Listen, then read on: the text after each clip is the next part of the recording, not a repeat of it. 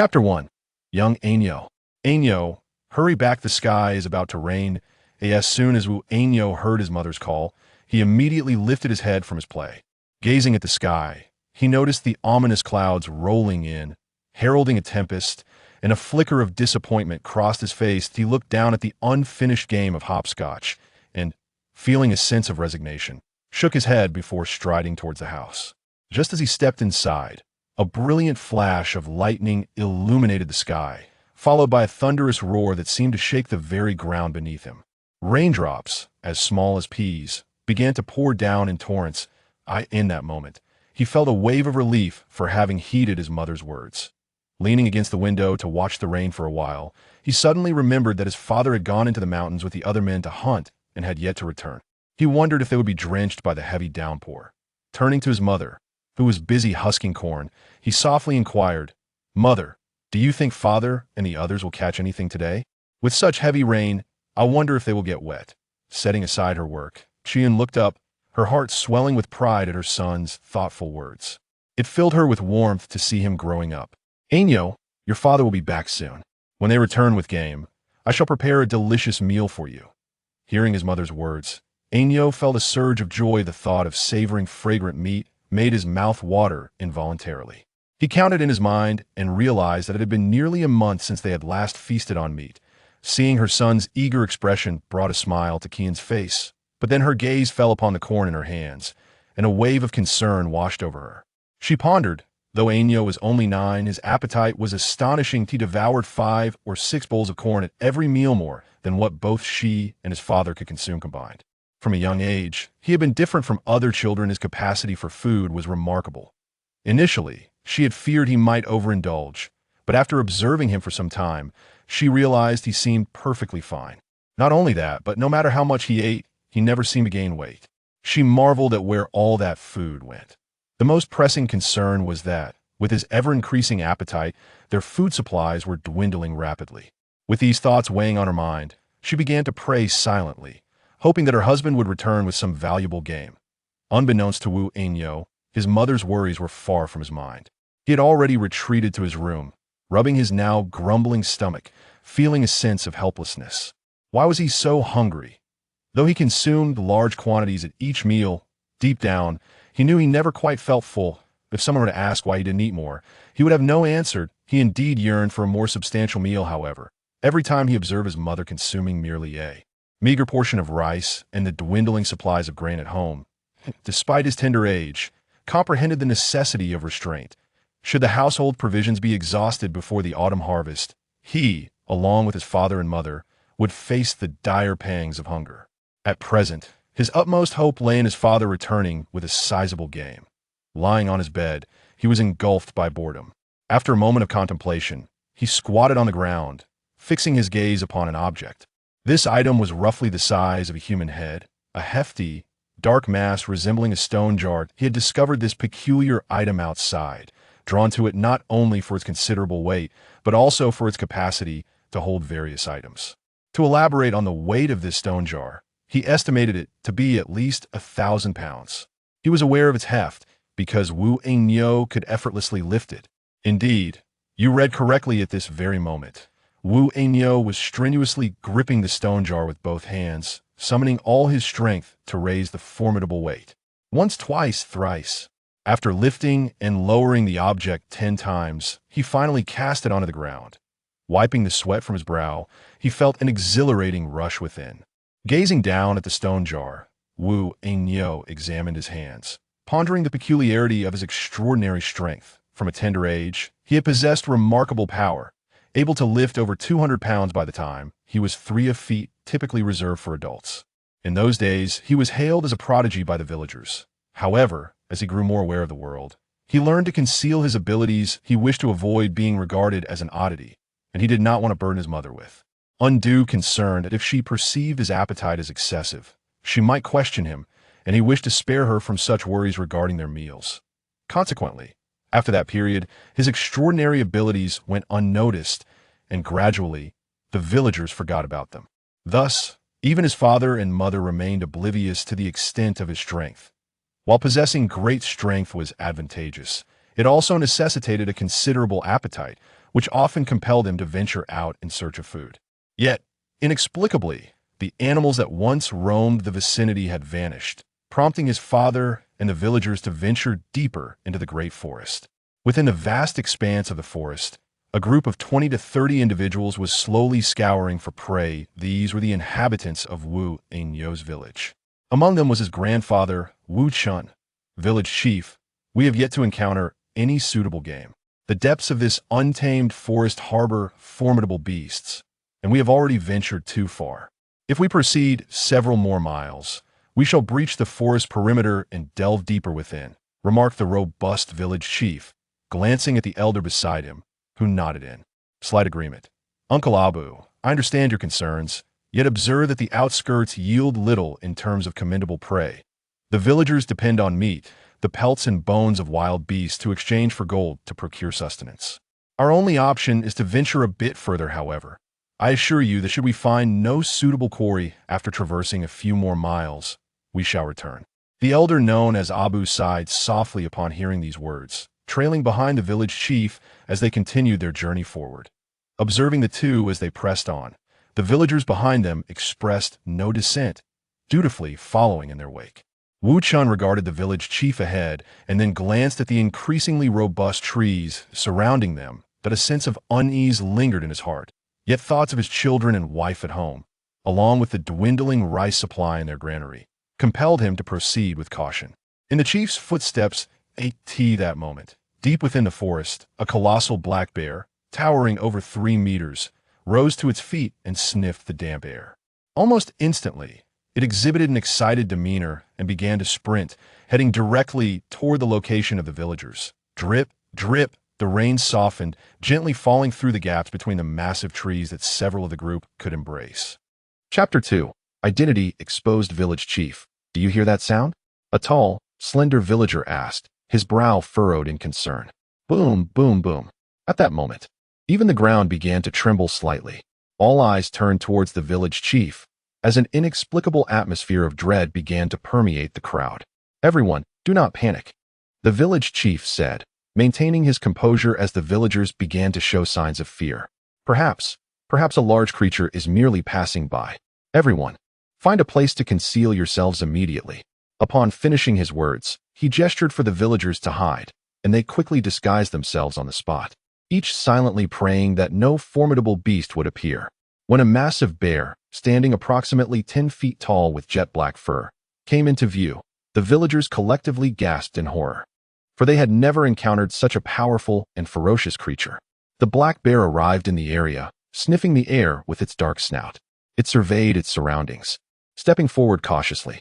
The village chief was filled with regret, lamenting his greed for venturing into the depths of the forest that their elders had always forbidden them to enter. However, before he could ponder further, a villager could not withstand the overwhelming terror of life and death. With a desperate cry, "Mother, help!" Ho-san, the villager, sprang from his hiding place and ran toward home. In that instant, the bear spotted the fleeing figure and, almost human-like, grinned. Its seemingly clumsy body became remarkably swift. In a matter of moments, it lunged forward, catching up to the fleeing villager. The bear swung its massive paw, striking with tremendous force. Ho-san, who had barely taken a few steps, felt as though he had been struck by a mountain. He was sent flying, crashing against the trunk of a colossal tree. His body crumpled like tofu, blood gushing forth like a river, mixing with chunks of flesh that poured from his mouth, signaling that he would not survive. The entire scene unfolded too quickly for anyone to comprehend. Just moments before, a vibrant life had been extinguished, now reduced to a cold corpse. The bear paid no heed to the lifeless body and abruptly turned, sprinting toward another location. Soon after, the villagers witnessed yet another hidden compatriot being discovered and flung away by the beast's powerful paw. "It has found us. Run!" someone shouted, leading a frantic escape as over 20 villagers suddenly bolted in every direction. Seeing so many potential victims, the bear was exhilarated, eagerly pursuing one of the fleeing figures. Ordinary villagers stood no chance against such a monstrous creature. It was nothing short of a massacre. When Wu Chen witnessed yet another villager's head bitten off by the bear, he immediately cried out in alarm. The village chief, his eyes glistening with a hint of madness, surveyed the remaining dozen or so villagers. We cannot escape this fate. We shall perish if we continue on this path. Let us confront it head-on." With a resolute decision to fight, the chief ignited a spark of courage among the villagers, who brandished their machetes and spears and charged forward. Despite their numbers, the formidable bear's thick hide rendered their blows ineffective, merely grazing its fur. As the battle raged on, the toll of death weighed heavily upon them, and fear began to overtake the weaker souls, prompting some to flee. In a swift moment, Wu Chun was struck by the bear's massive paw, a force akin to 1,000 pounds propelling him through the air, leaving him with the agonizing sensation of shattered bones. Witnessing the fall of his fellow villagers and the chief being sent sprawling by the beast, Wu Chun sighed deeply, his heart heavy with despair. Resigned to his fate, he closed his eyes and raised his still-functioning left hand to strike his chest. In that instant, it felt as if something within his heart had fractured. A faint glow enveloped his body, and before long, his injuries began to mend at a visible pace, a surge of overwhelming power coursing through him. In that moment, the once unassuming and somewhat dull Wu Chun transformed, exuding an aura of newfound strength. The fallen chief, gazing at Wu Chun as he rose, was filled with disbelief. He recalled that winter when this seemingly simple man had arrived in their remote village with his wife, harboring suspicions then that he was far more than he appeared. As Wu Chun ascended, the bear halted its rampage, sensing an inexplicable threat emanating from the man who should have perished. With a thunderous roar, the bear opened its massive jaws and charged at Wu Chun, its paw sweeping towards the minuscule human. However, as the paw neared, an immense force halted its advance. Wu Chun regarded the colossal black bear with a scornful snort. In an instant, a crimson longsword appeared in his hand, shimmering with a haunting energy that radiated from its blade. At that moment, he leaped into action, slashing at the giant bear with rapid, decisive strikes, unleashing waves of destructive power that cascaded from the sword.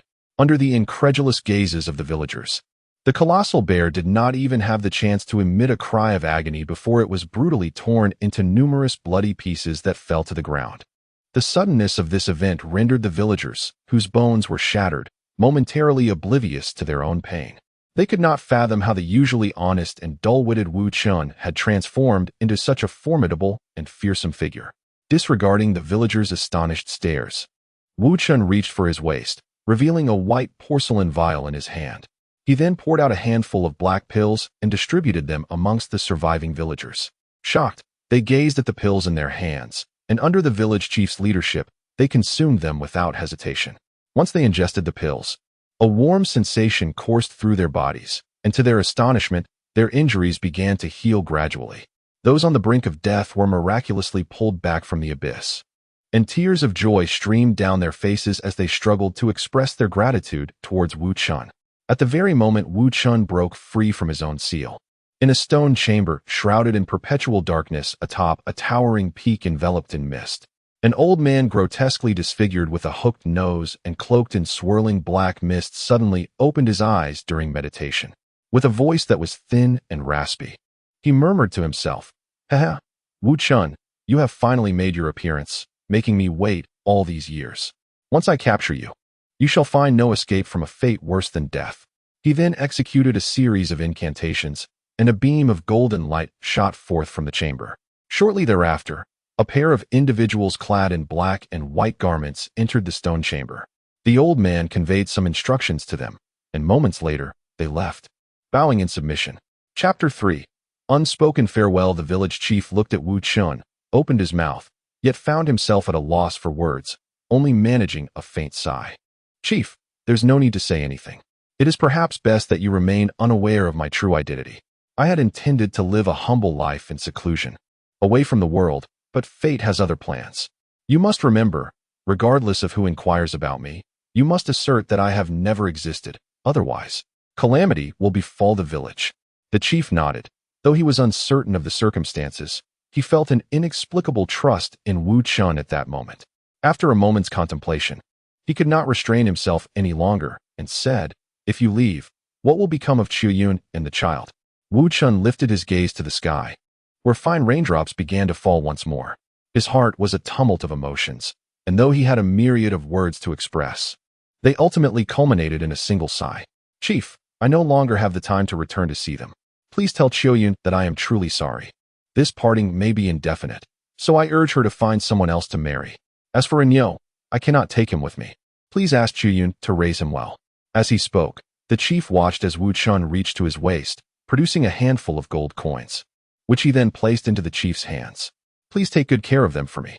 Without waiting for the chief to respond, Wu Chun ascended into the sky, soaring gracefully into the air. An immortal. At that moment, even the simplest villagers understood the truth. Wu Chun was indeed a celestial being.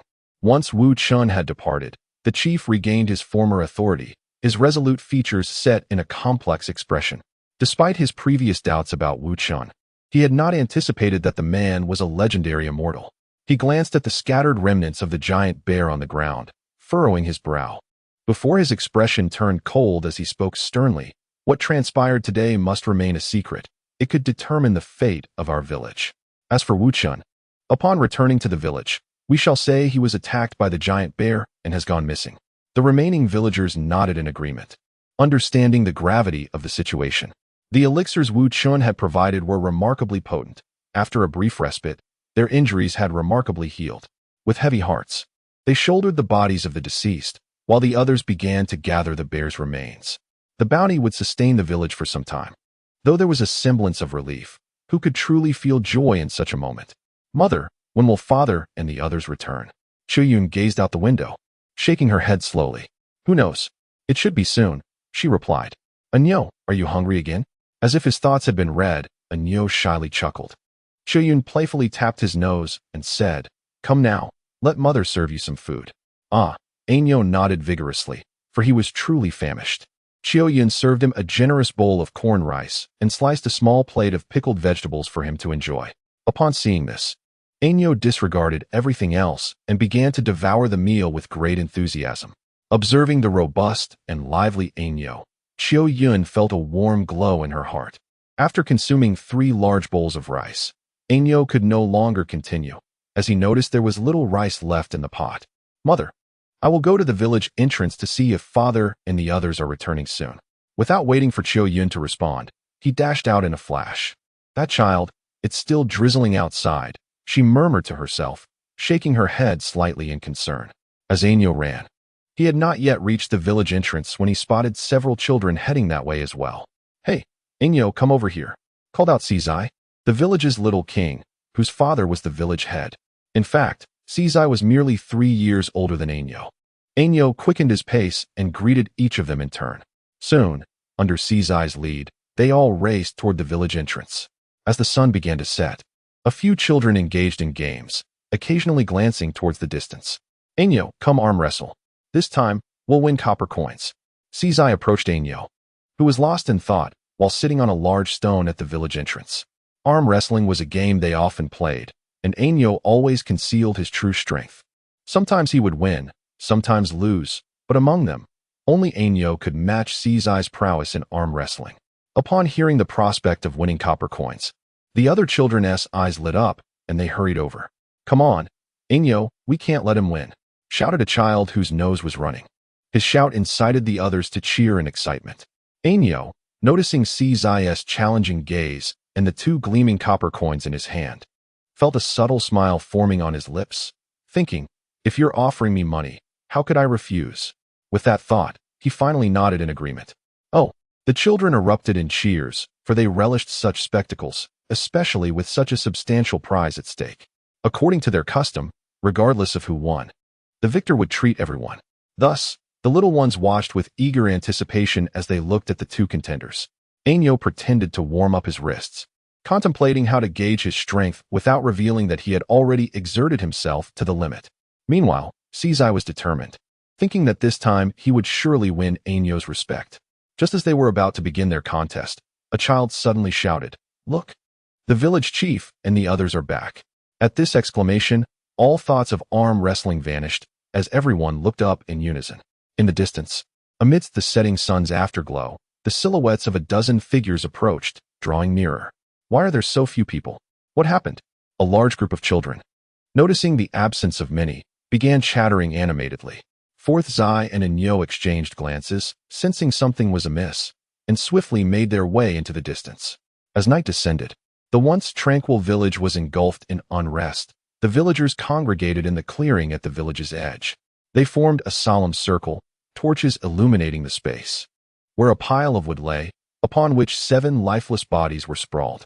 The village chief led the mourners in a farewell song, punctuated by the occasional sound of sobbing. This night was destined to be one of sleeplessness for many. Opposite Xiao Yun sat the village chief, observing the overwhelming sorrow in her eyes. After a moment's contemplation, he spoke gently. "Sister, do not be disheartened. Your Wu Chun is not dead, he is merely missing." He then produced 2 gold coins and placed them on the table before her. Upon seeing the coins, Xiao Yun lifted her head, her eyes brimming with confusion. "Chief, is there something else you are concealing from me? Please, I implore you to be truthful. I am no longer a child, and I do not wish to be deceived." Meeting her steadfast gaze, the village chief hesitated, then, with a deep breath, recounted the day's events in their entirety. Chapter 4. Forging weapons. Upon hearing the village chief's words, Xiao Yun's eyes gradually brightened, as memories of her initial encounter with Wu Chun began to clarify the doubts that had lingered in her mind. She couldn't help but think, "Oh, Wu Chun, how you have deceived me so painfully." After concluding his tale, the village chief retrieved the remaining gold coins and placed them upon the table. "Xiao Yun, it seems your Wu Chun shall not return. You ought to seek a good man to marry. This wealth was always rightfully yours. I hesitated to present it all at once for fear you might doubt my intentions. Now that the truth has been laid bare, I entrust it all to you." Gazing at the coins shimmering with a golden hue, Xiao Yun shook her head and only took 2. She then pushed the rest of the coins back towards the village chief. "Chief, please allocate the remaining funds as you see fit, especially for those families that have lost their husbands. Their struggles shall be far more arduous." Seeing Xiao Yun's steadfastness, the village chief nodded, albeit with a hint of resignation, and reclaimed the coins. Rising to his feet, he bowed deeply to Xiao Yun. "On behalf of the villagers, I express my gratitude." Meanwhile, Aniu had been urged indoors by his mother. Though his father was missing, the knowledge that he was not dead alleviated some of his sorrow. Yet, the abrupt disappearance of his father was a burden he could not bear, as the saying goes. One must see the living or the dead. Without a glimpse of his father, he felt an unsettling void within. Lost in thought, he eventually drifted into slumber.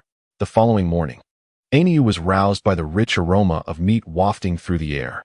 Upon entering the kitchen, he beheld a pot full of meat bubbling eagerly, the savory scent causing his mouth to water involuntarily. He recognized that this meat had been delivered by the village chief the previous day, with each household receiving a portion. However, families that had suffered losses would receive a greater share. His own family, due to his father's disappearance, was granted special care. Stepping outside, he observed his mother preparing a fire in the yard, as she diligently smoked the remaining meat to preserve it. "Mother," Xiao Yun turned her head. "The meat in the pot is ready. You may help yourself." After speaking, she resumed her focus on the roasting meat. Yet, after a while, Xiao Yun noticed that Aniu remained standing there. She set down the skewers and approached him, gently caressing his head. "Aniu, what troubles you?" Seeing his mother's swollen eyes, Aniu hesitated but mustered the courage to respond. "Mother, I want to find father." Xiao Yun looked at Aniu in surprise, and upon witnessing the determination in his gaze, she managed a faint smile. "Oh, my dear child, your father has ventured to a faraway place, and no one knows where he is. Where would you even begin to search? I am unafraid. I possess strength, and I am certain I can find him," Aniu declared with a tenacity he had never expressed before. Listening to his words, Xiao Yun gently stroked his hair, thinking to herself that he was still a child. "My dear, listen to your mother. Your father will return in due time. Now, go ahead and serve yourself some meat from the pot." Though she regarded him as a little one, he was well aware that he had grown significantly. His height had already reached his mother's shoulder, and he possessed a strength that only he truly understood. Ideas blossomed in his mind like seeds, and with this thought, Aniu began to devise a plan. After retrieving several pieces of meat from the pot, he indulged in a hearty feast, all the while contemplating how to locate his father. Since his father had disappeared deep within the forest, it was only logical that this would be his first destination. Despite the tales of fearsome beasts lurking within, hadn't the village chief recently encountered a colossal creature over 10 feet tall? The risks were considerable. Although he felt assured of his abilities, preparation was essential. He needed a suitable weapon. As he savored the meat, a strategy gradually took shape in his mind. Once his mother finished roasting the jerky, Anyo concluded his breakfast. "Mother, I'm stepping out for a moment," he announced, not waiting for her response as he dashed back inside to retrieve a hefty, dark iron ingot the size of his palm. He recognized it as iron, having discovered it alongside a stone jar, which had housed it within. However, this particular ingot was unusually heavy, significantly more so than an ordinary piece of iron, feeling as though it weighed 600 or 700 pounds.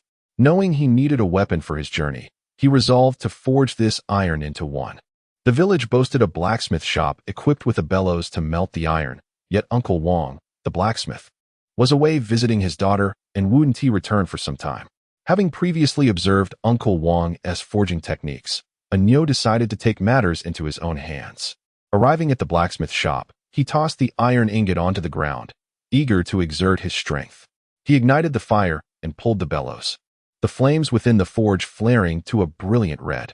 He then cast the iron ingot into the furnace, but to his dismay, it heated slowly, taking an eternity to merely begin glowing. With no other option, Anyo pulled the bellows with all his might to elevate the temperature. After what felt like an age, the ingot finally glowed a fiery red. It was time to wield the hammer. With unwavering determination, he swung the hefty iron hammer down with ease. With a resounding crash, the ingot barely budged. "Well, it seems remarkably sturdy," Anyo mused, undeterred by the challenge, and he began to strike down with renewed vigor, hammering away at the iron with relentless resolve. As time gradually passed, Anyo found himself astonished by the remarkable hardness of the iron. After an extensive effort, he had only managed to slightly deform the block. To shape it into the knife he envisioned would undoubtedly take several days. Thus, the first day slipped away, and in the ensuing days, he ventured out early and returned late. During this period, Chiao Yun, preoccupied with her own tasks, paid little attention to the boy. Meanwhile, the other children were oblivious to Anyo's secret visits to the blacksmith's forge behind the village. Unbeknownst to anyone, a week quietly passed. As the saying goes, with diligence, an iron pestle can be ground down to a needle. On one particular day, drenched in sweat, Wu Anyo gazed at the weapon he had crafted and broke into a silly grin. It was a remarkably simple knife, resembling a machete, measuring over a foot in length and roughly the width of half a palm. The blade, forged to a deep, lustrous black, shimmered with a faint sheen. Perhaps due to the forging process, many impurities had been removed from the black iron, rendering the knife a mere 400 or 500 jin in weight, which was not particularly burdensome for him. Thus, when he grasped the knife and swung it a few times, it felt quite comfortable in his hands. Indeed, had the villagers been aware of his extraordinary strength at such a tender age, they would surely have regarded him as a curiosity. Chapter 5. A brave heart. In recent days, Chiao Yun noticed something peculiar about Anyo. He would often seclude himself within his room for prolonged periods, leaving her perplexed as to what he could be doing. The village children would come seeking his company, yet he remained indifferent to their calls. Was the disappearance of his father weighing too heavily on the young boy? Contemplating this, Chiao Yun could only shake her head in resignation. Several times, she ventured into Anyo's room, only to find him gazing longingly out the window. This sight stirred a sense of unease within her. Little did she know, Anyo was diligently sharpening a knife, observing as it gradually transformed into a keen blade. He understood that his time at home was limited. Time flew swiftly. In the blink of an eye, half a month had passed. Anyo had been particularly industrious, ascending the mountains daily to gather an abundance of firewood, filling the water tank to the brim each day. Observing the sweat-drenched boy, Chiao Yun's spirits began to lift. Time has a way of erasing all wounds, and the impact of the tragic incident from nearly a month ago was slowly fading from the villagers' memories. Whether by design or coincidence, no one seemed to discuss those matters any longer. One day, Anyo ascended the mountain as usual, confronting a pine tree as thick as a man's head. With determination, he drew the machete from his back, channeling all his strength. With a powerful exhalation, he swung the blade, and to his amazement, the stout tree fell in response. Witnessing the tree descend, Anyo felt a swell of satisfaction. He tenderly caressed the knife, thinking to himself how splendid it was, both heavy and sharp. Now, should he encounter a wild boar, he would have the confidence to fell it with a single strike. Subsequently, he began to chop the wood in half, bundling it tightly before slinging the load over his shoulder and heading home. As the full moon ascended, the night sky was exceptionally clear, adorned with twinkling stars. In the dead of night, Anyo, who should have been sound asleep, suddenly opened his eyes. Silently, he unlatched the door, dressed himself, and secured the machete at his back. He then approached his mother's door, peering through the crack to catch a glimpse of her peacefully slumbering form. A fleeting moment of hesitation flickered in his eyes as he beheld her familiar face, yet it was swiftly replaced by a resolute determination. Taking a deep breath, he knelt before his mother and gently bowed his head 3 times. In his heart, he whispered, "Mother, your son is unfilial, unable to remain by your side. Yet, I am unwilling to accept this fate. I must find my father. Please wait for me. I shall return." At that moment, he rose, the uncertainty in his gaze replaced by unwavering resolve. Approaching the dining table, he produced a letter from his pocket, a missive he had penned for his mother. The night hurriedly enveloped him as he quietly slipped away, merging into the darkness. The following morning, upon rising, Xiao Yun discovered a letter on the dining table. As she picked it up, she noticed several crooked characters scrawled upon it. "Unfilial child, unable to stay by your side, I have gone to seek my father. Mother, do not worry." Upon reading these words, her heart plummeted, and a wave of sorrowful cries erupted from her throat. "Ah, this foolish child, what is he doing?"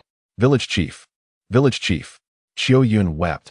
Having already lost her husband, she could not bear to lose her son as well. With every ounce of strength, she ran and shouted.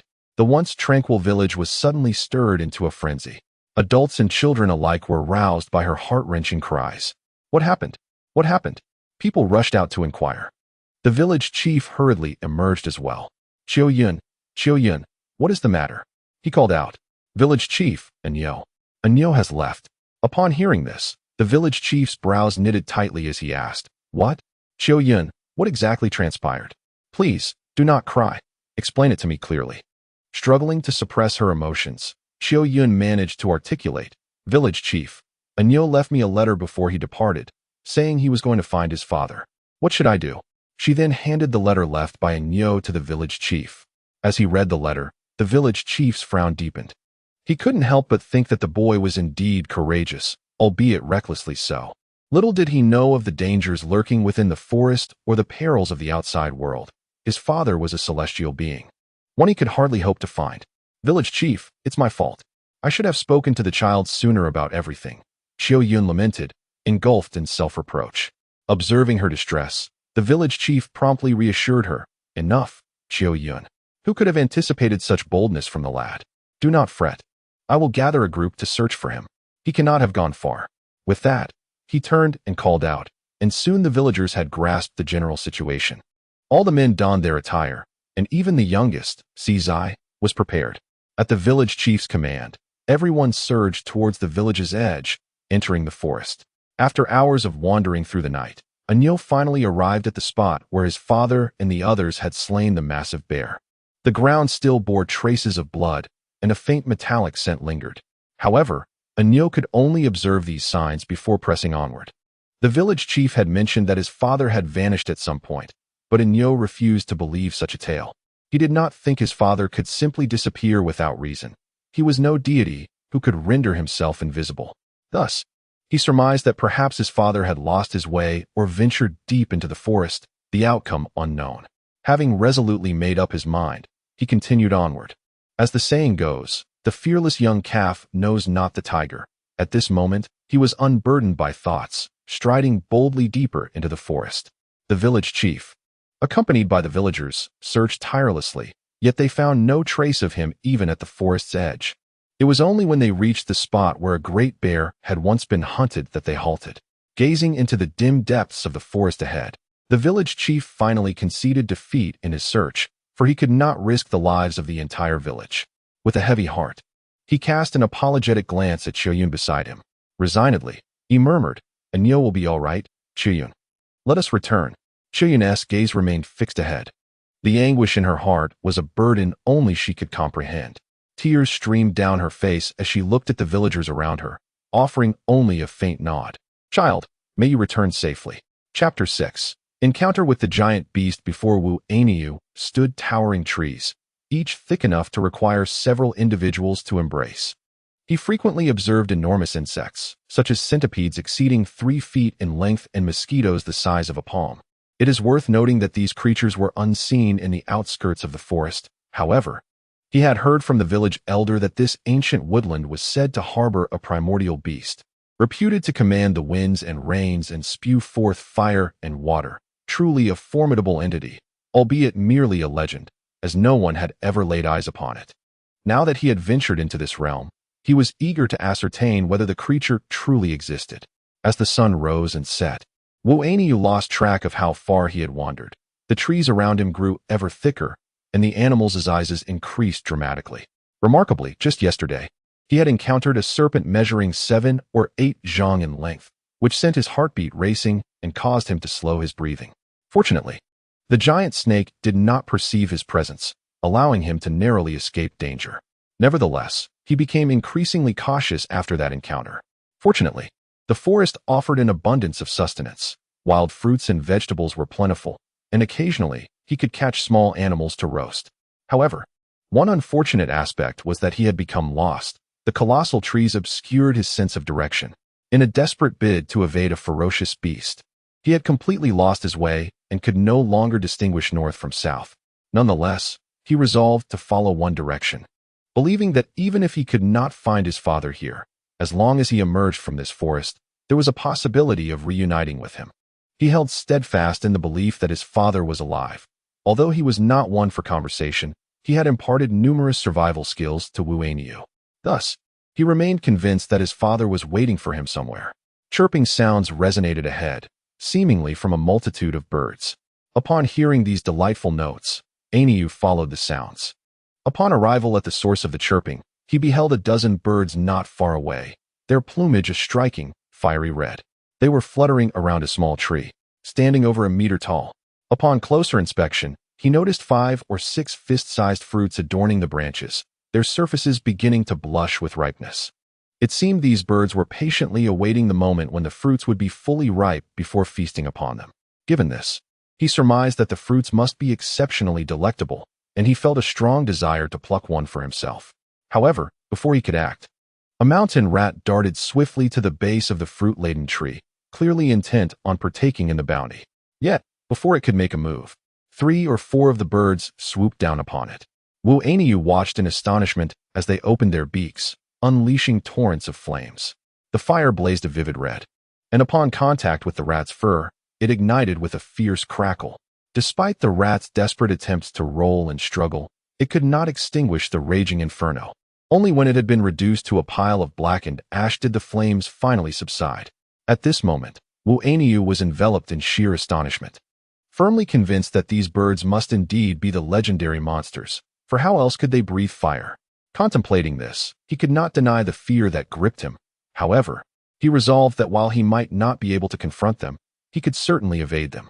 Thus, he decided that regardless of what fruits hung from the tree, he had no inclination to linger and would do well to keep his distance from these avian creatures. Just as he was about to depart, an unexpected chill surged from behind him. It felt as though a ferocious beast had set its sights upon him.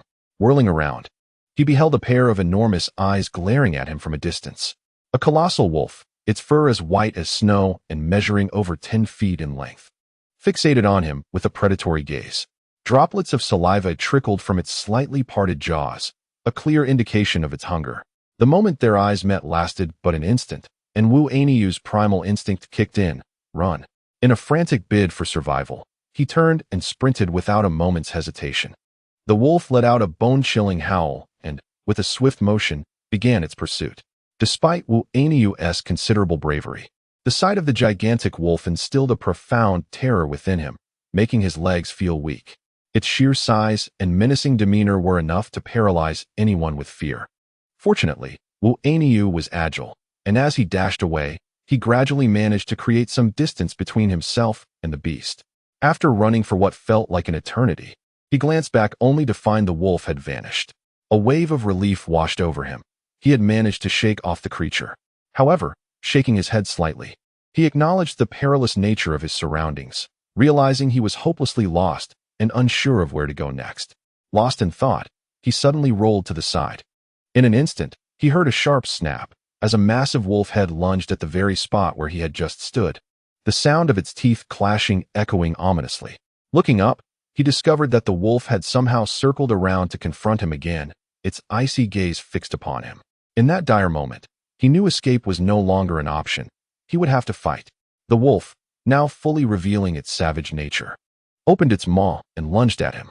In a flurry, Wu Ainyu drew the machete from his back and struck out. Caught off guard, the wolf was struck by the blade, and with his innate strength, Wu Ainyu managed to send the creature tumbling.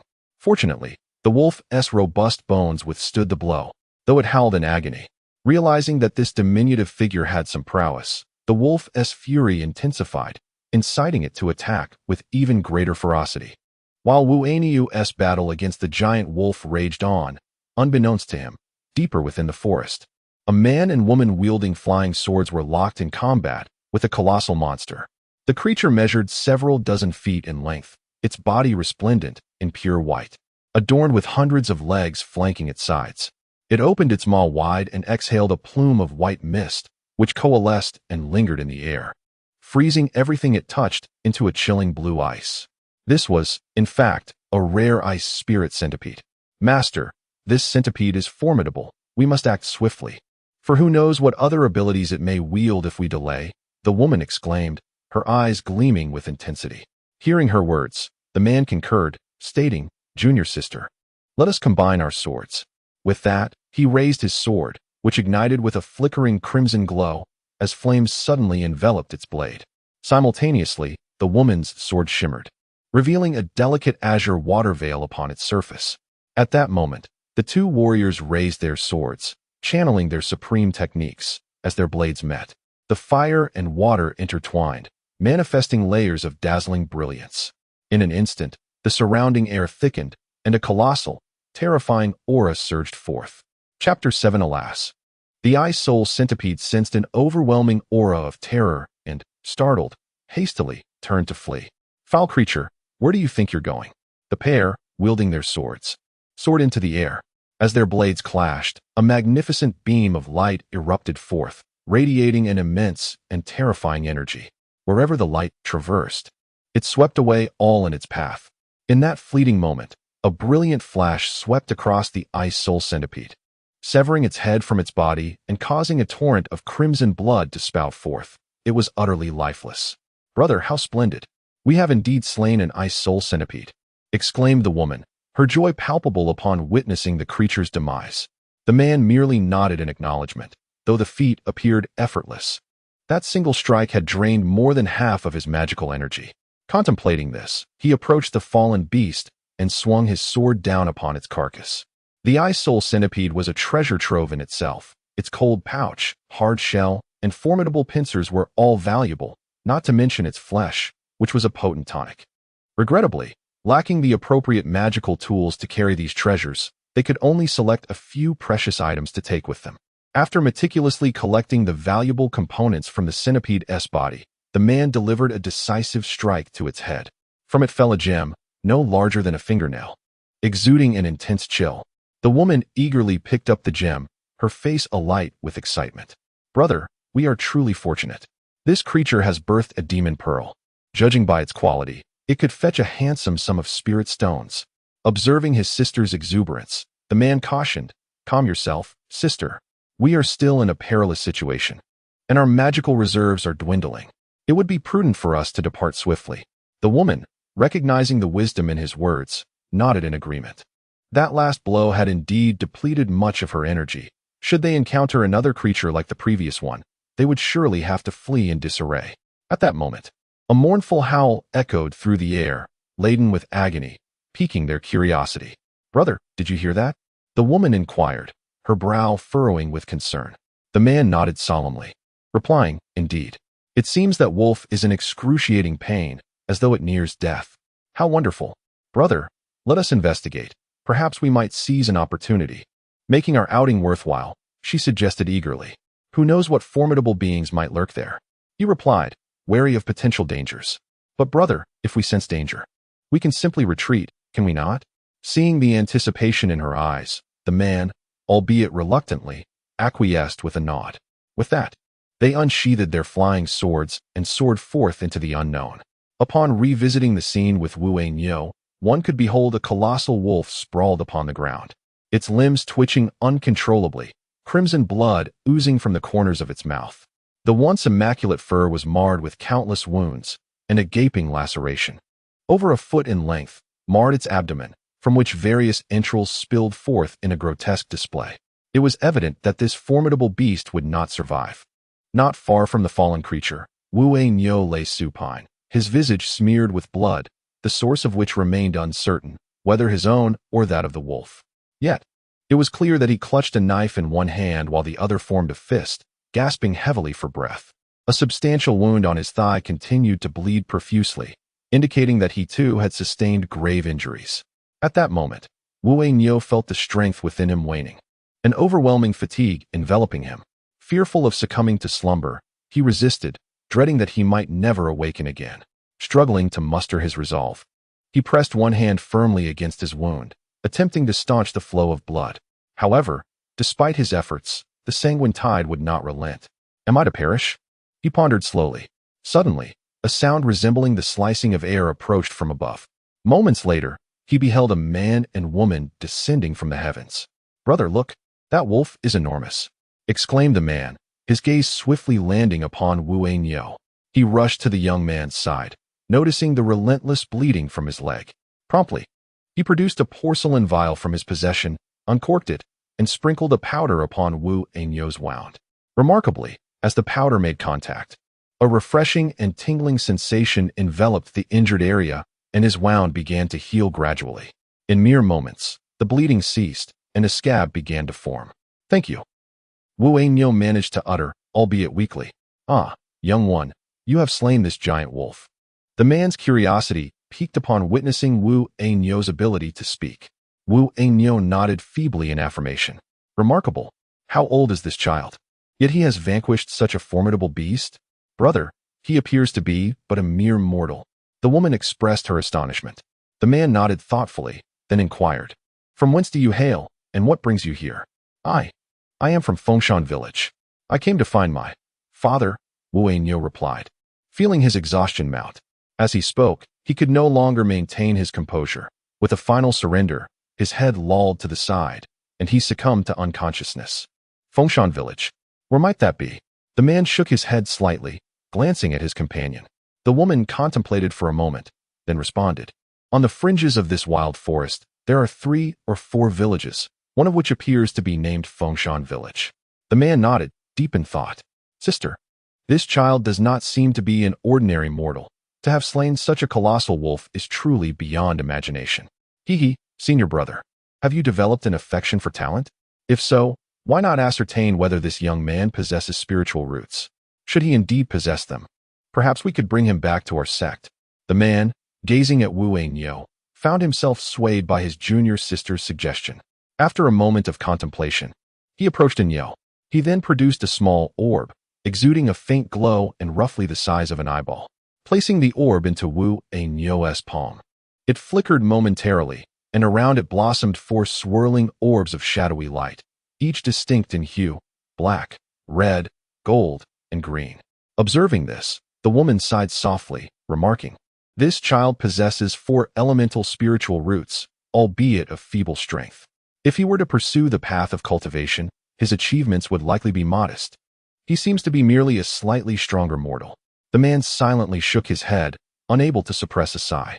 "Let us return him home," he concluded, lifting Nyo into his arms as he and the woman took to the skies on their swords. Chapter 8.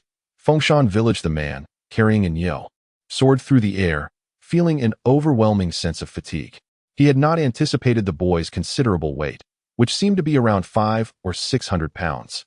Little did he know that the hefty knife strapped to Nyo's waist was the primary culprit. After flying for an hour, they finally beheld the village of Fengshan. However, upon landing, they were rendered speechless by the scene before them. Nyo felt as if he were in a dream, one where he, his mother, and his father were happily sharing a delicious meal.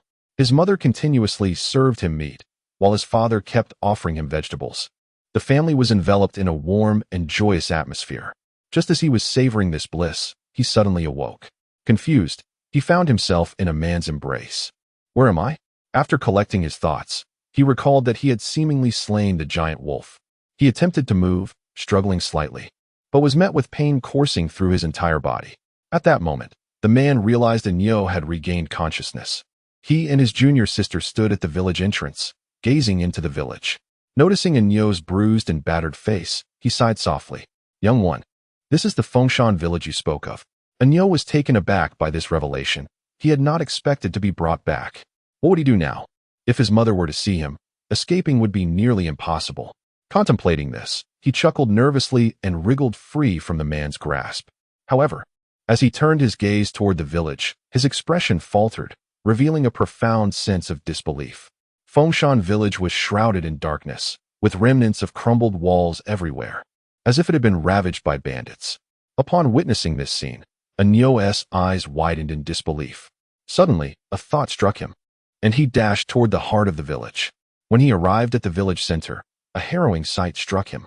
Corpses littered the ground. Village chief, Old Ba, Sizai, and many familiar faces lay sprawled in disarray. Each visage bore an expression of terror, as if they had witnessed something unfathomable in their final moments. Strangely, there were no visible wounds on their bodies, leaving Enyo perplexed as to how they had perished. "Mother! Mother!" he cried out desperately, searching for her face among the lifeless forms. A mix of dread and fleeting solace washed over him as he thought of her. Without hesitation, he sprinted toward his home. "Senior brother, look at how strangely these people died. It seems they witnessed something truly terrifying before their demise." The man approached one of the villagers, extending his hand to touch the lifeless head. After a moment, his expression grew increasingly grim. "Junior sister, it appears that these individuals had their souls directly extracted by some malevolent entity. I cannot fathom from which nefarious sect they hail, for their methods are exceedingly cruel. We must return to our sect post-haste and summon the elders to investigate which faction is responsible. But, elder brother, what shall we do about that young lad?" Upon hearing her query and observing the lifeless bodies around, it seems we must first retrieve the boy. Enyo arrived at his doorstep, only to find his home desolate and empty. Overwhelmed with sorrow, he lamented, "Mother, where have you gone? Why has everyone perished? What has transpired?" In his agitation, Enyo's mind grew clouded, and he fainted once more. "Elder brother, this child is truly pitiable," the woman sighed upon witnessing the scene. The man nodded thoughtfully and said, "Junior sister, let us take the child and depart."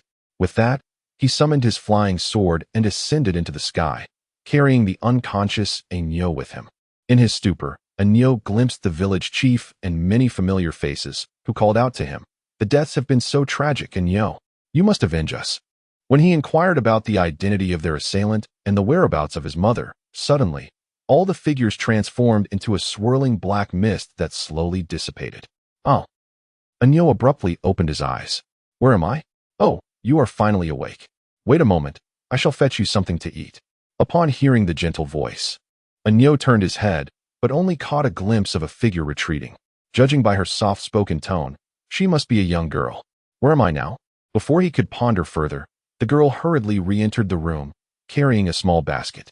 She placed it on the table and began retrieving items from within.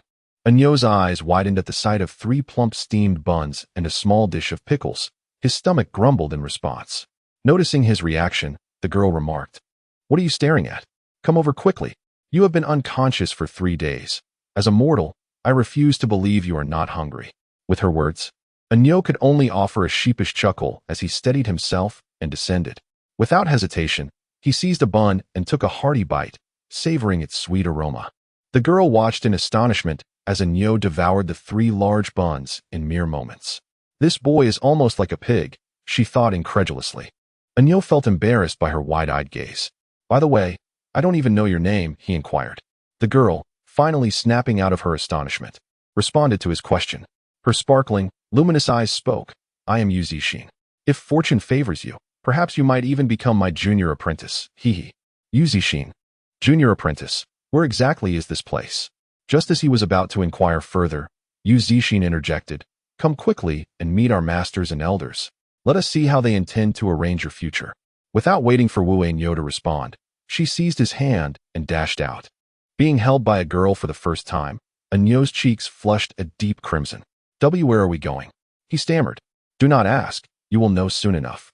The girl replied as she pulled him along at a brisk pace. As they exited the building, A fragrant aroma of medicinal herbs wafted through the air, captivating his senses with its delightful scent. Before he could take a closer look around, Yu Zixin had already whisked him away.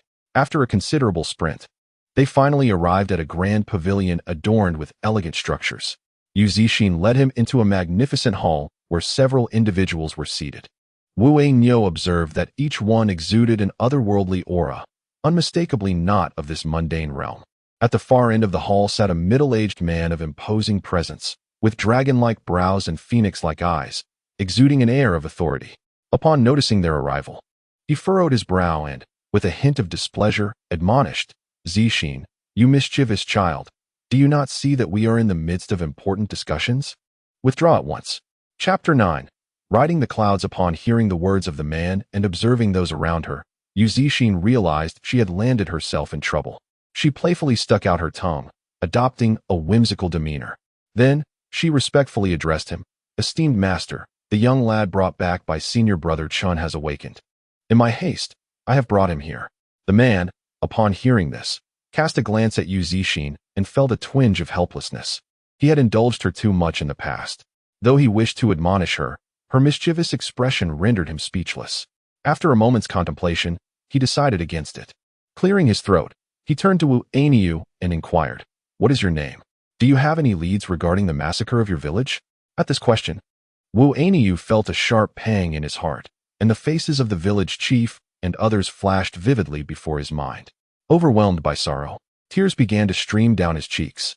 Slowly shaking his head, he replied, "My name is Wu Ainyu. I do not know why the village chief and the others have perished. Who could have done such a thing? My mother is also missing. I beseech you, immortal, to bring the perpetrator to justice on our behalf." Nodding at Wu Ainyu's plea, the man responded, "I have already dispatched individuals to investigate this matter. Young friend, your village no longer exists. What are your plans moving forward?" Wu Ainyu shook his head. At merely 9 years of age, despite his considerable strength, his mind was not yet mature enough to respond to such a profound inquiry. Observing Wu Ainyu's expression, the man continued, "Now, I present you with 2 choices. The first option is to send you to the secular world, where we have a branch. You can learn some earthly martial arts there and live a decent life. As for the second option, considering the hardships you have faced at such a young age, although your spiritual root is lacking, we can make an exception and allow you to remain here to cultivate. The choice is yours." Listening to the man's words, Wu Ainyu bowed his head in thought. After some contemplation, he chose the latter. Although he was unaware of what a spiritual root entailed, he felt that the opportunity to learn divine skills was a rare and invaluable chance.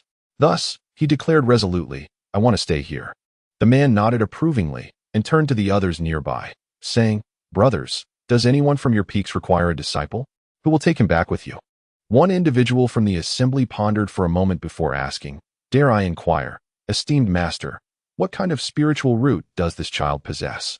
The master surveyed the gathered crowd, feeling somewhat resigned, and replied, "This child has a 4-fold mixed spiritual root, and it is notably weak. However, he does possess a remarkable strength, suggesting he may excel in physical training." Upon hearing this, the previously sympathetic crowd lowered their heads, falling into a solemn silence. Witnessing this reaction, the man felt a sense of resignation and turned to the first person on his left, asking, "Zhuoshidi, is your Lanxia peak not still in need of disciples? Perhaps he could join you there." Upon hearing these words, Zhuo Yihong immediately waved his hand and replied, "Senior brother, you are well aware that our cultivation resources are scarce, and it is quite challenging to nurture even the ordinary disciples. How could we possibly spare any resources for this young child?" Acknowledging the dismissal in his tone, the man chose not to press further and continued to observe. However, as he glanced around, he noticed that all the junior brothers averted their gazes, evidently reluctant to take on the responsibility. Could it be that this child would remain in his care? As he pondered this, his attention was drawn to an individual seated at the far end. Upon recognizing him, a glimmer of hope sparked in his eyes. He spoke, "Lushidi, just the other day you mentioned that your sect has too few disciples, and you were eager to descend the mountain to recruit some. Well, here is a ready-made candidate." Lu Qingshan, upon hearing this, widened his eyes in surprise and opened his mouth to reply, "Senior brother, I." Yet before he could finish, the man interjected loudly, "All right, Lu Shidi, let us proceed with this arrangement. Do not be misled by the child's mediocre spiritual roots. He is a promising candidate for physical cultivation. It is getting late, so we shall conclude this meeting. With that, he turned and walked away without waiting for further discussion. Once the master had departed, all eyes turned to Lu Qingshan, each bearing an expression of schadenfreude. Witnessing their smug faces, Lu Qingshan felt a surge of anger, casting a stern look towards Wu Anyu. He approached Wu Anyu, then with a flick of his sleeve, spoke in a serious tone, "Follow me back to the mountain at once." As he finished, he waved his sleeve, and Wu Anyu felt himself lifted into the air, unable to even bid farewell to Yu Zixin before Lu Qingshan had whisked him far away.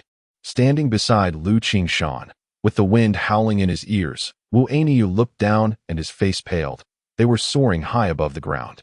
Beneath him lay a small expanse of white clouds, granting him an ethereal sensation as if he were riding the mist. In no time, Lu Qingshan brought Wu Anyu to a mountainside, where a spacious plateau was adorned with numerous buildings. Lu Qingshan led Wu Anyu to the front of the tallest structure. Upon arrival, he said, "Come, enter with me." Wu Anyu, sensing a mix of anger and sympathy in Lu Qingshan's voice, was momentarily at a loss. Upon entering the building, he observed Lu Qingshan produce a small bell and shake it vigorously. In an instant, an invisible wave propagated outward. As the wave spread, the disciples of the mountain, as if summoned, hastily abandoned their tasks, rushing or flying towards the plateau. After completing this, Lu Qingshan remained silent, leaving Wu Anyu to stand aside while he leisurely sipped tea, seemingly lost in thought. Within a quarter of an hour, Wu Anyu noticed a steady stream of people entering the room. These individuals vary in stature, yet their appearances seemed to surpass his in size. "Ah, master, what urgent matter compels your summons?" At that moment, a strikingly handsome young man swiftly approached, gliding upon a flying sword. The onlookers watched in astonishment as he effortlessly arrived at the threshold, lightly descending before bowing to Lu Qingshan. Rather than expressing anger at this display, Lu Qingshan instead appeared quite pleased. "Qingyun, your cultivation has evidently progressed. Pray tell, to what level have you ascended?" The disciple known as Qingyun stepped forward with a hint of pride, declaring, "Master, I have attained the 5th tier of the Zixia heart method. Recently, I have felt an abundance of spiritual energy within my purple mansion, suggesting the potential for solidification. I believe I am ready to attempt foundation establishment." Upon hearing this, the crowd gasped in astonishment, their expressions reflecting a myriad of emotions. Lu Qingshan, upon this revelation, clapped his hands in delight, exclaiming, "Excellent, excellent. Qingyun, as the eldest disciple, you must lead by example. Achieving foundation establishment swiftly will demonstrate to those old fogies that our Zixia peak is not devoid of talent." Chapter 10. Tai Sect. Upon hearing the commendation from his master, Qingyun felt an immense sense of joy. Lu Qingshan's mood also brightened considerably at this moment. Noticing that all the disciples had gathered, he gently cleared his throat and addressed them. "Dear disciples, today our Zixia peak will welcome a new member. Let us commence the apprenticeship ceremony." As he spoke, the disciples, who had initially focused on the senior brother, turned their attention to Wu Anyu. However, upon observing Wu Anyu standing there, they found nothing particularly remarkable about him, leaving them puzzled as to why their master had chosen to accept him as a disciple.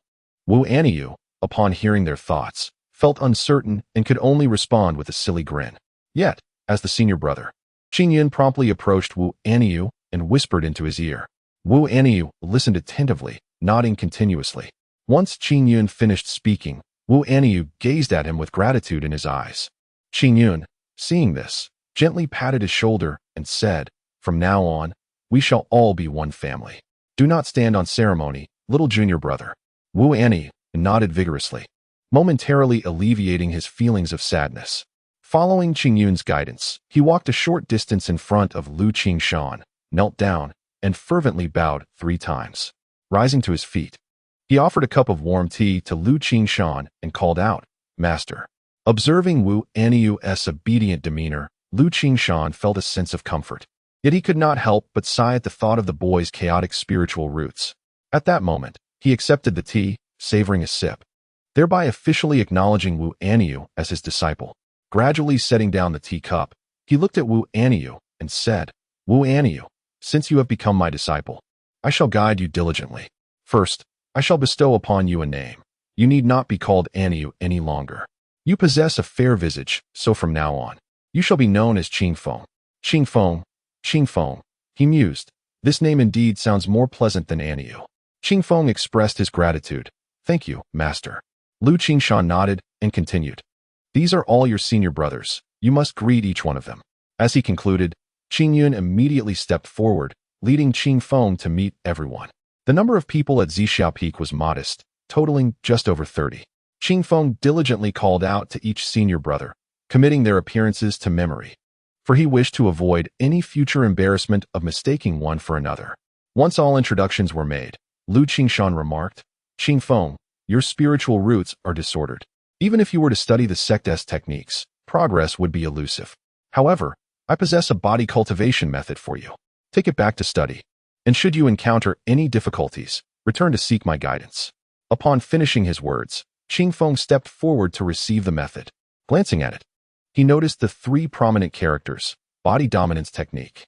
Seeing this, Wu Qingfeng promptly said, Thank you, master. There are numerous houses on Zhixiao Peak.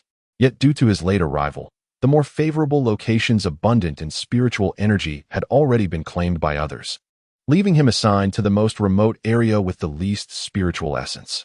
Fortunately, despite its seclusion, the space is ample, featuring a thatched cottage, a Tianzhong white fence, and a small courtyard. Qingfeng was arranged to reside here by his senior brother, Qingyun, and his dwelling is perched at the mountain's waist, adjacent to a cliff. Although this place is quite isolated, it offers a rare tranquility. Before departing, Master Qingyun had advised him not to hesitate in seeking assistance whenever needed. Qingfeng felt deeply grateful and waved farewell to his brother. At this moment, he held a cloth bag containing the Ba Ti Ju cultivation method and the sect manual. The manual detailed the regulations of the sect and marked forbidden areas. In addition, it contained 2 silver coins, a set of clothing, and a bamboo sword. The silver coins were, of course, for purchasing necessities. As a human, one must eat, and with no dining hall on the mountain, meals must be procured from the sect's designated sales area, where provisions are sold. Not only must he buy the food, but he must also prepare it himself. Thankfully, the sect was quite considerate of new disciples, providing them with these silver coins. However, he understood that this financial assistance was only a one-time provision for the year, and in the future, he would need to fend for himself and earn his keep. He knew he was still an ordinary person, but he dreamed of the day he could become a practitioner like his brother, where it was said that one need not worry about meals. With such thoughts, he remained unperturbed, taking a moment to survey his surroundings before entering his humble abode. Upon stepping inside, he was struck by the modesty of his accommodations, exclaiming inwardly at how small the room was. It contained merely a bed, a table, and a chair. Perhaps due to its long-term vacancy, dust had settled everywhere, prompting him to retrieve a broom and begin cleaning. After spending a good part of the afternoon tidying up, he finally had the place spotless. Realizing it was already afternoon and lacking provisions, he pondered and decided it was best to hurry and purchase some food, lest he end up hungry. After organizing his belongings, he took the 2 silver coins and ventured out. The sect to which Qingfeng belonged was named Tai sect, one of the 7 major sects on the continent. Tai sect boasted 7 peaks, each with its own heritage of cultivation techniques and sword arts. The sect primarily focused on sword techniques, and every individual took pride in possessing a formidable flying sword. To facilitate the disciples of each peak, the sect established dedicated shops for selling spiritual items on every peak. Wu Qingfeng located such a shop, aptly named Tianbao Pavilion. Upon arriving at the entrance, he noticed several senior brothers inside and greeted each of them warmly as he entered. The person in charge, however, lounged lazily in a recliner. Upon noticing the unfamiliar face of Wu Qingfeng, he merely nodded slightly, acknowledging his presence. Wu Qingfeng was perplexed by his senior's demeanor. After a moment of contemplation, he approached and said, "Esteemed senior, I wish to purchase some rice." The man glanced at him, a faint smile gracing his lips, and replied, "Ah, dear junior, you must be new here." Qingfeng, taken aback by the seemingly unrelated response, felt it inappropriate to press further. He simply replied earnestly, "Yes, senior, I am indeed new. I look forward to your guidance in the future." Upon hearing this, the senior's eyes sparkled with enthusiasm. He chuckled heartily and stood up. Come, junior. I am Lu Macho. We shall frequently interact henceforth. You may not yet know, but I am quite affable and straightforward."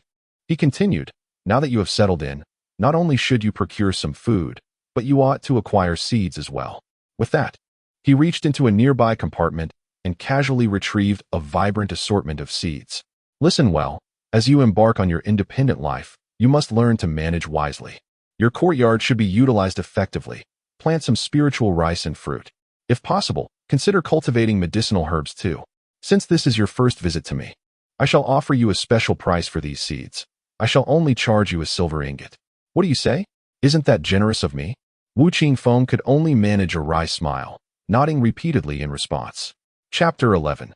The Ancient Secret Scroll. Upon returning to his dwelling, Wu Anyu found himself holding a handful of seeds, a feeling of bemusement washing over him. He could not help but ponder the absurdity of the situation. 2 silver coins had exchanged for 30 pounds of rice and a handful of seeds, the nature of which was entirely unknown. With a soft sigh, he gazed at the seeds in his palm, and after a moment's reflection, he picked up a hoe and began to dig holes throughout the yard for planting. As the sun set and the moon rose, he realized that after a day of toil, he had yet to have a meal. Gathering the rice, he set about cooking. Once the fire was lit, he retrieved the manual his master had bestowed upon him. The cover bore the bold inscription "Dominant Body Technique," and the first page elucidated that the text was divided into 3 tiers. The completion of the first tier would render one impervious to blades and fire. The second would grant the ability to shift mountains and seas, while the third promised the attainment of a dominant body and an immortal existence. At this juncture, Anyu felt a surge of excitement. He had not anticipated such esteemed regard from his master, who had gifted him a technique of remarkable prowess. Truly, it was a supreme skill.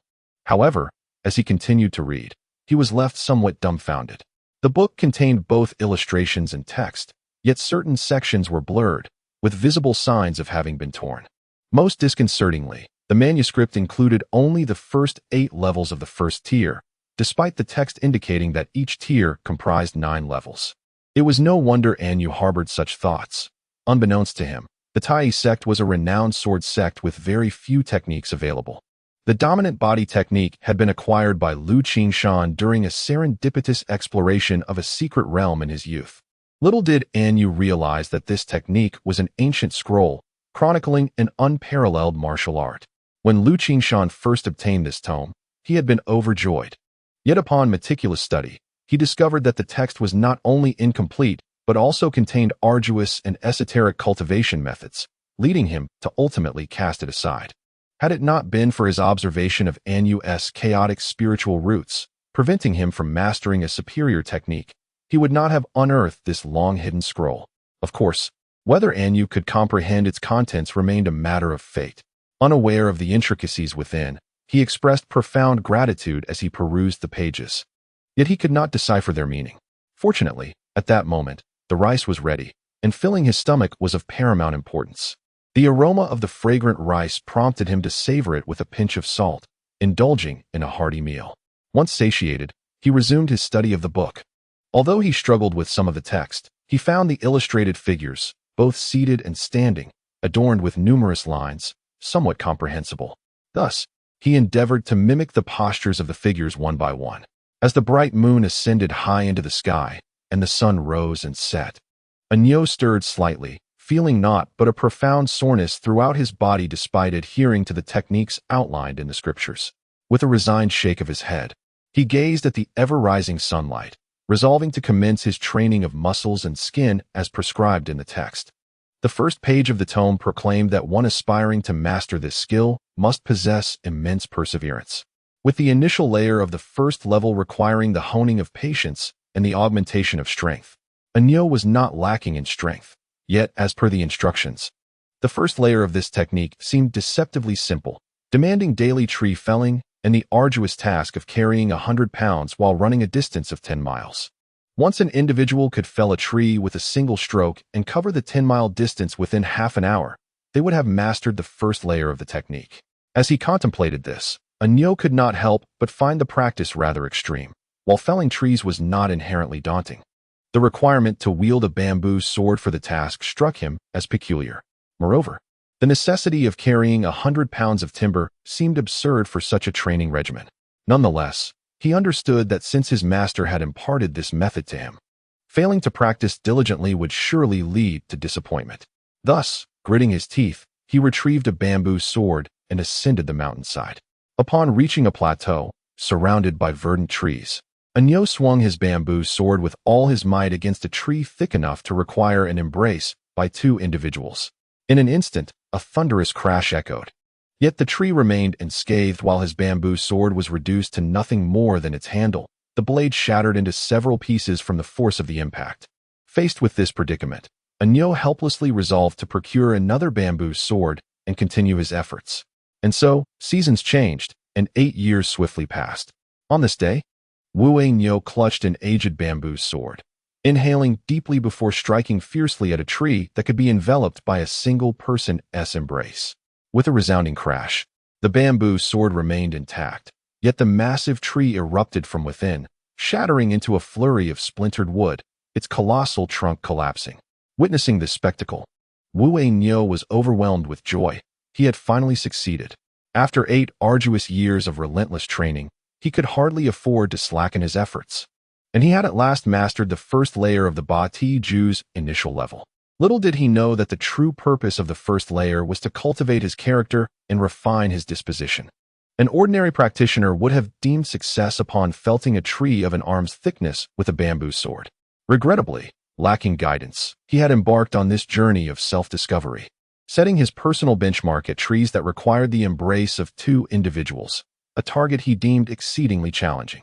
Unbeknownst to him, at this moment, he had transcended merely achieving the first layer. It was a manifestation of unparalleled perfection. The predecessors who originally conceived this skill likely never anticipated the unwavering dedication of such a young friend. Indeed, Anyo has long harbored a sense of regret. Perhaps due to the inadequacy of his spiritual roots, he has yet to open his spiritual meridians and channel qi into his body. Contemplating this diminishes the initial joy he felt. Over the years, he has diligently practiced every day, spending his time either training or selling wood to his senior brothers, or tending to gardens and nurturing spiritual rice and herbs to earn a modest living. It is worth noting that he has developed quite an appetite, and his strength has notably increased. Strangely, no matter how much he consumes, he remains slender, although he has grown taller over the years, now standing among his peers as one of the tallest. His features have also matured, and he possesses a strikingly handsome visage that becomes increasingly appealing with time. Despite having made some progress in his martial arts, he feels too embarrassed to report his achievements to his master. For years, he has dreaded facing his master, who would often shake his head and sigh upon seeing him, to the point of eventually growing weary of his presence. Over time, perhaps his master has grown tired of him or has deliberately chosen to forget him, as he has not been summoned for 2 or 3 years. Nevertheless, this may be a blessing in disguise, as it spares him the anxiety of constant apprehension. Chapter 12. The Golden Marvel. Nyo meticulously stripped the tree of its branches, sawing it into several sections and binding them upon his shoulders. These logs weighed an astonishing 2,000 to 3,000 pounds, yet he moved with remarkable agility, racing homeward. This weight far exceeded the stipulated limit of 100 pounds for the first tier. Even the predecessors who had accomplished such feats would surely be rendered speechless at this sight. Upon returning to his courtyard, he beheld the flourishing spiritual grains and herbs, a sight that filled him with immense joy. However, at that moment, a radiant golden light suddenly erupted within his yard, followed by ethereal strands of golden filaments dancing invisibly through the air. These luminous threads blanketed the entire courtyard, and in a matter of moments, all manner of spiritual entities began to wither and turn yellow at a visible pace, their vitality extinguished, until they ultimately erupted into a pile of ashes. In that instant, the golden strands dissipated into nothingness. At that moment, the only remnant in the courtyard was a single flower, resplendent in gold, standing a mere half-foot tall with 3 leaves. Just then, he witnessed another leaf sprouting rapidly from the flower's petals, and within a few breaths, a brilliant golden leaf emerged, transforming the flower from 3 to 4 petals. Anyo, however, was not particularly astonished by this occurrence, for it was not the first time such an event had transpired. Over the years, whenever the spiritual grains and herbs reached maturity, this flower would absorb and digest the spiritual entities, leaving him without a single taste of such delicacies for years, leading his peers to mock him as a mere wastrel. Yet, gazing at the golden flower, he felt no sorrow, for he had inquired about it and learned that this golden bloom might very well be the legendary 9-leaf spirit-washing flower, said to aid in unblocking spiritual meridians. However, as the flower had only just produced its 4th leaf, he could only wonder how many years it would take to bear 9 leaves. According to legend, the spirit-washing flower is an extraordinary treasure of nature. Once it reaches 9 leaves, it can be used to concoct a pill known as the spirit-washing elixir, which not only helps to clear one's spiritual pathways, but also enhances the consumer's magical abilities. Truly a marvel. All this knowledge had been gleaned through subtle inquiries with his senior, Lu Macho. As for the origins of the spirit-washing flower, Anyo was equally perplexed. He recalled planting the seeds given to him by Lu Macho in the courtyard, and for reasons unknown, the seeds of this flower had somehow mingled among them. The source may very well lie in Lu Macho inadvertently acquiring the seeds and unwittingly bestowing them upon him. However, such details were of little consequence. What mattered now was that he understood the flower's potential, and he was determined to safeguard it, for this blossom represented his greatest hope for the future. To prevent detection, he had always kept his sanctuary secluded from others. However, the sole drawback lies in the fact that these flowers possess an incessant desire to absorb the spiritual essence of the crops, resulting in a lack of yield over the years. Otherwise, he would not have to toil relentlessly, serving his senior brothers in menial tasks. With a hint of resignation, he shook his head and proceeded to plant the seeds meticulously into the soil. As night descended, Anyo stood in the courtyard, gazing at the precipice a few meters away. For the past 2 years, it had inexplicably emitted a misty vapor on nights of the full moon. Curiously, this vapor bore a sweet aroma that invigorated the senses, and within his courtyard, the spirit-washing flower greedily absorbed it during this time. Merely a few meters away from his yard stood the sheer cliff, towering 100 feet high. He had reviewed the sect's regulations, noting that beneath this cliff lay a pit, one of the forbidden areas of their sect, which housed one of their 3 guardian beasts, the golden-horned silver serpent. He often pondered whether this ethereal mist was somehow connected to the serpent. At that very moment, outside the hall of Zixia Peak, a radiant light approached from afar, revealing a figure soaring on a sword. Anticipating this arrival, several disciples had gathered. As the figure drew near and sheathed her sword, it became evident that the newcomer was clad in violet robes, exuding an indescribable charm. Yet, her demeanor remained perpetually frosty, projecting an air of aloofness. The girl, appearing no older than 17 or 18, possessed considerable magical prowess, her aura concealing the depths of her cultivation. This young woman was none other than Yu Zixin, the new rising star of Tai's sect, who had previously crossed paths with Wu Niu. At the entrance of the Zixia Hall, Qingji, the second disciple of Zixia Peak, awaited alongside a group of junior disciples. Upon catching sight of Yu Zixin, his pupils involuntarily constricted, and he mused to himself about the remarkable transformation she had undergone in just a few years, blossoming from a mere girl into such a striking figure. To be honest, her appearance stirred feelings even within him, who had long since forsaken worldly affections. Senior brother Qingji, may I inquire if Master Lu is present? Yu Zixin's voice rang out, crisp yet imbued with a subtle magnetism, rendering it exceptionally melodious. Observing the foolish expressions on the faces of his junior disciples, Qingji could not help but snort softly before responding. Junior Sister Yu, Master is currently in seclusion and will not emerge for several months. I wonder what brings you here. Upon hearing this, Yu Zixin's brow furrowed slightly, but she maintained her composure as she replied, Senior brother Qingji, according to Master's decree, there seems to be unusual activity in the pit beneath Zixia Peak, where the golden-horned silver serpent resides. Master instructed me to inform Master Lu, emphasizing the need to keep the disciples under strict supervision.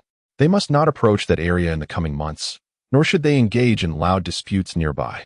Any extraordinary occurrences must be promptly reported to Tongtian Peak. After saying this, Yu Zixin turned her gaze towards Qingji.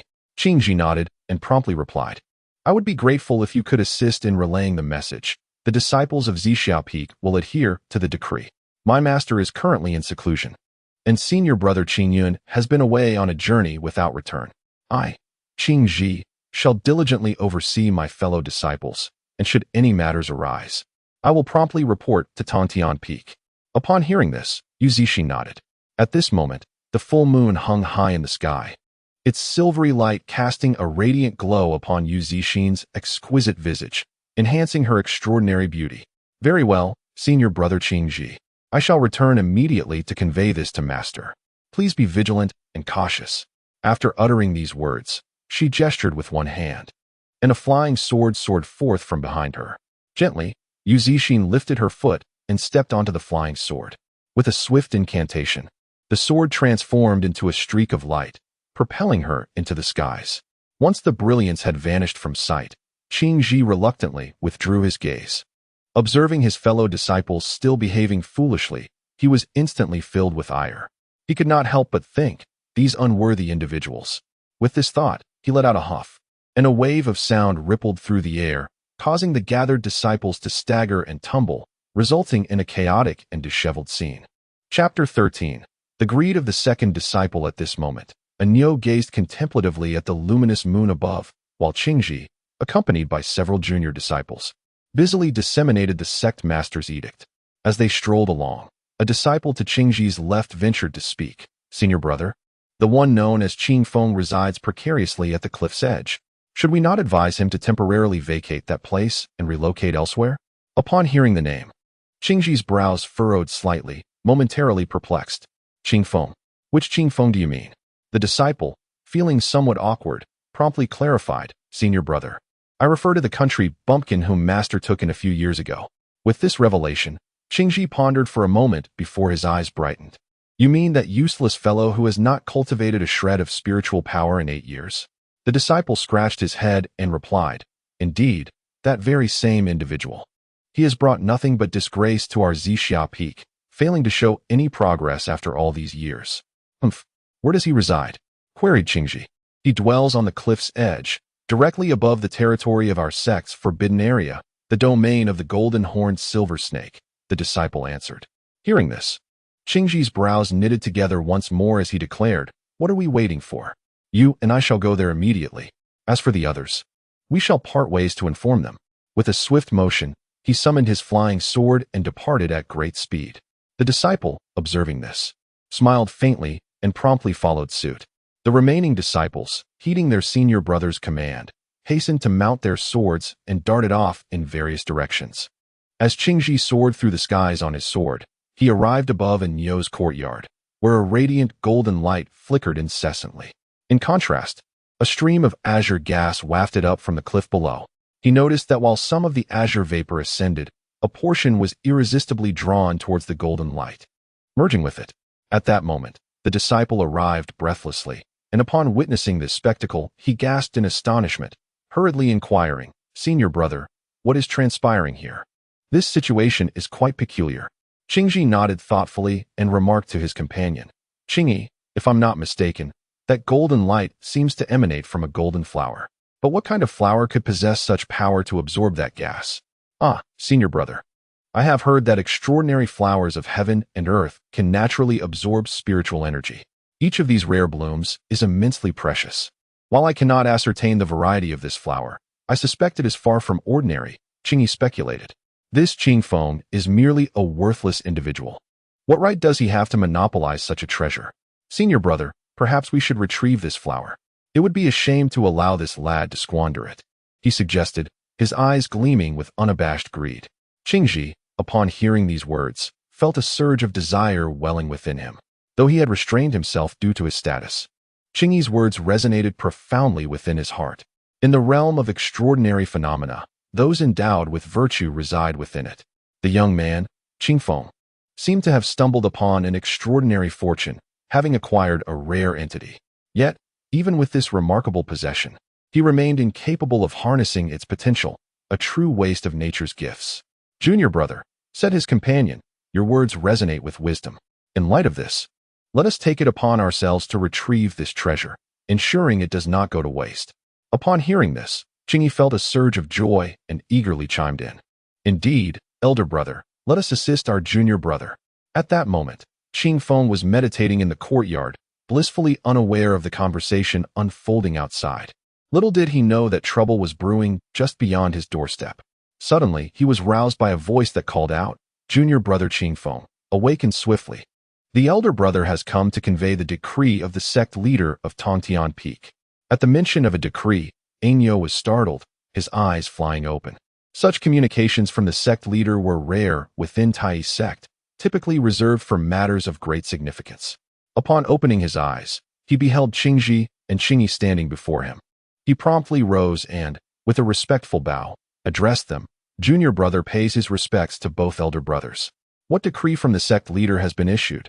Qingji, observing Ainyo's respectful demeanor, hesitated to demand the rare entity immediately and instead stated, "The decree from Tongtian Peak mandates that all disciples of Zhixiao Peak must refrain from approaching the cliff's edge and must maintain silence in this area. Thus, I have come to inform you that you must vacate this place immediately." "What?" Ainyo exclaimed, taken aback. He was alone and could depart at any moment. However, the presence of the precious cleansing spirit flower here was of utmost importance to him. The thought of leaving it unattended filled him with dread. Resolutely, he replied, "But elder brother, I have pressing matters to attend to here and cannot leave. I implore you to show some leniency." Seeing Ainyo's expression, Qingji and Qingyi exchanged glances. Then Qingji cleared his throat and continued, "Junior brother, your reluctance to depart is undoubtedly tied to that flower." He gestured toward the golden blossom by the wall. Realizing that the secret was no longer secure, Ainyo could only nod reluctantly.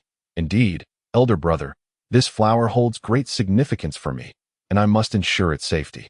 "Oh, dear junior brother," Qingji smirked, "this wondrous flower is beyond your capacity to protect. In recognition of your serendipitous encounter with it, I shall offer you 3 spirit stones as compensation for your care of it thus far. After this, you need not concern yourself with the flower any longer." As he spoke, Qingji's eyes gleamed with avarice, fixating intently on the golden flower. Ainyo's heart surged with anger at this, and witnessing the greedy glint in his elder brother's gaze only intensified his fury. "Elder brother, that flower belongs to me. Do you intend to seize it by force?"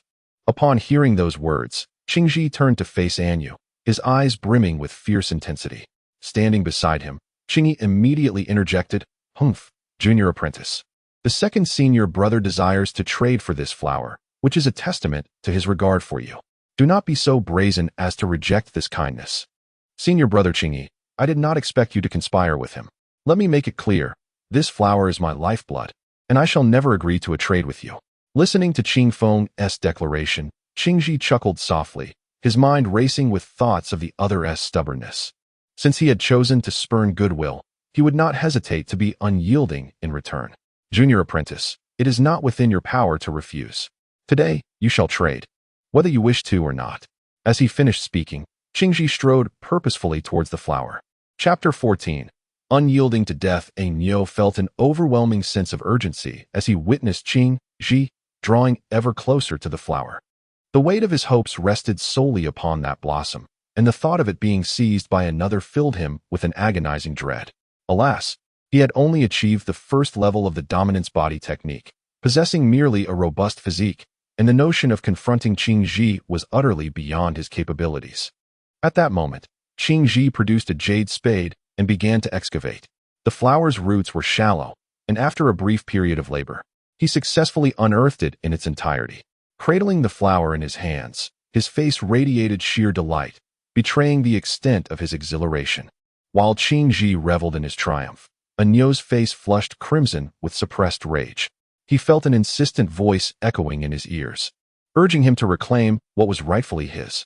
With fists clenched tightly, he struggled to maintain his composure.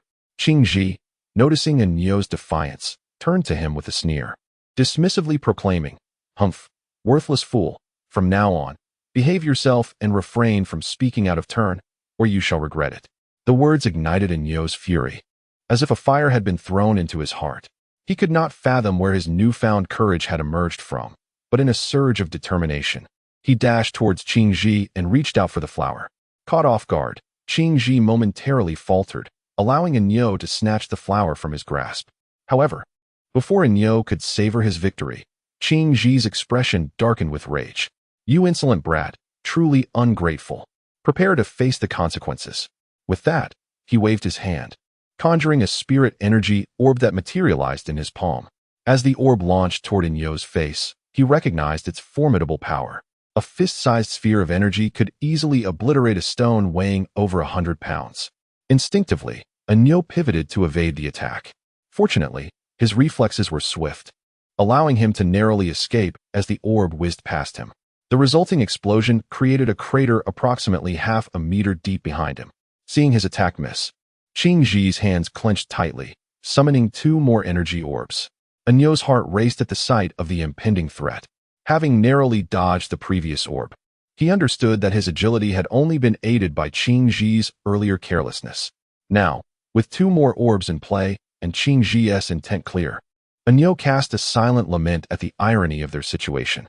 It was unfathomable that brothers, who had once shared camaraderie, would now turn against each other in a desperate struggle for a mere treasure. Upon reaching this point, although he felt a surge of anger within, he was acutely aware of his own meager strength.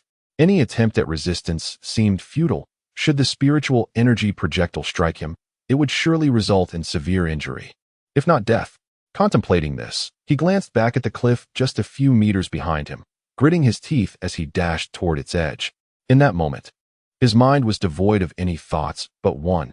Even if it meant his demise, he would not allow Qingji to have his way. He resolved that his master would undoubtedly seek justice on his behalf. Qingji, observing Inyo sprinting toward the cliff, felt a sense of foreboding wash over him. Without a moment's hesitation, he swung his hand, sending forth 2 spiritual energy projectiles aimed directly at Inyo. In an instant, before the projectiles could close the distance, Inyo gritted his teeth and leaped off the precipice. Both Qingyi and Qingji were taken aback. They had not anticipated such a fierce temperament from this young man, willing to jump off a cliff over a mere disagreement. Though taken aback, Qingji's reflexes kicked in, and he swiftly stepped forward, drawing his flying sword to descend in an attempt to rescue him. He knew he could inflict severe injury upon the boy, but if he were to inadvertently kill him, it would be a challenge to explain to his master. As Qingji mounted his sword and prepared to plunge down, a sudden surge of dense azure mist enveloped the cliff's base, mingled with razor-like winds. As the wind swept by, Qingji felt a searing pain as if his body were being sliced open, discovering numerous small cuts adorning his skin. Alarmed by this realization, he quickly retreated, no longer daring to descend further. Qingyi, witnessing Qingji's return, was bewildered and inquired, "Second senior brother, what transpired? Are you not going to save that boy?" In response, Qingji scoffed, "There is something amiss below. If a waste of space chooses to perish, so be it. He jumped on his own accord, and it bears no consequence to us. Do you understand?" Qingyi paused, quickly grasping the situation, and after a moment's reflection, replied, "What you say is indeed true. The boy leaped of his own volition, and we are not privy to the circumstances." Yet, despite Qingyi's words, Qingji's brows remained furrowed, his thoughts racing with the realization that a grave error had transpired, irreversible in nature. It was a classic case of losing the rice while attempting to steal a chicken, leaving him with a mess to contend with. He shook his head silently, turning to depart with Qingyi. Meanwhile, as Qingfeng plummeted from the cliff, he felt a rush of warm air enveloping him, followed by a sensation akin to being bathed in blades. Sharp pangs of pain coursed through his body, though his resilient skin, hardened through rigorous training, bore only shallow crimson marks. Nevertheless, the pain resonated deeply within his heart, gritting his teeth against the agony. He strained to open his eyes, only to be met with darkness. He sensed his body descending rapidly, yet the azure mist cushioned his fall, considerably slowing his descent. He gazed down at his plummeting body, a profound sense of dread enveloping him, as he pondered the unfathomable depth of the abyss below. The very thought of the imminent impact filled him with despair, for he envisioned himself reduced to a mere pulp upon landing. Alas, he harbored unfulfilled aspirations. To perish in such a manner would render his life's efforts futile. As these thoughts consumed him, tears welled up in his eyes, overwhelmed by sorrow at the prospect of his dreams slipping away. Just as despair threatened to engulf him, a flicker of hope emerged before him. He spotted, not far beneath, a tree sprouting from the precipice, its trunk extending over 2 meters in height. Without a moment to lose, he reached out towards the slender tree. In a moment of sheer fortune, he grasped its branch with a fierce determination. His strength, already formidable, surged as he clutched the tree, but in his fervor, he exerted too much force. Instead of halting his descent, he inadvertently uprooted the tree, bringing it along as he continued to fall. "Alas, my fate is sealed," he cried out, the words escaping his lips in a desperate lament. Chapter 15. The Death of the Golden-Horned Silver Snake as Qingfeng contemplated his imminent demise. A sudden thud reverberated, raising a cloud of dust, and he felt a tremor beneath his feet as he landed. In that moment, he found himself cradling a golden flower in one hand while lifting a small tree overhead, his mouth agape in disbelief. It turned out that just 3 or 4 meters beneath the little tree lay solid ground. The pull had allowed him to shake off the force of descent in the nick of time. Though it transpired in an instant, it granted him a cushion, enabling a steady landing. One could hardly deny that fortune had favored him this time. Gradually closing his mouth, he felt a flicker of panic within, yet as he steadied himself, calmness returned to his heart. However, his loud shout echoed throughout the abyss, awakening countless creatures. Suddenly, a colossal entity in the depths unfurled its tightly shut eyes, revealing a pair of lantern-like orbs radiating an eerie green luminescence. Yet within those eyes, a subtle turbulence of rage and agony flickered. In an instant, 2 beams of light shot forth from its gaze, striking Qingfeng with a palpable force. The moment he was ensnared by that verdant glow, an invisible weight bore down on him, rendering him immobile. Before him loomed an enormous head, and disbelief widened his eyes as his heart raced uncontrollably. He was well aware of the guardian beast of the mountain, the golden-horned silver snake, yet according to legends, it had not been seen for over a century. Many deemed it a mere myth. Today, however, his eyes were opened to the truth, for the massive serpent's head, adorned with a golden horn as thick as a human arm, unequivocally identified it as the fabled creature. At that moment, he even dared to soften his breath, fearful that a careless bite might befall him. Strangely, the serpent's enormous eyes did not focus on him, but rather regarded the peculiar flower in his grasp with a hint of curiosity. He could even see that the golden petals were absorbing the green gas emanating from the silver snake, growing increasingly vibrant. Witnessing this spectacle, Qingfeng knelt in reverence, murmuring, "Guardian beast, I am but a disciple from the mountain. Please do not devour me." It remained uncertain whether the golden-horned silver snake understood his plea, as it merely cast a sidelong glance before returning its attention to the golden flower. Meanwhile, the washling flower inexplicably levitated, swirling and fervently drawing in the green gas from the silver snake. Qingfeng had anticipated the serpent's wrath, but to his astonishment, it displayed a visage of enjoyment, leaving him utterly perplexed. Unbeknownst to him, the golden-horned silver snake had consumed an ancient elixir years prior, renowned for its immense potency and difficult digestion. Recently, the elixir had begun to release its effects at an unprecedented pace. On every full moon night, the mystical powers of the golden-horned silver serpent retract into its core. The serpent Dan, for self-refinement. Without the suppression of its magic, it is unable to control the potency of the medicinal energies, resulting in an overwhelming agony that tortures it profoundly. When these medicinal energies are not refined by magic and rely solely on its physical form for absorption, the intake is minimal. The remaining energies can only be gradually expelled, alleviating the suffering to a slight degree. Regrettably, without the assistance of magic, it cannot expel a significant amount of energy. At this moment, however, the golden flower astonishingly begins to extract these medicinal energies from afar. As the energies are swiftly drawn out, the serpent experiences considerable relief, with both its fury and pain diminishing significantly. Just as it begins to feel a reduction in its suffering, the absorption by the cleansing flower accelerates abruptly, and countless strands of golden light envelop the golden-horned silver serpent, enhancing the extraction rate. After a brief interval of indulgence, the serpent suddenly senses something amiss.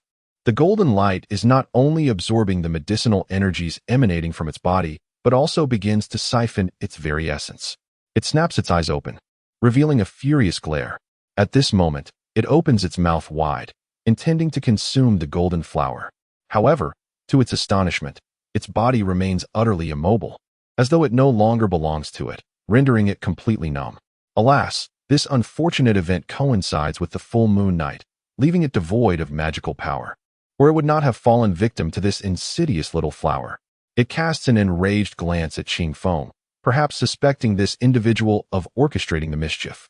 Qingfeng, equally bewildered, observes the bizarre scene, grappling with confusion as to why the golden-horned silver serpent appears so comfortable while its essence is being drained. Yet, in an instant, the serpent's gaze intensifies with anger, making him ponder if his presence is a nuisance, prompting the serpent to demand his departure. Concluding that this is the most plausible explanation, he nods at the serpent and turns to walk away. After a few steps, he glances back to find the serpent's expression even more menacing, causing a tremor in his heart. After a moment's reflection, he decides to close his eyes and sits down cross-legged, focusing inwardly, thinking that this should suffice.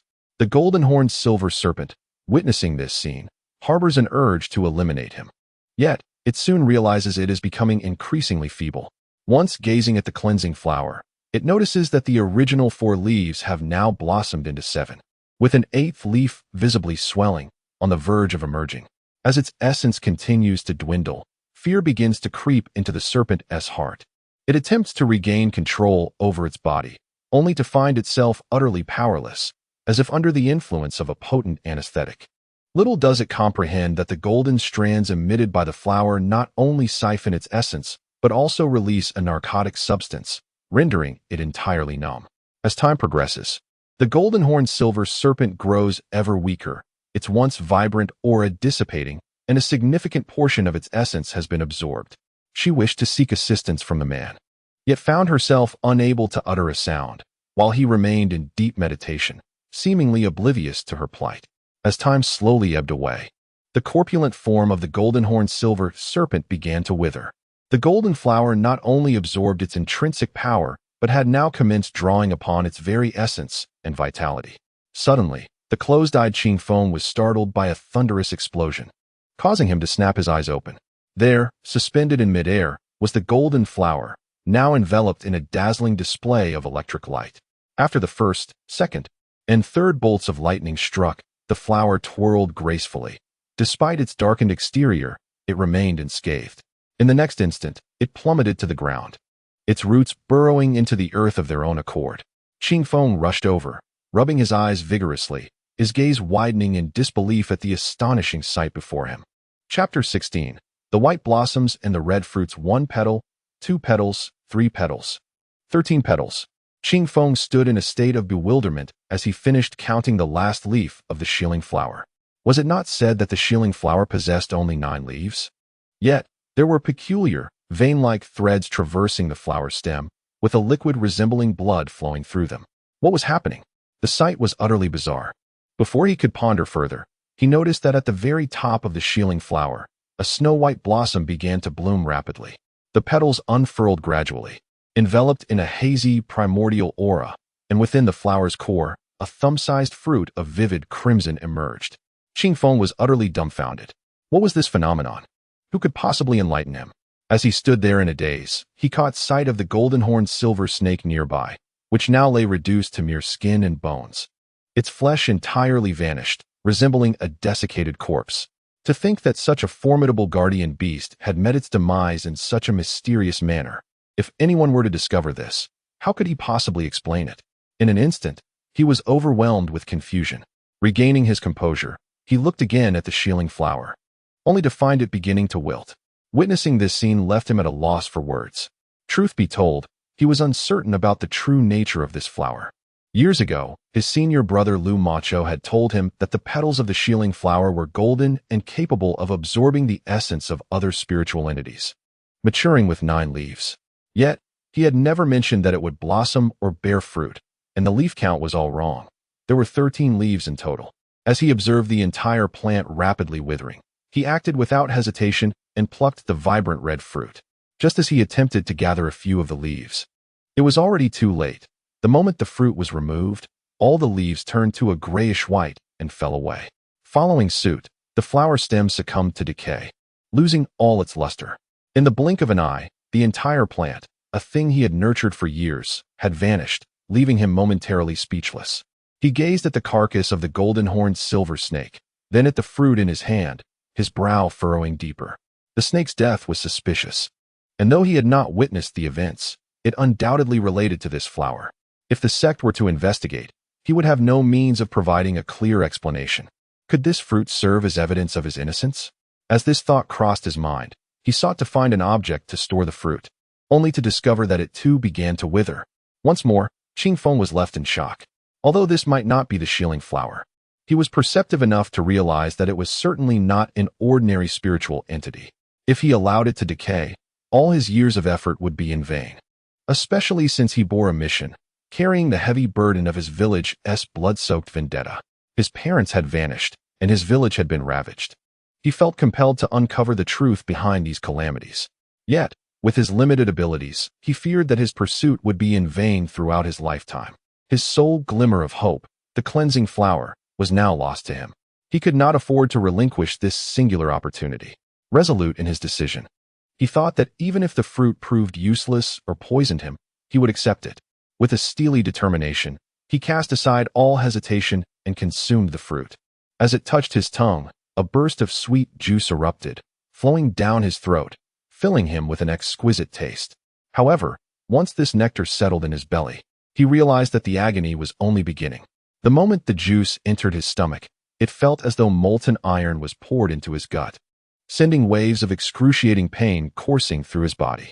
It was as if every meridian was scorched by fierce flames, causing him to writhe in torment, a deep, indescribable suffering that radiated from within. Clinging to the last vestiges of consciousness, he forced himself upright, attempting to mitigate the pain by practicing the body dominance technique, but found it utterly ineffective against the internal anguish. The intense agony made cold sweat pour down his body, and his awareness began to fade.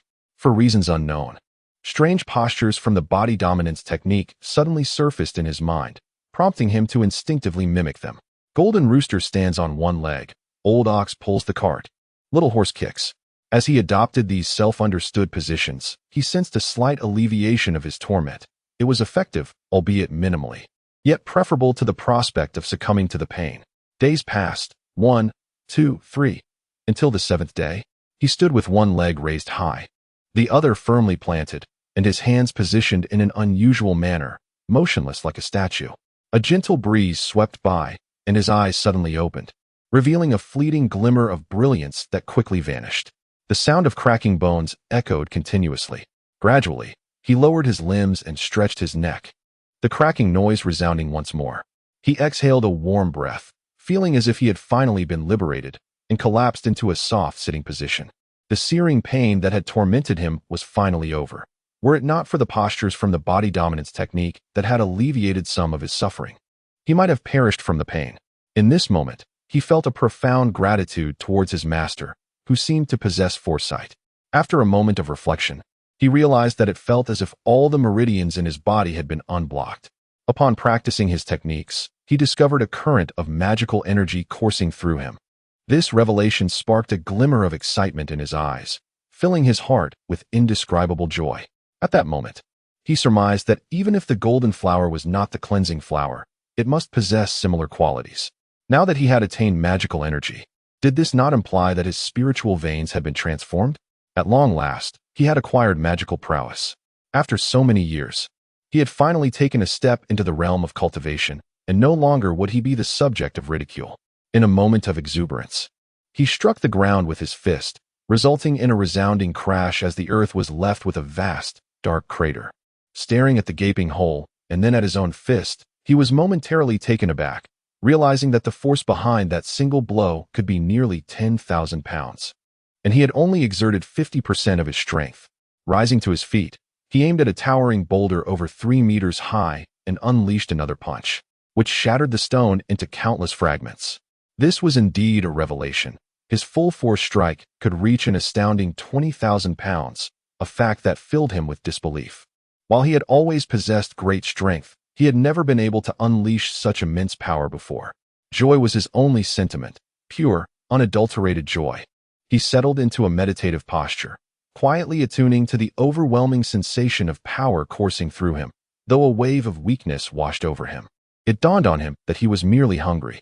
Chapter 17. The grand sunset technique. Within this pit, a perpetual darkness lingered, leaving one to wonder if anything edible could possibly grow here.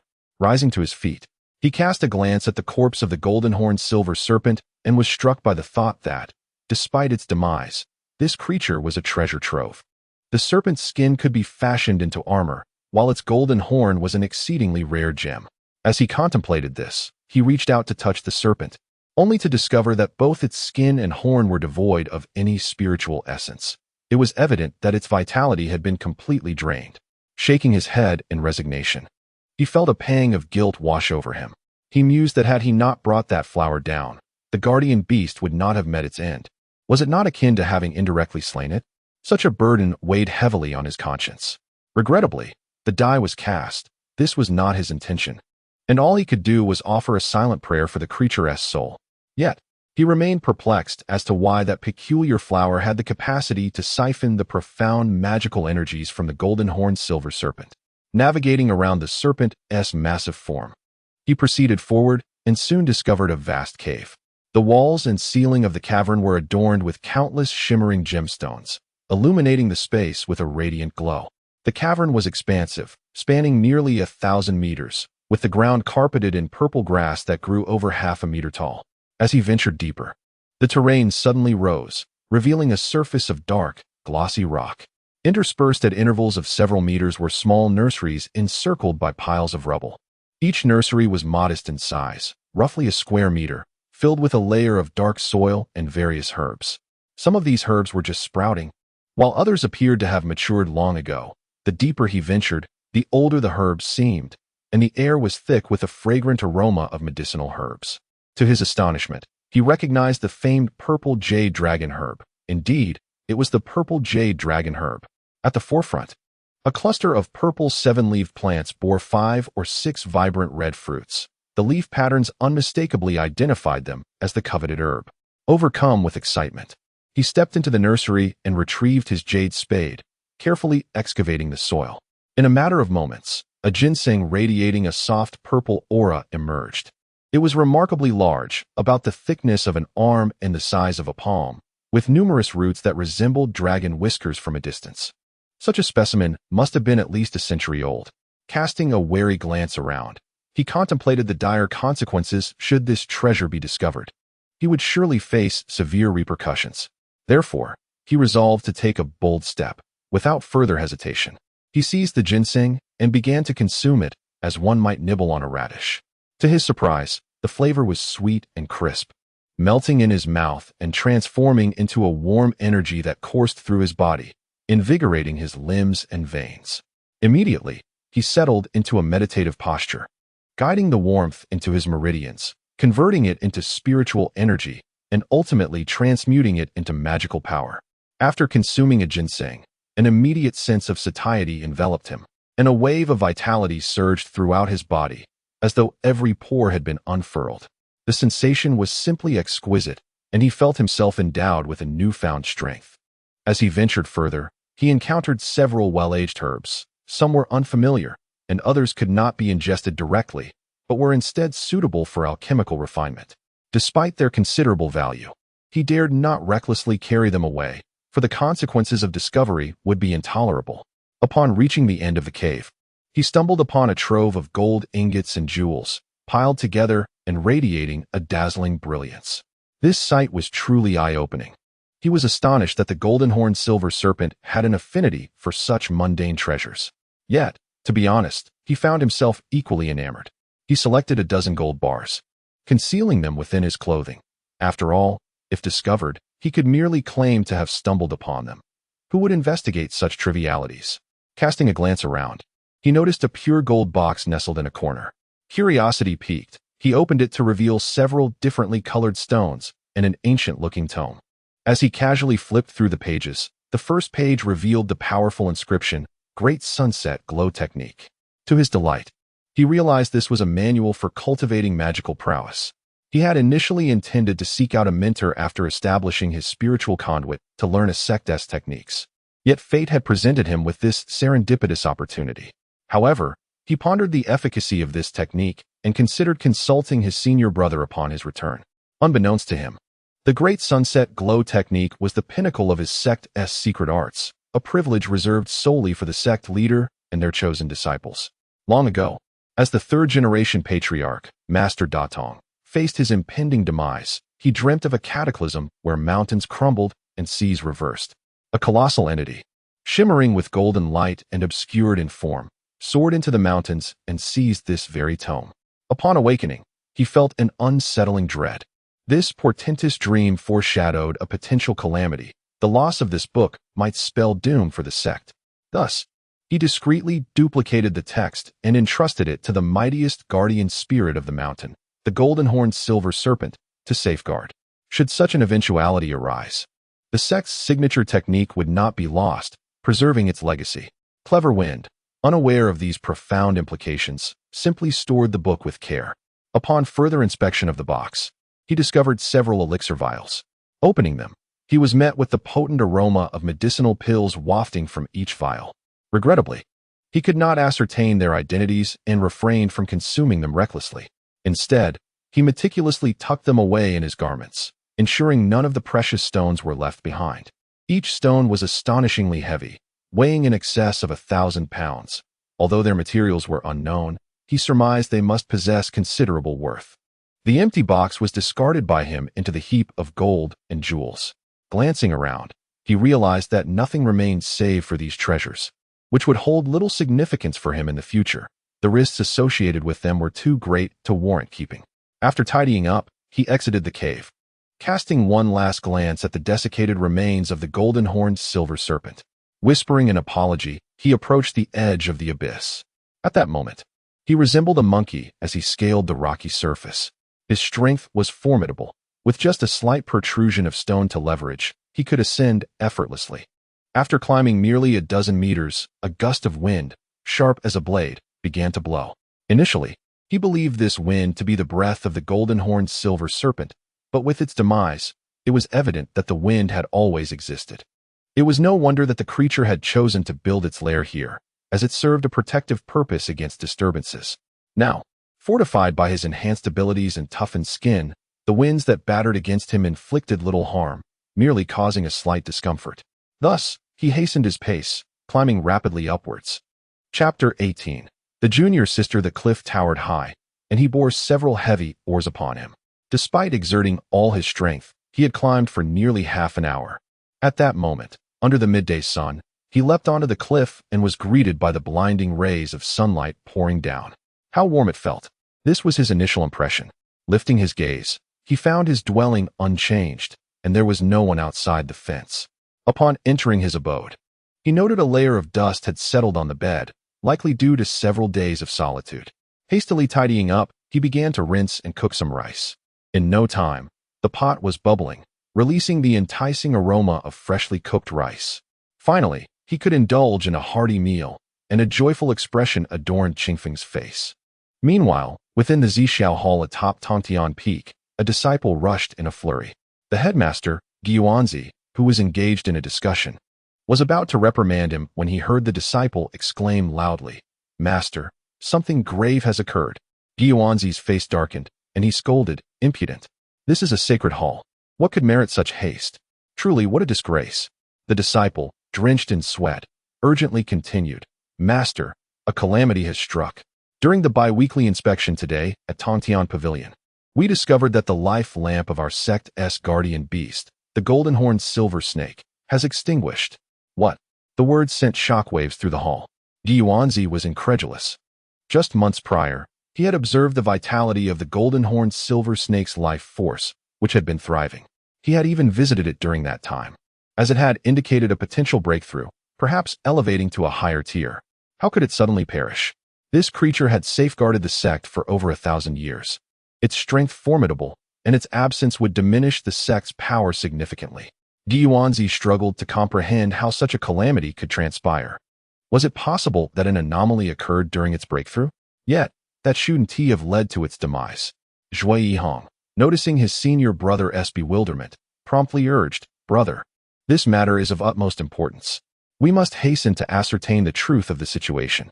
Guanzi nodded, and without further ado, they ascended on clouds, flying forth, followed closely by the remaining elders in the hall. Meanwhile, Qingfeng was savoring his meal, relishing the rice with occasional bites of pickles, contentment swelling within him. Just as he was enjoying his feast, he suddenly heard a frantic whistling from above. Looking up, he beheld several beams of light rushing towards him.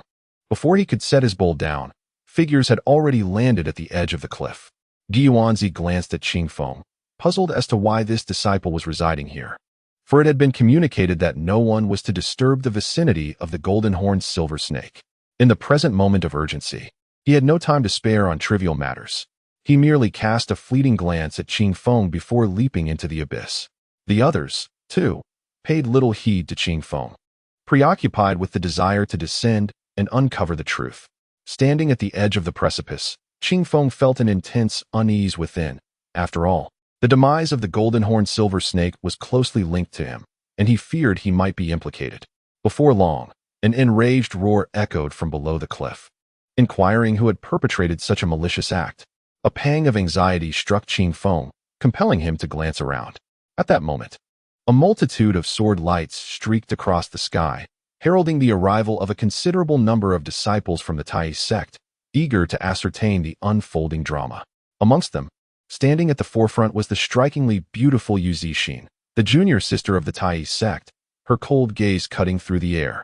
As Qingfeng pondered how to respond should anyone inquire about him, his eyes were drawn to her, and he found himself captivated, wondering who this enchanting woman was, as she resembled a celestial maiden from the Moon Palace. Her delicate eyebrows and pearly teeth were reminiscent of ethereal beauty. When she looked over, her gaze held a hint of curiosity. She gently parted her lips, her voice clear and melodious as she inquired, "What is your name, junior brother?" Taken aback by her question, Qingfeng stammered, "I am Qingfeng, disciple of Lu Qingshan." The name Qingfeng did not ring a bell for her, though the boy seemed vaguely familiar. She shook her head slightly and fell silent. The companions at her side exchanged glances at Qingfeng, puzzled by Yu Zixin's sudden inquiry, but quickly dismissing their thoughts upon noticing his cultivation level. One of them ventured to ask, "Junior brother, do you know what has transpired below?" Qingfeng shook his head and replied hastily, "I do not know, only that the sect master and several elders have descended. And I just heard the sect master's furious voice from below." Upon hearing this, the group realized that the earlier rumors were likely true. Yu Zixin furrowed her brow, and with a graceful sweep of her robes, she leapt down into the abyss. "Wait," Qingfeng called out, attempting to stop her, but it was too late. They watched as she descended into the chasm, enveloped in a faint azure light, and vanished from sight. Seeing Yu Zixin's descent, some could no longer contain their curiosity and attempted to follow. Yet, as one individual leaped into the pit, he quickly soared back up, his attire marred with numerous wounds, causing the remaining onlookers to hesitate in their actions. While they anxiously awaited the outcome, within a mere quarter of an hour, the sect master and several elders ascended one by one. They paid no heed to the gathered disciples, swiftly vanishing from view, soaring into the sky until they were lost to sight. At last, Yu Zixin stepped forth, her countenance colder than ever. Approaching the precipice, she addressed the assembly. "By the decree of the sect leader, under no circumstances shall today's events be disclosed without the sect's permission. Should any individual dare to leak information, the discipline hall shall attend to them."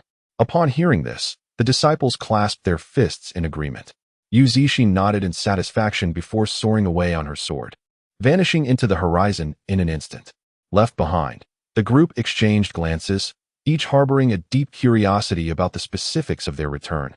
Yet none dared to broach the subject for fear of being summoned by the senior brothers of the discipline hall for a session.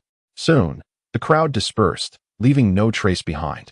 Qingfeng wiped the cold sweat from his brow, a sense of relief washing over him. Upon returning to his quarters, he resumed his feast, though a lingering unease gnawed at him as he meticulously pondered whether he had inadvertently left any trace of himself. Little did he know that, despite the rampant suspicions among the others, no one would suspect him. Why? Because his meager powers appeared inconsequential to the eyes of the esteemed figures around him. Even if he were to shout that he was the one responsible for the demise of the golden-horned silver serpent, others would merely dismiss him as delusional, a madman lost in his fantasies. Thus, the situation exemplified the age-old adage, the ones embroiled in the matter are often blind, while the onlookers see clearly. Chapter 19. The same blade within the grand hall of the Zixiao, the sect leader, Gui Yunzai, along with a host of elders, gathered in solemn assembly. At their feet lay the lifeless form of the golden-horned silver snake, utterly drained of its spiritual energy and vitality. Who could be so merciless as to commit such an atrocity? This matter must be thoroughly investigated. Gue Yuanzai's voice resonated with strength and indignation. Zhui Yihong circled the corpse, shaking his head in disbelief. It is indeed perplexing. Even if a nefarious individual had infiltrated our sect, how could they have so stealthily slain the golden-horned silver snake and siphoned its very essence? Could it be that a formidable demon has emerged? Yet, that seems implausible. If such a being truly existed, they would not specifically target the golden-horned silver snake, especially since there is no trace of demonic or malevolent aura in that vicinity. It is truly curious. The assembly began to engage in discourse, each offering their insights. They had examined the cave of the golden-horned silver snake and found the medicinal herbs intact, along with various treasures. Nothing of substantial evidence had been uncovered. The only lead remained the corpse itself, leading them to speculate numerous theories, ultimately pointing suspicion inward towards the sect. However, to accuse one of their own seemed far-fetched. The golden-horned silver snake had cultivated its power over millennia. Even Gue Yuanzai might struggle against it, let alone the others. Furthermore, if any master among the sect had resorted to dark practices, there would be no need to drain its essence and vitality. Gue Yuanzai was well aware that none of his disciples engaged in such sinister arts. To suggest that a disciple could be responsible was even more absurd.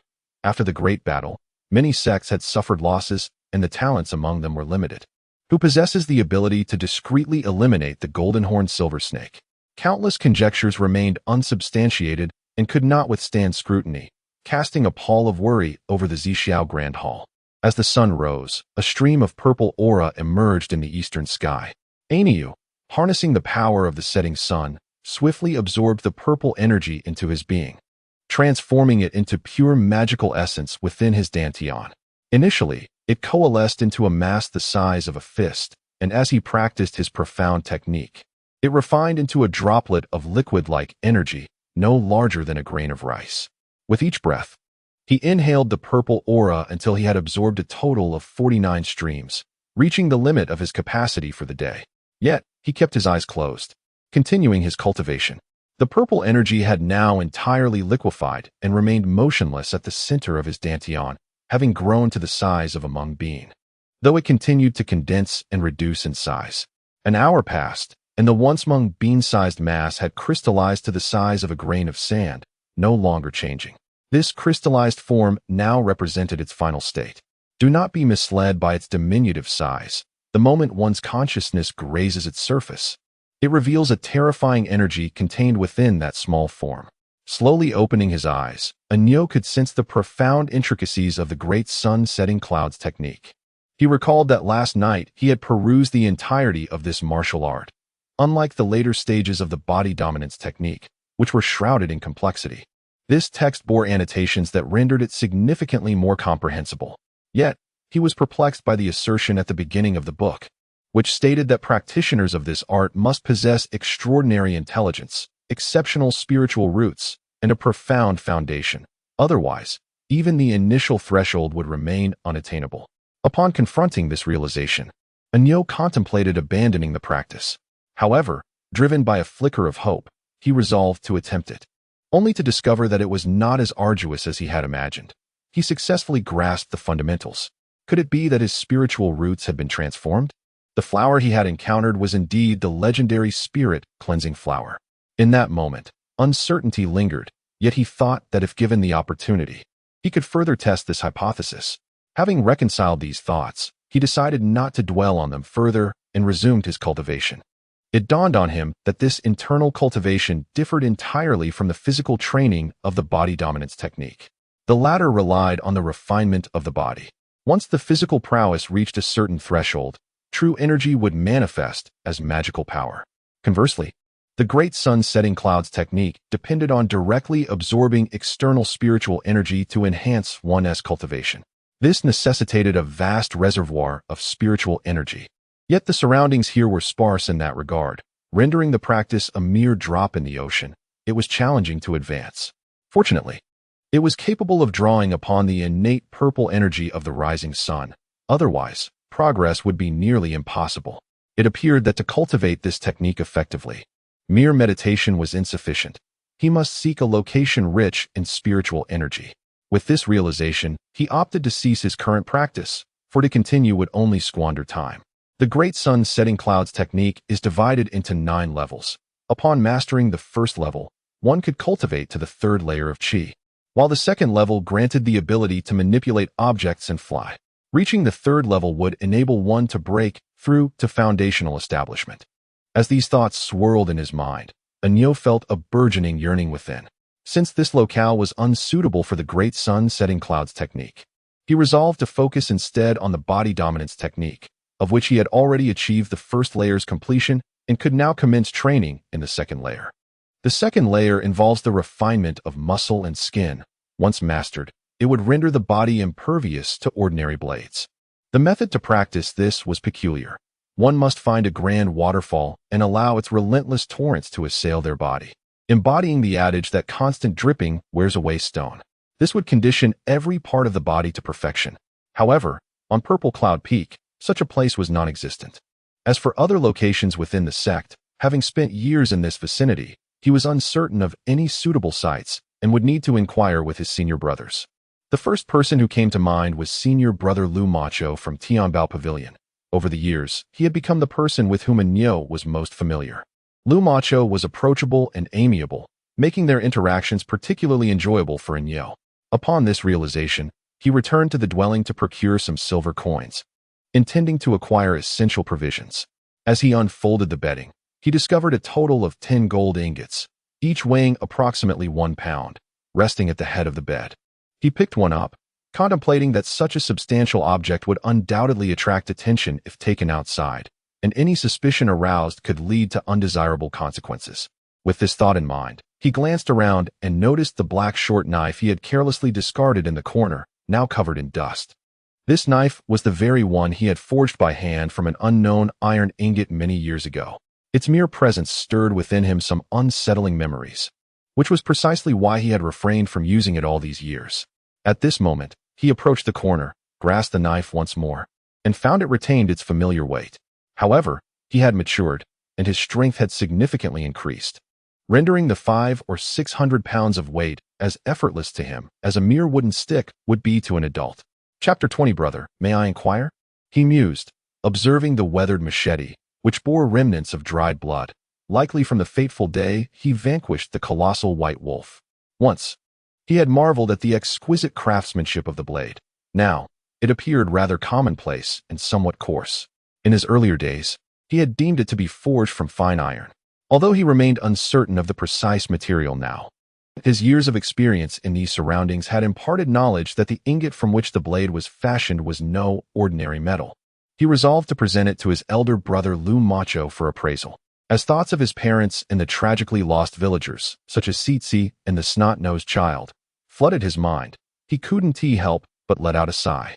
Their vivid faces lingered in his memory. Wiping away a tear, a sudden wave of homesickness washed over him.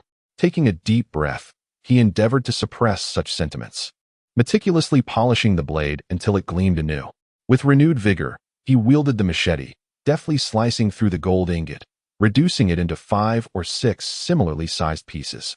Seizing one of the segments, he struck it between his palms, transforming it into a palm-sized gold ingot. Not entirely satisfied with its shape, he refined it further until it met his standards. After crafting the remaining pieces into gold ingots, he secured the machete at his side and rose to depart. Within the Tianbao Pavilion, Lu Macho was engaged in a discourse with some individuals, while Qingfeng stood by, refraining from interruption. Once the elder brother had taken his leave, Qingfeng approached. Upon seeing him, Lu Macho immediately approached and affectionately patted him on the shoulder, exclaiming, "It's been quite some time since your last visit. By the way, why haven't you brought any timber to sell lately?" Qingfeng chuckled softly and replied, "I've been rather busy of late, and simply haven't had the time. Moreover, I have achieved a significant breakthrough in my physical cultivation. I no longer need to practice chopping wood." "Ah, I see. Congratulations, little junior brother. I am quite curious. What esoteric technique have you been practicing that necessitates such an extended period for the first stage?" Lu Macho inquired. Qingfeng felt a flush of embarrassment at the question. Truth be told, he too felt that his progress had been excessively slow. He pondered whether the venerable predecessors who had conceived this technique would be exasperated by his pace. The thought elicited an uncontrollable urge to laugh within him. "Oh, young lad, I sense a wave of magical energy emanating from you. Have you begun to condense spiritual power? Before Qingfeng could respond, Lu Macho posed yet another question. Nodding, Qingfeng disclosed that just days prior, he had unexpectedly begun to generate spiritual energy and had reached the first level of energy condensation. Lu Macho nodded enthusiastically, while others might be unaware.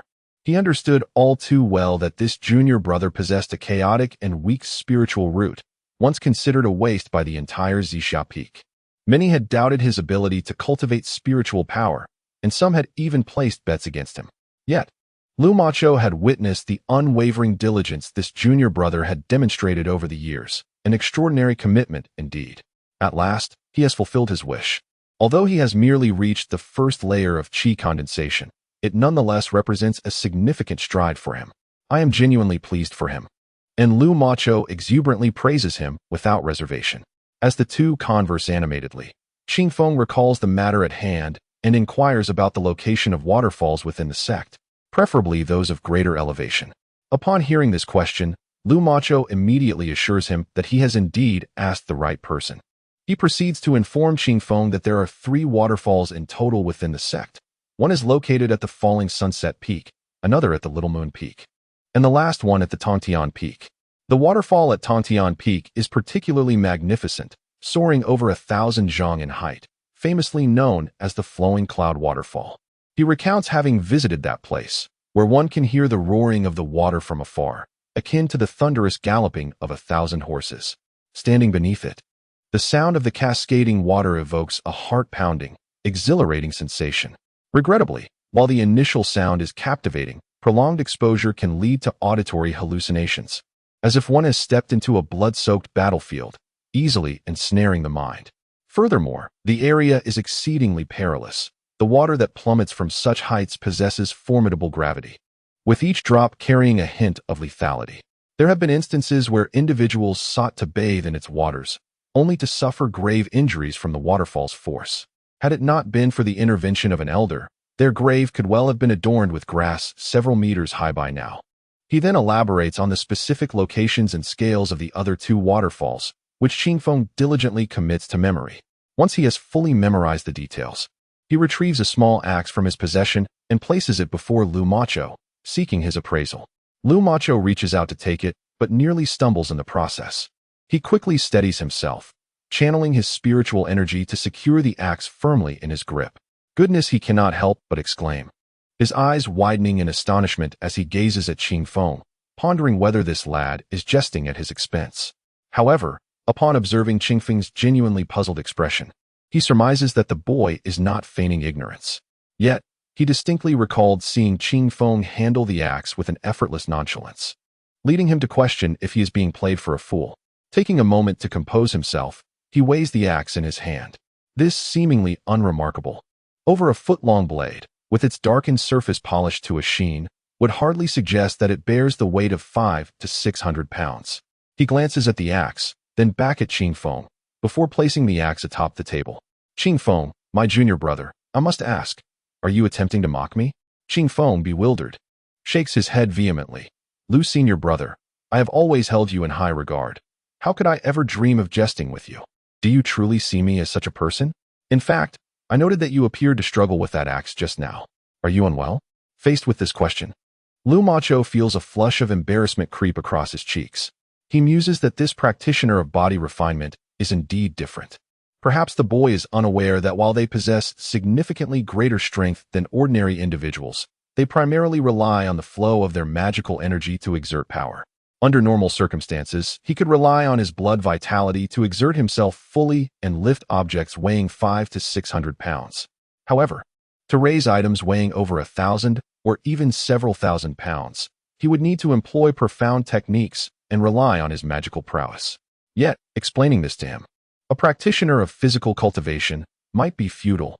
Thus, he merely shook his head and informed him that it was nothing, just a moment of carelessness. Qingfeng did not ponder this matter further. In his mind, his senior brother, Qingyun, had been capable of resisting weights of 10,000 pounds several years ago. Although this brother Lu could not be compared to his senior brother, he assumed the difference would not be significant. Therefore, he merely considered Lu's recent mishap as a simple accident. Of course, had Lu Macho been aware of his thoughts, she would surely have harbored her own sentiments. At that moment, he heard the sound of Lu Macho's admiration resonating in the air. Chapter 21. Is this a counterattack? Little junior brother. Although your blade is crafted with decent workmanship, the material is truly remarkable. As he spoke, he brought his fingers together, emitting a faint flame that engulfed the blade. To their astonishment, a subtle blue aura began to shimmer along the blade's surface. This is pure essence of Xian iron, an entire piece, indeed. Such a treasure. If handed over to the artifact refining pavilion, it could possibly be forged into a fine flying sword. Upon hearing him mention the essence of Xian iron, the other individuals in the room were drawn closer. One exclaimed loudly, "Senior Lu, you must be mistaken. Is the entire blade made of it?" Lu Macho's expression darkened, and with a hint of annoyance, he retorted, "What? Do you not trust my years of experience and discernment?" The individual immediately apologized, expressing his disbelief. At that moment, many others exhibited glimmers of eagerness, as if this treasure belonged to them. The very person who had spoken earlier continued, "Junior brother Qingfeng, might you consider parting with this blade? I could offer 5 spirit stones." As soon as he finished, someone scoffed, "You think you can acquire the esteemed essence of Xian iron for just 5 spirit stones? You might as well seize it outright." The newcomer, clad in azure robes, was unfamiliar to Qingfeng, likely hailing from another peak. "Shin-san, don't let your tongue run wild. This is not the luminous peak." "Ah, so you're attempting to threaten me," Qingku retorted. "At your age, bullying a junior brother. What has become of your conscience?" Qingku, caught off guard by the reprimand, momentarily found himself at a loss for words, his expression shifting as if he might retaliate. In that instant, Lu Macho interjected, "Fellow disciples, let us speak civilly. We are all of one lineage. Why engage in mutual derision? Besides, the junior brother has not indicated a desire to sell this blade, so why the contention?" Upon hearing his words, the atmosphere calmed, and both sides turned their attention to Qingfeng. Qingfeng chuckled, scratching his head, and replied, "Dear brothers, this blade has accompanied me for many years. I truly cannot part with it. I appreciate your kindness, however." As he spoke, those who had intended to bid were met with expressions of disappointment, yet some remained skeptical, eager to examine the blade. "What are you all doing? Shouldn't you be practicing? Where's Senior Lu? I need to speak with him." Upon hearing this, everyone turned to see a figure exhibiting impatience, none other than the azure-robed individual. "Azure-robed?" Qingfeng called out loudly. The azure-robed man, upon meeting Qingfeng's gaze, appeared as if he had seen a ghost, his eyes widening as he turned to flee. However, he quickly regained his composure, realizing that this waste of a junior brother was still alive. Understanding this, he felt a wave of embarrassment wash over him. After all, if word got out that he had been frightened away by a seemingly ineffectual junior brother, he would no longer be able to remain here with dignity. In an instant, his gaze shifted urgently, and within his mind, a plan took shape. He executed a series of acrobatic flips before soaring into the air, launching a powerful strike towards Qingfeng. Not only that, but in front of a captivated audience, he bellowed, "You insolent brat, kneel and confess your wrongdoings." The words reverberated through the crowd, leaving them in stunned silence, uncertain of what had transpired. The suddenness of the event left even Lu Macho momentarily bewildered, as he witnessed Qingyi unleashing a powerful blow fueled by formidable magical energy. Qingyi, possessing a mastery of 6 levels of qi condensation, was a formidable force. Should his strike land, it would undoubtedly inflict severe injury upon Qingfeng, who was merely at the 1st level of qi condensation. Just as Lu Macho realized the imminent danger, it was too late for him to intervene. He could only shout in warning, "Qingyi, no!" However, before he could finish his plea, a thunderous crash erupted ahead, unleashing a terrifying wave of energy that forced everyone to stagger backward. In an instant, dust and debris filled the air, obscuring the scene. Panic surged through Lu Macho as he lamented his failure to act in time. Given the force of the previous strike, it was certain that Qingfeng would be gravely injured. As the dust settled, the onlookers were astonished to see Qingfeng standing there in a peculiar posture, one hand still extended from the impact. In stark contrast, Qingyi's garments lay in tatters, and he spat out a mouthful of blood, his eyes wide with disbelief. No amount of reasoning could unravel how a practitioner of 6 levels of qi condensation could be injured by a so-called waste. Moments before this turmoil, as Qingyi initiated his attack, Qingfeng had not anticipated such a retaliatory strike. In his fury, he had intended to chastise. But the unexpected ferocity of Qingyi's assault left him with little choice. Realizing he could not evade the attack, he steeled himself. Convinced that Qingyi would refrain from killing him in front of so many witnesses. Resolute, he decided to fight back, thinking that if he was destined to be injured, he would make sure his opponent suffered as well. Thus, he summoned all his strength, and for reasons unknown, his body instinctively adopted an unusual stance characteristic of a body cultivator. As Qingyi approached, a spark ignited in the air. Qing Feng thrust his palm forward, feeling an immense force. Though not as overwhelming as he had anticipated, much of the power was mitigated by his peculiar stance, leaving only a manageable portion of energy that he could withstand. After all, he was a body cultivator, known for their resilience. Yet, he had never engaged in combat with his seniors, leading him to believe he was weak. When he unleashed his strike, he exerted all his might. Suspended in midair, Qingyi had acted on impulse, intending to inflict a minor injury to silence Qing Feng. Aware of Qing Feng's capabilities, a mere body cultivator, he did not employ his full strength, only utilizing 30% of his power.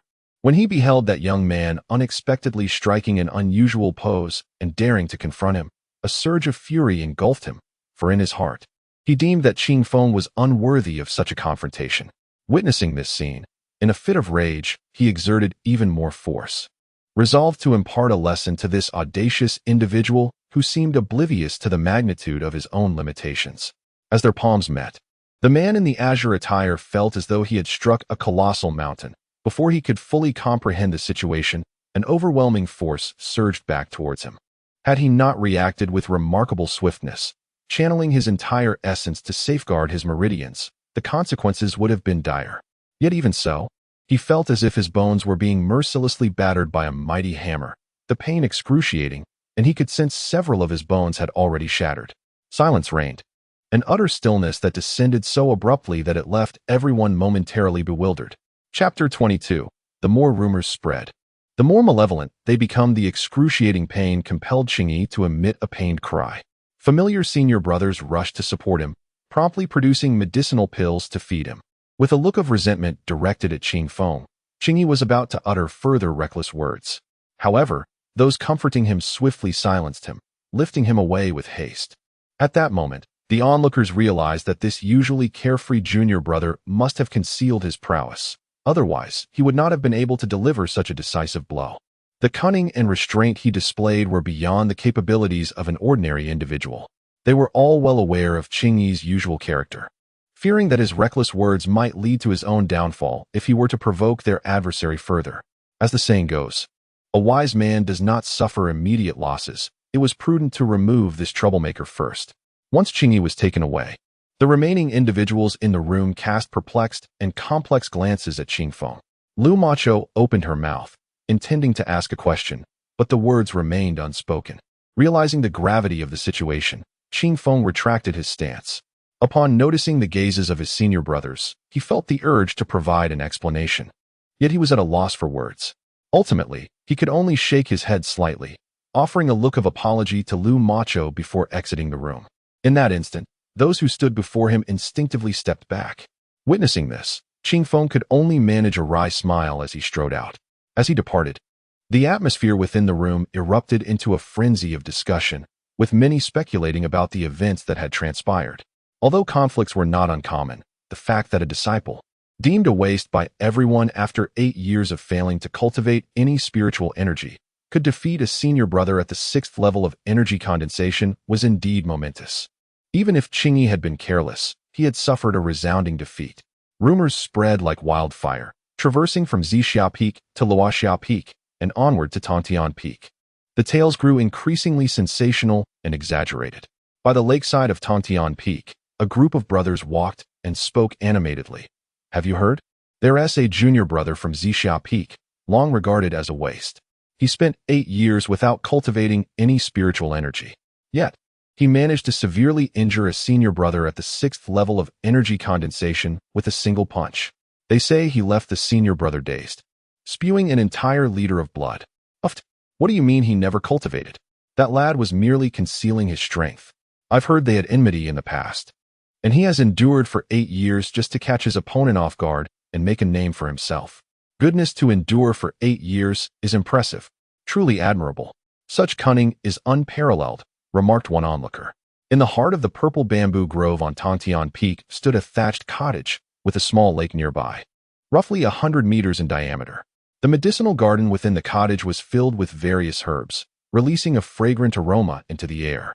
In the courtyard, an ancient apricot tree stood majestically, beneath which a small table and 2 chairs were arranged in the cool shade.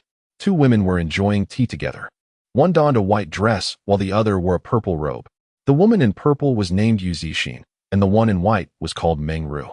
Sister, have you heard about the recent major event? The white-clad woman inquired. Yu Zixin cast a puzzled glance her way and began to shake her head. You've come running this early just to tell me some significant news? Hee, of course not. I merely came to see you. It's been quite a while. And I naturally missed you, Meng Ru replied. When did you become so gossipy? Do share what has happened. I'm quite familiar with your antics. Instead of being offended by Yu Zixin's remarks, Meng Ru chuckled, teasingly retorting that Yu Zixin underestimated her. She then continued, There's been explosive news from Zixia Peak. You won't believe it. A disciple who has just reached the 1st level of qi condensation defeated a senior brother at the 6th level, leaving him battered and bloodied. Upon hearing this, Yu Zixin, who typically shunned idle gossip, felt a flicker of surprise and immediately pressed for details. Noticing Yu Zixin's newfound interest, Meng Ru animatedly began to elaborate on the scene, embellishing it with vivid imagery. Meanwhile, Qing Feng had unwittingly risen to fame, yet remained oblivious to the uproar surrounding him. For the past few days, he had secretly retreated to Luoxia Peak to practice the 1st layer of the body dominance technique. At the back of Luoxia Peak, a waterfall cascaded down from a height of 100 meters, crashing into a modest pool below. Qing Feng positioned himself on a stone, adopting an unusual stance to embrace the waterfall's relentless force. He had never anticipated that such a gentle element as water could unleash such tremendous power. Initially, he was swept away before he could even assume his stance. Although he eventually managed to stand firm, he would soon find himself buoyed and swollen by the water's might. Fortunately, after several days of rigorous training, he gradually adapted, and while assuming that peculiar stance, he began to sense waves of spiritual energy manifesting within him. Thus, as he practiced alongside the Great Sun Luoxia technique, he reaped unexpected benefits. At Zixia Peak, Qingji gazed incredulously at Qingyi before him. You claim you felt a force akin to 10,000 pounds bearing down upon you, striking like a mountain, he mused. Over the past few days, Qingyi had regained much of his strength, no longer resembling the disheveled figure of that day. Upon hearing Qingji's skepticism, he responded with unwavering conviction, It is indeed true. That force was beyond 10,000 pounds. I suspect the demise of our sect's golden horned silver snake is inexorably linked to that lad. Observing Qingyi's somewhat contorted expression, Qingji felt a pang of confusion. He could not fathom how one labeled as a waste could suddenly become so formidable. He recalled how, on that fateful day, Qingyi leaped into the abyss. If he had possessed such strength then, why did he not retaliate against the 2 assailants? After much contemplation, he began to harbor doubts. Given the circumstances at the time, it seemed nearly impossible for him to have survived such peril. Yet now, he thrived, brimming with vitality and possessing extraordinary skills. Surely, he must have encountered some fortuitous event beneath that precipice, or perhaps the demise of the golden-horned silver serpent was intricately linked to him. It was not beyond reason to suspect that he may have been the architect of their demise. As these thoughts coursed through Qingji's mind, his excitement intensified. If he could unveil the perpetrator who had harmed the golden-horned silver serpent, the sect would undoubtedly reward him generously. The mere contemplation of this prospect heightened his fervor. Observing Qingji's animated expression, Qingyi could not help but feel a sense of disdain. In truth, he had already contemplated these matters. However, would anyone believe him if he voiced such thoughts? The humiliation he endured had become public knowledge throughout the entire sect, an affront of unparalleled disgrace. If he did not seek retribution, how could he maintain his standing within the sect? Thus, he schemed to ensnare Qingji in his machinations. Chapter 23. Capturing the tale of Qing Feng has spread like wildfire, taking on an increasingly sinister tone. In no time, even some elders within the sect have caught wind of the matter. Lu Qingshan, the master of Zixia Peak, had recently emerged from his secluded meditation when he received a report regarding this affair. The informant was none other than Qingji. Naturally, Qingji dared not reveal the details of his earlier coercion of Qing Feng. Instead, he embellished the account, claiming that Qing Feng had suddenly become exceptionally powerful, akin to a prodigy, and speculated that there must be an underlying reason. He mentioned that Qing Feng's location was in close proximity to the golden-horned silver serpent, and suggested that the recent surge in Qing Feng's cultivation might be linked to the serpent's demise. Qingji's insinuation of a connection between Qing Feng and the golden-horned silver serpent piqued Lu Qingshan's suspicion. Given the gravity of the situation, Lu Qingshan could not afford to be negligent. He immediately instructed Qingji to summon Qing Feng without delay. Sensing the success of his cunning scheme, a smile crept across Qingji's lips. He hastened to locate Qing Feng, contemplating that should Qing Feng dare to defy his summons, he would seize the opportunity to inflict severe injury upon him. Qingji was resolute. This time, he would hold nothing back. Qing Feng, even if you are a prodigy, you shall learn that the second brother of Zixia Peak is not to be trifled with. Furthermore, he was curious about what trials Qing Feng had endured beneath the pit. After a day of rigorous training, Qing Feng felt his powers advancing, his strength seemingly augmented. He had gradually acclimatized to the waterfall's force, extending his endurance from mere breaths to several hours. Observing his physique, he noted the firmness of his neck, the development of his muscles, and his well-defined contours. His skin was taut and marble-like in its whiteness, shimmering under the sun's rays as if emitting a soft glow. Clad in his garments, he bent his legs slightly and, with a gentle exertion, leaped from the waterfall. Hunger gnawed at him, signaling the need to return home for a meal. Thus, he set off. The scenery at Luoxia Peak was breathtaking, with a meandering stream cascading down the mountainside, threading its way through the entire range. Ethereal birds flitted about while deer roamed freely, and the stream occasionally revealed darting black fish. This place seemed far superior to Zixia Peak, with a greater number of disciples visible. It was not uncommon to see individuals soaring through the skies on swords, igniting a deep envy within him, as he sincerely wished for the day he could do the same. Alas, his current magical prowess was limited, and he had no notion of the time required to cultivate to the 6th layer of qi. Dismissing such thoughts, he quickened his pace. Fortunately, Zixia Peak was not too distant from Luoxia Peak, yet he still found himself running for over half an hour. Upon arriving at his courtyard, he rushed to the water vat and began to drink deeply. Suddenly, he sensed a presence behind him. Turning around, he focused his gaze to find a figure with arms crossed, exuding an air of arrogance. It was none other than Qingji. Second brother? Humph, Qing Feng. Do you still recognize your second senior brother? It is truly unexpected that someone of your stature harbors such profound schemes. Speak swiftly. What ulterior motives have you brought into our sect? You have demonstrated remarkable restraint until now. I advise you to confess honestly what you intend to achieve by lurking in our Zixia Peak and how you have harmed the golden-horned silver serpent. At that moment, Qingji's piercing gaze seemed to ensnare the soul, as if he were ready to devour him whole. Qing Feng felt an unsettling haze envelop his mind, nearly confessing that it was not intentional. Fortunately, at that instant, his purple mansion began to operate autonomously, a surge of spiritual energy rushing toward his spirit platform, awakening him immediately. Looking at Qingji, he broke into a cold sweat, his heart filled with dread. He thought to himself how truly despicable this second senior brother was, resorting to such vile tactics against him. Just moments ago, he had clearly employed a spell capable of ensnaring the spirit. It was only due to his timely cultivation of the grand sunsetting glow technique that he had escaped his clutches. Will you not confess quickly? Qingji's tone grew more menacing, his eyes radiating intimidation. Qing Feng steadied his mind and retorted with a scoff. Second senior brother, please do not slander me. I cannot comprehend what you are saying. Qingji regarded him with a cold smirk, having observed his earlier demeanor, and was now nearly convinced that this young man was indeed connected to the demise of the golden-horned silver serpent. Qing Feng, how long will you continue this charade? Others may be oblivious, but I know you all too well. Do you truly believe you can deceive everyone? Remember when you leapt into the abyss? I thought you were destined for demise, yet here you stand today. What's more, after your return, the golden-horned silver serpent perished. You, who had shown no cultivation, managed to strike Qingyi to the point of bloodshed with a single blow. Everything is becoming clear. Now, all I require is for you to divulge what you discovered in that abyss and how you brought about the serpent's death. Perhaps I will plead with Master for your mercy and spare your life. Nonsense. Qingji, you forced me to leap from the cliff. I have yet to settle that score with you. You dare to accuse me first, and with such a demeanor.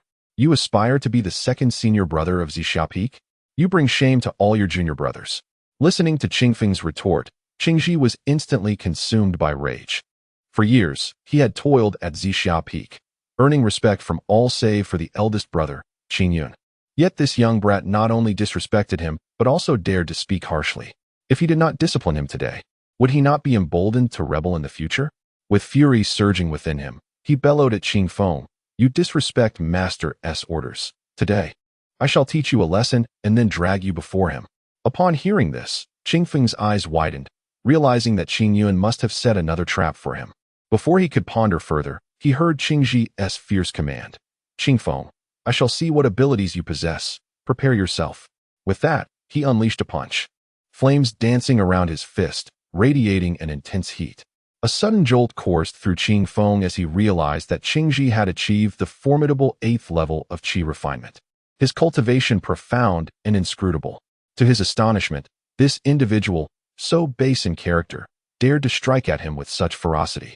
In that moment, Qingfeng understood that he was no match for his opponent. Yet, fleeing was not an option he entertained. He resolved to fight, to defend his dignity, even at the cost of grave injury. Simultaneously, he unleashed a powerful punch, enveloped in a layer of azure light. With a thunderous crash, both Qingfeng and Qingji staggered backward. Each was taken aback. Although Qingji had heard of Qingfeng's sensations from the green attire, he had merely dismissed them as exaggeration. However, after this tentative exchange, he too experienced the same sensation, akin to striking steel. Furthermore, he was inwardly alarmed, never having anticipated that a single individual could possess such divine power without resorting to magical forces. Qingfeng's blow had an astonishing might, exceeding 10,000 pounds. Had Qingji not been prepared, he would have surely fallen victim to it. Truly, this person was exceedingly treacherous.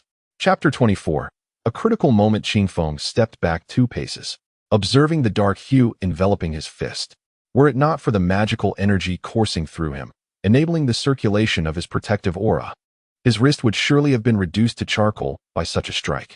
At this moment, he gained a deeper understanding of the formidable nature of cultivators. Nevertheless, he secretly rejoiced, pondering that if this cultivator were to engage him directly, it seemed unlikely he would gain a significant advantage. Of course, he had not exerted his full strength earlier. He merely sought to gauge the prowess of this 8th-level consummate practitioner. "You truly have exceeded my expectations," Qingji mused. "I did not anticipate your strength to be so formidable. It appears you have indeed acquired something extraordinary below." Until now, Qingji had firmly believed that the boy must have encountered a fortuitous opportunity to attain such power. Qingfeng remained silent, casting a cold glance in his direction. With a disdainful snort, Qingji made a swift gesture with one hand, summoning a flying sword that soared forth with a whoosh. "Let's see just how powerful you are, and whether you can withstand a strike from my sword." As he spoke, he brought his fingers together and unleashed a sword incantation. The flying sword momentarily flickered in front of him before transforming into a streak of light, hurtling rapidly toward Qingfeng. In the blink of an eye, Qingfeng felt an overwhelming pressure bearing down upon him. It was his first encounter with a sword attacking a person, leaving him without a strategy to counter it. He could only evade with a swift sidestep. However, the flying sword pursued him like an insatiable leech, relentlessly closing in regardless of his attempts to dodge. Seeing the razor-sharp sword light, Qingfeng gritted his teeth and drew the machete he carried. With a resounding clash, the two met, sparking a multitude of dazzling sparks. Yet, Qingfeng was unprepared for the sudden flash of light on the sword's blade, which released a burst of sword energy that struck him directly.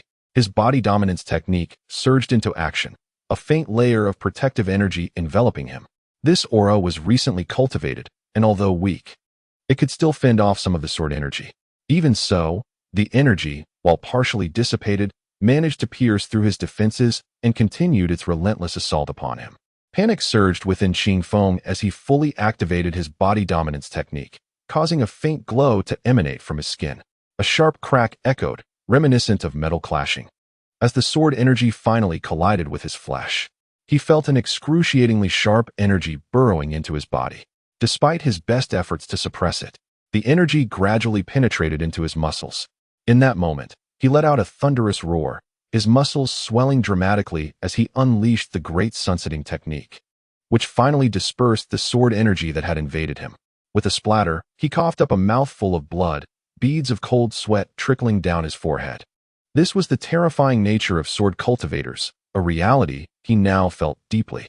The sword energy that had just pierced his body, though dissipated, still managed to infiltrate him, causing some damage. Fortunately, the refined purple chi within his Zifu erupted, completely annihilating the remaining sword energy. Despite this, he had sustained considerable harm. Qingji, observing this, let out a cold snort. He had anticipated that his strike would severely wound his opponent, yet Qingf Ing had withstood his thunderous blow, leaving Qingji feeling humiliated, his face ablaze with shame. As a practitioner at the pinnacle of the 8th layer of qi condensation, merely a step away from foundation establishment, it was disgraceful that he could not subdue a disciple who had only just begun to tread the path of cultivation. The thought of this spreading would tarnish his reputation beyond repair.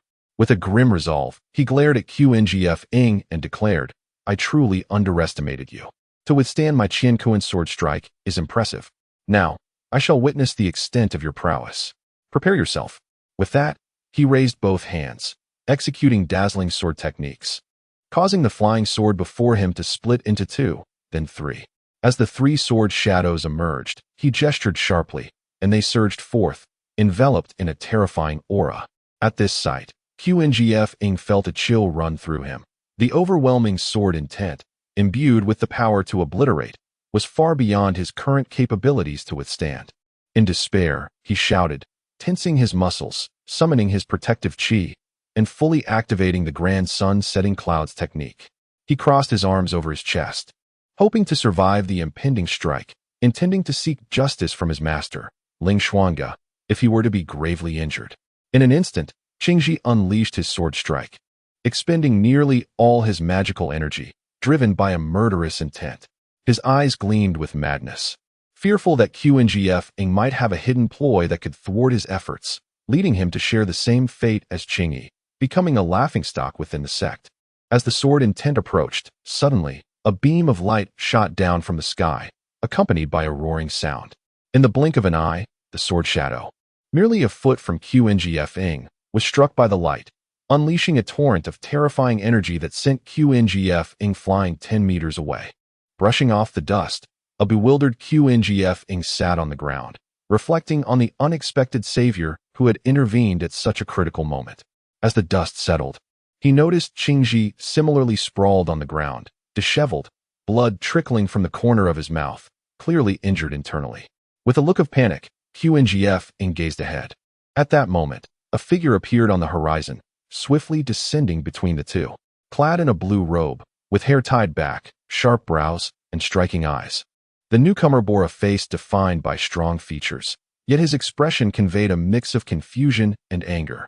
After a moment, Qingf Ing recognized this person as his senior brother, Qingyun, whom he had not seen for several years.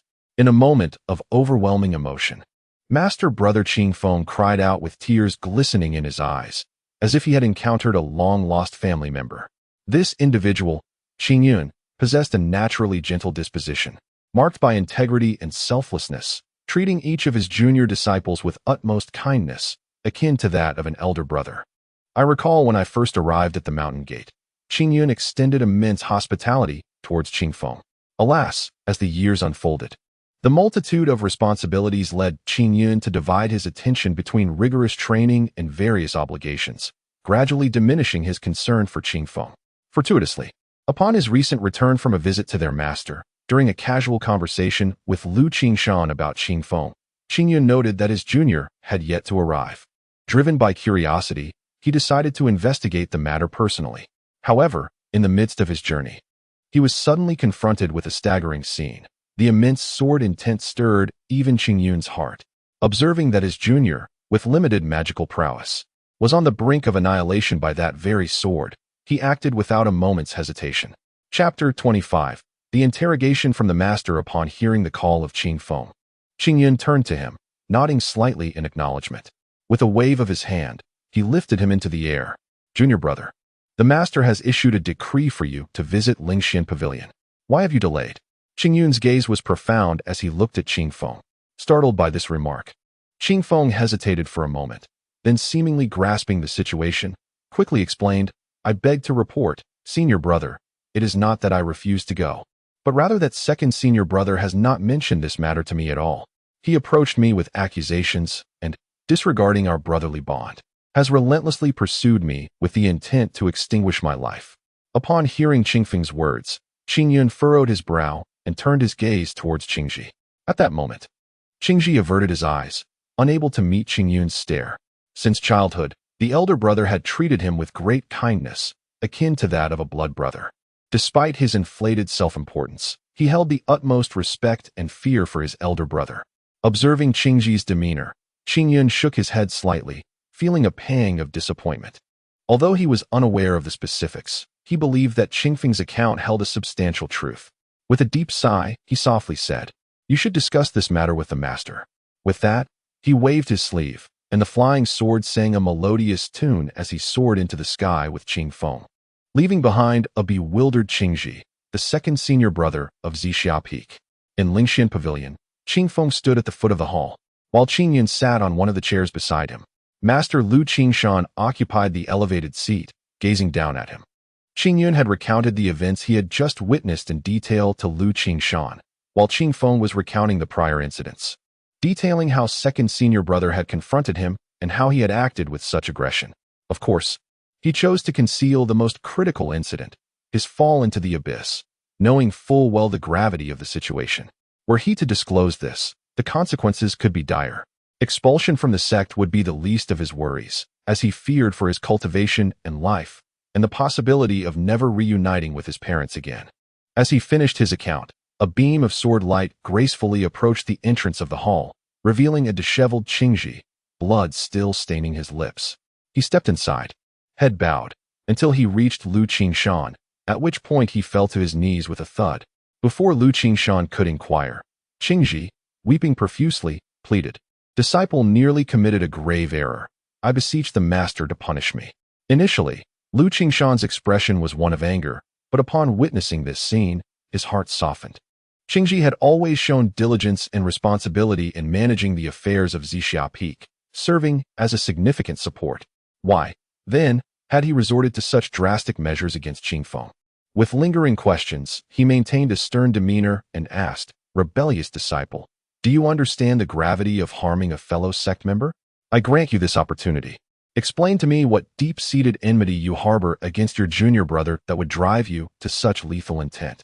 Seeing this unfold, Qing Feng felt a wave of disdain. The second senior brother of Zixia Peak, so shamelessly adept at theatrics, was truly a sight to behold. As Qingji began to recount the circumstances, he refrained from mentioning the incident where he had forced Qing Feng down into the abyss for the sake of the cleansing spirit flower. After all, should that matter come to light, given his master's temperament, he would likely face severe repercussions. He firmly believed that the matter concerning the golden-horned silver serpent was indeed related to Qing Feng, and he surmised that Qing Feng would not dare to bring it up. He slowly narrated that his initial intention was to summon Qing Feng for inquiries, but upon seeing him, he was reminded of the recent events involving his junior brother in azure robes. On a whim, he decided to test whether Qing Feng was truly as formidable as the rumors suggested, thus concocting a pretext to engage in combat. In truth, he harbored a personal motive to teach this young man a lesson on behalf of his junior brother. However, during their confrontation, he realized that his junior brother possessed extraordinary strength, making it impossible for him to prevail in a physical clash. As a result, he resorted to employing sword techniques. Yet to his dismay, even unleashing a powerful strike failed to inflict any harm. At that moment, fear gripped his heart. He dreaded the thought of the news spreading that he had been bested by his junior brother. Such a revelation would tarnish his reputation, rendering him a laughingstock among the entire sect. Overwhelmed by these thoughts, a dark urge arose within him, prompting him to unleash an unparalleled technique in a fit of rage, driven solely by the desire to reclaim his lost honor. In that fervent moment, he completely forgot to consider whether his junior brother could withstand his assault. Fortunately, his senior brother intervened just in time, preventing a grave disaster. It was then that he realized his folly, filled with regret and profound anxiety. After listening to Qingji's account, Lu Qingshan turned to Qing Yun, and they exchanged a glance, both letting out a sigh. Upon hearing Qingji's words, Qing Feng felt a deep disdain within himself. Yet he dared not voice any objections. He feared that in a moment of agitation, Qingji might reveal the intricacies of their shared past, leading to a situation he could not possibly clarify, even with two mouths.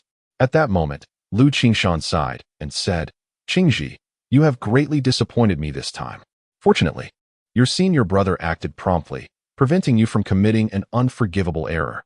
However, despite this, you may escape death, yet you cannot evade punishment. No matter how many reasons you present, they cannot erase the impending reality. To uphold the regulations of our Zixia Peak, I hereby announce your punishment." Despite having mentally prepared himself, Qingji felt an overwhelming sense of trepidation upon hearing these words. His master was known for his integrity and selflessness, and he upheld strict principles. Detesting evil with fervor, he feared that, disregarding their years of master-disciple bond, he might cruelly cast him into the abyss, stripping him of his cultivation. Thus, he raised his head, gazing imploringly at his master, hoping for leniency due to their shared history. Just as Lu Qingshan was about to speak, a melodious and ethereal voice emerged from behind, saying, "Qingshan, please hold on. May I have a word?" The others turned to see a graceful figure emerging from the side door of the back hall. She stood tall and poised, exuding an indescribable aura. "You're Master Mistress," the group exclaimed almost in unison. Luo Yu nodded at them, surveying the scene before her, before turning her gaze towards Qing Feng and Qingji. At this moment, Lu Qingshan spoke. What brings you here? Do you not see that I am occupied with important matters?" His tone was somewhat stern, yet appropriately so, imbued with a hint of reproach and perplexity. Luo Yu cast him a sideways glance, followed by a slight shake of her head, and then remarked, "Qingji, you are quite foolish. Inflicting harm upon one's fellow disciples is a grave transgression. How can you bear to injure your junior brother?" Upon hearing her admonishment, Qingji immediately wore a remorseful expression and said, "Disciple acknowledges my error. I was momentarily confused, and I assure you that I shall never commit such an irrational act again. I implore you, esteemed teacher, to grant me another opportunity." As he spoke, tears streamed down his face, revealing a visage of genuine contrition. Chapter 26. A plea from the master's wife. As Luo Yu gazed upon Qingji's countenance, a sigh escaped her lips. She continued, "Qingji, dear Qingji, you have indeed disappointed both your master and your master's wife this time. However, considering your years of diligent and selfless service in managing the affairs of Zixia Peak, your master's wife, moved by your impulsive mistake, has decided to impose a punishment of 3 years of solitary reflection at the wall of regret, enduring the torment of the biting winds. Unacceptable." Lu Qingshan's voice erupted with indignation upon hearing this penalty. "Luo Yu, you have gone too far. As the master's wife, you must lead by example and administer justice fairly, so that all disciples may be convinced. How can such a punishment reflect fairness and justice? How can it earn the respect of Qing Feng and the other disciples in the future?" Lu Qingshan's fervor escalated, his voice rising in intensity. In response to his words, Luo Yu turned her gaze to Qing Feng, gently articulating, "Qing Feng, your senior brother Qingji has committed a grave error and should rightfully face severe consequences. Yet, a wayward son returning is worth more than gold. He has devoted years of hard work to achieve this level of skill. As a compassionate master's wife, I cannot bear to be unduly harsh. However, should you feel this matter is unjust and believe he warrants a harsher punishment, I shall defer to your judgment. What say you?" At her words, the hall fell into a hushed silence as all eyes turned toward Qing Feng. He surveyed the assembly, internally grappling with the notion that the penalty was indeed lenient. Nevertheless, given the master's wife's stance, he found himself unable to refuse. A sense of discomfort settled within him, realizing the master's wife was clearly advocating for Qingji. Yet, he recalled her benevolence, having treated all her disciples as her own, and remembered the care she had shown him upon his arrival. After all, Qingji had grown up under her watch. Furthermore, a flicker of anxiety crossed his mind. He feared that Qingji, in desperation, might reveal secrets regarding his past fall from the cliff. leading to a thorough investigation that could unearth the tragic events involving the Golden Horn and Silver Snake. At such a moment, even 100 explanations would be inadequate. With this thought, he gradually found peace within himself. The Master's wife acted in accordance with human nature, seeking to spare the Master from difficulty and to provide her with solace. It seemed prudent to grant her this favor. He nodded and spoke, "Master, I am fortunate that my senior brother intervened in time. I am not gravely affected by this incident. If my second senior brother is truly repentant, the severity of the punishment matters little to me. I have no objections to any consequences and will fully accept the decisions of my master and the Master's wife." Upon hearing Qing Feng's words, Luo Yu felt a surge of joy, admiring the vastness of his heart. However, Lu Qingshan's expression darkened as he turned his icy gaze upon Qing Ji, coldly declaring, "Humph, ungrateful disciple. Do you not hasten to express your gratitude for your junior brother's kindness?" Faced with this reprimand, Qing Ji could only concede, his heart brimming with reluctance, yet unable to betray even a hint of it upon his countenance. He gazed at him with a face full of gratitude and said, "Thank you, junior brother, for your forgiveness. I am deeply ashamed, and during this period of reflection, I shall earnestly repent and strive for renewal." Observing Qingji's demeanor, Qing Feng found it difficult to discern whether his words were truly heartfelt or merely spoken out of obligation. He could only nod gently, sincerely hoping that he would honor his words and not exhibit duplicity in the future. With this matter resolved, Lu Qingshan, wishing to ensure that Qingji was genuinely convinced, did not allow him to leave immediately, but instead had him remain as an observer. Qing Feng then articulated the thoughts he had long contemplated in response to Lu Qingshan's inquiries. When everyone learned that he had spent 8 years mastering the first level of body refinement to perfection, they could not help but feel a mix of admiration and pity. On one hand, they acknowledged the remarkable perseverance of this individual, while on the other, they deemed him rather foolish. However, when he proclaimed that he could fell a tree as thick as a person's embrace with a single stroke of his bamboo sword, a glimmer of brilliance shone in his eyes. He then revealed even more astonishing news, claiming that his strength had surpassed 20,000 pounds, nearly leaving Lu Qingshan agape in disbelief. Given Qingyun's current cultivation, he could only manage to lift just over 20,000 pounds under optimal conditions. And yet this disciple had not even reached the second level of qi condensation. It was truly hard to believe he was not some sort of prodigy. Finally, he disclosed that just days prior, he had successfully cultivated his protective aura, which left everyone in utter astonishment. This protective aura was not something easily attained. Many formidable practitioners dedicated decades, or even centuries to achieve such a feat. For someone at merely the second level of body refinement to accomplish this was nothing short of extraordinary. They pondered the implications. Once he perfected the first level of his divine skill, would he not become impervious to blades and spears? At this revelation, Lu Qingshan felt a stirring in his own heart, questioning whether he too should engage in further cultivation. In conclusion, Qing Feng expressed that he felt his strength was continually advancing. Yet he was uncertain if this was due to the practice of the dominant body technique or some inherent quality within himself. Both Lu Qingshan and Luo Yu were unable to provide clarity on this matter, advising him instead to focus on his cultivation and to seek guidance from his master whenever he encountered difficulties. Additionally, they presented him with a token, granting him access to the scripture pavilion atop Tongtian Peak, where he might explore various techniques and methods for cultivation. Although it was rare to hear of anyone successfully cultivating both physical and magical arts, he was encouraged to give it a try. In a gesture of compensation, perhaps stemming from a sense of fairness, the Master's wife discreetly handed him a small package upon his departure. To his surprise, it contained 10 precious spiritual stones, a truly valuable resource for cultivation. In that moment, he found it in his heart to forgive her, for he had previously felt she had been unjust. At the pinnacle of the back mountain of Tongtian Peak, there lay a sheer cliff, perpetually buffeted by fierce winds that could gnaw at one's flesh and bones. To endure such conditions for an extended period was an agonizing ordeal. Here, Luo Yu gazed at Qingji before him, speaking in a gentle voice. "Qingji, every individual must bear the consequences of their misdeeds. The mistress hopes that you will take this punishment to heart and sincerely reflect upon your actions." Upon hearing these words, Qingji's eyes brimmed with tears. He understood that although the circumstances were dire, they were far more bearable than facing the master's severe reprimand. For many years, the mistress had refrained from intervening in the disciples' punishments, and he could hardly fathom the resolve it must have taken for her to openly contradict the master on his behalf. Gratefulness welled up within him as he bowed deeply to the mistress, taking in her kind visage and compassionate gaze. He nearly divulged the entire truth of the matter, but hesitated at the precipice of confession.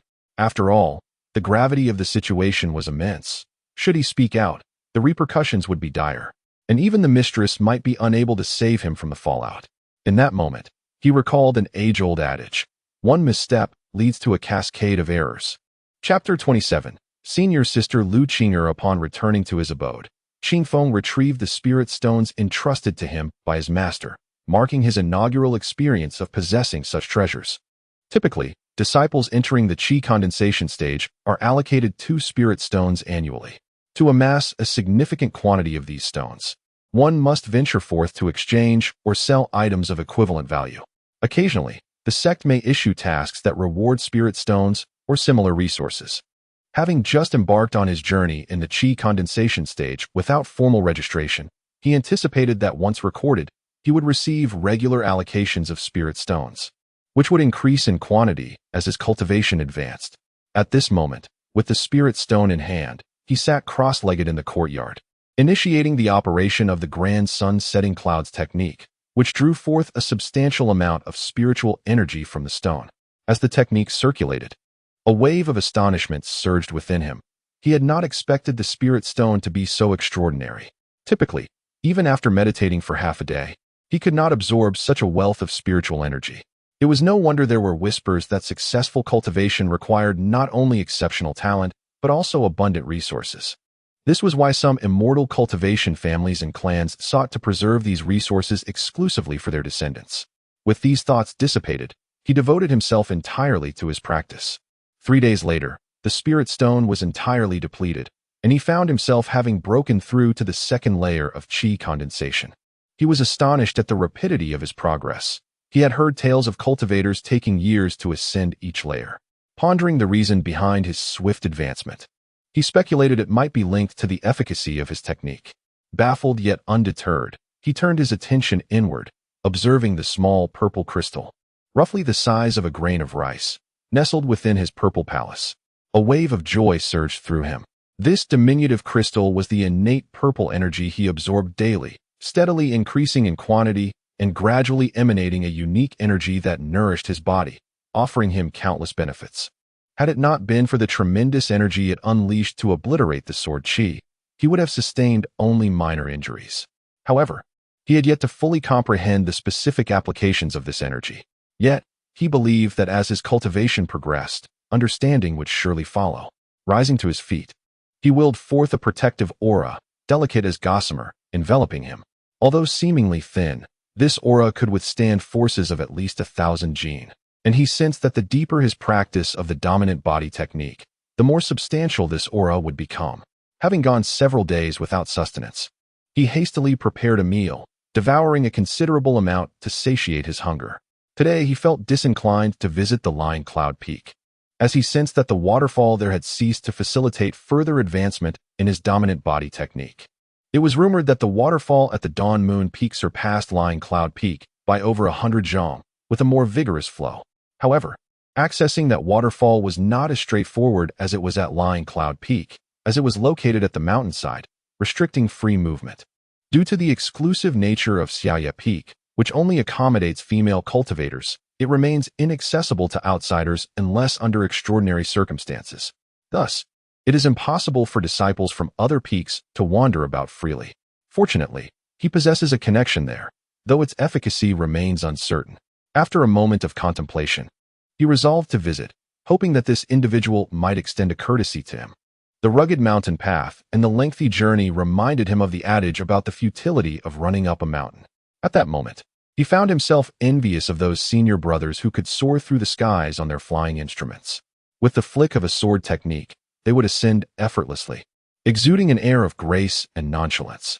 Alas, he could only rely on his 2 legs for travel, which, while not exhausting for him, required a considerable amount of time.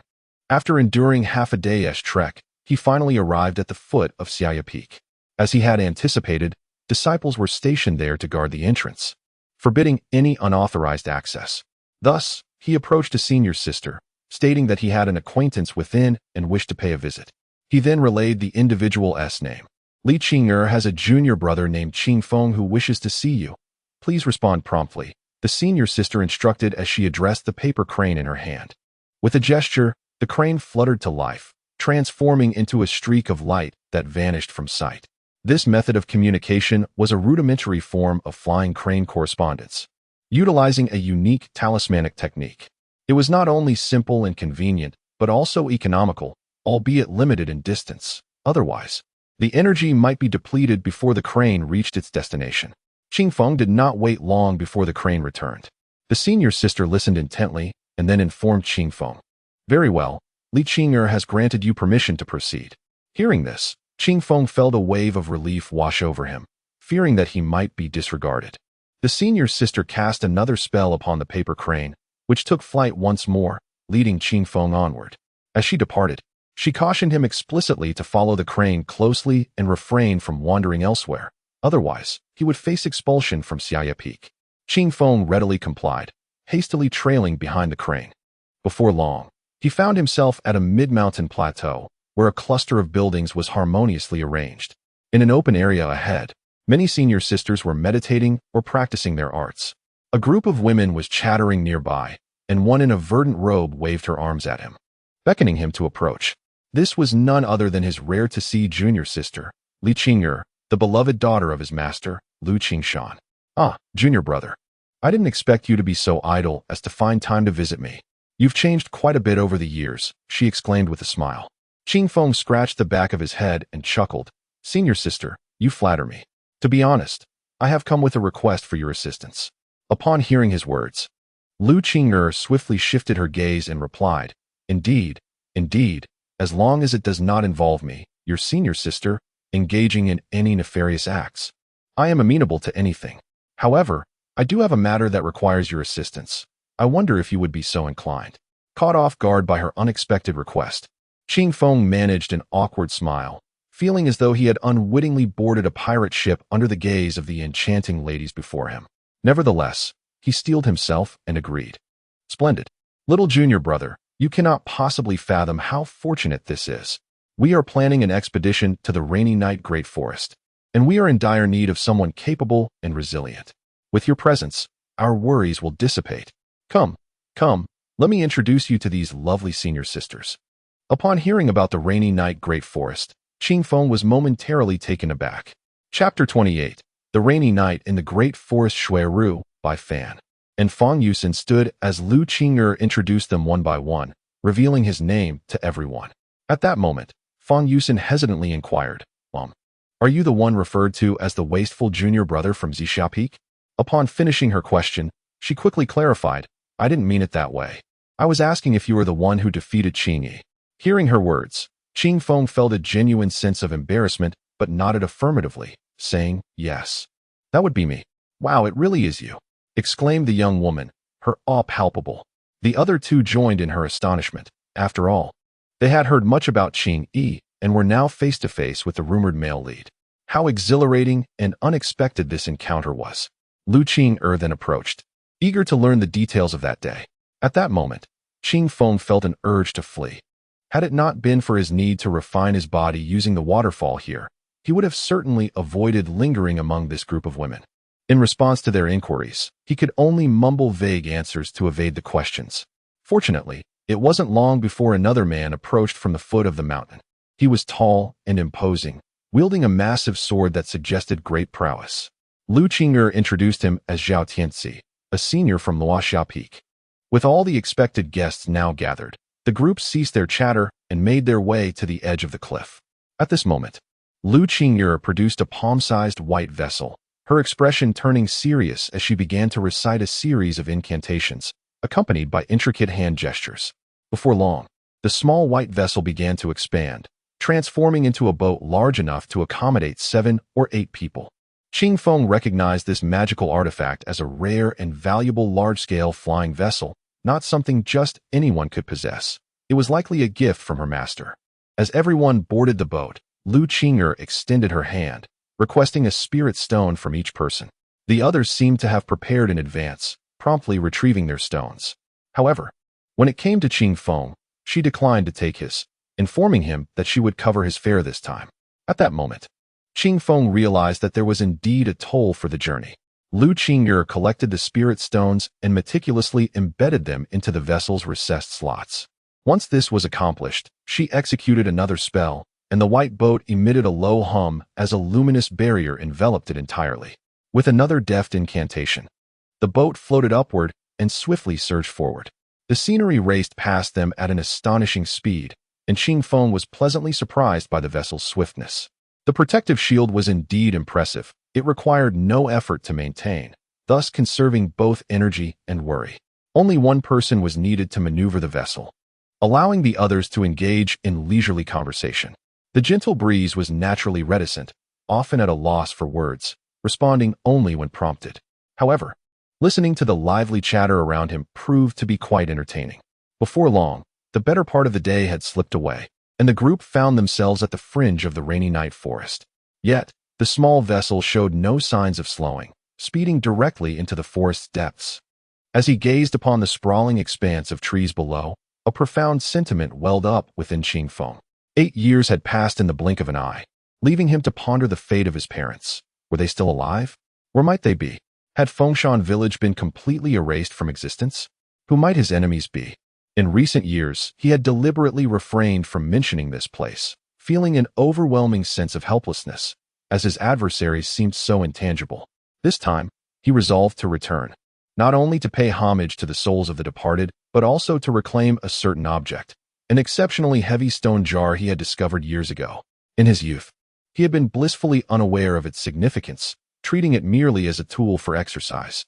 Yet now, the thought of that jar filled him with curiosity. It could not possibly be an ordinary artifact, given its weight, which far exceeded that of a typical stone jar. He yearned to take it back for further investigation.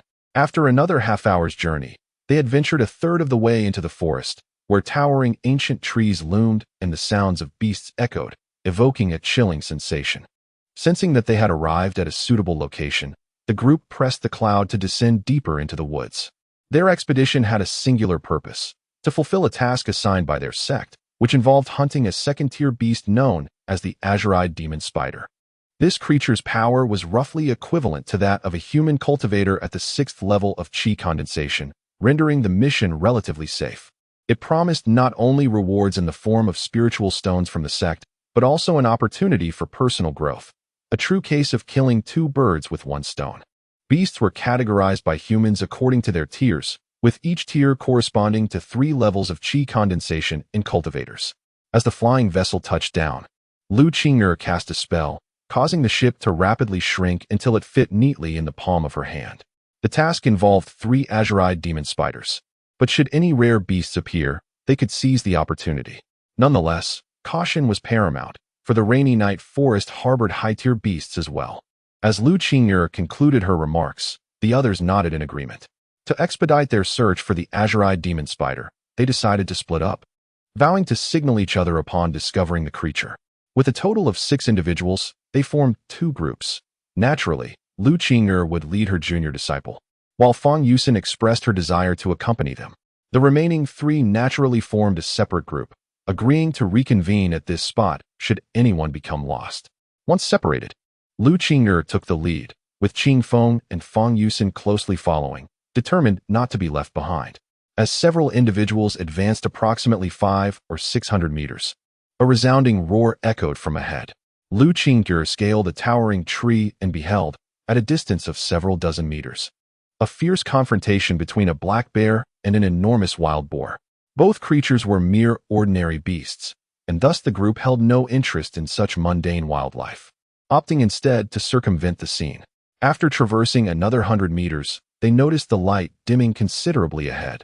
The trees here were grander and more imposing, their dense canopies interlocking seamlessly. Sunlight scarcely penetrated this area, enveloping it in an even deeper gloom. Vibrantly hued flowers of immense size and towering mushrooms, exceeding a person's height, proliferated as they ventured further inward, revealing a world that grew increasingly magnificent. "What is that?" Lu Qing'er exclaimed, pointing towards the space between the trees. The remaining two companions gazed upward, momentarily struck dumb by the sight before them. Chapter 29. The coxcomb golden-winged serpent before them stood a diminutive tree, its fiery red bark reaching a height comparable to that of a person. Atop its branches hung 3 pale yellow fruits, glimmering with an ethereal light that suggested they were anything but ordinary. To be frank, both Fang Yusin and Qing Feng found it hard to believe their eyes, utterly astonished by their fortuitous discovery upon entering this place. As they marveled at their luck, a sudden unease gripped Qing Feng. He scanned the surroundings, sensing an inexplicable disquiet. Cautiously, he inquired, "Do any of you feel that something is amiss?" The words hung in the air, causing the two women to pause momentarily before they too began to sense an unsettling stillness. Why was it so eerily quiet, given the presence of such treasures? Where were the wild beasts? Indeed, something felt decidedly off. Upon hearing Fang Yusin's observations, Lu Qing'er nodded in agreement. "Yes, it is unusually silent here. Unlike the cacophony of birdsong and beastly roars we encountered earlier. I have heard from my senior brother that powerful, malevolent creatures often guard valuable treasures. This fruit tree certainly appears extraordinary. Do either of you recognize it?" Lu Qing'er shook her head, and Fang Yusin echoed her uncertainty, acknowledging their limited experience, having only ventured out occasionally for tasks. Fixated on the tree, Lu Qing'er quickly stated, "Let us not dwell on other matters. Look, there are precisely 3 fruits on that tree, perfectly suited for us to share. Though they may not seem fully ripe, they should still possess substantial medicinal properties." Without waiting for a response, she boldly advanced towards the tree, reaching out to seize the fruits. "Stop!" Qing Feng attempted to intervene, but it was too late. In an instant, Lu Qing'er was at the base of the tree, her hand poised to grasp the coveted fruits. Just as she was about to claim her prize, a gust of wind surged forth, accompanied by a foul stench, as a massive shadow descended from the heavens, lunging towards Lu Qing'er with a gaping maw. With remarkable reflexes, Lu Qing'er retracted her hand, clutching the 3 fruits tightly, and leapt aside, narrowly evading the creature's vicious bite. A furious roar erupted, echoing across the landscape, sending tremors through the bodies of countless lower-tier beasts, instilling them with terror. "What is happening?" A nearby group, alerted by the roar, became alarmed, cautiously scanning their surroundings. After a moment of tense silence without any sign of danger, they gradually relaxed, yet their reverence for the forest deepened. The piercing roar left Qing Feng and the others momentarily dazed, only to be met with an overwhelming pressure. It was then that they beheld a serpent, measuring an astonishing 10 zhang in length, adorned with a head resembling a coxcomb, its eyes filled with venomous malice directed at them. "The coxcomb golden-winged serpent," Fang Yusin exclaimed in terror. "Fortunately, it has not developed golden wings, its power still within the 3rd tier. Otherwise, we would surely be doomed." As soon as Lu Qing'er finished speaking, the enormous black serpent opened its gaping maw and lunged at her. Gripping her sword technique, she unleashed a blade that soared forth, striking the serpent's body. The sound of cracking resonated as the flying sword met the serpent's scales, producing sparks yet failing to penetrate its flesh. Lu Qing'er found it cumbersome to hold the fruit, so she casually tossed it to Qing Feng, instructing him to stow it away. Swiftly, Qing Feng accepted the fruit and produced a small box to contain it, reasoning that the die was cast, and there was no turning back. The coxcomb golden-winged serpent, noticing this, shifted its gaze toward Qing Feng. At that moment, Fang Yusin also drew her sword and charged forward to engage the colossal serpent. In the midst of battle, she shouted for Qing Feng to retreat, urging him not to allow the beast to close in on him. Although both women were aware of Qing Feng's previous victory over the Qing Yi, they surmised that it was only due to the latter's carelessness, compounded by the boy's peculiar strength that had led to such an outcome. Moreover, from Lu Qing'er's words, Fang Yusin understood that he practiced body-refining techniques, an external skill that cultivators regarded with disdain. No matter how grandly he spoke of it, it held no market value in their eyes. Thus, she could not bring herself to acknowledge his cultivation. Qing Feng, obediently, took cover, sensing that this was not a situation in which he could participate. After all, the two women could attack the serpent solely with their flying swords. To assist would require close combat, a matter of life and death, and the serpent's massive form was dizzying to behold. In his heart, He believed that even with an additional 20,000 pounds of strength, it would be a formidable challenge to defeat such a behemoth. Amid the fierce struggle, Lu Qing'er and Fang Yusin began to feel increasingly fatigued, for the serpent was remarkably resilient and occasionally exhaled searing flames.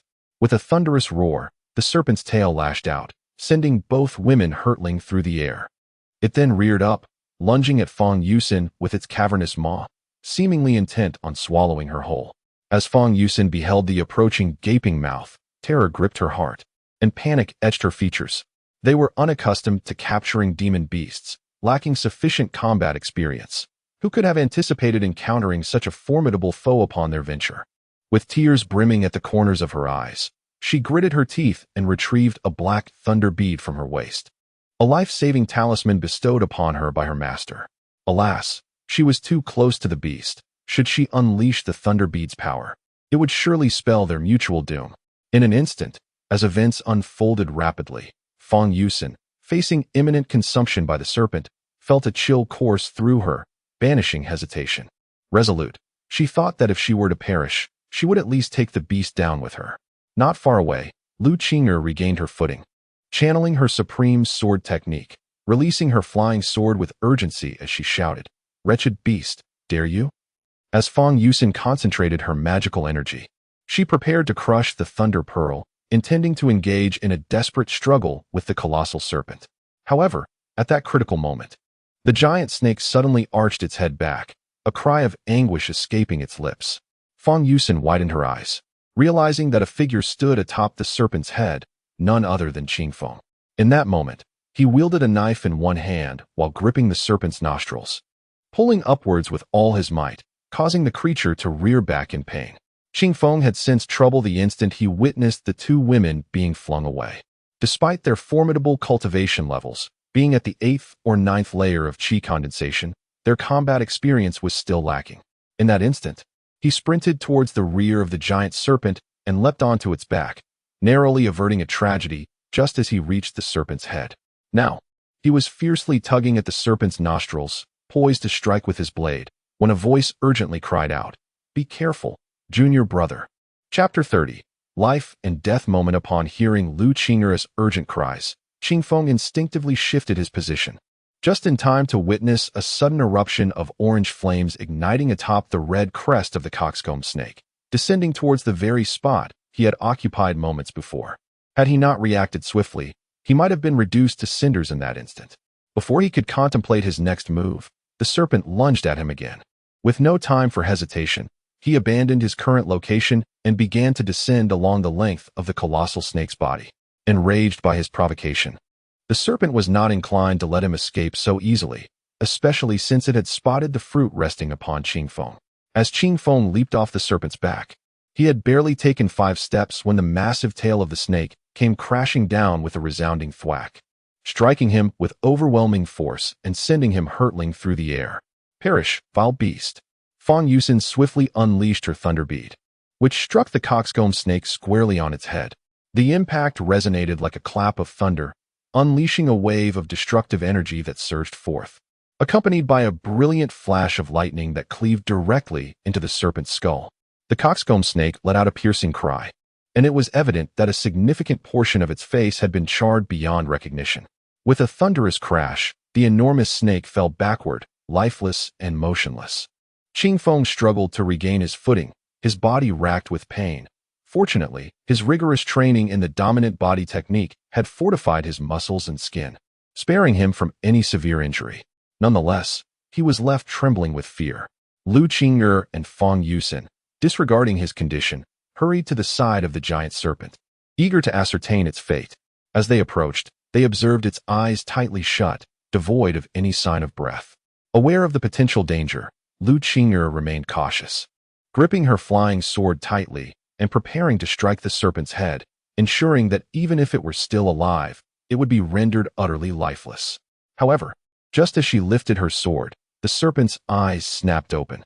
With a sudden roar, it expelled a torrent of flames from its mouth, violently propelling the two women away. Had they not possessed some degree of foresight, their demise would have been certain. Even so, both Lu Qing'er and Fang Yusin were severely injured and collapsed to the ground. The serpent, now fully upright, seethed with rage, letting out a furious howl before charging towards the two humans, intent on devouring them to assuage its wrath. Qing Feng was momentarily stunned, unable to fathom that this beast possessed such intelligence. As the colossal snake neared the women, he felt an urgent need to intervene, though he feared it might be too late.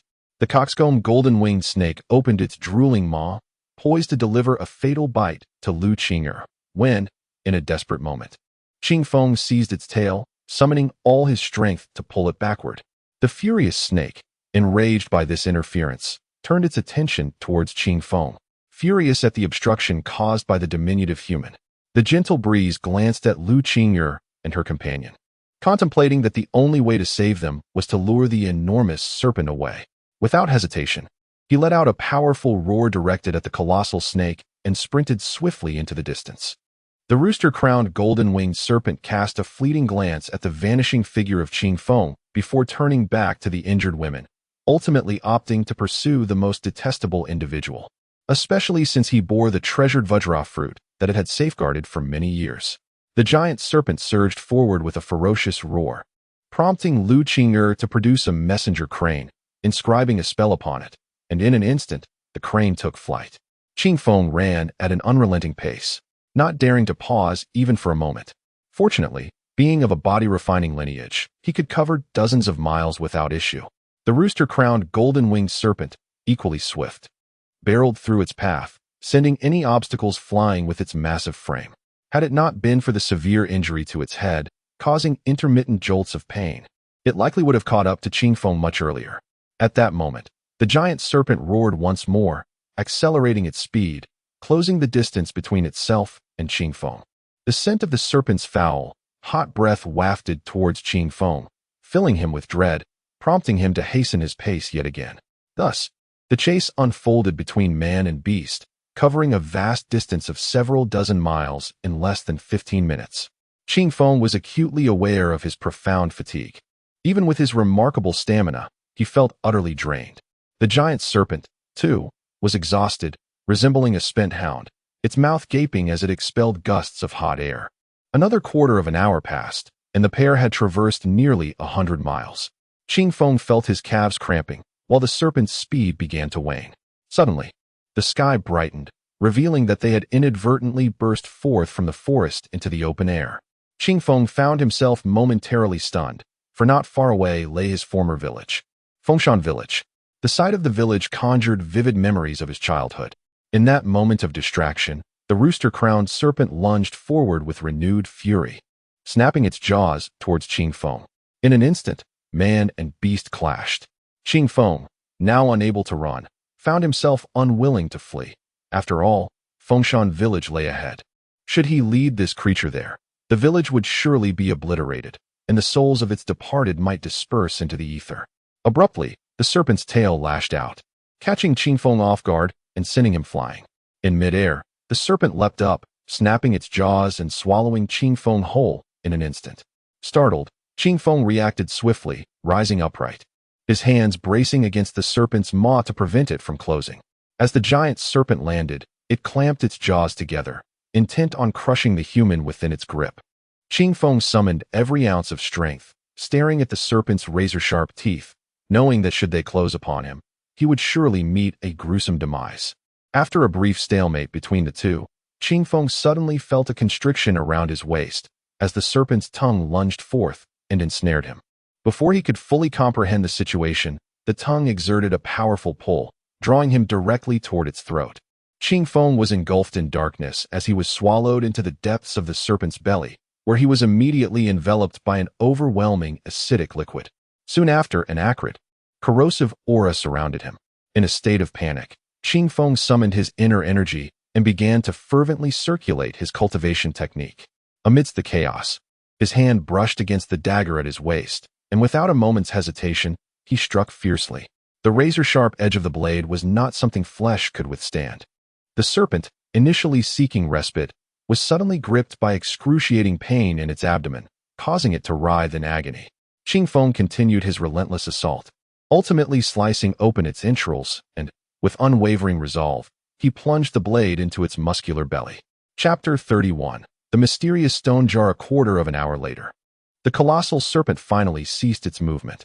Qingfeng inhaled the fresh air outside with great gulps, his outer garment now tattered and corroded by the serpent's gastric juices, which he hastily discarded to the side. He raised his gaze, realizing that the giant serpent had approached the edge of the village. Just a few steps further lay the home of Erwa. A familiar feeling surged within him, and despite the pain from the acid burns, he limped forward. He passed by the homes of Erwa, Sazai, and the snot-nosed child, as well as his uncle's house, gradually making his way to the center of the village. Rows of corpses, subjected to years of wind and sun, had long since turned to white bones. No one had come to collect the bodies. It appeared that Fengshan village was truly devoid of life. He continued forward, once again encountering the long-lost site of his home, which remained as it had been when he left, though it was now shrouded in dust, with cobwebs hanging in every corner. Silently, he entered his room, where everything was unchanged, a scene preserved in time. The dark, glossy stone jar lay obediently in the corner. Strangely, despite the years, it bore not a speck of dust. He approached and lifted the jar. It retained its weight. Upon closer inspection, he found nothing particularly remarkable about it, merely a stone jar. Yet the dark substance atop, it was a mystery. With a firm strike, he struck it, causing a crack to appear in the black material with a sharp sound. Seeing this, he pondered whether there was more to this than met the eye. Without hesitation, he struck again, creating more fissures, one after another. After several strikes, the jar was adorned with a myriad of cracks. At that moment, he reached out and pried off a piece of the hard, black stone skin. In mere moments, a multitude of black shards lay scattered on the ground, revealing a stone jar, gray and weathered, anew before his eyes. Although it had shrunk slightly, its weight remained largely unchanged. This jar now radiated a freshness, no longer appearing so grimy. Holding the jar before him, it seemed an utterly ordinary stone vessel. Yet it exuded an ancient and profound aura, as if it hailed from a bygone era. Once the outer shell was removed, it measured approximately the size of 2 palms and was about as tall as a chopstick. Its surface was remarkably smooth, akin to jade. Both the interior and exterior appeared identical, resembling an unremarkable stone jar at first glance. However, its weight was decidedly unusual for a mere stone object. Could there be another layer? Contemplating this, Qingfeng summoned all his strength and struck the jar once more, yet it remained unscathed and motionless. As he examined it, he recalled the words of his former masters, who had mentioned that some precious artifacts required blood to bond with their owners. Might this object be similar? In a desperate bid to save himself, he endured the excruciating pain of slicing open his palm, allowing his blood to drip into the stone jar. To his astonishment, before he could even begin his alchemical process, the blood seeped into the jar and vanished without a trace. He attempted once more to add more of his blood, yet the outcome remained unchanged, leaving him at a loss for words. However, he could not establish any connection with this vessel. Could it be that his seniors had deceived him? Now, he found himself increasingly convinced that this stone jar was not as simple as it appeared. Could an ordinary stone jar truly absorb blood? It seemed utterly implausible. With lingering questions, he decided to stow the jar away. Wishing to take advantage of the dawn to gather the remains of the deceased villagers of Fengshan village and grant them a proper burial, so their wandering souls might find peace. Returning to the village center, he meticulously collected the scattered bones. Due to the passage of time, many of the corpses had been stacked upon one another when they perished, resulting in a mingling of remains that he could not distinctly separate. He opted instead to gather all the bones together and inter them in a single grave. Subsequently, he inscribed the names of the deceased, village chief, Zai, and all the townsfolk, upon a wooden plank and placed it atop their final resting place.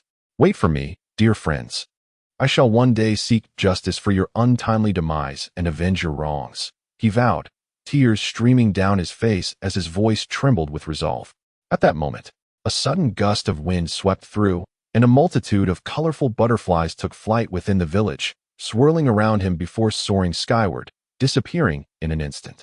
Witnessing this spectacle, he broke down once more, feeling as though he could see the village chief and his uncle smiling down at him, as if urging him to persevere and strive onward.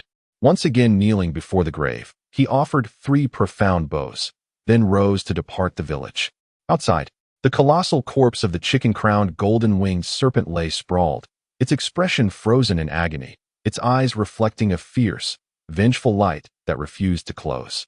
Shaking his head in resignation, he recognized the tragic reality of their existence. To pity the creature was tantamount to inviting one's own demise, especially when he bore the weight of deep-seated enmity. Thus, the outcome was destined to be one of survival at the expense of the other. Seizing a chopping knife, he sliced off a substantial chunk of the serpent's flesh.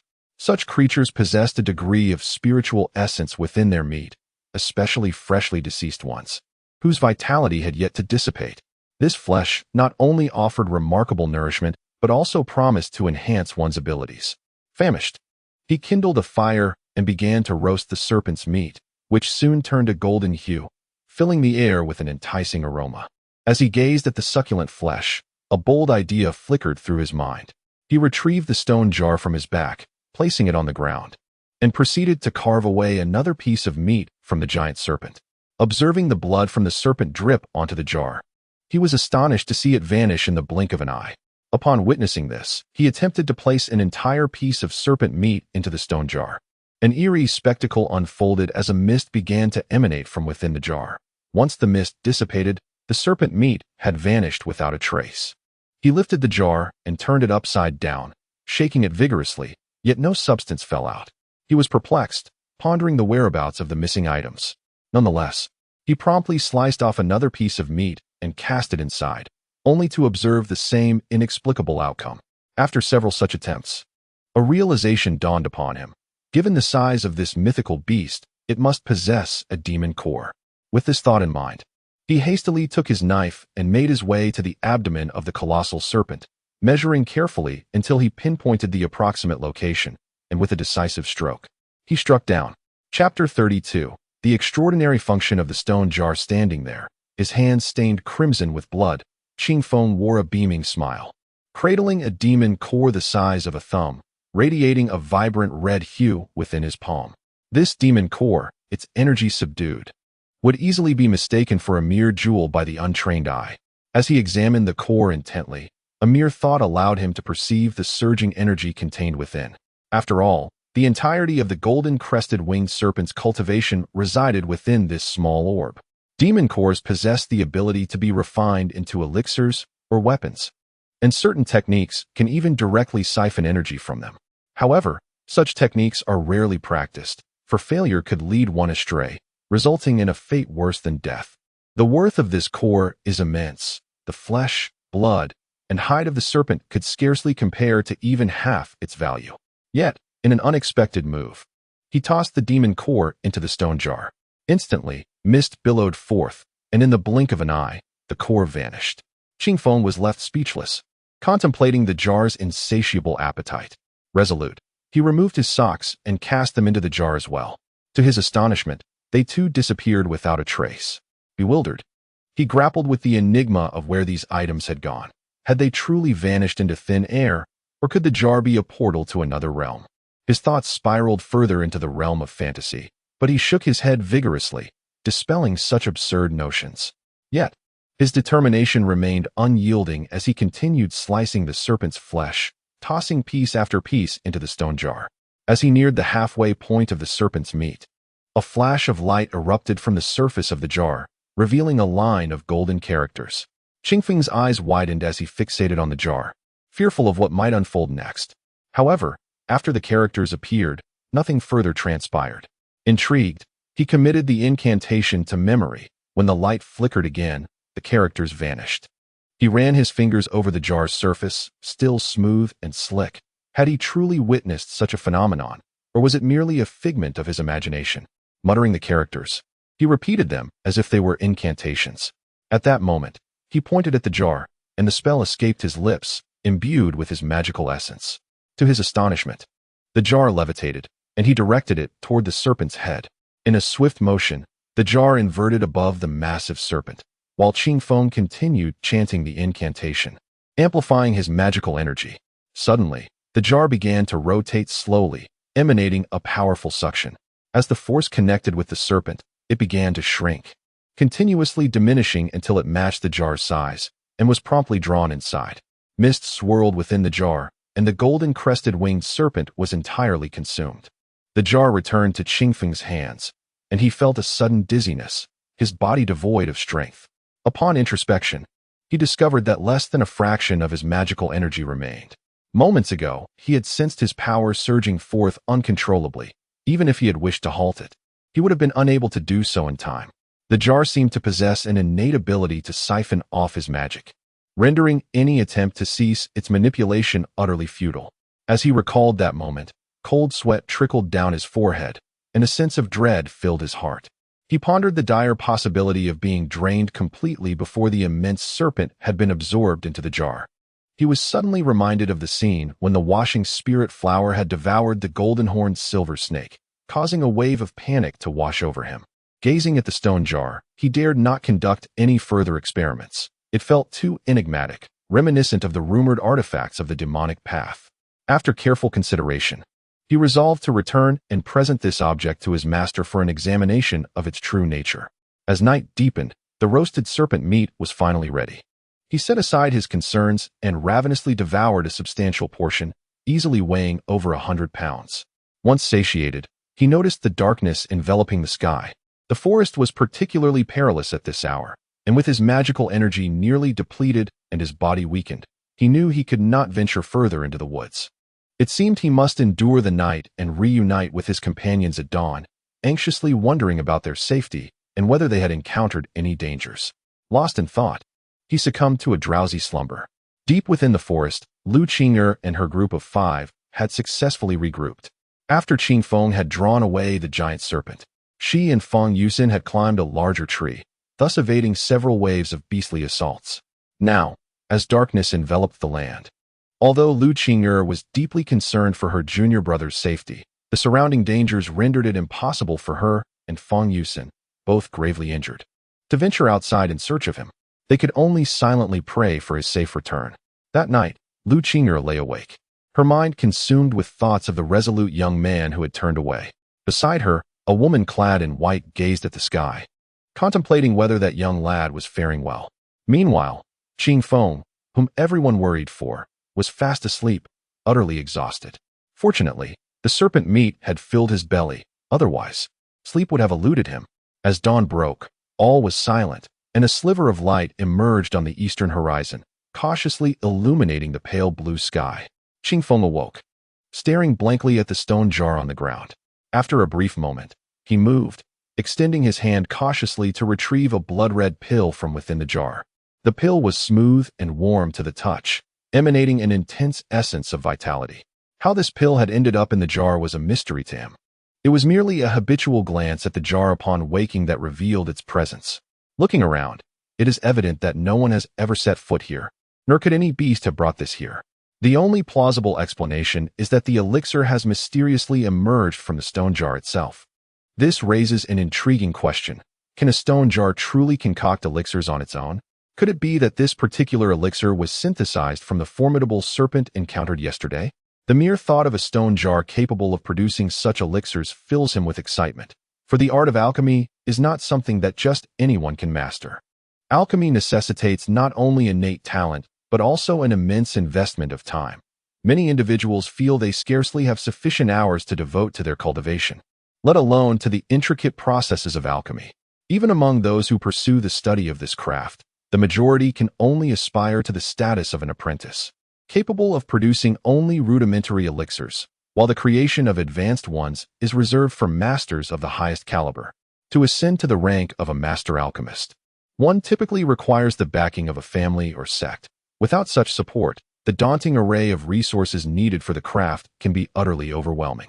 Take, for instance, the Tai sect, which boasts merely 2 formidable alchemists. Qingfeng shook his head, contemplating the elixir before him, pondering whether he should dare to test it and ascertain its authenticity. Chapter 33. The enigmatic Dan pill. The blood-red Dan pill appeared to possess exceptional quality, yet its origins instilled a sense of unease. Should this pill prove effective, Qingfeng realized that his long-anticipated vengeance would soon be within reach.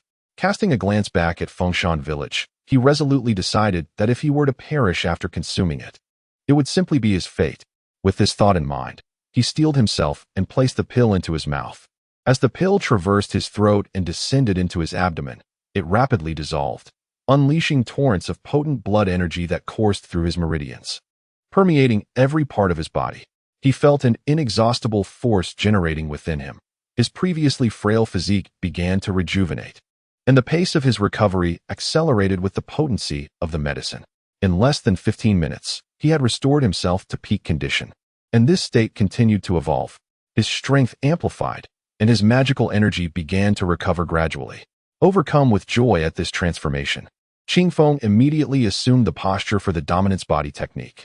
As the medicinal effects intensified, his cultivation experienced swift advancement. In an explosive surge, a formidable aura erupted from him, with some of the blood energy coalescing directly into this protective force. After a day and night of rigorous cultivation, Qingfeng awakened, having mastered the second layer of the dominance body technique. His skin felt remarkably firm, resembling polished jade. Furthermore, when he took a firewood knife and pressed it forcefully against his skin, the remarkably sharp blade left only a faint white mark. This was the manifestation of having perfected the second layer. According to texts, if one's skin could not be pierced by ordinary blades, it indicated that the second layer had been successfully cultivated. His firewood knife, forged from exquisite dark iron, was no ordinary weapon, though it had yet to reach the status of a magical artifact. Standing in place, he chuckled for a long while, pondering the extraordinary potency of the Dan pill. No wonder certain prominent families amassed wealth. With resources at their disposal, they could compel their descendants to consume such potions, with remarkably evident results. He had anticipated that mastering the second layer would require at least a decade, yet he had achieved it in a mere 6 months. Undoubtedly, the blood-red Dan pill bore the brunt of this achievement, equating to 7 or 8 years of arduous cultivation. Moreover, his strength had increased by over 10%, making each punch feel significantly more powerful. At this moment, his gaze fell upon the stone jar, stirring indescribable emotions within him. Although this object was peculiar and somewhat reminiscent of legendary demonic artifacts, he had initially intended to return it to his master for disposal. However, he had now altered his perspective. This item was of immense significance to him. While the potential side effects remained unknown, it was, for the time being, his sole means of rapid advancement. This treasure was not only something he could not relinquish, but also a secret he must keep hidden. Qingji's experiences had taught him the adage that those who possess something precious often attract envy and trouble. If word of such an item were to leak, it would undoubtedly invite endless complications. However, upon returning, he intended to thoroughly investigate the stone jar to discern its additional functionalities. Suddenly, an epiphany struck him as he slapped his forehead and exclaimed in astonishment, "Alas! In my fervor to cultivate my techniques, I completely forgot about my senior sister and the others in the forest. I wonder if they have already departed from this place." With this thought, he hastily packed the stone jar onto his back and swiftly dashed towards the depths of the forest. In the secluded part of the woods, at the designated spot where several individuals had previously landed, a fierce battle raged. One could see Zhao Tianxi and Bifan engaged in a relentless struggle against a horde of demonic beasts. Within 100 meters of their vicinity lay numerous slain beast carcasses, indicating that they had been besieged by a multitude of foes. Behind them, Shuru stood with her sword at the ready, guarding against any surprise attacks on the two individuals behind her, Lu Qing'er and Fang Yusen. At that moment, Lu Qing'er appeared pale, her breath faint, her bones seemingly shattered, evidently suffering grave injuries that placed her life in peril if not treated promptly.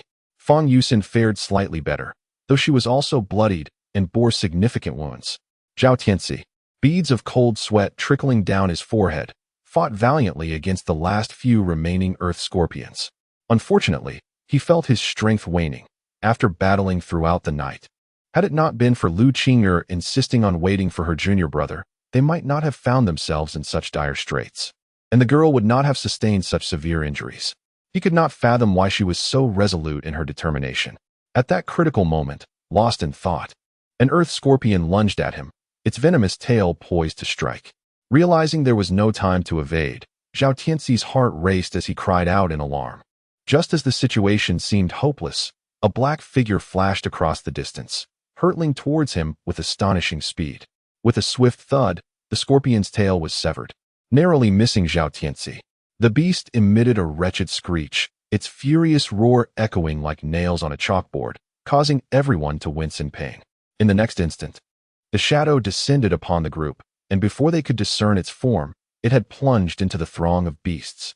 A cacophony of sounds erupted as they witnessed the figure deliver powerful punches, effortlessly sending the remaining demonic beasts sprawling. Those that landed were left battered and clearly beyond salvation. At this moment, the man turned to face them, and they realized it was none other than Qingfeng. Zhao Tianxi and Bifan stared in astonishment, their mouths agape. They knew that this young man was merely at the second or third level of qi condensation. Yet, the force and finesse of his strikes belied any notion that he lacked mastery in qi condensation. The gentle breeze greeted a few individuals before it noticed Lu Qing, pale and lying on the ground. It hurried to her side, disbelief etched across its face as it inquired about the situation. Zhao Tianxi, awakening from his shock, spoke with a chill in his voice. "Isn't this all due to you?" Junior sister Lu was already gravely injured. Everyone suggested we return to the sect for treatment, but she stubbornly insisted on waiting for your return to leave together. Unfortunately, last night, those monstrous beasts launched a sudden attack on us. The night was dark, and with the overwhelming number of beasts, we could not protect everyone. She and Fang Yusin were assaulted by the creatures, resulting in her current state.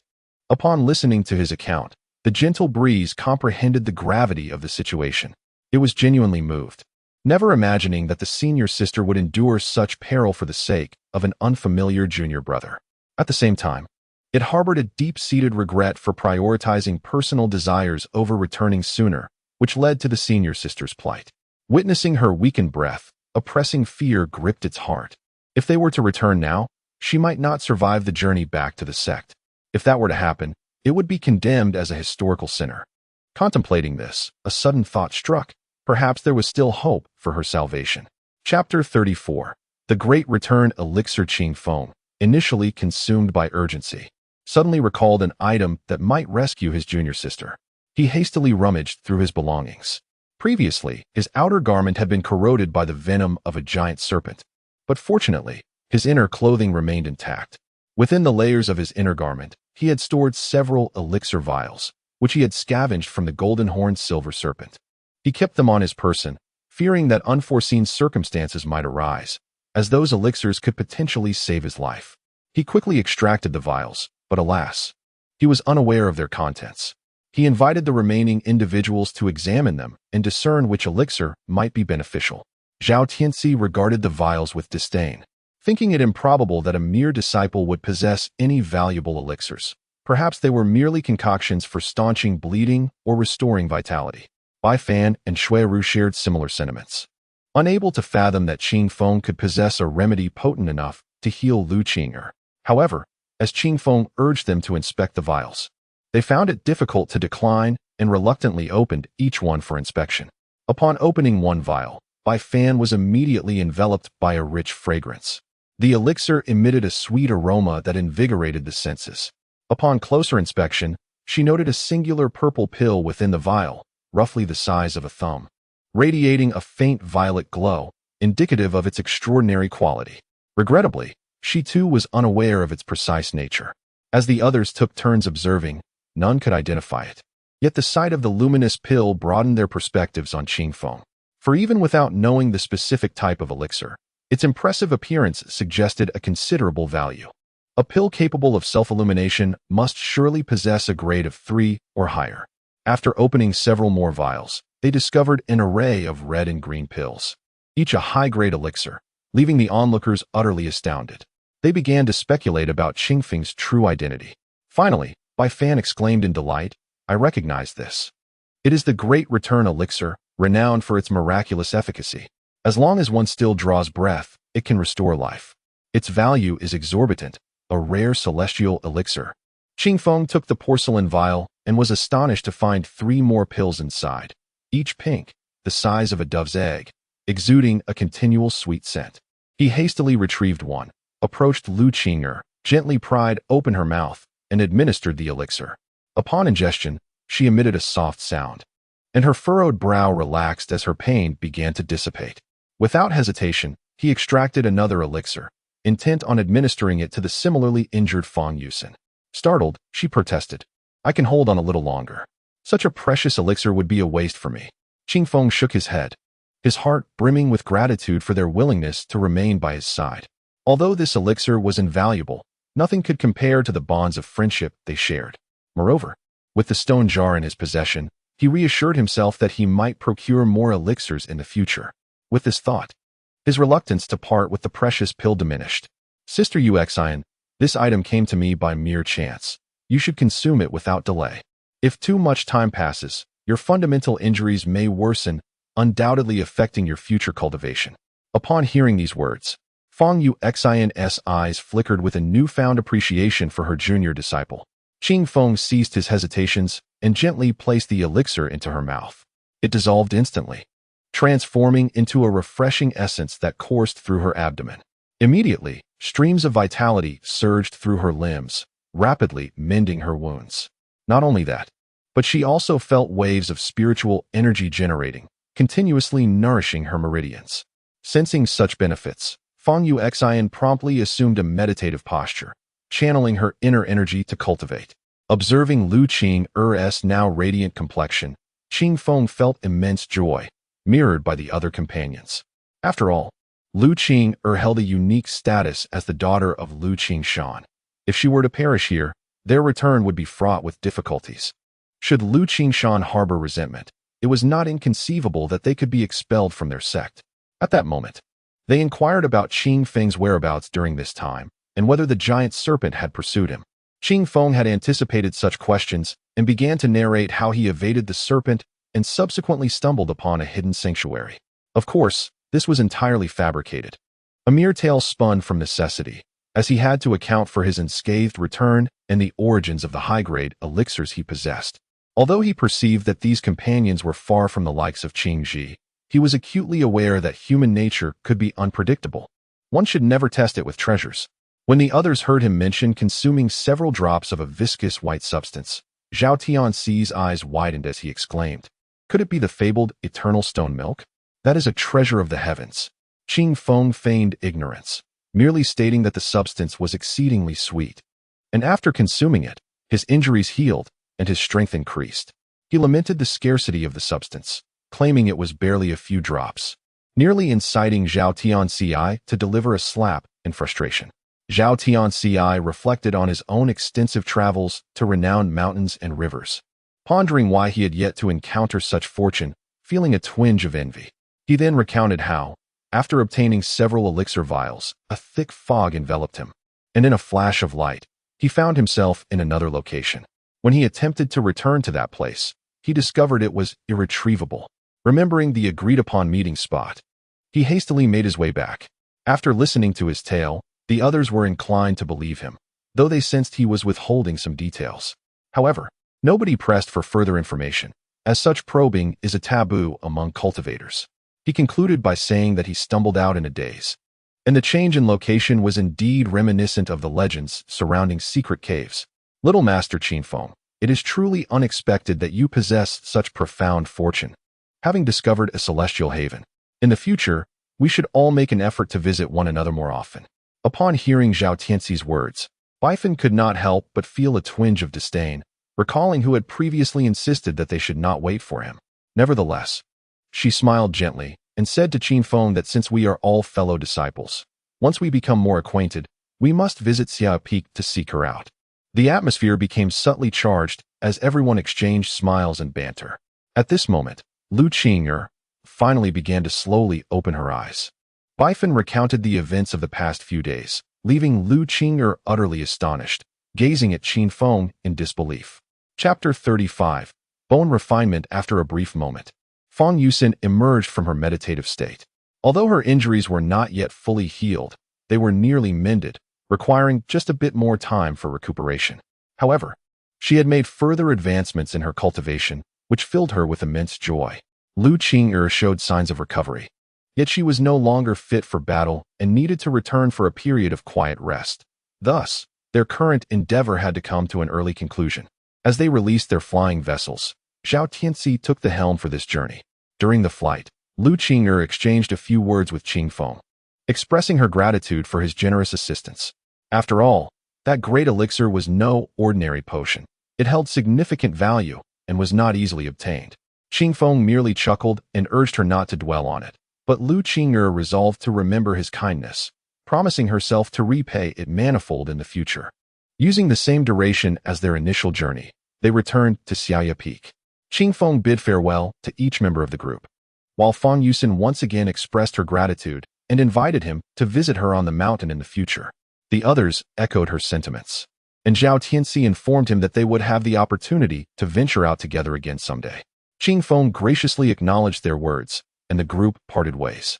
After descending the mountain, Qingfeng took his time returning, leisurely making his way back while observing the numerous individuals soaring through the skies on their flying swords, stirring a deep sense of envy within him.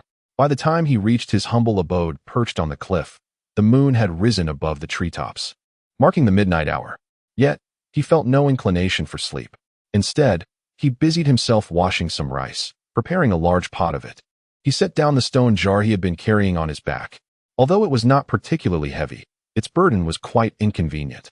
Holding the jar, he mused to himself how wonderful it would be if it could shrink a little more. At that moment, to his astonishment, the jar indeed diminished in size.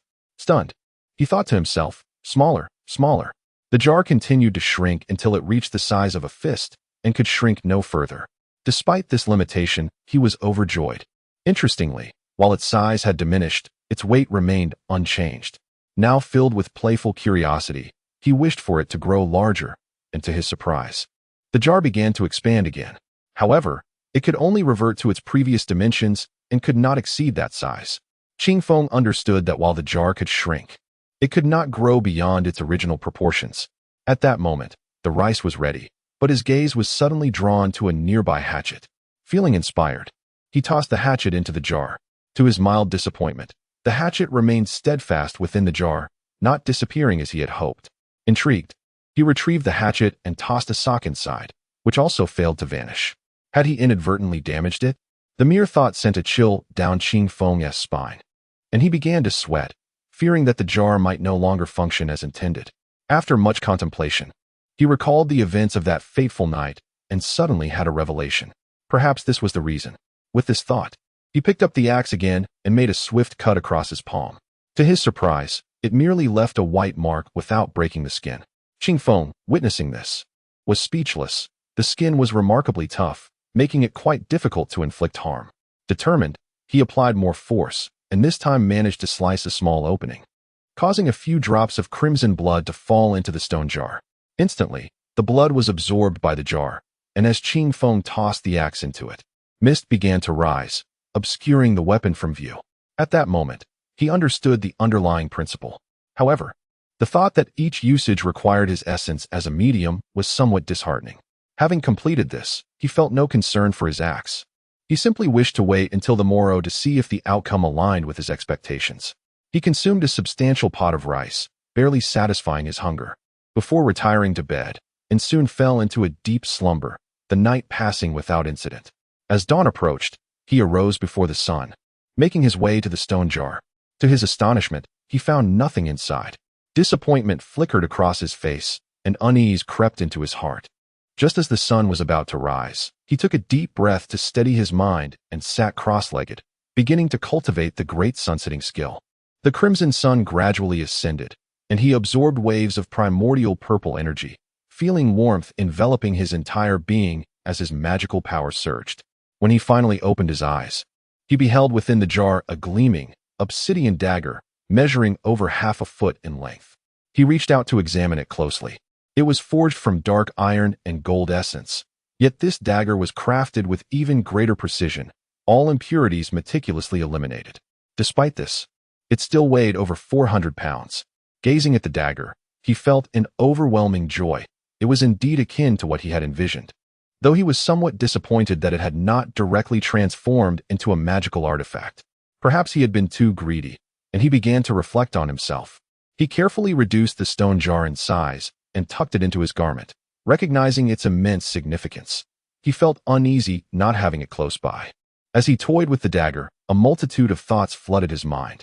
He then took out the technique for the dominant body art to review. He had successfully mastered the second level and was now ready to cultivate the third. The third level entailed refining the body and skin, as well as the bones. through methods that were not particularly difficult, such as colliding with large objects or striking his body with sticks to achieve exceptionally hard bones. However, the postures required for this level of cultivation were exceedingly bizarre and, to him, quite unsightly. He attempted to perform one such posture, struggling for a considerable time to achieve it, and could not help but wonder if the creator of this technique was, perhaps, a bit eccentric. He did not comply with his desires. After assuming that posture for a brief moment, he felt a warm sensation engulfing his entire body. It was as if he had plunged himself into boiling water, and he could sense his internal energy, or gangshi, increasing, a feat unattainable by the second level of his cultivation technique. Upon this realization, a wave of joy surged within him, for he had long been troubled by the fact that the second level of his training could yield only a meager amount of gangshi. Now, with the increase in his internal energy, his protective barrier would grow thicker and more resilient, a welcome prospect, considering he had previously endured the harsh experience of being mercilessly beaten by those practitioners. Once his gangshi became sufficiently dense, rendering their magical powers ineffective, the tide would turn in his favor. However, the third level of cultivation was indeed perplexing. Seeking someone to strike him was unnecessary, yet he could certainly find a place to practice collisions. The purple cloud peak was replete with rocks, and he could head over to the massive boulder on the front mountain to refine his skills. Chapter 36. A brother steps aside at the foot of Zixia Peak. There lies a colossal rock, towering over 10 meters and weighing more than 100 tons. This ancient monolith, its origins unknown, has rested here for countless years. In a bid for convenience, the overseer of the peak had taken to using it as a grand entrance, inscribing the three powerful characters Zixia Peak upon its surface. Alongside this imposing stone, a staircase leads upward, winding its way to the mountainside. A pavilion has also been erected beside the boulder, providing a resting spot for the disciples who traverse this path. Upon arriving at this tranquil locale, Qingfeng found himself alone and, without hesitation, began to strike the massive stone. His formidable strength made the impact resonate, as if he were colliding with the mountain itself, the sound of cracking bones echoing through the air. A wave of numbness coursed through his body, accompanied by a dull ache that seemed to permeate his very bones. Yet he pressed on, gritting his teeth and continuing his assault. Each day, after his sessions of striking the stone, he would leap atop it, assuming peculiar postures to further his cultivation. Observing disciples, perplexed by his eccentricity, often questioned his sanity, yet he paid them no heed, engrossed in his own pursuits. Over time, their curiosity waned, and they grew indifferent to his peculiar habits.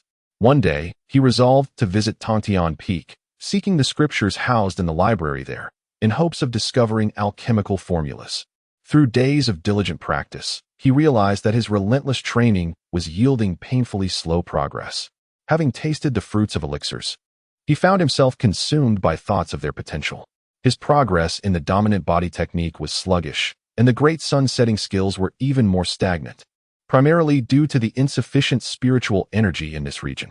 For the methods he practiced, the meager resources were akin to a drop in the bucket. Advancing to the next level of mastery seemed a distant dream that would take decades. However, he possessed a mysterious stone jar capable of producing elixirs. To neglect such a powerful artifact would be a grave error, yet he understood the necessity of caution. He needed to find proper formulas to avoid the risk of concocting poisons that could lead to disastrous consequences. Thus, a pilgrimage to Tongtian Peak became imperative. Tongtian Peak, rising to a staggering height of 10,000 meters, pierces the clouds, often shrouded in a veil of mist that conceals its summit. It stands as the tallest among the 7 peaks of Tai sect, characterized by dense forests, cascading waterfalls, peculiar cliffs, and an abundance of rare flora and fauna. Within its confines lie treacherous terrains that command respect and caution. Unlike other mountains, entry to Tongtian Peak demands genuine skill. At the base, a stone tablet stands, where all aspiring climbers must strike it to measure their strength and ascertain their cultivation level. The lowest tier manifests in red, with ascending levels displayed in orange and yellow. Only those who can illuminate the tablet prove their worth to ascend, otherwise, they are barred from entry. This regulation serves to prevent lower-tier disciples from aimlessly wandering the mountain, which could disrupt the training of those more advanced and increase the oversight required by the sect. A gentle breeze arrived at this place and handed a gold coin to the guardian of the mountain gate, who then guided him to another senior brother by the stone tablet. This senior brother, possessing commendable character and a pleasant demeanor, pointed to the stone tablet and kindly advised, "Junior brother, exert all your strength and strike the stone tablet. If it lights up, you shall be permitted to pass." Qingfeng nodded in acknowledgement. Before him stood two others, seemingly of modest cultivation. One was tall and imposing. He summoned his strength and struck the stone tablet, yet it emitted no light, indicating failure with a faint thud. Observing this, the tall man sighed and shook his head in disappointment. Suddenly, he turned to the guiding brother and implored, "Brother, may I have another chance?" The senior brother paused, perhaps taken aback by such an audacious request, but after a moment's contemplation, he noted the man's pitiable state and reluctantly replied, "Very well. Since we are of the same sect, if you insist, you may offer 2 more gold coins." Upon hearing this, the man stood in shock, shaking his head helplessly as he murmured that he had no money left. At that moment, a robust fellow behind him snickered, deridingly commenting, "A pauper, lacking in strength yet still eager to ascend the mountain, surely a product of Fei Xia Peak." Qingfeng's interest was piqued. It appeared that the sects were not as united as one might assume. Behind him, a few others in line shared a morbid curiosity at the unfolding drama. The humiliated man, upon hearing this, became incensed, his brows furrowing as he pointed at the speaker, exclaiming, "What did you say? How dare you openly insult a disciple of Fei Xia Peak? I perceive you are courting death." The man retorted dismissively, "Insult you? Your Fei Xia Peak is a haven for the destitute. The Jianghu from your peak has owed me a spirit stone for 3 years, and looking at you, it seems the rumors are true. Fei Xia Peak is indeed filled with beggars." The tall man, upon hearing this, felt flames of fury ignite within him, and in a fit of rage, he bellowed, "You brat, prepare to meet your end." He drew his weapon, ready to engage in combat, but just then, a chain of light surged forth, wrenching the weapon from his grasp. It was the timely intervention of the guardian of the mountain gate, who had seized the weapon. The man, taken aback and about to inquire, was met with a cold reprimand. "This is sacred ground. Fighting is strictly prohibited. Should you transgress again, do not blame me for sending you to the abyss." The robust man seemed to have anticipated this outcome and did not retaliate. Instead, he regarded the other with a gleeful expression of schadenfreude. Qingfeng shook his head, pondering the cruelty of his fellow disciples. Why must they be so aggressive towards one another? Despite the sense of helplessness, he refrained from saying much. However, the other individual persisted in their relentless entanglement. Should this continue, he would find himself unable to ascend the mountain today. Noticing this, he spoke up, "Esteemed elder brother, might I request a moment of your indulgence? I wish to ascend the mountain first." The man, caught up in his fervor, suddenly turned cold upon hearing Qingfeng's words, his expression turning severe as he retorted, "What is this? Are you in a hurry, or do you seek to champion this individual? You appear rather youthful, yet show such a lack of respect for your elder brother. Is that a call for punishment?" The individual continued to prattle on, causing Qingfeng to grow increasingly displeased. Before the man could utter another word, he interjected, "If you wish to stand up for someone, perhaps you should consider your own appearance. With a pale complexion, you resemble a mere pretty boy. One wonders from which mountain peak you have descended. Judging by your looks, you must surely be a mere apprentice sent from some wretched and impoverished place. You're hardly worthy of calling me your elder brother." Chapter 37. A contest. The words spoken were profoundly disparaging and laced with scorn. In the past, Qingfeng would have endured such insults with quiet humility, but now he found himself unwilling to remain silent. He declared loudly, "You present yourself with such an air of sophistication, yet your words are nothing but filth, utterly repugnant. I feel a deep sense of shame even being associated with you." Upon hearing Qingfeng's retort, the man was immediately consumed with rage, raising his fist as if to strike. At that moment, senior brother Jane uttered a cold snort, his displeasure evident as he shot a fierce glare at the man. "Lei Bao, you have gone too far. Do not presume upon your brother Lei Heng's influence to act with such impunity. Remember, this is Tai's sect, not your family's domain. You ought to consider your own capabilities before wreaking havoc here." This man was named Lei Bao, a name that Qingfeng committed to memory. With a dismissive snort, Lei Bao lowered his fist but retained a menacing demeanor. "Very well, a country bumpkin like you wants to challenge me? You wish to defend that wretched little brat? Fine. Let us engage in a contest. Have you seen that divine monument? We shall see whose prowess brightens it more vividly. Qing Feng furrowed his brow, his thoughts wandering elsewhere. Lei Bao, misinterpreting Qing Feng's expression as fear, flaunted his arrogance. I knew you would cower. Best return home to play in the mud. Let me warn you. Tread carefully in the future, for if our paths cross, I shall strike you each time. His words ignited not only Qing Feng's fury, but also roused irritation among the onlookers. Qing Feng let out a cold huff, refusing to argue further. A contest it is. But without stakes, I shall not waste my time. Hearing this, Lei Bao sneered. His cultivation had reached the 7th level of qi condensation, while Qing Feng appeared to be merely at the 2nd or 3rd level. He could hardly fathom where Qing Feng derived his confidence. Perhaps he was simply a fool. Are you afraid? Qing Feng provocatively taunted. Lei Bao, dismissing the challenge, retorted, let us compete. I fear you not. Do you not inquire about my reputation? Speak, and let me see what you are willing to wager. The mention of stakes piqued the interest of those surrounding them. As more spectators gathered, curiosity sparked, and they flocked to witness the unfolding drama. Qing Feng proposed 3 conditions, should Lei Bao lose. He must apologize to the tall senior brother and provide 2 gold coins for a second attempt. The second condition was to forfeit 1 spirit stone from Jianghuai. And thirdly, he must pay 10 spirit stones to Qing Feng and publicly apologize for his earlier insults. In conclusion, Qing Feng stated that if Lei Bao were to win, he would owe an equal value of spirit stones and apologize to him. The wager was fair, and Lei Bao regarded him with a smirk, secretly amused. For little did they know, he had not only mastered magical arts, but had also diligently honed his physical prowess. Thus, he treads the path of dual cultivation, deemed the most arduous by the world. Over the years, his family has devoted considerable resources to nurture him, recognizing the potential he possesses. Otherwise, his elder brother would not have shielded him so fervently. Throughout these years, he has refrained from revealing his true abilities, biding his time to astonish all with a singular display of brilliance, causing the entire Tai sect to tremble in his wake. To challenge him would be akin to battling a thunderstorm. He confidently asserts that within the Tai sect, even among those of equal cultivation, he dares to claim the 2nd position. No one would dare to claim the 1st. Contemplating this, he feels a surge of sympathy for Qing Feng. In the presence of the mountain guardians and the guiding brother, their wager was established. At that moment, a tall senior approached Qing Feng and said, Junior brother, I appreciate your good intentions, but it is imperative to act within your capabilities. Qing Feng nodded in acknowledgement of his concern, yet he felt no trepidation this time. His strength would not allow for hesitation. Standing before the stone tablet, Lei Bao raised his hands and began to circulate his cultivation technique.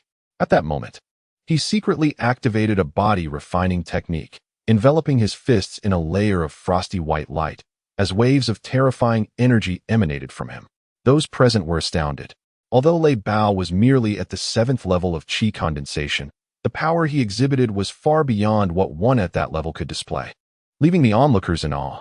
As his fists grew increasingly radiant, just when they thought he had amassed sufficient strength, he let out a mighty roar, and a layer of azure light surged around him, instantly enveloping his fists, as all energy coalesced in that moment. Subsequently, with a single punch, upon the contact of his fist with the stone tablet, a thunderous explosion resounded, akin to a clap of thunder. A terrifying wave of energy spread outward, sending those nearby sprawling, while others lacking the requisite strength were knocked to the ground in utter disarray. Upon witnessing Lei Bao's full-powered strike, a golden light erupted from the stone tablet, rising over 3 meters high, signifying that the force of his punch exceeded 10,000 pounds. In that instant, everyone was left utterly dumbfounded. A mere 7th-level qi condensation cultivator possessed such immense power, hinting at limitless potential for his future. Some began to entertain ambitious thoughts, while others, familiar with Lei Bao, erupted in cheers of encouragement. With an air of pride, Lei Bao gazed at Qing Feng and then at the multitude of spectators, his heart swelling with joy at the prospect. How about that? This time, I shall surely attain fame. From this day forth, the name Lei Bao will echo throughout the Tai sect. As this thought crossed his mind, he felt an overwhelming urge to laugh triumphantly, but he restrained himself, waiting for the moment when this youth would bow in acknowledgement of his defeat, at which point he would unleash his laughter and humiliate him thoroughly. ensuring that he could never raise his head again within the Tai sect. With such malicious thoughts, he fixated intently on Qing Feng. At that moment, all eyes turned towards him, and a collective thought echoed in their minds. It was over. This young lad was still too inexperienced. Although the fearless spirit of youth often challenges the ferocity of tigers, when faced with a true beast, there would be no chance to escape. The tall man wore an expression of utter despair, unable to bear witness to the potential downfall of the youth who dared to step forward. Surprisingly, Qing Feng appeared unfazed, having already approached the stone tablet. Many anticipated that he would take a moment to gather himself before making a move, yet in the next instant, he launched a punch at the stone tablet without any apparent preparation. Chapter 38. The power of a single fist. There was no thunderous sound, no deafening noise, nor terrifying waves of energy. Qing Feng's fist struck heavily against the stone tablet, and before he could retract his hand, everyone stood frozen in place, mouths agape in astonishment. In that moment, the stone tablet shattered with a resounding crack, scattering into fragments.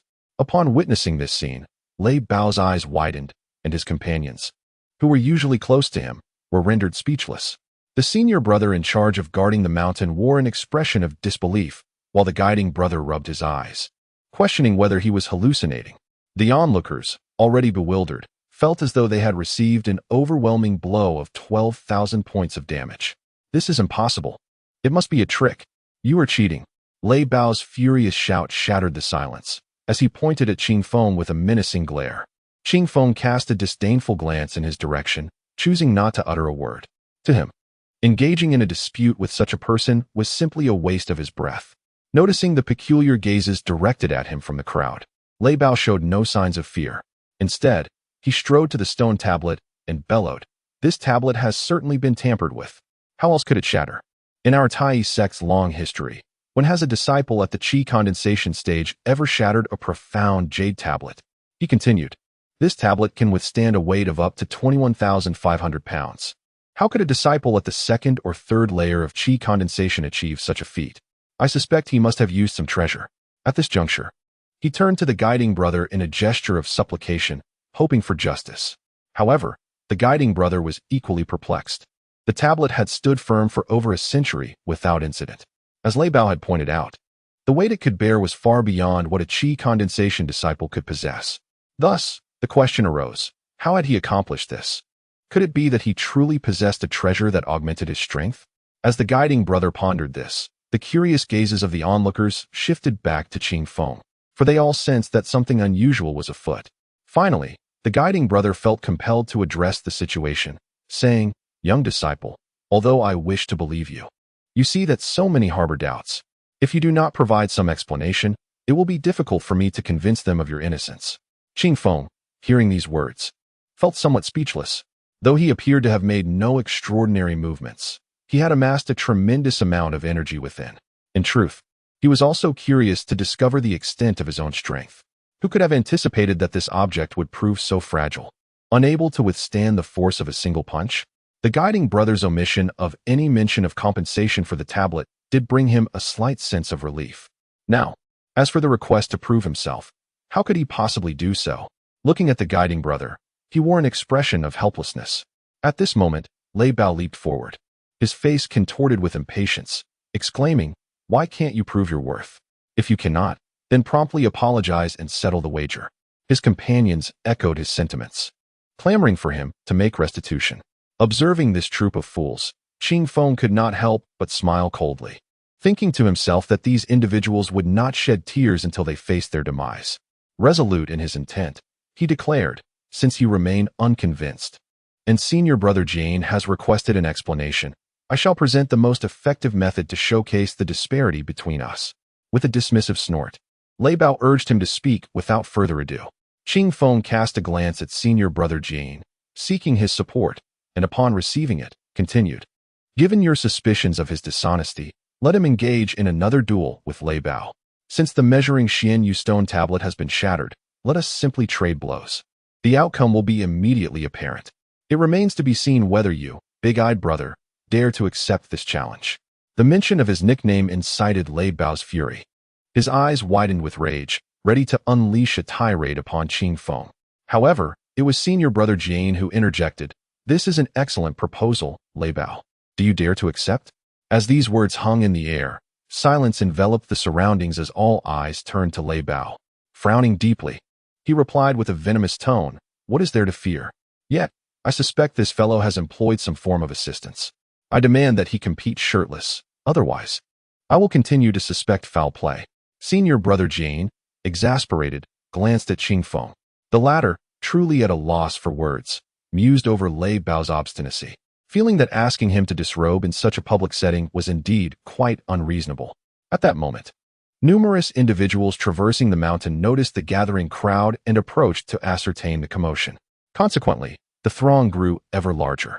Two men descended from the mountain, one clad in elegant green attire, exuding an extraordinary aura, and the other possessing a chiseled visage, radiating vigor and charisma. For reasons unknown, the latter inspired an immediate desire to follow him. As they conversed while walking, upon seeing the large assembly, curiosity piqued, they made their way over. Upon reaching the edge of the crowd, the masses parted to grant them passage. The mountain guardian, upon recognizing them, quickly approached and whispered, "Senior brother, Yun, why have you come?"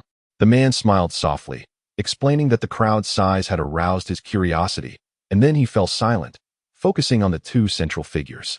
The other man, upon seeing Qing Feng, paused momentarily.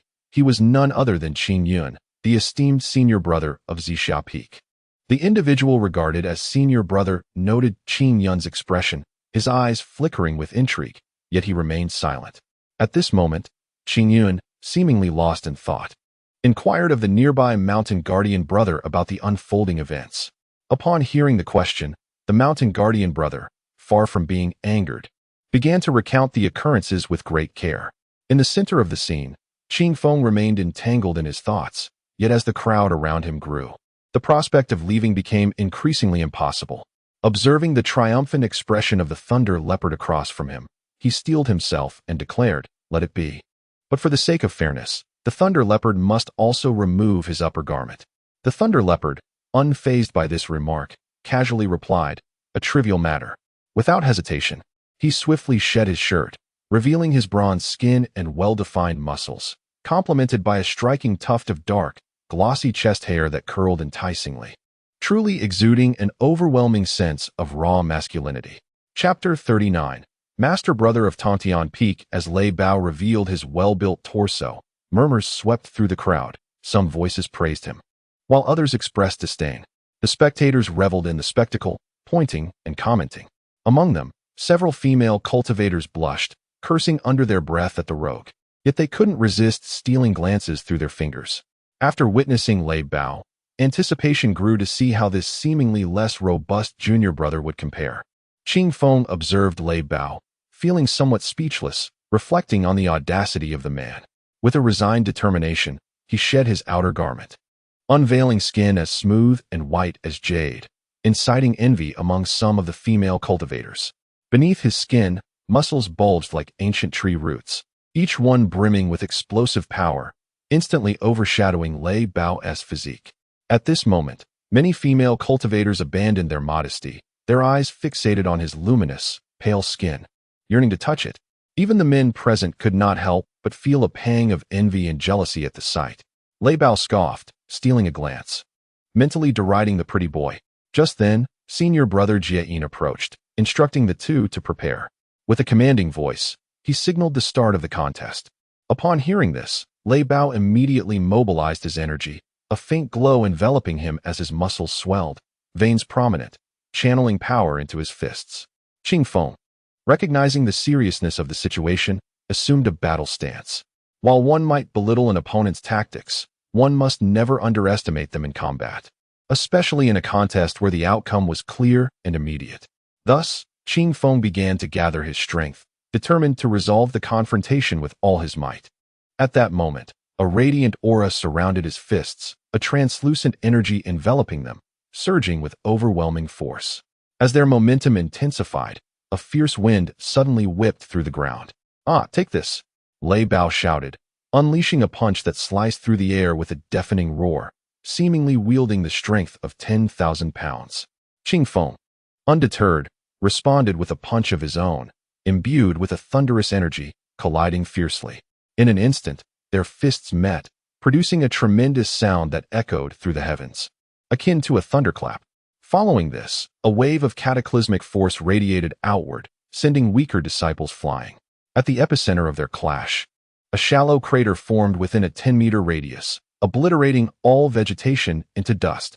Moments later, a figure screamed as it was hurled away, moving with astonishing speed, toppling several trees before crashing to the ground, its fate uncertain. Upon witnessing this scene, all present were struck with astonishment. This was hardly a contest befitting practitioners of the Qi condensation stage. It was more akin to a clash of Foundation establishment experts. Moreover, one combatant appeared to be at the 7th layer of Qi condensation, while the other seemed to be merely at the 2nd or 3rd layer. At that moment, doubts began to stir in the hearts of the onlookers, questioning whether the junior disciple, Qing Feng, had mastered some technique to conceal his true cultivation level. As the dust settled, Qing Feng emerged, his expression grave, maintaining the same demeanor he had during the attack, yet now he stood completely still. The spectators were momentarily frozen, their gazes fixed on Qing Feng, eager to discern whether he had succumbed to his injuries. Fortunately, after a brief pause, he stirred slightly, rising to his feet and donning his garments without a trace of injury. A collective sigh of relief swept through the crowd. As they glanced toward the distance, they observed Lei Bao trembling, slowly regaining his stance. He pointed at Qing Feng, struggling to utter, This is impossible." After uttering these words, he suddenly coughed up a mouthful of blood and then collapsed, his eyes closing in unconsciousness. The initially stunned crowd finally reacted, dispatching several individuals to assist Lei Bao. Thankfully, someone remarked that there was no serious harm, merely some internal injuries. Many among the onlookers felt vindicated in their earlier conjecture. Qing Feng must have deceived them all. Undoubtedly a formidable master, perhaps even having achieved Foundation establishment. Qing Yun, observing this spectacle, felt a mix of surprise and elation. Since the day of Qingji's judgment, he had been privy to much about his younger disciples. Witnessing Qing Feng's display of prowess firsthand was truly eye-opening, filling him with pride that Zhixiao Peak had once again produced an exceptional disciple. He approached Qing Feng, a joyful expression illuminating his face, and exclaimed, "Well done, little brother." Upon hearing these words, Qing Feng turned and beheld his most revered senior brother, his heart swelling with joy as he exclaimed, "Senior brother."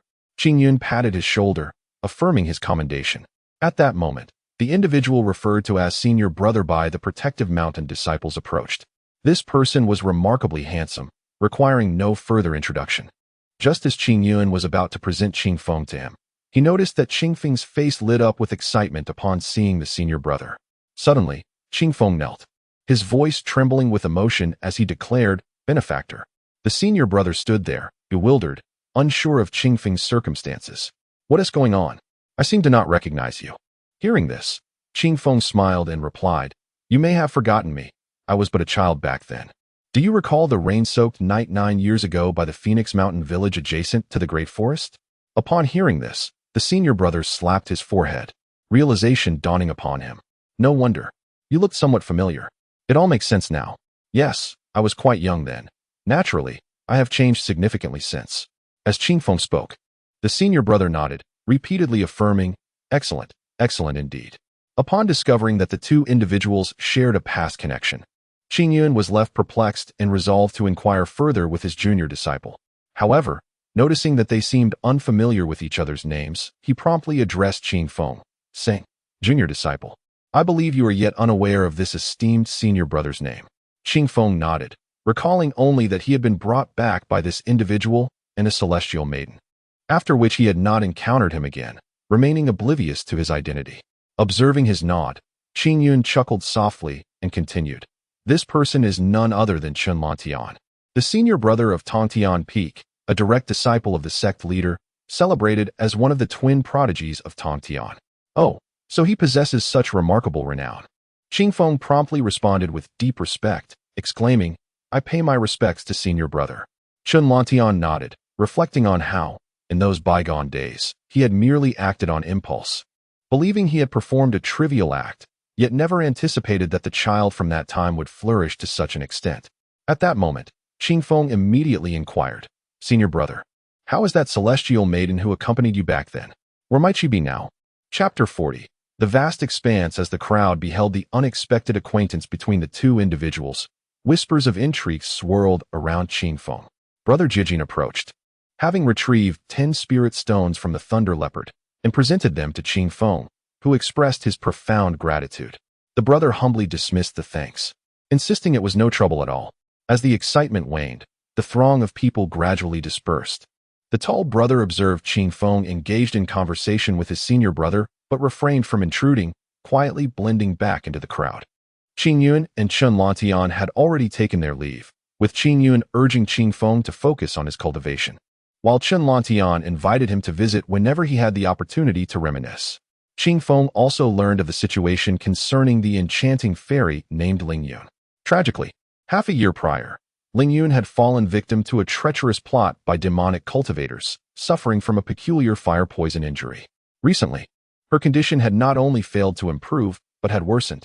Chen Lantian had descended the mountain alongside Qingyun in search of a miraculous herb. Qingyun mentioned their quest for a rare herb known as the seven-leaf snow lotus. Qingfeng etched the name into his memory, initially contemplating a visit to Sister Lingyun. But the thought of her current state dissuaded him, burdened with unspoken concerns. He found himself disinterested in the breathtaking scenery surrounding him and hastily made his way to the scripture repository. Nestled on the mountainside of Tongtian Peak, a grand plaza had been conjured by formidable magical prowess, at the far end of which stood elegant pavilions and palaces, their number vastly surpassing that of Zixia Peak. From this vantage point, he gazed back to behold a sea of rolling clouds, stretching like undulating waves for thousands of miles. The ever-changing cloud tides evoked a sense of being in a celestial realm. It is said that the cloud sea spectacle of Tongtian Peak is magnificent, and today a sight truly lived up to its reputation. Disregarding the splendor, he hurried toward the pavilions, his destination set on the scripture repository. Upon arriving at the entrance and revealing his identity, he was granted access. Inside, the first floor housed 7 rows of bookshelves, predominantly filled with texts pertaining to various insights of the cultivation realm, with only a scant few on the art of cultivation itself, limited to the most rudimentary elemental spells. After surveying the shelves, he found no references even to elixirs. Inquiring with the brother overseeing the library, he learned that superior materials could be found on the 2nd floor, albeit for the cost of a spirit stone. For Qingfeng, a spirit stone was quite valuable, yet having recently acquired 10 from the Thunder Leopard, he felt financially secure and decided to proceed. After paying the spirit stone, the brother gestured toward a wall, which shimmered with rippling water patterns, revealing a staircase that ascended to the upper level. Qingfeng quickly deduced that this was an application of some sort of illusionary formation and, without further contemplation, raced up the stairs. Upon reaching the 2nd floor, he noted a reduction in the number of books, with only 3 shelves on display. He glanced around and indeed discovered a book with an ancient hue, inscribed with the title Comprehensive Guide to Alchemy. Upon opening it, he found it contained treatises on the art of alchemy and various techniques, yet regrettably, none of these were what he sought. He quickly flipped through its pages and finally, at the end of the tome, he came upon 2 formulations. The first, named Minor Recovery Pill, was said to heal both internal and external injuries, capable of remedying nearly any affliction, provided it was a physical injury. The second, called Mystic Yuan Pill, was heralded as the finest elixir for those in the qi condensation stage, promoting the enhancement of one's magical power and cultivation. He promptly memorized the formulas for these 2 pills, set the alchemical text aside, and searched in vain for any further tomes on alchemy. Instead, he stumbled upon a dusty volume in a corner titled Water Manipulation Techniques, which appeared to have been seldom perused. This book detailed the art of controlling water, elaborating on the understanding and application of this element, and concluded with a spell known as the Heaven and Earth 8 Desolation Water Dragon Technique. The text claimed that mastering this spell to its profound depths could transform water into dragons, allowing one to command up to 8 water dragons in battle. Upon reading this, he finally understood why this book had been overlooked. Most likely, many deemed its contents fantastical. If the claims were indeed valid, he mused, the tome would not have been left to languish here, but rather cherished as a treasured artifact by the masters of several peaks. He approached a senior brother tasked with overseeing this level, inquiring about the book.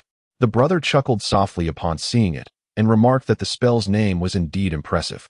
Years ago, countless disciples had been enamored with this technique, yet tragically, many ultimately relinquished their pursuit due to its extraordinary difficulty and the lack of visible results even after years of practice.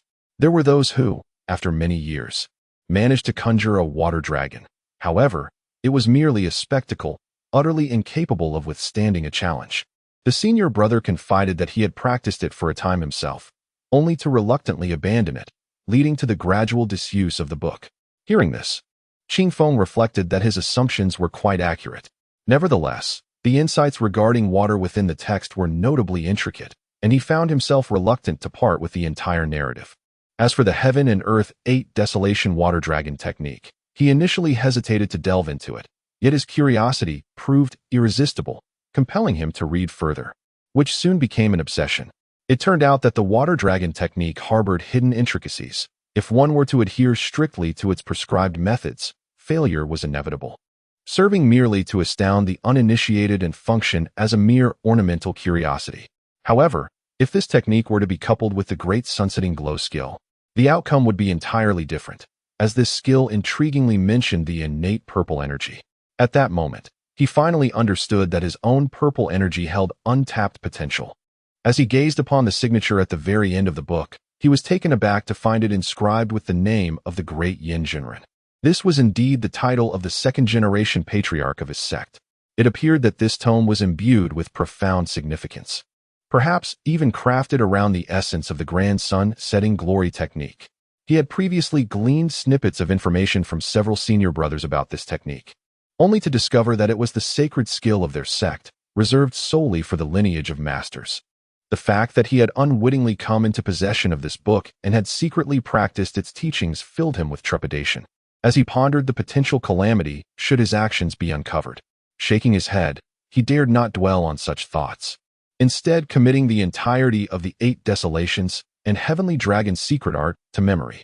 After perusing the book, he realized that there was truly nothing further of interest to him in this place. However, he was aware that the scripture repository likely held additional treasures. With this thought in mind, he approached the supervising senior brother to inquire whether any other scriptures were available. Chapter 41. The Flowing Clouds and Flying Waterfall. The senior brother nodded and informed him that if he wished to seek higher-tier techniques, he could ascend to the 3rd floor. However, a fee of 50 spirit stones was required. Upon hearing this figure, Qingfeng nearly leapt in disbelief, thinking to himself, why not just rob it instead? The supervising senior brother, noticing his expression, not only refrained from anger but smiled broadly, saying, Junior brother, to be honest, when I first heard this number, I wore the same expression as you. However, this is a regulation of the sect, one that cannot be altered. There is profound significance behind it, which you will come to understand in due time. Qingfeng nodded in acknowledgement, yet sighed heavily, realizing that ascending to the 3rd floor was utterly out of reach for him, as he possessed merely a handful of spirit stones. He couldn't fathom why the sect imposed such stringent conditions. It seemed to him more a matter of desperation than profound significance. After leaving the scripture repository, though he did not ascend to the 3rd floor, he felt he had gained much knowledge and was pleased nonetheless. Since he was at Tongtian Peak, he was eager to witness the wonder of the flowing clouds and flying waterfall. It was said that this waterfall soared 1,000 feet high, a magnificent sight to behold. He had long aspired to deepen his understanding here after reaching the 2nd layer of the dominating body technique. Alas, consuming that crimson pill had propelled him to perfection in that layer instead. Yet, now that he was here, he was determined to visit the waterfall. The waterfall lay to the east of Tongtian Peak. After inquiring with several senior brothers, he finally located the site. Even from hundreds of meters away, the roar of cascading water sounded like a stampede of 1,000 horses. As he drew near, he was utterly captivated by the breathtaking scenery before him. The waterfall seemed endless. Looking upwards, he could see only swirling mists, with torrents of water cascading down like a flowing white silk ribbon, crystal clear as if poured from the heavens. A rainbow arched across, enhancing its ethereal beauty. Standing beneath the waterfall, he felt a surge of adrenaline coursing through his veins, the thunderous roar resonating so intensely that prolonged exposure could induce a piercing headache and hallucinations. However, Qingfeng, having often trained beneath waterfalls, had developed immunity to such sounds, finding them rather pleasant.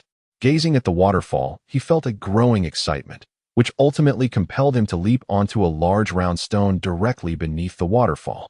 Upon landing, he quickly assumed a stance to steady himself, only to be immediately struck by excruciating pain, as if a 100-pound boulder had crashed upon him. Compared to the waters of Xiaxia Peak and Xiaoya Peak, the force of this waterfall was truly monumental. The water pounding against him felt akin to being relentlessly battered by countless stones. Fortunately, as an extraordinary cultivator, his skin could withstand such onslaughts. He realized that this place was excellent for tempering his bones, far superior to clumsily colliding with mountains. Thus, he adjusted his stance, adopting the posture of the third layer of the dominating body technique, and soon felt a surge of energy coalescing around him. Not only that, he could sense an abundant spiritual energy within the waterfall, far surpassing that of his own surroundings, rendering it a true sanctuary for cultivation. As time progressed, he felt as though his bones were fracturing under the immense pressure. However, through the posture cultivated during his practice, the emanating aura began to mend these fissures, fortifying them further.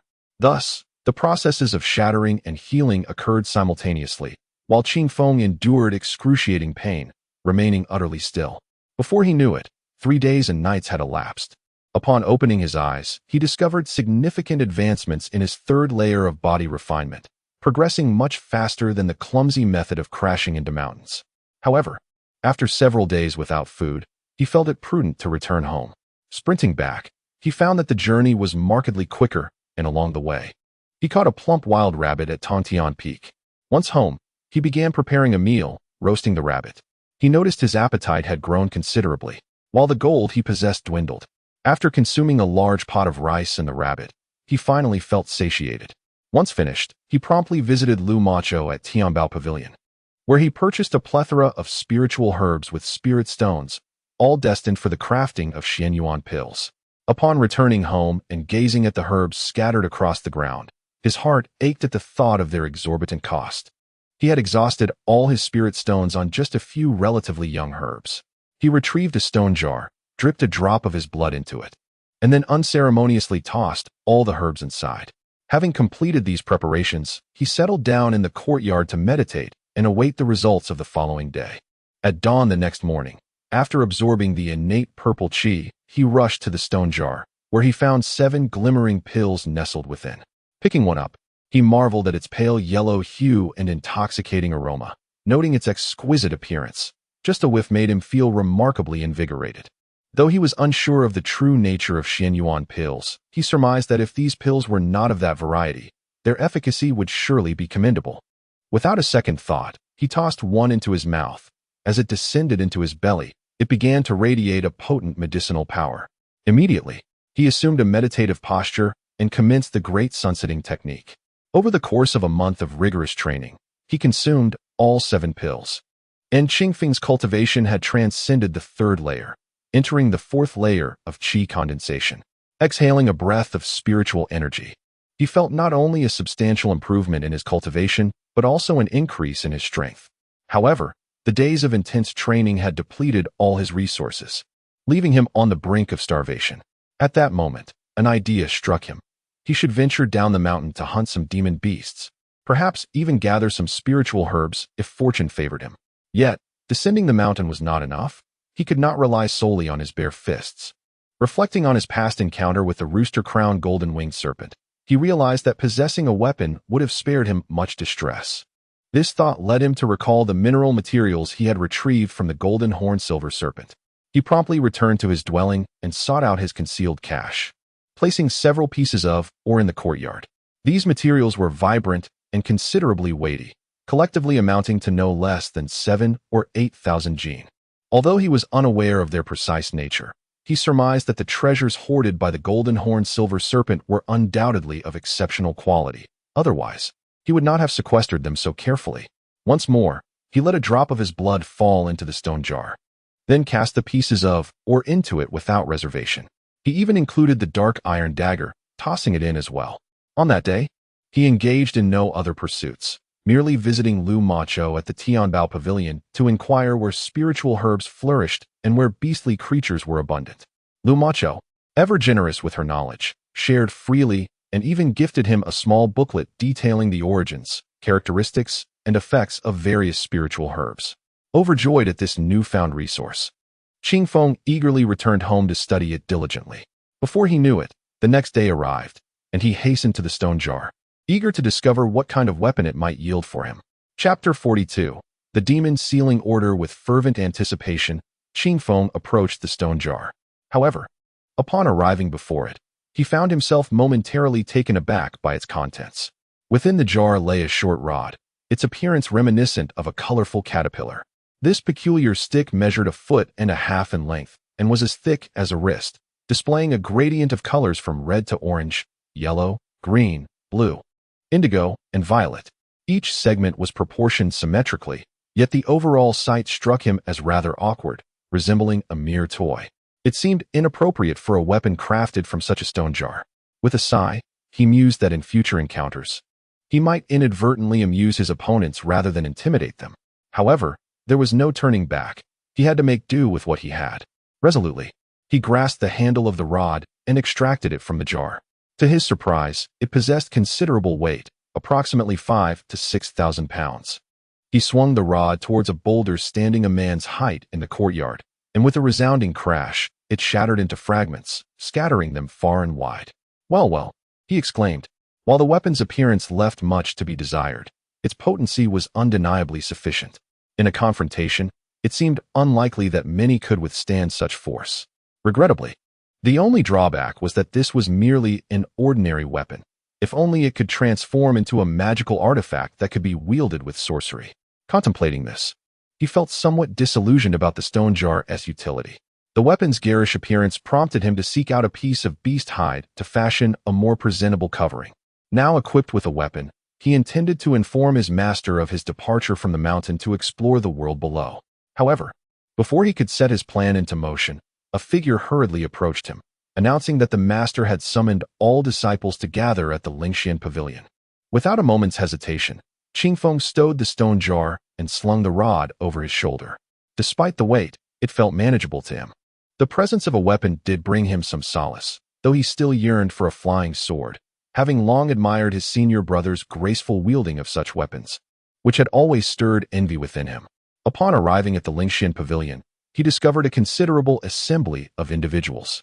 He exchanged greetings with familiar senior brothers and soon spotted Qingyi. Their eyes met, and Qingyi's gaze was filled with animosity. Indifferent to his presence, Qingfeng brushed past him. He was no longer the easily bullied junior disciple of the past.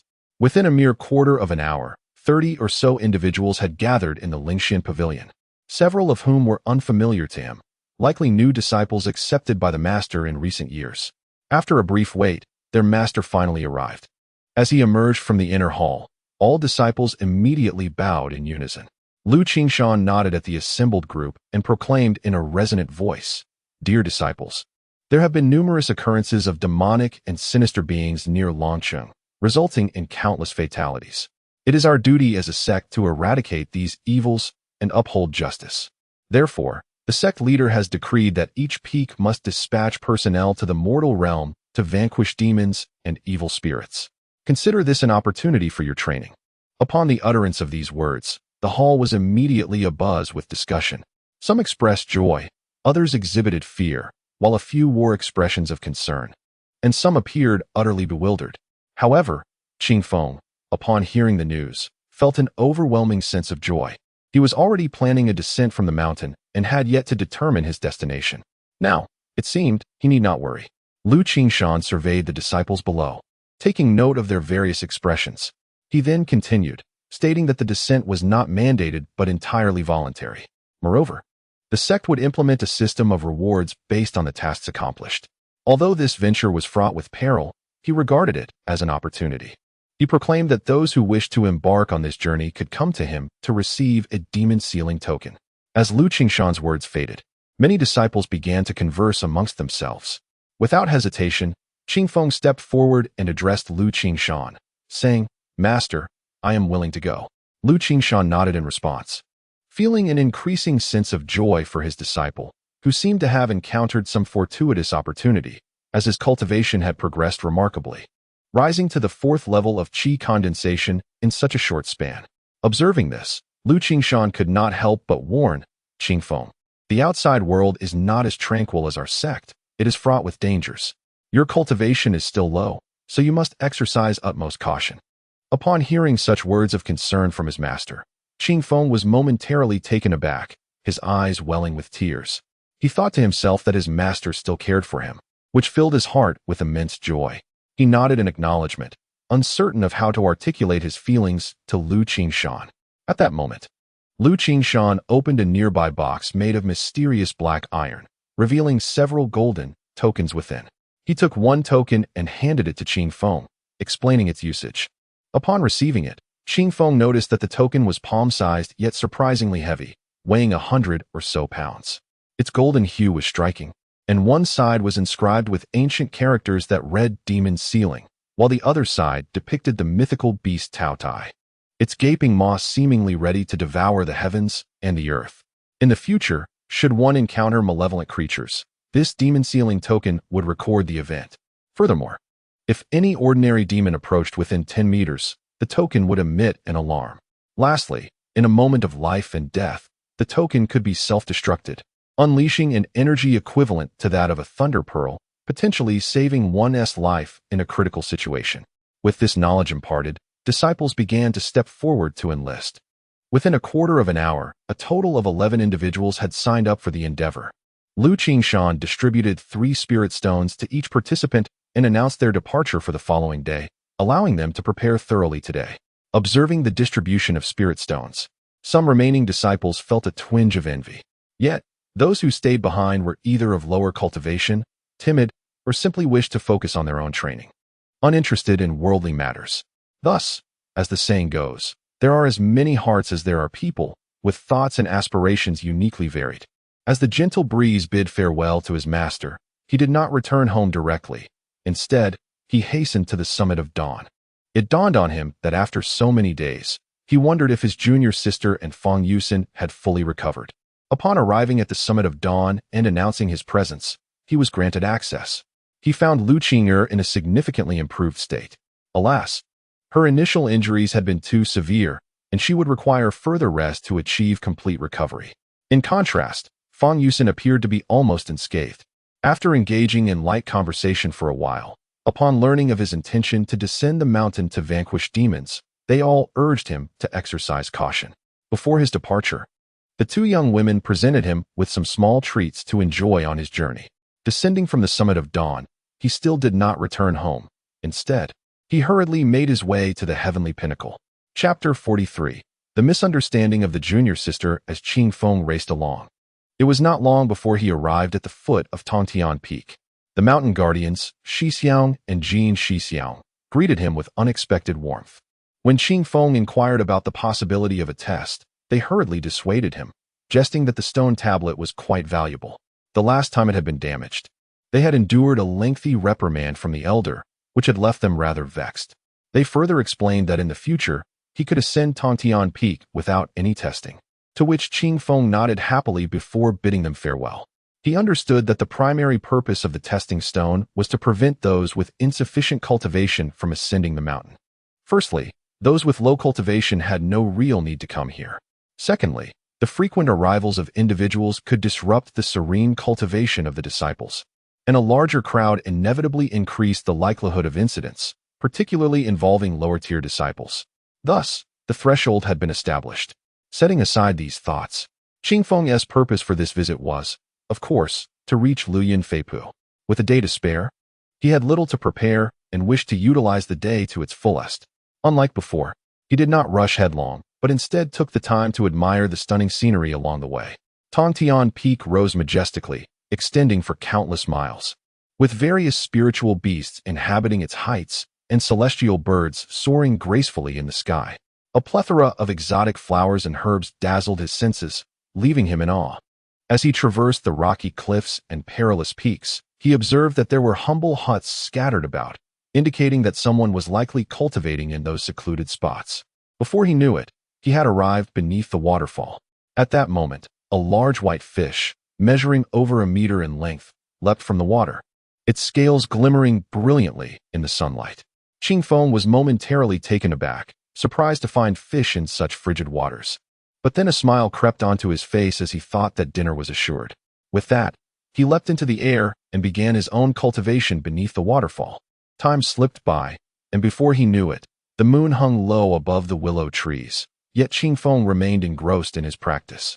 Just then, a radiant light approached swiftly from afar, and in the blink of an eye, a figure landed gracefully before the waterfall.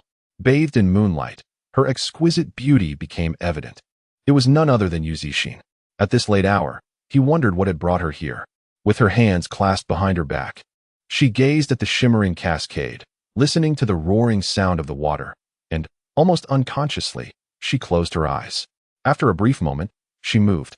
To Qingfeng's astonishment, she began to loosen her garments, revealing her delicate shoulders akin to jade, and with a splash, she plunged into the water to bathe. The sound of her entry startled Qingfeng from his reverie. Expecting another large fish, he was instead met with the sight of a woman bathing. In that instant, he found himself momentarily dazed, uncertain whether to reveal himself or remain hidden. He feared that emerging might lead to a misunderstanding. Yet remaining concealed could also lead to complications if discovered. He could only lament his misfortune in silence, ultimately deciding to remain still. At this moment, bathed in the moonlight, he recognized the figure of the woman in the water. It was none other than Yu Zixin, the young junior sister from Tongtian Peak. Upon seeing her, he was suddenly reminded of their fleeting encounter years ago. Reflecting on the past, he recalled that the petite girl had transformed into such a stunning beauty, truly embodying the saying that a woman grows more enchanting with age. Now, she stood partially draped in thin silk, her bosom barely concealed, resembling a lotus emerging from clear waters, untouched by artifice. At that moment, even the gentle breeze seemed entranced by her allure. Yu Zixin, content in her bath, had surveyed the surroundings and noted that there was no one within several hundred meters. Little did she anticipate that someone would be cultivating beneath the waterfall. After bathing for a while, unexpectedly, a large fish leapt from the water.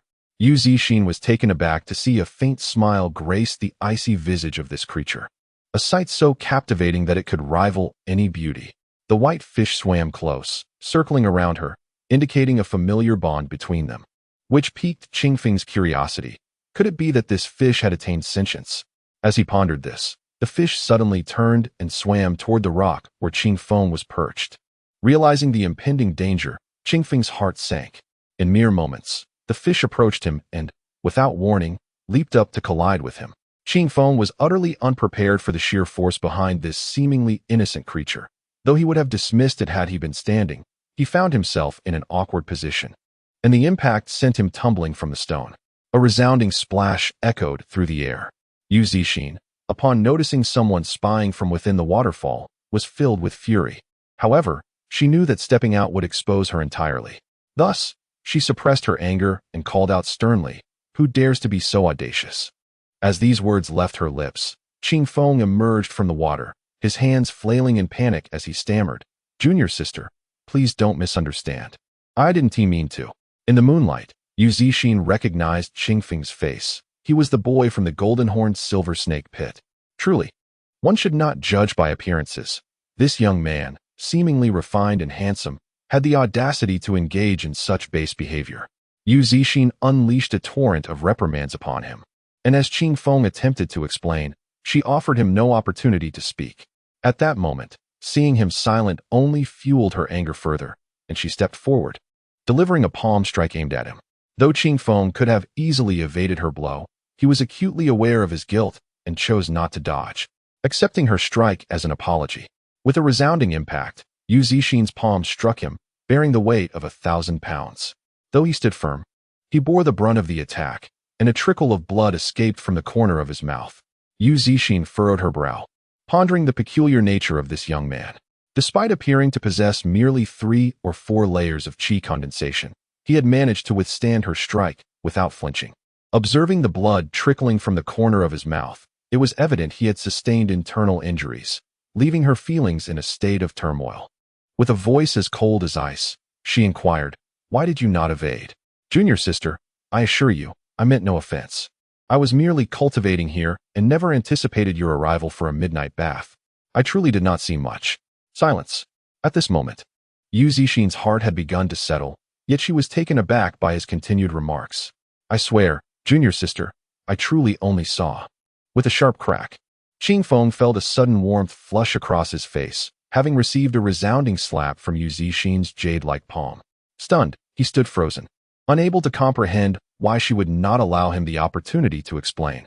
Chapter 44. Dragon City. Yu Zixin, with her discerning eyes, cast a piercing glare at him, only to witness a white fish swiftly leap from the water, creating a cascade of splashes and mist that enveloped the area.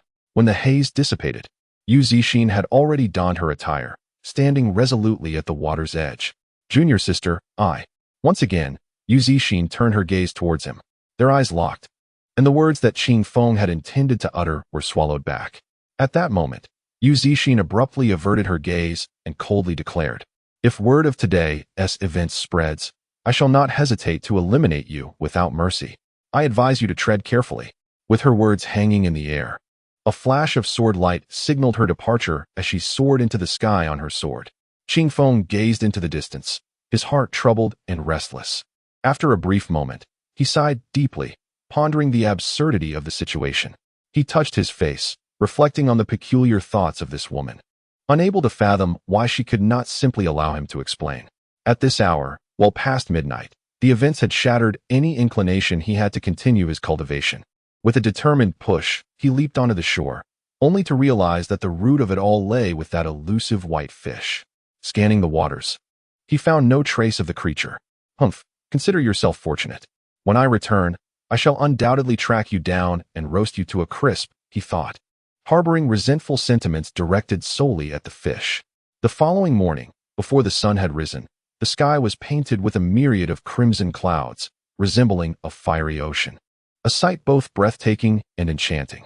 He arrived early at the designated gathering spot, where disciples began to trickle in. Within a quarter of an hour, the square was filled to capacity with fellow practitioners. At that moment, several figures descended like streaks of light, among them Yu Zixin, whose gaze swept over the crowd. Upon spotting Qing Feng, she slightly furrowed her brow before swiftly dismissing him from her attention. Qing Feng felt a flush of warmth creep over his face at her glance. Uncertain of the reason behind it, he glanced around to ensure no one was watching him, sighing in relief. Somehow, in her presence, he felt as if he were a thief, burdened by guilt. Beside her stood 3 companions, one of whom exuded an air of arrogance reminiscent of the thunder leopard. A whisper circulated among the crowd, identifying him as Lei Heng, the second senior brother from Tongtian Peak, known for his haughty demeanor that instilled fear in his peers. Aside from the master and the eldest senior brother, few dared to challenge his authority atop Tongtian Peak. The other 2 individuals, with their youthful faces and white hair, were esteemed elders of the sect. After a brief address to bolster morale, one elder produced a transport artifact, a small gray ship. Upon its release, the vessel expanded rapidly in the wind, growing to an impressive width of over 10 meters and a length of 50 meters in mere moments. The elders, along with Lei Heng and Yu Zixin, took the lead and boarded the ship, issuing commands as the multitude of disciples followed suit, taking flight towards the vessel. The vessel soared to a height of 10 zhang, leaving the unfortunate Qing Feng to gaze enviously at others who soared or glided effortlessly above. Only he relied on sheer strength to ascend. At this moment, nearly everyone else had boarded the ship, with him remaining on the ground, drawing the attention of the crowd. With a resigned smile, he bent his legs slightly and, with a sudden surge of power, leapt into the air. To his astonishment, the hard rock beneath him shattered into dust within a 5-meter radius upon his takeoff. This spectacle left the onlookers in awe, witnessing him soar to an astonishing height of over 50 meters. As he descended, the entire ship lurched forward with a thunderous crash. He landed with one leg bent and one hand on the ground, his back arched, carrying a mysterious object wrapped behind him. Slowly he lifted his head, realizing he had exerted too much force, damaging the wooden board beneath him. The dramatic entrance elicited gasps from the crowd, who thought him rather ostentatious. Surely, soaring gracefully would have sufficed, instead of creating such a commotion, perhaps in pursuit of recognition. At the ship's bow, the reactions varied. Yu Zixin exhibited surprise. Lei Heng wore a look of disdain, while the 2 elders nodded approvingly, their faces alight with admiration. The great ship ascended swiftly, cutting through the wind. Qingfeng found a spot to sit cross-legged in meditation. At that moment, a beaming senior brother approached him, eager to chat. This individual, named Zhang Bao and a disciple of Fei Xia Peak, was quite gregarious, continually seeking conversation, leaving Qingfeng to listen. Before long, familiar faces appeared, Zhao Tianxi by Fan and Shui Ru, engaging in pleasant conversation and planning future outings together. As the majestic landscapes unfolded, they reveled in the beauty surrounding them. The flying treasure ship traveled at remarkable speed, surpassing even the vessel held by Lu Qinger. By the next morning, they arrived at their destination, Longqing. This city was vast, stretching across 1,000 li, with a population exceeding 10 million, adorned with bridges and flowing streams, as well as pavilions and towers. Upon the city walls, mortal officials awaited, their eyes filled with reverence as the grand ship approached. Once the vessel landed outside the city, the passengers disembarked, and the officials rushed forward to extend their welcome. Among them, a valiant warrior clad in armor stepped forth, kneeling before an elder and proclaiming, "I pay my respects to my master." It was then that the crowd realized Elder Sanchuan had disciples among the common folk. Led into the city, they encountered numerous street vendors selling various snacks and trinkets. Although they were all cultivators, their exposure to such wares was limited, and soon, their surprise turned into delight. The gentle breeze accompanied by a plethora of trinkets, all of which he had never encountered in his childhood, among them a delicacy named candied hawthorn. Each fruit, plump and resplendently red, was enveloped in a glistening sugar coating, appearing as crystalline and translucent as ice sculptures. Upon tasting, the sweet and tangy flavors, soft and sticky, delightfully penetrated the heart, proving to be a truly delectable treat. Subsequently, the elder, perhaps displeased with the antics of the crowd that tarnished the dignity of their celestial lineage, admonished everyone to refrain from wandering carelessly and disturbing the mortals, urging them to follow him quietly to the general's residence. The general, however, quickly proclaimed that once they arrived at the abode, they would find a plethora of offerings, ensuring complete satisfaction for all. Reluctantly, the crowd followed suit, and in that moment, Qingfeng beheld Yu Zixin, seemingly untainted by earthly concerns, holding a candied hawthorn as well. Whether it was but an illusion, he fancied he caught a fleeting smile gracing her face. Chapter 45. The Dragon Boats of 1,000 Lakes in the General's Residence. Everyone enjoyed a life of luxury, surrounded by fine garments and sumptuous feasts. The general, ever considerate, had prepared a bounty of gold and silver for the company to utilize in future expenditures. After all, in this mortal realm, one must rely on such riches to navigate through life. The elders did not hesitate to accept their share, ensuring they were well equipped for unforeseen circumstances. Qingfeng, having nearly depleted his own funds, was not one to decline such generosity, especially when sustenance had become a pressing concern. The arrival of assistance in a time of need was not to be taken lightly. Each individual collected their portion, and none among them, with high moral standing, chose to refuse. Such behavior would undoubtedly earn them the disdain of their peers. Once everyone was well fed and content, the general summoned the two elders, Lei Heng and Yu Zixin, into the inner chamber, presumably to discuss matters pertinent to their situation. The remaining individuals, left to their own devices, indulged in the exquisite cuisine, formed clusters to engage in lively discussions, or sat cross-legged in meditation, continuing their cultivation. Zhang Bao, that spirited lad, approached Qingfeng to strike up a conversation. It was then that Qingfeng learned the source of Zhang Bao's enthusiasm. He was closely acquainted with Jiang Huai from Fei Xia Peak. Previously, when Qingfeng and Lei Bao had wagered in a contest, Jiang Huai had reaped the rewards, and the tall senior had recounted the events in great detail to their companions. The people of Fei Xia Peak naturally found solace in this story and etched Qingfeng's name into their memories, marking him as a future ally. Zhang Bao had long wished to meet Qingfeng, and upon finally encountering him, his joy was palpable, explaining his warm demeanor. Understanding this connection, Qingfeng could only smile at the serendipity of it all. What began as a mere coincidence had blossomed into a fortuitous relationship.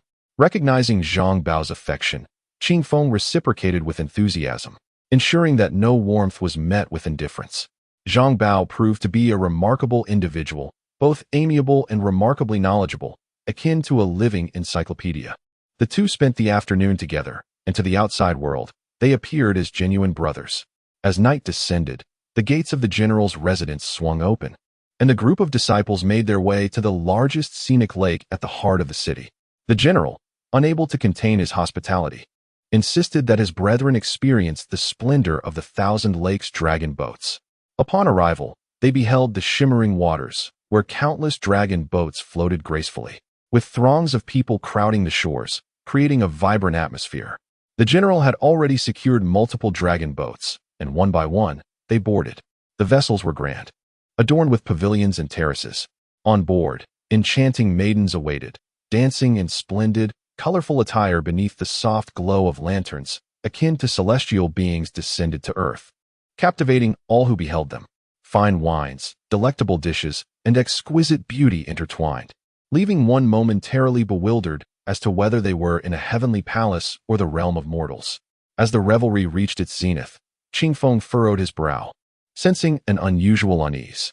Zhang Bao approached, draping an arm around his shoulder, and remarked, "Junior brother, I can't shake the feeling that something is amiss here. As if I am losing control." A gentle breeze swept through, and Qing Feng, taken aback, promptly inquired, "Are you also struggling to control your emotions? Feeling an overwhelming desire to indulge?" Zhang Bao immediately nodded, his eyes widening as he responded, "You too." Qing Feng acknowledged his shared experience, admitting that had his mind not recently cleared, he might have succumbed to obsession. In that moment, they exchanged a glance filled with mutual alarm, sensing that something was amiss.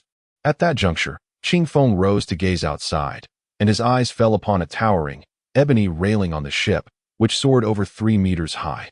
Atop it hung a peculiar red lantern, distinct from the ordinary, with its 6-sided octagonal shape adorned with countless mesmerizing patterns. Qing Feng pointed towards it, and Zhang Bao, upon closer inspection, furrowed his brow deeper, gravely remarking, "Those patterns resemble talismans." As they surveyed the crowd, they noticed everyone wore expressions of delight. Suddenly, Zhang Bao produced a small, jade-hued porcelain bottle from his pocket. He unscrewed the cap, releasing a foul odor. With a flick of his finger, he extracted a viscous liquid, applying it to Qing Feng's eyelids before doing the same to himself. Qing Feng, puzzled, inquired about the substance. Zhang Bao chuckled, revealing that it was a secret concoction made from the urine of a 3-legged toad, exorbitantly priced. He would not have dared to use it had it not been for the urgency of the situation. Upon opening his eyes, Qing Feng was greeted by a different vista. Countless luminous points danced in the sky, drawn towards the blood-red lantern, while a myriad of glowing specks leaked from its base, cascading over the crowd. Observing the beautiful women on the ship, their smiles were deceptive, their faces were expressionless, and they appeared utterly weary. It was astonishing. This object was indeed siphoning the essence of souls, releasing an aura capable of inducing hallucinations, Zhang Bao exclaimed in horror. He then seized Qing Feng's arm, and together they ascended into the air. From their elevated vantage point, they discerned that the dragon boats were arranged in a peculiar formation, interconnected like an intricate array. Realizing the gravity of the situation, they were drenched in cold sweat, taken aback by the malevolent individuals employing such methods, and the scale of their plot suggested the mastermind was formidable. Yet, Qing Feng was perplexed. What could be the purpose of harvesting souls? Zhang Bao explained that practitioners of dark arts often sought bizarre artifacts or honed their own skills through nefarious means. He speculated that such items were likely intended for those purposes. Having grasped the situation, Qing Feng approached the railing and forcefully kicked it down. The railing crashed to the ground while the lantern floated away serenely. Qing Feng, determined to pursue it, found himself unable to summon the ability to fly, leaving him agitated and distressed. At this moment, those brothers engrossed in fine wine and exquisite delicacies found their minds unexpectedly clear. Upon observing the beautiful women, they no longer felt entranced by their allure. The ladies themselves appeared fatigued, some even fainting, clearly a result of excessive exertion. Witnessing this scene, most were left in a state of bewilderment, until a sudden realization struck them, prompting silent exclamations of astonishment. Qing Feng and Zhang Bao, disregarding their surroundings, hurried to another boat in search of the sect's elders. In a matter of moments, they arrived aboard, greeted the 2 elders, and promptly relayed their discoveries. One elder, upon hearing their account, displayed a look of satisfaction, while Elder Sangchuan nodded repeatedly, inviting them to take a seat, exhibiting no sense of urgency whatsoever. This left the two young men somewhat perplexed. Chapter 46. Unveiling. As Qing Feng and Zhang Bao observed the unfolding scene, a sense of unease began to stir within them. They had anticipated that the ensuing events would lead to a confrontation with the malevolent figure. Were the two elders already ensnared in this predicament? Such thoughts sent chills down their spines. Amidst their silent exchanges of apprehension, Elder Sangchuan broke the silence. With a satisfied gaze upon the two, he remarked, "Very well. Though your cultivation is modest, your keen perception has allowed you to discern the underlying anomalies with remarkable swiftness." Upon hearing this, both Qing Feng and Zhang Bao realized that it was not ignorance, but rather an acute awareness that had eluded them thus far. Sangchuan continued, "Our presence here is not merely for leisure. We have long been aware of this locale, but our strategy has been to patiently wait for a significant opportunity. Today, that opportunity has finally presented itself." With a sense of urgency, Qing Feng inquired, "Uncle Master, why do we not seize him at once?" Sangchuan shook his head, exhaling a sigh of resignation. "Young friend, this matter is far more intricate than you perceive. This pleasure boat has been in operation for over a century. Those who can orchestrate such elaborate schemes are not mere triflers. They are undoubtedly formidable practitioners of the dark arts. This individual is exceptionally powerful, far beyond our current capabilities. Thankfully, we have already dispatched others in search of reinforcements." Upon hearing this explanation, Qing Feng felt a wave of relief wash over him, understanding that this was, in fact, a test orchestrated by Elder Sangchuan for their benefit. However, his curiosity was piqued regarding the extent of the dark practitioner's prowess, to the point where even Elder Sangchuan deemed it necessary to seek assistance. Was he perhaps summoning the sect leader? As Qing Feng pondered these questions, Elder Sangchuan urged both him and Zhang Bao to enjoy the dance and revelry. Yet, Qing Feng found little inclination to partake, especially since Yu Zixin and Lei Heng had already vanished, likely on separate missions. Thus, they remained vigilant, wary of any sudden aggression from the dark practitioner. Yet, as the hours passed, the festivities continued unabated, with no sign of disturbance. Finally, at the stroke of midnight, Elder Sangchuan and another elder, the Master of Mai, abruptly rose to their feet. With a grave expression, Sangchuan announced, "Reinforcements have arrived. It is time to act." With a swift motion, he unleashed a torrent of formidable spiritual energy, which surged forth and swept through the vicinity, causing several dragon boats to be pierced through effortlessly. The disciples of the Tai sect, now awakened and alert, realized in horror that they had been ensnared without their knowledge, their fear mingling with indignation. In that moment, Elder Sangchuan's voice rang out, commanding, "Disciples of the Tai sect, heed my orders. Remove the lanterns from every dragon boat. Should any malevolent beings reveal themselves, they are to be dealt with immediately, without mercy." Upon receiving this command, the disciples aboard the dragon boats swiftly mounted their swords and hastened toward the prows of their vessels. Within moments, the sounds of combat and cries of battle erupted from the pleasure boats. The gentle breeze stirred within Qing Feng, anxiety gripping him as he could only stare helplessly. Why? He simply lacked the ability to fly with a spirit vessel, nor could he swim across. How utterly embarrassing it would be, especially if he arrived only to find everyone had already departed.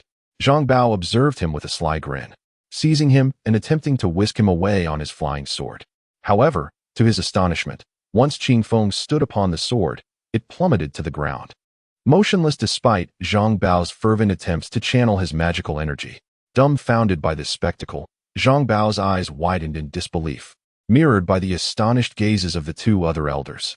At that moment, Qing Feng chuckled and remarked, "Perhaps my weapon is simply too heavy." As soon as he leapt off the sword, Zhang Bao summoned his magical power, successfully lifting the sword into the air, momentarily frightening him into thinking that his abilities had faltered. Curiosity piqued, he found himself eager to discover the nature of Qing Feng's weapon, which had proven too burdensome for him to lift. Feeling a surge of indignation, he jumped off the sword, determined to examine Qing Feng's weapon. Truth be told, the two elders were equally intrigued, wondering whether this young lad was merely boasting or if Qing Feng's prowess truly surpassed his own. Reluctantly, Qing Feng retrieved a vividly colored short rod from behind him. Upon seeing this object, Zhang Bao couldn't suppress a burst of laughter. And even the two elders wore expressions of amusement, pondering what sort of ridiculous weapon this young apprentice had conjured. Qingfeng's expression shifted, embarrassment washing over him as he tossed the rod to Zhang Bao. Zhang Bao caught it with a smile, only to be taken aback by its weight. As if he had received a colossal stone, he immediately concentrated his magical energy, exerting all his strength, but to no avail. With a resounding thud, the rod fell onto the deck, and Zhang Bao was sent sprawling, landing in a most undignified manner. Witnessing this, the onlookers on the ship were left speechless, questioning whether the rod was indeed heavy or if the two were merely putting on a show. Zhang Bao brushed off non-existent dust, casting a bewildered glance at Qingfeng, inwardly cursing him for his lack of decorum. Some disciples, filled with skepticism, approached, eager to lift the iron rod. Yet, as they reached out and exerted force, they discovered the rod was exceedingly heavy, resistant even to their magical prowess. Fortunately, one individual, straining with bulging veins upon his forehead, managed to lift it with great difficulty. This scene left everyone astonished. Elder Songchuan waved his hand, channeling his magical energy into a dragon's claw to grasp the rod. Upon holding it, he realized that Qingfeng had indeed spoken the truth. The rod seemed to weigh several thousand pounds. It left him pondering just how much strength Qingfeng possessed to wield such a weapon. The other elder, equally speechless, regarded Qingfeng with a gaze of incredulity. At this moment, the sounds of battle outside grew louder. Songchuan returned the rod to Qingfeng, instructing him to keep it close as he protected him while the other disciples moved ahead. In the blink of an eye, only the three of them remained aboard the vessel. Elder Songchuan, filled with curiosity, inquired about Qingfeng's master, to which Qingfeng respectfully replied, "My master is Lu Qingshan." Upon hearing this name, the two elders exchanged glances, both harboring a sense of disbelief. However, Songchuan let out a sigh and remarked, "Disciple Qingshan is indeed fortunate to have such a student. In the future, you shall undoubtedly bring glory to the Zixia Peak." Qingfeng nodded, and the two refrained from further inquiries. As for the reasons behind his extraordinary prowess, they chose not to pry, considering it a matter of personal privacy, particularly since he was a disciple of their peak.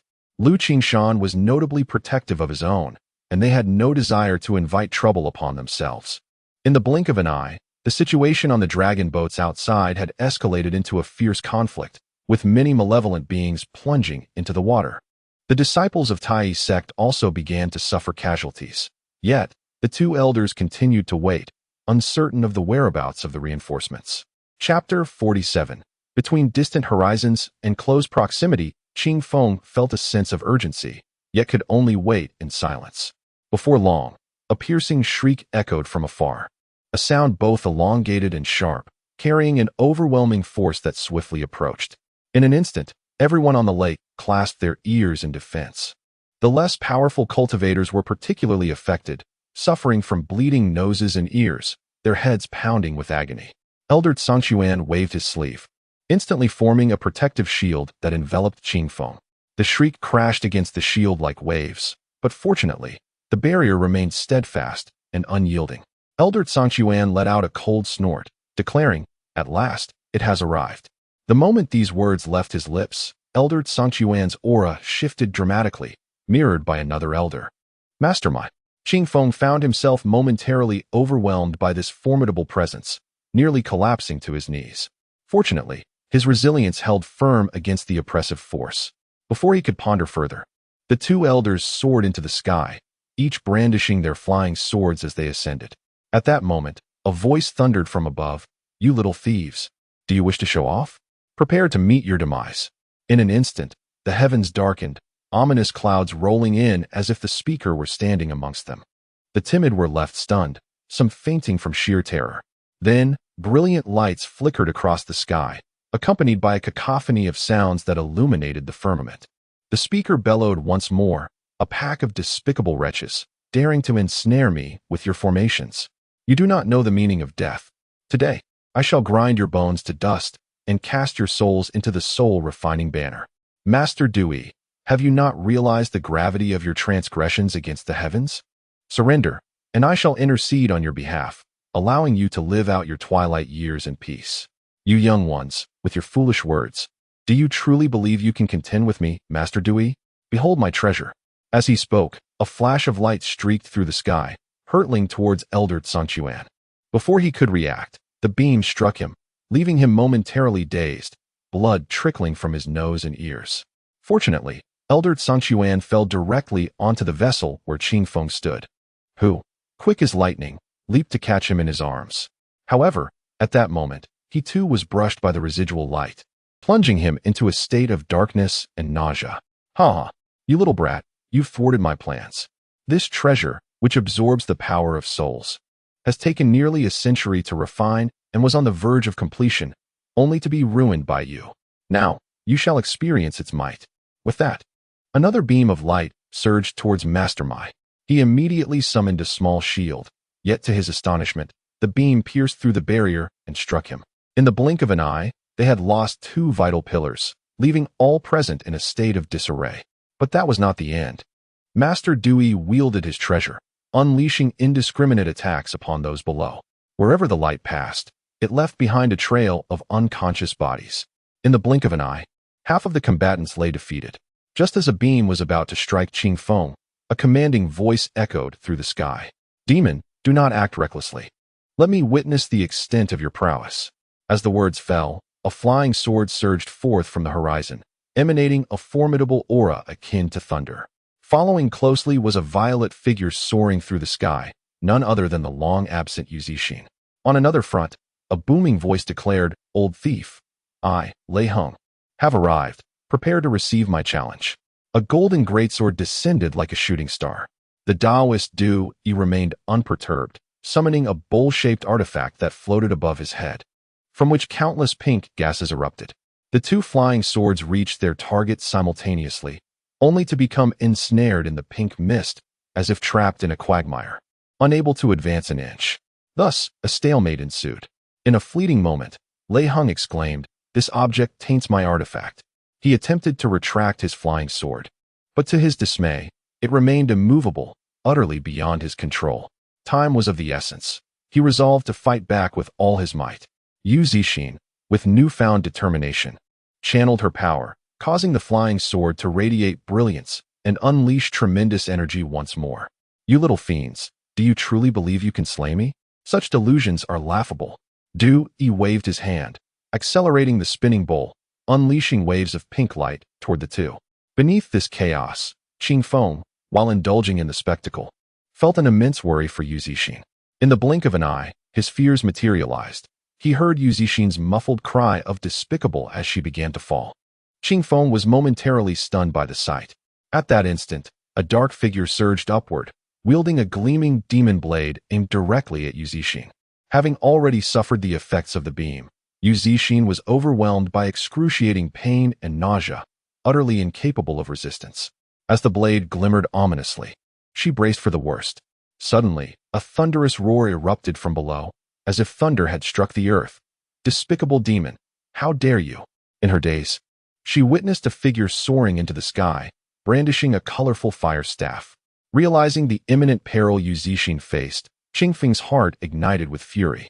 In that critical moment, he felt his blood boiling, summoning every ounce of strength within him. With a powerful kick, he nearly shattered the entire vessel. Harnessing this immense force, he shot into the sky, drawing a short staff just before the dark-clad man could strike Yu Zixin.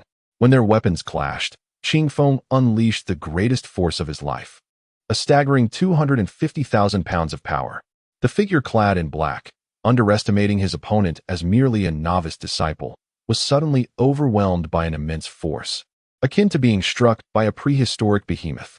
Before he could react, both he and his weapon were sent hurtling through the air, exploding into a grotesque display of flesh and blood, utterly lifeless. Witnessing this spectacle, everyone below was struck with awe and terror, each person speculating about the identity of the disciple and the mountain peak from whence such formidable strength emanated. As the 2 descended, they found themselves without a place to land, on the brink of plunging into the lake below. At that moment, a radiant beam of light appeared from the horizon, gracefully catching them both. It was then that Qingfeng noticed a red flying sword beneath him. In an instant, a figure emerged from the sky, appearing before him in mere flashes, leaving Qingfeng utterly astonished, unable to comprehend the mystical technique at play. In the blink of an eye, an elderly man with snow-white hair appeared before them. At this moment, Yu Zixin, dazed and disoriented, murmured incoherently. The elder, upon confirming her safety, let out a sigh of relief and softly remarked, "Thank goodness, thank goodness." Chapter 48. The Great Terror Between Life and Death. Qing Feng had never laid eyes upon this individual before, yet curiously, he felt an inexplicable warmth emanating from him. Despite his seemingly depleted powers, leaving Qing Feng momentarily perplexed. The elder glanced at Qing Feng and, with a smile, remarked, "You possess remarkable skills, young friend. I entrust my heart to you." With that, he executed a spell, transporting the two onto a dragon boat. In the next moment, he waved his sleeve, and a flying sword darted forth, targeting the Taoist doer. Lei Hong was still struggling, on the brink of being slain beneath the treasures of doer. In his moment of dread, he caught sight of a sword hurtling toward him, infused with an overwhelming aura of slaughter. The immense killing intent startled doer, prompting him to release Lei Hong and direct his magical artifacts against the approaching sword. However, to his astonishment, the sword remained unaffected, soaring directly towards his face. Doer's alarm surged as he hastily cast several magical artifacts to intercept the sword, which he managed to halt just in time. In the next instant, he landed among a painted boat, his eyes gleaming with malice as he turned his gaze upon Qing Feng. "So it is you, the old ghost Fuyo. I see you have yet to meet your end." Doer's venomous voice dripped with disdain. "Humph, you shall be disappointed. The defeat you dealt me years ago has only fueled my resolve to cultivate tirelessly for this very day. Old Doer, next year on this date will mark your demise." "Ha ha ha, such arrogance. You are merely a vanquished foe," Doer retorted. "Though my artifact is not yet fully realized, it is more than sufficient to deal with you." "Old ghost Fuyo." Fuyo scoffed, "Is that so? Then bring it on. I am eager to witness the extent of your current prowess." Doer sneered, slowly responding, "I shall demonstrate the might of my artifact, which will surely obliterate you, ensuring you never escape the cycle of reincarnation." Upon concluding his words, he cast a spell with one hand while raising a bowl with the other. Instantly, the heavens filled with an array of enchanting sounds. As if the very world was trembling, countless dragon boats emitted mournful wails, and a multitude of red lanterns ascended, forming an eerie pattern in the sky. Upon witnessing this, Fuyo narrowed his eyes, leaping into the air. He reached out, and a brilliant bolt of lightning illuminated the firmament, followed by a resounding thunderclap. In that moment, a luminous orb of pure electric power materialized in his grasp. The next instant, he directed a spell toward the lake below, causing the waters to boil. The myriad souls who had perished within its depths surged forth, their cries of resentment and terror merging into the radiant orb. In an instant, the atmosphere thickened with a chilling wind, and the air was filled with anguished wails, creating an utterly harrowing sensation. Beneath Fuyo, Qing Feng felt this intensity acutely. A bone-chilling experience that marked his first encounter with the awe-inspiring powers of a cultivator, capable of shaking the heavens and instilling fear even in the divine. At this moment, Fuyao spoke, "Old man Dui, heaven possesses the virtue of mercy.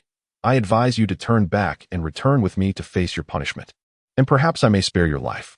Cease your prattle, surrender your life." Dui Zhenren bellowed. The world around them shifted ominously, as if an endless chill had descended, causing tremors throughout one's being. In that instant, a beam of light surged towards Fuyao. Where this light traversed, time seemed to freeze, emanating countless emotions. "Let us see if you can withstand the myriad flavors and sensations of life," Dui Zhenren continued. But before he could finish, Fuyao made his move. With a sweeping gesture, he unleashed a formidable spell upon the orb of light, instantly activating it. At that moment, the orb collided with the beam. Astonishingly, the orb disregarded the power of the beams and swiftly reached Dui Zhenren, penetrating him before he could react. With a crack, the bowl in Dui Zhenren's hand fell. The light dissipating, his eyes widening in disbelief, unable to comprehend his defeat. Fuyao leapt beside him, glancing down at the fallen Dui Zhenren, who was filled with profound lament. "No, this cannot be real. What have you done?" The dying Dui Zhenren grasped Fuyao's pant leg tightly, his face a mask of confusion. Fuyao met his gaze and sighed. "Your ghostly bowl is no match for the multitude of resentments and fears contained within my grasp of thunderous light. The power of the soul cannot withstand the profound terror of life and death." Upon hearing this, Dui Zhenren coughed up a mouthful of blood, murmuring, "Impossible, impossible." before falling silent. Fu Yao shook his head slightly, pondering how this man could cling to such stubbornness even in death. Little did this demon know the sacrifices he had made over the years in search of a way to break his ghostly bowl. With his formidable foe now deceased, Fu Yao felt a stirring in his purple mansion, the last vestiges of his inner demons dissipating. In that moment, his eyes sparkled with clarity, an indescribable exhilaration swelling within him. Perhaps he could achieve another breakthrough and ascend to greater heights. With Dui Jinren's demise, his subordinates lost their resolve and began to flee. The disciples of Tai's sect, realizing the opportunity, pursued them mercilessly, resulting in countless casualties among the wicked. Yu Zixin opened her eyes to behold a face marked by determination. "It's you," she murmured, her voice hoarse. Upon seeing her awake, Qing Feng gently set her down. "Little senior sister," just now he stammered, his face flushing, unsure of how to explain. At that moment, Yu Zixin recalled the fragmented memories before her unconsciousness. She remembered a figure soaring skyward, wielding a vibrant staff, as if in that final moment they had shattered the demon before her eyes. She truly did not anticipate that she would repeatedly find herself entwined with this junior disciple. As she glanced around with her beautiful eyes, she expressed her gratitude to Qing Feng. "Thank you." Upon hearing this, Qing Feng, startled, hastily waved his hands and replied, "I am unworthy of such praise. It was merely in a moment of urgency that I rushed forward. I believe any disciple of the sect would have acted similarly in such a situation." Listening to his halting and stammered words, Yu Zixin couldn't help but smile knowingly, revealing a long-forgotten smile that blossomed like a lotus flower, bringing joy to all who beheld it. At that moment, a voice called out from behind, "Young friend, come here." Qing Feng turned around involuntarily. Chapter 49. The esoteric art of shrinking space. At this moment, the esteemed Master Fu Yao was gazing at him, prompting Qing Feng to stride forward and bow deeply, exclaiming, "Disciple pays respects to great-granduncle." Previously, Elder Sangchuan and Master Mai had already paid their respects to this individual. Thus, Qing Feng comprehended the situation and followed suit. At this juncture, Elder Sangchuan and Master Mai appeared utterly disheveled, their faces marred by embarrassment. In contrast, Master Fu Yao graciously bestowed upon the two a pair of elixirs, which they received with profound gratitude before departing to attend to their remaining matters. Suddenly, a radiant aurora swept across the horizon, swiftly landing upon the grand vessel. It was evident that this individual was in a dire state, with disheveled hair, fallen armor, and blood splattered across his face, suggesting he had just emerged from a fierce battle. After paying his respects to Master Fu Yao, he approached Sister Yu Zixin. "Sister Yu Zixin, are you unharmed?" he inquired, his expression betraying evident concern. Yu Zixin had already regained her composure, and upon hearing his inquiry, she nodded and replied, "Brother Lei, I am unscathed." Only then did Lei Hung reveal a semblance of relief, turning his gaze towards Qing Feng, his countenance revealing a complex array of emotions. Nonetheless, he offered a nod to Qing Feng before soaring into the sky. At this moment, only the three of them remained aboard the dragon ship, enveloped in an almost palpable silence. Master Fu Yao regarded Qing Feng, then glanced at Yu Zixin, gesturing for her to approach. To everyone's astonishment, Yu Zixin obediently made her way to his side, declaring, "Yu Zixin pays respects to the ancestor." In that instant, Qing Feng understood. No wonder Master Fu Yao frequently cast admiring glances at Yu Zixin, his satisfaction evident. For a fleeting moment, he found his thoughts wandering. Master Fu Yao nodded at Yu Zixin and then addressed Qing Feng, saying, "I am immensely grateful to you for saving my great-granddaughter. Yu Zixin is extraordinarily gifted and represents the future hope of our Yu family. Should anything untoward occur here, I would be left with a profound sense of guilt." Upon hearing these words, Qing Feng was at a loss for how to respond, opting to bow his head and listen. "My young friend," Master Fu Yao continued, "you are indeed Yu Zixin's savior. I, Fu Yao, do not owe favors lightly. Speak freely. What is it that you desire? What is your wish?" Faced with the earnest gaze of Master Fu Yao, Qing Feng felt a sudden rush of anxiety. He hastily replied, "Great-granduncle, I seek nothing. My rescue of junior sister was merely an act of impulse." Master Fu Yao regarded him with a slight shake of his head. "Every action has its consequences. Even if you acted on impulse to save Yu Zixin, this is still a monumental favor. If you do not repay this debt, there will surely be repercussions in the future." I also wish for Yuzixin to remain untainted by such heavy karma. Do you understand my intent? Qingfeng nodded, realizing this was the first time someone had so fervently insisted on a reciprocation. He felt a mix of bemusement and reluctance. However, since the matter had been laid bare, to refuse further would be to show ingratitude. Contemplating for a moment, a spark of inspiration illuminated his mind, and he addressed Master Fuyao, great-granduncle. May I inquire if any request would be permissible? Fuyao nodded, indicating that as long as it was not excessive, it was acceptable. Qingfeng opened his mouth, revealing a somewhat troubled expression, yet he mustered the courage to say, Master Uncle, you have discerned that my cultivation revolves around body refinement techniques, with a supplementary focus on immortal arts. However, due to my current low level of cultivation, I am utterly incapable of manipulating objects, rendering my movement exceedingly inconvenient. I observed how effortlessly you traversed the distance in an instant. I am curious about that immortal technique and whether you might impart it to me. Upon hearing this request, Fuyao was momentarily taken aback, his countenance reflecting some difficulty. Noticing his expression, Qingfeng hastily added, if it poses a challenge, Master Uncle, I would not insist. Fuyao regarded him thoughtfully for a moment before responding in a calm tone. The technique is known as shrinking the earth to an inch, a secret transmission of my Yujia lineage. While it is indeed a secret art, I am not entirely opposed to sharing it, provided you ensure that it is not transmitted to a third party. Upon hearing this, Qingfeng immediately swore an oath, assuring that it would remain confidential. Yuzixin, however, was taken aback, never having anticipated that the ancestor would bestow such a secret technique upon an outsider. It is worth noting that this technique could only be cultivated by those who had attained the status of an elder within the family, and even she lacked the qualifications to practice it. Yuzixin pondered whether the ancestor was being overly generous or if he harbored other intentions. She found herself unable to discern his thoughts. Subsequently, the ancestor instructed Yuzixin to step aside, and then he began to elucidate the intricacies of the technique and the methods of cultivation to Qingfeng, cautioning him that it was not as simple as he might imagine, but rather exceedingly challenging to master. The two engaged in an animated discussion for nearly half an hour, at which point Qingfeng finally grasped the essence of the cultivation process, though he realized that many aspects would require further contemplation upon his return.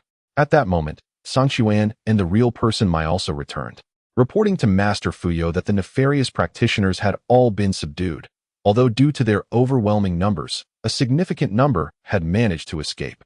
Master Fuyao listened attentively, and in the end, he declared that the matter was resolved, leaving the remaining responsibilities to the two of them as he had pressing matters to attend to and departed. In the blink of an eye, the master uncle transformed into a streak of light, vanishing beyond the horizon. After a day of fierce battle, the group was utterly exhausted. Sangquan ordered the retrieval of the casualties to be taken back to the general's mansion, and thus, the arrangements continued until dawn. The following day, everyone busied themselves with the care of the injured, proceeding in an orderly manner. This battle had resulted in the loss of 5 or 6 disciples and left over 20 wounded. The injured were entrusted to Yuzixin and Lei Hung for transport back to the mountain gate for recuperation, while the deceased were also returned for burial. No one had anticipated that within just a day, those who had been jovial and engaged in spirited discussions would no longer be seen. At this moment, everyone understood that between life and death lies great terror. Slaying demons and dispelling evil is not merely a matter of words. This incident deepened their understanding that the extermination of demons is not a matter of impulsive action, but a solemn undertaking that requires one's very life. And they resolved to cultivate with even greater diligence in the days to come. After a few days of recuperation, the practitioners were assigned new tasks. Although the malevolent cultivators within Longsheng have been eradicated, numerous demons and strange creatures continue to wreak havoc within 1,000 miles of the city. Having emerged from seclusion, we must restore tranquility to the mortal realm. To the west of Longsheng, in Muniazin, several villages have been completely slaughtered, and Qingfeng along with a few senior brothers have been dispatched to that location. Upon receiving their orders, they hastened their journey, traveling day and night. They arrived at their destination by dawn the following day. In Dafa village, the 200 inhabitants, regardless of age or gender, were all transformed into desiccated corpses overnight, their blood and flesh essence drained. This grim report had been relayed by the local officials the previous night. At this moment, The mayor of Muniazin was discussing the situation with Qing Feng and his companions. They nodded in understanding, but to grasp the specifics of the matter, it was imperative to visit the site of the incident. Chapter 50. The Joyful Sect. This time, the team led by Qing Feng was headed by his senior brother, Zhou Tong, who had attained the 8th level of qi condensation. Among the group were familiar faces, Zhang Bao, along with Chun Han and Wang Shuang from the Falling Sunset Peak. As they traversed the path, none dared to underestimate Qing Feng, for his brilliance on that fateful day had been undeniable, and despite his relatively modest cultivation, his strength was formidable. Before long, they arrived at Dafeng village, and as they stood at the village's entrance, an ominous aura enveloped the air above the settlement. Despite the blazing sun overhead, a chill ran through their bodies. Upon stepping into the village, they found it eerily deserted. It was not until they reached the village center that they encountered a large gathering of the villagers, all congregated in one place. Witnessing this scene, Qing Feng felt a stirring within him, and he rushed forward to examine the bodies. As he beheld the lifeless forms of the villagers, he stood frozen in shock. "What is it, junior brother?" the others inquired, noticing his unusual demeanor.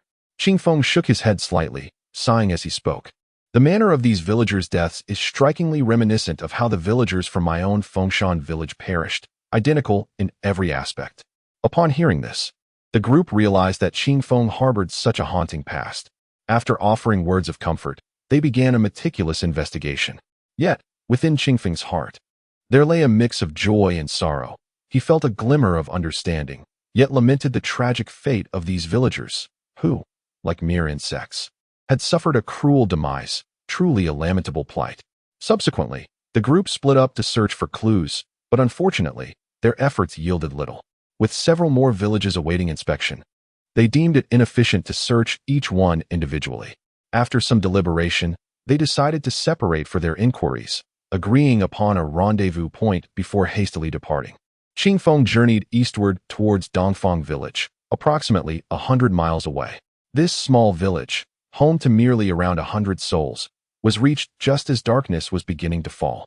As he stood at the village entrance, he felt an overwhelming sense of resentment permeating the air, accompanied by a chilling wind.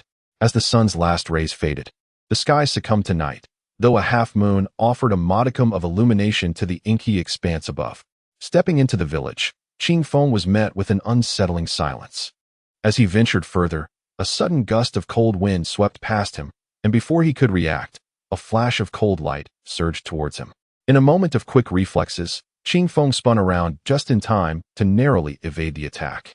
Ahead, he spotted a figure clad in black, wielding a curved blade, eyes glinting with cold intent as they fixed upon him. "Who goes there? State your name," Qing Feng demanded. "Humph. You lot squander your time not cultivating in the mountains and meddle in affairs that do not concern you. Let it be known, there are consequences for such meddling," the figure retorted, clapping their hands lightly. In an instant, 5 or 6 more shadows emerged from the vacant houses surrounding them. As these individuals emerged, they unsheathed their weapons, and a shroud of ominous black energy emanated from their blades, evoking a sense of chilling dread. "Brat, perish," growled the leader dressed in black with a voice as cold as ice. However, Qing Feng unexpectedly raised his hand, feigning timidity as he spoke. "Hold on." The assailants paused momentarily. Taken aback, this was a scene they had never encountered before, for typically, they would have launched an immediate assault. Yet, curiosity piqued, they turned their gazes toward the leader. The leader smirked disdainfully and remarked, "What is this? Are you afraid? I could grant you a chance. Swear your fealty to us, and I shall allow you to join our sect." Qing Feng withdrew his hand and smiled slightly. "Very well, but I am curious to know the name of your sect. You appear rather formidable. What benefits might I reap upon joining?" At Qing Feng's words, the leader's expression morphed into one of amusement. "Benefits? Oh, there will be plenty. As a disciple of cultivation, perhaps we could even appoint you as a squad leader." "Oh, is that so? That sounds quite appealing. Far better than my stay at the Immortal sect. However, how can I ascertain the strength of your sect? If you are a minor sect, I would rather not join, as it would be beneath my dignity." The leader, sensing that Qing Feng was not jesting, blurted, "Not at all. Our Huanyazong is undoubtedly your best choice." At that moment, the leader suddenly grew alert, narrowing his eyes as he inquired, "So, brat, do you wish to join us or not?" "Huanyazong, Qing Feng murmured to himself. Brat, what are you dilly-dallying for? I am asking you a question. Qing Feng looked at the man again, realizing he could extract no further information. He then produced a colorful short staff from behind him. You have committed numerous wrongs, and thus I shall not join you. However, if you confess honestly, I might spare your lives. Seeking death, kill him. The man bellowed, and several rushed forward. Unexpectedly, Qing Feng was undeterred, striking them down one by one with powerful blows, sending the henchmen flying. With a force exceeding 10,000 pounds, how could mere lackeys withstand such might? They were left either dead or grievously injured. The leader, witnessing this, was taken aback and quickly retrieved a small flag from his possession. As he chanted an incantation, the flag unfurled in the wind, emitting a haunting wail. In that moment, he swung the flag towards Qing Feng, but Qing Feng, with a slight bend of his knees, soared into the air and, in an instant, struck the flag with his staff. Before it could unleash its power, it was sent tumbling away. The leader, now terrified, drew his weapon, preparing for a desperate fight with Qing Feng, but Qing Feng was merciless. With a single blow, the black-clad man spat blood and flew backward. Qing Feng swiftly pursued, stepping on the fallen black-clad individual, and bellowed, "What have you done with the souls and lifeblood of those villagers?" The man in black coughed up blood, yet burst into a mocking laugh. His face contorted with rage as he proclaimed, "I never anticipated that I, Wang Huiying, a man of great wisdom, would fall today to the hands of a petty scoundrel like you. You, a righteous cultivator, shamelessly concealed your true abilities. Bah! This secret will remain forever beyond your grasp. Long live my master. May he enjoy longevity equal to that of the heavens." As he spoke, his pupils widened, his voice abruptly ceased, and he had succumbed to death. A suicide. These fiends are merciless not only to others but also to themselves. Qing Feng mused, reflecting on the relentless and ruthless nature of these demonic beings. Recalling the elder's admonition that one must show no mercy once engaged in combat with them. In truth, this man had wronged him. He had genuinely not concealed his powers. At that moment, he turned back and dealt a blow to each of the minor henchmen, for he could extract no useful information from them. The joyous sect? This place must surely be connected to the deaths of all the villagers from Fengshan, and perhaps it was they who had abducted his mother. For years, he had pondered why only his mother was taken. How could those people have found such a remote location? Could it be that all of this was connected to his father? In his memory, his father had always been a humble and honest peasant. Chapter 51. Hearing the wind, although Qing Feng could not fully comprehend the situation, he was firmly convinced that everything was intrinsically linked to the joyful sect. Upon returning, he resolved to inquire thoroughly about this sect, which he had never heard of before. With this thought, he ceased to dwell on the matter. Understanding that the affairs concerning his parents required careful investigation, and with his limited cultivation, a prudent approach was essential. He ventured to the center of the village to survey the scene, which remained tragically unchanged. In despair, he set fire to the corpses, providing them a semblance of a proper burial. As he returned to the village's entrance, he noticed the corpse of the leader. Suddenly struck by a thought, he searched the body and discovered a semi-transparent jade box, the size of a palm, adorned with an octagonal design. Holding the box, he sensed a powerful stench of blood emanating from within. Slowly twisting the lid open, he beheld a tumultuous swirl of blood energy churning violently inside the box. It was evident that this was the very blood essence they had collected. In a fit of rage, he crushed the box with great force, causing the blood energy to burst forth and scatter in all directions, vanishing in an instant. At that moment, he noticed a banner that had been knocked away. Picking it up, he discerned that it was unremarkable except for its palm-sized form, intricately embroidered with countless incantations. Channeling his magical energy into the banner, it unfurled dramatically in the wind, soon reaching over a meter in height, revealing countless souls wailing and wandering within its folds. Realizing the implications, Qing Feng shook his head in sorrow. This time, he refrained from destroying the banner, for if he did, the souls would be obliterated along with it. Instead, he decided to bring it back to the sect's elders for proper handling. After continuing his search for a while without uncovering any useful evidence, he turned back to rendezvous with the others, anxious about whether they had also fallen prey to the same ambush. Upon reaching the designated meeting spot, he was surprised to find that his companions had arrived early. They were present, albeit bearing varying degrees of injury, confirming without a doubt that they too had been ambushed. However, their peculiar glances towards him suggested they believed Qing Feng had escaped unscathed. Inquiring further, he learned that he had dispatched their attackers with ease, leaving them feeling quite embarrassed, especially considering his cultivation level was merely at the third or fourth layer of qi condensation. They regarded him as if he were a curiosity, unable to fathom the disparity, ultimately attributing it to his unique innate strength. In the following days, wary of further ambushes, they banded together. After eliminating several traps, the assailants mysteriously ceased their attacks.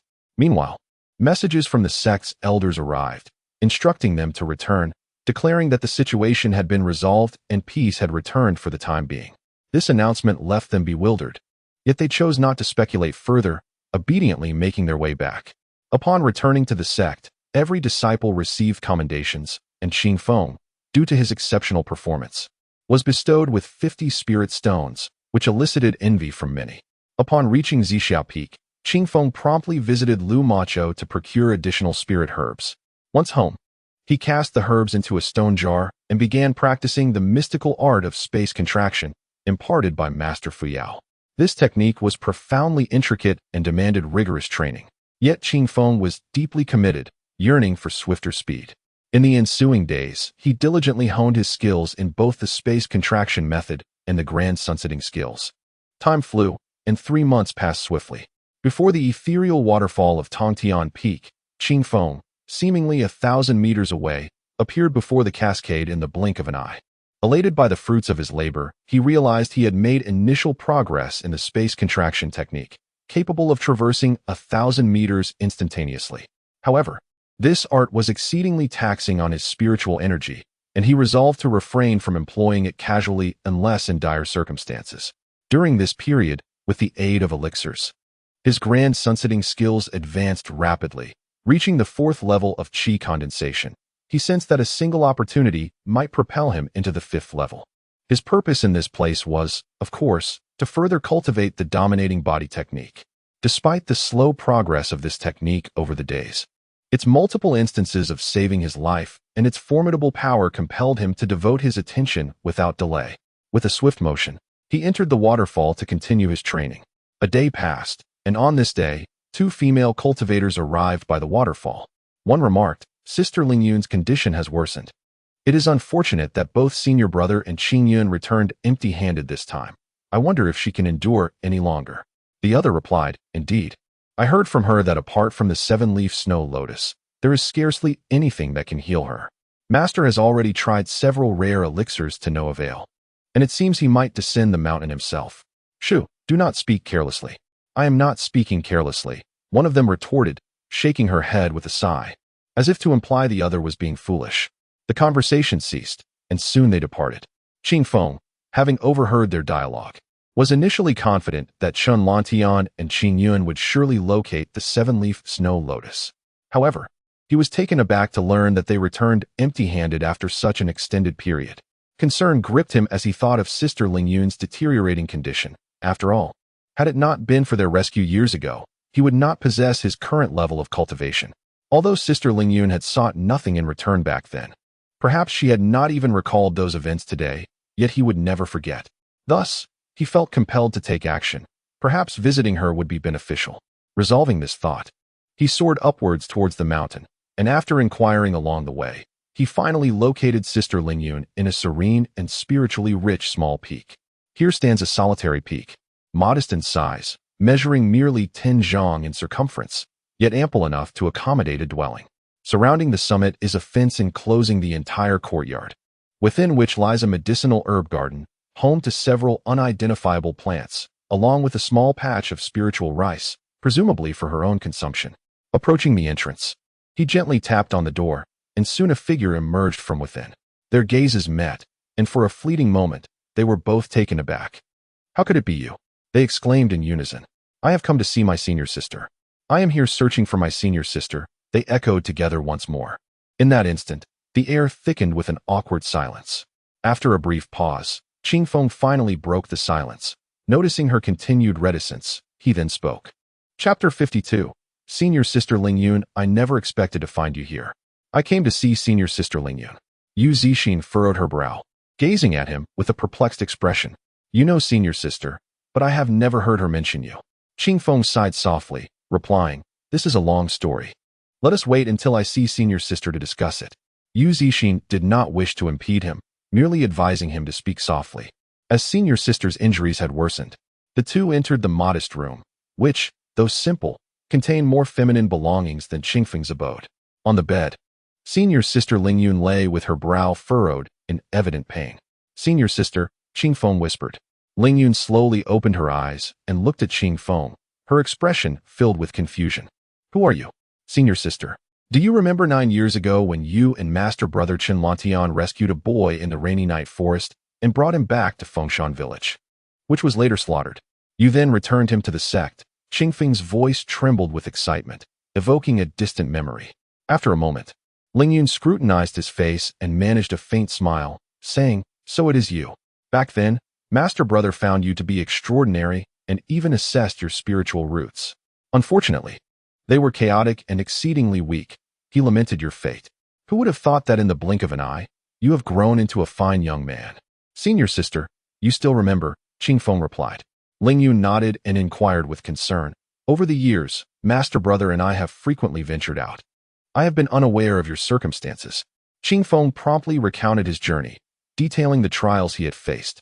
Yu Zixin, listening intently, felt a mix of astonishment and disdain when he mentioned taking 8 years to cultivate to the first layer of the dominant body. She thought him rather foolish. However, her astonishment returned when he revealed that he possessed a strength of 20,000 jin upon generating his first thread of magical energy. In her mind, she concluded that he was indeed an oddity. Unaware of Yu Zixin's judgment, Qingfeng finished recounting his experiences and noticed Lingyun appeared fatigued. He then inquired about her condition. Lingyun offered a wry smile and asked Yu Zixin to explain the circumstances. Upon learning that senior sister had been injured by a villain from the Joyous sect, Qingfeng's heart surged with rage. He could scarcely believe the cruelty of such a sect. Finally, he learned that senior sister was afflicted with a particularly insidious fire poison. This poison was not only invasive to the flesh, but also detrimental to one's meridians. Should it fully penetrate the purple mansion, it would not only cripple one's cultivation, but could also lead to a fiery demise. In the coming days, the sect master would place Lingyun in the cold jade cave to suppress the fire poison until a means of eradication could be found. Qingfeng listened intently to Yu Zixin's account, inquiring about the characteristics and possible locations of the 7-leaf snow lotus. Without hesitation, Yu Zixin provided him with the information, and only afterward did she voice her curiosity about his inquiries.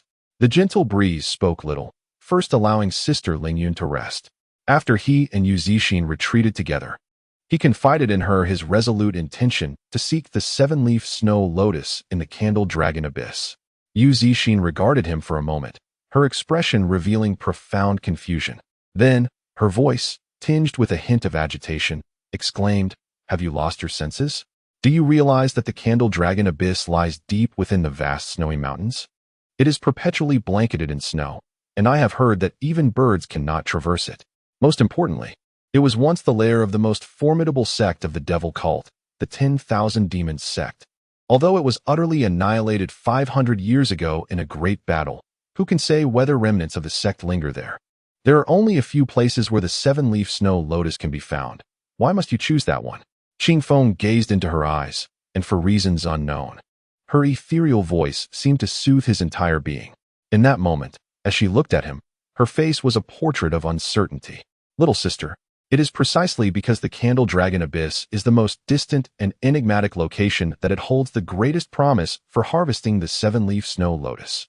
The other locations are not far. Big brother and brother Qingyun will also venture there. Why must I accompany them? If they fail to find it, we may still have hope. What if by the time they arrive, Sister Da has already fallen? As he articulated these thoughts, Yu Zixin felt a tremor in her heartstrings. It was the first time she had witnessed such unwavering dedication in someone, willing to face certain death for a cause as simple as gratitude. For reasons she could not comprehend, memories from years past flooded her mind. A scene of a young girl feeding a comatose boy rice porridge, the boy, in his stupor, grasping her small hand, repeatedly calling for his mother. Time blurred, and the boy's face merged with that of the man before her, who had transformed from the tear-streaked child into a courageous adult. In that instant, she recalled their subsequent encounters, the edge of the sinkhole beside the waterfall, as he wielded the vibrant short staff. A stirring of emotions surged within her, leaving her to ponder whether these events were mere coincidences or predestined by fate. She slightly shook her head, almost blurting out her desire to accompany him, but reason ultimately triumphed over impulse. "Very well, I wish you all the best," she finally said. Upon hearing her words, Qingfeng felt an unexpected warmth coursing through him. For many years, apart from his mother, perhaps only she had ever uttered such sentiments to him. He looked at her, his heart unsettled. "Sister," he stammered. Yu Zixin's gaze flickered as she regarded him. "Thank you for considering this," he managed to express. Upon hearing his words, a faint smile unexpectedly illuminated her traditionally icy countenance, prompting her to exclaim, "Fool." Immediately after, her cheeks flushed crimson, and she felt a sudden warmth wash over her, internally questioning what had come over her. Before Qingfeng could respond, she had already turned and walked away. Upon witnessing such a scene involving Yu Zixin, Qingfeng found himself momentarily perplexed, pondering what could be amiss. Why had the junior sister suddenly become discontented? Perhaps he truly was a bit foolish. At that moment, Yu Zixin's voice wafted towards him once more. "Take care on your journey. Do not overexert yourself." Though merely a simple 8-character phrase, it evoked an indescribable sensation within Qingfeng's heart. Upon returning to his lodgings, he sought an audience with his master and conveyed his intentions regarding this journey. Upon hearing of his steadfast resolve to venture forth, Lu Qingshan could only acquiesce with a sense of resignation. He was acutely aware that this young disciple, once his mind was set, was as unyielding as a bull, and thus could only allow him to proceed. Chapter 53. A curious girl. After several displays of talent, Lu Qingshan now regarded his once seemingly worthless disciple with newfound respect, nurturing the hope that this young man might one day inherit his legacy. Yet, it seemed that his disciple lacked the innate talent for cultivation. Having only reached the 3rd or 4th level of qi training, Lu Qingshan found himself regretting that he had not imparted his teachings earlier, which had led the young man to pursue other paths of cultivation. However, what was done was done. He could only wait until the disciple established his foundation before sharing the secrets of their sect. Reflecting on this, Lu Qingshan recounted all that he knew about the Candle Dragon Abyss to Qingfeng. In the end, he retrieved a small pouch of spirit stones and a palm-sized, octagonal silver shield from his robes. He advised Qingfeng, "This shield, known as the Rui Shield, served as my protective talisman in my youth. Although you possess the body of dominance, caution is always prudent. Do not let pride lead you astray." Qingfeng accepted the gift without hesitation, committing his master's words to memory. After paying his respects, he quietly departed, fully aware of his master's kindness, which he cherished in his heart. The following morning, he left the mountain without informing anyone. The vast snowy mountains lay a great distance away from Tai's sect, requiring him to traverse countless rivers and peaks. Relying solely on his legs was impractical, so he purchased a sturdy steed from the sect stables. This horse, a swift hybrid of the and a mystical beast, was an essential companion for his journey. Regrettably, the seller had charged him an exorbitant 40 spirit stones, cloaked in false camaraderie, while profiting handsomely from the transaction. Without the spirit stones gifted by his master, he would have been unable to afford it. Yet, he had underestimated one aspect. His weapons were too burdensome. While the horse could carry him, its speed was significantly hampered. At that moment, Qingfeng mused how splendid it would be if his staff were a magical artifact, for then, through the manipulation of his power, its weight would be considerably diminished. Alas, such was not the case. 10 days swiftly passed. Regrettably, he had only covered over 2,000 miles. At this rate, he could not fathom when he would reach his destination. Furthermore, the horse had lost considerable weight after days of travel, no longer resembling the robust creature he had initially acquired, leaving him quite speechless. With no alternative, he decided to head to a nearby city to nourish his steed. Upon entering the bustling town, he was met with throngs of people and the constant din of vendors calling out their wares. He casually purchased a candied hawthorn stick and searched for a prominent inn, where he intended to rest. He still possessed a fair amount of gold, gifted by a general brother in Longcheng, and felt no remorse in spending these mundane riches.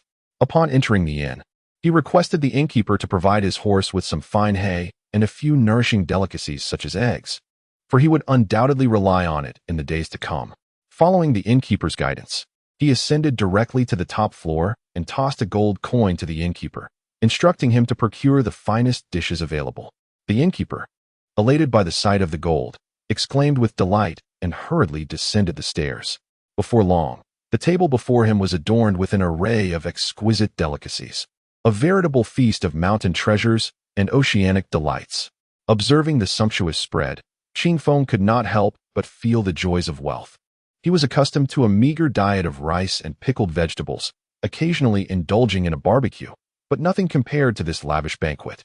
Reflecting on this, he pondered why some of his fellow disciples, upon entering the world, became so enamored with its pleasures that they never returned. Setting aside his musings, he lifted his chopsticks, eager to partake in the culinary delights. At that moment, a woman unexpectedly appeared from upstairs. Her face was adorned with a wild beauty, her hair disheveled. She surveyed the room, and, upon spotting Qingfeng's table laden with food, approached without hesitation. Before he could inquire about her presence, she snatched the chopsticks from his hands and began to devour the lavish spread with reckless abandon, disregarding any semblance of decorum. Qingfeng stood there, utterly astonished, momentarily at a loss for words, as he watched her consume the food with the ferocity of a tempest.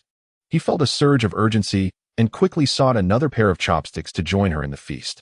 The other patrons in the room observed them with bemusement, as if witnessing a spectacle of folly. Qingfeng's face flushed with embarrassment, yet he could not afford to let her eat alone. After all, he had paid for this meal.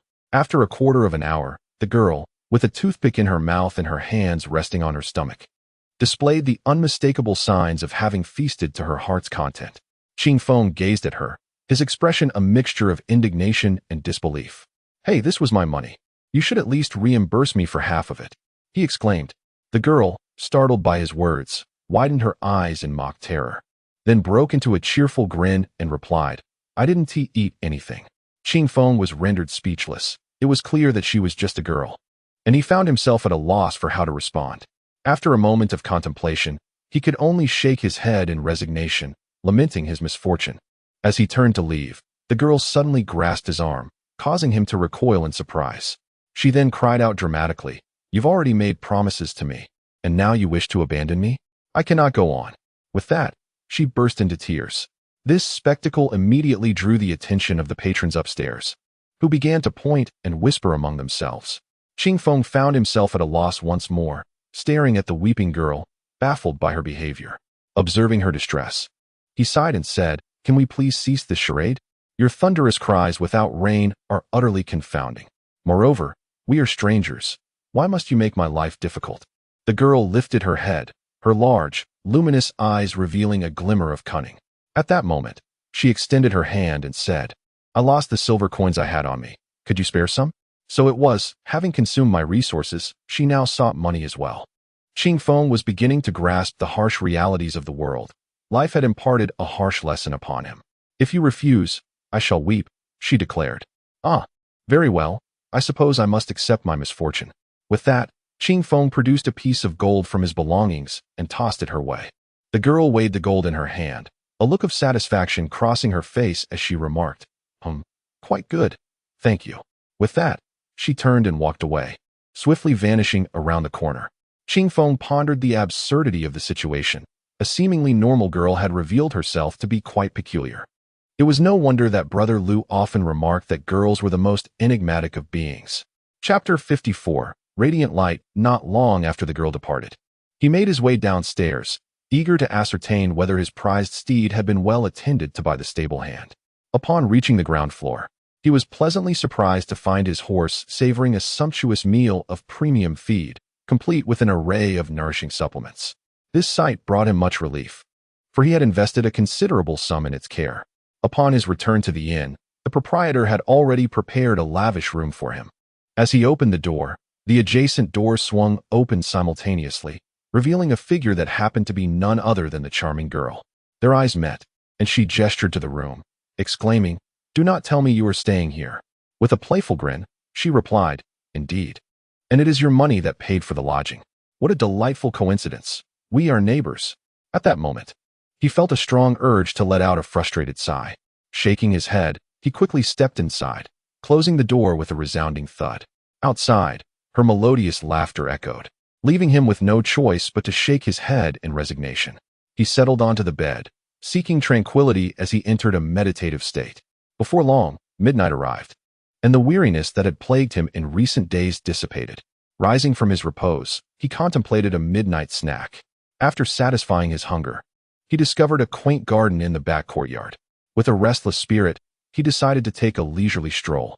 To his astonishment, the garden boasted a charming bridge over flowing water, adorned with vibrant blossoms in a riot of colors, each flower vying for attention with its exquisite beauty. As he became entranced by the scene, an unexpected face emerged from among the petals, startling him to the core. Had he not reacted swiftly, he might have instinctively struck out in defense. The face, grinning mischievously, belonged to the very girl who had startled him. "Well, what a coincidence!" she exclaimed, unwilling to engage. He feigned ignorance, but she pouted, her cheeks puffed up in a mock display of indignation. "Humph, you men always enjoy picking on girls." Her words left him speechless, prompting him to hastily retreat to his room, too intimidated to venture outside again. The following morning, he rose early to partake in a modest breakfast before leading his horse out of the city. The dawn sun began to rise, casting a magnificent crimson glow across the sky, truly a breathtaking sight. Just as he exited the city, he leapt onto his horse, eager to gallop away, when he suddenly heard frantic cries for help from behind. Turning to investigate, he spotted the flower-faced girl sprinting towards him, pursued by a dozen masked figures clad in black. Though he had no desire to intervene, the girl was now upon him, and to his astonishment, she leapt onto his horse, exclaiming, "Giddy up!" Regrettably, despite her cries, the high-stepping horse remained utterly motionless, showing no inclination to depart. The girl, taken aback, widened her eyes and implored Qingfeng, "Hurry up! What manner of horse is this?" To her surprise, she recognized him and exclaimed upon seeing his darkened visage, "Of course it's me. What do you intend to do? Will you haunt me endlessly?" Upon hearing this, the girl wore a look of utter grievance, her expression reminiscent of someone deserving of sympathy. "Those people pursued me relentlessly. I had no choice but to act as I did. You appear to be noble and valiant, yet it seems you are merely a coward at heart." Her words struck Qingfeng, furrowing his brow in confusion. When had he become a coward? Her boldness compelled him to dismount, and he shouted, "What do you intend to do? Are you attempting to abduct a maiden in broad daylight?" At that moment, a burly man stood before him. As he noticed someone dismounting, he gestured for the group to halt. The man's expression turned icy as he faced Qingfeng, then directed his ire towards the girl on the horse, saying, "Saint. Saint what? Have you not pursued me for days? My father owes you a great deal of money, yet I am but a frail woman. Very well. Do as you wish. I shall perish before this gallant hero today." Upon hearing her plight, Qingfeng grasped the situation. Her family owed money, and the creditors had come to collect. Since it was merely a financial dispute, there was no need for violence. Realizing he must intervene, regardless of the girl's identity, he produced several gold ingots from his robe and declared, "How much does she owe you? I shall repay her debt." The girl on the horse, witnessing this act, gazed at him with admiration, her demeanor transforming from that of a petulant child to one of grace. However, the leading man appeared utterly bewildered by Qingfeng's offering. Enraged, he swatted the gold ingots from Qingfeng's hand to the ground and stepped forward, stating, "You." But before he could finish, the girl interjected, "Young man, you hold them off. I shall take my leave first. We can meet ahead." With that, the previously uncooperative high-stepping horse let out a whinny and galloped away, swiftly vanishing over 100 meters. Both Qingfeng and the burly man stood dumbfounded. The latter, seething, glared at Qingfeng, who, preoccupied with chasing after his horse, was oblivious to the man's wrath. Just as he took a step forward, the burly man shouted, "Seize him." Instantly, the throng behind him surged toward Qingfeng with violent intent. Though he had initially dismissed them, the urgency of the moment compelled him to act. If he delayed further, he might never recover his horse. Frustrated, he resolved to fight back, swinging his fists, as large as sandbags, with fervent determination. Certainly, he did not resort to lethal force, for it was merely a financial dispute. To engage aggressively would have been wholly inappropriate. However, this group of individuals, like relentless parasites, insisted on pursuing a bitter vendetta, escalating the conflict to a fatal level. This provoked Qingfeng's ire. and he retaliated with increased ferocity, incapacitating each adversary with a single blow, rendering them unconscious. The leading brute possessed some skill, yet he was merely an ordinary martial artist, incapable of withstanding Qingfeng's formidable strike, and was consequently sent flying, his fate uncertain. After dealing with these assailants, he swiftly activated the art of shrinking the distance and pursued the woman. In less than a quarter of an hour, a dark whirlwind swept through, revealing a woman clad in a black robe. She possessed an alluring beauty that was irresistible, and as she surveyed the fallen foes at her feet, her countenance reflected a deep and furious displeasure. Chapter 55. Lu Rian. As she pointed her delicate, alabaster fingers at the burly man, he suddenly awoke. Upon seeing her, a cold sweat broke out on his forehead, and he promptly knelt, his voice trembling as he implored, "I beg you, my lady. I am but a useless subordinate who failed to apprehend the saintess. She has escaped with a young man. I beseech you for mercy." The woman in the black robe narrowed her eyes, her voice resonating like celestial music as she remarked, "A group of inept fools. Mortals are indeed unreliable." At her words, the man trembled uncontrollably, crying out, "My lady, please spare me. It is not for lack of effort on our part, but that man is simply too formidable for us to contend with." She let out a cold snort, refusing to listen further to his excuses. With a swift motion, she reached out to grasp his head, and dark energy erupted from him. In mere moments, he was left icy and lifeless. The woman then gazed into the distance, softly murmuring, "Lu Rian, I truly hope you never return." As her words faded, a plume of black smoke rushed from the horizon, landing to reveal a strikingly beautiful woman clad in azure robes, adorned with the emblem of the demon sect, unmistakably marking her as one of their own. Observing the scene before her with a furrowed brow, she spoke with a tone tinged with righteous fury. "Qinshin, how could you slaughter the innocent once more?" The woman known as Qinshin dismissed her concern, retorting, "Merely a worthless mortal. The fact that he failed to capture the saintess once again is hardly a loss." Upon noticing the anger on the azure-clad woman's face, Qinshin stepped forward, taking her arm with a charming smile. "Sister, why allow anger to consume you over a mere mortal? We have pursued the saintess tirelessly, yet it is evident that the girl has no intention of returning. Perhaps we should cease this pursuit and report back to the master." The azure-clad woman sighed softly. "Rian is naive to the ways of the world. She does not comprehend the malice that resides within it. If something were to happen, how would I face the master?" Qinshin scoffed. "Humph, though she may be naive. That girl is cunning enough, adept at manipulating others. One might even fear that she could sell them out and count the profits herself." Upon hearing this, the azure-clad woman wore a look of resignation, pondering that perhaps this outing was not entirely unfavorable. It could serve as a means of growth for Rian, teaching her the harsh realities of the world and the existence of those who surpass her. Thus contemplating, she diplomatically stated, "Qinshin, you make a valid point. I have changed my mind. We shall not capture her." "Oh, is that so?"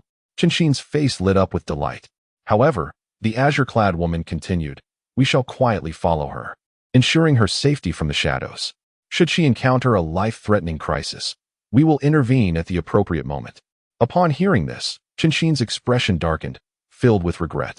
This task was infinitely more challenging than simply bringing her back, and she cursed her own impulsiveness. Meanwhile, Qingfeng activated the earth-compressing technique with all his might, moving at an astonishing speed, covering several miles in the blink of an eye. As he continued on, he pursued for a good 50 or 60 miles before finally spotting his tall steed halted beside a willow tree. To his astonishment, the woman was holding a gourd and repeatedly drinking refreshing cold water. Witnessing this scene, Qingfeng felt a surge of anger boiling within him. The woman, noticing him approach from a distance, suddenly appeared before him, her eyes flashing with a momentary brilliance that quickly faded. Before he could reach her, Qingfeng was consumed with fury, ready to scold her. However, she raised the gourd with a smile, saying, "Thank you." At a loss for words amidst his irritation, he snatched the gourd and began to drink deeply. Once he quenched his thirst, he mustered his courage to reprimand her again, but to his surprise, she swiftly mounted the horse and called out softly for it to move. The horse began to trot leisurely away. 2 days later, by a pond and along an ancient path, the vibrant green grass stretched endlessly under the setting sun, leading to an interminable road ahead. A man and a woman reclined on a slope, their horse grazing nearby on tender grass. Their shadows, cast long by the sunset, painted an extraordinarily beautiful scene. Yet, amidst this picturesque landscape, the man lay back on the ground with a blade of grass in his mouth, his expression one of utter despondency. Meanwhile, the girl was all smiles, playfully teasing him. "Aren't you afraid I might be a villain? I can be quite wicked, you know." Left with no choice, Qing Feng resorted to this desperate tactic. The girl shrugged with a nonchalant expression, replying, "That's fine. Otherwise, you might take advantage of me." As she leaned closer to him, Qing Feng, startled, scrambled backward in an awkward retreat. The girl burst into an uninhibited laugh, revealing her pearly teeth. With wide eyes, Qing Feng attempted to scold her, but he soon deflated. Sighing, "Miss, I must confess that my destination lies far beyond, where icy winds howl and snow blankets the land, requiring an arduous journey of 7,000 or 8,000 miles. I advise you to leave quickly."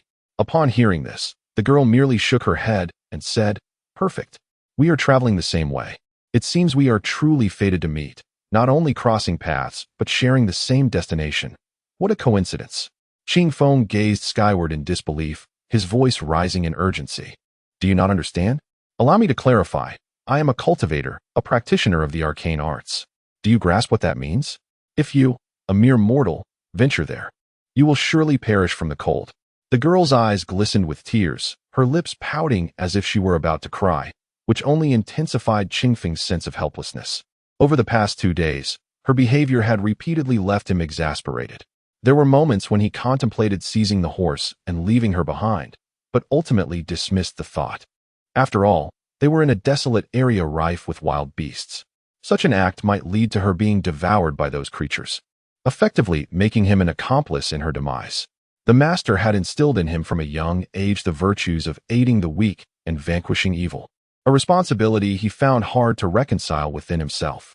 Yet, as he lingered in indecision, he pondered how much longer it would take to reach their destination. While he was lost in his thoughts, a girl approached and remarked, "Hey, kid, we've shared a bond akin to life and death. Yet I still do not know your name. What do they call you?" Qing Feng, disinterested, replied coldly, "Qing Feng. Qing Feng. Accompanied by the bright moon. How about I rename myself Bright Moon instead?" Qing Feng felt a chill run down his spine and quickly interjected to halt her further musings. The girl, flashing a bright smile that revealed her pearly teeth, cheerfully stated, "Oh, you seem quite annoyed with me. Very well, I shan't change my name. You must remember, I am called Lu Ruyan." With a dismissive snort, Qing Feng showed little interest in her name. At that moment, a thunderous sound of explosions erupted from a distance, and in the blink of an eye, several figures came rushing towards them. Chapter 56, The Blood Refining Hall and the Daoxian Sect. As Qing Feng and his companion Lu Rian observed several figures rushing towards them, their brows furrowed in confusion, uncertain of the unfolding events. In a mere moment, the figures approached, revealing themselves to be disciples clad in white garments, unmistakably from a certain sect. Before Qing Feng could ponder further, a flash of black light darted past, striking the last disciple in the rear. Blood erupted from his mouth as he was propelled several meters away, landing with visible injuries. In a bid to rescue him, the remaining disciples halted, confronting their pursuers, while one of them rushed to tend to the wounded. Qing Feng then noticed that those pursuing them were all donned in blood-red robes, their faces obscured by an aura of malevolence that rendered their true identities unrecognizable. The leader among them spoke in a chilling tone, "You may attempt to flee, but the item must be surrendered." "Humph, you fiendish cultists. If you desire that item, let us see if you possess the capability," Qing Feng retorted, brandishing his sword and charging forward. The remaining disciples, realizing the gravity of the situation, joined in the fray. And soon the air was filled with the sounds of intense combat, as both sides clashed fiercely. Witnessing this tumult, Qing Feng swiftly grasped Lu Rian's hand, retreating to shield her from potential harm. Yet, Lu Rian remained composed, her demeanor devoid of fear. Qing Feng urged her to mount her horse and move to a safer distance, which she complied with, spurring the steed forward. However, after traveling nearly 100 meters, Lu Rian halted the horse, gazing intently at the battlefield. Though Qing Feng was unaware of the specifics of the conflict, he could not remain a passive observer while these malevolent beings assaulted the righteous sect. With determination, he gritted his teeth and joined the fray, lending his strength to the beleaguered disciples clad in white. As the battle raged on, a particularly powerful figure among the red-robed assailants charged forth, wielding immense strength that sent foes flying with a single blow. However, after only a few exchanges, this attacker found himself overwhelmed, as Qingfeng's presence tipped the scales in favor of the white-clad disciples. With Qingfeng's intervention, their fortunes changed, and the red-robed assailants found themselves on the defensive. "Young hero, do not meddle in matters that do not concern you," one of the red-robed figures implored hastily. "Humph, you malevolent beings disrupt the peace of the world. It is only right that I intervene," Qingfeng declared resolutely. "Do you know who we are, boy? Do not invite trouble upon yourself. I care not for your identities. Let us settle this through combat." With Qingfeng leading the charge, the group pressed forward, relentlessly assaulting the red-robed adversaries until they were forced into retreat. Ultimately, Qingfeng delivered a decisive strike that sent the leader of the red-robed figures flying, who, in a state of panic, shouted, "Retreat!" The remaining assailants, already shaken by Qingfeng's prowess, hastily fled at their leader's command. At this moment, the voice of the red-robed leader echoed from a distance. "You insolent brat, I have recorded your appearance. In the future, as you traverse the mortal realm, you shall be relentlessly hunted down by my blood-refining hall. We shall not rest until one of us is dead." Qingfeng cast a disdainful glance ahead, entirely unfazed by the threat. Instead, those behind him gazed at him with admiration. The leader bowed in gratitude for Qingfeng's assistance and then inquired about his sect. Upon learning that he was a disciple of Tai's sect, the atmosphere grew even warmer. It became clear to him that the leader belonged to Daoxian's sect, one of the righteous 7 sects. As kindred spirits, their conversation flowed freely, and Qingfeng began to inquire about their circumstances, prompting the leader to recount their tale in detail. Meanwhile, Lu Rian observed from a distance, her expression shifting frequently, though her eyes predominantly reflected admiration. She murmured to herself, "This young man is indeed intriguing. Despite his weak cultivation, he managed to drive away those formidable experts. Could he be an extraordinary talent? If I were to bring him to our side, wouldn't that be quite an accomplishment?" She then shook her head. "This fool, with his clumsy demeanor, would likely meet his demise in our midst. Perhaps it's best to let it be." With that, she ceased her musings and gently urged her horse to return. At this juncture, Qingfeng learned that the imposing man was named Su Rong, who had been dispatched by his sect on an important mission to the distant snowy mountains. He soon understood that rumors spoke of a demonic tome emerging from the lair of the 10,000 Demons sect, prompting both righteous and nefarious factions to send their forces in pursuit. Su Rong and his companions had descended the mountain to hone their skills, only to encounter a skirmish with the blood-refining hall, where a dying disciple had entrusted him with an object for safekeeping, leading to the current events. Qingfeng nodded, contemplating the significance of the item they were so desperate to protect. He refrained from probing further. Upon hearing that they too were bound for the snowy mountains, Qingfeng felt a surge of delight, revealing that his destination was the same. However, when they learned he intended to venture into the perilous Candle Dragon abyss, they all attempted to dissuade him. Qingfeng merely smiled serenely, articulating his reasons, and the members of Daoxian's sect held their tongues, their eyes filled with admiration, regarding him as a person of honor and loyalty. At this moment, Lu Rian approached. The onlookers noticed that she emanated no trace of spiritual energy, leading to a hesitation in their inquiries. Such a phenomenon typically indicated one of 2 scenarios. Either she was an unparalleled master, her power concealed, or she had cultivated a unique technique to obscure her presence. The latter seemed unlikely, leading them to assume she belonged to the former category, especially as she approached Qingfeng with an affectionate demeanor. Undoubtedly, others share a similar perception of Qingfeng. For the cultivation techniques he has unveiled merely reflect a mastery of the 3rd or 4th layer of qi condensation. However, they have witnessed firsthand his extraordinary prowess in battle, effortlessly dispatching adversaries in a matter of moments. Who would dare to claim that his skills are rudimentary? Qingfeng, oblivious to their opinions, felt a sense of discomfort at the girl's affectionate demeanor towards him. Yet, surrounded by numerous onlookers, he hesitated to reprimand her, feeling an indescribable frustration within. At that moment, Su Rong interjected, "Brother Qingfeng, our master has bestowed upon us a precious vessel for this journey. If you do not mind, we can travel together to the great snow-capped mountains." Upon hearing these words, Qingfeng's face brightened with joy, as he had been troubled by the thought of how long it would take to journey with the girl.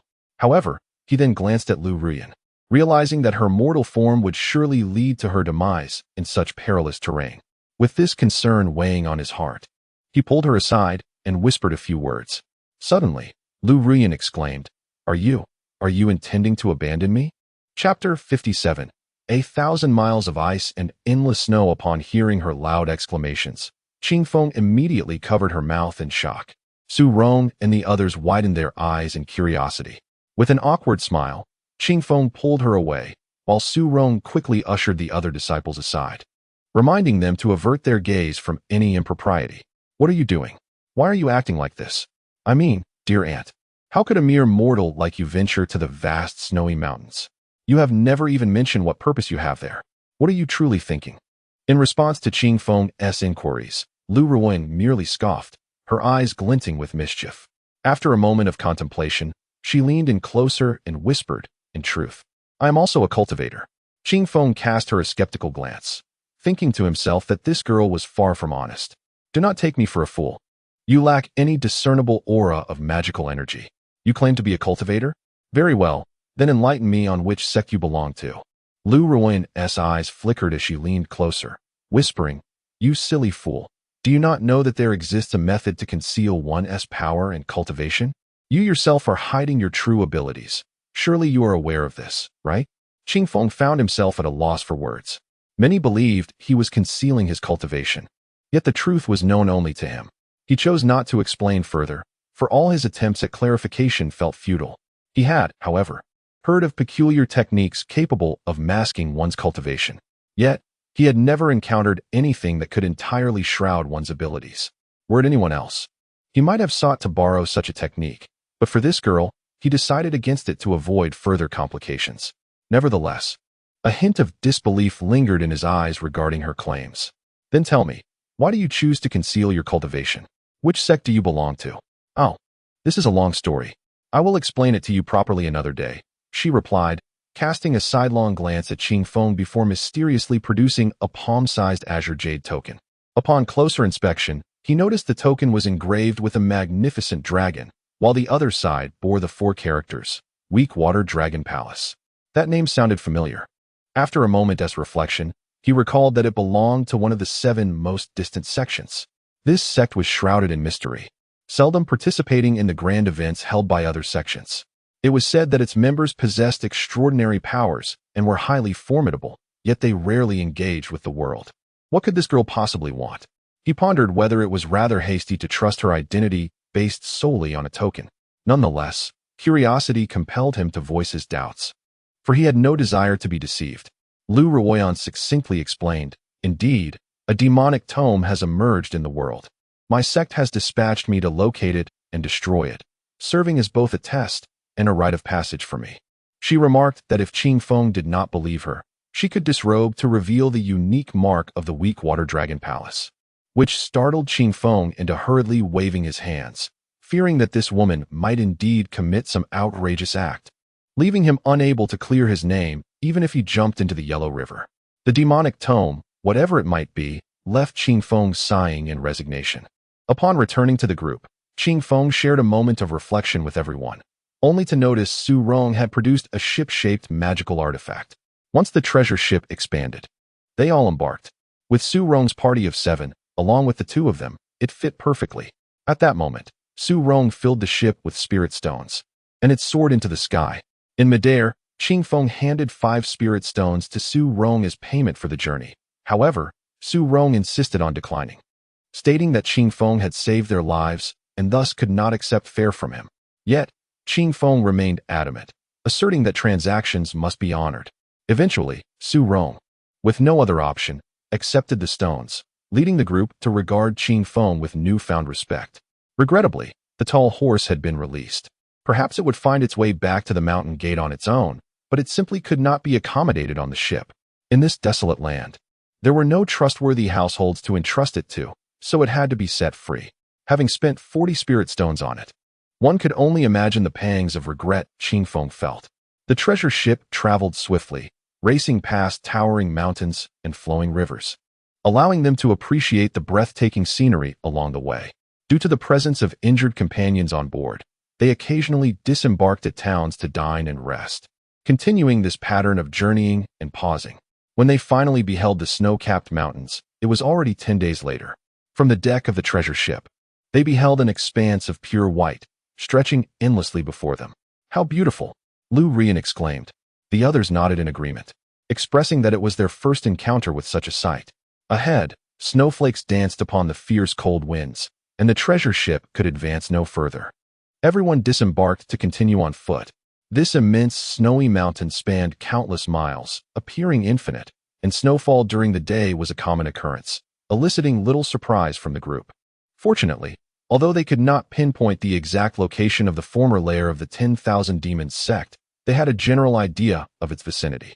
The legend of the Candle Dragon Abyss was said to lie at the very heart of that demonic stronghold. Thus, they decided to proceed together, agreeing to look out for one another. Qing Feng had initially worried that Lu Ruyan might feel cold, but to his surprise, she appeared invigorated and showed no signs of chill, leading him to begin believing in her possession of a treasure that could conceal her true cultivation. Without overthinking it, they began their ascent up the mountain. The journey through the harsh winds and heavy snow was arduous, leaving them to ponder why those demonic practitioners had chosen such a location as their stronghold. It was not until nightfall that they finally reached the mountain summit, only to gaze upon a series of towering peaks stretching endlessly ahead, leaving them uncertain of how much further they would need to travel to reach their destination. Fortunately, the snow has ceased, and it seems that the temperature atop the mountain has warmed slightly. At this moment, everyone eagerly produced their provisions to partake in a meal. Although they had cultivated their powers to the extent that they could endure long periods without sustenance, a modest repast brought a sense of comfort to their bodies. Typically, practitioners opted to consume some food. Otherwise, would life not be devoid of enjoyment? Qing Feng retrieved 2 pieces of smoked meat, offering one to Lu Rian, and together they began to savor their meal, with Lu Rian displaying an admirable appetite. After their repast, the group intended to rest for a while, but unexpectedly, a sudden wolf howl echoed from the horizon, followed by a cacophony of howls that enveloped the entire landscape. At this critical moment, one of Su Rong's disciples let out a startled cry, urging everyone to look down the mountain. Upon hearing this, Qing Feng turned to gaze as well, only to behold countless pairs of eerie green eyes fixed upon them from the mountainside. At the sight of this, a chill ran through the hearts of the group. Realizing that they had encountered such a formidable pack of wolves shortly after ascending the mountain, a rough estimate suggested that there were not merely thousands, but perhaps tens of thousands. Chapter 58. The silver wolf howls at the moon in the distance. A towering wolf king, adorned with a lustrous silver coat, tilted its head towards the moon and let out a resounding howl. The very next moment, countless wolves surged forth from all directions, racing up the mountain. Witnessing this, Su Rong swiftly produced an item and began to chant an incantation. In an instant, the object unfurled in the wind, transforming into a resplendent yellow umbrella. Once opened, it emitted a transparent barrier that enveloped the group within.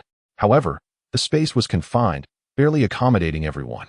Lu Ruoyan found herself pressed against Qing Feng, necessitating the close proximity to maintain her balance.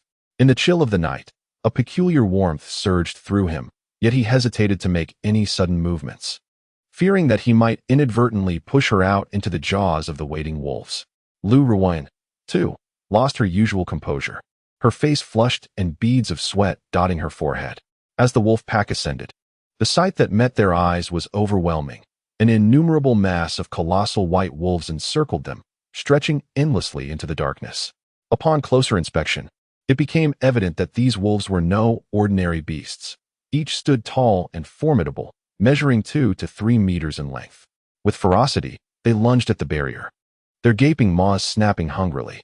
Su Rong's expression tightened as he fervently recited his spell, the glow of the yellow umbrella intensifying. With a thunderous crash, a massive wolf collided with the barrier. Miraculously, the seemingly fragile shield held steadfast, unyielding against the onslaught of giant wolves that followed. The once tenuous barrier proved as resilient as a fortress wall, unwavering amidst the chaos. Seeing this, the group finally felt a sense of relief. Qing Feng and Lu Ruoyan, having diverted their focus to the attacking wolves, found themselves less distressed. Yet, an awkward tension soon returned, as they noticed the yellow umbrella's barrier had inexplicably shrunk in size. With no other choice, Lu Ruoyan clung tightly to Qingfeng's waist, striving to prevent herself from being exposed. A tumult of emotions surged within Qingfeng, rendering him paralyzed with uncertainty. And he silently lamented his predicament. "Senior brother, what is happening?" inquired one of Dao Xian's sect's disciples, unable to contain his curiosity. Su Rong did not respond to the question. Instead, he urged, "My magical energy is waning rapidly. Everyone, lend me your strength." Upon hearing this, several members pressed their hands against him, channeling immense magical energy, causing the barrier to gradually expand once more. Meanwhile, Lu Ruoyan, who had initially appeared shy, now bore a hint of surprise, whispering into Qingfeng's ear, "Hey, you're surprisingly warm. I'm not cold at all." Qingfeng wiped the cold sweat from his brow, pondering how could he not feel hot. His heart raced with anxiety. Being embraced by a girl for the first time was an experience that left him utterly flustered. He was no longer a child, but a young man at the threshold of love, his heart a tempest of confusion. Fortunately, the area beneath the yellow umbrella had expanded somewhat, prompting him to gently push Lu Ruoyan away. To his surprise, she clung to him stubbornly, refusing to let go. Qingfeng fell into silence, but at that moment, he noticed something peculiar stuck near her ear. Driven by curiosity, he reached down, only to inadvertently peel away a layer of skin from Lu Ruoyan's face. In that instant, Qingfeng stood dumbfounded, believing he had stripped away her very visage. Lu Ruoyan was equally taken aback, never expecting her disguise would be uncovered in such a manner. Alarmed, she instinctively tried to cover her face.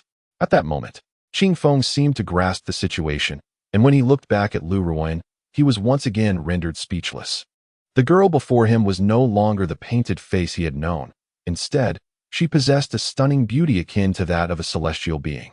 In terms of looks, she was on par with Yu Zixin, though she lacked the latter's icy demeanor, appearing instead vibrant and alluring. For a brief moment, he was captivated. Lu Ruoyan shot him a glare, her complexion shifting rapidly as she exclaimed, "Hey, you little rascal, look what you've done." At her words, Qingfeng snapped back to reality. Yet, the deed had been done. All he could do was silently utter an apology.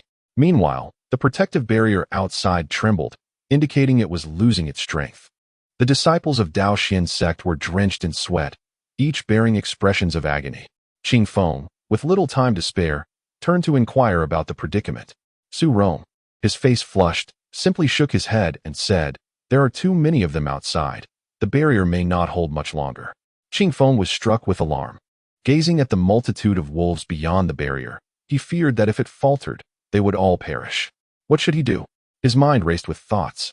Lu Ruoyan, sensing the gravity of their situation, fell silent. Her own expression mirrored the seriousness of their plight. The relentless wolves showed no signs of ceasing their assault, and if they did not act soon, it would be too late. Resolving himself, Qingfeng withdrew the staff from his back and struck at a massive wolf. With a resounding thud, the creature fell to the ground, yet more wolves surged forward in its wake. This momentary victory, however, provided a brief respite for the barrier. Su Rong and the others felt the burden lighten as they witnessed Qingfeng's effectiveness. Seizing the opportunity, they too began to wield their staffs against the advancing wolves. Yet, these beasts seemed endless, an unyielding tide. After an hour of combat, the ground was littered with wolf carcasses, forming a veritable mountain of bodies. Qingfeng, breathless and fatigued, felt the weight of exhaustion. Even Su Rong and the others struggled, their magical energy nearly depleted, yet they gritted their teeth and pressed on. Just then, the full moon was shrouded by dark clouds, plunging the sky into sudden darkness, intensifying the group's panic. However, at that moment, a distant howl of a wolf echoed from the mountains, causing all the colossal wolves to halt their assault. Suddenly, they turned and fled down the mountainside. In less than a quarter of an hour, not a single living giant wolf remained atop the mountain. Witnessing this scene, everyone felt as if a great amnesty had been declared, and they collectively exhaled in relief before collapsing to the ground. Qingfeng gasped heavily, while Lu Ruoyan approached and offered him a gourd filled with fresh water. Qingfeng instinctively accepted it and took a sip, but suddenly sensed that something was amiss. He looked at her and, with a sigh, remarked, "Why have you disguised yourself? You mentioned concealing your powers. Why did you not reveal them just now? Lu Ruyan, her delicate face slightly flushed with annoyance, replied, there are indeed reasons for everything. It is precisely because of those reasons that I chose to disguise myself and hide my abilities, you fool. Chapter 59. A fragment of beast skin. Qingfeng found himself utterly speechless after being reprimanded by Lu Ruyan. He could only silently remind himself that a gentleman should not engage in quarrels with a lady. Meanwhile, Su Rong and the others who had been behind him finally caught their breath and were taken aback by Lu Ruyan's extraordinary beauty, momentarily believing their eyes were deceiving them. Qingfeng hastily offered an explanation, hoping to avert any unnecessary complications. After some contemplation, the others agreed. With such striking features, it was inevitable that ill-intentioned individuals might take notice. Where there are ill intentions, troubles are bound to follow, and thus, they did not dwell on it further. A few junior disciples from the Daoxian sect, however, kept casting furtive glances in their direction, seemingly unable to get enough of the sight. Su Rong feigned a cough, which finally caused the young men to avert their gaze and compose themselves. As midnight approached, the biting cold rendered any attempts at rest futile. The frigid air instilled a fear that they might awaken transformed into ice. Reluctantly, they opted for meditation to alleviate their fatigue. After enduring the night, dawn broke, bringing with it a hint of warmth, allowing them to finally behold the countless corpses of the massive wolves strewn about. It was beyond comprehension just how many Qingfeng had dispatched overnight. In awe, the group watched as Qingfeng approached one of the giant wolf carcasses and began to skin it. Understanding his intent, they quickly followed suit. Before long, they had successfully stripped the pelts, and through Qingfeng's deft hands, the enormous wolf skin was transformed into a luxurious fur coat. He tossed the coat to Lu Ruyan, who was overjoyed as she donned it. Instantly enveloped in warmth, she found it utterly delightful. Regrettably, they lacked firewood. Otherwise, roasting some wolf meat would have been a splendid idea. After a while, all 9 of them were clad in wolf fur coats, blending seamlessly with the snowy landscape. As they journeyed on, a distant cry for help echoed, a fragmented, desperate plea that piqued the acute senses of the group. They hurried toward the source of the sound, and within a mere quarter of an hour, they discovered a dark, small opening in the mountainside, starkly visible against the white snow. Rushing over, they could hear faint breaths emanating from within. Su Rong cautiously approached, and at that moment, a spiritual orb floated up from his body, glowing softly as it entered the cave. Through the misty light, they discerned a bloodied figure, covered head to toe in wounds. Without hesitation, they advanced, and a junior disciple ventured inside to drag the person out. The individual was dressed plainly, not resembling any of the 7 sects, and appeared dazed. His body marred with gaping lacerations, flesh torn and raw, a truly harrowing sight that suggested he was on the brink of death. Qingfeng, moved by the pitiable state of the man, immediately shed his coat to cover him. One of the disciples produced some water and poured it into the man's mouth, gradually bringing him back to consciousness. Slowly, he opened his eyes and gazed at the group. Qingfeng stepped forward, inquiring if he could still endure. The man shook his head and grasped Qingfeng's hand, mumbling, "Great terror, there is great terror." He then reached into his bosom and produced a crumpled piece of animal hide, which he handed to Qingfeng while intermittently uttering, "Deliver, to Liang. Qiao, Qiao." At that moment, his head tilted, and he succumbed to death. Qingfeng, holding the object, heaved a resigned sigh. The man had merely mentioned Liang Qiao, yet what was the significance of this Liang Qiao? And where could he possibly find this individual? Despite this dying request, he felt utterly helpless and could only resign himself to fate. At this juncture, Lu Ruyan approached. Her curiosity piqued as she unfolded the animal hide. To her astonishment, she discovered a map etched upon it, albeit only half of it. As she studied it, her eyes sparkled with a glimmer of realization, as though she had uncovered something extraordinary. Qingfeng gently closed the man's wide-open eyes, allowing him to rest in peace. Yet he felt a surge of irritation as he noticed Lu Ruyan intently examining the animal hide. In a swift motion, he snatched the hide away from her grasp. Startled, Lu Ruyan observed Qingfeng's expression of fury as he admonished, "This is someone else's relic. How can you casually inspect it?" His words sent a chill through Lu Ruyan, and she momentarily bristled with displeasure. However, a moment later, she seemed to grasp something and pouted, "How can you know what it is without looking? What if this person were a villain? Taken aback by her retort, Qingfeng found himself at a loss for words. Her argument, though seemingly valid, felt somewhat flawed. He chose not to respond, wary of provoking further debate with her.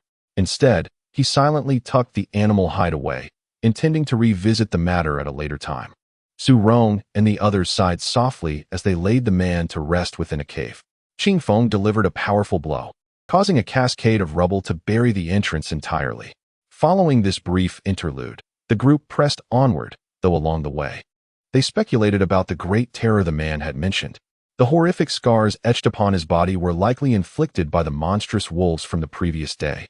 It was a mystery how he had escaped such a fate. Although the wolves were numerous and ferocious, they hardly constituted a great terror. Perhaps he referred to something far more ominous. Ultimately, the group decided to abandon the topic, for the man's message was too cryptic, leaving them to engage in mere conjecture. Lu Rian remained silent throughout the journey, and Qingfeng, suspecting her displeasure, contemplated offering her words of comfort, yet he faltered, unsure of how to articulate them. As night fell, snow began to fall heavily once more, but with no shelter in sight, they were compelled to camp amidst the vast mountains. Thankfully, each of them was clad in wolf fur coats, providing substantial warmth. However, Qingfeng's coat had been draped over the deceased man and buried along with him. Yet, being of a robust constitution, he could endure the cold. In the depths of the night, under a high-hanging full moon, the snowfall intensified, blanketing the world in white, while a biting wind began to sweep across the landscape. Seated cross-legged on the ground, Qingfeng suddenly felt a warmth enveloping him. Turning his head, he beheld the exquisite visage of Lu Ruyan, her lovely face pressed closely to his, sharing half of her coat with him. Their bodies were in close proximity, and an immediate warmth coursed through him. Gazing at her, Qingfeng felt a twinge of regret for having scolded her earlier. After a brief pause, he resolved to speak. "I apologize, I should not have raised my voice at you." Upon hearing these words, Lu Rian looked at him, momentarily taken aback, her eyes glistening with unshed tears. Then, pouting slightly, she cast him a playful glare and said, "Humph, silly." Witnessing her reaction, he realized she was no longer angry, and a wave of joy surged within him, causing him to scratch the back of his head in bashfulness. This scene struck Lu Ruyan as incredibly endearing. Fortunately, there were no dire wolves to threaten them that night. Despite the chill in the air, Qingfeng felt an inexplicable warmth in his heart, a sensation he had not experienced in many years. Little did he know that the girl beside him felt the same way. Chapter 60. The Cave of the Celestial Demon. As the sun began to rise, ethereal purple mist ascended from the horizon, drawn into the mouth of the gentle breeze. The heavy snowfall had ceased, leaving the sky a pristine blue, unmarred by clouds. Upon introspection, he noticed that the purple mist had coalesced within his spiritual center, forming a bead the size of a yellow soybean. At that moment, he exhaled deeply, a smile gracing his face as he opened his eyes. Realizing he had achieved a breakthrough to the 5th level of qi condensation, what a joyous revelation. Yet, a tinge of concern crept into his thoughts. The great sunsetting glow technique he practiced was a closely guarded secret of his sect, and he had always concealed it from others, even telling his master that he was merely practicing ordinary techniques. However, as his cultivation deepened, he feared that one day it might be discovered, leaving him to ponder how he would explain such a revelation. Lost in these thoughts, he sensed a movement beside him. Turning his head, he noticed Lu Rian's eyelashes fluttering, signaling her impending awakening. Throughout their time together, he had developed an inexplicable and ambiguous feeling towards this girl, a sensation he struggled to articulate. At that instant, Lu Rian suddenly opened her eyes, and their gazes locked. Qingfeng found himself momentarily entranced by her shimmering, watery eyes. A blush crept onto Lu Rian's cheeks as she quickly averted her gaze, hastily pulling her wolfskin coat around her as if slightly annoyed. Realizing his unintended rudeness, Qingfeng opened his mouth to apologize but found himself at a loss for words, ultimately deciding against it. Around this time, the members of the Daoxian sect began to awaken intermittently. After a brief period of rest, they resumed their journey, discussing their next course of action. Suddenly, they spotted several figures on the opposite mountain, and excitement surged through the group as they shouted in joy. Before long, the figures seemed to notice them and began to wave. Although the distance appeared short, it took them nearly half an hour to reach the strangers. Upon closer inspection, They discovered that the group consisted of 3 men and 1 woman, all strikingly handsome. After inquiring, they learned that these individuals were disciples of the 2E-sword sect, one of the 7 sects. Being members of the 7 sects naturally diminished their initial reservations. Through mutual introductions, they learned each other's names. The 3 men were Zhang Zhang, Su Rushi, and Zhou Kuan, while the woman was named Lin Rushuang.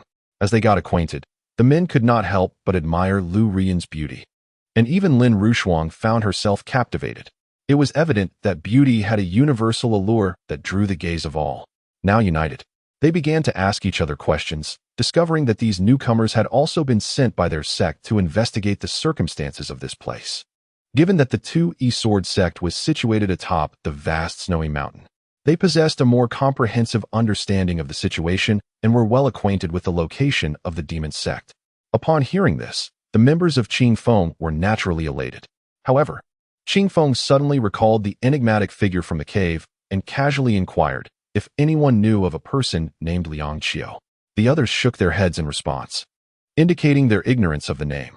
Now, as they traveled in a group, their collective strength bolstered their confidence, instilling a greater sense of bravery within them.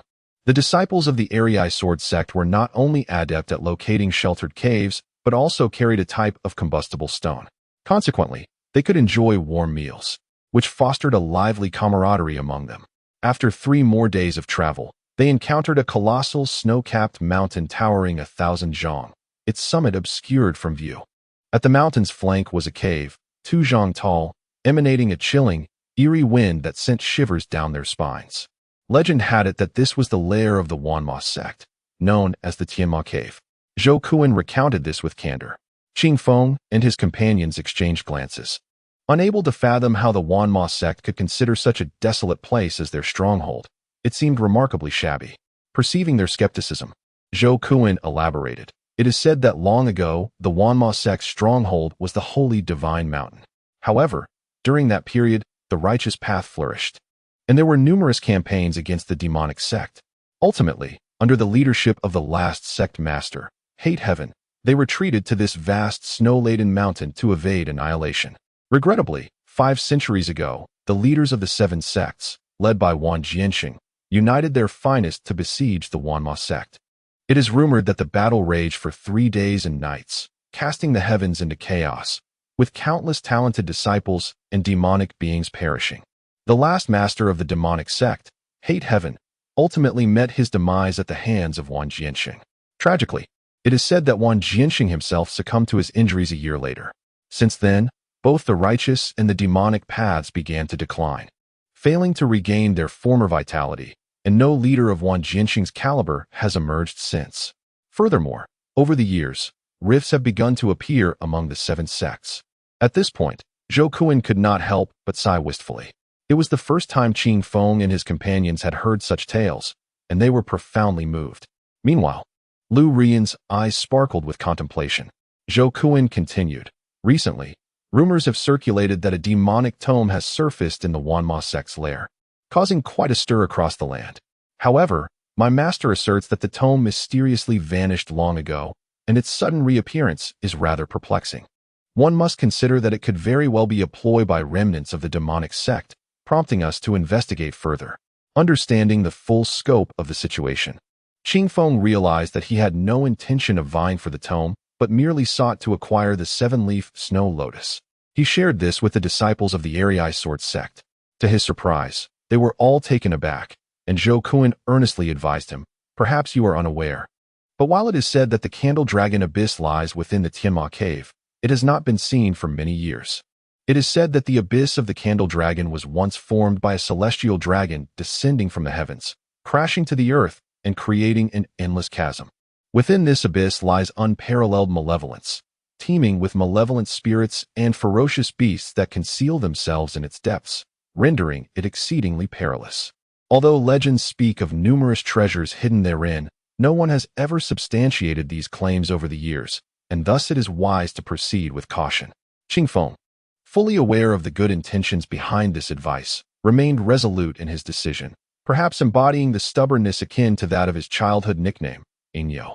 At this moment, Su Rong interjected, cautioning that the forces of the demonic sect might also venture to investigate this site, urging everyone to exercise utmost vigilance once they enter the cavern, lest they fall prey to the schemes of those malevolent practitioners.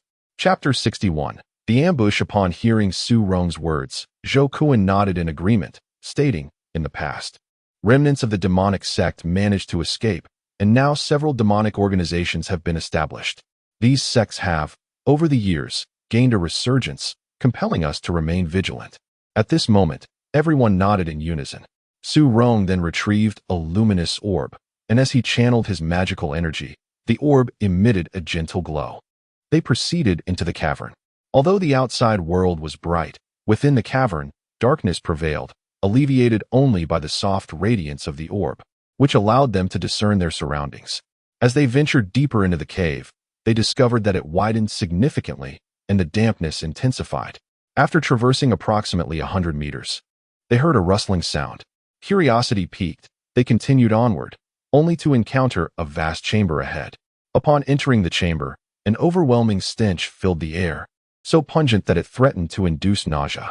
Confounded by the source of this odor, the group hastened to pass through the area. However, just as they reached the midpoint, countless greenish-luminescent dots appeared on the cave walls. These dots multiplied rapidly, creating a seemingly endless swarm. Suddenly, someone shouted, triggering a cacophony of squeaks as the green lights converged toward them from all directions. Observing this alarming scene, Su Rong swiftly unfurled his yellow umbrella, casting a protective barrier around the group, who quickly took refuge within it. The members of the Two Instruments Sword sect also summoned their protective artifacts, conjuring a mirror to hover above them, enveloped in a similar shield. No sooner had they completed these actions than the creatures surged forth, unleashing a nauseating stench. The sound of thuds echoed as the group finally discerned the nature of their attackers: large, grayish-white rats, each measuring over 2 feet in length. Their eyes gleamed with ferocity, and they appeared utterly deranged, gnashing their foul mouths and continuously biting at the protective barrier while exhaling clouds of pink gas. To their astonishment, these creatures were even more vicious than the giant wolves, shaking the barrier violently as if threatening to breach it at any moment. In response, Su Rong shouted, "This is dire. The fumes emitted by these creatures can taint our magical artifacts. We cannot linger. We must break through." At his words, panic ensued among the group, but survival instincts prevailed. Qing Feng urged Lu Ruyin to stay close to Su Rong, and without hesitation, he brandished a colorful short staff and charged forth. As he swung the staff, countless rats were sent flying, Qing Feng resembling a human tank, leaving destruction in his wake.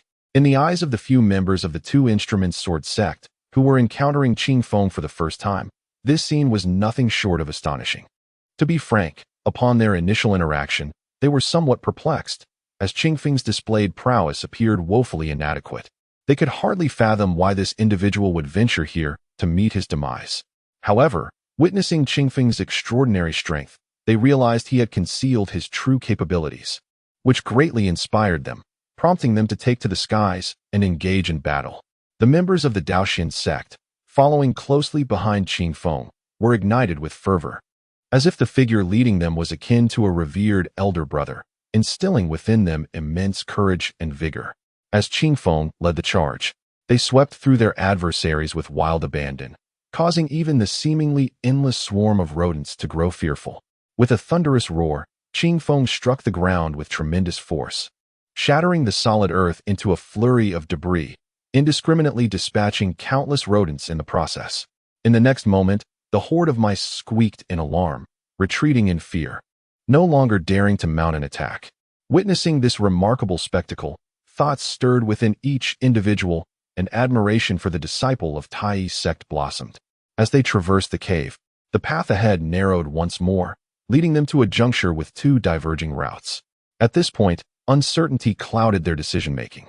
Su Rong proposed that they should proceed together, given the complex conditions of their surroundings and the potential presence of demonic forces, suggesting that it would be prudent to stick together for mutual support.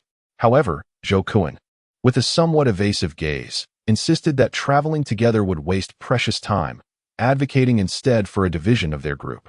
Observing the steadfast resolve of the Two Instruments Sword sect members, the others could only agree that should any trouble arise, they would communicate via flying cranes.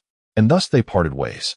After a brief separation, a junior disciple of the Daoxian sect remarked on the suspicious demeanor of the departing group, surmising that they must be harboring undisclosed intentions.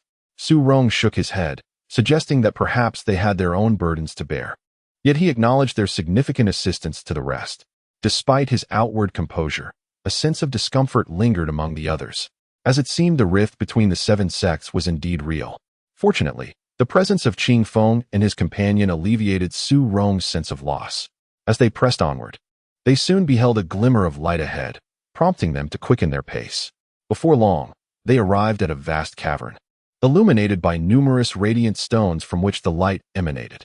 Intrigued by these stones, their curiosity was abruptly shattered when a dark figure lunged forth from the shadows. Caught off guard, a junior disciple of the Daoxian sect was swiftly pierced through the chest, blood spilling forth in an instant. Seeing this unfold, Qing Feng was filled with rage. Realizing too late that he could not intervene, the young disciple, known for his cheerful banter that often brought joy to the group, now lay unaware of his impending fate. Yet, before Qing Feng could dwell on this tragedy, another threat emerged from the darkness, prompting the group to react swiftly, drawing their weapons in defense.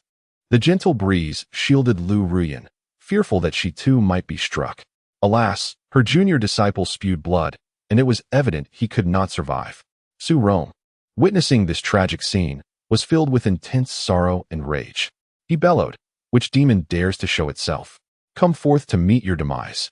As he spoke, he raised his hand and unleashed a projectile.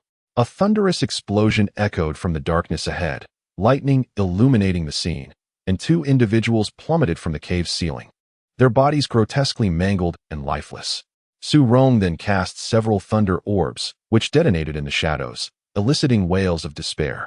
At that moment, a group of over a dozen figures emerged from the darkness, all clad in black garments with faces obscured by masks. Among them, one leader, shrouded in swirling dark energy, was indistinguishable, yet his voice was sharp and piercing as he declared, "So, it is the disciples of Daoxian sect. You have slaughtered my brethren. Now, you shall pay with your lives." Chapter 62, The 5 Ghosts Banner. As he spoke, he raised a small triangular flag, intricately inscribed with mesmerizing talismans. The flag unfurled in the wind, swiftly growing to over a meter in height, surrounded by an endless swirl of dark energy. Countless vengeful spirits writhed and howled around it, casting a chilling atmosphere throughout the cave. "Harmony sect, so it is you," Su Rong spat venomously. "What of it? You shall all perish. Your blood is just what I need to consecrate this 5 Ghosts banner, and your flesh can be transformed into blood corpses for my use." With that, he waved the flag, and it seemed as though the boundless vengeful spirits burst forth, clawing and snapping as they surged towards the crowd, enveloping the cave in a thick, oppressive darkness and an eerie wind. Qing Feng, witnessing this scene, felt a shiver run down his spine and instinctively shielded Lu Ruyan behind him. Meanwhile, Lu Ruyan discreetly clutched an object, poised to strike at a moment's notice. As countless vengeful spirits flew by, Su Rong shouted, "Form ranks." Upon his command, the group quickly arranged themselves into a formation, their diverse weapons harmoniously united. Centered around Su Rong, a radiant 5-colored light emerged. He then flicked his finger, and wherever the 5-colored light passed, the vengeful spirits began to dissolve. The leader of the opposing faction was taken aback, his heart sinking as he exclaimed, "You dare to diminish my soul power? Curse be you." With that, he waved his hand, and those behind him surged forward en masse. Noticing this, Qing Feng dashed forward to intercept them, determined to protect the formation from being broken. In the ensuing clash, Qing Feng realized that these foes were not as formidable as he had anticipated. They were merely troublesome. He swung his club with vigor, catching them off guard and gaining the upper hand. With a series of loud thuds, 3 adversaries were sent flying. At that moment, the leader focused his attention on Qing Feng, and with a gesture, summoned a single-horned demon from the 5 Ghosts banner. This grotesque creature, with its large mouth and singular horn, was devoid of flesh, merely sinewy blood and membrane, evoking sheer terror. Its eyes glowed red, exuding a predatory hunger. It was Qing Feng's first encounter with a ghost, and he dared not underestimate his opponent. He swung his club, but to his shock, the beast effortlessly caught the blow with its bare hands. This left Qing Feng astounded and on high alert. The demon unleashed a breath of ghostly energy, which enveloped Qing Feng, causing an icy chill to seep into his bones. The malevolent energy began to invade his body, bringing with it a heavy, nauseating scent of blood that clouded his mind. In his dazed state, he saw the demon open its gaping maw, poised to bite down on his head. Acting swiftly, he instinctively jerked his head aside, narrowly evading the attack. In the distance, Lu Rian tightened her grip on the object in her hand once more. Having just witnessed Qing Feng in a perilous situation, she nearly lost her hold and cast it aside. At this moment, although she was situated within the formation, her gaze remained fixated on Qing Feng, terrified for his safety. Qing Feng had been entangled with the great demon for an extended period when he noticed that the demon cult's minions had breached his defenses, launching an attack on the disciples of the Daoxian sect. Fortunately, their formation was intricate enough to momentarily thwart those intruders, keeping them at bay. The great demon, frustrated by its inability to subdue Qing Feng, let out a deafening roar, its eyes suddenly ablaze with crimson light. To Qing Feng's astonishment, it proceeded to seize the vengeful spirits and consume them, causing its form to swell to an imposing 3 meters. With a vigorous thump on its chest, it unleashed a foul, putrid liquid towards Qing Feng, who narrowly evaded the attack. The noxious substance, upon contact with the ground, corroded the rocks, leaving behind a gaping chasm. Infuriated by its failed strike, the great demon spat forth several more streams of the vile liquid, but Qing Feng, possessing the technique of shrinking the earth to a mere inch, adeptly maneuvered to avoid the imminent danger. This only served to further enrage the great demon, which charged at him with massive, fan-like hands. Qing Feng responded with a cold snort, throwing a punch in return, only to find their strengths evenly matched. After exchanging several blows, Qing Feng realized that if this continued, he would eventually succumb to the demon's relentless assault. Suddenly, he felt a warmth in his purple mansion, a surge of purple energy awakening within him. In that instant, it dawned on him that the vital essence he absorbed daily through the technique of the great sun-setting clouds was indeed the purest yang energy of the universe. With this revelation, he focused his power, channeling the purple energy into his palm. When he clashed with the great demon once more, a piercing scream escaped the demon's lips as it gazed at him in horror. Half of its hand had been dissolved by the innate purple energy. The demon's controller, oblivious to this turn of events, intensified their magical influence, causing the demon to swell once again. This time, Qing Feng infused the purple energy into his staff, deftly wielding it as he had once done with a bamboo sword against a tree, skillfully evading the demon's attacks. In a swift motion, he struck the demon with his staff, producing a thunderous explosion as the demon's torso shattered, reminiscent of a great tree being felled. The demon had no chance to scream before it disintegrated into the ether. In that moment, the air fell silent, with the demon's demise. Its controller let out a shriek and was forcibly expelled, suffering immense backlash. The small flag was tossed into the air, crashing to the ground. And without the support of magical power, the vengeful spirits retreated, restoring the cavern to its former state. Witnessing this scene, without hesitation, Qing Feng swung his staff and launched a counterattack, swiftly dispatching the demon cult's minions, who fell in droves. The leader, sensing the dire situation, swiftly summoned an artifact that transformed into a swirling mass of black mist and retreated, vanishing in the blink of an eye. Meanwhile, the fierce battle raged on, and there was no one available to intercept him. They could only allow his escape.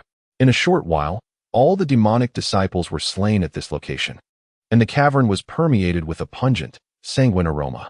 Su Rong approached his younger disciple, who had long since succumbed to death, lifeless and beyond revival.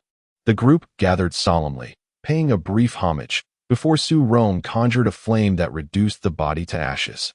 Once the cremation was complete, he collected several intact bones and placed them in a small box, intending to return them to the mountains for burial, thus allowing the departed to return to their homeland.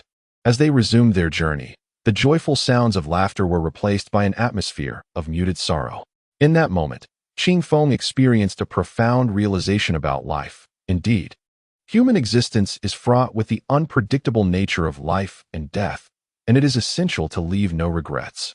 Suddenly, he found himself gazing into a pair of beautiful eyes, and for reasons unknown, a strange sensation stirred within his heart. Chapter 63. The Chosen One. This time, as the group meandered through the cave, they encountered no trace of the demonic cult's minions, as if the place were utterly devoid of life. Just as unease began to creep into their hearts, the sounds of a battle echoed from ahead. Upon hearing this, the group hastened forward, only to find that the space opened up again a mere 100 meters away, illuminated by a faint glow. Before them, a cadre clad in crimson robes was besieging two individuals. Upon closer inspection, it was none other than Zhou Kuan and Lin Rushuang from the Two Instruments Sword sect, both of whom appeared to be in dire straits, while the other two were nowhere to be seen. Witnessing this scene, the group hesitated not a moment, for they were all from the seven sects, bound by a shared destiny, and could not stand idly by. They drew their weapons and charged forth. Upon seeing their allies arrive, Zhou Kuan and Lin Rushuang's faces lit up with hope as they summoned their most formidable abilities. The clash intensified, with the red-robed disciples proving to be no weaklings, plunging the battlefield into chaos. Half an hour later, the red-robed assailants, having left a few corpses behind, retreated, while most from the Daoxian sect were injured, with Qing Feng having been ambushed and sustaining 2 wounds. Lu Yuyin tended to him with a concerned expression, applying medicinal powder to his wounds. Meanwhile, both members of the Two Instruments Sword sect were gravely injured, and it became clear that the other two had perished. With no time for mourning, they took a moment to regroup before continuing their journey. Zhou Kuan mentioned that just 200 meters ahead lay the Jade Dragon Cave, a repository for the demonic cult's armaments and scriptures, where they might uncover the demonic texts. At this revelation, the group fell silent, understanding that Zhou Kuan and his companions were concealing something. Zhou Kuan's face flushed with embarrassment as he contemplated an explanation, but Su Rong graciously interjected, suggesting that some matters were best left in the past. This remark deepened Zhou Kuan's sense of shame, while Qing Feng perceived Su Rong's extraordinary magnanimity, feeling a twinge of indignation himself. Acknowledging the unusual circumstances ahead, the group steeled themselves, wary of potential ambushes by the demonic cult. The journey proceeded smoothly, and soon they arrived at the Jade Dragon Cave. Upon reaching its entrance, they comprehended that their previous skirmishes had only been trivial.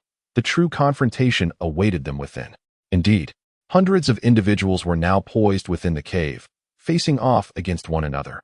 On one side stood the righteous 7 sects, and on the other, the nefarious minions of the demonic path. Among the righteous, it appeared that all factions were represented, while the demonic side was a riot of colors, their affiliations unclear. In the midst of this tense standoff, 2 figures were engaged in negotiation.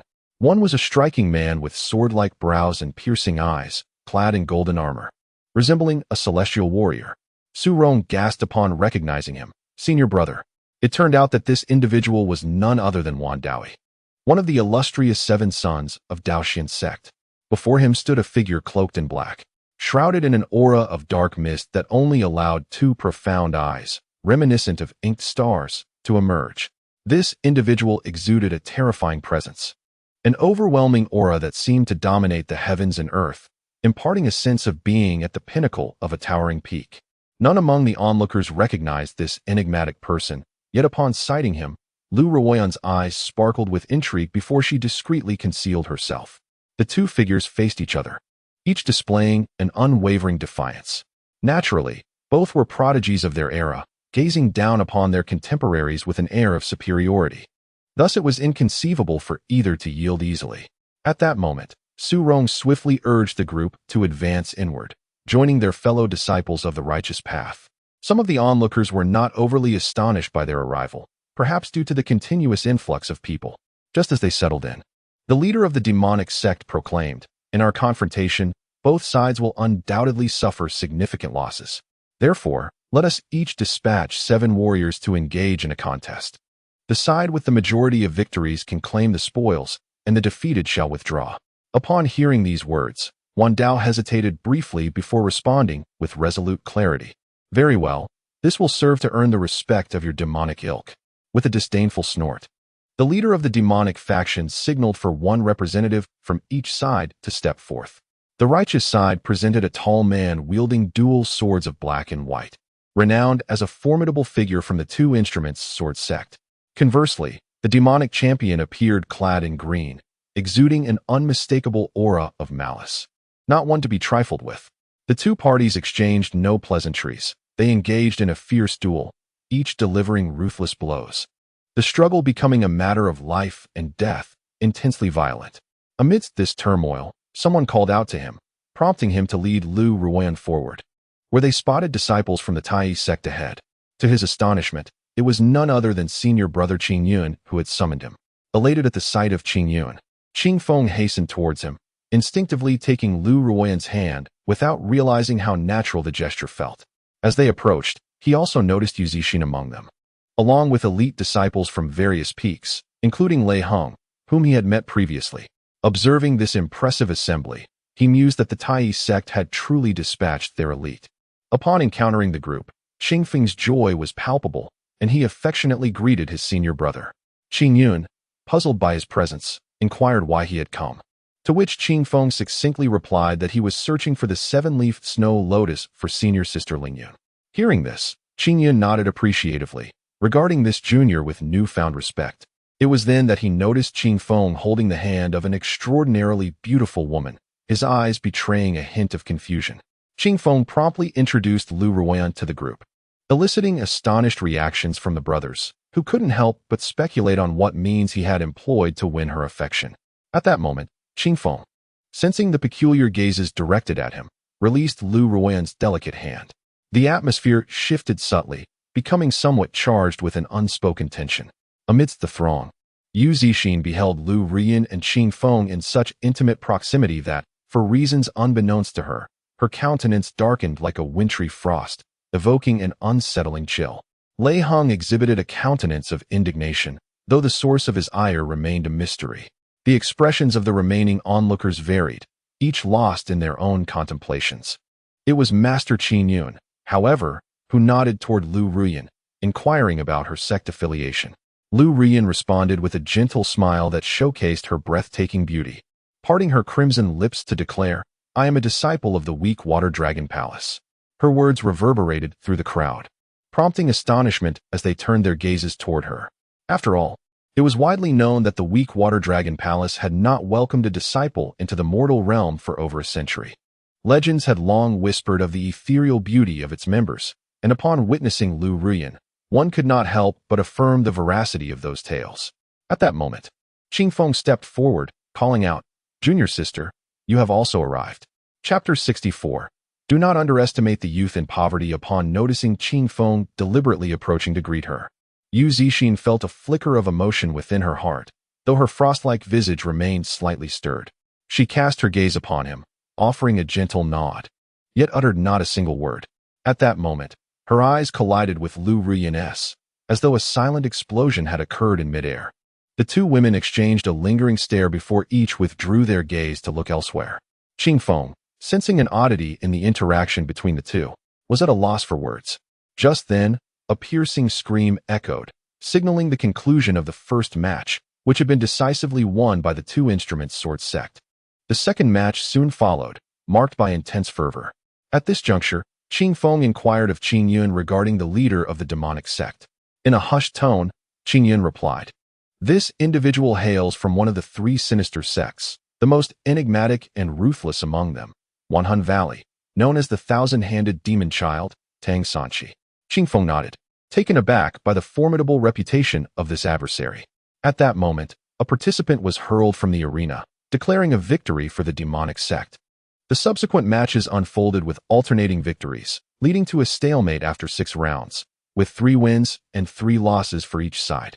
Thus, the 7th match became of utmost significance. As the next contender stepped forward, a figure clad in crimson with hair to match emerged, exuding an aura of exceptional power. Upon entering the arena, he bellowed, "I am Blood Butcher, having slain countless foes and relishing the taste of human marrow. My lifelong pursuit is defeat. I wonder who among you dares to challenge me and provide a delightful appetizer." The audacity of his declaration ignited fervor among the righteous side, as many clamored to take the stage. However, Wan Daoi's gaze turned toward the Tai sect, recognizing the critical importance of this final match, which required a skilled combatant. Aware of Blood Butcher's formidable reputation, he hoped for Qing Yun to step forth, although he refrained from directly naming him, instead signaling subtly. Exchanging glances with Wan Daoi, Qing Yun understood the underlying intent. Despite Blood Butcher's notorious reputation, Qing Yun, being adept in the ways of the Tao, felt no trepidation. Since Wan Daoyi harbored such aspirations, it would be remiss for Qing Yun to decline. Just as he was about to take a step forward, Qing Feng unexpectedly surged ahead, positioning himself before the gathered crowd. This sudden move left all in attendance dumbfounded, and Wan Daoyi's expression darkened, his eyes brimming with indignation. Standing at the forefront, Qing Feng felt a surge of frustration. He had intended to pose another inquiry to Qing Yun, but just as he stepped forward, an overwhelming force propelled him into the spotlight. Under the watchful eyes of the crowd, he found himself trapped, unable to advance or retreat. Meanwhile, Blood Butcher, noticing Qing Feng's inferior cultivation, erupted in fury and scornfully shouted, "Hey, you little brat! Are you truly so naive as to look down upon me? You fool! Do you dare to prance about? Do you believe I want to crush you with a mere drop of urine?" In that moment, Blood Butcher unleashed a tirade of insults akin to a shrew, leaving everyone in attendance feeling a deep sense of embarrassment. Wan Daoyi was filled with ire, just as he intended to reprimand Qing Feng. He witnessed Qing Feng striding forward with determination. In a graceful leap, he soared over 100 meters, landing in the arena. A resounding crash echoed through the air as Qing Feng descended from the heights, one leg slightly bent and a hand touching the ground, slowly lifting his head, exuding an aura of disdain that seemed to overlook the world. The cavern fell into an eerie silence. Blood Butcher regarded the youthful figure before him with a mix of condescension and solemnity, torn between conflicting feelings. He felt contempt due to the boy's apparent strength, merely at the third or fourth level of qi condensation, yet he was also wary of the remarkable presence emanating from him, heavy with a malevolent energy.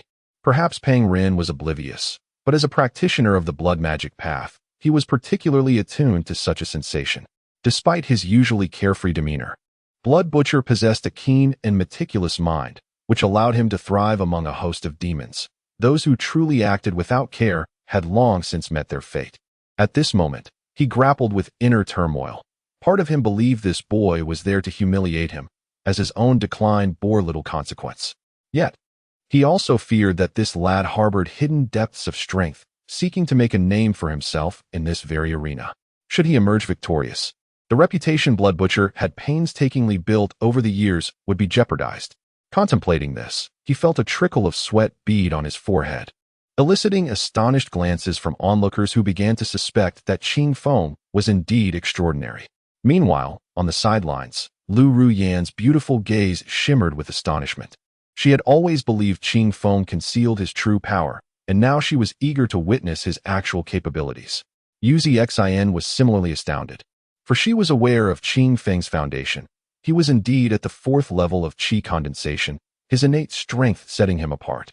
Qing Yun, filled with curiosity, realized he had not interacted with his junior brother in years and was uncertain of his current prowess, relying solely on hearsay. Lei Heng's visage twisted in malice, yet he felt a sense of schadenfreude. For reasons unknown, he had instinctively acted against Qing Feng. His desire was merely to see the boy humiliated before the crowd, to lose all semblance of dignity and gain infamy within the sect. However, he never anticipated that this audacious lad would dare to challenge Blood Butcher, seemingly unaware of the meaning of peril. Ultimately, he recognized that his animosity towards Qing Feng might stem from his perception of Yuzi Xin's attitude upon encountering him. Unwilling to admit his jealousy, he contemplated the matter for a long time without seeking further justification, simply feeling irked by the sight of him. In stark contrast, Su Rong, Zhou Kuan, and others who had fought alongside Qing Feng were utterly dumbfounded, pondering how this seemingly capable individual dared to confront the elite of the demonic sects, truly akin to throwing eggs against a stone. Thus, concern for him began to swell among the spectators. The remaining righteous disciples each harbored their own thoughts and speculations about this seemingly inconsequential figure. Wan Daoyi gazed at the young man in the arena, his heart brimming with profound indignation. The matter at hand was of no trivial nature. Should this oblivious youth suffer defeat, he would undoubtedly not escape retribution. Observing the members of the demonic sect, each face radiated with anticipation, pondering the manner in which Xue Tu would mercilessly vanquish this nameless contender. Such thoughts merely reflected the collective musings of the crowd. Meanwhile, within the confines of the contest, Qing Feng gently lifted his head, At this moment, he felt a flicker of trepidation, yet he quickly regained his composure. Just moments prior, he had contemplated retreating. But upon meeting Wan Daoi's piercing gaze and hearing Xue Tu's scornful taunts, a surge of fervor ignited within him, compelling him to stand his ground. However, his resolve was not born of reckless impulse. Having endured numerous trials in recent days, his mind had evolved beyond mere naivety. Chapter 65. All illusions are but phantoms. It was indeed a matter of lingering uncertainty within his heart. He pondered the true extent of his current cultivation. Having perfected the third level of the dominating body technique, he found no comparable internal cultivation method to measure against. Yet, when he engaged in combat with those at the 8th and 9th levels of qi condensation, he perceived no overwhelming prowess in them. Furthermore, his great sun-setting clouds technique, a premier skill of the Tai sect, was incomparable to ordinary practices. His innate purple qi, embodying the utmost yang and resilience, stood as the greatest nemesis to malevolent energies. Although he had also practiced the heavenly 8 Desolations water dragon technique, its effectiveness was rather underwhelming. He could only manage to produce a meager line of water, far from conjuring any dragon-like form. Nevertheless, he vowed to diligently refine this skill in the future. Even so, he felt a burgeoning confidence to confront the demonic figure, Chu Qiao, before him. This time, he was determined to push his limits and discover where his true boundaries lay. At that moment, he rose to his feet and unsheathed the colorful staff from behind him. Unexpectedly, as he brandished the staff, his imposing aura instilled a flicker of hope among the onlookers. However, the staff, resembling a caterpillar with its myriad hues, appeared quite peculiar in his grasp, akin to a child's toy. Unable to contain their amusement, laughter erupted amongst the crowd. The spectators, transfixed by him, collectively entertained similar thoughts, and soon the laughter spread further. The members of the demonic sect were particularly vocal, convinced that he was merely a fool. Even the bloodthirsty figure across from him, Blood Butcher, found himself harboring a sense of disdain, pondering if he had overestimated his opponent, who seemed merely a naive simpleton. At that moment, Blood Butcher drew forth a massive crimson blade, its hue reminiscent of freshly spilled blood, exuding an overwhelming stench of carnage that weighed heavily on the hearts of those present. Blood Butcher charged forth, wielding his blood-red blade with a force that suggested the capability to cleave mountains. As the wind swirled, he swung his staff with all his might. A tremendous crash reverberated, akin to 2 mountains colliding, as both combatants staggered back 5 paces. The earth beneath them cracked and crumbled, akin to powdered grains. In that singular moment, astonishment swept through the onlookers. Blood Butcher was renowned for his strength, having once lifted stones weighing tens of thousands of pounds to raise cities. The revelation that someone could match him in strength evoked awe regarding the opponent's true power.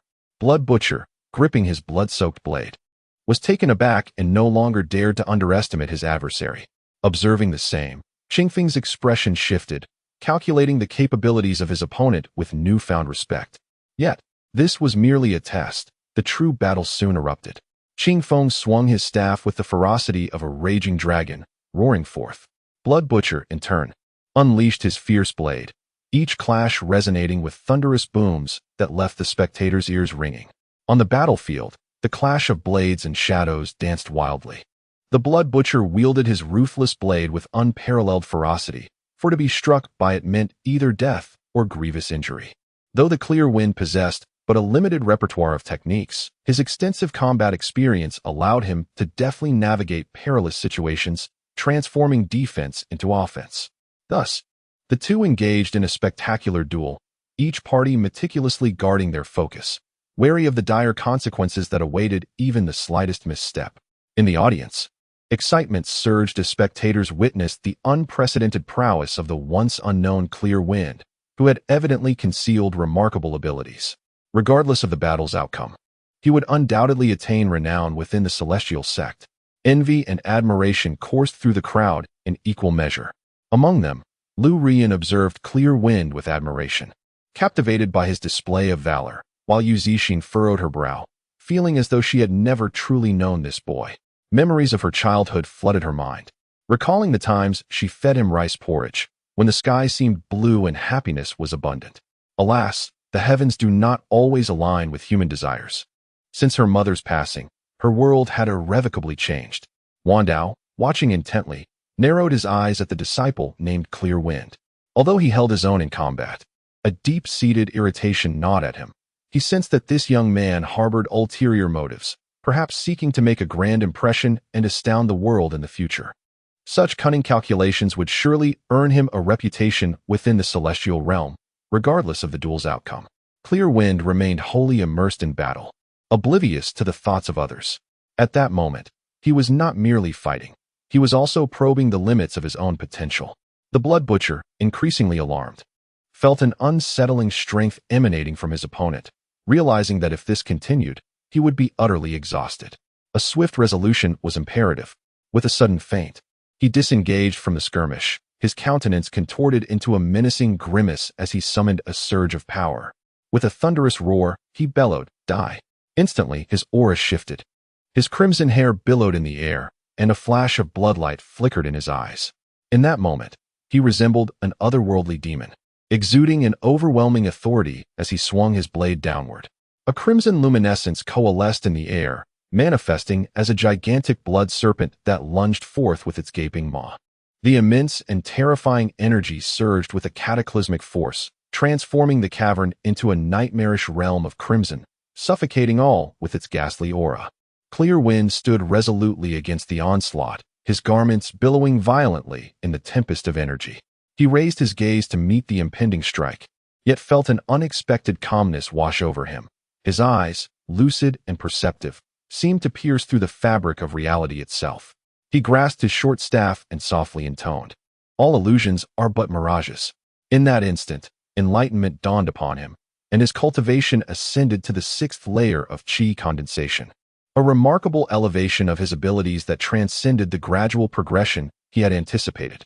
His grand sunset technique surged into action, the innate purple energy coalescing into an essence that instantaneously dissolved into countless streams of primordial violet aura, erupting violently from his being. In that moment, the purple radiance enveloped him, rendering him akin to a celestial deity descending from the heavens, his presence suddenly magnified tremendously. Subsequently, he harnessed the purple energy within a short staff. With a forceful swing, the staff ascended skyward, transforming mid-air into a serpentine form of deep violet, striking fiercely at the blood-red giant python.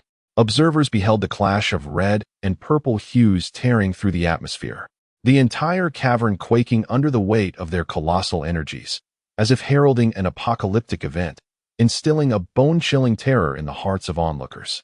Ultimately, the malevolent blood energy could not withstand the formidable, pure essence of the primordial violet. Within mere moments, it was rendered to a state of ruin by the violet serpent's relentless assault, culminating in a mournful wail before dissipating entirely.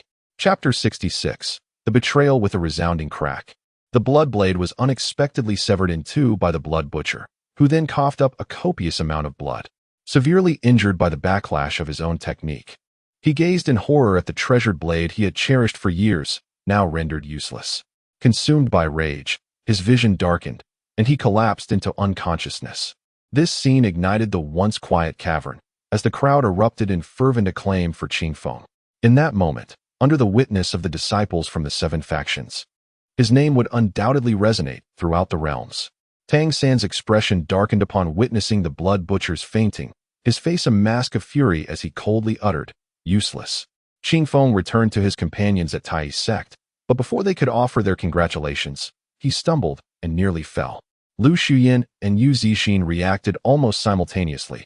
However, Lu Shuyan was the quicker, catching him in her embrace.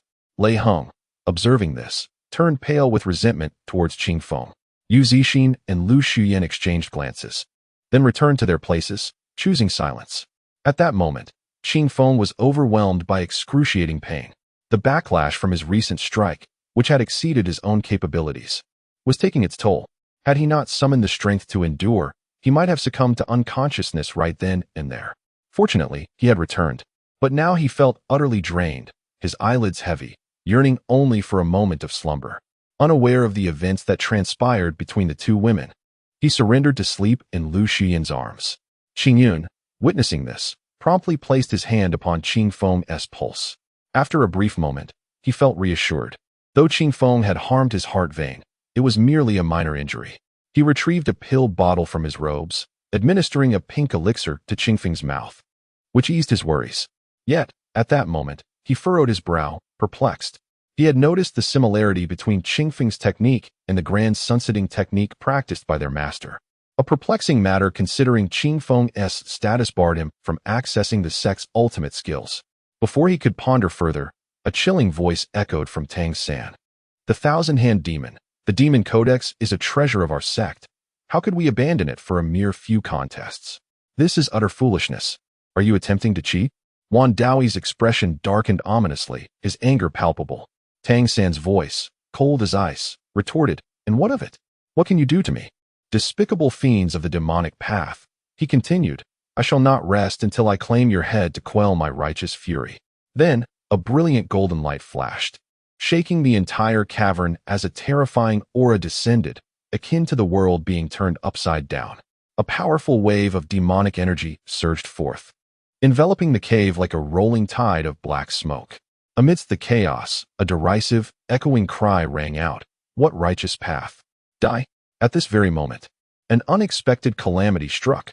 Most people were still bewildered by the unfolding chaos when the sound of battle erupted ahead.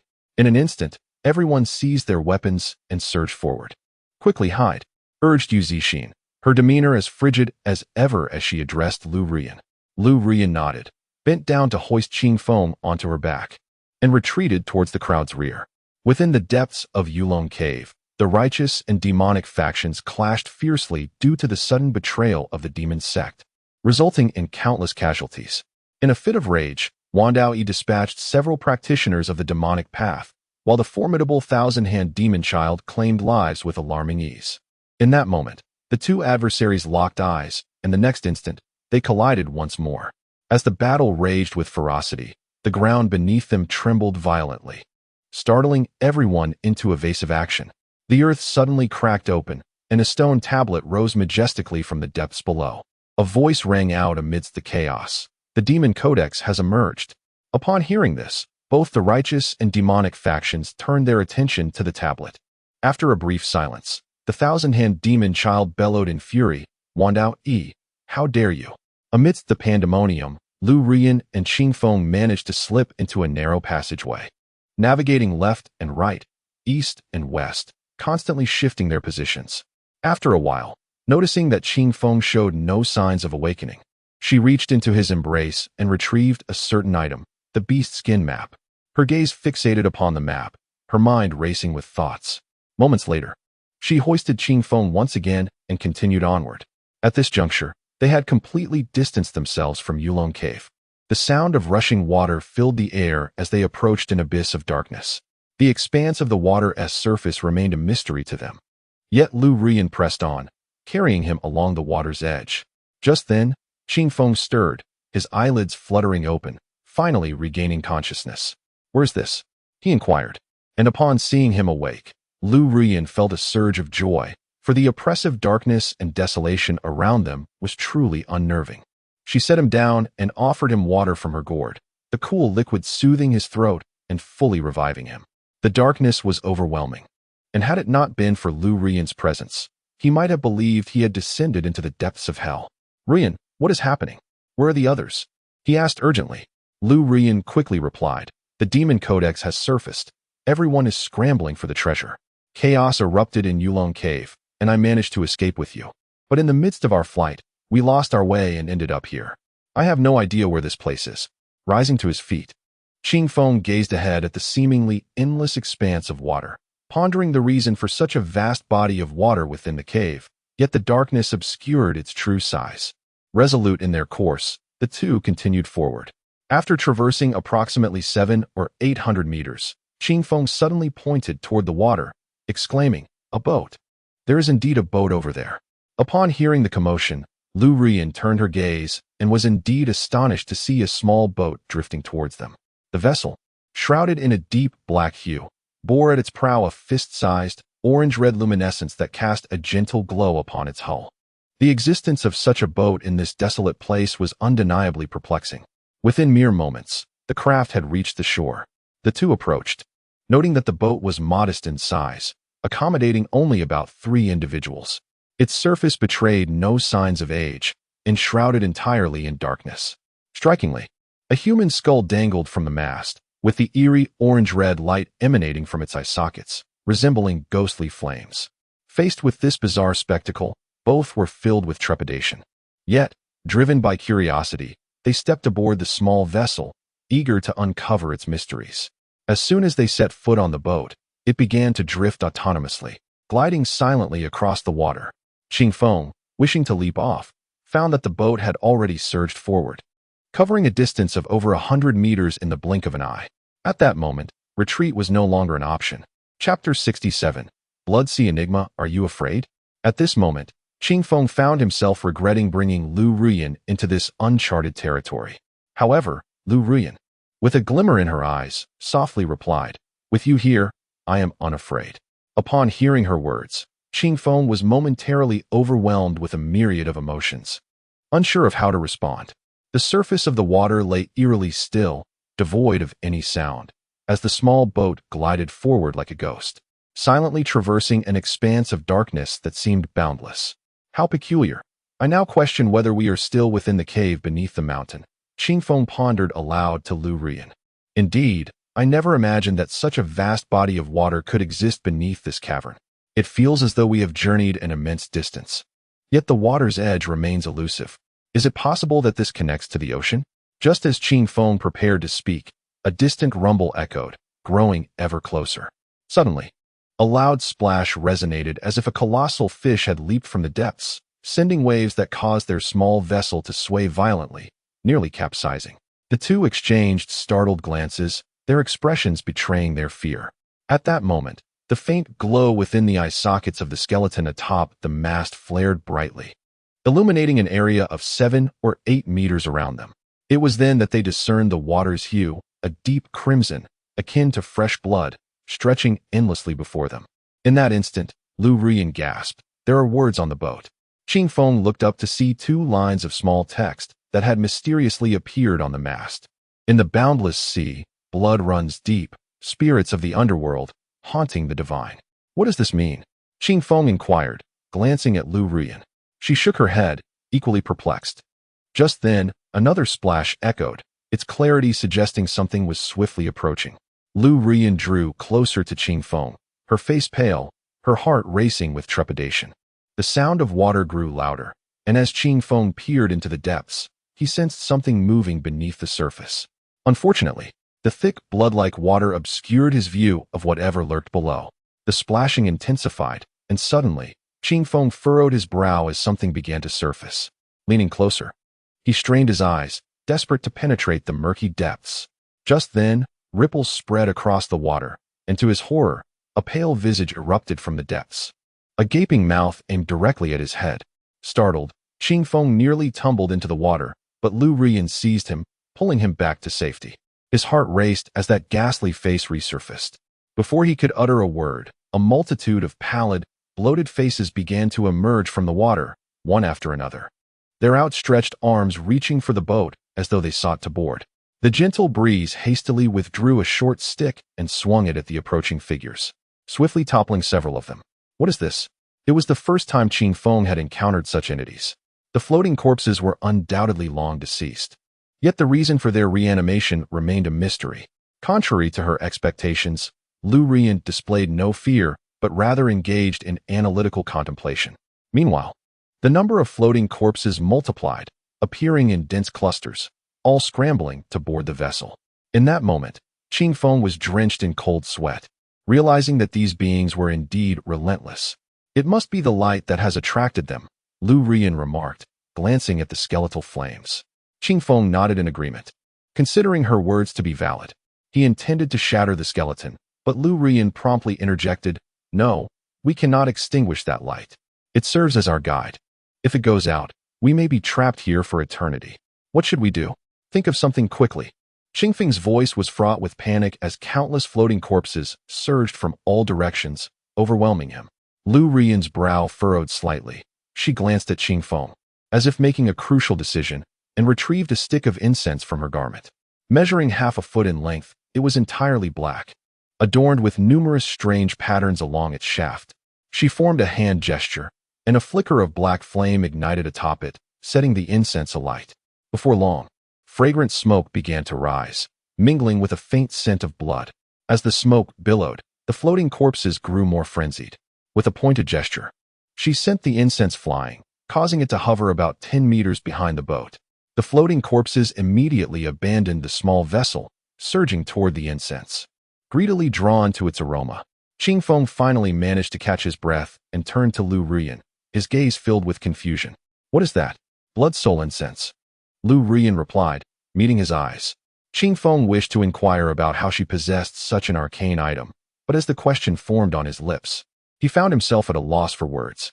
After a moment of silence, Lu Ruyan turned to him, seemingly about to say something, when suddenly a tremendous splash erupted from the water. Both of them were startled to see a massive fish leap from the depths, swallowing countless floating corpses in one swift motion. Only a small portion of the fish's body was illuminated by the light, the majority cloaked in darkness. Yet even so, they were both astounded, for they had just glimpsed a fin several yards long. Before they could ponder further, a fish head, resembling a small mountain, emerged from the water. Its eye as large as a house, radiating a vivid crimson glow. The fish head moved alongside their small boat, its gaze unidentifiable. The two aboard remained utterly still, scarcely daring to breathe, fearful that a moment's displeasure from the creature might lead to them being devoured as mere snacks. Fortunately, the two were spared. The formidable fish that had pursued them submerged into the depths, vanishing without a trace. They breathed a sigh of relief, as if granted a reprieve, yet unbeknownst to them, their garments were already dampened by cold sweat. A glance at Lu Ruyan revealed a similar state, both since they had danced perilously close to the brink of death. It is said that within the boundless sea of blood exists a creature known as the Luoyi fish, as immense as a mountain, feasting solely on carrion.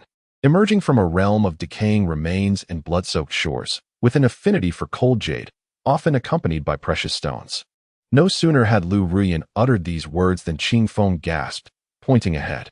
They beheld an astonishing sight, a seemingly infinite assemblage of floating corpses, heaped together like a small hill, though these bodies showed no signs of revival as the previous ones had. As they ventured further, their small vessel finally came to a halt, revealing a boundless expanse of jade-strewn ground, its emerald hue casting a faint luminescence that illuminated the entire coastline. Chapter 68. The Hidden Dragon in the Abyss. Upon witnessing the scene before them, the two individuals found themselves at a loss for words. The jade stones surrounding them appeared as commonplace as mere pebbles, seemingly infinite in quantity, with large and small chunks of jade scattered everywhere. It was uncertain where this abundance of jade originated. It seemed as though the entirety of jade in the world could not compare to what lay before them. As they ventured further, the path became increasingly narrow, ultimately accommodating only a single person at a time. They twisted and turned, losing track of time and distance. Suddenly, a glimmer of light appeared ahead, prompting them to quicken their pace. Before long, they stumbled upon a vast cavern, within which stood a stone tablet radiating a brilliant glow, its material unknown. Behind the tablet loomed an unfathomably dark abyss. To their astonishment, two figures were engaged in a standoff before the tablet, one clad in golden armor. His hair disheveled, was none other than Wan Dawi of the Shin sect. The other, with blood dripping from the corner of his mouth and eyes filled with malice, was the infamous Tang Sanchi, the thousand-handed demon child. Sensing the presence of others, both turned to regard the newcomers, their eyes sparkling with intrigue. "It's you," Wan Dawi exclaimed in surprise. "Master Wan, I did not expect to find you here," the other replied, though Wan Dawi felt a twinge of irritation towards this young man. Yet, given their shared lineage among the 7 sects, he acknowledged him with a courteous nod, albeit with an air of skepticism.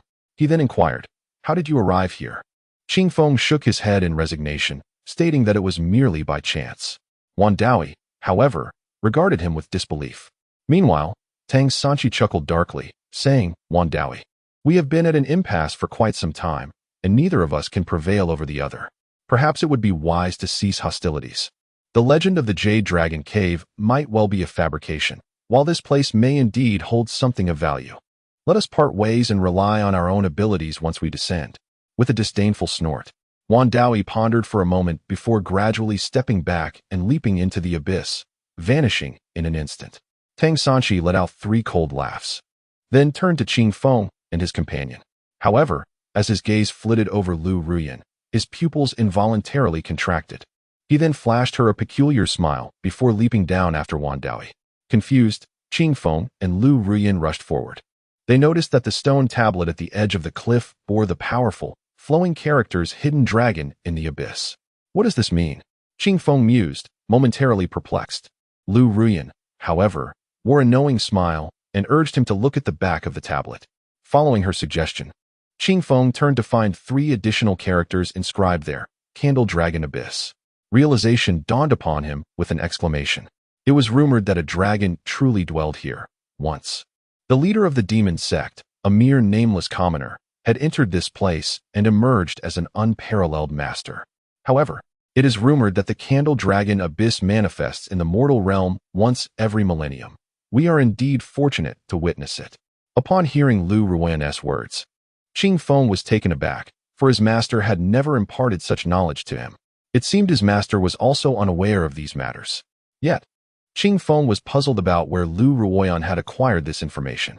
Lu Ruyan turned to him, her voice suddenly tinged with melancholy. Qing Feng, if one day we meet face to face and life and death hang in the balance, would you draw your sword against me? Startled by her inexplicable words, Qing Feng stammered, "What is wrong with you?" Unmoved, Lu Ruyan fixed her gaze upon him, awaiting his response.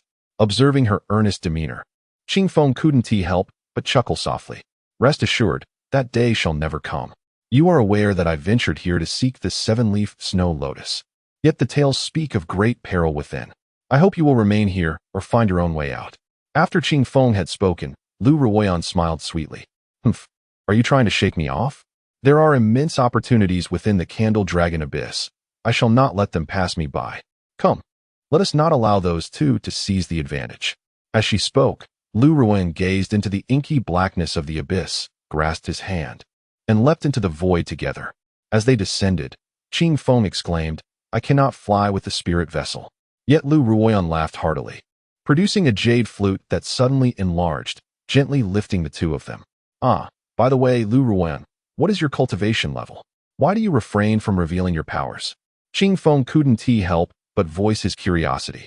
"I certainly have my reasons for not revealing my abilities, but I prefer not to explain. Will you be upset?"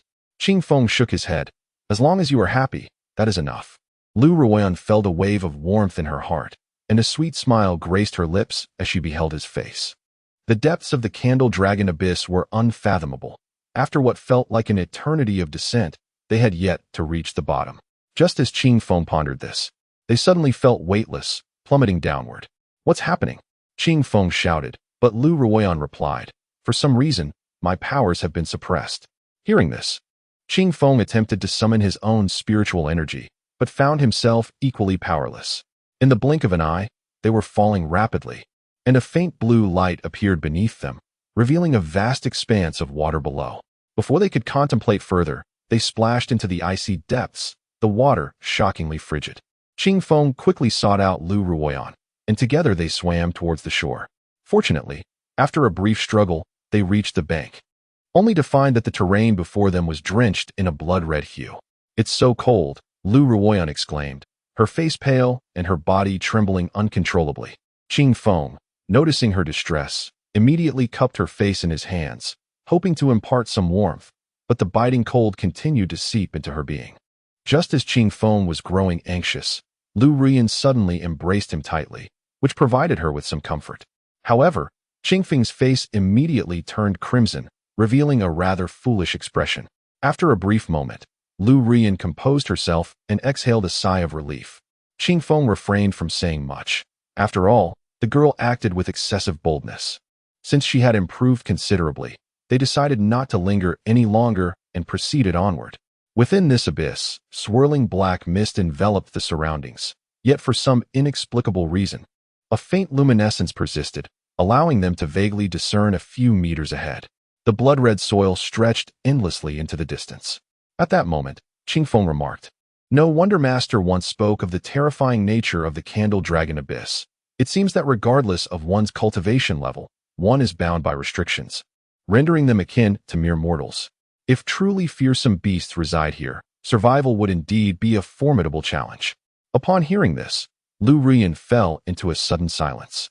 Chapter 69. The ancient beast Qingfeng and Lu Rian cautiously advanced, when suddenly the ground before them began to tremble. Startled, they were puzzled as to what could be causing such a commotion. Just as they were contemplating, a colossal creature resembling a mountain of flesh drew near. Its appearance was terrifying, and it was difficult for them not to feel fear. This creature had the head of a pig and the body of a man. Standing an impressive 10 meters tall, with its massive head comprising nearly a third of its entire form. Its protruding fangs extended over 2 meters in length. The creature's enormous belly was layered with fat, its skin smooth and hairless, while its legs were as robust as those of a giant elephant. Upon spotting Qingfeng and Lu Rian, the creature's expression transformed into one of wild delight, and it charged toward them with surprising speed despite its seemingly clumsy demeanor. Reaching their side in the blink of an eye, it raised its gigantic claws to swipe at them. Qingfeng quickly pulled Lu Rian back, relieved to find her surprisingly agile. At that moment, she shouted, "This creature is called Zhu Tuo. It delights in consuming humans. Once it has set its sights on you, it will not relent until you are dead.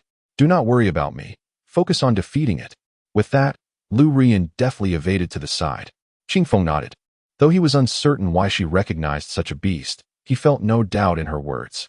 He drew forth his colorful short staff and charged at the creature. Fear was indeed present, yet Qingfeng had spent days teetering on the brink of life and death. Understanding that these ferocious beasts would kill if not slain themselves, there was no room for retreat. Moreover, although this place had a significant impact on cultivators, it posed little hindrance to Qingfeng, who practiced martial arts and still possessed his strength. He swung the short staff, colliding with the creature's enormous claw. The Zhu Tuo, being flesh and blood, felt the impact, its claw shattering under the blow, eliciting a pained, furious roar from it. This only seemed to heighten its ferocity, as it produced a massive bone club from seemingly nowhere and brought it crashing down toward Qingfeng. With a deafening boom, a large crater formed where Qingfeng had just been standing. The creature, now frenzied, offered no respite, relentlessly attempting to smash Qingfeng where he landed. Qingfeng danced like a flea, dodging left and right, narrowly escaping its attacks, yet the constant barrage left his ears ringing and his heart racing. He realized that if he continued this way, he would inevitably be struck. The only viable strategy was to take the initiative. Despite the creature's formidable nature, its sheer size rendered it less nimble than he. With this thought in mind, he seized the opportune moment, leaping high and aiming directly for the creature's massive head. The beast, caught off guard by this seemingly insignificant human's audacity to attack, was unable to evade in time, resulting in a violent collision between its colossal skull and Qingfeng. Zhu Tuo was caught off guard, suddenly feeling his head spin as if his brain had been violently shaken into a mass, akin to a sticky paste. Dazed, he staggered backward, blood streaming from his mouth and nostrils, and met his demise in that very moment. Qingfeng was taken aback. He had not anticipated the fragility of this creature. He failed to consider the sheer ferocity of his own strike, which fortuitously landed on Zhu Tuo's most vulnerable point, the brainstem, resulting in an instant death. Lu Rian's eyes widened in astonishment as she approached, secretly delighted that her gamble had paid off. With Qingfeng's involvement, she felt her objective was already halfway achieved. Gazing at the massive corpse on the ground, Qingfeng was struck by inspiration. He did not wish to squander such a valuable resource and promptly retrieved a stone jar to absorb the remains. Lu Rian, witnessing his possession of such a remarkable artifact, couldn't help but be intrigued and immediately inquired about its nature. After Qingfeng had secured Zhu Tuo's enormous body, he cryptically remarked, "This item is a divine artifact, shrouded in mystery." Lu Rian rolled her eyes, surprised by his reticence. She had heard of certain spatial treasures capable of directly storing items within a pocket dimension. The Motion sect possessed such an artifact known as the all-encompassing bag, reputed to contain an immense void. It was reasonable to assume that Qingfeng's item shared similar properties, yet it puzzled her why he possessed such a precious treasure. At that moment, having tucked away the stone jar, Qingfeng noticed Lu Rian lost in thought and chuckled, realizing she was undoubtedly curious about the nature of his artifact. Unfortunately, He could not divulge its true identity, as it was a matter of significant importance. Her knowledge of it might not bode well for her. Fortunately, Lu Rian refrained from pressing further, and the pair continued onward. After a brief walk, they stumbled upon another corpse, this one clad in a black robe, reduced to nothing but a white skeletal frame. Lu Rian stepped forward, spotting a demonic artifact on the ground, yet due to the passage of time, it had lost its efficacy and had become a mere mundane weapon. The skeleton alone offered no clues to its identity, and the duo leaped over it, pressing onward. Along the way, they encountered numerous skeletal remains of cultivators, yet most lay scattered, their fates unknown. Traveling a further 100 meters, they came across another colossal corpse, this time that of a jade-eyed toad, which appeared to have recently perished, fresh blood still oozing from its body. It seemed likely that this creature had fallen victim to the previous two intruders, much to Qingfeng's advantage, as he once again placed the carcass into his stone jar. The depths of Zhu Longyuan were unfathomable, shrouded in a haze that obscured any sense of direction. Not long after, they encountered yet another massive beast. Grotesque in appearance and towering 10 meters tall, its species a mystery. After a fierce battle with the Qingfeng, it was ultimately vanquished, and subsequently, it was carefully contained within a stone jar. Thus, as time passed, they encountered a series of enormous corpses or living creatures, each remarkably colossal. Despite Qingfeng's robust condition, the journey left them panting and weary. Upon defeating yet another monstrous beast, Lu Rian suddenly remarked, "Ah, do you hear the sound of water?" The two of them followed the sound and, before long, stumbled upon an area adorned with stalactites, from which countless droplets fell, creating a melodious tinkling that was quite delightful. Legends spoke of 3 treasures hidden within the Candle Dragon Abyss, one of which was the millennia-old stone milk, known for its ability to rapidly enhance one's cultivation. If used in alchemy, it would not only increase the success rate of elixirs, but also elevate their potency to unparalleled heights. They could only wonder about their fortune. Should they uncover this treasure, their journey would not have been in vain. Upon finishing her words, Lu Rian's eyes were filled with longing. Chapter 70. The Demon Pool. The two searched extensively amidst the stalactites, yet after a prolonged quest, they found not a single drop of stalagmite. However, they did stumble upon a small water pool nestled among the formations. This pool, modest in size, measured approximately 1 meter in diameter, its waters crystal clear and transparent, revealing a depth of merely half a meter. Qingfeng, feeling parched, cupped his hands to drink from the pool, savoring the cool, refreshing water that had a subtly sweet taste and was remarkably delightful. He gestured for Lu Rian to partake as well. Just as Lu Rian was about to taste the water, Qingfeng was suddenly seized by a sharp, excruciating pain in his abdomen, as if a knife were being twisted within him. With a gasp, he broke out in a cold sweat and fell headfirst into the pool. This transpired in the blink of an eye. Before Lu Rian could react, Qingfeng had already plunged into the water, and when she reached out, she found his figure had vanished beneath its surface. Perplexed, she looked down and saw the pool's extraordinary clarity. Without hesitation, she leapt into the water, only to discover that it remained just a pool, offering no passage beyond its surface. Stunned, she stood there, wondering where Qingfeng had gone. Meanwhile, Qingfeng felt a wave of dizziness wash over him as he fell with a thud onto the hard ground. Struggling to open his eyes, he beheld a vast sky overhead, a scene of blooming spring before him, and in the distance, a towering white mountain that pierced the clouds. "Where am I?" he murmured to himself. In that moment, the agonizing pain surged anew, tearing at his insides and causing him to writhe on the ground in torment, feeling as if death would be a mercy. Elsewhere, beside the water pool, Lu Rian was in a state of mounting anxiety, yet her sharp intellect had already begun to piece together that something was amiss. She meticulously scrutinized her surroundings and retrieved a palm-sized jade compass from her garments. The compass was adorned with countless tiny, movable jade pieces that danced about before finally settling on the edges of 2 golden characters. Upon witnessing this, her expression shifted dramatically. A realization dawned upon her that they might have inadvertently wandered into an illusionary formation. Cursing her own carelessness, she lamented Qingfeng's disappearance. With the illusion still intact, how could she possibly find him? Resolving to act, she furrowed her brow and bit her lip, producing a radiant, multicolored elixir from her clothing. Gazing at the pill with reluctance, she understood its immense value. In a hushed voice, she murmured, "Qingfeng, where have you gone? I have no choice. This broken mirror pill can dispel illusions. Though it is worth a fortune, I must use it for your sake." With that, she cast a spell upon the pill, and it exploded in a brilliant flash, scattering five-colored light throughout the cavern. As the divine light swept over the surroundings, the entire cave illuminated magnificently. When the brilliance faded, Lu Rian surveyed the area within 100 meters, only to find that the stalactites had vanished.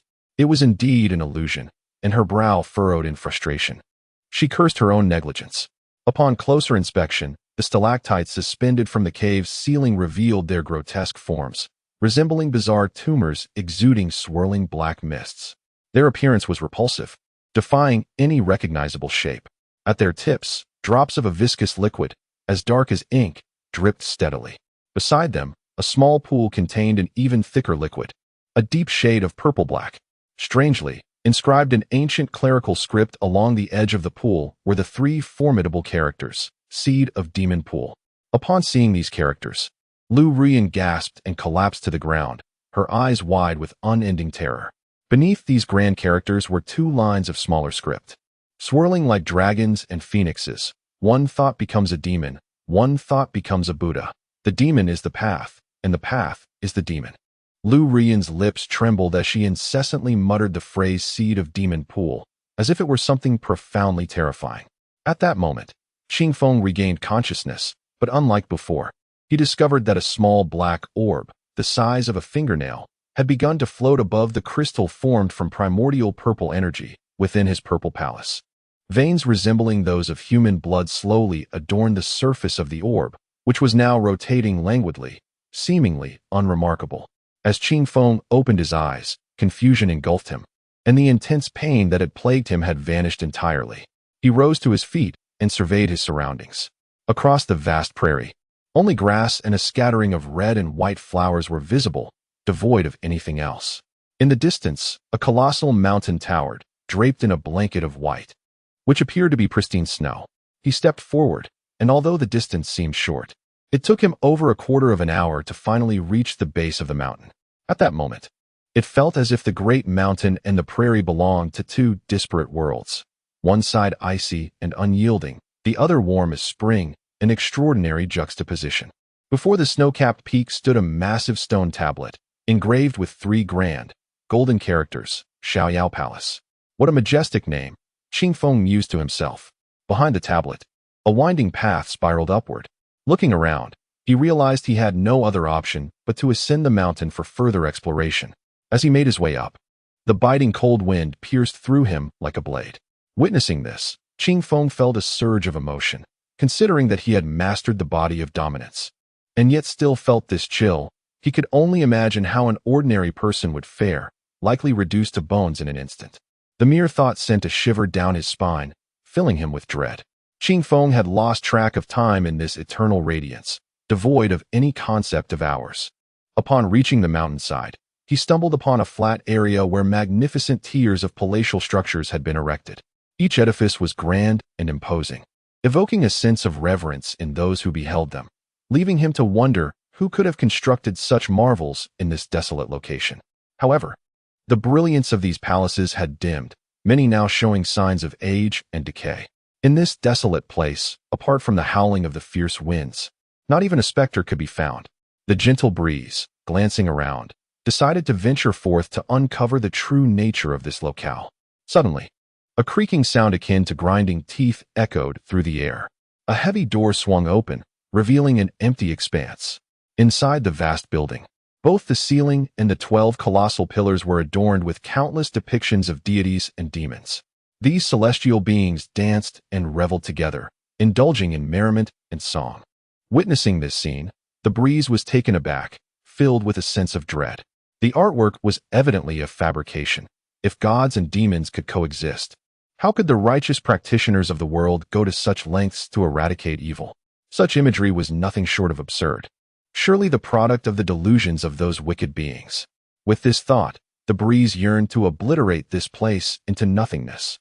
Chapter 71. The eternal life of the golden-throned demon. Just as his anger reached its peak, the black spirit pearl within him began to spin rapidly, soaring into the sky with an otherworldly force, charging forward. Before him loomed an immense wall, prompting Qing Feng to hastily draw his weapon and strike at it. A thunderous crash resonated as a gaping hole was formed in the wall. Qing Feng passed through the breach, his body propelled forward as if by an unseen hand. This bizarre spectacle instilled a sense of dread within him. He could not fathom the nature of the spirit pearl that seemed to command his every move, revealing itself to be far more complex than he had initially imagined. He attempted to cast various hand seals and invoke an array of spells to seize control of the spirit pearl, yet it remained impervious, merely guiding him onward. Countless walls were shattered and innumerable holes created along his path. It was only when his body was bruised and battered that he finally came to a halt midair, suspended above an unfathomably deep black pit. At that moment, he felt a sudden weightlessness, breaking free from the controlling force, only to descend precariously, nearly teetering on the edge of the abyss. One slight misstep would send him plunging into the abyssal darkness below, an expanse so black it seemed to consume all light. As he gazed into the void, perplexity washed over him when the black pearl within his purple mansion flickered with a radiant glow, illuminating the depths beneath him. A resounding rumble erupted, shaking the entire snow-capped mountain as if the very heavens were about to collapse. Qing Feng steadied himself, plunging an iron rod into the rocky ground to anchor himself against the tremors. Simultaneously, the cacophony from the pit intensified, hinting at the ascent of something formidable. Cold sweat beaded on his forehead as his gaze remained fixed upon the depths below. Suddenly, an endless plume of black smoke erupted from the pit, spiraling skyward. In that moment, Qing Feng widened his eyes, stammering, demonic energy. Just as his astonishment peaked, an enormous throne burst forth from the abyss. Upon witnessing the throne, he was engulfed by an overwhelming force. Crafted from gleaming gold, the throne towered 10 meters high, intricately adorned with 9 golden dragons, each dragon's eye socket housing a pair of fist-sized crimson gemstones. Bound upon the throne by a 5-elemental iron chain was a figure, the chain piercing through his shoulder blades, anchoring him firmly to the seat. Upon closer inspection, the individual seated upon the throne was a towering figure, standing 3 meters tall, resembling a giant. Yet, his entire being was shrouded in a black robe, silent and still, his eyes closed as if he were a corpse. Qing Feng, bewildered, pondered the unfolding mystery, remaining ever vigilant, unwilling to let his guard down for an instant. Silence enveloped the surroundings, a profound stillness where even the winds above seemed to pause in reverence. The gentle breeze glanced about, a myriad of thoughts swirling within its mind, when suddenly, the ebony orb within began to whirl with increasing velocity. As it spun, he focused on the purple palace, summoning his inner energies in an attempt to exert control over the orb. To his dismay, as his powers approached, they were effortlessly drawn into the orb, vanishing as silently as a cow sinking into the sea. Just as desperation gripped him, the giant seated upon the throne abruptly opened his eyes, revealing a pair of blood-red orbs. Though fear coursed through Qing Feng's heart, he steeled himself for a fight to the death, drawing forth a short staff, ready to leap into action. Yet, as the giant's gaze shifted, he found himself immobilized, as if crushed beneath a mountain, rendering even his immense strength useless. In that moment, he sensed he was in the presence of the most formidable being he had ever encountered, perhaps even surpassing the legendary Fuyao. The demon gazed at Qing Feng, and a peculiar smile crept upon his lips, as if a voice resonated from within him. This voice fluctuated, ambiguous and ethereal, echoing from distant horizons, yet whispering as close as his ear. You, the seed of darkness, have finally arrived. I, the shape-shifting demon lord, have waited so painfully. Before Qing Feng could grasp the meaning of these words, a torrent of demonic energy surged forth from the demon, overwhelming him. In that instant, he felt the relentless waves of dark energy penetrate his very being, only to be siphoned away by the malignant orb, which grew ever more radiant, its intricate patterns becoming increasingly elaborate. Oh, how arduous it has been! How many years of suffering have I endured? Oh, what a perfect vessel for demonic transformation you are! The heavens have not been unkind. Indeed, you have finally arrived. Qing Feng could hardly comprehend the demon's utterances. his own suffering eclipsing all else as the dark essence forcefully invaded his body through every orifice.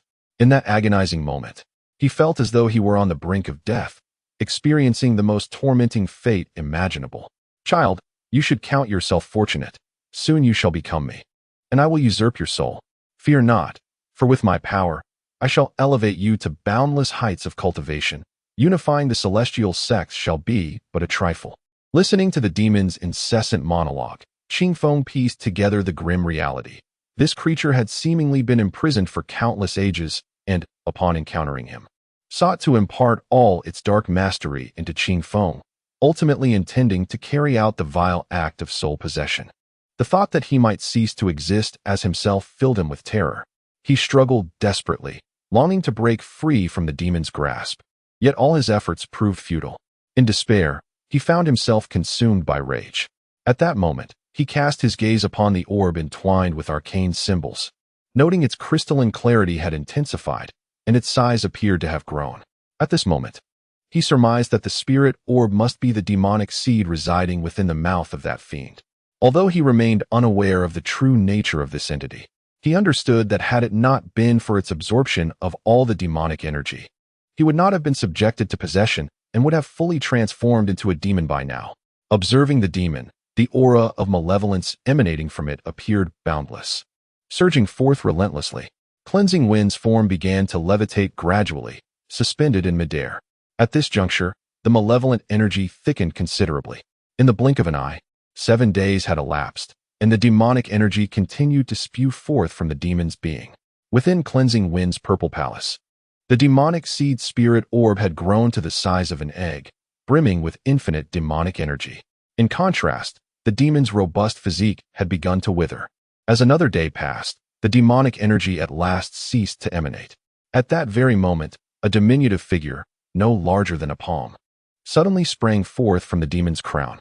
This entity bore an uncanny resemblance to a human, appearing as if it were a miniature version of a person. Upon its emergence, it lunged towards cleansing wind, brandishing its claws and teeth. Chapter 72. The contest for the spirit's power. Upon seeing the diminutive figure, Qingfeng was taken aback. Yet he quickly discerned that this must be the spirit of the demon.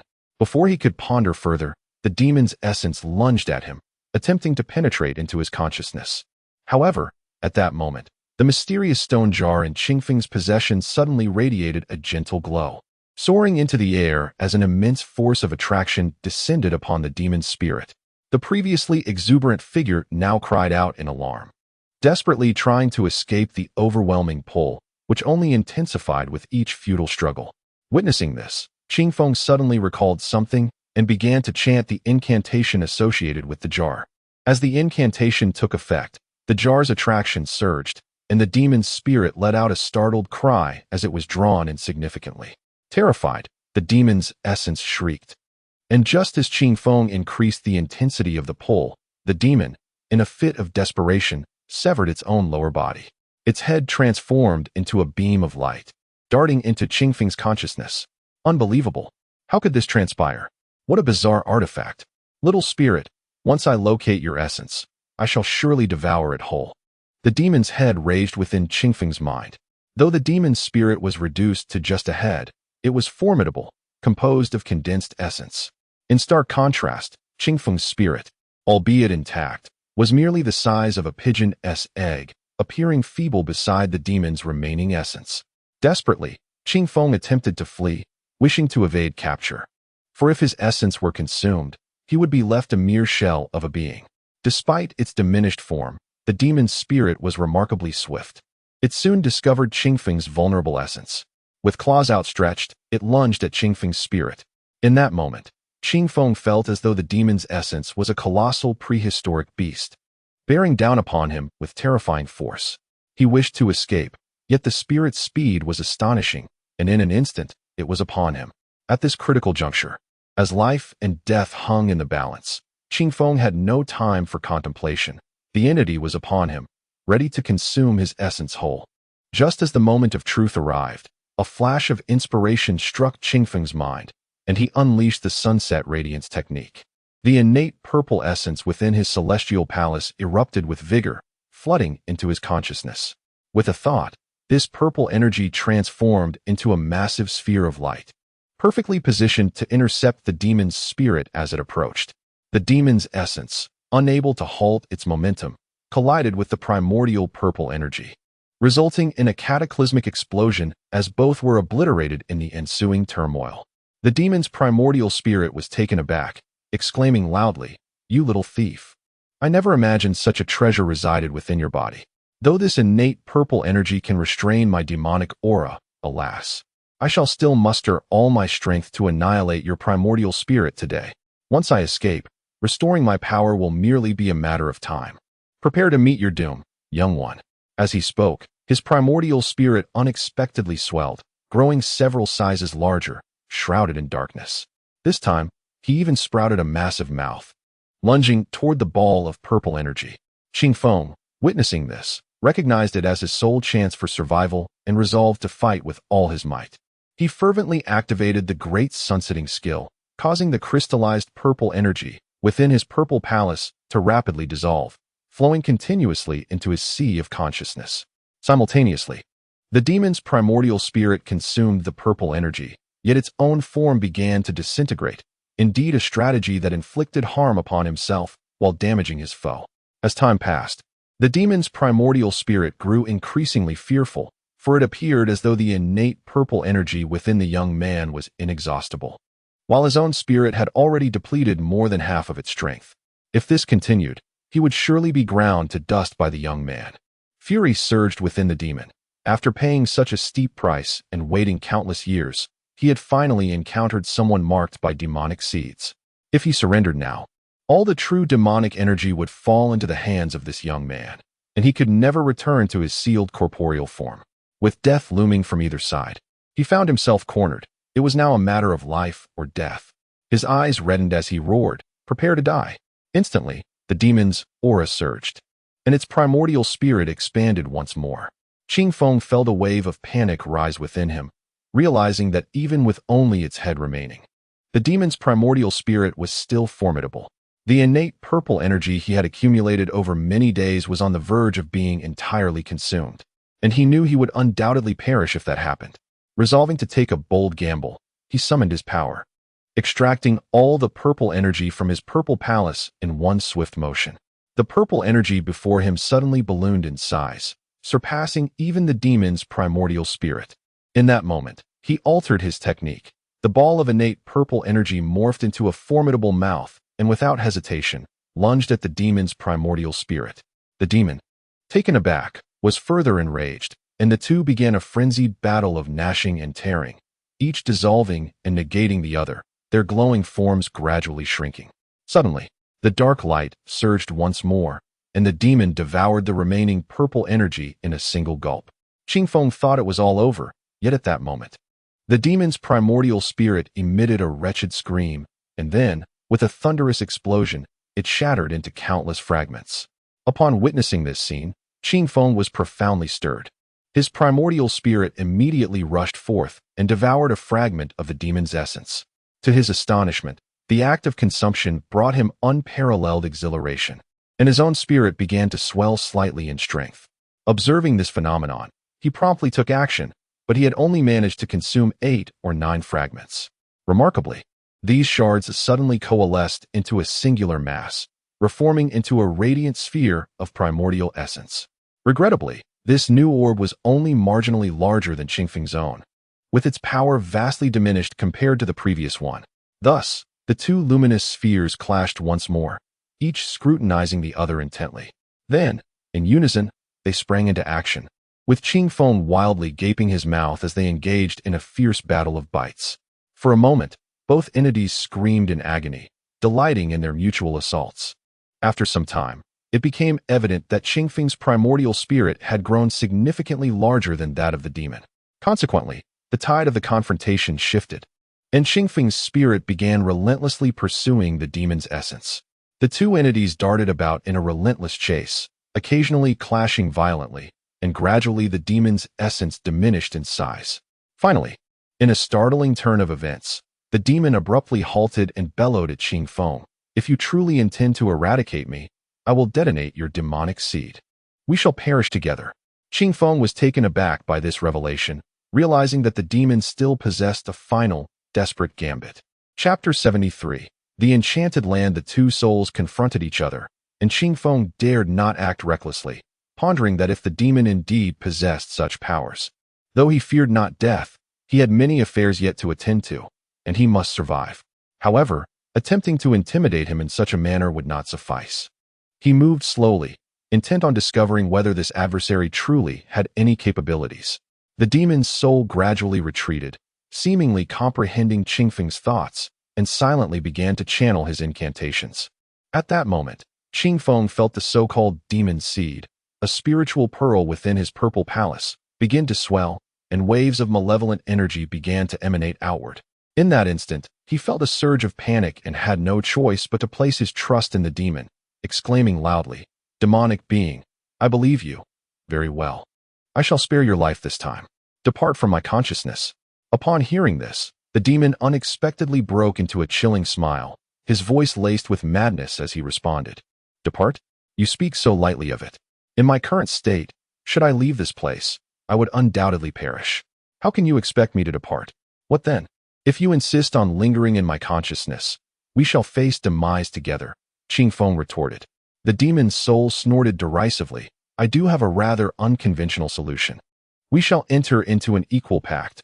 I will recuperate within your consciousness, and once you escape this cursed realm, you shall assist me in finding a disciple of the demon's sect to facilitate my reincarnation.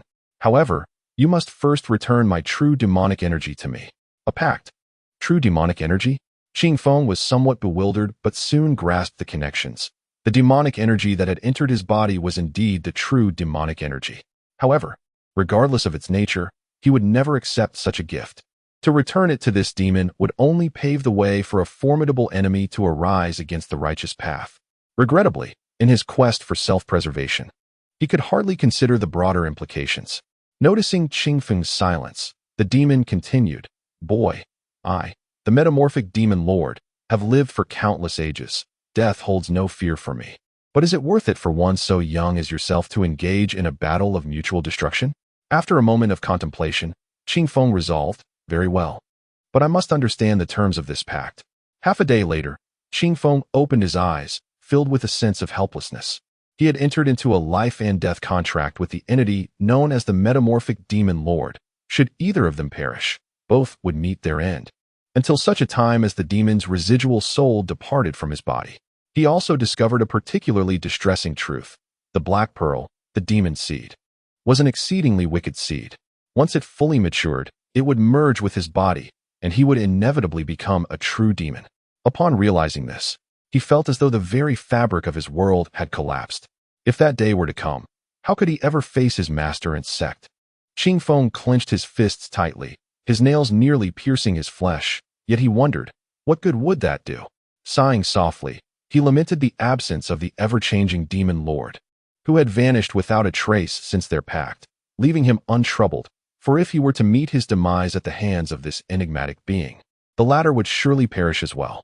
It seemed unlikely that he would act foolishly. Meanwhile, the ever-changing Star Lord found himself deep within the recesses of Qingfeng's consciousness.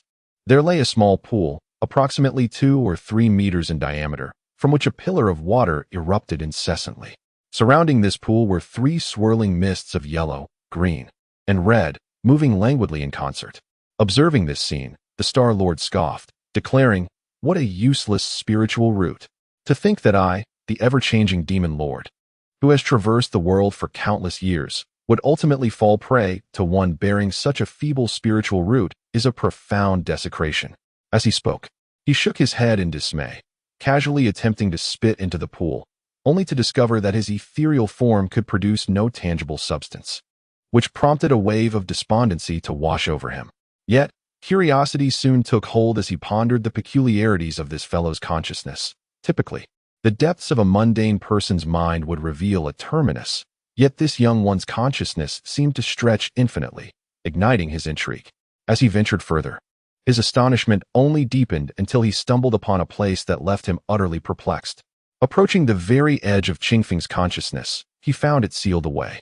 Before him lay 7 layers of radiant hues: red, orange, yellow, green, blue, indigo, and violet, forming a semicircular dome akin to an inverted sea bowl, firmly anchored to the ground. Encasing this seven-layered luminescence was a pentagram of elemental forces, tightly binding it at the center. To compound the enigma, a veil resembling a golden web floated above, adorned with intricate golden symbols that rotated slowly, each brimming with arcane complexity. The sight of such a seal startled the ever-changing demon lord, leaving him to wonder what entity could be contained within, warranting such an elaborate and intricate binding formation. Even he, an ancient being of indeterminate age, found himself unable to decipher its secrets, an astonishing reality. Gazing at the sealing array, he mused, could it be that this youth harbors an extraordinary lineage? At this moment, a flicker of white light burst forth from the layers of seal, soaring outward, its destination unknown, yet he could sense an overwhelming power emanating from it. Observing intently, he struggled to discern the point of emergence, but soon realized the profound intricacies of the formations. Merely contemplating them brought him immense insights, akin to Columbus discovering a new world, and he became utterly captivated. Unbeknownst to Qing Feng, the ever-changing demon lord was engrossed in revelations within his consciousness, while he himself stared blankly at the corpse upon the colossal throne. The aforementioned demon, the very essence of the shape-shifting sovereign, has now withered into a mere husk, resembling a desiccated corpse. He remains frozen in that posture. Yet the once overbearing aura that commanded the heavens has long since dissipated. Qing Feng approached the immense golden throne, and in that moment, a thought sparked within him. Uncertain of the material from which this artifact was crafted, he resolved to act decisively. Without further hesitation, he produced a stone jar and, incorporating both the throne and the lifeless body along with the multicolored iron chains, he ensconced them within. Just as he completed this task, an eruption of ominous black energy surged from the depths of the chasm, spiraling skyward, causing the entire snow-capped mountain to tremble as if beset by an earthquake. Chapter 74. The Eight-Winged Frost Centipede and the Seven-Leaf Snow Lotus. As the entire snow-capped mountain began to tremble, Qing Feng found himself perplexed, uncertain of the cause. Yet he surmised it must be related to the resplendent golden throne.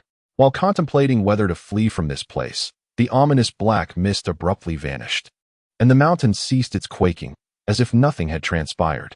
He glanced around, observing no peculiar occurrences, and thus felt a sense of relief wash over him. However, at that moment, he noticed that the walls of the deep pit were encrusted with a layer of ice, exuding an extraordinary chill, palpable even from a distance. Witnessing this spectacle, Qing Feng was suddenly filled with joy, for such an environment was most conducive to the growth of the seven-leaf snow lotus. In an instant, the shadows of doubt in his heart were dispelled, and he stood at the edge of the pit, peering into the abyss of impenetrable darkness, utterly unaware of its depth. Nonetheless, he resolved to descend, determined to explore.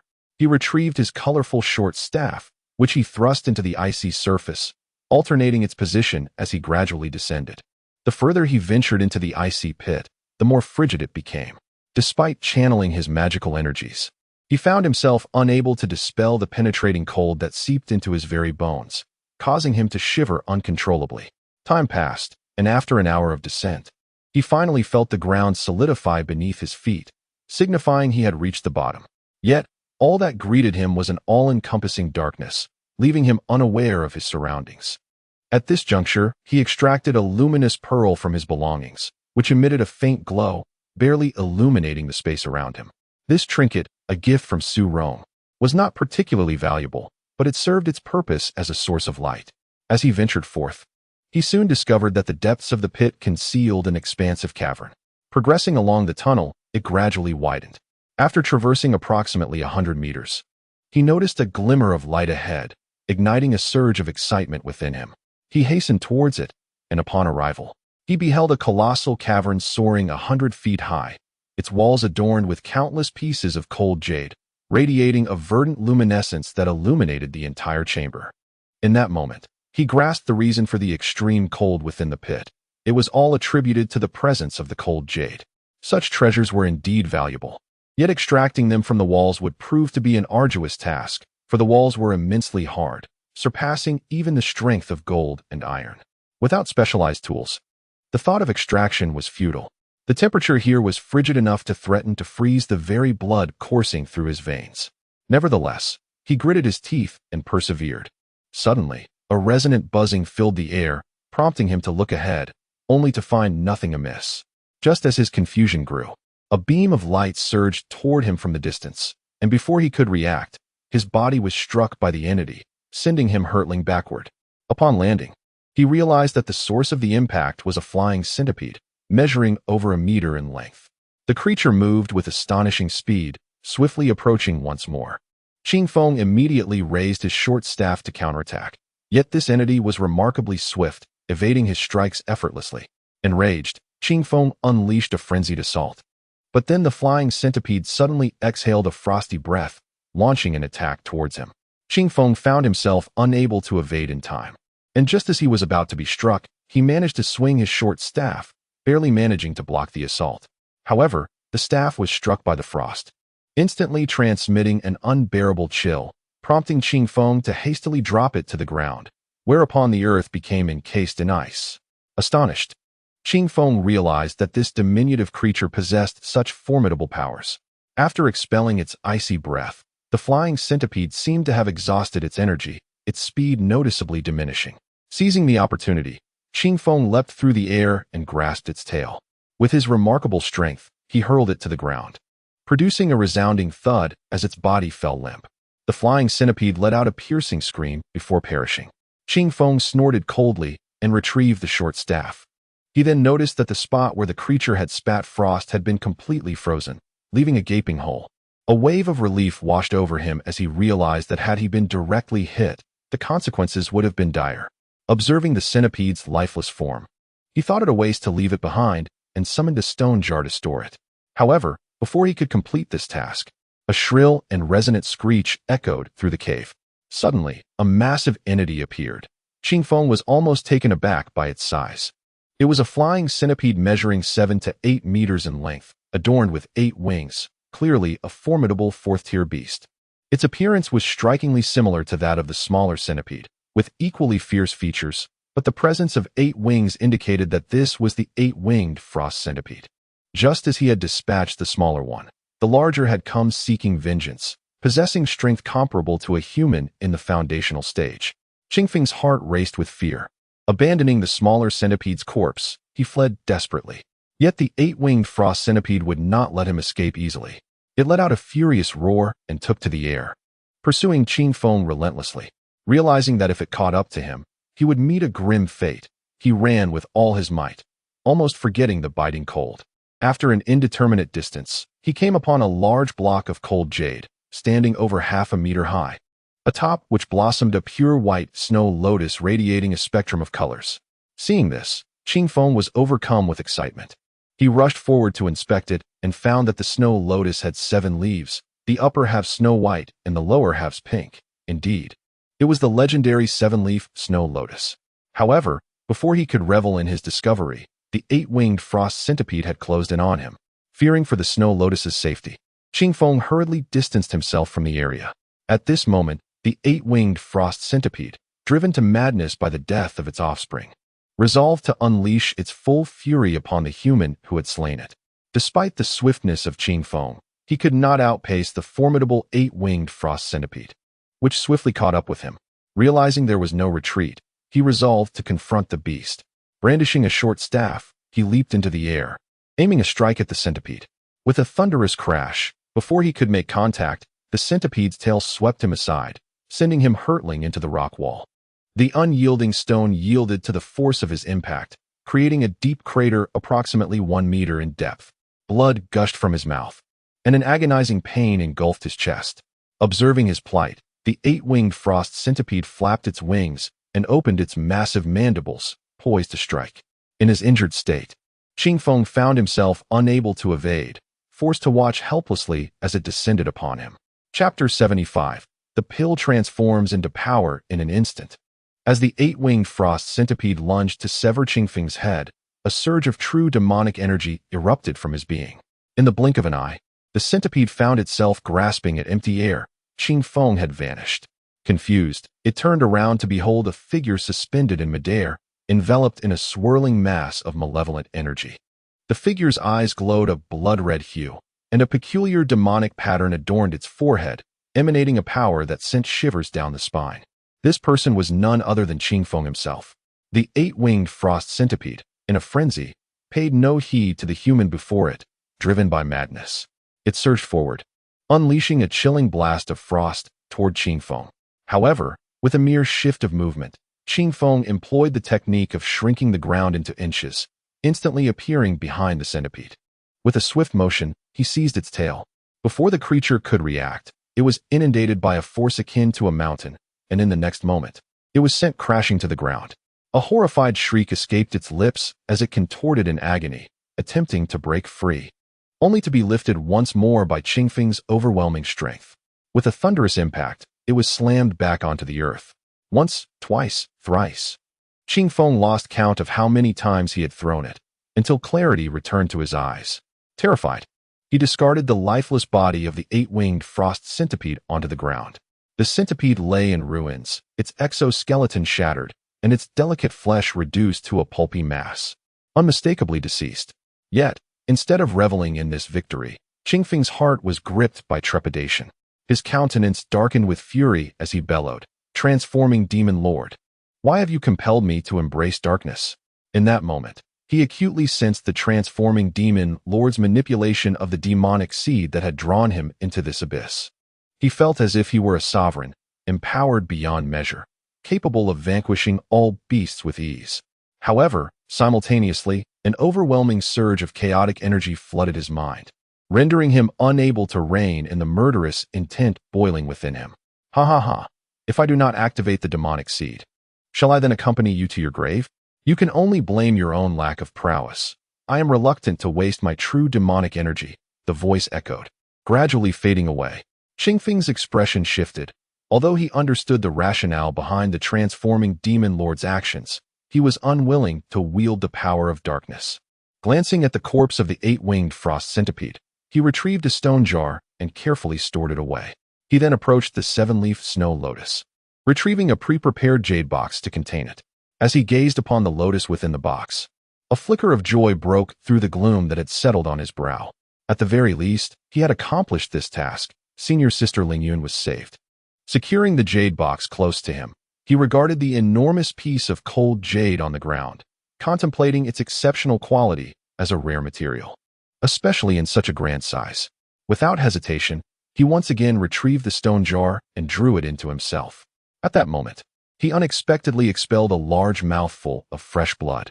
As he assessed his condition, he realized with a heavy heart that more than half of his bones had been shattered. The pain coursed through his body, compelling him to sit in meditation to recuperate.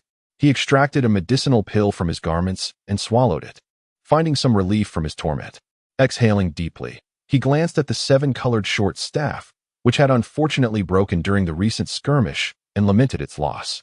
He then cast the broken staff into the stone jar, hoping to restore it to its former glory. After completing these tasks, he could no longer endure the agony and immediately began to meditate for healing. Time passed, though he could not discern how long, until he finally opened his eyes. While his injuries had significantly healed, the pain remained severe. At that moment, he noticed that the stone jar contained 3 medicinal pills, each brimming with potent vitality. However, he was perplexed by the absence of anything else. Where had his short staff, the golden throne, and the cold jade vanished? Despite his contemplation, he could not unravel the mystery, and the unexpected production of the pills raised further doubts. Typically, it would take only a night for pills to manifest. Yet these 3 had taken 3 to 4 days. Could it be that his stone jar was malfunctioning? He examined the jar closely, but found no clues, only able to shake his head in resignation. At that juncture, he consumed one of the pills, and as it settled within his abdomen, a surge of potent energy erupted. Wide-eyed, he murmured in disbelief, "The power of this medicine is astonishing." He then closed his eyes, focusing intently on his cultivation. When he next opened his eyes, 7 days had elapsed. He had consumed all the pills produced by the stone jar, and his injuries were entirely healed. Not only that, but he had also mastered the 3rd layer of the 1st level of the dominant body technique, his strength now an astounding 43,000 pounds. With a powerful punch, he unleashed a resounding roar, demonstrating the ferocity of his might. He mused that even an elephant struck by him would likely be reduced to a mere puddle of flesh. He had not anticipated the remarkable effects of those pills. Unbeknownst to him, the creatures within the Candle Dragon Abyss were ancient beasts of immense power, far surpassing the current beasts. Yet within the stone jar, nothing else had been birthed, leading him to indulge in wild thoughts. Could it be that his possessions had been consumed by the jar? Shaking his head, he rose to his feet, realizing that he had turned misfortune into fortune. Not only had his cultivation skyrocketed, but he had also acquired the 7-leaf snow lotus. The only lingering concern was the demonic seed. Ever since that day it had been activated, he had been plagued by an indescribable sensation, strange yet unsettling, causing him great discomfort. Cast aside these thoughts. Although his injuries have healed, this place is not meant for an extended stay, and he must depart. At this moment, another woman appears in his mind, Lu Ruyan, whose whereabouts remain unknown, yet he hopes she is well. What of his fellow disciples, senior brother Qingyun and senior sister Yuzixin? Where are they now? Meanwhile, in the depths of the Candle Dragon Abyss, two factions stand at an impasse. Led by the celestial figure Wandao Yi of the 7 sects and the demonic progeny Tang San's slaughtering horde. Both Wandao Yi and Tang San have sustained considerable injuries. Their faces are bruised, their breaths unsteady, and blood stains mar their lips, indicating they have already engaged in a fierce battle. Behind Wandao Yi, Yuzixin, Qingyun, and Lu Ruyan are caught in the fray as well, looking exceedingly disheveled, their current plight a testament to the trials they have endured. Chapter 76. The Celestial Serpent and the Golden Orb. At this moment, the atmosphere within the cavern was oppressively heavy. Although both factions bore fierce expressions, neither was willing to initiate hostilities against the other. The reason for this reluctance lay a mere 100 meters ahead, where a colossal serpent, towering at over 100 meters with a girth of 3 zhang, coiled ominously. With its eyes tightly shut, it appeared to be in a deep slumber. Yet, the sheer magnitude of its form instilled a palpable sense of trepidation. None dared to raise their voices, fearful of rousing the slumbering behemoth, for should that occur, survival would be a daunting challenge. Above the serpent's formidable head, a luminous orb floated, a radiant sphere the size of a fist, shimmering with a golden hue that unmistakably signified its extraordinary nature. The members of the group were all ablaze with avarice, longing to claim it as their own. Wandawi remarked, "This serpent is none other than the ancient behemoth, the celestial serpent. Should we continue to bicker, none shall reap any benefit. I propose we join forces to uncover the secrets of the divine tome." Upon hearing this, voices rose from the opposing faction, with one exclaiming, "Cursed demon! Do not attempt to beguile us here. Our mission is to obliterate the demonic scripture, ensuring your sect's downfall." Yet, Wandawi remained silent, his brow furrowed in contemplation.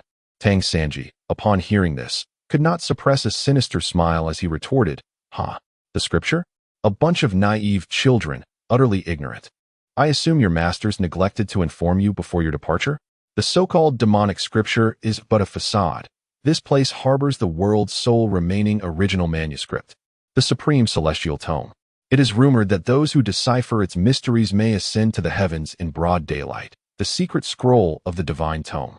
Upon hearing the phrase secret scroll of the divine tome and Tang Sanji's ominous proclamation, many faces among the crowd displayed signs of bewilderment. However, the elite leaders of the various sects maintained a composed demeanor, as if they had been privy to prior knowledge. At this juncture, Wandawi coldly interjected, "You deluded demons are merely chasing phantoms. The secret scroll of the divine tome is beyond your grasp. Any notion of collaboration is utterly impossible." His words sparked astonishment among the disciples of the 7 sects, who suddenly found their composure shaken. While they might disregard the words of the demonic faction, the gravity of Wandawi's declaration rendered Tang Sanji's assertions a potential truth, causing a wave of calculations to ripple through their minds. Tang Sanji, with a sneer of disdain, responded, "If that is the case, let us each pursue our own paths. We all seek the divine tome. May the most capable prevail." Wandawi offered no reply, merely casting a cold gaze toward the celestial serpent. At this moment, every pair of eyes turned toward the golden orb, nearly convinced that it was indeed the fabled divine tome. Just as the silence settled, an unexpected figure suddenly flickered through the void, plummeting directly onto the head of the celestial serpent.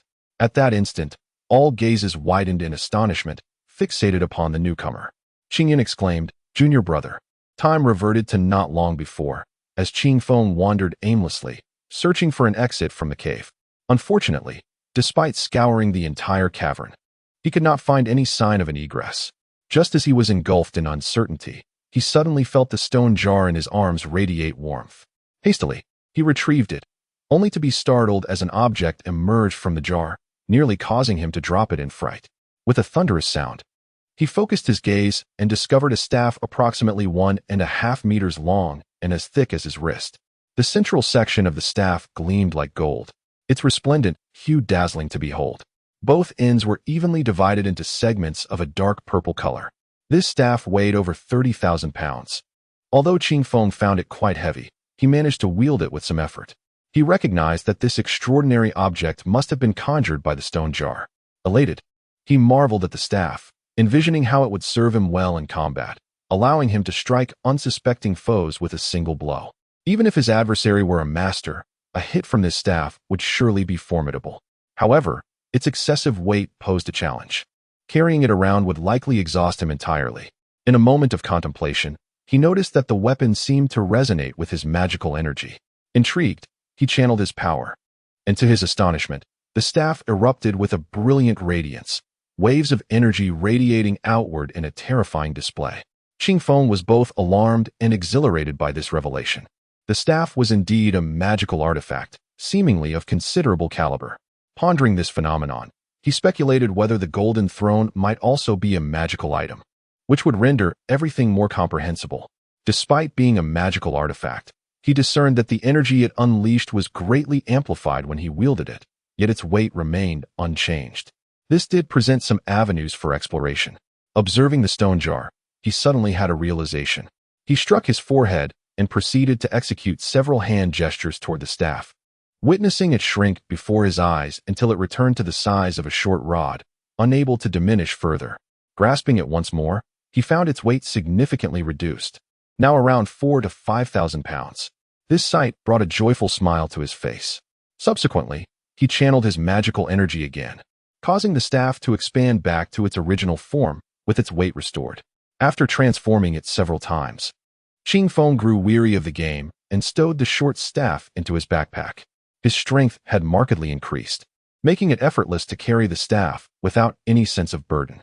Yet, he couldn't help but wonder about the piece of cold jade, uncertain if it had been captured by the stone jar, as it had remained silent.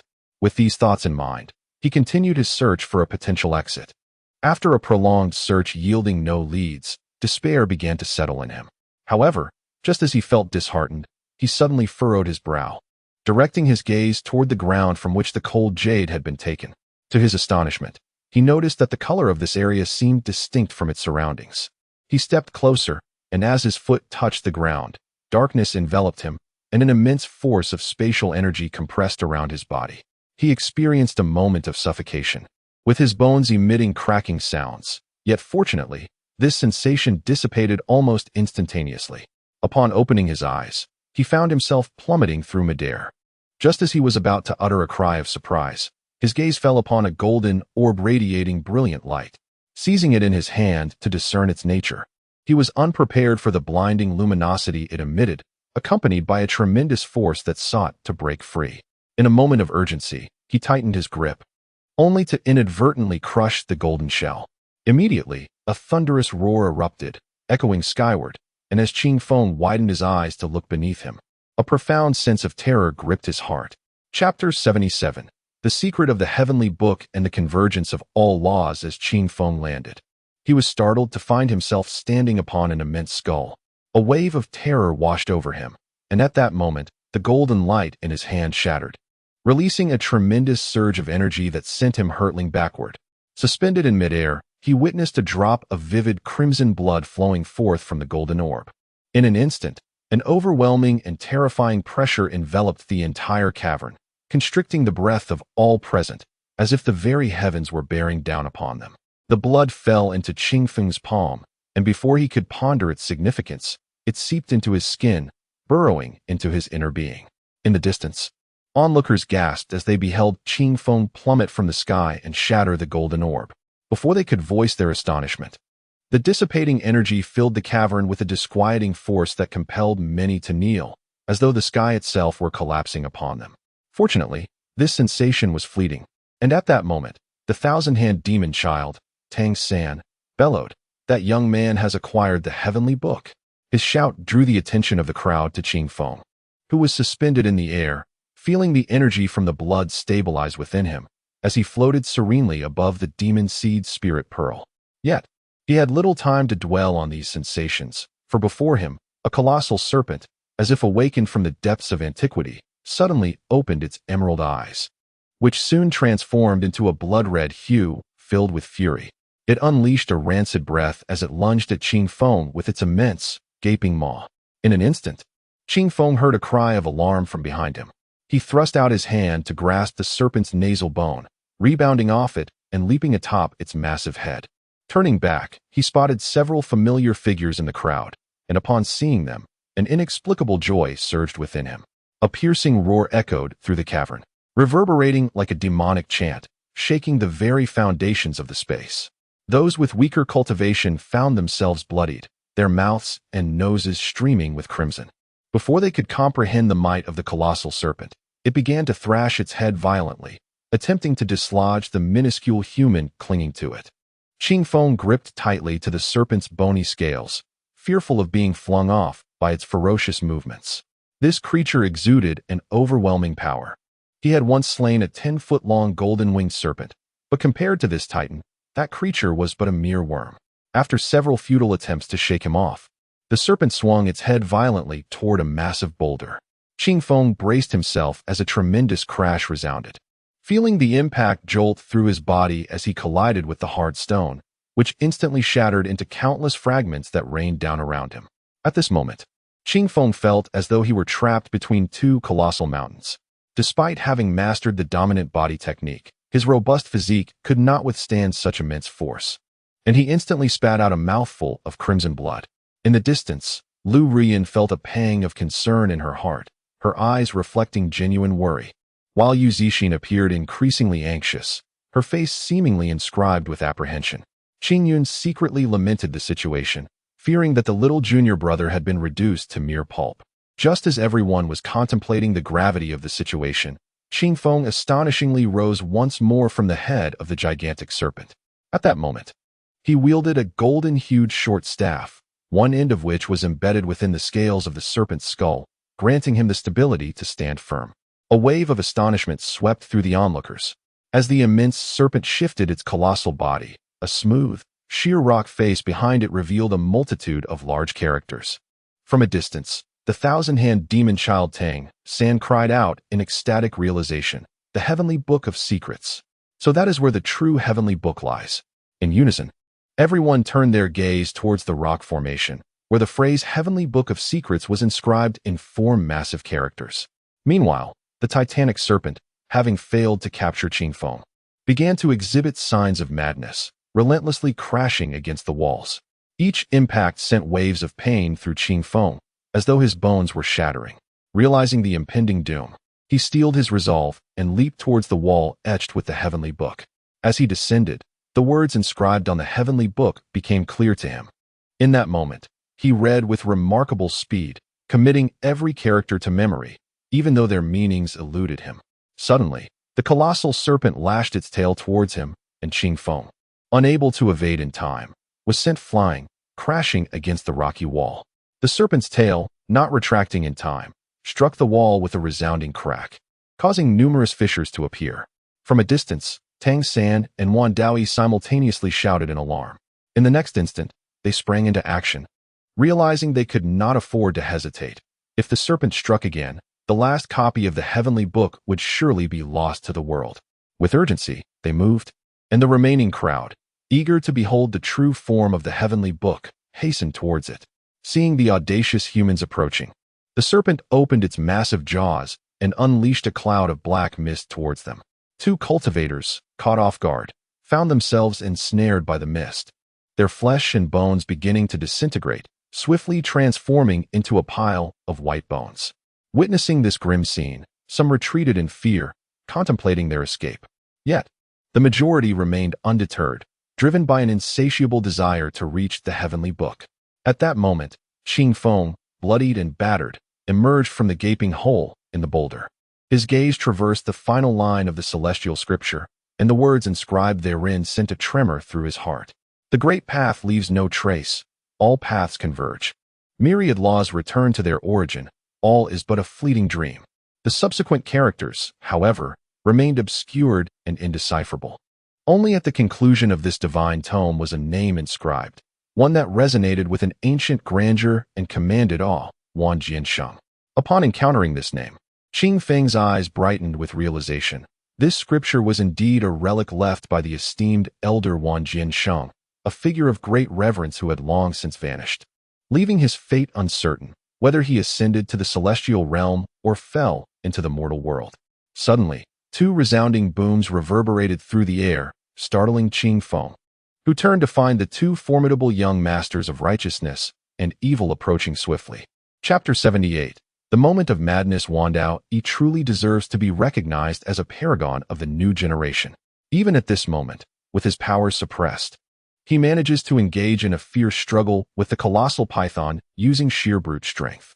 Meanwhile, Tang San's ruthless actions unfold as he hurls several orbs at the giant serpent, creating a cacophony of explosive sounds as elemental spells burst forth upon its massive form. The python, in agony, becomes increasingly frenzied. With a furious lash of its tail, it strikes the stone wall once more, sending debris flying and leaving a significant portion of the celestial scripture lost to oblivion. Witnessing this scene, all present are struck with alarm, hastily retrieving their most treasured talismans and artifacts to bombard the serpent, seizing the opportunity to rush forward amidst the chaos. Wan Dao and the demon child steal glances at the celestial scripture, committing its contents to memory. Regrettably, a small part of the scroll has been destroyed, and they can only grasp the essence of the majority. Nevertheless, they are filled with a sense of fulfillment. They have come to realize that this legendary and enigmatic celestial scripture, while not a secret technique, serves as a fundamental guideline for enhancing one's understanding of the cosmos. Once the essence of this tome is comprehended, transcending one's cultivation bottlenecks becomes trivial, and perhaps even the path to enlightenment might be directly attained through its wisdom.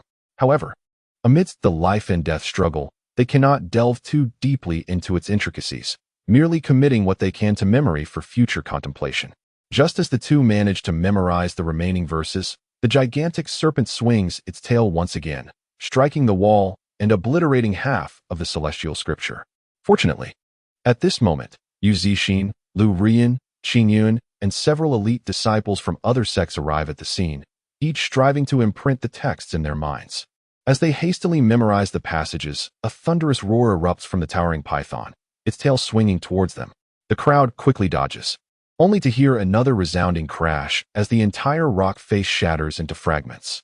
The celestial scripture is now reduced to less than 1/5 of its original form.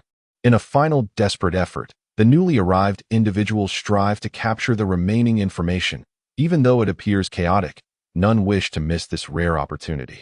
At this juncture, Qing Feng has drawn a short staff, engaging the massive serpent in combat. A voice suddenly cries out, declaring that unless the python is slain, none shall escape this place. This proclamation invigorates everyone present. Yet, they soon witness the very individual who shouted making a hasty retreat, leaving the others momentarily dumbfounded. In that instant, the giant serpent lunges forward, sinking its teeth into a disciple of the demonic faction, instantly reducing him to mere fragments and swallowing him whole. Then, it opens its enormous maw, drawing in a powerful suction. The immense force pulls several individuals into its gaping mouth, causing widespread panic. In that moment, they realize they have momentarily forgotten that this creature is an ancient behemoth, far too ferocious for these disciples, whose powers have been suppressed, to contend with. At this moment, the colossal serpent was incensed by the crowd, determined to consume all who dared approach, be they practitioners of righteous or dark arts. Its wrath was particularly directed at the insignificant human who had dared to prod it with a stick. With a thunderous crash, both the formidable Wan De and the demonic child were hurled through the air, spewing blood as they soared. While the weaker souls were reduced to mere puddles of blood, their lives extinguished without a trace. Once again, the serpent lashed its tail, aiming directly at Yu Zixin. Already wounded, Yu Zixin found herself unable to evade the impending strike. Should that tail make contact, her fate would surely be that of shattered bones. Just as despair began to envelop her heart, a figure appeared, wrapping her in a protective embrace. With a resounding crash, both she and her savior were sent soaring into the air. In this dire moment, Qing Feng, having perceived Yu Zixin's peril, swiftly took her into his arms, using his own back to shield her from the lethal blow. Thankfully, he had summoned the Rui shield bestowed upon him by his master, for without it, the impact would have surely left him broken. Nevertheless, he coughed up a copious amount of blood, staining Yu Zixin's garments a deep crimson. Seeing him spout such a quantity of blood caused Yu Zixin's heart to race with panic, and she hastily inquired about his well-being. Qing Feng offered a melancholic smile, shaking his head slightly to convey that he could endure. Meanwhile, Lu Ruyan, witnessing this scene, felt an inexplicable pang in her heart, a flicker of jealousy glimmering beneath her beautiful gaze. Fortunately, this feeling was fleeting. Upon noticing that Qing Feng appeared relatively unscathed, she swiftly moved to the spot where the serpent had just coiled. In the midst of the chaos, unnoticed by the others, she extended her hand and began to search the area. Before long, she unearthed a palm-sized box. Elated, she reveled in the thought that her purpose for coming had been fulfilled, deeming the journey worthwhile. Quickly stowing the box away, she scanned her surroundings to ensure no one had witnessed her actions before allowing herself to relax. In the air, as Yu Zixin and Qing Feng exchanged glances, she suddenly became acutely aware that she was still cradled in his arms, her cheeks flushing with embarrassment. Yet, Qing Feng was far too preoccupied with the looming threat of the serpent to dwell on such matters. He feared another strike could render him incapacitated. With this thought, he urgently addressed Yu Zixin. "Junior sister, take care of yourself." With a forceful motion, he flung her away before she could utter a word, sending her several hundred meters away, thus extracting her from the perilous vortex. As Yu Zixin gracefully descended to the ground, concern for Qing Feng filled her mind, only to find him already on the ground, moving deeper into danger. Perplexed, she soon noticed that Qing Feng was now cradling another woman in his arms, a girl whose visage bore a striking resemblance to the one who had traversed with her junior brother. In that moment, an inexplicable ache gripped her heart. Before she could ponder further, Qing Yun, appearing disheveled, rushed to her side, his voice laced with urgency. "Little junior sister, why haven't you fled yet?" Yu Zixin wished to elucidate her thoughts, yet Qing Yun seized her hand and dashed away, exclaiming as they ran, "That colossal python has gone mad. Even Wandao, he has sustained grave injuries. If we do not leave at once, we shall soon find ourselves unable to escape." However, Qing Feng remained behind. At last, Yu Zixin voiced her concern. Qing Yun, taken aback, halted and glanced back, but at that moment, Qing Feng's figure had vanished. He shook his head, sighing, "Little junior brother, fate favors the fortunate. Let us prioritize our survival." No sooner had he spoken than the massive python suddenly charged against the cave's ceiling, causing the entire mountain to tremble. Countless stones plummeted from above, and the agonized cries of those caught beneath the falling debris filled the air. Then came a series of thunderous crashes, as large boulders began to descend, signaling the imminent collapse of the cave. Chapter 79. The Origin of Unfathomable Affection. As Qing Yun and Yu Zixin witnessed this sudden turn of events, they had no time for further words. Qing Yun, seizing her hand, sprinted desperately. Just as they emerged from the cave, a thunderous crash reverberated as massive stones fell, sealing the cavern completely, trapping those inside. Yu Zixin, recalling that Qing Feng remained within, suddenly dashed toward the colossal boulders, seizing her sword to strike at them. Fragments flew in all directions. Yet the enormity of the stones rendered her efforts futile, her powers were restrained, and her strikes were but a drop in the ocean. After what felt like an eternity, she ultimately sank to her knees, weeping uncontrollably. Qing Yun stood frozen, taken aback by the sight. He had watched this young apprentice grow, always regarding her as a sister. Despite the hardships she had endured, including the loss of her mother, he had never seen her in such despair. What had transpired?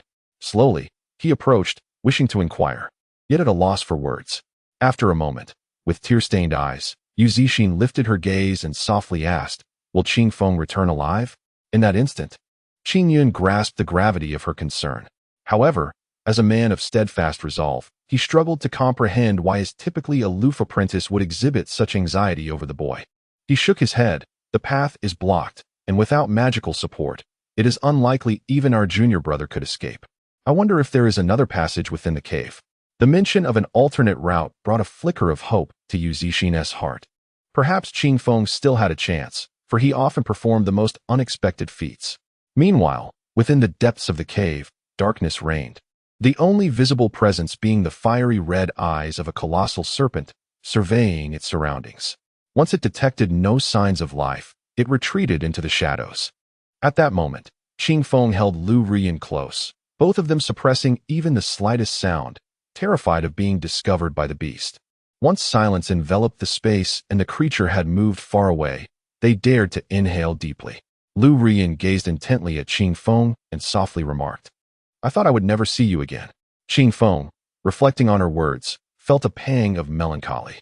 Perhaps if one day, hypothetically, we find ourselves on opposing sides, and if I were to become irredeemably wicked, I hope you would have the strength to strike me down. Upon hearing this, Lu Rian's mind immediately recalled the ominous phrase demon cultivation pool. Her lips parted slightly, her voice trembling as she replied, You know. Gazing into her eyes, Qing Feng pondered for a moment before nodding. The day you fell into the pool, I searched tirelessly for you.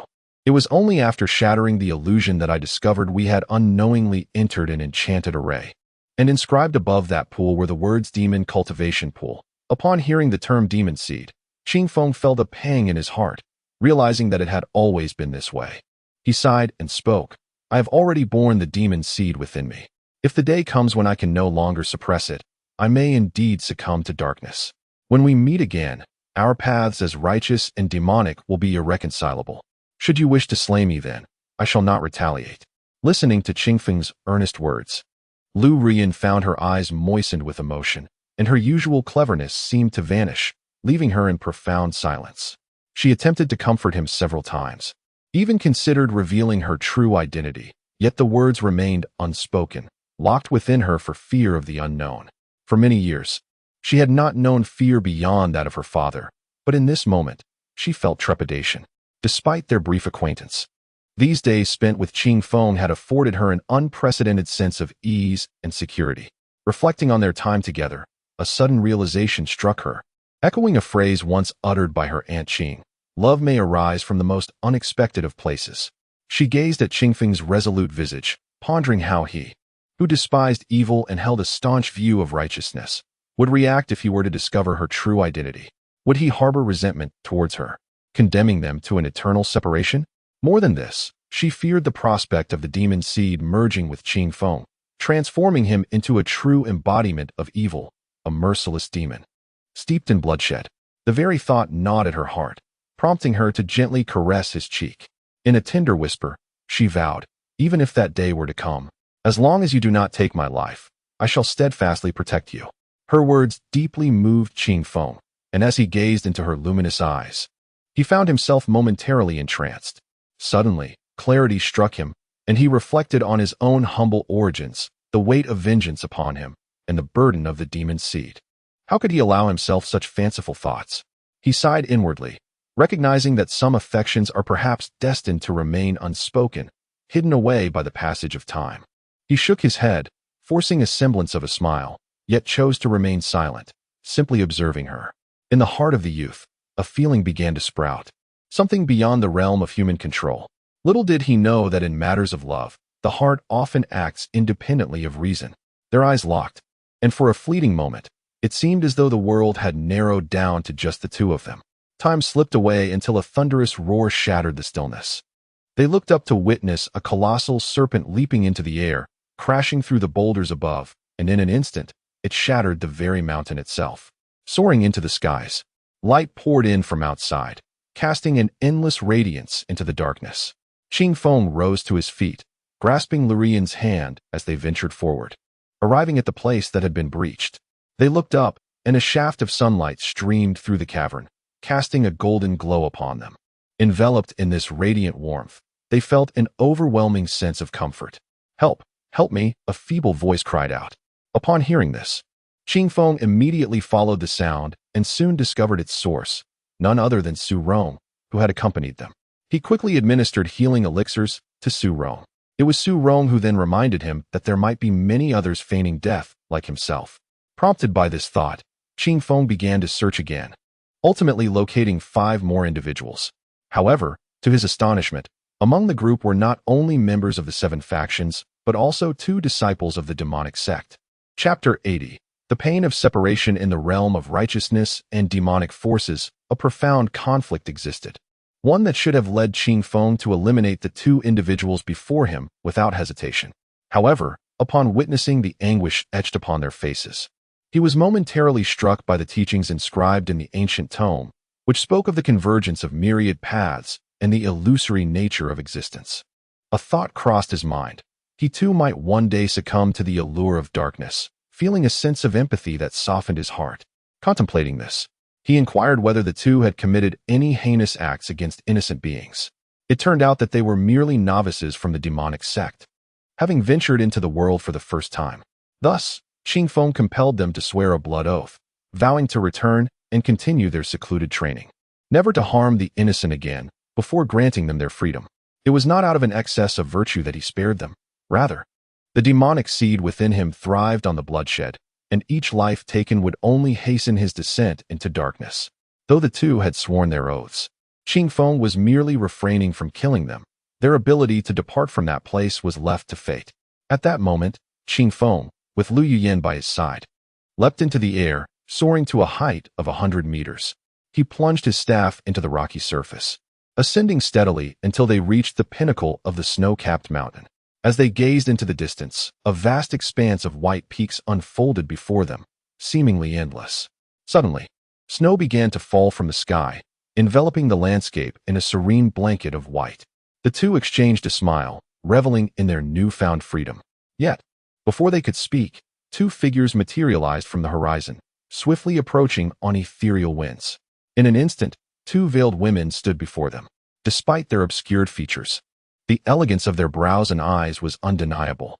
Uncertain of their intentions, Qing Feng instinctively drew Lu Yuyan behind him, ready to defend against potential threats. One of the women, however, offered a beguiling smile, casting a spell of allure. The other spoke softly, addressing Lu Yuyan. "Yuyan, you've caused enough trouble. It is time for us to return." Upon hearing this, Qing Feng turned his gaze toward Lu Yuyan, who stepped forward and nodded respectfully to the woman clad in green, displaying an unexpected obedience. In that instant, Qing Feng felt a sense of relief, believing that these women were indeed elders from her sect come to escort her home.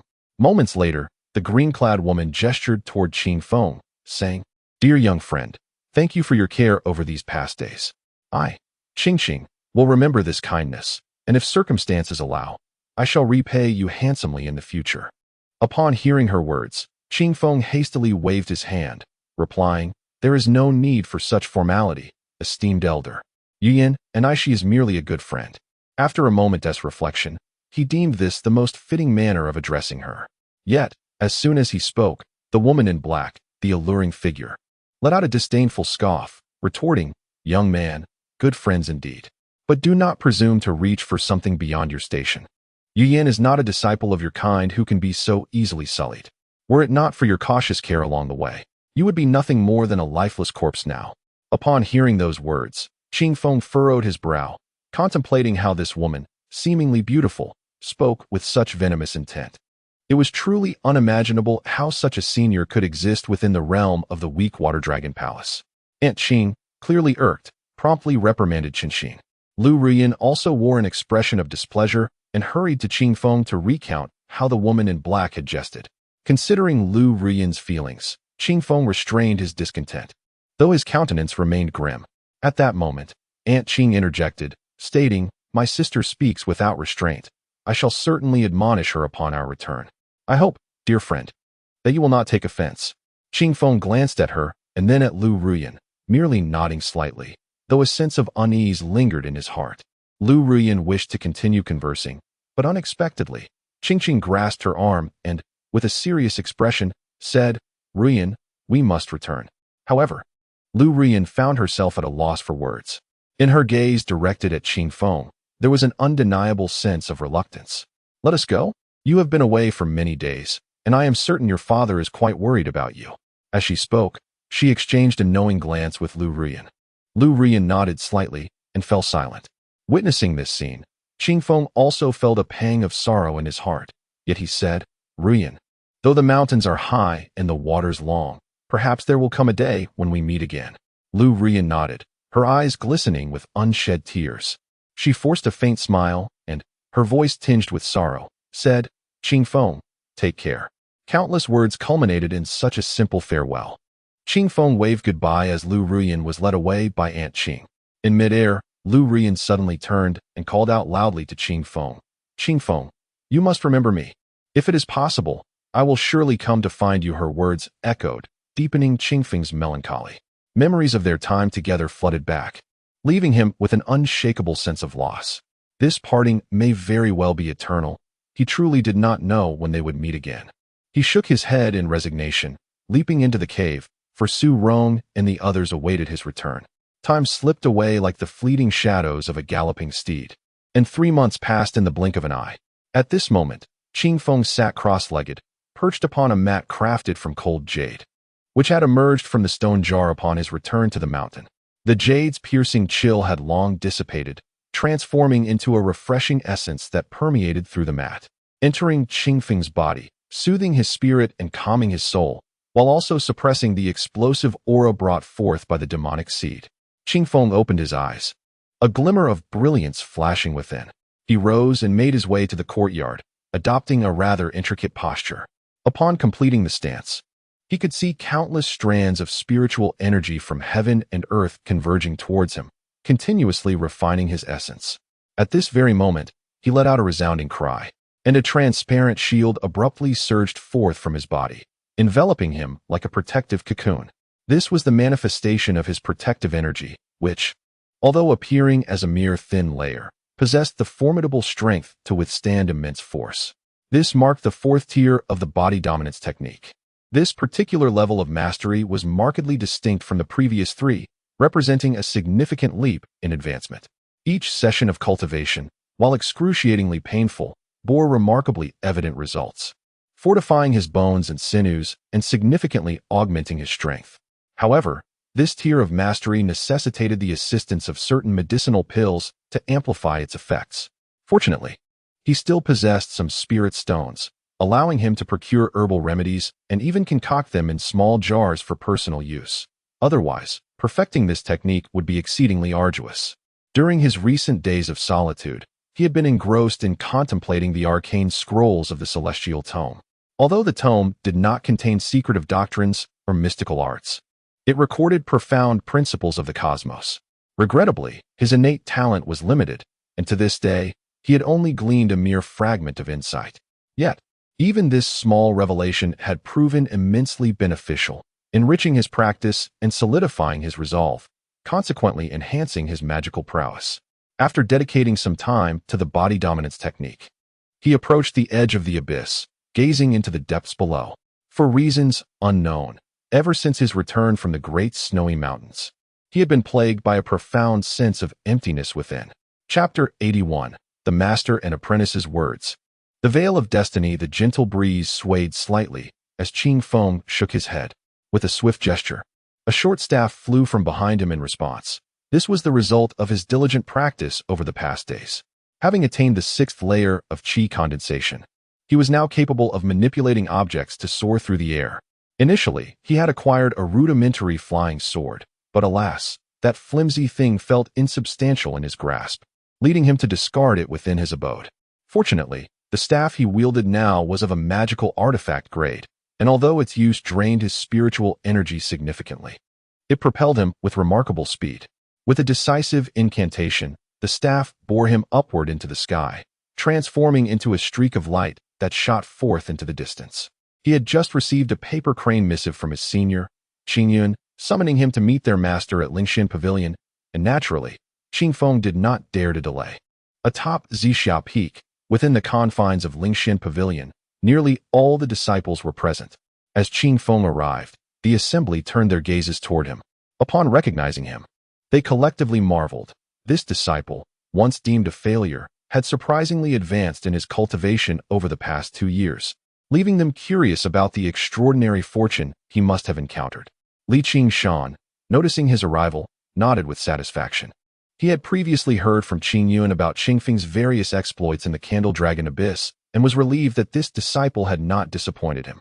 He now understood that although Qingfeng's cultivation was not particularly high, the body dominance technique he mastered was indeed remarkable, enabling him to withstand formidable spells far beyond his level, an occurrence unseen in a century. At that moment, Li Qingshan gestured for Qingfeng to step forward. He wished to closely observe this disciple he had not seen in some time.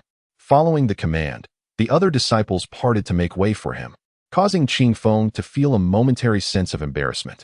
Out of the corner of his eye, he noticed various expressions among the onlookers: jealousy, envy, and resentment all mingling together.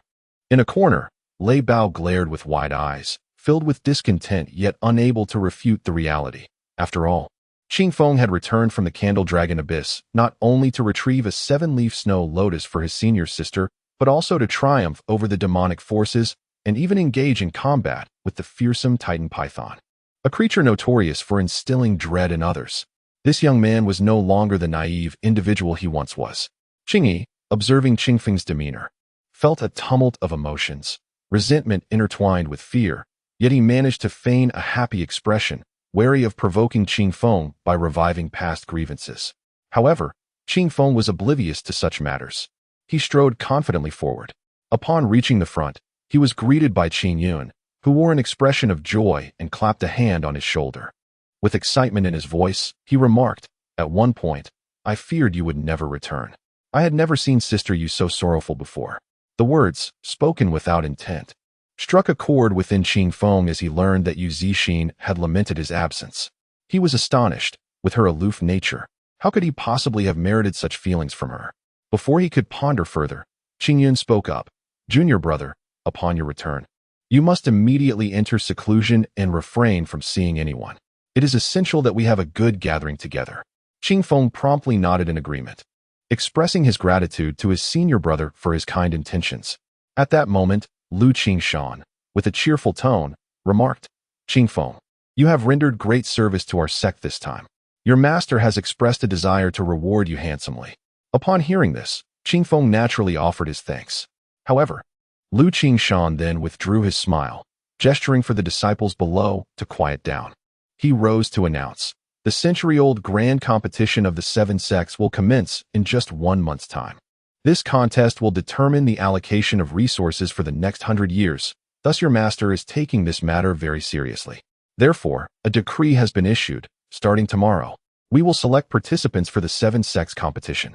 The rules state that any disciple who has joined within the last century and is below the golden core level may participate. If anyone is interested, please feel free to sign up for the contest." Lu Qingshan observed the expressions of the disciples below, formulating his own thoughts. Upon hearing this news, the crowd began to murmur excitedly. Lu Qingshan cleared his throat and continued, "This competition will select 10 outstanding disciples to participate in the 7 sects gathering.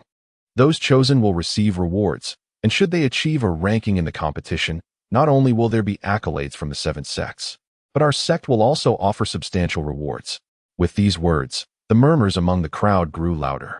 After reading the master's decree, Lu Qingshan waved his hand, allowing everyone to disperse and make preparations. However, he retained Qingfeng and Qing Yuan.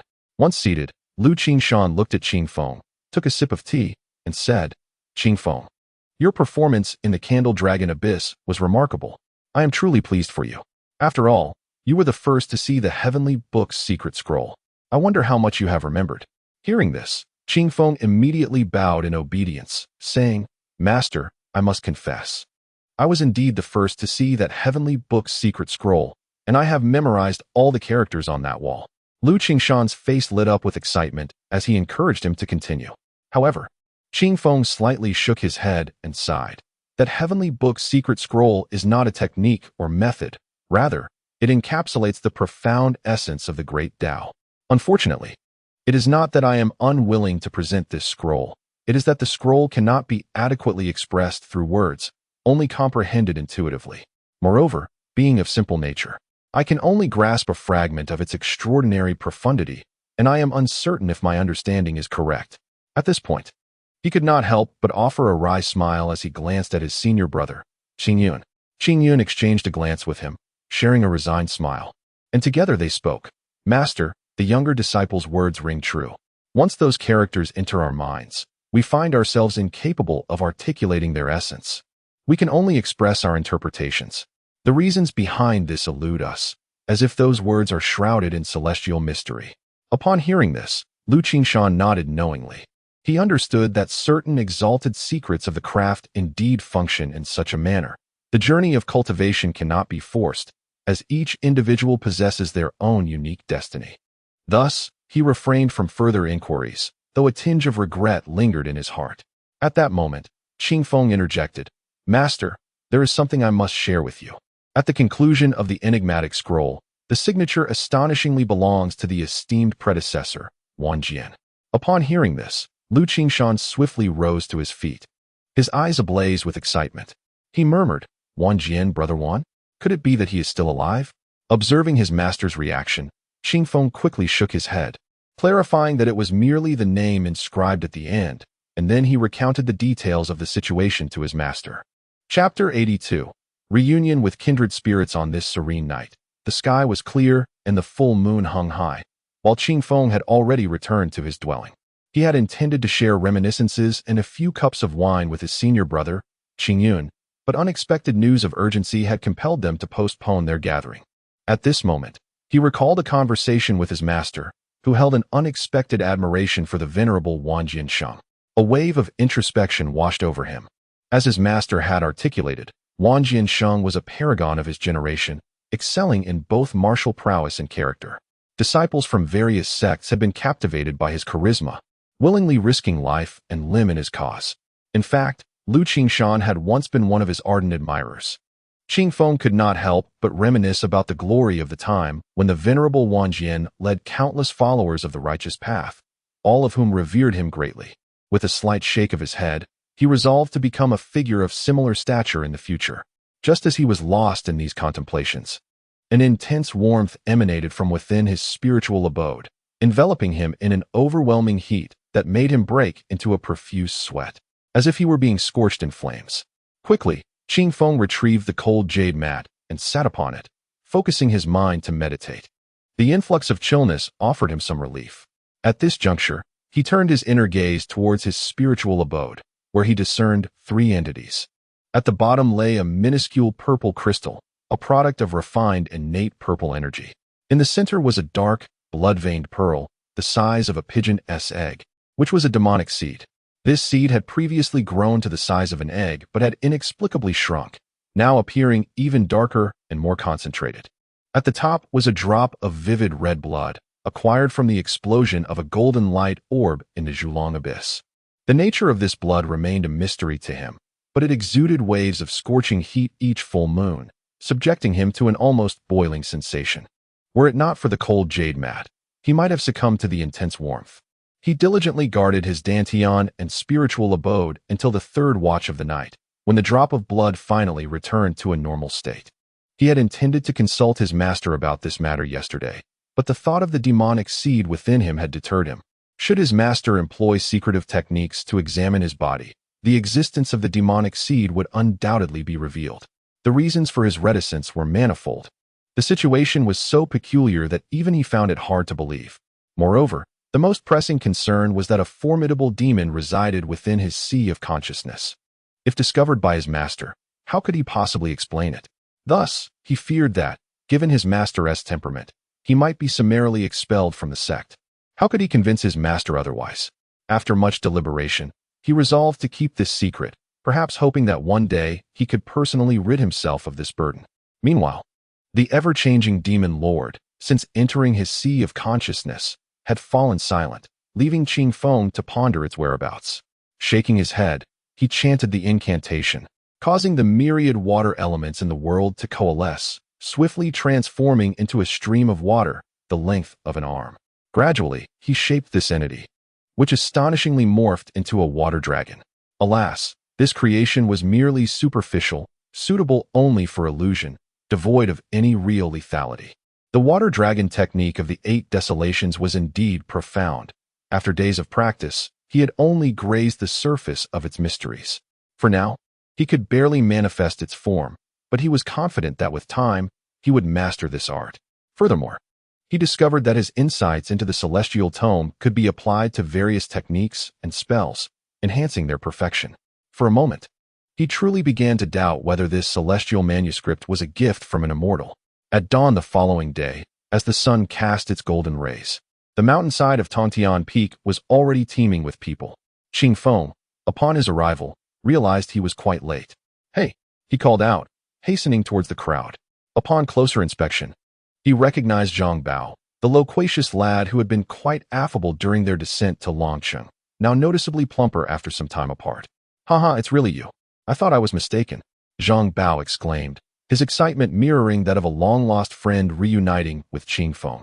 Qing Feng was equally pleased, for he had few friends, spending most of his time in solitary cultivation. Zhang Bao's cheerful disposition made him a delightful companion. As the two engaged in conversation, Zhang Bao chattered animatedly, and through his words, Qing Feng gleaned significant recent events within their sect. For instance, one of their guardian beasts, the 10,000 poison centipede, had birthed a progeny. Moreover, their senior brother, Lei Heng, had returned from a secluded place, achieving enlightenment and breaking through his long-standing bottleneck. Hearing this, Qing Feng surmised that perhaps Lei Heng had encountered the celestial tome, which might explain his sudden epiphany. Zhang Bao also mentioned that the upcoming Seven Sects martial arts competition would likely see the participation of the enchanting Water Moon Fairy, Lan Yi, from the Weak Water Dragon Palace. Zhang Bao's encyclopedic knowledge of various sects and their affairs left Qing Feng in awe. While they conversed, Qing Feng spotted his senior sister, Lu Qing'er, approaching with a group of familiar faces. "Sister," he called out joyfully. Lu Qing'er, equally delighted, beamed and replied, "It truly has been a while since we last parted.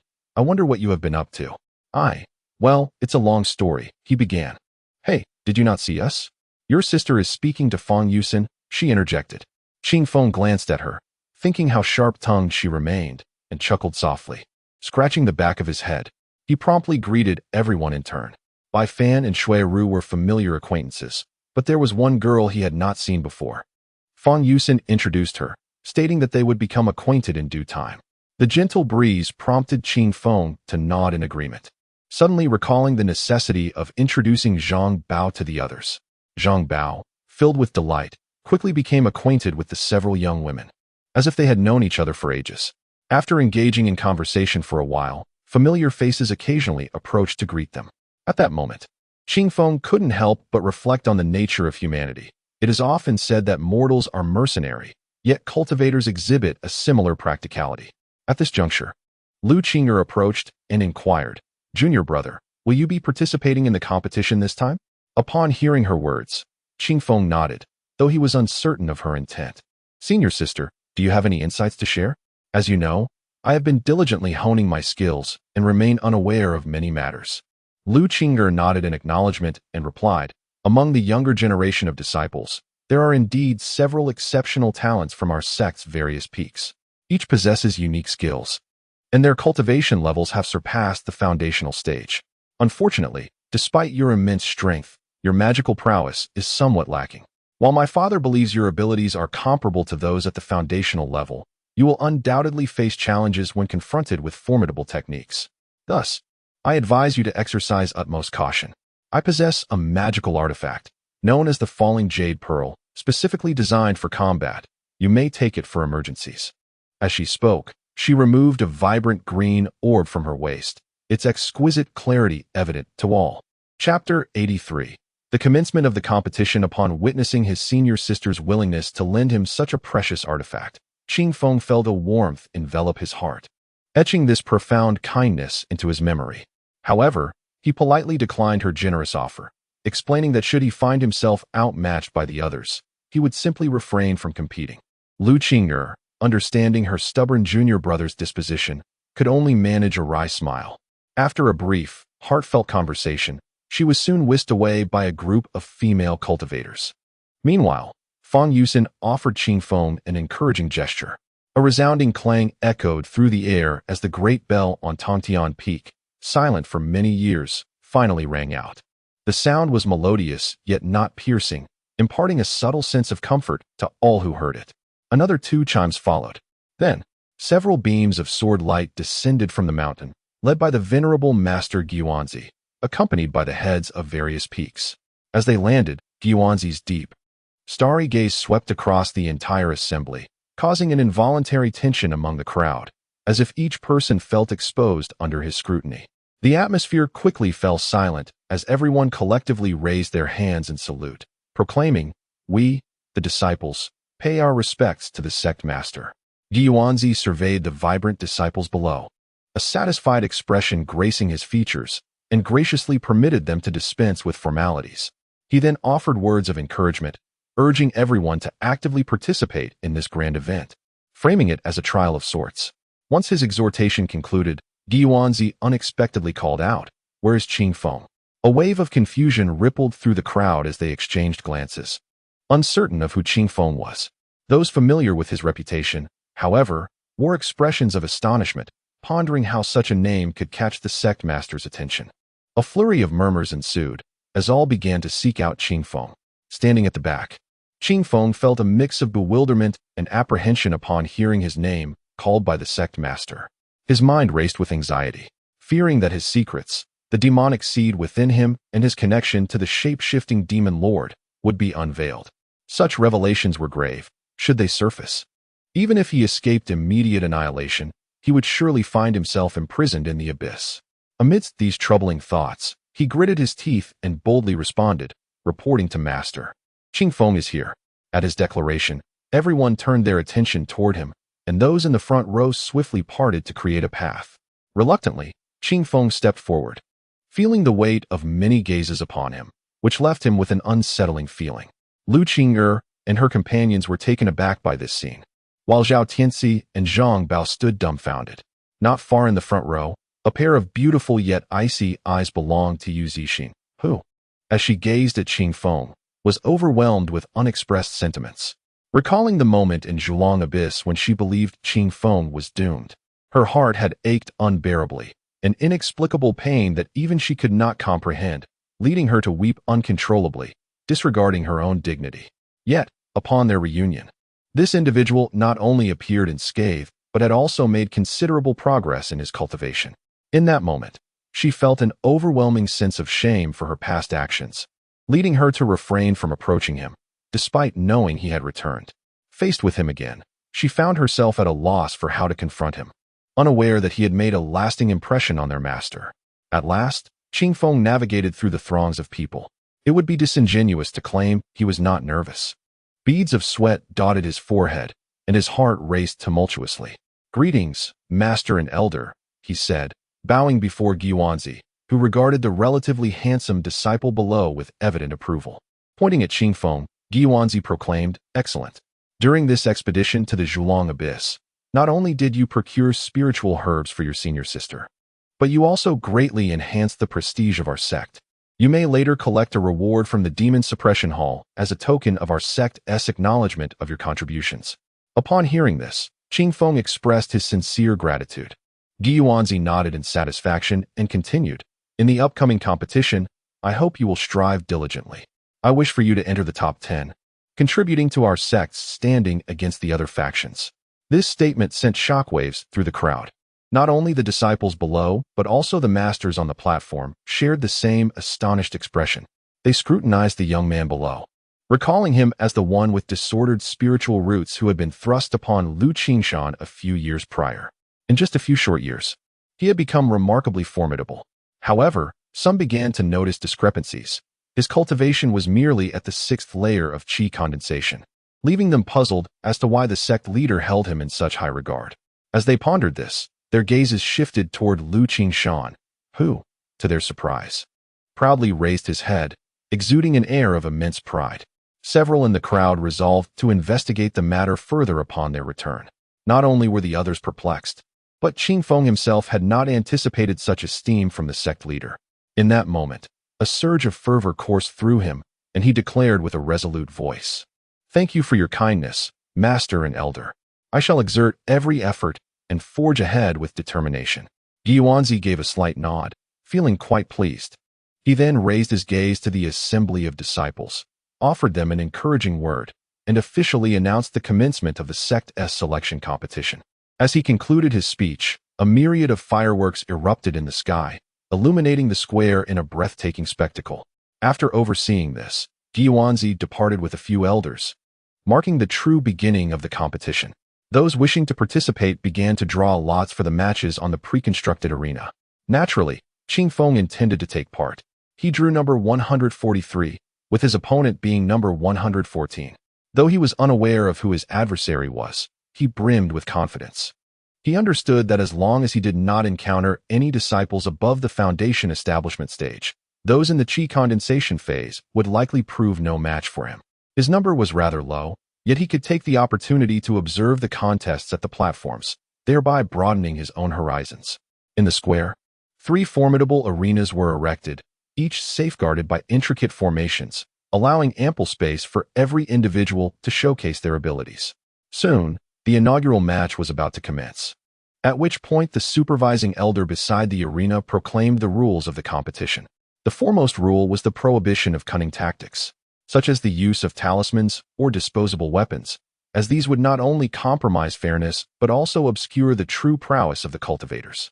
Thus, the contest mandated direct confrontation, permitting participants to freely employ various spells and magical artifacts. Furthermore, each contestant would be provided with a teleportation talisman. Should they find themselves unable to concede in time, they could shatter this item, ensuring their immediate transport beyond the confines of the arena. Chapter 84. A spectacle of skill and strategy. As the elder concluded the announcement of the competition rules, he declared the match officially commenced. At that moment, 2 disciples ascended the stage from opposite sides, Zhang Lan of Falling Sunset Peak and Wang Sheng of Flying Cloud Peak. After exchanging names, the contest began in earnest. Both wielded flying swords, initially testing each other's capabilities before unleashing their full might in a fierce clash, their swords dancing through the air in a dazzling display. Unfortunately, Qingfeng found himself at a disadvantage. His staff could not be wielded in such a manner. Moreover, he had yet to discover a tome dedicated to the art of staff manipulation. After all, the majority of techniques within the Tai sect revolved around flying sword artifacts, with only a handful of unique weapons being passed down, seldom revealed to outsiders. The use of staffs was exceedingly rare, and literature on the subject was virtually non-existent. Nevertheless, through days of life and death battles, he had devised several techniques of his own. Suddenly, a thunderous crash echoed as one combatant collapsed on the stage, blood trickling from his lips, clearly bested by his opponent. With a stagger, he rose to his feet, shaking his head in resignation, and declared, "I concede, Wang Sheng." Following their exit, fresh contenders ascended the stage, and Qingfeng watched intently, gaining a deeper understanding of these magical sword duels. As he observed, he contemplated strategies for overcoming opponents' defenses and evading their assaults. Lost in thought, he was abruptly called out. "Qingfeng, I've been searching for you." Turning, he saw Zhang Bao approaching, drenched in sweat. "What number are you?" Qingfeng inquired promptly. Zhang Bao chuckled and revealed he had not registered, as his forte lay in formations, which often placed him at a disadvantage in direct combat. Hence, he opted out of the competition.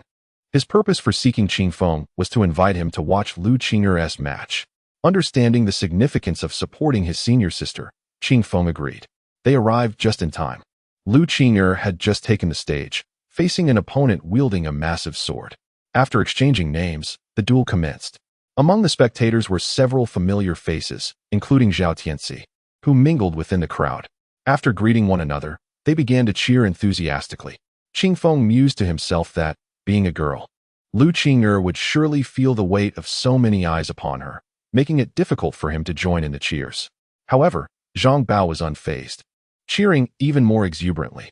As Qingfeng observed the duel, he was approached by several individuals eager to make his acquaintance. This was an unexpected turn of events for him. Being a straightforward person, he graciously engaged with each of them. Looking back at the stage, Lu Qing'er commanded her flying sword with grace, its shimmering form weaving through the air. A colossal beam of sword energy surged forth, imbued with tremendous force, aimed at her adversary. In response, the opponent raised his broadsword and shouted, delivering a downward strike. A streak of light erupted before him, forming a golden barrier. In an instant, the two forces collided, resulting in a stalemate. The next moment, Lu Qing'er let out a cold huff, with her other hand forming a series of intricate gestures. A small green orb at her waist began to hum, swirling with energy. As she gestured with her fingers, the pearl was summoned, emanating a faint green luminescence. Before it surged forth, aimed directly at the individual across from her. At that moment, he dared not withdraw his energy, for something was hurtling towards him from the other side, causing beads of cold sweat to form on his brow. With a thunderous shout, he suddenly commanded his flying sword, which erupted with immense energy and ascended, striking towards the pearl. Instantly, he erected an earthen wall before him for defense. Little did he anticipate that the pearl, known as the Falling Jade Pearl, was a specialized artifact for combat. As his sword and the pearl met in midair, he felt the connection to his flying sword weaken. Alarmed, he attempted to retract the sword, but it was too late. The Falling Jade Pearl flashed, ensnaring the sword and pulling it upward, seeking to sever his control entirely. Meanwhile, Lu Qing'er pressed her attack, and without the support of the magical sword, the golden-hued wall crumbled like a source of water run dry, swiftly breaching her defenses. The flying sword surged forward, and the hastily erected earthen barrier only offered a momentary obstruction before collapsing entirely. Just as the sword was about to strike him, he vanished in a flash, employing a teleportation talisman to escape. Observing this, Lu Qing'er smiled. With a change in her gestures, the Falling Jade Pearl, along with the sword, soared next to the man. As the pearl's glow dimmed, the sword plummeted to the ground. He caught the sword, sighing in exasperation. Once the elder inspector declared Lu Qing'er the victor, the other women erupted into cheerful chatter.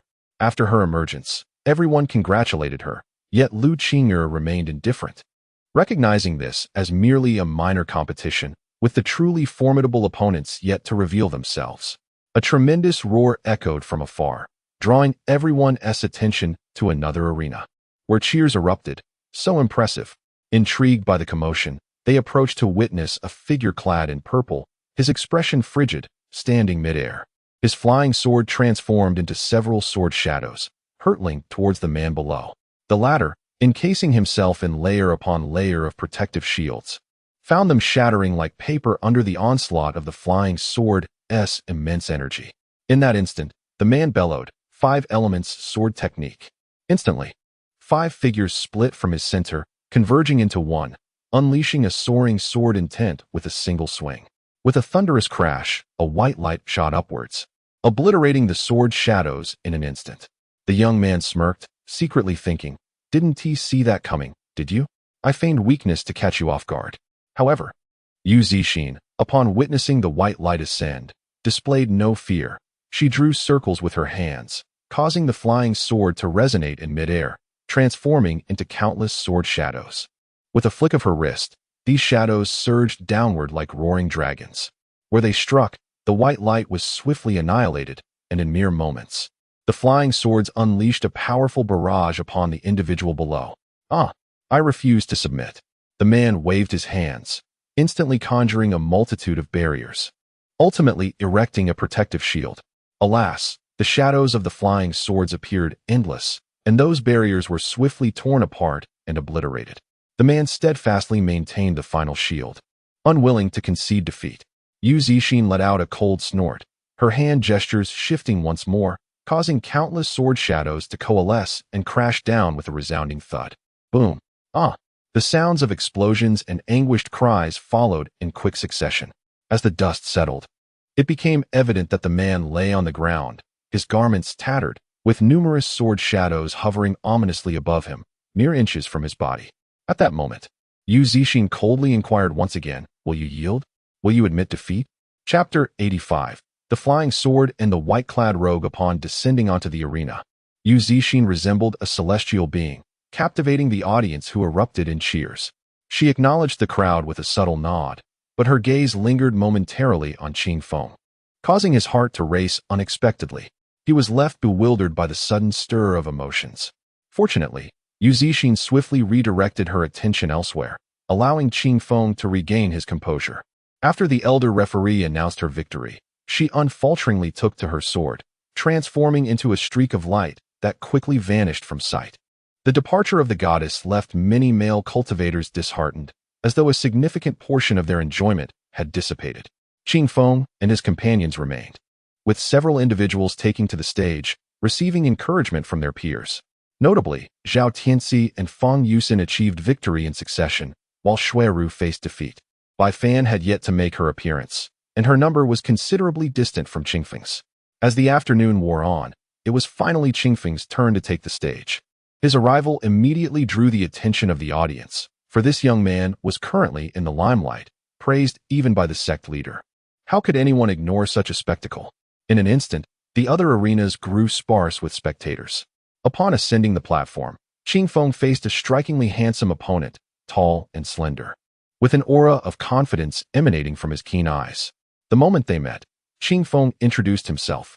The other man responded, "I am Zheng Long, a disciple of the Falling Sunset Peak, known as the Flying Sword and the White-Clad Rogue." Qing Feng nodded, taken aback by Zheng Long's arrogance, though the name was indeed impressive. Below the arena, whispers circulated as spectators recognized Zheng Long's reputation. "Wow, so he is Zheng Long, truly handsome," exclaimed one. "Humph, I had heard of his renown. I didn't expect him to be such a pretty boy." It was said that he had once slain a second-tier beast with a single stroke of his sword, and that he had defeated 5 opponents single-handedly, besting the disciples of the demonic sect. As discussions swirled beneath the stage, Zheng Long had already summoned his flying sword, while Qing Feng remained weaponless. Observing this, Zheng Long narrowed his eyes, and with a displeased tone remarked, "What is this? Do you look down on me so much that you can't even be bothered to draw your weapon?" Qing Feng was momentarily taken aback, as he intended to test his current strength and gauge the resilience of his recently practiced body dominance technique against formidable attacks. However, Zheng Long's words left him feeling somewhat embarrassed. Nevertheless, he attempted to clarify, "That's not what I meant." Before he could finish, Zheng Long interrupted with a fierce shout, "How outrageous! You are truly overconfident, thinking you are someone special just because the sect leader knows you. Brace yourself." Without granting Qing Feng the opportunity to explain, he unleashed his flying sword towards him. With a resounding clash, the sword struck forcefully against Qing Feng's protective barrier. At this moment, Qing Feng had activated his cultivation technique, enveloped by a protective barrier resembling a golden bell, a testament to his diligent practice over the past several days. Below the arena, the onlookers observed in astonishment as the flying sword struck the barrier, yet it remained impervious, eliciting collective gasps of disbelief. Zheng Long's gaze turned icy. Upon witnessing the futility of his attack, he swiftly altered his hand gestures to target another area. With a resounding crash, the flying sword collided with the barrier, producing a sharp, ringing sound akin to that of a genuine bell. However, what Zheng Long did not anticipate was that the outcome would be the same. His efforts were in vain, igniting a surge of fury within him. "Very well. I shall see just how formidable this barrier truly is," he declared, retracting his sword before rapidly executing a series of intricate gestures. In an instant, the flying sword emanated a tremendous sword light, expanding to a size of nearly 10 feet. With a commanding shout, he waved his hand, sending the sword hurtling forward. As the spectators looked on, the sword struck the barrier with tremendous force, yet it merely quivered slightly, still unbreached. This disconcerted Zheng Long. The crowd below was equally bewildered. Typically, such formidable defensive barriers could only be conjured by rare artifacts, yet here it was, a manifestation of one man's cultivation. Did that not imply that he himself was akin to a magical artifact? Before the spectators could ponder this further, Zheng Long, now incensed, unleashed a flurry of sword techniques, causing the sword to rain blows upon the barrier with relentless intensity, striking over 100 times in quick succession. Yet, the calm within the barrier revealed that Qing Feng was hardly perturbed. With a ferocious roar, Zheng Long transformed his sword once more, morphing it into a whirlwind of dozens of sword shadows that spiraled toward the barrier. Alas, this, too, proved ineffective. In a fit of rage, Zheng Long felt as though he were being slapped repeatedly in the face. He then summoned his ultimate secret technique, conjuring countless sword shadows that encircled the barrier in a frenzied assault, the air filled with an incessant wailing. The spectators, captivated by this spectacle, began to wager amongst themselves, speculating which would falter first, the sword or the barrier. Meanwhile, the elder overseeing the match, observing Qingfeng's adept use of his technique, was visibly impressed, his eyes gleaming with satisfaction. Below the arena, Lu Qing'er and her companions found their perceptions of Qing Feng shifting dramatically. None had anticipated such rapid growth in him since their last encounter. It was truly astonishing. He was no longer the timid junior they had known in the rain-soaked forest. Qing Feng, gazing at the multitude of sword shadows outside his barrier, felt a surge of joy. He had not expected his protective shield to be so resilient. He mused that in future battles, if he summoned this barrier, perhaps he could exhaust his opponents to the point of collapse.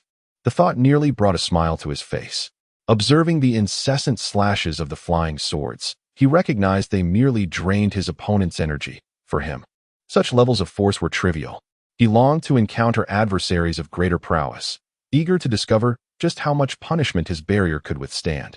As we turn our gaze to Zhenglong, he is now gasping for breath, beads of sweat dotting his forehead, his complexion an uncertain shade of red, either from exhaustion or indignation. In the next moment, he gestures emphatically, pointing at Qing Feng and exclaiming, "If you possess any courage, do not hide within that turtle shell. Step forth like a man, and let us face each other openly." Upon hearing this, Qing Feng could no longer remain sheltered within his protective barrier. Having conducted ample experiments, he decided to dismiss the shield with a mere thought. The instant Zhenglong beheld Qing Feng emerging, his teeth clenched in fury, he executed a sword technique, launching his flying sword with a surge of wrath towards Qing Feng. In the blink of an eye, the sword hurtled towards him.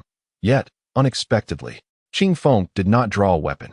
Instead, he simply raised his fist and struck out with immense force. The onlookers, witnessing this extraordinary scene, gasped in astonishment, their expressions betraying disbelief.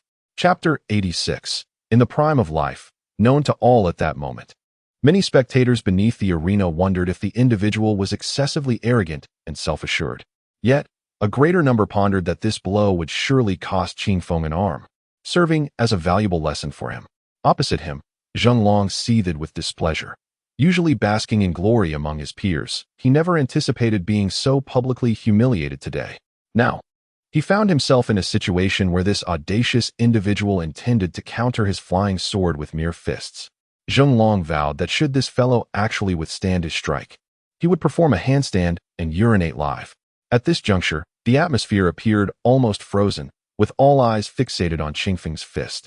A formidable layer of protective energy enveloped his hand, transforming into a shield resembling a pale, glove-like aura.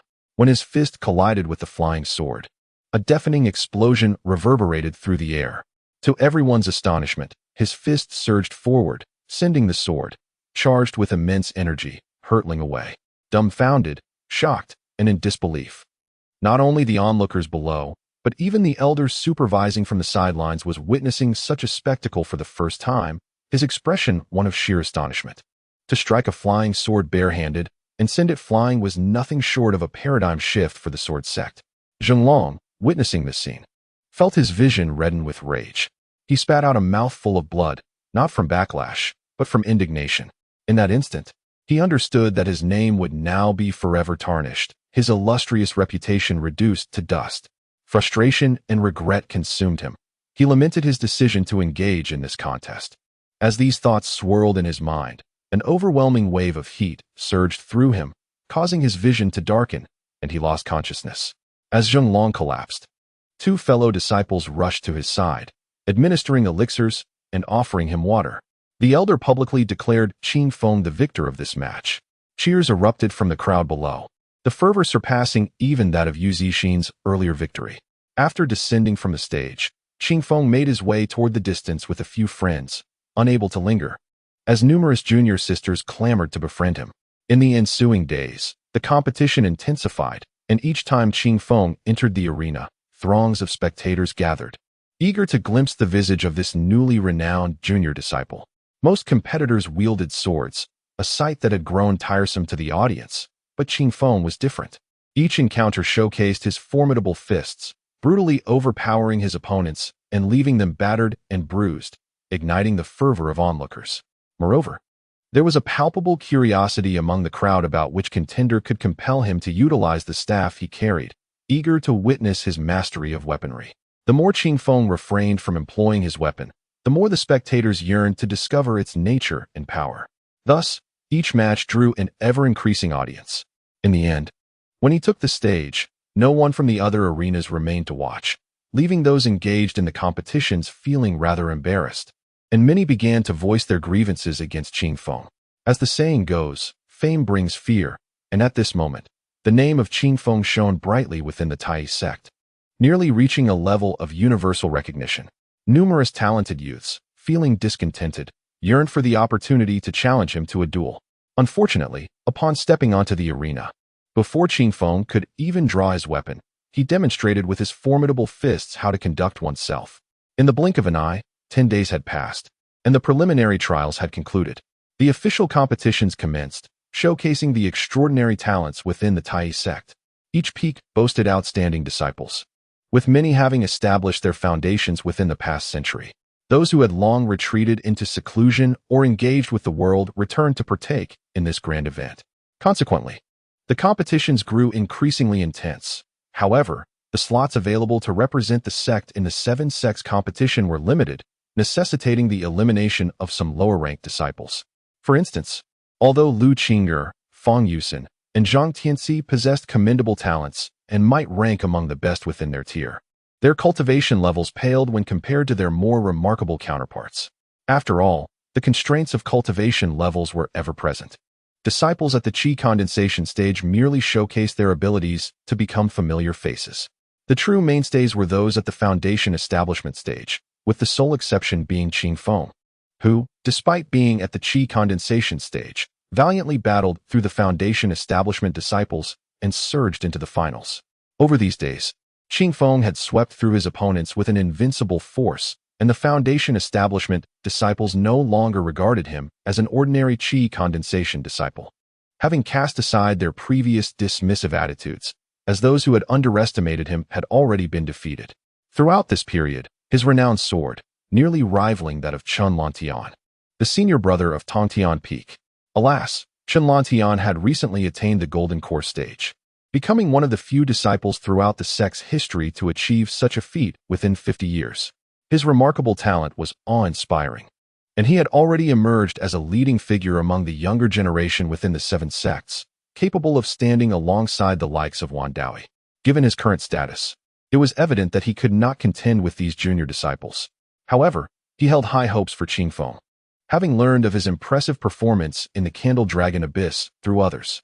Moreover, this young man was known for his loyalty and righteousness, even risking his life to gather herbs for his junior sister Lingyun, motivated by a chance act of rescue many years prior. The Tai sect boasted many exceptionally talented disciples, yet individuals of Qing Feng's caliber were indeed rare. In Chen Lantian's heart, such talent represented the future backbone of the Tai sect, a cornerstone capable of safeguarding the sect for millennia. Little did Qing Feng know that his most esteemed senior brother held such a high regard for him. Instead, over the past few days, he had deepened his understanding of martial arts and combat through practical experience. Moreover, he discovered that his mastery of the dominating body technique had progressed remarkably amid the life and death struggles of battle. Surprisingly, he had unintentionally garnered a considerable number of admirers, a fact that Zhang Bao had discreetly revealed to him. He vividly recalled the day Zhang Bao recounted these matters, during which he felt as if he were the protagonist, overwhelmed with excitement. Today's competition holds paramount significance, as it aims to select 10 individuals from 20 disciples to participate in the grand tournament of the 7 sects. To preserve the balance of power among the factions, the disciples need not advance through multiple stages. Rather, they simply need to secure a position within the top 10 by defeating their immediate opponents. To ensure fairness, the esteemed elders of the sect convened to compile a comprehensive list of the disciples' cultivation levels and performances, subsequently pairing them with opponents of similar strength. However, the abilities of Qing Feng were elusive to assess. Ultimately, the sect leader decreed that the weakest participant among them would be matched against Qing Feng. Thus, with the arrangements set in stone, all that remained was an extraordinarily captivating contest of prowess. Chapter 87. The senior sister takes the stage. The arena consisted of only 3 platforms, necessitating a wait for the upcoming contestants. This interval provided an opportune moment for the spectators to witness the fierce clashes among the elite of our sect. In the first match, Yu Zixin took the stage, facing off against Su Fengwan from the Xiaya Peak.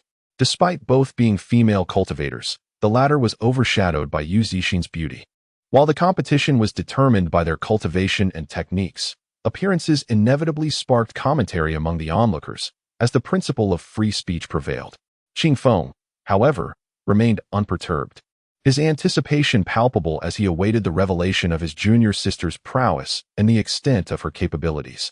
Though all participants were at the foundation establishment stage, their strengths varied considerably.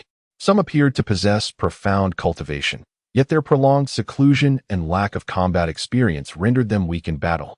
They were unlikely to prevail against those seasoned by relentless skirmishes.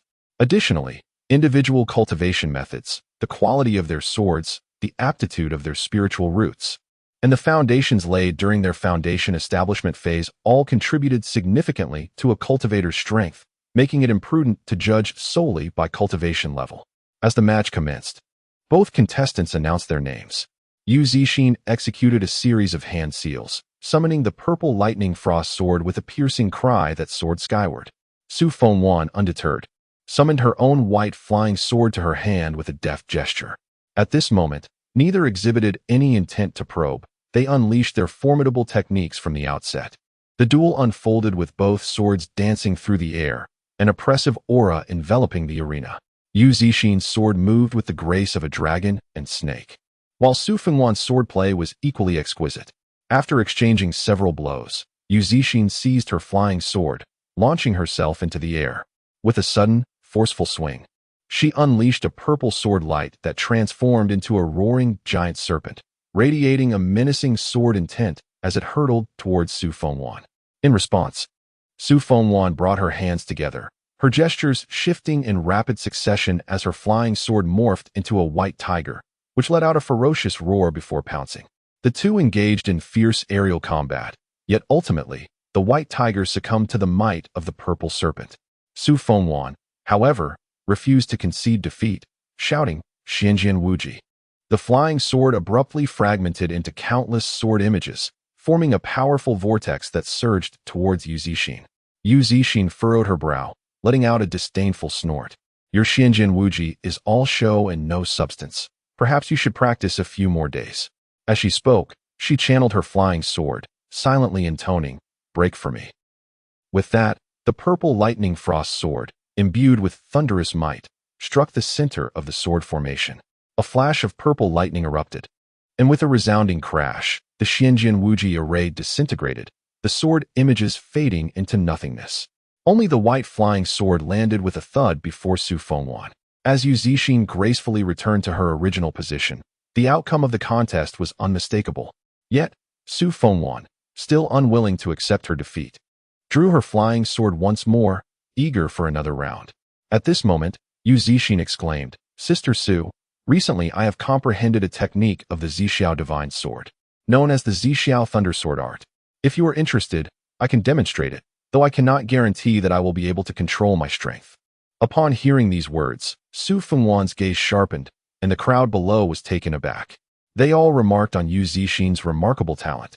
For mastering the Zixiao Thunder Sword art is exceedingly difficult. It requires not only exceptional aptitude, but also a first-rate disposition and mastery of profound techniques to wield this skill. Listening to the discussions among the onlookers, Su Fengwan could not help but smile bitterly.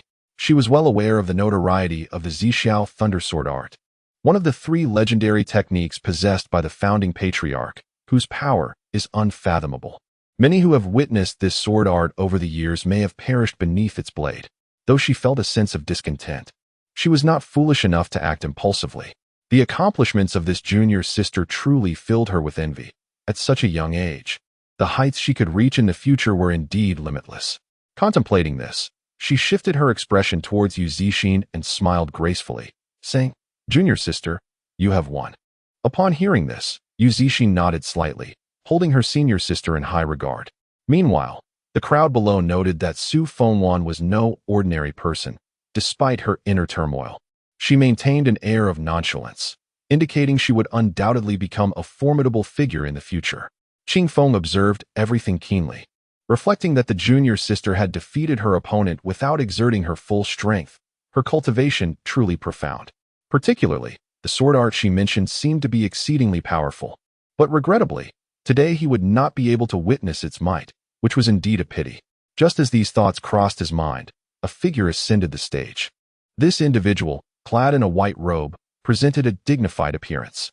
Unlike most, he bore 5 flying swords on his back, exuding an air of arrogance. At that moment, Zhang Bao, standing nearby, urged, "Qing Feng, what are you thinking? Hurry up and take the stage."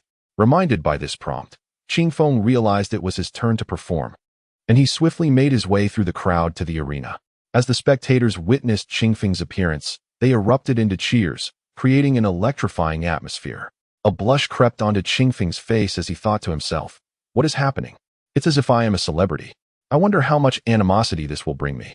With this thought, he couldn't help but let out a wry smile. At this moment, the man opposite him had already been observing him. Their eyes met, and Qing Feng promptly clasped his fists, introducing himself, "Qing Feng, from Zixia Peak. May I know your esteemed name, senior brother?" The white-clad man, seeing Qing Feng basking in the spotlight, did not exhibit a sense of arrogance. Rather, he regarded him with approval. He replied warmly, "Junior brother is being modest. Recently, you have indeed made quite an impression. Your name is likely known throughout the Tai sect." "Thank you for the praise, senior brother," Qing Feng replied promptly. The man nodded slightly, increasingly pleased with the humility displayed by the young lad. He then continued, "I am a disciple of Feixia Peak, known as the 5 Elements Sword Master, Feng Lixing." Upon hearing this title, Qing Feng felt a surge of tension. It was indeed a grand name. To boldly call oneself a sword master implied profound mastery of swordsmanship. Furthermore, the sight of the 5 swords he bore warranted Qing Feng's utmost caution and respect. Meanwhile, the onlookers gathered below the arena began to murmur amongst themselves. "Wow, it's him.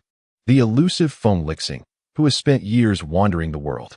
I've heard that his 5 elements sword technique is exceedingly formidable, and those 5 flying swords are certainly of considerable value." One bystander remarked, "I've also heard that he has quite the reputation for charming women, and his master recently chastised him upon his return." The collective curiosity of the crowd proved formidable as they swiftly unraveled the tales of the 5 elements sword master, Feng Lixing, with remarkable accuracy.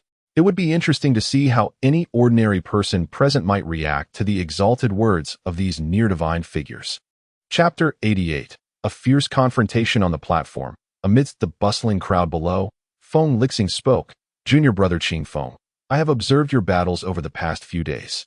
It seems you prefer to engage in hand-to-hand combat, eschewing weapons altogether. Do you harbor disdain for your opponents? I wonder if you will showcase your weapon this time." Qing Feng appeared momentarily taken aback, then scratched the back of his head and replied, "Brother, you misunderstand me. As you may know, my foundation lies in body refinement, and I have sought to test the limits of my physical prowess. Since today is the finals, I shall give my utmost effort, and I hope you will recognize my capabilities." Upon hearing this, Feng Lixing raised an eyebrow, thinking to himself, "What pretense is this? Why this false humility?" With a slight nod, he adopted a more indifferent tone. "Very well, let us see your true strength." No sooner had he spoken than he altered his hand gesture, and a crimson sword appeared in his grasp. Qing Feng, undeterred, swiftly retrieved a short stick from behind him, which, to the astonishment of the audience, elongated into a magnificent staff, shimmering gold with violet ends, approximately 1.5 meters in length. At that moment, the spectators finally comprehended the nature of Qing Feng's weapon, though their disappointment was palpable. After all, while others wielded elegant flying swords, he brandished a mere stick, reminiscent of a monkey's antics. The crowd's enthusiasm waned significantly. Feng Lixing, observing this weapon, felt a stirring in his heart, pondering, what is he thinking? Presenting such a crude iron rod is rather unimpressive. With a resigned shake of his head, he proclaimed, "This sword is the 5 elements fire sword, forged from the essence of the 5 elements flame and Tianshan iron, tempered by the earth's fire, a labor of 81 days. Upon hearing his opponent elaborate on his flying sword, Qing Feng felt compelled to respond, albeit awkwardly. After much contemplation, he mustered the courage to say, "This staff is named the Great Iron Rod, though the materials remain unknown." His words elicited laughter from the audience, even causing the stern-faced Feng Lixing to suppress a chuckle, thinking, "Is this little junior brother simple-minded? He is unaware of his weapon's composition, referring to it as a great iron rod. How amusing." Among the onlookers, Yu Zixin, who had remained, revealed a faint smile on her previously icy visage. contemplating, "This lad is quite entertaining, blissfully naive. Prepare yourself," came Feng Lixing's commanding shout as the flying sword launched forward. The spectators beheld the sword hurtling forth like a flaming serpent, enveloped in countless flickering flames, an awe-inspiring sight from afar. A warm, searing breath suddenly pressed upon Qingfeng, its temperature extraordinarily high, causing him to feel a surge of alarm. Without hesitation, he swung his staff. A resounding clash echoed as the staff met the sword. The force behind Qingfeng's strike was akin to 10,000 pounds. Even with his utmost caution, Feng Lixing was unprepared for such an onslaught.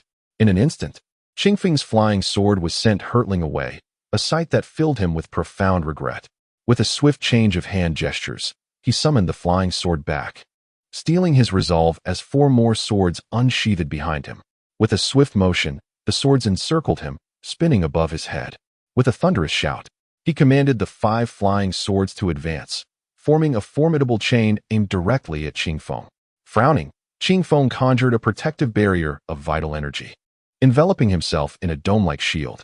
He then swung his staff, striking at the approaching swords with a series of resounding impacts, each blow resonating with sheer force. While the elegance of a sword duel was absent, this raw display of power captivated the onlookers, who watched with rapt attention. After several rounds of combat, Qingfeng transformed from defense to offense, leaping into the air with his staff aimed at Feng Lixing. Startled, Feng Lixing realized he was no body cultivator. A close-quarters encounter would spell disaster for him. With this thought, he quickly leapt backward. However, Qingfeng was relentless, landing and soaring once more, determined to demonstrate the might of his physical cultivation by striking his opponent. Seeing Qingfeng charge again, Feng Lixing felt urgency. He swiftly altered his gestures, and the 5 elemental swords coalesced into a circle, unleashing a flurry of sword shadows that surged toward Qingfeng like petals in the wind. In that moment, Qingfeng channeled his magical energy, and his staff erupted with a golden radiance. The 2 forces collided instantaneously, unleashing a wave of obliterating energy that swept across the arena, stripping the ground bare. Both combatants retreated a step. Qingfeng, reflecting on the encounter, realized that had he not dodged swiftly, he would have been gravely injured by that elemental force. This senior brother's cultivation was formidable, indeed. Feng Lixing, equally astonished, recognized that his sudden unleashing of elemental power had been evaded by Qingfeng. He had expended considerable magical energy, while his opponent seemed to have hardly depleted his reserves, a testament to the terrifying prowess of body cultivators. In the heat of battle, sword cultivators relied heavily on the might of their blades, and it appeared that employing grand techniques was now unavoidable. Understanding this, Feng Lixing pressed his palms together, rapidly executing intricate gestures. The 5 flying swords split into 5 elemental directions, soaring skyward before descending upon Qingfeng with immense force. With a grave expression, Qingfeng summoned his protective barrier once more, but before he could react, the 5 swords had already launched their assault. 5-element sword formation, Feng Lixing bellowed, his voice akin to thunder. Qingfeng felt a momentary dizziness, but it quickly cleared, revealing that the earlier technique had a soul-shaking effect similar to a lion's roar, compelling him to regard Feng Lixing with newfound respect. Fortunately, his consciousness had devoured a portion of the primordial spirits of the ever-changing demon lord, rendering him somewhat stronger than an ordinary individual. Otherwise, in this fleeting moment, that flying sword could have easily shattered him to pieces. Feng Lixing, witnessing that his tried-and-true roaring technique proved ineffective against Qingfeng, felt a flicker of confusion, pondering whether this body-tempering individual possessed extraordinarily resilient nerves. Without dwelling on such thoughts, he altered his hand seals, and the 5-element sword formation had already been arranged. 5 flying swords hovered above Qingfeng, spiraling gracefully as they unleashed the powers of the 5 elements. Gold, wood, water, fire, and earth took turns assaulting the great bell-like shield. Beneath the shield, Qingfeng lamented that the power of the 5 elements was indeed far more formidable than those shadowy swords, causing his protective barrier to tremble perilously. If this continued, it would be disastrous. Should his shield shatter, he would undoubtedly face the fate of being torn apart by the elemental energies. With this thought, he furrowed his brow and let out a tremendous roar. Wielding a large stick, he struck fiercely at a point high in the sky. Chapter 89. The five swords unite to dominate the world. The onlookers beneath the arena witnessed a sudden surge as Qing Feng rose with vigor, unexpectedly creating a gap in the five elements sword array. In a mere flash, he vanished from sight, appearing outside the formation, leaving Fenglixing utterly perplexed. Little did they know that Qing Feng possessed the extraordinary ability to traverse distances in an instant, a skill reminiscent of celestial beings. Amidst this moment of astonishment, Qing Feng advanced with his staff, eager to engage Fenglixing in close combat. However, the seasoned Fenglixing, rich in combat experience, was unfazed. In an instant, a small shield soared forth before him, expanding rapidly into a towering shield that stood tall. Undeterred by the size of the shield, Qing Feng struck with his staff, disregarding its dimensions. A thunderous crash resounded as the formidable shield was sent hurtling away, narrowly avoiding chaos thanks to the protective barrier surrounding the arena. At that moment, Fenglixing was taken aback, retreating hastily, a trickle of blood staining the corner of his mouth. He had underestimated this junior disciple. The force behind that strike was undoubtedly immense, perhaps exceeding tens of thousands of pounds. Was this youth truly abnormal? Fortunately for him, Qing Feng refrained from pursuing aggressively, granting him a moment to recuperate. With renewed resolve, Fenglixing summoned his flying sword, proclaiming loudly, "Come, Qing Feng, let us see if you can withstand my final strike." The five flying swords converged, imbued with the essence of the five elements, radiating boundless brilliance. As the energies filled the arena, Qing Feng narrowed his eyes, uncertain of Fenglixing's intentions. Suddenly, the five swords fused into a colossal sword, measuring 3 zhang in length, emanating a terrifying aura and sword intent. The crowd below marveled at this spectacle, feeling the oppressive atmosphere even from their vantage point. As they pondered whether Qing Feng could evade this impending strike, the gigantic sword, brimming with formidable power, hurtled toward him with ferocity. In the blink of an eye, Qing Feng, sensing the gravity of the situation, summoned his strength. His muscles tensed, and he concentrated his magical energy, raising his staff to meet the oncoming giant sword. The instant their weapons collided, an explosion of energy erupted, sending shockwaves that rattled the arena's protective barrier. In that moment, both combatants found themselves locked in a stalemate, an unending torrent of magical energy surging into their respective weapons. "Defeat me," Fenglixing bellowed, channeling his full power, determined to secure a decisive victory. Qing Feng, however, refused to grant him that opportunity, infusing his staff with overwhelming force, unleashing a formidable might that reverberated throughout the arena. A resounding explosion reverberated through the air, and the colossal sword spiraled apart, unleashing a tempest of sword energy that ravaged the arena's protective shield. Had it not been for the timely intervention of the supervising elder, the consequences could have been dire for the innocent bystanders. In the midst of the chaos, Qing Feng wielded his great staff, a force of 30 to 40,000 pounds, propelling it directly toward Fenglixing. Before he could be struck, Fenglixing was forcefully propelled backward by the overwhelming might emanating from the staff, causing him to expel a mouthful of blood midair. If Qing Feng had employed a more aggressive combat style, he would undoubtedly have seized the opportunity to deliver a crushing blow that would have left his opponent a mere pulp. However, given that this was a friendly match among peers, such extreme measures were deemed inappropriate. With a resounding thud, Fenglixing fell to the ground, and 5 dull gleaming flying swords embedded themselves into the earth, resonating as if lamenting their fate. Another cough of blood escaped Fenglixing. The force of Qing Feng's previous strike had shattered his defenses, and the backlash combined with the staff's tremendous power inflicted severe internal injuries. He felt fortunate, however, that the staff had not made direct contact. Otherwise, he would have been incapacitated for days. Standing tall, Qing Feng held his staff aloft, exuding an air of superiority that commanded respect. At that moment, the spectators were taken aback, their applause forgotten, as they struggled to comprehend how the seemingly disadvantaged Qing Feng had turned the tide of battle. What was the extraordinary nature of that staff that allowed him to counter the colossal sword? Yu Zixin, observing from the sidelines, felt a glimmer of hope in her heart. Reflecting on how her junior disciple had truly matured, she pondered who would prevail should they ever face each other in combat. With that thought, she wasted no time and soared away on her sword, a streak of light against the night. Back in the arena, Fenglixing sighed, conceding, "You have won. I yield." Qing Feng exhaled a sigh of relief, only to feel his legs weaken, drained of strength. He hastily stowed his staff and made his way off the stage, truthfully admitting to himself that he had expended every ounce of his energy to secure victory. Had his opponent been more fervent, Qing Feng would have had no choice but to surrender. The crowd erupted in cheers, celebrating Qing Feng's triumph. Zhang Bao eagerly embraced him, insisting on treating him to a grand feast. With the competition concluded, Qing Feng found little motivation or energy to continue watching the remaining matches. As night descended, a tantalizing aroma of roasted meat wafted through Qing Feng's courtyard, which had transformed from silence to a gathering of familiar faces. Zhang Bao, Lu Qing'er, Fang Yusen, Bai Fan, Shuiru, Zhao Tianxi, and even Lu Macho, who had not been seen for several days. It remained a mystery where Zhang Bao had procured the monkey wine and the roasted deer and three-tailed chicken he had prepared. Lu Macho, not wishing to arrive empty-handed, brought an abundance of spiritual fruits and grains.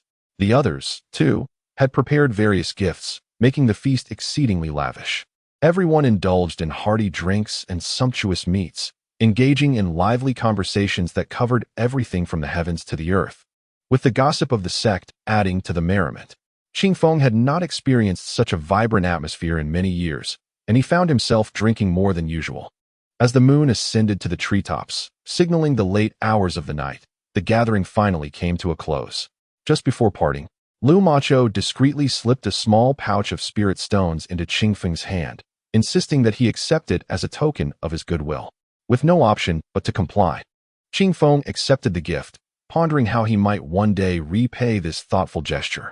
In a moment of reflection, he realized that with his rising prominence, he was gaining many friends. Those who had once looked down upon him were now eager to ingratiate themselves with him.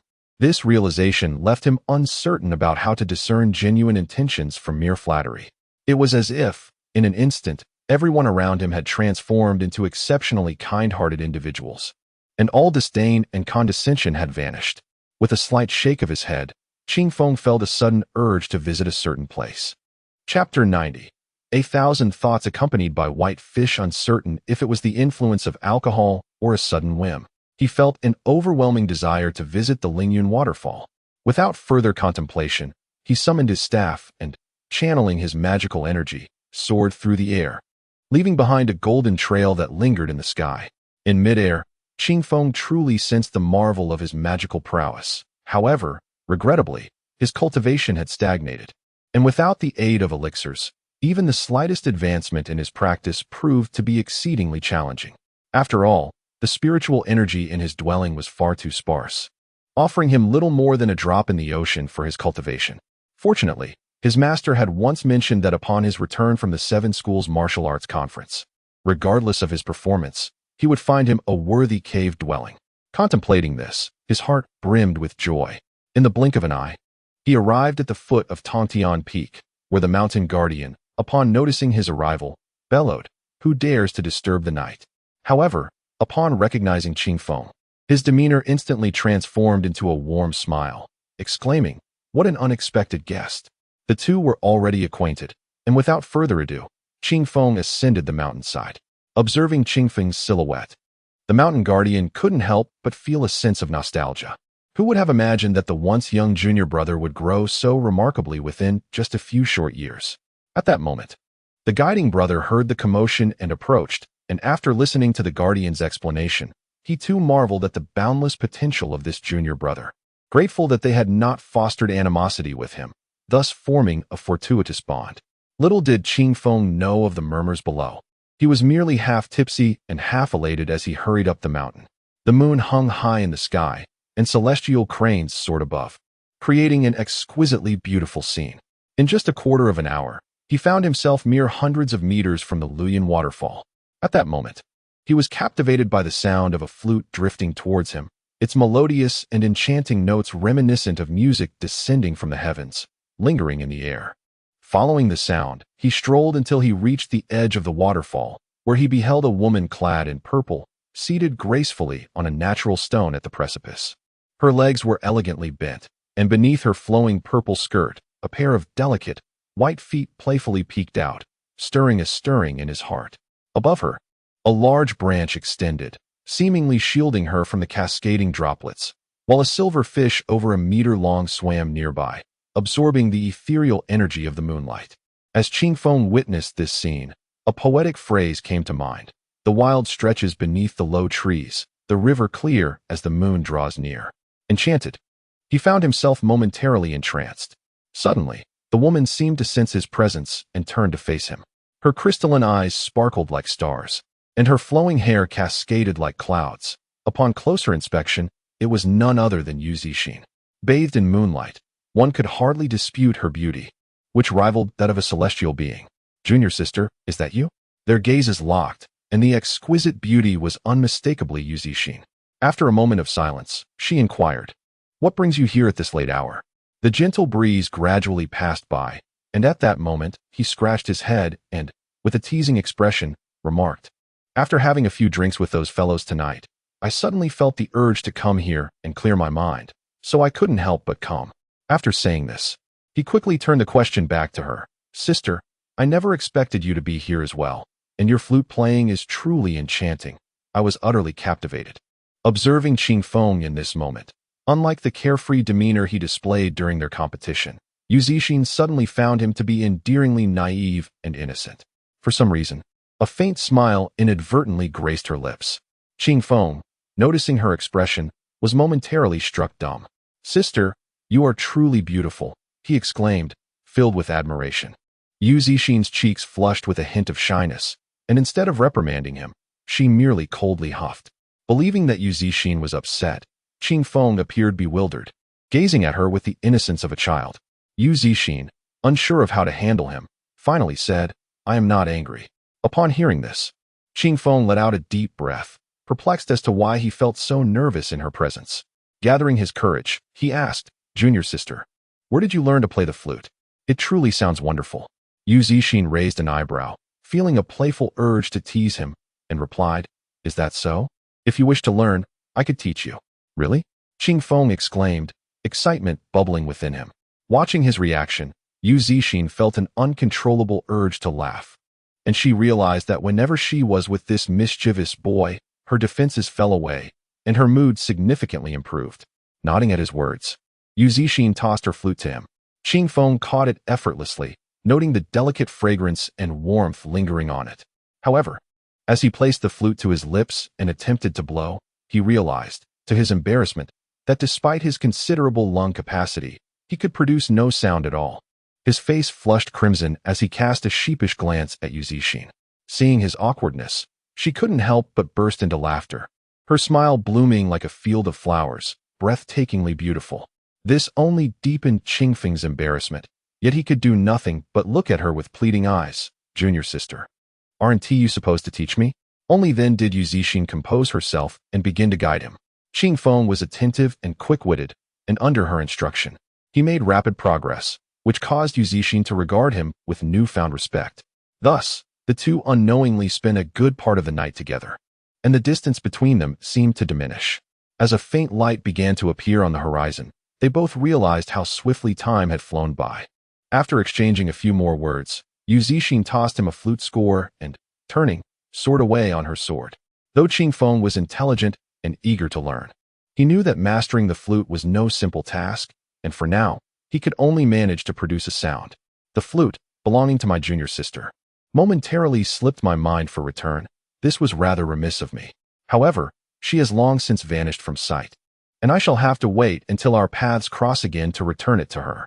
After lingering in this serene spot for a while, I departed, flute and score in hand. Beneath the cascading clouds, the silvery fish suddenly leapt from the water, its scales shimmering brilliantly in the sunlight. I remain uncertain of its species, for it appears to have cultivated an inner elixir and transformed into a mystical being. At that moment, I dared not contemplate roasting it for a meal, especially after witnessing the bond it shared with Yu Zixin yesterday. I could not bear to cause my junior sister any distress. Just then, a radiant light appeared on the horizon, and with a swift flash, the white fish vanished from view, leaving me to wonder where it had gone. No longer present in this tranquil pond. Chapter 91. The Water Dragon and the 100 Poisonous Centipedes. The following morning, the gentle breeze, as usual, absorbed the innate essence of the sun's purple aura, After several days of recuperation, his purple aura crystallization had returned to the size of a soybean. Although the growth of his Great Sun Sunset technique was slow, the rapid progress of his dominating body technique was indeed a cause for celebration. However, this recent duel ignited within him a desire to learn a new technique, for engaging in close combat without a proper martial skill would only lead to disadvantage. Unfortunately, such techniques were rare, often shrouded in secrecy, and primarily held by those in power or esteemed families, accessible only to their direct disciples. Regrettably, when he inquired with Lu Qingshan, he found that only a few powerful sword techniques were available, while regarding skills involving fists, feet, or sticks, Lu could only scratch his head and admit he had none. Thus, he could only rely on fate in the future to seek out such knowledge. With the remaining days, he resolved to diligently practice the heavenly and earthly 8 Desolations water dragon technique, with its ultimate training ground being the flowing cloud waterfall. With this thought in mind, he hurried to that location, and for several consecutive days, he dedicated himself to mastering the technique. However, to his slight disappointment, the figure of Yu Zixin had not appeared again during this time. Time flowed like water, fleeting and ephemeral, and soon nearly half a month had passed. One day, at the flowing cloud waterfall, a sudden thunderous sound erupted, followed by a resounding dragon's roar. Beneath the waterfall, a figure was seen commanding a water dragon, approximately 3 yards in length, spiraling upwards towards the heavens. Observing the water dragon, it appeared remarkably lifelike, exuding an overwhelming presence akin to a force of 10,000 pounds. The one controlling the water dragon was none other than Qing Feng, who, with continuous gestures, directed the water dragon to crash into the mountainside. A colossal boom resounded as the rock face was shattered, creating a large cavity, at which point the water dragon depleted its strength, transforming into a cascade of water droplets that fell like a torrential rain. Breathless, Qing Feng watched this scene with immense joy, marveling at his progress. Within just half a month's time, he had achieved a modest mastery of the first level of the technique, marking significant advancement. Nonetheless, despite the technique's formidable power, it consumed mana far too rapidly. It was no wonder that cultivators, during battles, often unleashed their strongest moves, and upon facing defeat, would swiftly flee on their swords. Now, he finally comprehended the necessity of retreat. Without sufficient mana, being caught by an opponent would surely lead to demise. For a moment, Qing Feng felt a pang of sympathy for those practitioners, unlike himself, who could persist in a struggle as long as their strength held. Suddenly, a resounding chime echoed, a distinctive signal summoning disciples of the sect. Upon reflection, he realized that today was indeed the day they were to set off. Caught up in his recent endeavors, he had nearly forgotten this important date. With this thought, he hurriedly made his way to the mountainside. Fortunately, the gathering place was not far away. Nonetheless, by the time he arrived, he was already drenched in sweat. Why? It was simply because the others had arrived well in advance, leaving him as the last to join. At that moment, he furtively glanced at his master and noticed a displeased expression on the elder's face, undoubtedly indicating some annoyance. Meanwhile, the plaza was bustling with numerous disciples.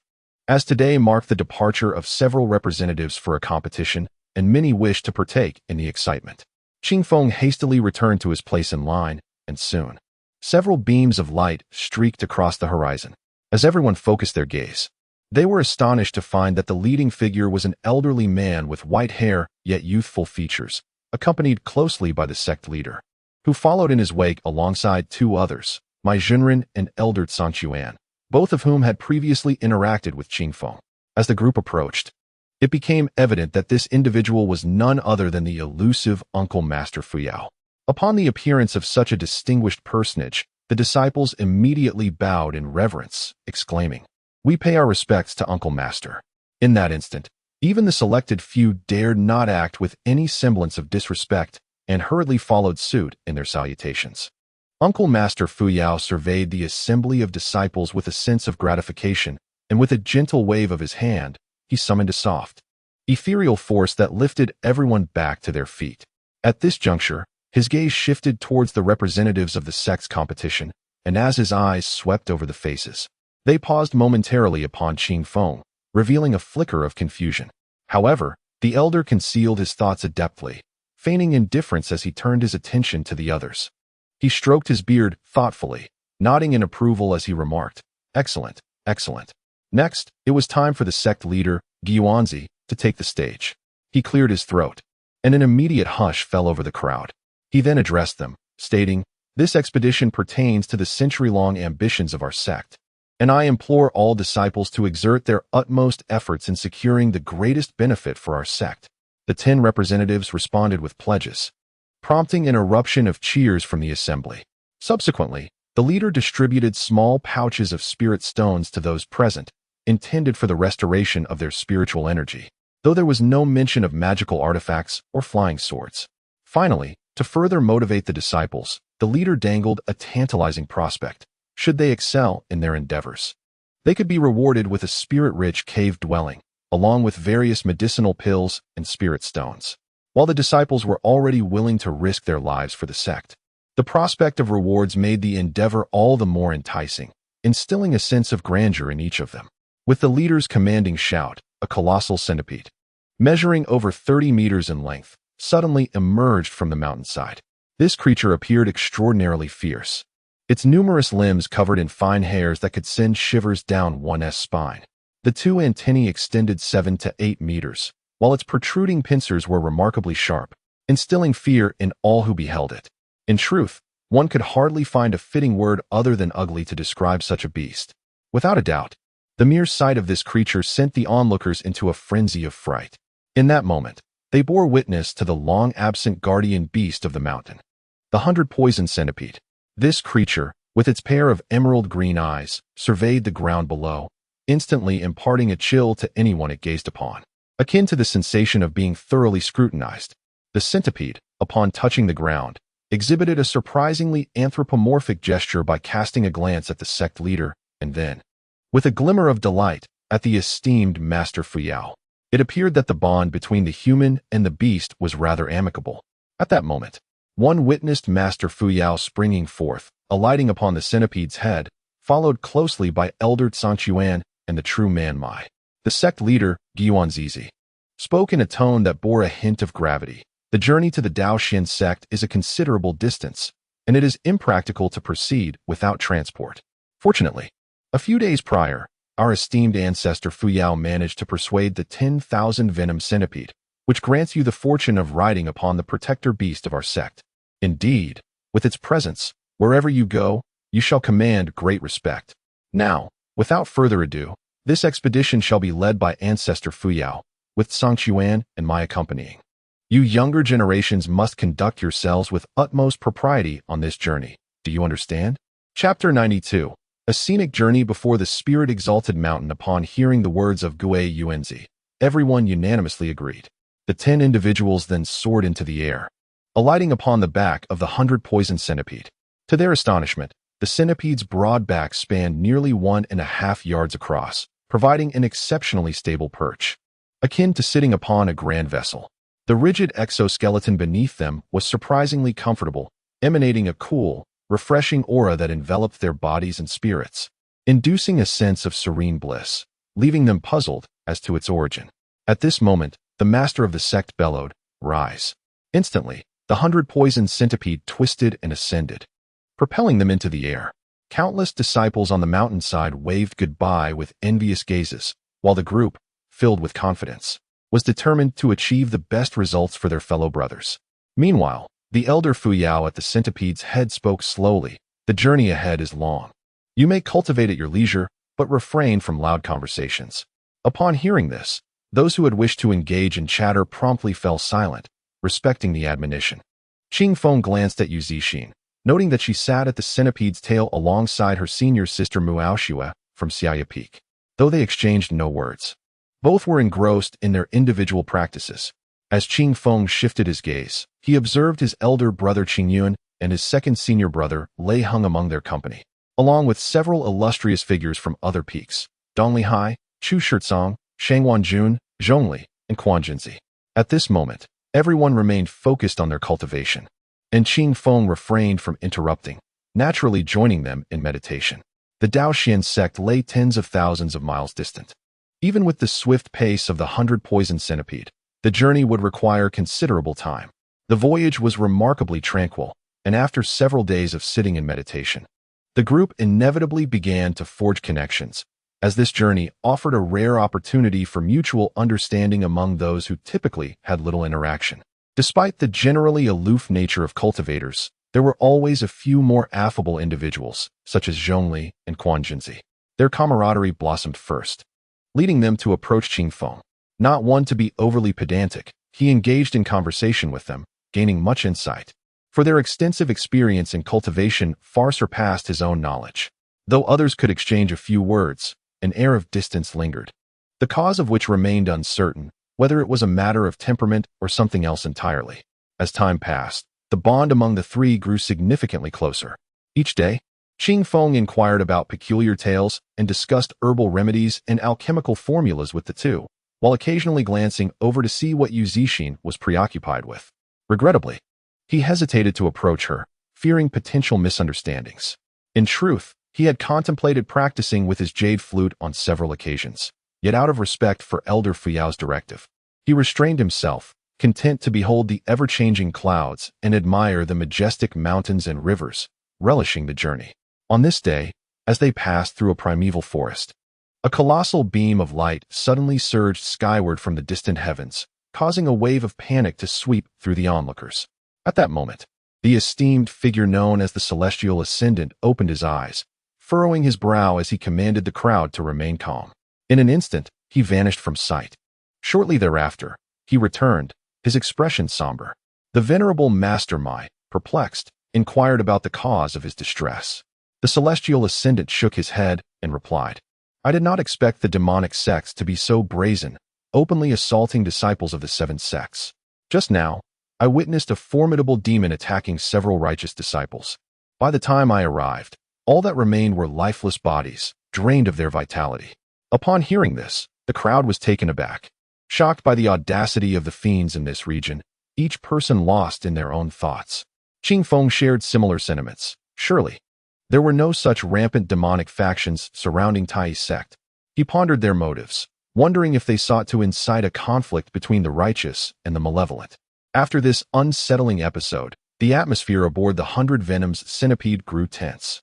And it was not until half a month later that they beheld a magnificent mountain range stretching for thousands of miles. One peak soared into the clouds, its visage obscured, marking the entrance to the Daoxian sect. As the 100 Venoms centipede approached the sect's gates, two elders, their hair white, yet faces youthful, awaited their arrival. The Celestial Ascendant acknowledged them with a nod, and after a brief exchange, they boarded the centipede, ascending the mountain. The spiritual peak of Daoxian's sect was truly magnificent. Within its embrace, countless towering pillars rose majestically into the sky. Each of these pillars housed a modest dwelling, presumably for the disciples' cultivation, with an abundance of spiritual energy that surpassed even that of the celestial summit, making it a true sanctuary for practitioners. Following the two guiding elders for less than a quarter of an hour, they arrived at a vast plaza, carved from the essence of great magical power. This plaza was indeed imposing, spanning several tens of thousands of meters, a testament to the immense labor expended by Daoxian's sect to achieve such grandeur. In the distance, pavilions and grand palaces cascaded across the mountains, while celestial cranes soared through the sky, and ethereal deer roamed the verdant slopes. Witnessing this spectacle, Qingfeng could not help but marvel. Daoxian sect truly deserved its reputation as the foremost sect among the seven, exuding an aura unparalleled by Tai's sect. At that moment, the 100 Venoms centipede touched down upon the plaza, drawing the attention of numerous Daoxian disciples, who gazed in astonishment. However, this expression quickly faded, leaving an air of mystery. Just then, beams of light appeared on the horizon, swiftly descending before the 100 Venoms centipede. Upon closer inspection, it was evident that these figures were of elder status or higher. Under the guidance of the Celestial Ascendant, the disciples of Tai's sect gracefully alighted upon the plaza. Esteemed Master Fuyao, it is an honor to finally meet you. The esteemed leader of the Hunyuan sect is preoccupied with significant matters and cannot greet you at this moment. I kindly ask for your understanding.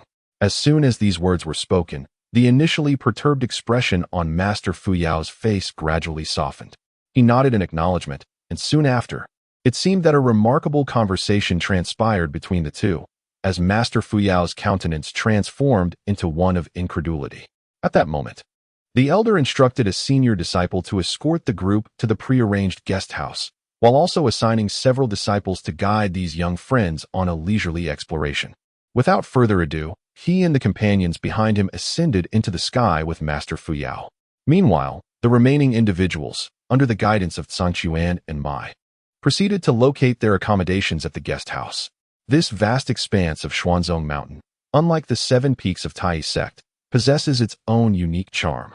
As they followed their guide, they gained a deeper understanding of this place, while the 100 Poison Centipede had already been graciously invited to a more splendid location.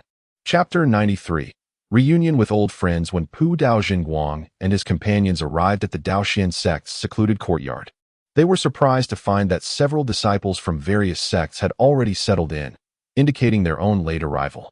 Along the way, familiar faces from different factions exchanged greetings and shared pleasantries, while those with closer ties arranged to meet later for more in-depth conversations. After meandering for a while, they were eventually guided to a charming private courtyard, which was currently adorned with blooming pear blossoms. The numerous pear trees, resplendent in their pristine white flowers, offered a visually delightful experience. The landscape, complete with artificial hills, lush lawns, and babbling brooks, rendered the entire courtyard exquisitely picturesque, reminiscent of a serene vacation retreat. Within the courtyard, there were several rooms, ample enough for each individual to have their own space. And the abundant spiritual energy here surpassed that of Qing Feng's modest quarters by a significant margin. The arrangements made by the Daoxian sect pleased Elder Zhang Quan and Master Mu Yi immensely, and they promptly instructed everyone to select a room and settle in. Elder Feng Hua of the Daoxian sect assured them that once they were well rested, a disciple would come to guide them in exploring the sect's notable scenic spots, ensuring that their visit would be worthwhile. This declaration filled everyone with joy, as the meticulous planning by the Daoxian sect fostered an immediate sense of warmth and familiarity. Qing Feng chose a room at the far end, and to his surprise, he noticed Yu Zxian selecting the adjacent one. Naturally, Mu Ao Shui opted to stay close to Yu Zxian, not thinking much of it. However, amidst the crowd, a pair of piercing eyes cast a resentful glare, none other than Lei Hong. Yet, his expression quickly vanished, hidden beneath a facade that went unnoticed by others. Qing Feng sensed something amiss, but saw nothing out of the ordinary and momentarily dismissed his apprehensions. At that moment, he turned to Yu Zxian and blurted out, "Junior sister, I still have not returned your jade flute." Just as Yu Zxian was about to enter her room, she paused, her expression taken aback. Suddenly recalling the events of that night, an uncharacteristic fluster crossed her face. She glanced at him, her complexion shifting slightly as she replied, "You may keep it for now. You can return it once you have achieved mastery." With that, she entered her room without waiting for Qing Feng to respond.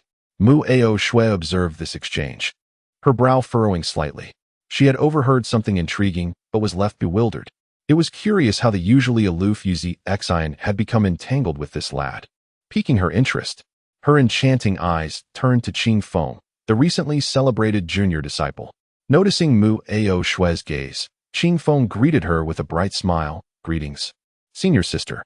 For some reason, her heart softened at the sight of this charming junior, and she nodded in response. They exchanged a few casual remarks before retreating to their respective rooms. As the gentle breeze wafted into the room, it revealed a space meticulously arranged, filled with an array of items that, while not ostentatious, exuded a comforting ambience. He settled himself at the square table, pouring a pot of steaming tea, its fragrant aroma enveloping the atmosphere. The type of tea remained a mystery, yet a single sip lingered on the palate, leaving an enduring aftertaste. Frankly, after a few days, everyone felt somewhat fatigued. Although Qing Feng was in good health, he too felt the weariness creeping in, making this moment an opportune time for a restful slumber. Thus, he reclined on the bed and drifted into a tranquil sleep. Time passed, though he could not ascertain how long. Suddenly, a series of knocks interrupted the stillness. Qing Feng promptly opened his eyes and invited the visitor to enter. Just as he rose, the door swung open to reveal Zhongli, who greeted him with enthusiasm.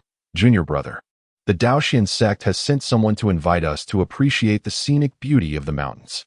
I came to fetch you, so let us depart swiftly." In this manner, without the chance to prepare himself, Qing Feng was pulled out. At the entrance of the courtyard, 2 disciples from the Daoxian sect were already waiting.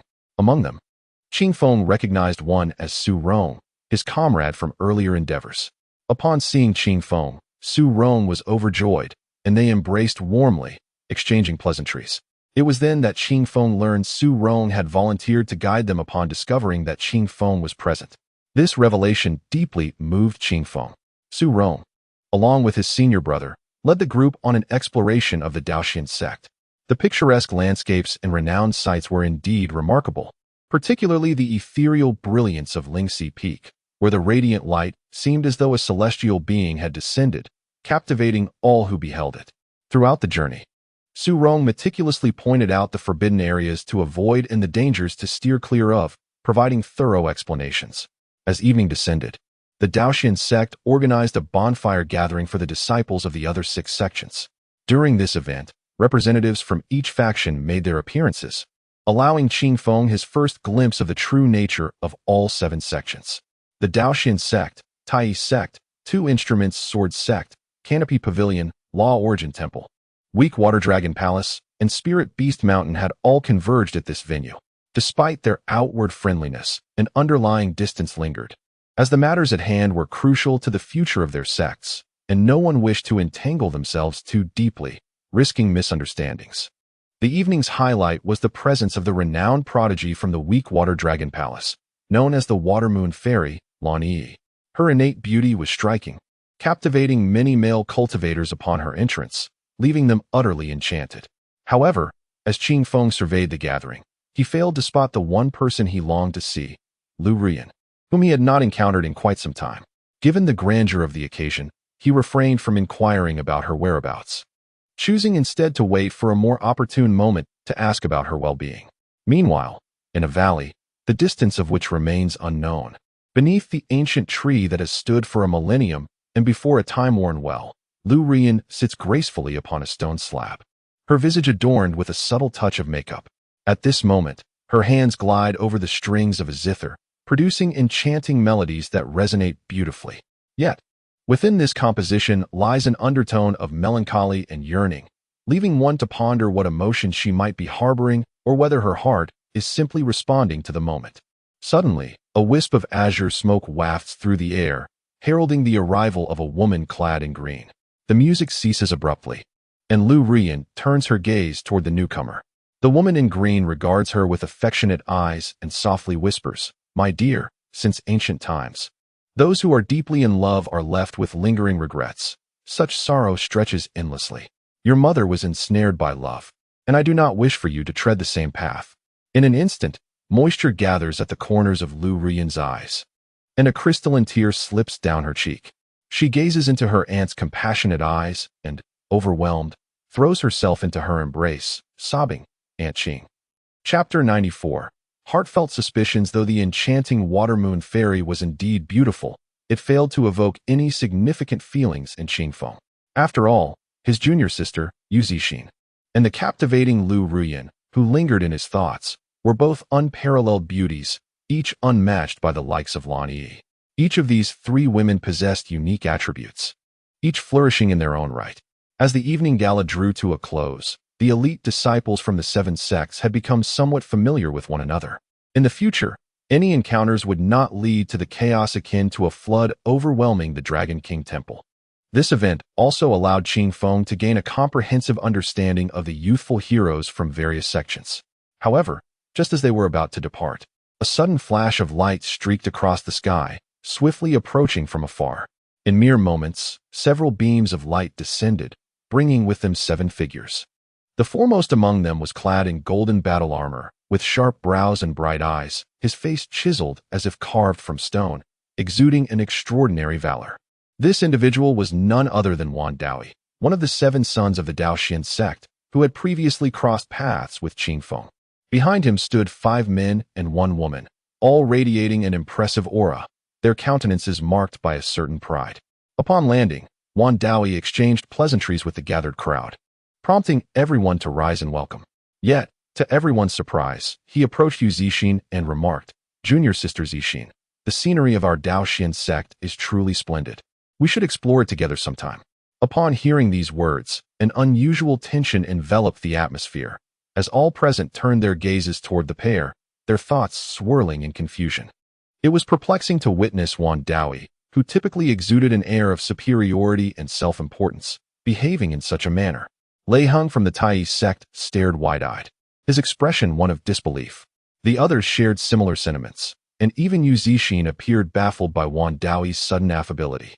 After making his statement, Wan Daoi surveyed the crowd, taking in their expressions, and then burst into laughter, exclaiming, "Do not misunderstand, everyone.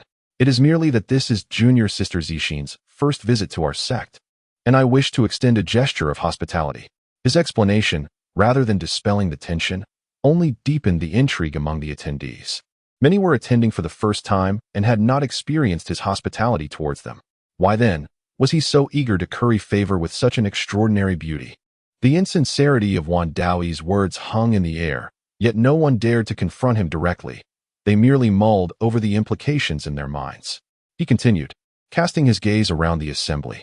The 7 sects are united as branches of the same tree, and you all are the elite of your respective factions. In this upcoming grand competition, I hope each of you will perform admirably, bringing unparalleled glory to your sections. With that, he raised his cup, drinking deeply, and instructed the organizer to ensure everyone was well taken care of. After addressing the crowd for a few more moments, he and his entourage soared into the sky, swiftly vanishing from sight, leaving everyone pondering what further endeavors awaited them at such a late hour. Their departure dampened the spirits of the gathering, prompting the attendees to disperse in silence. On their way back, the members of the Tai sect fell into a contemplative silence, until Mu Aoshua finally broke it with a questioning tone. "Junior Sister, what exactly is the matter with Wan Daoi? Such unusual behavior must surely indicate something amiss. His demeanor does not seem casual at all." Yu Zixin, after a brief moment of silence, furrowed her delicate brows and ultimately shook her head, replying, "Sister, I truly do not understand the situation. I have had a fleeting encounter with Wan Daoi, but it was merely a brief meeting. I cannot fathom why he is so affable now." With questions lingering in their minds, each person contemplated the matter. Meanwhile, Qing Feng felt an inexplicable sense of foreboding, as if something ominous were about to unfold. Lei Hung, on the other hand, wore a grim expression, remaining silent throughout the journey, leaving others puzzled by his demeanor. Upon returning to the secluded courtyard, they each retreated to their respective rooms. Shortly after, Qing Feng heard a gentle knock at the door, revealing none other than Yu Zixin clad in her purple attire. Momentarily taken aback, he was unsure of her purpose for visiting, but as he gestured for her to enter, she subtly shook her head, indicating her desire for him to accompany her outside. Nodding in agreement, Qing Feng followed her into the courtyard. The two walked along a mountain path, enveloped in silence. The moonlight cascaded down upon her, illuminating her porcelain complexion and enhancing her ethereal beauty.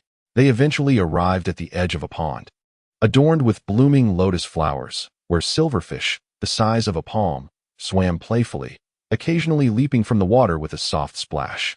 Glancing at the surface of the water, Yu Zixin spoke softly. "Yes, I am here. Is there something troubling you, sister?"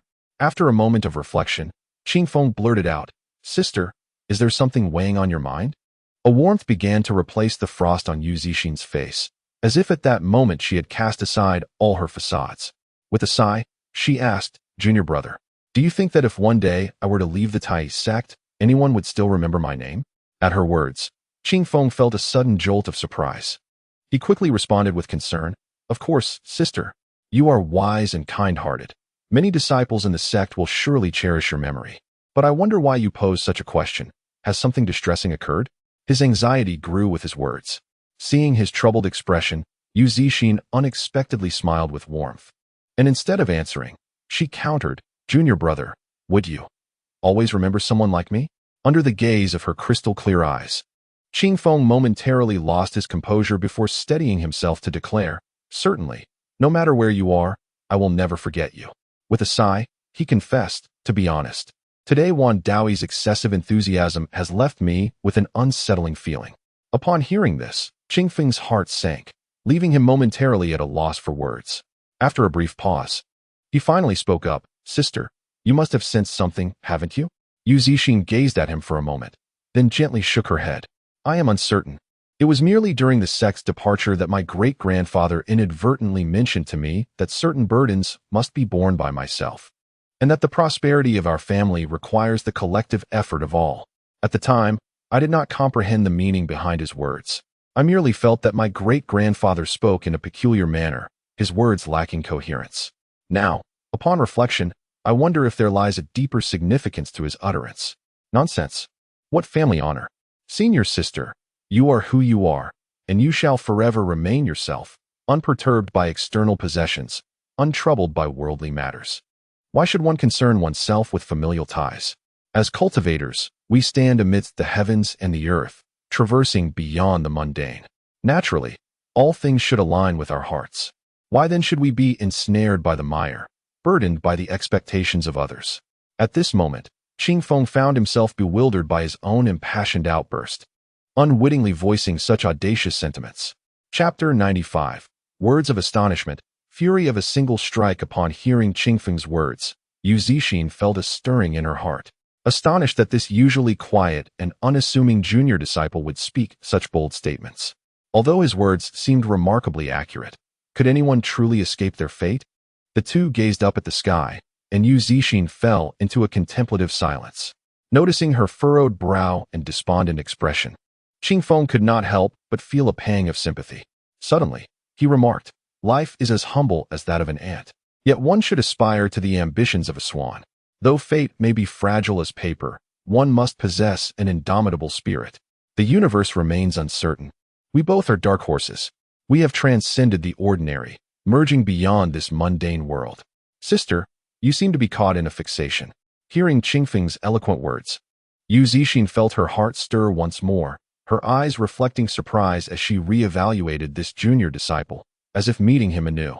At that moment, Qing Feng radiated an extraordinary presence, a certain indescribable aura emanating from him, stirring even the icy pride within Yu Zixin, awakening an unspoken affection in her heart. Realizing this, she quickly turned her head away, secretly scolding herself for her feelings. After Qing Feng spoke, noticing Yu Zixin's silence, a wave of anxiety washed over him. He glanced at her, wondering if his words had been too heavy and had angered her. At that moment, their eyes met, and an electric spark seemed to leap between them, both feeling an inexplicable jolt. In a sudden surge of courage, Qing Feng leaned forward, not knowing if he had lost his mind, and gently cupped Yu Zixin's chin. In her astonished gaze, he leaned in to kiss her rosy lips. Just as their lips were about to meet, a thunderous roar echoed from the sky. A massive bolt of lightning struck nearby, instantly turning an ancient tree into ash. In that instant, Qing Feng snapped back to reality, looking skyward to see a furious figure beneath the storm. It was none other than Master Fuyao. The usually dignified elder was now seething with rage, his countenance a tempest of fury. "Grandfather! Uncle Master!" they exclaimed in unison, their hearts racing with fear. A cold snort rang out from the heavens. "Humph, Zixin. Do you realize the grave mistake you nearly made?" Although Master Fuyao's tone was calm, beneath that calm lay an immense fury. Yu Zixin bit her lip, momentarily at a loss for words. Yet Qing Feng, fueled by youthful passion, looked up and said, "I beseech you, Uncle Master, it is all my fault. I was momentarily lost in madness." Silence. Master Fuyao's eyes blazed with fire, seemingly ready to strike down his disciple on the spot. Yu Zixin was utterly astonished. She had never witnessed her great-grandfather in such a furious state. Confused by the sudden outburst, she could not fathom the reason behind it. Yet his reprimand toward Qing Feng stirred a deep sense of compassion within her. Lifting her head, she spoke with a piercing voice, "Great-grandfather, Zixin is unaware of any wrongdoing." Seeing Yu Zixin daring to retort, the revered elder felt a surge of indignation and could no longer contain himself, exclaiming, "You have secretly been meeting this boy. Do you not realize the grave transgression you have committed?" "What transgression?" "We have acted openly and honestly. I merely invited him here to alleviate my own vexation," Yu Zixin boldly replied, her demeanor reminiscent of her fearless past. "You wretched child."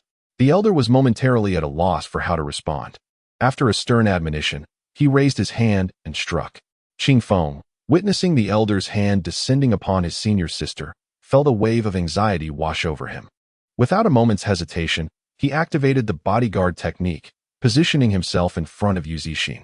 With a resounding crash, the protective barrier around Qingfeng shattered, and he felt an overwhelming force press down upon him, sending him hurtling away.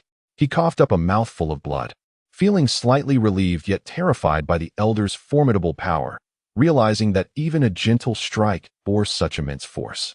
Seeing Qingfeng bleeding and thrown into the air, Yu Zixin's heart filled with fury. Instinctively, she cradled him in her arms, feeling a surge of tenderness at the sight of his condition. The elder, observing this scene, let out a cold snort as clarity dawned upon him. The proximity to the other courtyard had already attracted attention, and a multitude of lights were racing toward them from the horizon. Furthermore, witnessing Qingfeng's plight, he felt a pang of regret, recognizing his own overreaction.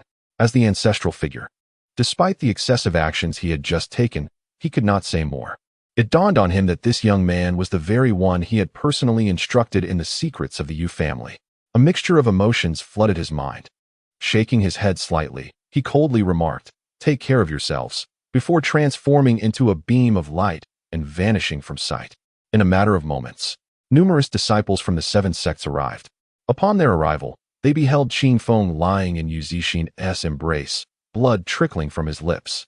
The atmosphere fell into a heavy silence, leaving them uncertain of how to inquire about the situation. When the disciples from Tai's sect arrived and witnessed the scene, they too were taken aback, puzzled as to why the two were together, especially considering the apparent severity of Qingfeng's injuries. Mu Aoshua stepped forward, gesturing for others to assist Qingfeng. She pulled Yu Zixin aside, demanding to know what had transpired. Yu Zixin sighed, realizing that she could not disclose the actual events. Instead, she fabricated a somewhat implausible explanation and departed with Mu Aoshua. Meanwhile, Qingfeng was taken away by others for recuperation, while the disciples of the 7 sects began to speculate amongst themselves about the incident. The following morning, as the gentle breeze of dawn caressed the room, Qingfeng awoke to find Yu Zixin seated at the head of his bed. One hand propped against her forehead, the other resting on the bed, her eyes were gently closed, revealing an evident fatigue. Witnessing this scene, he was inexplicably transported back to their childhood, when they had shared a similar moment. Who would have thought that years later, such a day would still come to pass? A wave of nostalgia washed over him as he observed her eyelashes flutter slightly before she opened her eyes. "You're awake?" Yu Zixin's voice was slightly husky, leaving one to wonder what emotional journey she had traversed the day before to arrive at this state. Qingfeng nodded in response, yet she promptly handed him a bowl of warm congee, urging him to eat. He accepted it eagerly, reminiscent of their younger days, when he recalled that it was she who used to feed him. Chapter 96. The contest begins, intensely after the events of the previous night. A palpable awkwardness lingered between the two, particularly as Qingfeng recalled his impulsive desire to kiss his junior sister, which weighed heavily on his conscience. Fortunately, he was relieved to have refrained from committing such a transgression. Yet, inexplicably, he felt a profound sense of loss, a contradiction within himself that was difficult to articulate. Thus, they remained in silence, with Qingfeng consuming his porridge alone. "I'm sorry." "Thank you." Yu Zixin finally broke the silence. Qingfeng hastily waved his hand, eager to express his remorse, but Yu Zixin shook her head and replied, "Junior brother, it no longer matters who is right or wrong between us. My great-grandfather has summoned me today, and I must not stray from his side." "What?" With a sudden crack, Qingfeng, in his agitation, crushed the bowl in his hand. Yu Zixin glanced over, her eyes reflecting an indescribable emotion. She said nothing further, merely assisting Qingfeng in tidying up the shattered pieces before adding, "I cannot disregard his words. Rest assured, I will return to see everyone when I can." With a forced smile, she bid him farewell and, without waiting for him to respond, opened the door and took to the skies on her sword. Unbeknownst to anyone, as she stepped out, a single crystalline tear escaped from the corner of Yu Zixin's eye. Inside the room, Qingfeng remained, his expression somewhat dazed, feeling an inexplicable emptiness within. Qingfeng's injuries were not severe, and he fully recovered within a couple of days. Yet during this time, he remained in a daze, appearing somewhat absent-minded to outsiders. Zhongli and Quan Zhenzi visited him, exchanging light-hearted banter. Yet both tactfully avoided any mention of Yu Zixin. Before long, 7 days had passed, and the grand competition among the 7 sects commenced with great fervor. Given the multitude of factors at play, Everyone approached the event's organization with utmost caution. In the first round of preliminaries, participants were matched according to their abilities, and Qingfeng found himself placed at the lowest tier of the realm. Although his reputation was less than stellar, this was, in fact, a boon for him. The lower the cultivation level of his opponents, the lesser the pressure he would face. Today, Qingfeng gathered his spirit and focused, casting aside thoughts of Yu Zixin. He trusted her astute intelligence, knowing she would navigate any situation adeptly, especially with her great-grandfather by her side. He doubted anyone would dare mistreat her, even if he was formidable. With these thoughts, he set off early with his fellow disciples. Upon arriving at the competition venue, they were met with a sea of people, all engaged in fervent discussions and scanning the surroundings. The participants wore stern expressions, acutely aware that opportunities like this were rare and that failure to seize them would leave no chance for redemption. Before long, the senior figures of the Daoxian sect gathered, accompanied by the leaders of various factions who arrived at the venue. Soon after, the person in charge of this event delivered an impassioned speech that stirred the hearts of all present. Qingfeng, scanning the surroundings in search of his junior sister, was distracted and absorbed in thought, unaware of the words being spoken. By the time he regained his focus, the competition had already commenced. Regrettably, he had not caught sight of Yu Zixin. With a resigned shake of his head, he was pulled by Zhongli to a platform to observe the contest. On the stage stood two disciples, one clad in a blue Taoist robe, the other wearing a yellow garment adorned with a red lattice monk's robe. The blue-robed man hailed from the Zhangtian View, while the monk was from the Faiwansi. After exchanging names, they engaged in combat. The practitioner from Zhangtian View favored mystical arts, treating weapons merely as accessories. In contrast, the monk from Faiwansi, with a body of adamant, wielded a Zen staff, radiating an array of golden light that created a striking visual impact, though one could only wonder if it was as effective as it appeared. As they clashed, the scene erupted with unparalleled intensity, captivating the audience.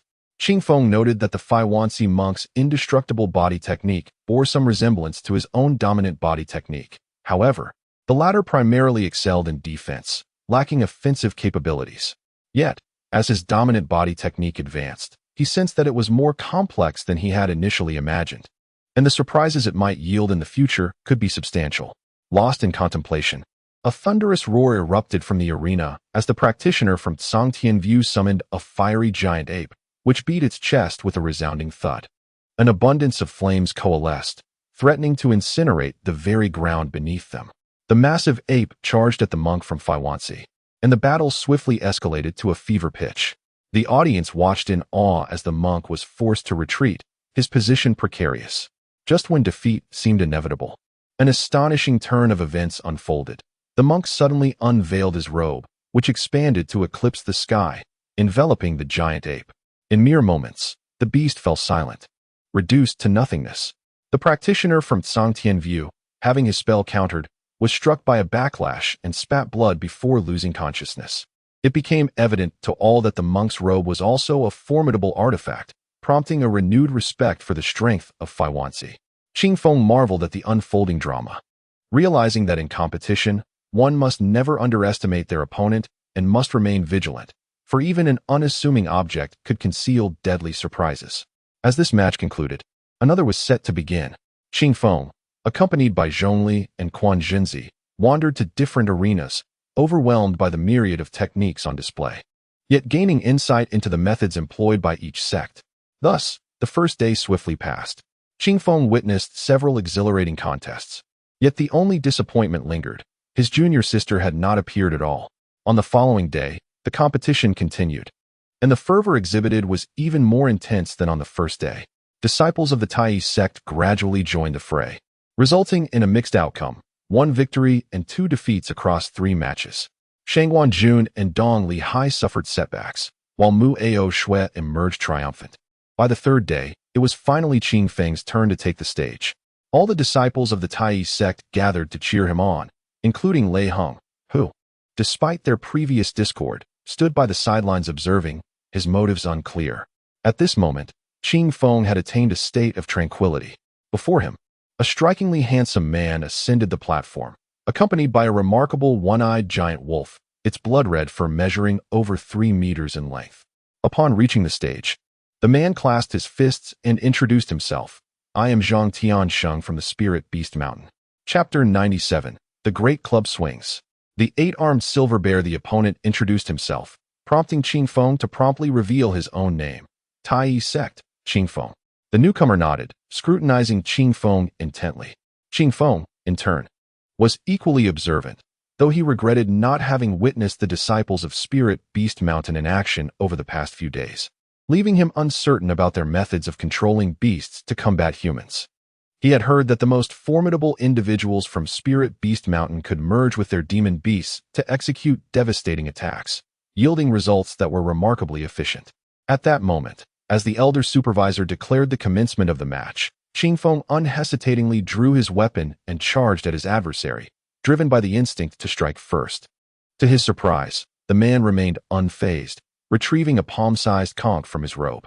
He blew into it, producing a haunting melody that emanated from the shell, ensnaring the minds of those present and enveloping them in an illusory realm. In that instant, the blood-red giant wolf lunged at Qing Feng with its jaws agape. With a mighty roar, Qing Feng regained clarity of mind, but the foul stench of the wolf's breath was upon him, and he could see its razor-sharp teeth with startling clarity. Acting swiftly, he activated the dominating body technique, surrounding himself with protective energy. A sudden rebound force sent the blood wolf hurtling back, thwarting its initial advantage. Meanwhile, the beast controller, Zhang Tiansheng, was filled with confusion. Through days of observation, he had noted that the disciples of Tai Sect primarily wielded flying swords. Yet this young man employed a technique reminiscent of the Vajra shield from the Law Source Temple, wielding a hefty club as his weapon. This deviation from his expectations forced Zhang to reconsider his planned strategy, leaving him somewhat vexed. Qing Feng, however, was undeterred, his focus solely on the battle. The spectators beheld him brandishing the great club, soaring through the air, intent on engaging the Spirit Beast Mountain disciple in close combat. Naturally, the disciple would not allow him to approach unchallenged, promptly summoning his spirit beast to engage Qing Feng in fierce melee. Qing Feng's experience in combat was profound. A mere blood wolf, despite its ferocity, was but a small threat compared to a humanoid beast like Qing Feng. In a matter of moments, he had decisively incapacitated the blood wolf, seizing its head and casting it aside towards the edge of the arena, rendering it utterly devoid of fighting spirit. Zhang Tiansheng, witnessing this scene, was consumed by fury. The blood wolf had been his meticulously nurtured asset for years, and he had never anticipated it could be so easily vanquished. A mix of anguish and embarrassment washed over him as he felt the sting of lost face. Resolving to act, he reached for his waist, and with a determined heart, a mysterious object leaped from a green pouch, instantly obscuring the arena. At that moment, Qing Feng had already closed in on Zhang Tiansheng. Believing that the cultivators of Spirit Beast Mountain were merely superficial in their prowess, intent on delivering a decisive blow to end the confrontation. Unexpectedly, at that moment, an unforeseen complication arose as an object suddenly materialized before him. Before he could react, that entity struck him with a forceful slap, sending him soaring through the air. Qing Feng tumbled several times before finally stabilizing his descent. As he cast his gaze forward, he beheld a colossal figure standing resolutely not far from him, a creature towering at least 10 meters high. The onlookers were equally astonished by this sudden turn of events, realizing that the disciples of Ling Beast Mountain possessed hidden cards, and this particular card appeared to be exceedingly formidable. Before Qing Feng, within a mere 10 paces, stood a massive bear, entirely devoid of any stray hair, its silvery white coat gleaming, and remarkably endowed with powerful arms. The members of Tai Sect, upon sighting this beast, could not help but express their concern for Qing Feng. Some recognized it as the 8-armed silver bear. Fortunately, it was still a juvenile, having only developed 4 arms. Yet even so, its strength seemed to have reached the 4th tier of monstrous beasts. After all, this creature was far more formidable than the blood wolf. In comparison, the wolf appeared merely as an appetizer. The bear's countenance was fearsome, marred by a scar that bisected its face, and its elongated fangs, measuring half a meter, protruded beyond its lips, continuously dripping with saliva, suggesting it was no benign creature. Its emergence sparked a lively debate among the spectators, who began to argue over the significance of a spirit beast's appearance. Qing Feng, rendered speechless, could palpably sense the menacing aura emanating from the massive silver bear, which clearly indicated its history of bloodshed. To speak candidly, Qingfeng himself had slain numerous colossal monstrous beasts, not to mention the ancient ferocious creatures in the Candle Dragon Abyss. He had also vanquished a Tinzhonglong rooster-crested golden-winged serpent in the Rainy Night Forest. In terms of size, none of these creatures were smaller than this one. Yet in terms of sheer intimidation, this beast was unparalleled, exuding a savage demeanor that instilled a sense of dread. Fortunately, the bloodthirsty energy within Qingfeng was formidable as well. So he felt undaunted. With a hefty club in hand, he charged forward. At that moment, Zhang Tianxing also sprang into action, leaping onto the shoulder of the gigantic bear. In his hand, he now wielded a flute, pristine and as white as jade. As the notes resonated, the silver bear instantly became agitated, swinging its massive paws towards Qingfeng. He deftly dodged, raising his club to retaliate, only to discover that the bear's thick fur could absorb the impact. His tremendous force barely registered against its resilient body. Indeed, this creature was remarkably tough. Had it been any other entity, the blows delivered by Qingfeng would have sent it tumbling, if not incapacitated. Yet this beast, seemingly unfazed, unleashed its multiple arms with wild abandon, leaving Qingfeng in a state of disarray, ultimately landing a punch that sent him flying once more. Upon hitting the ground, although he sustained no serious harm, he dared not underestimate his opponent any further. At this moment, Zhang Tianxing let out a cold laugh, tauntingly declaring, "You disciples of the sword sect should practice your swordsmanship instead of being a nuisance here. Allow me to teach you a lesson." Upon finishing his words, the colossal bear charged forth with a primal ferocity. Upon hearing this, Qingfeng felt an overwhelming surge of anger, pondering how a mere beast tamer could dare to comment on matters beyond his domain. This audacious fellow was far too arrogant. If he did not receive a proper lesson today, he would surely become insufferable in the future. With this thought, Qingfeng advanced rather than retreating, gripping his hefty staff with resolute determination. In the next moment, he soared into the air, the staff emanating a radiant glow as it struck towards the silver bear. The two soon became entwined in a fierce struggle, with the bear occasionally attempting to launch sneak attacks on Qingfeng, which became a source of considerable annoyance. Yet, this was the remarkable aspect of the Spirit Beast Mountain. The summoned beasts not only inflicted damage upon their foes, but their masters could also channel their powers to engage in combat, essentially creating a 2-against-1 scenario. Who could resist such an advantage? It was rumored that formidable individuals could tame multiple battle pets simultaneously, creating a spectacle of unparalleled might. However, Qingfeng remained undaunted. Instead, he found his spirit invigorated with each clash, and after some time, he began to discern the weaknesses of this combat beast. Chapter 98. The Compass of Departure. Phoenix soars through the 9 heavens in the midst of the fierce battle. Qingfeng discerned that the 8-armed silver bear was not only formidable, but also impervious to pain. The lion's share of its power was attributed to its master, Zhang Tianxing, who wielded considerable control over it. Thus, the creature's Achilles' heel lay in its master. Contemplating his strategy for victory, Qingfeng contemplated 2 possible courses of action. First, to directly vanquish the colossal beast. Second, to subdue Zhang Tianxing, which might lead to the beast's surrender without further conflict. Resolute in his thoughts, Qingfeng ceased his passive defense and launched a counterattack, intent on neutralizing Zhang Tianxing before addressing the bear. However, the young man appeared to have anticipated Qingfeng's intentions, engaging in a game of hide-and-seek. Several times, Qingfeng nearly captured him, yet he always managed to evade. The art of evasion was the forte of the Spirit Beast Mountain, as those who trained beasts often devoted their entire focus to the care and cultivation of their creatures, leaving their own martial abilities somewhat lacking. In this regard, the art of escape was unparalleled, a technique meticulously studied within their sect. As Qingfeng observed Zhang Tianxing's slippery maneuvers, he steeled himself and wielded his club with fervor, aiming to secure victory amidst the chaos. Yet, he found himself outmaneuvered, as the young man seemed to have foreseen his every move, causing the silver bear to retreat further into its defenses. Faced with this predicament, Qingfeng was left with no choice but to confront the behemoth head-on. Before long, the bear unleashed a torrent of silver light, freezing everything it touched. Qingfeng deftly avoided several of these attacks, but the creature seemed to revel in its newfound prowess, launching its icy projectiles with increasing frequency, complicating Qingfeng's approach. In desperation, Qingfeng altered his technique and summoned the Eight Desolations water dragon technique. The countless water elements in the surroundings coalesced into a formidable water dragon, approximately 30 feet long, which roared into existence, startling the silver bear. Qingfeng inwardly chuckled at the irony. To him, this water dragon was but a fade, lacking true potency.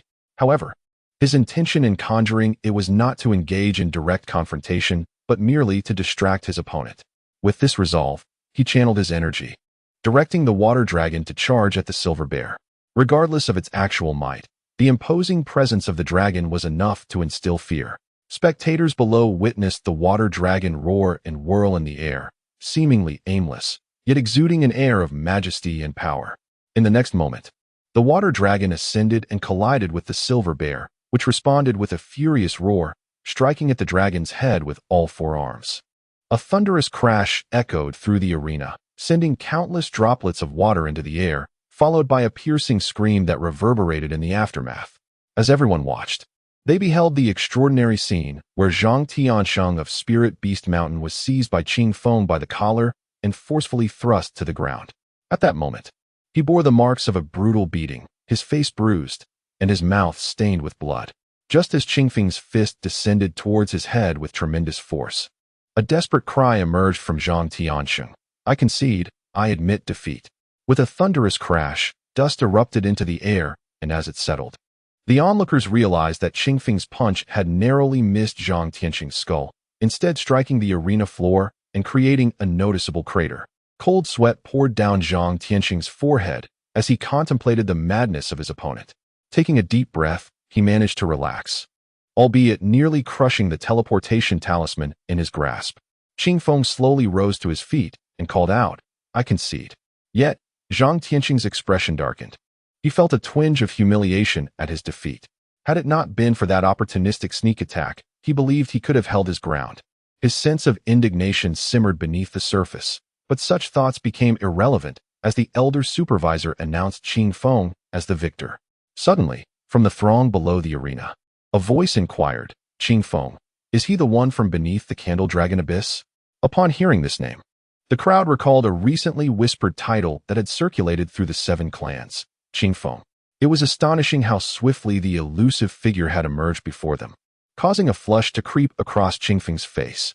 In an instant, many sought to befriend him, leaving Qingfeng feeling quite overwhelmed. In the days that followed, the preliminary matches grew increasingly intense, with Tai Sect managing a modest record of 6 wins and 4 losses. Qingyun, Qingfeng, Mu Aoxue, Yu Zixin, Zhongli, and Lei Heng emerged victorious, while the remaining competitors faced unfortunate defeats, serving merely as a backdrop. On the day Qingfeng witnessed Yu Zixin take the stage, he felt a sense of relief upon seeing her well, though she did not cast a glance in his direction. After the match, she hurried away, leaving him no opportunity for an encounter.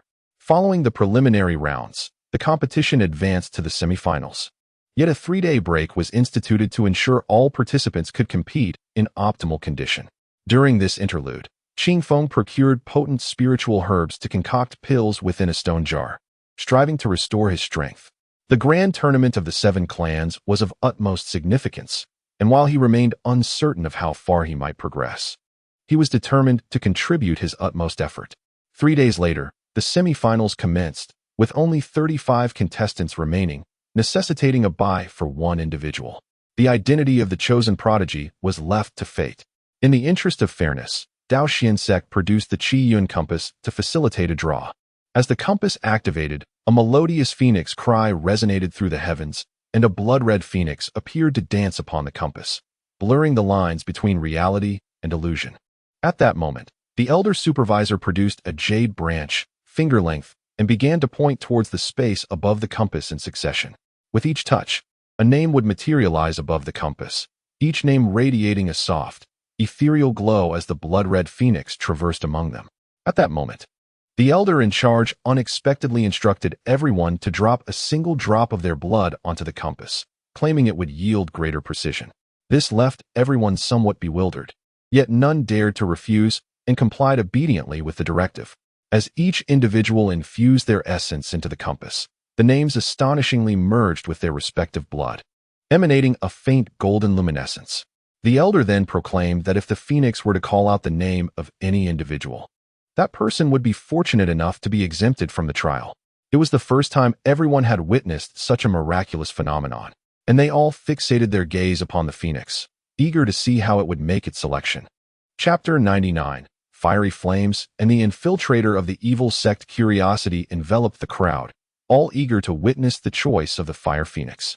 In that moment, it unfurled its sharp beak and released a delicate stream of flames, within which shimmered a golden radiance, rendering the fiery brilliance extraordinary. The flames, with their searing intensity, caused blood to rapidly desiccate. Then, a remarkable scene unfolded. As the blood vaporized, it left behind a luster, a testament to the essence of the cultivator embedded within it. Through relentless scorching, some of this luster manifested in shades of red, others in yellow, and some in green, corresponding to their respective elemental forces and unique spiritual roots. In but a brief span, the blood rain suspended above the compass dwindled to only the essence of Qing Feng and another individual.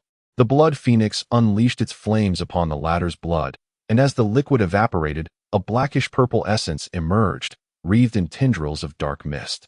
This spectacle left the onlookers bewildered, prompting the elder in charge to bellow, "Seize that person. Do not let the infiltrator of the evil sect escape." Startled, the individual in question panicked, and before anyone could react, he soared into the sky, fleeing wildly from the mountain's edge. Whether it was the Dao Xian sect's foresight or mere coincidence, individuals swiftly ascended in pursuit, and soon the air was filled with flickering lights and the sounds of explosions. Instantly, all eyes were drawn to that chaotic scene, their minds swirling with confusion.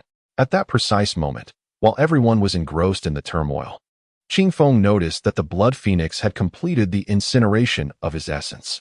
In that instant, he beheld a blue beam lingering amidst his blood, entwined with three distinct auras: blood red, purple, and a faint black. These energies spiraled together, coiling around the blue light.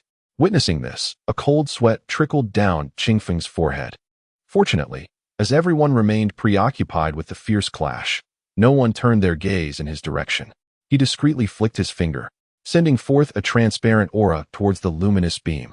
When the crowd finally turned their attention back to the last drop of blood, they were met with a sudden pop, and all traces vanished into thin air. The blood phoenix emitted a cry and swiftly disappeared from sight. The elder, equally focused on the unfolding chaos, turned to the compass upon hearing the phoenix's call. With a wave of his hand, the compass rapidly shrank into a palm-sized jade box, which he tucked away into his robes. At this juncture, Qing Feng exhaled a sigh of relief.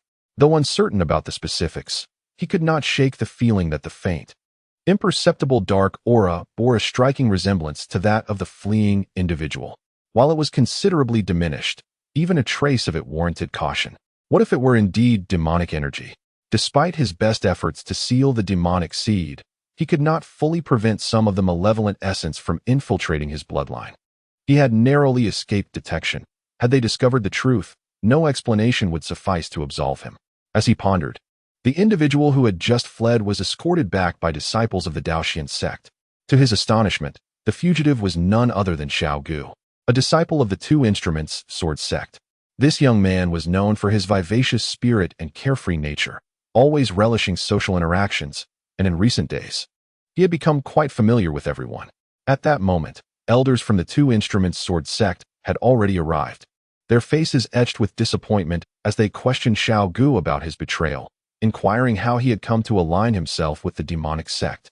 In stark contrast to his usual nonchalance, Xiao Gu bore a bitter smile and lamented, "Cultivation is arduous, more challenging than ascending to the heavens. I am not young anymore. Yet the sect's resources for training are disproportionately scarce, leaving me unable to make significant progress. Thus, I was seduced by the demonic disciples, straying onto an irrevocable path." Upon hearing this, the elder from the Two Instruments sword sect's expression soured, and in a fit of anger, he retorted, "Wretched disciple, rather than seeking the fault within yourself, you dare to blame the sect. I fear you are beyond redemption." With that, without waiting for Xiao Gu to retort, the elder pointed a finger at him, causing Xiao Gu to lose consciousness. The elder then seized him by his clothing and ascended into the skies. The entire scene unfolded so swiftly that the onlookers barely had time to react before the principal figure vanished.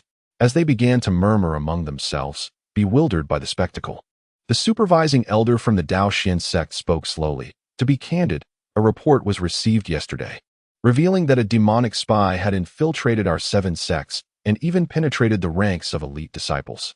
This has drawn significant concern from the elders, prompting us to verify the accuracy of this information. Hence, today we employed the Blood Phoenix technique to discern any practitioners of the demonic arts among you. To our dismay, we indeed uncovered such a disciple. Today's display serves as a cautionary tale. The 7 sects possess numerous methods, and once one strays into the demonic path, no matter how adept you may be, evasion from the scrutiny of the 7 sects is utterly impossible. Upon hearing these words, expressions of shock spread across the faces of the gathered individuals, and a sense of lamentation filled their hearts.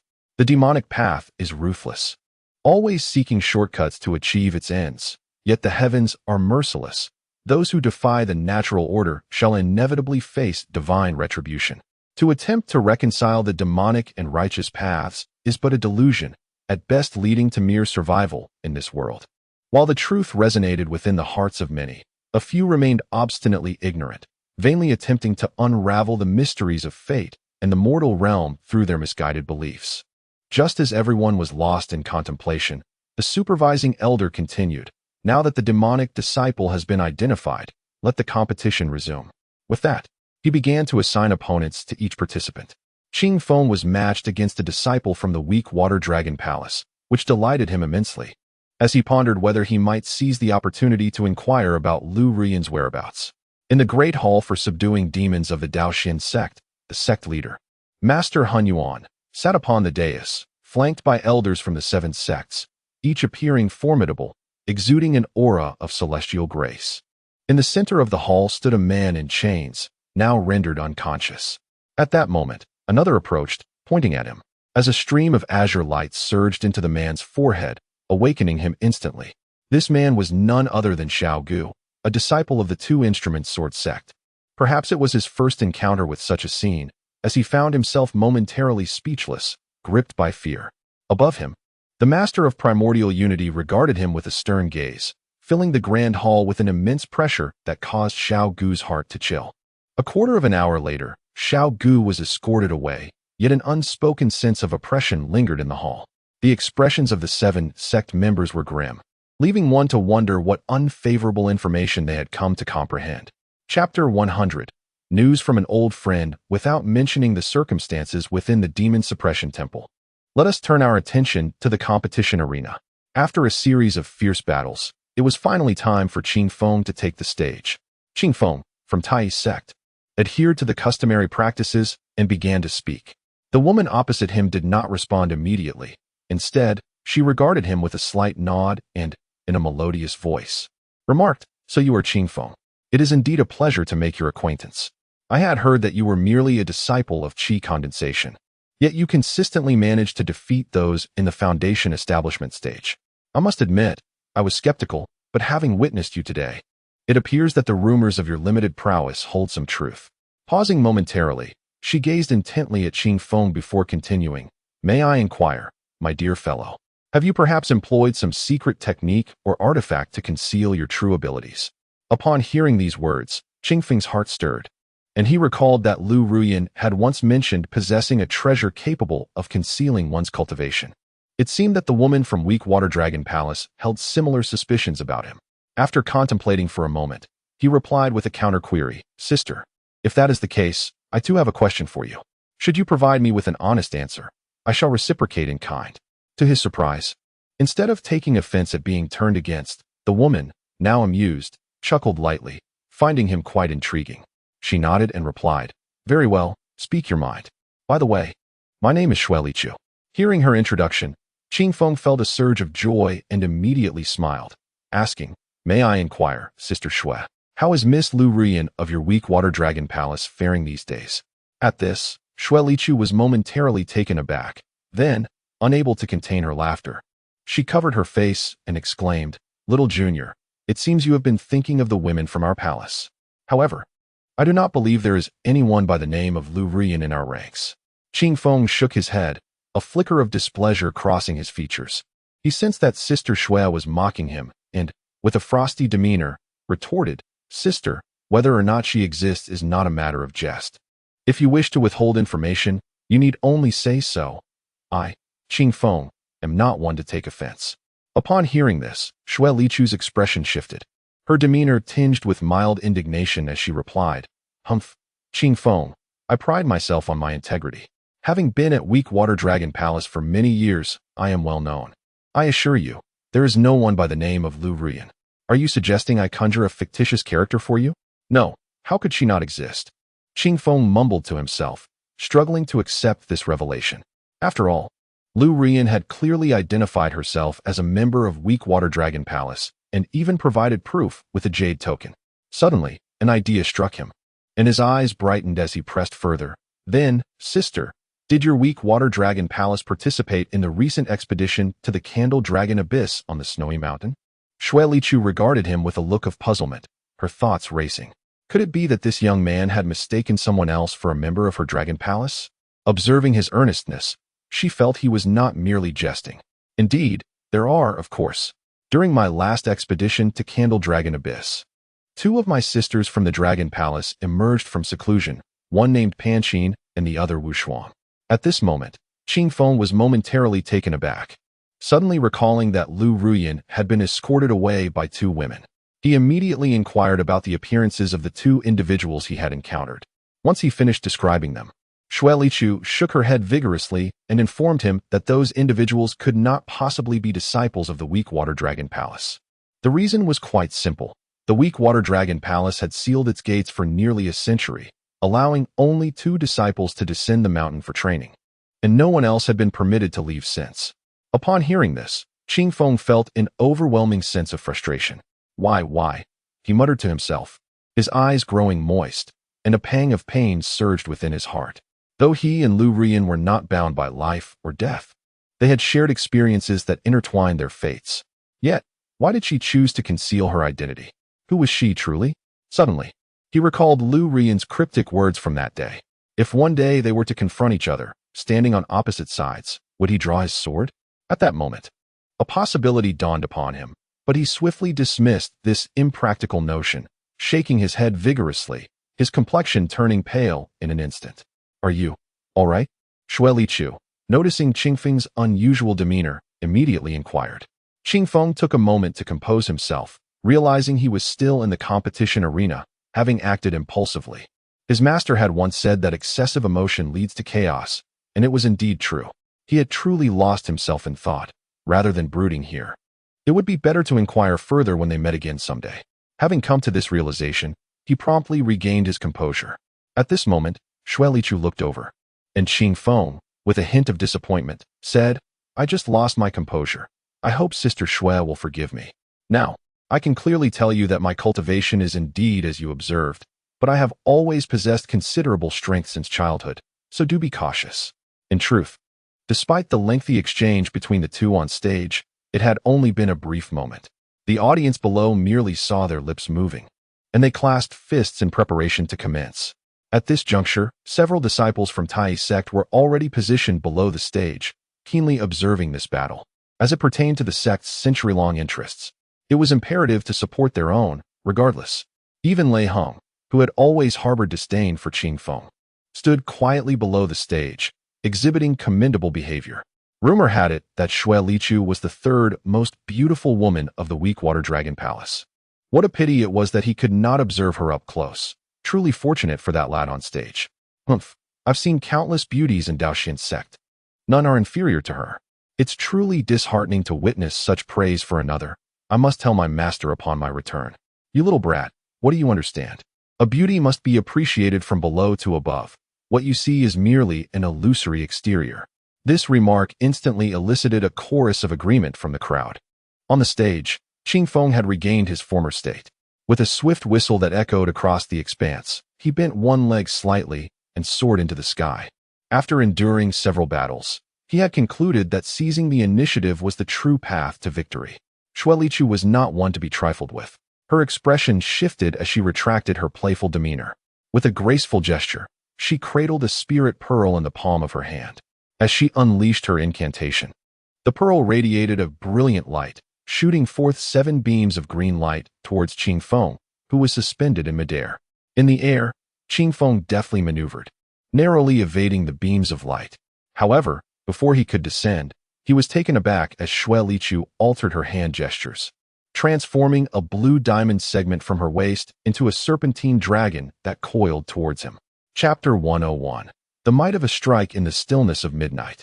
Amidst the vast expanse of the air, Qing Feng was taken aback by the myriad tactics employed by Xue Liqiu, as he found himself ensnared by the azure diamond-shaped segment. In that moment, he felt as though he were bound tightly, unable to move. Humph, even with your sheer brute strength, you shall not escape the grasp of my heavenly silk, he thought defiantly. Xue Liqiu, shedding her earlier appearance of fragility, unleashed the spirit pearl with a powerful strike aimed directly at Qing Feng's face. In a split second, as Qing Feng was trapped and saw the pearl hurtling towards him with immense force, he activated his mystical powers and let out a roar. To everyone's astonishment, he managed to forcefully widen the dragon-like form created by the heavenly silk, almost to the point of breaking it if he did not retract soon. Xue Liqiu was taken aback, but with a swift change of hand gestures, the dragon immediately released its hold on Qing Feng, only to whip its tail back towards him. Qing Feng quickly summoned a protective shield, encasing himself securely within. At that moment, the spirit pearl struck, resonating with a thunderous boom that made the entire bell-shaped shield tremble. Previously, this shield had withstood an onslaught of immense force without budging, demonstrating the sheer strength of the attack. In that instant, Qing Feng was propelled backward by the overwhelming power, landing on the ground, utterly defeated. Their first encounter, though brief, had showcased a variety of techniques, allowing Qing Feng to gain a deeper appreciation for the formidable abilities of this enchanting woman. "Ah, you possess the golden bell shield of the Dharma Source Temple," Xue Liqiu remarked with surprise. Below the arena, several disciples of the Dharma Source Temple shook their heads, with one hastily explaining, "It is merely a resemblance."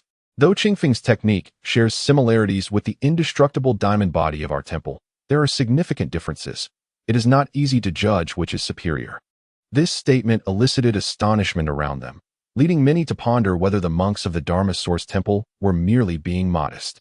Ultimately, the consensus leaned towards the belief that they were indeed humble, as the indestructible diamond body was a renowned secret technique and one of the temple's 3 ultimate skills, making any comparison quite evident. Back on the arena, Qing Feng furrowed his brow, contemplating the unique prowess of the elite from the 7 sects, realizing that none should be underestimated. At that moment, he resolved to brace himself, leaving no room for carelessness. With this thought, he drew forth a short staff from his back, and with a flick of his hand and a surge of mental focus, the staff transformed into a formidable rod of approximately 1.5 meters in length. Xue Liqiu summoned the spirit pearl once more. It darted forth with astonishing speed that left spectators in awe. Qing Feng could only hear the thunderous sounds resonating from his protective bell shield, as he caught a fleeting glimpse of the spirit pearl whizzing past with remarkable swiftness. In that critical moment, Qing Feng clasped his hands together, performing intricate gestures, and then shouted, "In all things under heaven, only speed is unbreakable, only strength can shatter." With that proclamation, he swung the mighty rod, striking the rapidly moving spirit pearl, which was sent flying away with a swift whoosh. Xue Liqiu's expression changed abruptly as she altered her technique, causing the orb to halt its movement and return to her. However, Qing Feng let out a cold snort and launched another attack with his heavy staff. Despite the orb's speed, it was consistently targeted by Qing Feng, leaving Xue Liqiu perplexed. Typically, this maneuver of hers was infallible. Little did she know that when Qing Feng struck the orb for the first time, he had already infused it with innate purple energy, enabling him to detect and intercept it regardless of its swiftness. As Qing Feng closed in, Xue Liqiu began to feel panic rising within her. Her beautiful eyes revealed a grave seriousness, and in the next moment, she summoned the Huntian Ling. The moment it stirred, it disrupted the flow of the heavens, emanating a heavy aura of chaos. This chaotic essence was immensely oppressive, making Qing Feng feel as if he were sinking into a quagmire. At that moment, the orb took the opportunity to launch another assault, but Qing Feng suddenly vanished from sight. Witnessing this, Xue Lichu's heart sank. She realized Qing Feng must have employed some extraordinary technique to conceal himself. Before she could ponder further, her eyes blurred, and a dazzling golden staff came crashing down towards her head. The proximity was so close that she could hardly react. She intended to summon a powerful artifact, but it was already too late. She felt an overwhelming force bearing down upon her, and if she did not concede, she would undoubtedly be struck. In a fleeting thought, she crushed the teleportation jade talisman in her hand. With a pop, she vanished from her location. Meanwhile, Qingfeng's staff struck down with immense force, creating a massive crater of approximately 4 to 5 meters wide on the arena. Debris flew in all directions, and smoke billowed into the air. However, many spectators, caught off guard by the speed of events, did not realize that Xue Lichu had been teleported away. They mistakenly believed she had been knocked out by Qingfeng's strike, erupting in a chorus of condemnation against him for his ruthless actions. As the dust settled, it became clear that the crater contained only rubble, with no trace of Xue Lichu. Yet, she emerged from behind, her face a mask of frost, glaring at Qing Feng with eyes filled with ire. Qing Feng, observing her expression, scratched his head in confusion. Little did she know, he had intentionally moderated his speed and strength, or else she would not have had the chance to escape at all.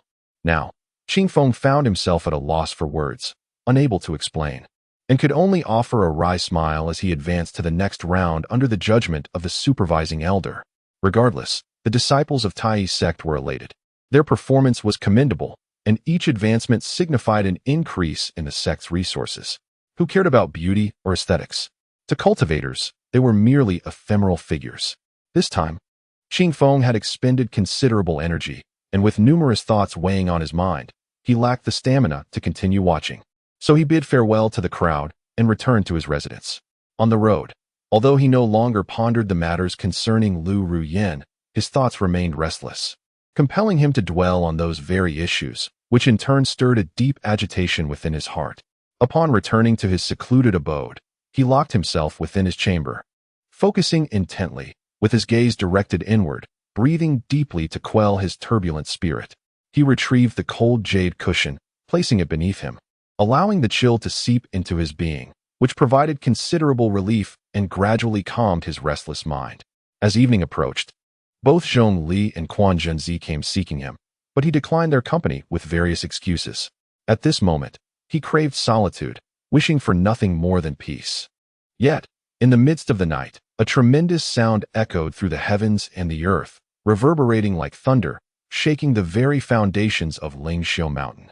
In that instant, countless disciples were jolted from their slumber, including Qing Feng. When he rose and stepped outside, he beheld a multitude of radiant beams converging towards a singular point in the sky. Chapter 102. The Emergence of the Secret Treasure, the Millennium Dragon Fish. At this moment, the disciples of Tai's sect gathered outside the courtyard, exchanging puzzled glances and inquiring into the cause of the commotion, yet all wore expressions of helplessness and ignorance. United in curiosity, they turned their gaze toward the horizon, where countless beams of sword light vanished into the distance, leading to a collective decision to investigate the spectacle. A group of 9 swiftly took to the skies, soaring upward. Upon reaching the midair, they followed the luminous sword lights, circling around the front mountain and arriving at the rear mountain.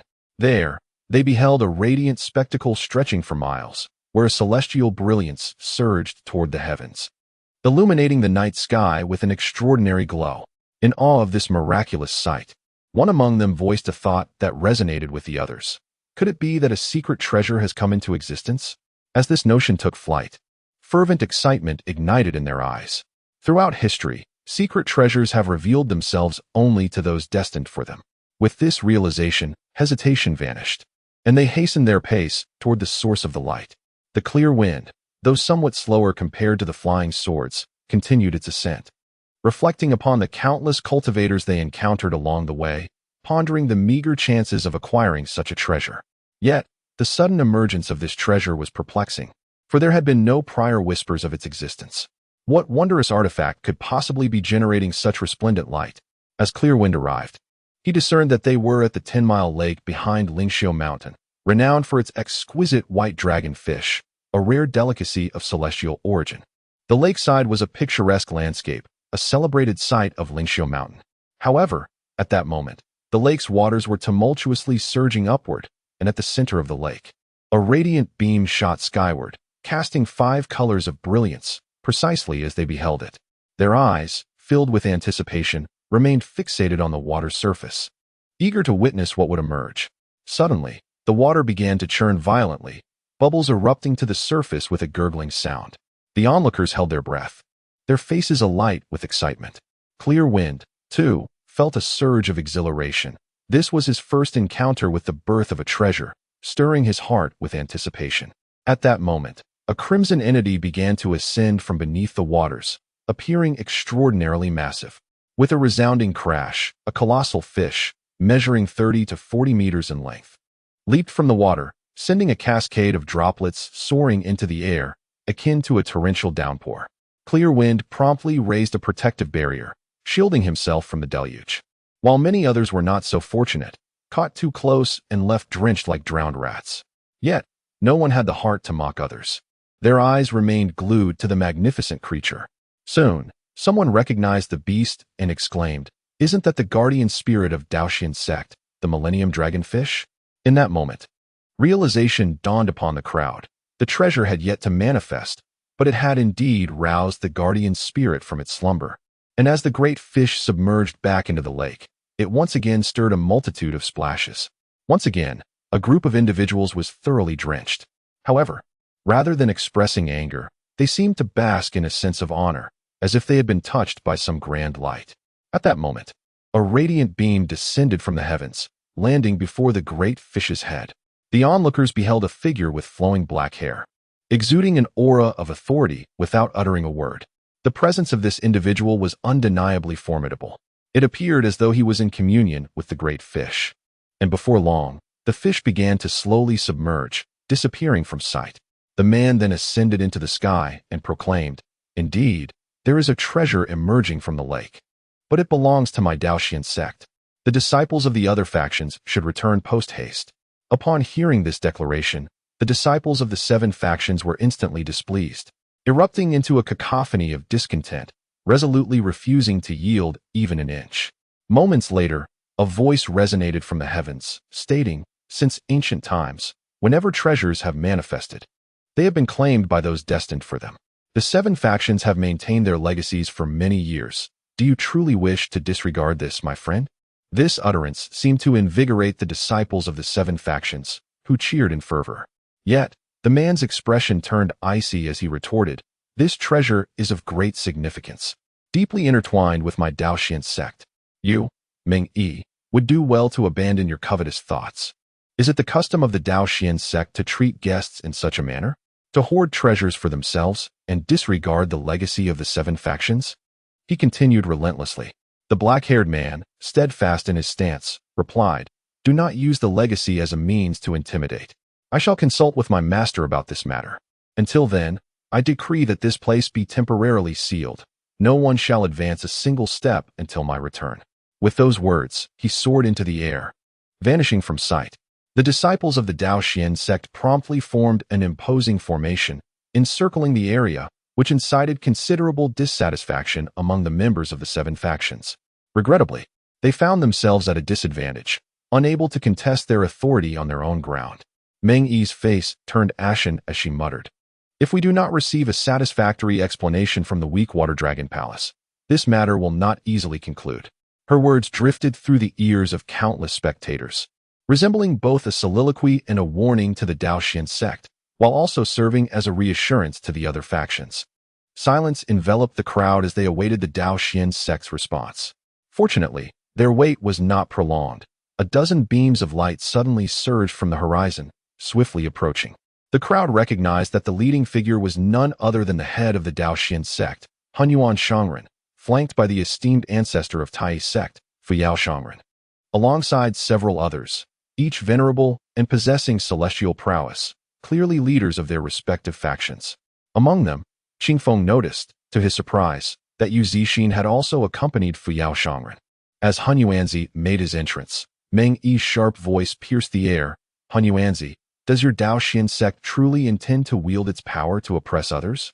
At these words, all eyes turned towards her, particularly those of the 7 factions, which were now even more invested in the unfolding drama. Upon hearing these words, the primordial being did not display the expected fury. Instead, he offered a faint smile and remarked, "Sister Mingyi, it has been many years since we last met. Yet your temper remains as fiery as ever.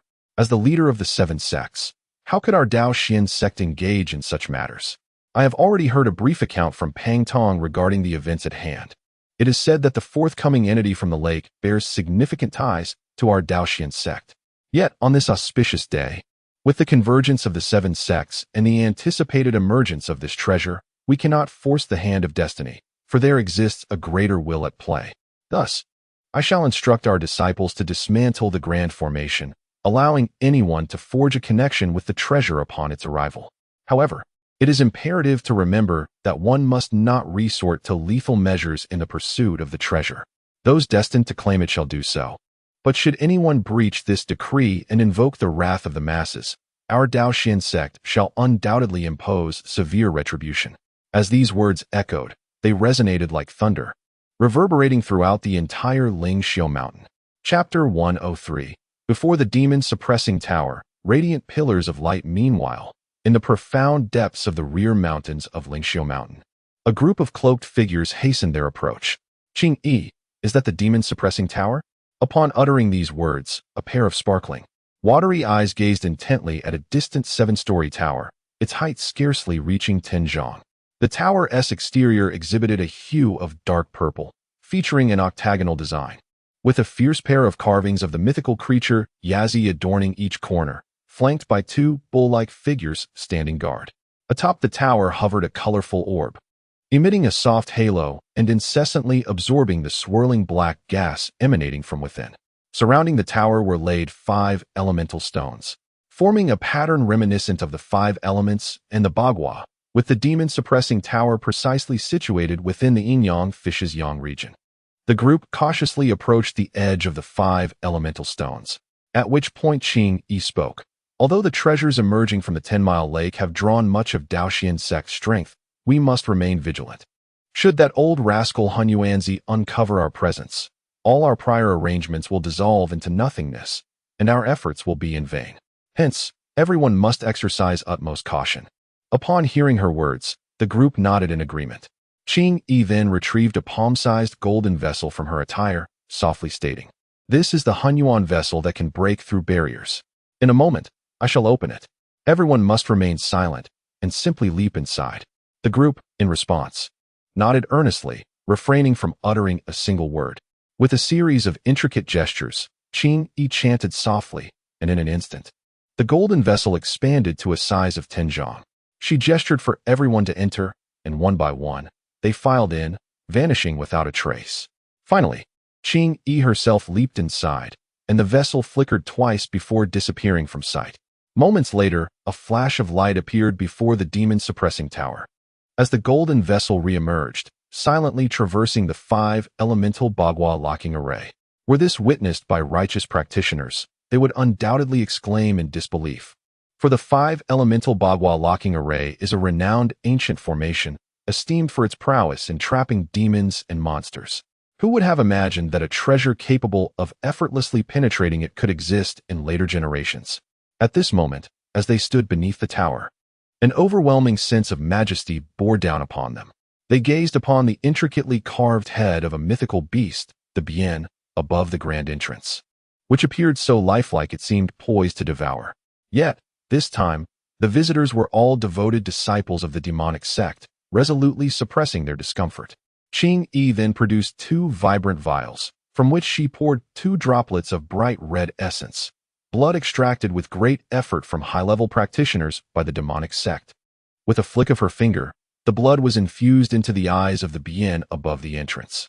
In that instant, the Bian stirred as if awakening to life, a formidable aura of dominance and pressure instantly enveloping the surroundings. Its eyes suddenly blazed with 2 beams of light directed at Qing Yi. This radiant column of light is indeed extraordinary, known as the demon verification light. Upon detecting any trace of demonic energy, it immediately emits a warning sound and alerts the various sections. Anyone wishing to enter the demon suppression tower must first be authenticated by it. At this moment, A girl with enchanting, bright eyes suddenly leaped forward to stand in front of Aunt Qing, pulling down the thin veil from her face to reveal an unparalleled beauty. Had Qing Feng been present, he would undoubtedly have exclaimed her name, Lu Rian. Little did anyone know that the woman Qing Feng had been preoccupied with was, at this very moment, on the same mountain, albeit engaged in entirely different pursuits. Without further ado, as Lu Rian positioned herself before Aunt Qing, the two beams of azure light emanating from the creature's eyes swept over her entire being, yet she remained unharmed. The beams retracted, and the gates of the demon suppression tower swung open. Those in attendance were filled with exhilaration, swiftly streaming into the tower one after another. In another part, at the 10-mile lake, everyone was eagerly preparing, keen to seize this rare opportunity. After all, this benefit had been fiercely contested by the elders of the other 6 factions, and how could they not cherish it? Observing the center of the lake, the radiant glow not only remained undiminished but seemed to intensify. The sky was ablaze with shimmering light, casting a mesmerizing and colorful glow, its radiance expanding ever larger. Standing still, Qingfeng's gaze was not drawn to the magnificent spectacle, but rather to a woman standing amidst the 7-colored light, her hair billowing in the wind. The strands of her dark hair danced freely, accentuating her stunning visage, rendering onlookers utterly entranced. In this moment, she was the sole focus of his attention. The splendor surrounding them paled in comparison to her mere presence. Perhaps sensing a mutual connection, their eyes met through the throng of people, and her face momentarily displayed surprise before settling into calm. They held each other's gaze for a brief moment, and Qing Feng smiled gently, nodding at her. She mirrored his gesture, as if to convey, "You are well. And I am too." Just then, someone suddenly exclaimed, "It has emerged." Instantly, everyone turned their gaze to the center of the lake, where an object was slowly rising from the depths, radiating an even more dazzling brilliance. In an instant, excitement surged through the crowd, each person eager to be the first to grasp this fortune. Caught in the swell of the crowd, Qing Feng was swept forward, and in the blink of an eye, they found themselves surrounded by countless practitioners guarding the area. Suddenly, a tremendous rumble echoed, followed by a vibrant column of 7 colors shooting into the sky, releasing waves of abundant spiritual energy that invigorated all who inhaled it. This spectacle ignited a frenzy, and some individuals could no longer contain their eagerness. Rushing towards the light column, an elder who attempted to intervene realized it was already too late. As they witnessed one individual entering the light column, it was as if they were instantly torn apart and transformed into countless twinkling stars, merging into the radiance, leaving not even a trace of dust behind. Fear and trepidation filled the air as the onlookers instinctively took a step back, shaken by the terrifying yet magnificent spectacle before them. The once invigorating essence they had inhaled now felt devoid of allure. For many, it was their inaugural encounter with such an event, leaving them perplexed as to the source of the turmoil. At that moment, an elderly figure with a youthful visage emerged, sighing deeply as he proclaimed, "When divine artifacts manifest, they are surely accompanied by celestial blessings, drawing forth the essence of heaven and earth." The magnitude of this energy was colossal. Those ensnared within its grasp would undoubtedly endure immense pressure, akin to possessing a body forged of steel and unyielding resilience. The advantages were plentiful, and it was conceivable that one might ascend several levels in their cultivation. Yet, should one falter beneath the weight, the consequence would be nothing short of annihilation. Upon hearing the elder's words, the crowd instinctively retreated further, pondering the absurdity of remaining in such perilous circumstances without the fortitude to withstand it. Chapter 104. The Supreme Treasure of Heaven and Earth. As the thunderstorm approaches, as the crowd retreated time and again, none dared to advance, fearful that they would perish before the treasure revealed itself. At this moment, the radiant pillar began to fade, and ethereal melodies resonated through the sky, bringing an unparalleled sense of euphoria. Countless golden petals floated down from the heavens. Curious, Qing Feng reached out to catch one, only to find it pass through his fingers, realizing it was merely an illusion. Even more astonishingly, an abundance of flowering vines suddenly erupted upon the lake, adorned with an array of vividly colored blossoms, transforming the area into a veritable ocean of flowers. The wonders of nature evoked deep reverence. Such miraculous creations seemed only fitting for divine entities, a thought that resonated profoundly within Qingfeng's heart. Before the gathered crowd could ponder further, a remarkable object surfaced from the depths of the lake. A green lotus, boasting 9 leaves and 24 petals. The petals shimmered with a golden radiance, exuding a sacred aura. At that moment, an endless cascade of luminescence surged towards which absorbed it entirely. As the petals began to fall one by one, the brilliant golden light was gradually enveloped by a hue of green. When the last petal descended, the space it once occupied was taken by a lotus heart bearing 3 seeds, emanating a tricolored glow that was enigmatic and ethereal. As the crowd marveled at this spectacle, dark clouds suddenly rolled in from the horizon, unleashing a cacophony of thunder that reverberated with overwhelming might. The atmosphere shifted dramatically, resembling an apocalyptic scene, prompting the onlookers to retreat in fear. The impending thunderstorm heralded a trial. The lotus seeds within the flower were undoubtedly extraordinary, perhaps even the key to transcending mortality. At that moment, someone could no longer contain their exhilaration and trembled as they spoke. Upon hearing those words, silence enveloped the gathering, and expressions of avarice emerged on every face, with some even contorting in their desire. The aspiration to attain immortality is a universal yearning, and to defy the heavens is to pursue this profound dream. Yet, at this instant, it seemed that the day of ascension was within reach, igniting a frenzy among the crowd. Foolishness! Such nonsensical talk. The treasures of heaven and earth possess their own spirit. To defy the natural order is to invite calamity. Where exists a path to instant transcendence. A voice thundered across the sky, resonating in every ear and clearing minds clouded by greed. In that moment, a collective shudder ran through the crowd, awakening them to their senses. Qingyun wiped the cold sweat from his brow, having just felt the stirrings of inner demons. A dangerous impulse to claim the lotus seed as his own, even contemplating the unthinkable act of harming his peers. As he observed the others around him, a wave of trepidation swept through them all. Had this voice not intervened, the scene could have devolved into a bloodbath. Though treasures are enticing, they also incite the darkness within. External objects are ultimately just that, external. Once the heart wavers, the path to enlightenment becomes treacherous, fraught with peril.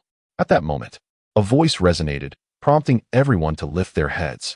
From the azure sky, a figure descended gracefully, arriving above the crowd in the blink of an eye. This individual, with white hair and beard, possessed a kind and benevolent countenance, resembling a kindly elder next door, yet exuding an ethereal quality that inspired awe. We welcome the illustrious Master Mingdao. One disciple recognized him and immediately knelt in reverence. At that instant, it was clear to all present that this was none other than the renowned Master Mingdao of the Daoxian sect, once one of the 10 greats of the 5 paths. His mastery of the Tao transcended earthly bounds. He had single-handedly infiltrated the demon sect, claiming the head of the Blood Fiend Palace Master, and was hailed as a celestial being. His name ranked fourth beneath the legendary Jiansheng. For years, he had remained reclusive, and now, to witness his grandeur was a rare privilege. Instantly, disciples from the 7 sects respectfully proclaimed, "We bow to Master Mingdao."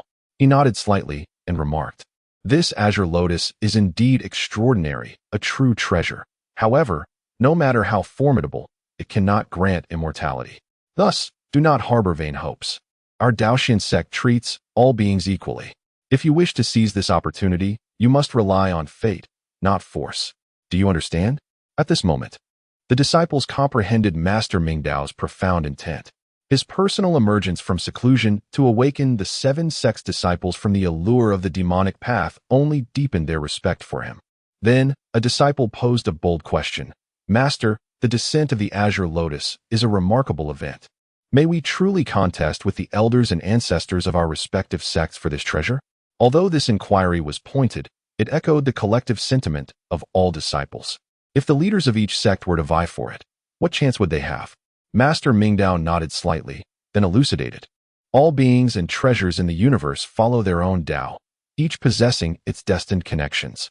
Under the guidance of celestial mechanics, there exist inherent laws and principles. Since ancient times, treasures have been recognized by the discerning.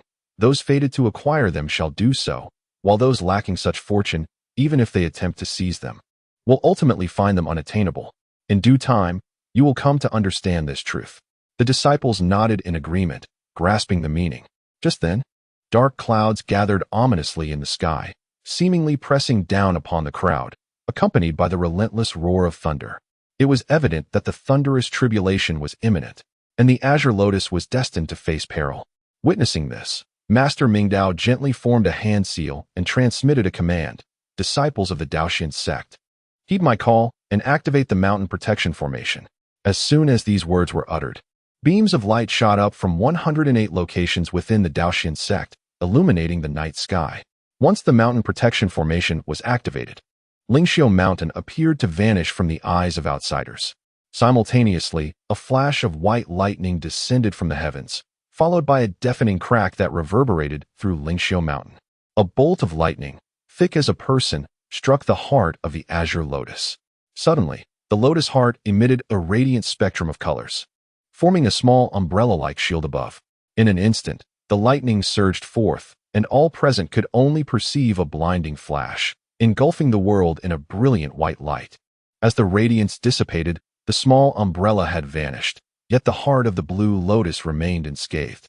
Witnessing this scene, a sense of relief washed over the onlookers. However, as thunder rumbled once more, their hearts soared to their throats, fearing the loss of their precious treasures.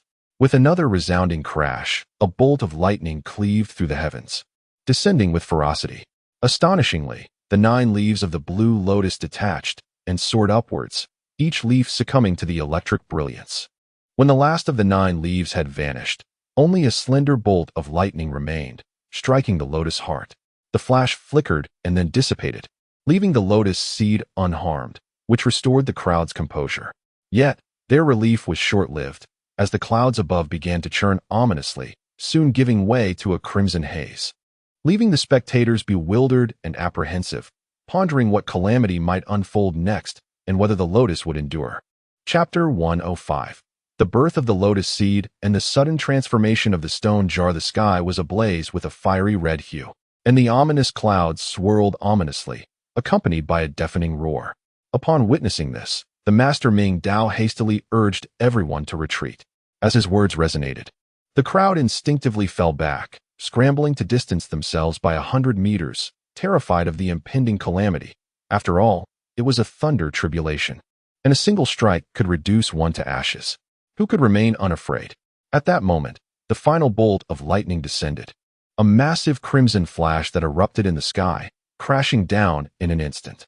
The green lotus, radiating a brilliant azure light, shot upwards, fiercely protecting its core.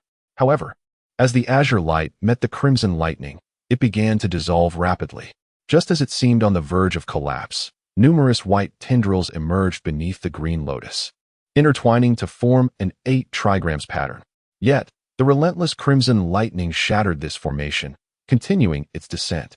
At this point, the lightning had diminished to a mere 100 meters in size, yet it remained a terrifying force. As the spectators beheld the scene, they noticed that the green lotus was now accompanied solely by a solitary lotus leaf, devoid of any other presence. Just when they feared the annihilation of the green lotus, a lotus seed unexpectedly burst forth from its heart, emanating a kaleidoscope of colors as it soared towards the descending lightning. With a thunderous crash, the two collided, unleashing a cataclysmic energy that radiated outward.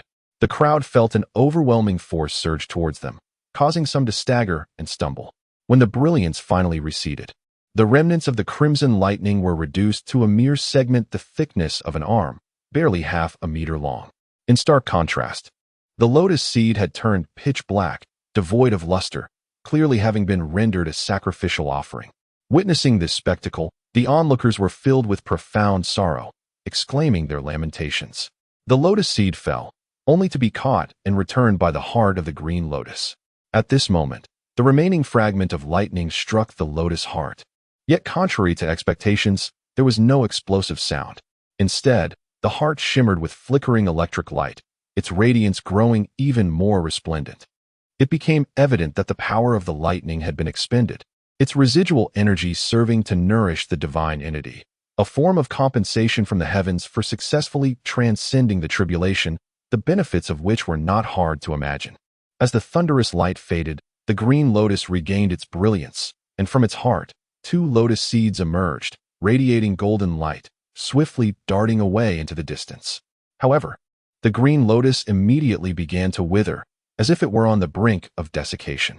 In that moment, the crowd recognized the arrival of opportunity, abandoning their hesitation as they surged forward in pursuit, eager to seize the precious seeds.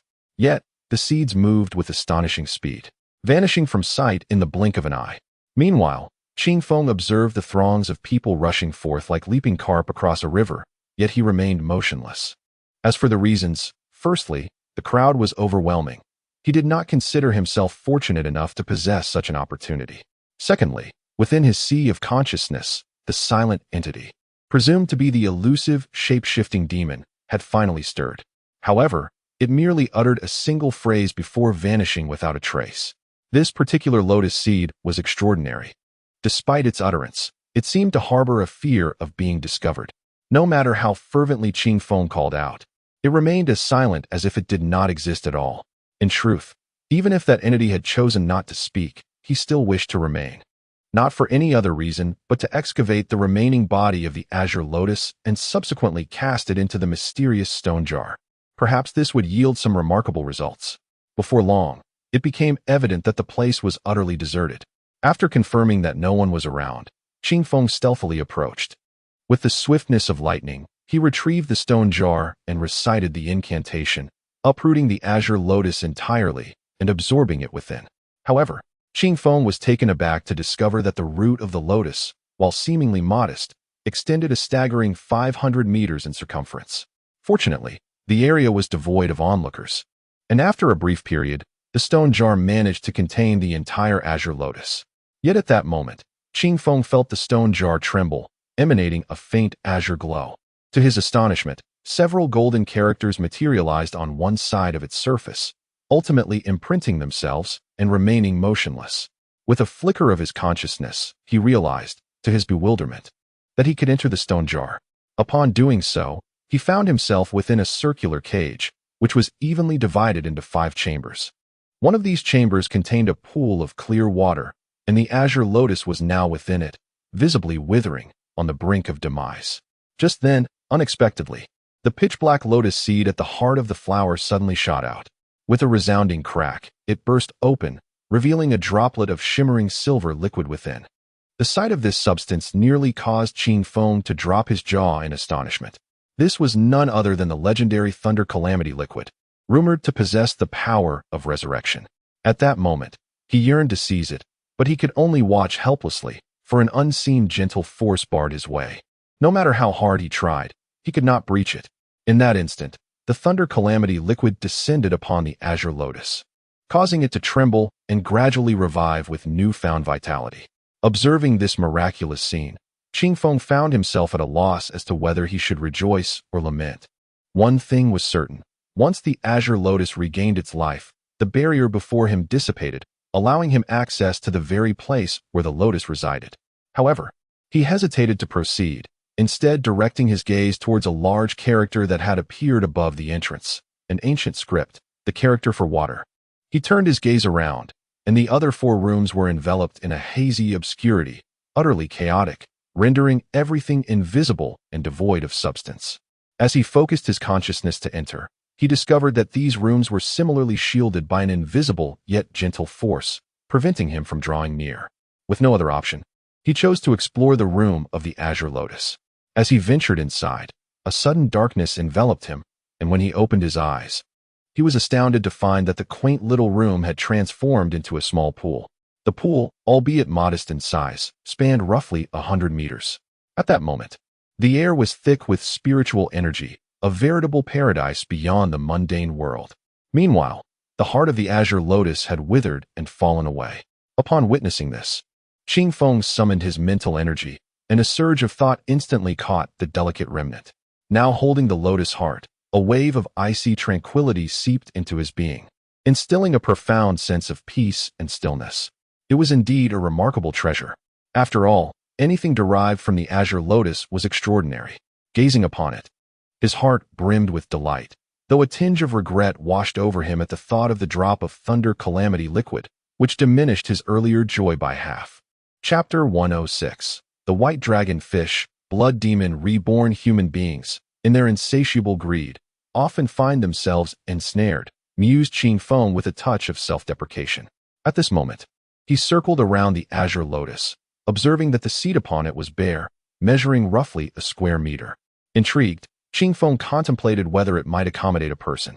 As this thought emerged, he approached the edge of the lotus seat, eager to test his hypothesis. However, upon reaching the brink, an unseen force repelled him, rendering all his efforts futile. After several attempts, he resigned himself to the impossibility of the task. Gazing at the enigmatic object before him, he began to ponder the potential applications of this space. Should his true form be able to enter and cultivate here, it would be a remarkable opportunity. For the spiritual energy within was comparable to some of the most revered realms, even surpassing certain areas of the heavenly peak in richness. A fleeting thought crossed his mind. Perhaps this place could serve as a repository for various items, alleviating the burden of storage that often plagues him. His mind raced with possibilities. Yet he realized this was not the moment for experimentation. Resolutely, he decided to return to his quarters, mindful that his true form remained outside. Unaware of whether it drew any attention, exiting the pond, he returned to the confines of the cage, where the 5 chambers still lay shrouded in mystery. Without dwelling on the reason for this obscurity, he focused his consciousness and re-entered his true form. A gentle breeze caressed him, and he found the surroundings eerily tranquil. Suddenly, a magnificent silver fish leapt from the lake, a creature over a meter long, adorned with delicate white scales, a robust belly, and a dragon-like maw. Its whiskers extended over half a meter, each crowned with a pearl-sized luminescent orb. This creature was known as the white dragonfish, a unique spiritual fish of the Daoxian sect, renowned for its tender flesh and exquisite flavor, rich in spiritual energy, making it an exceptional treasure. The white dragonfish was a tribute-level delicacy of the Daoxian sect, typically reserved for esteemed guests, captured only by leaders of various sections. Generally, the 10-mile lake was closely guarded, with capturing any spiritual creature strictly prohibited. However, today was an exception, as all were preoccupied with competing for the 2 lotus seeds.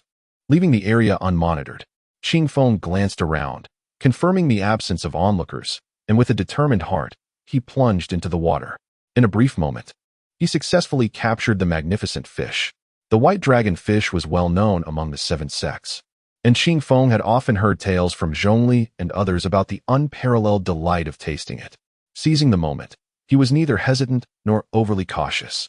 More importantly, he yearned to test his theory.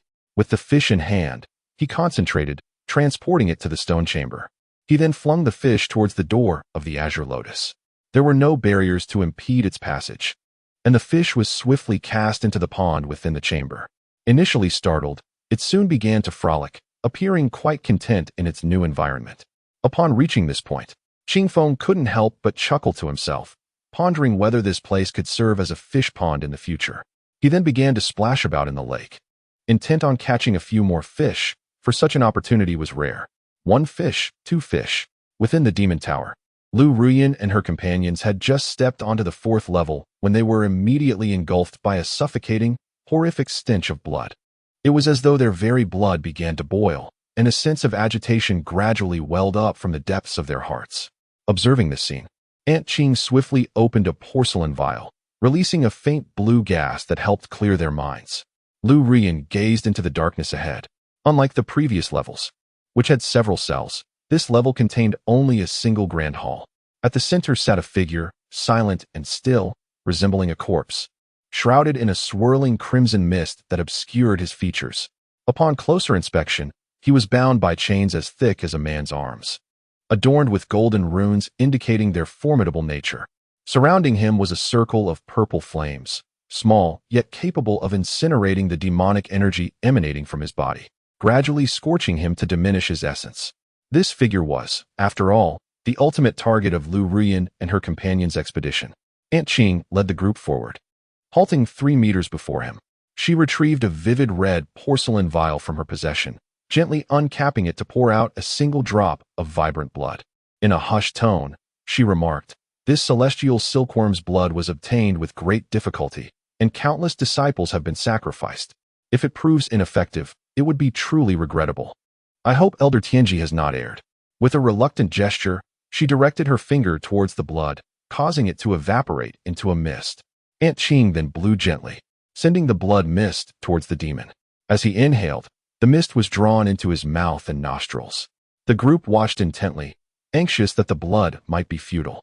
Fortunately, moments later, they witnessed the demon slowly raise his head, his blood-red eyes emanating a fierce aura as they fixed upon the gathered crowd. He had awakened. Realizing this, Aunt Ching and Lu Ruyan finally felt at ease, their faces alight with joy. "Who are you?" The demon rasped, his voice a harsh, grating sound reminiscent of metal scraping against metal. In response, Aunt Ching and the others hastily knelt, proclaiming, "We are the junior disciples of the Magic Heaven sect, with Ching Ching as the left protector. We have come to rescue you, esteemed elder." At that moment, the demon appeared to regain some clarity, the fierce aura in his eyes receding, replaced by a gaze as dark as the vast cosmos, akin to the stars. He seemed to be lost in thought, as if the long duration of his imprisonment had dulled his memories, which were now slowly resurfacing. Magic Heaven sect? He shook his head, seemingly unaware of the ominous sect. Observing his expression, Aunt Ching hastily elaborated, 500 years ago, the 10,000 Demons sect was eradicated by the likes of Wan Jianxing. Our Demon Heaven sect's leader fortuitously escaped during that tumultuous period while wandering the world. Afterward, he gathered a group of survivors and established the Demon Heaven sect. It is only natural that the forebears were unaware of their perilous predicament. Upon mentioning the 10,000 Demons sect, a flicker of emotion finally surfaced in the demon's eyes. Countless elite members of the demonic sect had fought valiantly during that fateful conflict, shedding blood and lives, and despite claiming the lives of numerous righteous cultivators, they could not escape the tragic fate of annihilation. Contemplating this, he suddenly lifted his gaze and inquired, "Which leader do you speak of? It is indeed absurd that he managed to remain uninvolved in such a grand battle. I am most curious to learn his identity." Chapter 107. The True Monarch of Creation. Blood Jade of the Demon Heaven. Upon hearing these words, Aunt Ching's expression slightly changed, yet she spoke truthfully. "Our esteemed leader is known as the True Monarch of Creation, Lu Tianfeng." As soon as this declaration was made, a flicker of surprise crossed the demon's eyes. He let out a cold snort and remarked, "So it is him. I have my doubts about others, but I cannot dismiss him." In those years, this young man was indeed adept at scheming. His cunning and shamelessness were his mottos. It is hardly surprising that he has managed to survive in this world. Upon hearing this, Lu Ruyan's expression shifted, and her heart surged with rage. The audacity of this man to insult her father was infuriating. Had it not been for the larger scheme at play, she would have turned away immediately, leaving him to his own devices. Aunt Ching cast a glance at Lu Ruyan before turning to the man and saying, "My lord, you speak too harshly. Regarding past matters, our sect leader has promised to explain everything thoroughly upon your return." The demon merely snorted in response. Shifting the conversation, "You expend such efforts with Zhang Zhe. I assume you are not here merely to engage in idle chatter. Speak, what is your true intention for coming here?" Finally addressing the crux of the matter, Aunt Ching's demeanor sharpened, and she spoke with increased urgency. "My lord Blood Demon, in recent years, the demon cult has waned. The elite of the demon sect fell in battle, and although some strength has been regained over the years, it pales in comparison to the former glory of the 10,000 demon sect. Our leader has tirelessly sought extraordinary artifacts and endeavored to rescue those still alive in this world, hoping to reopen the treasury of the demon cult, to cultivate a new generation of elite disciples, and to restore the prestige of the demon cult." While her words were eloquent, the figure known as the Blood Demon merely smirked disdainfully. He regarded Aunt Ching with a cold gaze and replied, "Such words might deceive a child, but to attempt to hoodwink me, the Blood Demon, is to underestimate me gravely." Aunt Ching, not daring to respond, bowed respectfully. The Blood Demon then shook his head, saying, "Enough of this trivial discourse. I can assure you that if you help me escape, I shall agree to assist in reopening the demon cult's treasury. However, this is merely a favor for your act of salvation. Thereafter, we shall part ways, each pursuing our own paths without interference." Upon hearing this, Aunt Ching nodded earnestly and replied, "My lord, you are free to decide. I am merely a messenger. The specifics can be discussed directly with our leader. Time is of the essence. Let us prioritize your escape." The Blood Demon nodded, recognizing the urgency of the situation after being confined for countless years. "Are you prepared?" he inquired again. Aunt Ching affirmed with a nod before turning to the 10 silent assassins behind her. We can commence.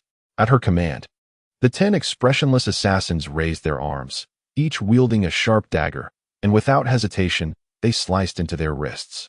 A torrent of blood erupted, yet they remained oblivious to their own pain, chanting incantations while forming intricate hand seals.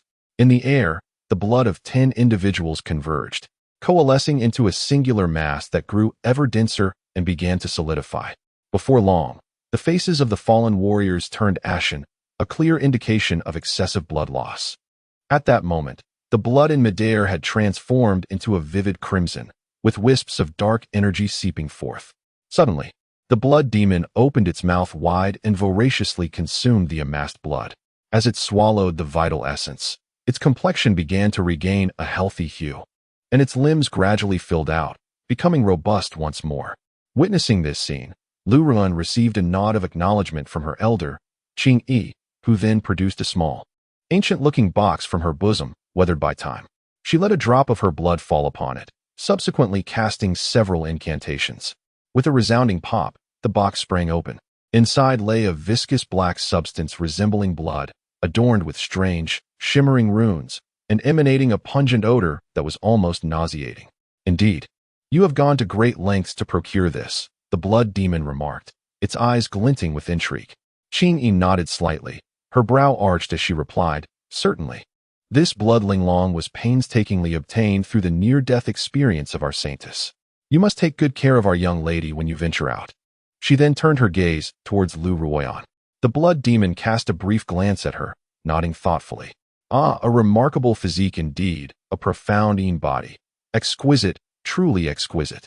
Your father possesses quite the skill. Lu Ruoyan merely inclined her head in acknowledgement, remaining silent. She carefully extracted the blood linglong, aware that it was a nefarious artifact capable of corrupting all it touched. Placing the blood linglong upon the chains, she executed a spell, causing the artifact to shatter. Instantly, a stream of black-red liquid spilled forth, surprisingly exuding a faint yet pleasant fragrance, starkly contrasting its ominous appearance. The liquid spread along the chains, extinguishing countless golden runes, which turned dark, rendering the chains utterly devoid of luster, clearly rendered ineffective. As all 8 chains fell to this fate, the blood demon exerted a slight force, causing the entire chain to shatter into fragments that cascaded to the ground. A smile of uncontainable joy spread across the blood demon's face as it proclaimed, Daoxian sect and the 7 righteous sects await my return. One day, I, the blood demon, shall lay waste to the 7 sects. At this declaration, an aura of formidable power emanated from it, enhancing its presence dramatically. My lord blood demon, we must depart swiftly, urged Qing Yi. You have just escaped confinement, and your cultivation requires time to rejuvenate. However, the blood demon responded with a cold smile. Depart? It is not so simple. The moment I sell this demon-suppressing tower, the Daoxian sect will be alerted. At that point, I wonder how well you can protect me. What a jest. Qing Yi had not anticipated such a predicament. If that were the case, their efforts would indeed be in vain. Upon contemplating this, she cast an inquiring glance towards the blood demon. With a disdainful snort, the blood demon replied, Shortly, I shall manifest a corporeal form to draw the attention of those wretched Taoists, while you shall seize the opportunity to depart. My true self has pressing matters to attend to, and once I have concluded my significant tasks, I shall seek you out. Hearing this, Aunt Qing furrowed her brow, still perplexed as she inquired, My lord, what further matters occupy you? We could attend to your needs upon our return. Why risk remaining here? Humph. This is no trivial matter. It necessitates my personal involvement. Alas, to put that young man at ease, I shall divulge this to you. The once in 500 years spirit communication secret realm is soon to be unveiled. Within it lies the precious artifact of my clan, the demon heaven blood jade. Should I acquire it, not only will my magical powers be restored, but my abilities may surpass their former glory. Chapter 108. The 5 Paths and 7 Stars. Boundless Taoism. Upon hearing about the secret realm of spirit communication, even Aunt Qing appeared utterly bewildered, evidently unfamiliar with such a place. However, since the blood demon had made this assertion, none among them dared to refute it, for they lacked the capability. Leaving the matter entirely in his hands, Aunt Qing nodded, cautioning him to remain vigilant. as the disciples of the seven sects were not to be trifled with. Her veiled warning suggested that the blood demon should not act too arrogantly, lest he be captured again. The blood demon cast a cold glance in her direction, and Aunt Ching felt a wave of frigid energy penetrate her heart, causing her to shudder involuntarily. In the next moment, a crimson cloud materialized, enveloping the 10 or so death warriors completely.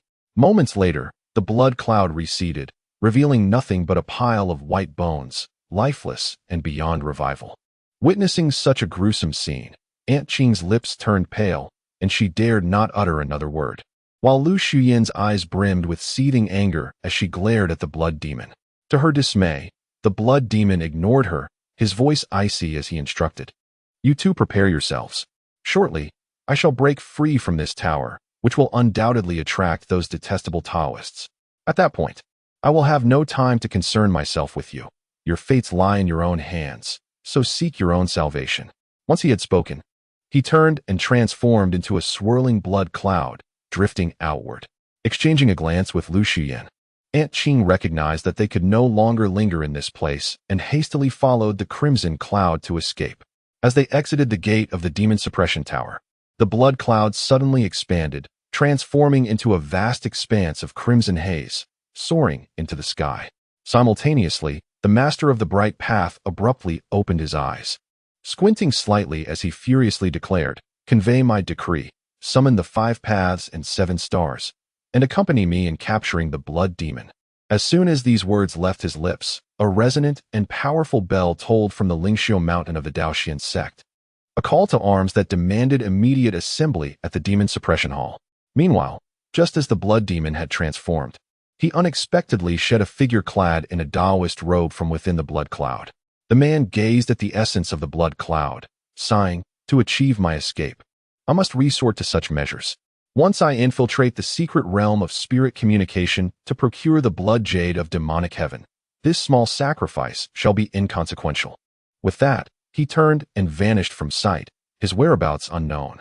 As for Lu Shuyan and Aunt Ching, upon exiting the demon suppression tower, they hastily commanded the primordial golden dipper to flee at a frantic pace, fearing capture by the righteous sects, for the consequences would be dire should that occur.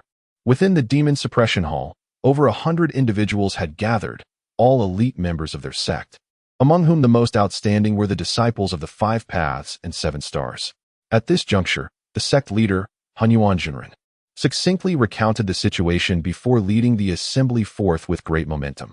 Meanwhile, the master of the bright path had already arrived at the front of the demon suppression tower. Gazing intently at the distant blood cloud, he bellowed, "Blood demon, do you not yet realize your transgressions? Return to the demon suppression tower willingly, and I may assure you a lesser degree of suffering." Upon uttering these words, a furious roar reverberated from the blood cloud. "Nonsense. After enduring great difficulty to emerge, you wish to send me back? Such delusions are absurd. This time, it shall be either your demise or mine." As it spoke, the blood cloud surged forward, reeking of deep resentment and a visceral scent of blood. At that moment, Hun Yuanzi, accompanied by the elite of his sect, had also arrived. Even from a distance, they could feel the overwhelming aura of dread emanating from the entity. Hun Yuanzi swiftly steadied his mind and declared, "Do not be afraid, everyone. This blood demon has been trapped for centuries, its powers nearly extinguished. At present, it is merely a shadow of its former self." Hearing this, the crowd felt a sense of relief. It was then that they noticed Mingdao Patriarch had made his move. Grasping a thunder seal, he directed it towards the blood cloud, and a thunderous explosion echoed through the air, causing the cloud to convulse violently. The blood demon let out a piercing scream, its form expanding ominously as it unleashed its wrath upon the disciples. Strangely, at that moment, Mingdao Patriarch did not strike again, but stood with his hands clasped behind him, his brow furrowed as if deep in thought. After a brief pause, he seemed to have come to a realization, and his expression relaxed. He then conveyed telepathically, "Disciples, heed my command. All except the Wudao 7 stars retreat 100 paces. This blood demon is no longer what it once was and presents an excellent opportunity for our disciples to hone their skills. The Wudao 7 stars shall handle it. After capturing it, confine it once more within the demon suppression palace." With these words, the disciples readily complied, and at that moment, the disciples of the 7 sects arrived. curious about the commotion, yet they were all held back at a distance to observe. The Wu Dao 7 stars represented the new backbone of the Daoxian sect, most of whom had already reached the core formation stage. Among them, Wan Daoyi stood out with the most profound cultivation and served as the leader of the 7 stars. Possessing exceptional spiritual roots and formidable abilities, he had garnered considerable support from the younger generation and was regarded as one of their leaders. Upon hearing the patriarch's orders, the disciples promptly brandished their weapons and charged toward the blood cloud, the air filled with dazzling lights and boundless magical energy, accompanied by shouts and cries of battle. Meanwhile, Qing Feng noticed a radiant light approaching from the horizon and realized it was likely the disciples assigned to guard this area returning. He immediately ceased his pursuit of the white dragon fish and stowed away his stone jar. Fortunately, during this interval, he had managed to catch 6 sizable fish, leaving him quite satisfied. As the light drew nearer, he spotted a vigilant disciple from the Daoxian sect eyeing him suspiciously, inquiring about his presence there. Qing Feng stammered that he had lost his way, successfully deceiving the disciple. Observing that Qing Feng bore no apparent threat, the disciple relaxed. After exchanging a few words, Qing Feng learned of significant news, the whereabouts of 2 lotus seeds. According to the disciple, one seed had been acquired by Tian Shuzi Wan Daoyi, while the other had fallen into the hands of Yu Zixin from the Tai sect. At this point, the disciple sighed repeatedly, as if the treasure itself were intrinsically linked to him. Upon receiving this information, Qing Feng felt a sense of joy for his junior sister. Realizing that it was not prudent to linger in this place, he feared that the disciple might start to speculate. After exchanging a few more words, Qing Feng took his leave. Shortly after his departure, the disciple gazed at the surface of the lake with a hint of confusion. Normally, at this hour, the white dragon fish would emerge to seek sustenance. Yet today, they seemed to be missing, perhaps frightened away. Shaking his head slightly, he conjectured that their absence might be due to their disappointment over not acquiring any treasures. With this thought, he returned to his humble abode, lost in melancholy. On his way back, Qing Feng fortuitously encountered Zhongli and Quan Zhenzi. In the past, these two had raced ahead, yet they too had not been graced with the opportunity. Nonetheless, they insisted on dragging Qing Feng towards the demon suppression tower, claiming that significant events were unfolding there. Unable to depart alone without a valid reason, Qing Feng acquiesced, although he had wished to return and meticulously examine the stone jar. Chapter 109.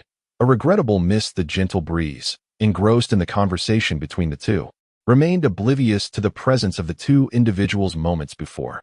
However, at that moment, Zhongli turned to behold a stunning beauty adorned with a veil gazing in their direction. Through her enchanting eyes, Zhongli was certain that she was an exceptionally beautiful woman, unable to suppress his astonishment. Ah, what a lovely lady. I wonder from which sect she hails. Upon hearing his exclamation, Qing Feng and Quan Zhenzi followed his gaze only to catch sight of 2 figures retreating, one clad in azure robes, while the other donned a pristine white garment. Under the luminescence of the full moon, the silhouettes appeared almost ethereal. Witnessing this scene, Qing Feng felt inexplicably familiar with the figures, as if they were reminiscent of an old acquaintance. Noticing Qing Feng's daze, Zhongli couldn't help but tease him. Embarrassed, Qing Feng scratched his head, and the trio soon departed amidst laughter and banter. Meanwhile, in the far distance, the vanishing figures bore a melancholic air. "Qingyi, it is him, truly him," Lu Rian spoke, her voice tinged with emotion. Qingyi gazed at her affectionately, responding gently, "Silly child, there are numerous exceptional young men in this world. You are still young and know little of love. Ruyan, you are usually so astute. Why are you so muddled in this matter? The righteous and demonic paths are like water and fire, irreconcilable. Should you become ensnared, you would only bring suffering upon yourself. That lad seems unremarkable. I fail to see his merits. If it were Wan Daoyi, perhaps he would be more worthy of your affection." Hearing this, Lu Rian pouted defiantly, retorting, "Qingyi, you misunderstand. We are merely good friends, nothing more. As for Wan Daoyi and his ilk, they are but hypocrites, lacking the sincerity and steadfastness that Qing Feng possesses." Qingyi could only offer a resigned smile, muttering, "You, my dear." Unbeknownst to Qing Feng and Zhongli, they had just missed an exquisite maiden, their paths having crossed only to diverge, with the next encounter shrouded in uncertainty. Upon reaching the vicinity of the demon suppression tower, Qing Feng was greeted by a dazzling spectacle of fierce combat illuminating the horizon, igniting a sense of exhilaration within him. Yet, upon witnessing the blood demon manifesting as a cloud of flesh and blood, he was struck by fear, unprepared for the existence of such a tyrannical fiend, one that did not resemble a human at all. Observing his bewilderment, Zhongli promptly elucidated. This blood demon is born from a drop of tainted blood within the blood-refining pool, having cultivated for millennia to become a formidable demon. Its power is profound, and as long as a single drop of its essence remains, it can live indefinitely. 500 years ago, during a great battle, this demon was ensnared by the legendary Wanjian Sheng, who, unable to eliminate it entirely, imprisoned it within the demon suppression tower, hoping that the sacred flames within would gradually erode its demonic essence and corporeal form. To his astonishment, this fellow managed to escape today.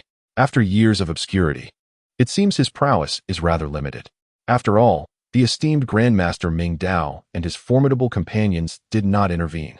They merely sent forth the 5 stars for a trial run. It is evident that the blood demon's defeat is merely a matter of time, providing an opportunity for everyone to indulge in a grand spectacle. Qing Feng gazed thoughtfully at the battlefield. According to Zhongli, this blood demon was not the most formidable figure from the past. Yet, observing its current performance evokes a vivid recollection of its former might, leaving him unable to fathom the intensity of battles long past.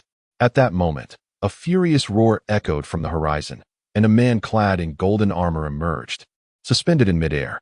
With a sweeping gesture, a beam of golden light pierced the heavens and the earth, unleashing a terrifying wave of destructive energy. The crimson storm cloud was struck by this radiant force, tearing apart and rolling tumultuously. Soon after, the demon's form rapidly diminished, transforming into a towering figure. A demon with a massive gaping wound across its chest, clearly bearing significant injury. Wan Daoi descended beside him, exuding arrogance as he proclaimed, "Demon, do not presume that your immortal body grants you the liberty to act with impunity. The Daoxian sect has yet to yield to your arrogance. I am quite skeptical about how you escaped the confines of the demon suppression tower, bound by the Qinquan chains. Speak, who are your accomplices?" Upon hearing this, the blood demon merely smiled grimly, casting a contemptuous glance at him. "Fool, were it not for my long imprisonment with your character, I could dispatch you with the mere flick of a finger. What pitiful chains! I have already broken free from them." The blood demon was adamant that no one was his conspirator. Wan Daoi furrowed his brow, feeling uncertain. After pondering for a moment, he chose to remain silent, escorting the blood demon alongside several others back towards the demon suppression tower. As the battle concluded, everyone dispersed. Qing Feng returned to his dwelling and promptly retrieved a stone jar for examination. Upon closer inspection, he noticed 11 golden characters adorning its surface. These characters were neither ancient script nor contemporary language. They resembled tadpoles. Qing Feng scrutinized them for an extended period, unable to comprehend their meaning. The arrangement appeared irregular, seemingly haphazard. Yet upon closer inspection, they seemed to adhere to some underlying principle. Each character appeared to leap to life, and as he gazed, Qing Feng became increasingly bewildered. He shook his head vigorously, startled by the realization that this object seemed capable of ensnaring one's mind, drawing one into its depths. Setting the stone jar aside, Qing Feng resolved to postpone his study of the enigmatic tadpole script, deeming it too peculiar for the moment. He considered seeking his master's insights on the matter at a later occasion. At that instant, his consciousness stirred once more, transporting him inside the stone jar. Within the azure lotus pond, he beheld several white dragonfish frolicking playfully amidst the crystalline waters. Suddenly, a luminous orb floated across the surface of the pond, and a white dragon fish leapt from the water, devouring the radiant sphere. The fish appeared exuberantly thrilled, repeatedly breaching the surface in playful antics. Witnessing this spectacle, Qing Feng was taken aback, uncertain of the true nature of the glowing orb. With a flicker of thought, he ventured into the spatial realm, but alas, after a prolonged wait, no further luminescent spheres emerged, compelling him to abandon his pursuit. Upon exiting the stone jar, a thought struck Qing Feng. He wondered if his true form could also enter that realm. If he could cultivate his skills within the ethereal space of the azure lotus, it would undoubtedly yield extraordinary results. With this notion in mind, he surveyed his surroundings and resolved to conduct an experiment.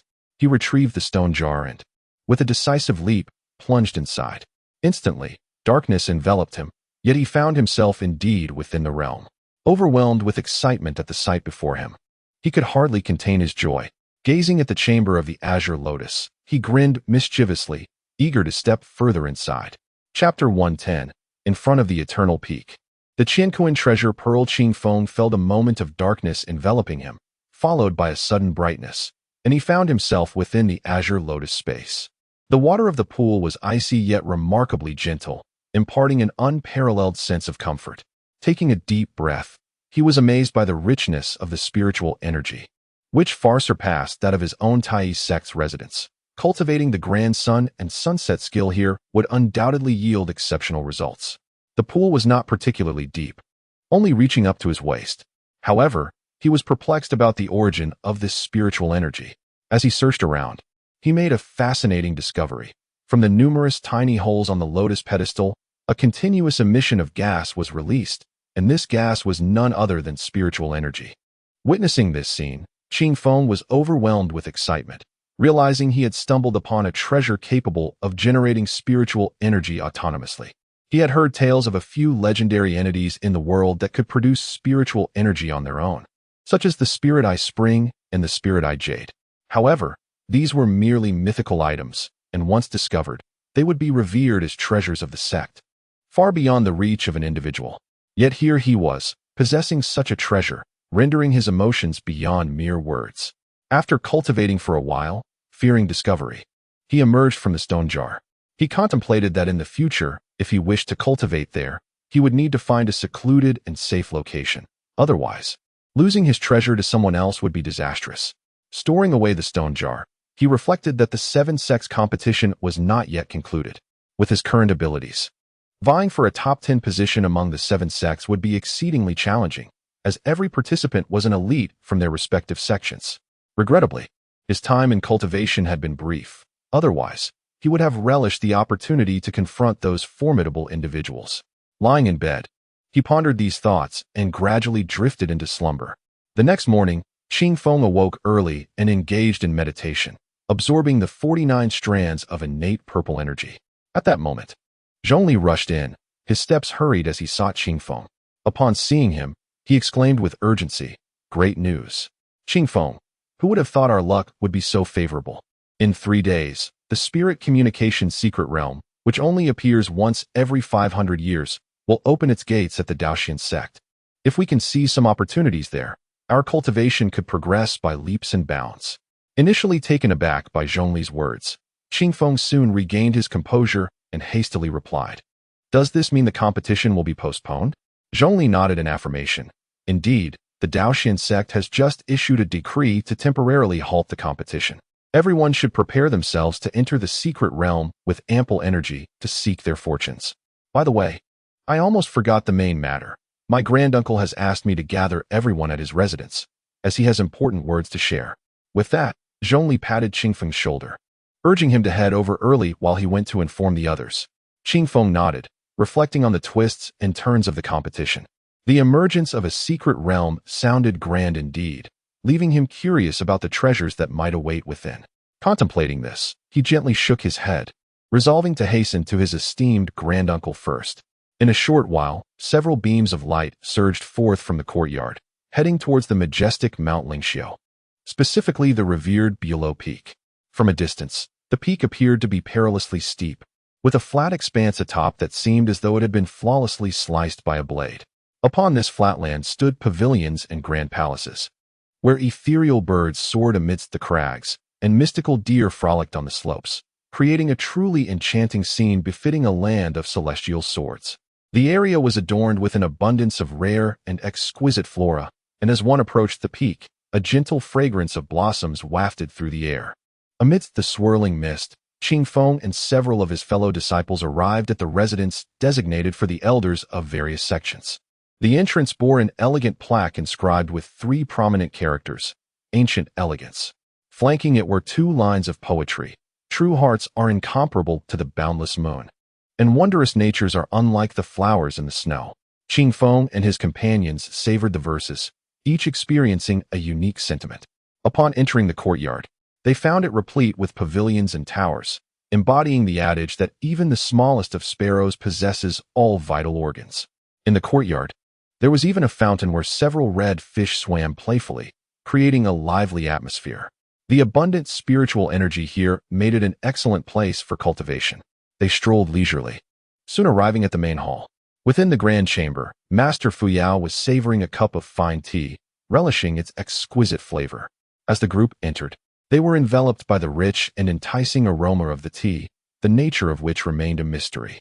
One by one, they took their seats, while Master Fuyao remained engrossed in his tea, not sparing a glance at the gathering. Once all were assembled, he finally turned his gaze upon them. Surveying the group, he displayed a satisfied expression and remarked, "Excellent, excellent. Your recent performance has brought much honor to our sect. However, let us not become complacent. For our tasks are far from complete. The competition is not yet over. Fortune smiles upon you, for in 3 days, the secret realm will open." Initially, we had calculated that it would take another year for the realm to manifest, but unforeseen circumstances have led to its early appearance. The elders of the 7 sects have convened and agreed that each sect may send disciples into the realm. However, due to the unexpected nature of this occurrence, each sect is limited to sending 10 disciples, while Daoxian sect, due to its unique circumstances, is permitted to send 30. At this juncture, Master Fuyao's expression turned grave as he continued. Though Daoxian sect may seem to have an advantage, the secret realm is vast, and if you search diligently, you shall undoubtedly reap great rewards. This time, the sect has several unique items that you must endeavor to locate. With a wave of his hand, small booklets fluttered into each person's grasp. These are the items urgently needed by our sect. I implore you to prioritize their search. Furthermore, any items you acquire within the secret realm may be retained, with 30% allocated to you, while the remainder must be submitted to the sect. The sect will not allow your efforts to go unrewarded and shall bestow some rewards in return. As for the scenes within that secret realm, records indicate that the geography and creatures encountered therein vary with each occurrence. Even if some information were provided to you, it would merely serve as a form of misdirection. Ultimately, everything hinges on your own judgment and decision-making. After hearing the words of the esteemed Master Fuyao, the assembly fell into a contemplative silence, each individual absorbed in thought. Observing the stillness, Master Fuyao continued, "This matter is of great significance. I possess some spatial artifacts which I shall bestow upon you, hoping that each of you may return laden with treasures." Upon concluding his remarks, he waved his hand, and soon the adeptmai appeared, bearing a box. As he opened it, a series of verdant beads were revealed within. These are the Chinkoan pearls, a form of spatial storage vessel, each containing a space equivalent to 3 rooms. You need only place your items within, but be advised, these treasures are exceedingly precious, and it is imperative that you safeguard them with utmost care, for they must not be lost. In this vein, the adeptmai proceeded to elucidate the usage of these artifacts to the gathering. Chapter 111. The opening of the secret realm. The gentle breeze caressed the beads in Qingfeng's hand, prompting reflections on their remarkable properties, reminiscent of his own stone jar. However, when comparing their spatial capabilities, the beads fell significantly short. He had long been aware of such spatial treasures, renowned for their rarity and typically safeguarded by sections. When a secret realm is unveiled, these treasures are often entrusted to disciples for their endeavors. In ordinary circumstances, it was rumored that some scions of noble families would carry smaller spatial artifacts, albeit with limited dimensions, no larger than a square yard at most. Such items were not to be compared with the beads, which hinted at a considerable value. As he pondered, Master Mai continued, "This time, only disciples below the golden core stage may enter the secret realm. The threat posed to disciples from other sects is minimal, yet in previous instances, there have been occurrences where disciples from the 7 sects resorted to indiscriminate killing and treasure theft. Hence, it is prudent to remain vigilant." There was a collective gasp from the crowd, with one individual promptly inquiring, "How can there be such ruthless individuals among the disciples of the 7 sects, who are supposed to be united?" Master Mai sighed with a wry smile. While the 7 sects are indeed righteous, it is inevitable that some with malevolent intentions infiltrate our ranks. Some may be beguiled by precious treasures, leading them to commit unspeakable acts. However, should such a disciple be discovered and reported, the elders of the 7 sects will ensure justice is served. Generally, Such incidents are rare. Yet it is wise to exercise caution, for it is better to be safe than sorry. The assembly nodded in understanding, their concerns alleviated. After Master Mai's discourse, Elder Fuyao elaborated on several matters before dismissing the disciples to rest, urging them to recuperate and prepare themselves to enter the secret realm in optimal condition. Upon returning to his quarters, Qingfeng felt a lingering confusion, wondering why he had not encountered his junior sister, Yu Zixin. Out of respect for Elder Fuyao's presence, he refrained from inquiring further. His thoughts drifted to the news of Yu Zixin acquiring a lotus seed, pondering its potential significance. In a time-worn and austere hall, several elders sat solemnly at the high dais, while two disciples stood before them. One was clad in golden battle armor, none other than Wan Dao-yi. The other, with a frigid demeanor and an expression devoid of earthly warmth, resembled an ethereal being untouched by the mundane world, Yu Zixin. At that moment, the elder Mingdao spoke. Since the treasure has chosen both of you, it signifies that you possess profound fortune and that this opportunity may lead to boundless accomplishments in the future. Although the spirit communication secret realm is now open, Dao-yi has already attained the golden core and is ineligible to enter. While Zixin is still at the foundation establishment stage and may enter, we believe it prudent to address the lotus seed first, for this treasure is unlike any other, and it is best to avoid unnecessary complications. He paused briefly, directing his gaze towards Yu Zixin. Zixin, do you have any objections? Upon hearing this, Yu Zixin promptly bowed. Disciple humbly heeds the teachings of my elders and has no objections. The esteemed Master Mingdao nodded slightly, revealing a hint of a smile, exuding immense satisfaction. At that moment, Master Fuyao promptly interjected, Zixin, that lotus seed is an exceptionally rare treasure. Now, you and Dao-yi must consume it, and with our protective assistance, you shall refine it completely. Upon hearing this, both individuals nodded in agreement, with Wan Dao-yi feeling an overwhelming surge of excitement as he gazed at Yu Zixin. His eyes sparkled with fervor. In recent days, Qingfeng had enjoyed a rather pleasant routine, meditating and practicing during the day, and at night, retreating into a stone jar for further cultivation. The experience there was indeed remarkably fruitful. However, the Qinglian remained barren and devoid of growth, leaving one to wonder if it would ever bear lotus seeds. Such an item was undeniably a treasure. Although its exact properties were unknown, one could easily surmise its extraordinary nature and the significant benefits it would bestow upon cultivators. In the blink of an eye, 3 days had passed. On this particular morning, everyone had gathered, yet for reasons unknown, Master Fuyao did not appear. They were escorted by the esteemed Master Mai and Elder Tsangquan to the Demon Suppression Grand Hall, which was already teeming with spectators, primarily onlookers. At that moment, the revered Master Hunyuanzi of the Daoxian sect emerged from the back hall, and as he stepped forth, an immediate silence enveloped the grand hall. He parted the crowd and led everyone toward the forbidden area of the back mountain. The entrance to the spirit communication secret realm lay within a perilous location known as Duantian Cliff. Upon arriving, they understood why it was dubbed Duantian. The area was exceedingly treacherous, featuring a sheer peak that towered ominously. Most notably, a fierce wind perpetually swept through, cutting against the skin like a blade. Even disciples of lesser cultivation found it unbearable. Standing there, one gazed out at the vast expanse of the world, where white clouds billowed ominously, and the howling winds severely marred the beauty of the landscape. The scenery here is indeed exquisite, albeit the wind is excessively fierce. You only grasp one aspect, unaware of the other. The gale beneath the cliff is even more formidable. Even a foundational disciple descending 100 feet would find their flesh and bones torn asunder by the wind. Beneath 100 feet, it was rumored that the wind blades had taken shape, posing an even greater threat. Descending without achieving the golden core stage would surely result in a fate of certain death. I have heard that a colossal beast resides below, having lived for millennia. Yet no one has ever witnessed its visage. Its existence remains shrouded in mystery, remarked a passerby.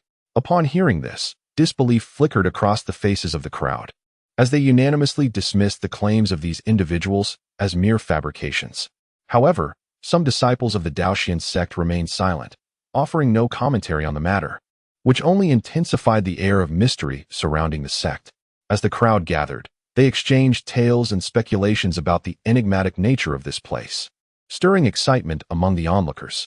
After waiting for a considerable time, a sudden cascade of golden light poured from the heavens, illuminating the area as if it were a celestial realm.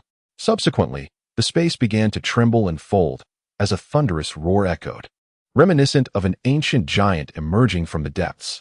Once again, after a brief quarter of an hour, a spectral figure emerged from the void, gradually solidifying into an entrance that exuded a gentle mist. Through this portal, vibrant hues of light were sealed, and an abundant essence of spiritual energy surged forth. At this moment, the leader of the Daoxian sect nodded slightly, softly declaring that the time had come for the elders and myself to jointly unveil the seal. The assembled company obeyed, promptly following Han Yuanzi to the entrance, where they beheld multicolored energies of magic lifting from their bodies to strike against the seal of the entrance. With a resounding rumble echoing, Han Yuanzi proclaimed loudly, "Disciples, heed my command. The seal has been broken. Upon entering the secret realm, you will be transported to different locations. You all have 1 month to gather treasures. Once the time is up, you will be forcefully returned by the spatial repulsion. However, I urge you to remember, the 7 righteous sects are interconnected. Do not, for the sake of personal gain, resort to violence against your fellow practitioners." Chapter 112. Within the Secret Realm. The quicksand crab. As the words of the Hunyuan master resonated, the disciples exclaimed in unison, "Understood." Subsequently, they soared on their swords, leaping into the ethereal entrance. Qing Feng was the last to follow. Casting a glance at the mesmerizing portal, he ceased to ponder further and leapt in. Upon entering, he was instantly besieged by an overwhelming pressure that seemed to crash upon him, causing his bones to creak audibly. Suddenly, darkness enveloped him, rendering him momentarily dizzy. Fortunately, this sensation was fleeting. As light returned, he found himself in an entirely different realm.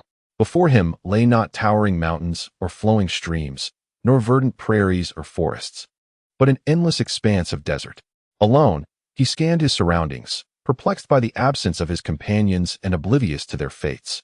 Drawing forth his staff, he endeavored to advance, yet as he ascended, he was met with an immense pressure. It dawned on him that he was in a semi-restricted zone. Although he could traverse it, doing so would require several times the usual expanse of his spiritual power. Despite this, Qing Feng had no alternative but to lament his misfortune. The stark, barren desert stretched endlessly before him, and traversing it on foot would take an eternity. After wandering for half a day, he still saw no end in sight, and his energy was waning, compelling him to descend and recuperate. Clutching 2 spirit stones, he began to replenish his power, all while continuing to move forward.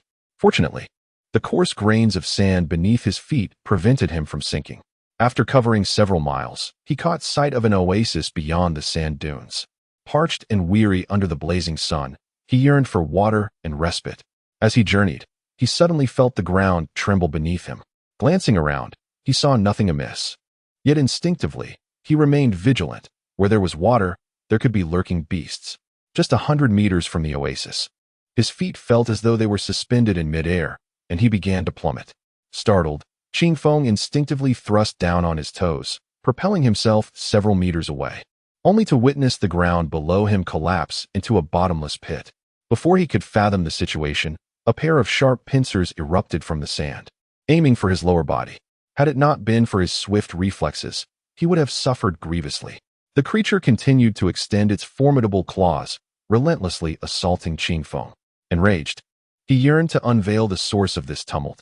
Thus he pressed forward, seizing one of its pincers. With a surge of energy, he unleashed his might.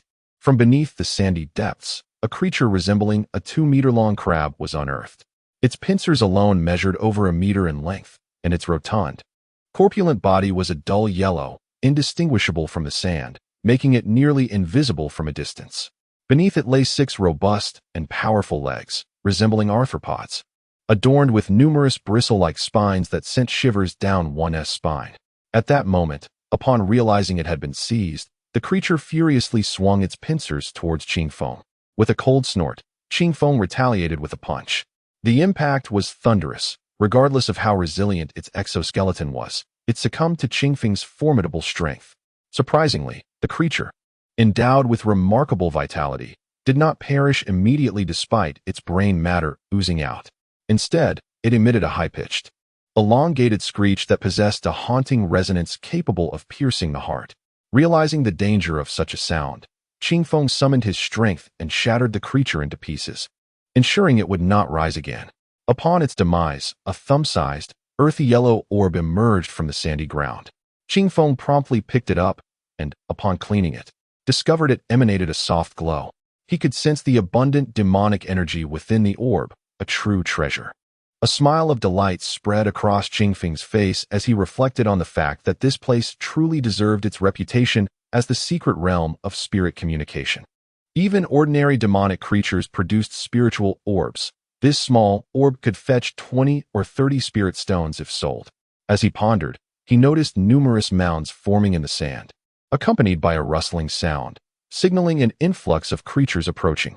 Yet, at that moment, there was no fear etched on Qingfeng's face, only exhilaration and joy. Spirit stones. All spirit stones. In his mind, the approaching beings had already transformed into ethereal spirit stones. He contemplated storing the demonic orb within his Qingquan pearl, but then thought, given the abundance of demonic orbs, why not collect a few first? This was not an act of deceit. Rather, the scarcity of cultivation resources had hindered his progress. Now presented with such an opportunity, he could not afford to be magnanimous. After all, it was said that those who do not seize their fortune invite misfortune. In moments of necessity, one must be resolutely self-serving, as opportunities are fleeting. He resolved to return a portion to his sect later. Determined, he tossed the demonic orb into the stone jar's pool. With a splash, the orb landed in a visible spot in the clear water. However, unbeknownst to him, as the orb submerged, a mysterious demonic aura seeped out, infusing the water. Qingfeng remained oblivious to these developments as he wielded his hefty club, eagerly engaging in combat with the densely packed demonic beasts ahead. His immense strength, akin to several tens of thousands of pounds, rendered even the hardest shells futile against him, leading to the demise of many as bones shattered and exoskeletons fractured. Little did Qingfeng know that the creature he faced was a sandfly crab, inherently powerful with an exceptionally hard shell, immune to magical attacks. If an ordinary cultivator were to encounter it, they would undoubtedly engage in a protracted struggle before managing to vanquish it. Unlike the violent Qingfeng, who swiftly dispatches such creatures, leaving them in a state of sheer panic. There is another individual, 1,000 miles distant, currently grappling with this flying crab. One can observe that this person is repeatedly casting spells to attack the creature.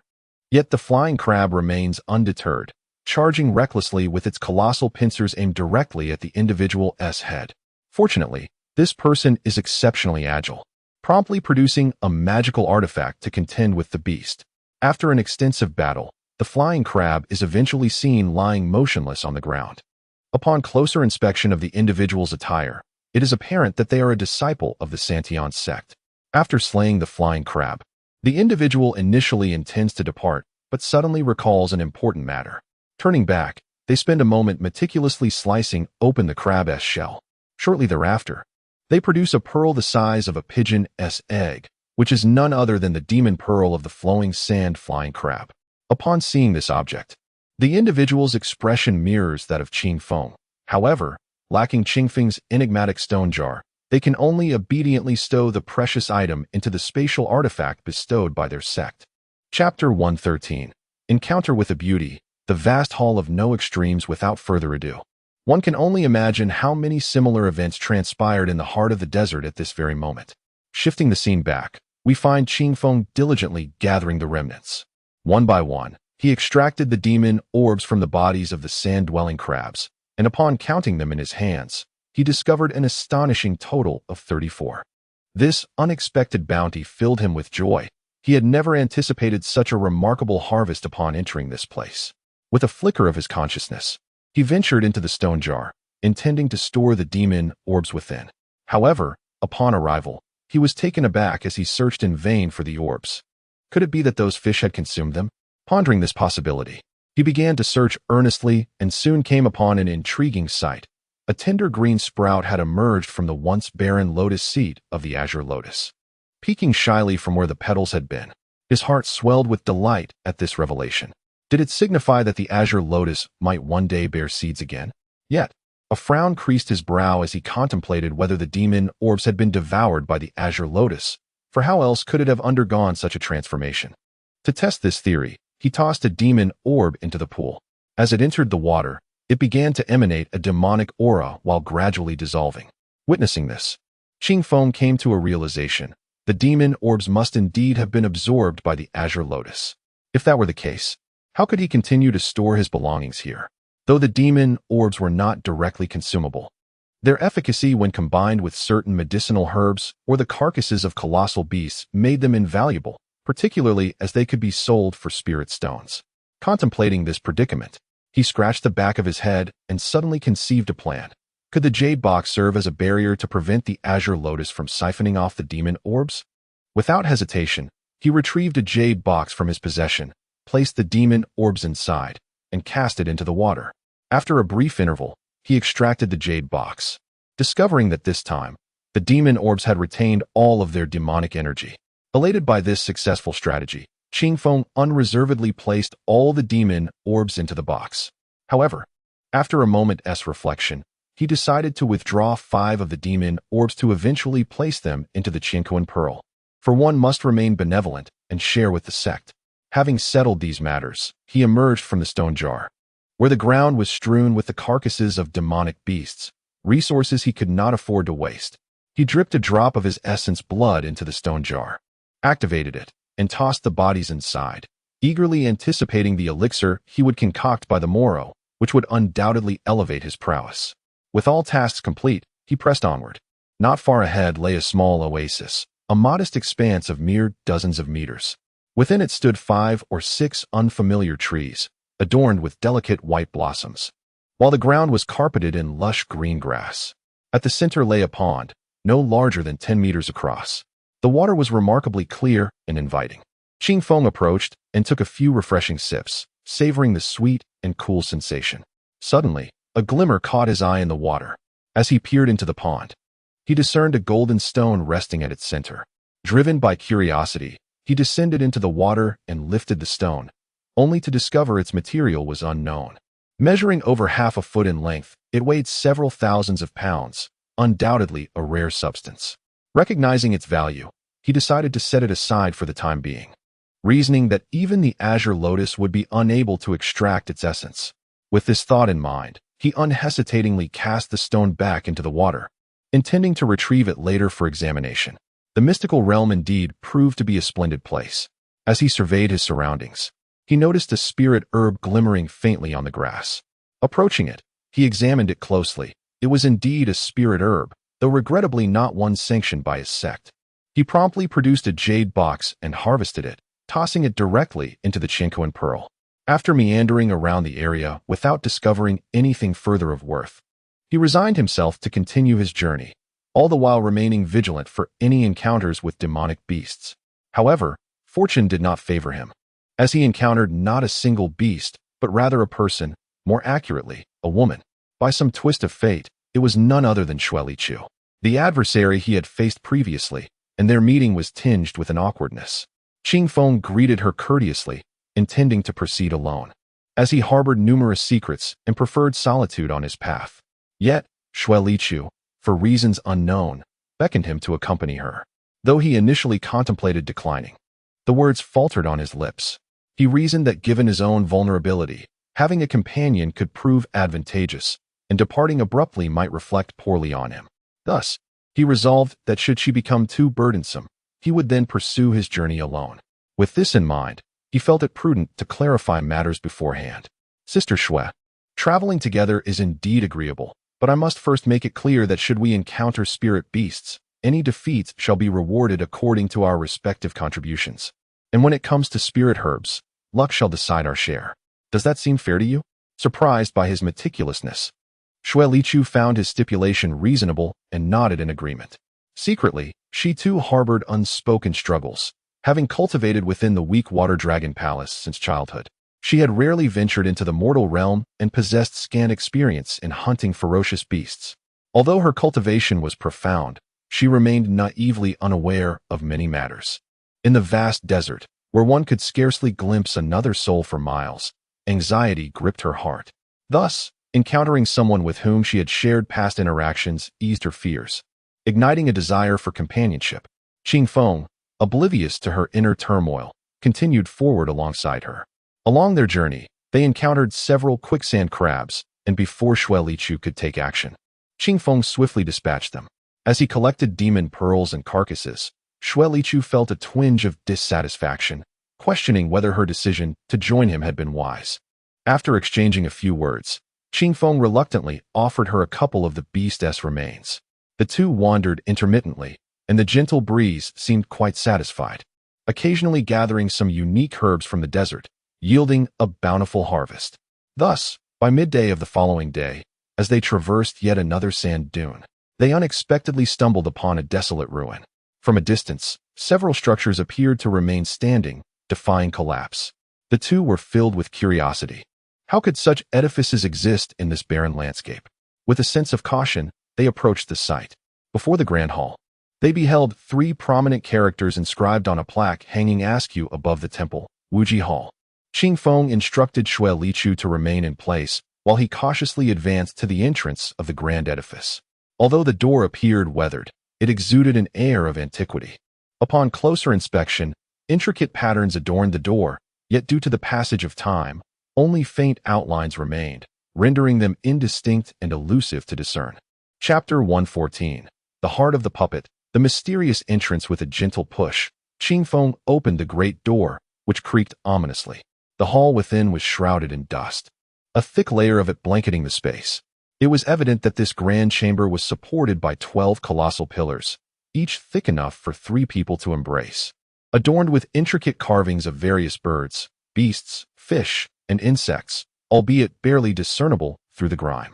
In the center of the hall stood a massive chair, encrusted with dust, its hue reminiscent of gold, radiating a faint golden glow even after all these years. Additionally, 2 puppet-like creatures stood vigil at the entrance, resembling armored humans wielding large blades. Unfortunately, time had reduced these weapons to mere halves, their condition a testament to either the ravages of age or the scars of battle. "What is that?" Xue Lichu inquired, her brow furrowed in curiosity. "It appears to be a type of puppet mechanism beast. It is said that there was once a puppet sect dedicated to the creation of such entities. The most skilled puppeteers could manipulate several puppets that mirrored their own strength. Just imagine, in the midst of a confrontation, unleashing a horde of puppets. A one-on-one duel could quickly escalate into a chaotic melee, catching adversaries completely off guard. The thought alone is exhilarating." Xue Lichu, upon hearing this, merely scoffed, a mere diversion, nothing more. Qingfeng, at a loss for words, chose not to engage in a debate. His curiosity was piqued by the golden chair, and he strode purposefully towards it. As he approached the puppet, he thought he saw its arm twitch slightly. But upon closer inspection, it remained still. Reflecting on the years that had passed, he chalked it up to his imagination. Upon reaching the chair, he reached out, brushing away the dust to reveal exquisite craftsmanship, adorned with intricate engravings, unmistakably crafted from gold. Although gold held little significance for cultivators, it was an indispensable asset in the mundane world. Having exhausted his supply of coins, he thought it prudent to gather some treasures to bring back. His small pond had ample space, and it seemed wise to fill it with practical items. Thus, he produced a small jar and directed it towards the golden chair, attempting to absorb it. Below in the hall, Xue Lichu observed this spectacle, genuinely believing the fellow had succumbed to desperation. How could a cultivator covet such mundane possessions? It was truly a matter of shame. Yet, she only contemplated this internally, having no intention of intervening, although she felt a twinge of disdain. However, the sight of Qingfeng's crude spatial artifact piqued her curiosity. While others possessed elegantly crafted treasures, this item from Tai's sect was remarkably unrefined and rather comical in its appearance. Previously, she had not paid much attention to such details, but now it was clear that Tai's sect was not as distinguished as she had presumed. Qingfeng, blissfully unaware of her thoughts, was engrossed in the process of drawing the chair into the stone jar. For reasons unknown, the chair remained utterly immovable despite the jar's suction.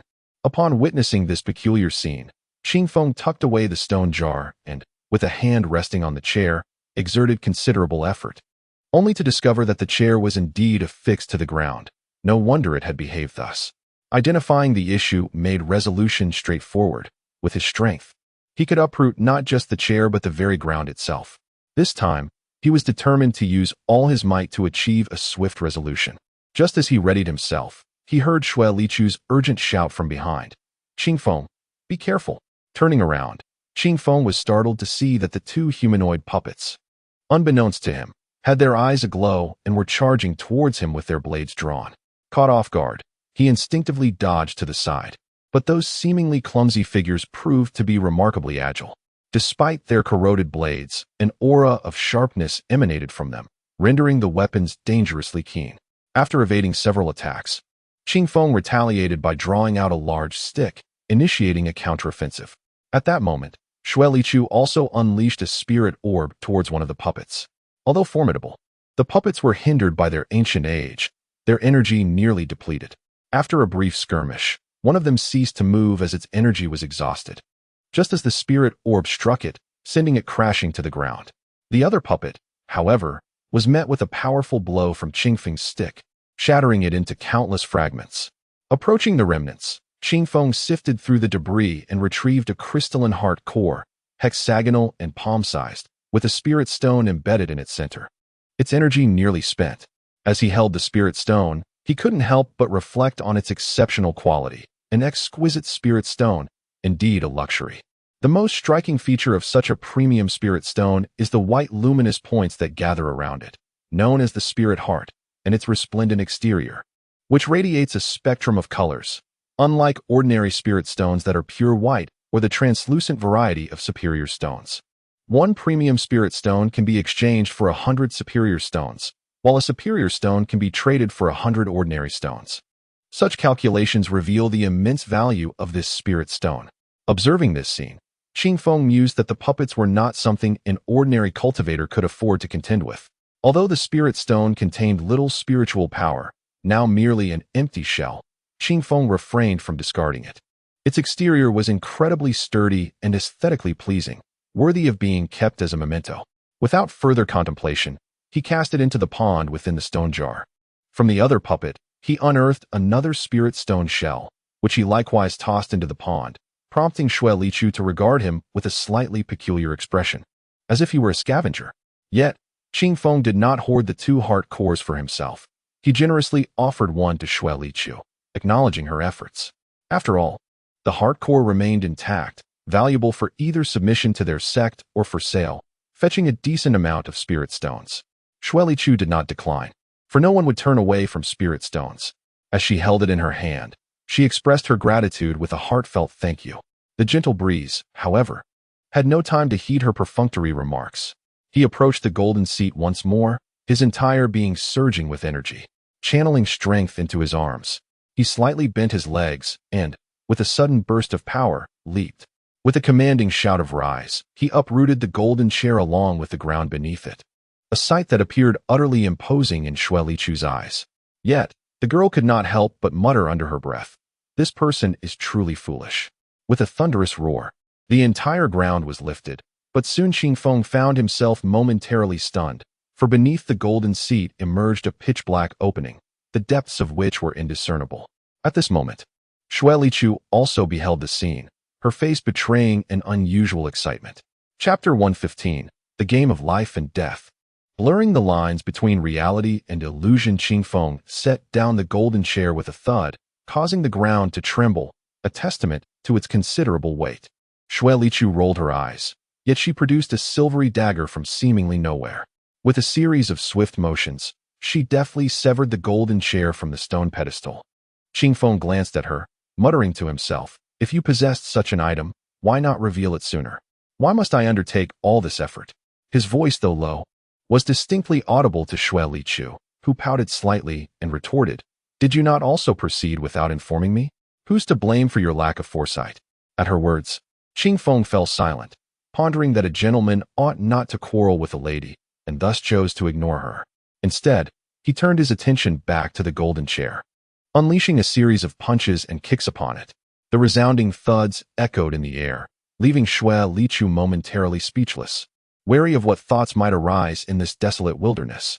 Before long, Qingfeng had forged a massive block of gold, measuring 1 meter in length, half a meter in width, and nearly half a meter in thickness. The material of the golden chair was indeed substantial, providing ample resources for his future endeavors in the mortal realm. As he gazed upon this creation, his fondness for it grew, perhaps influenced by the allure of golden treasures.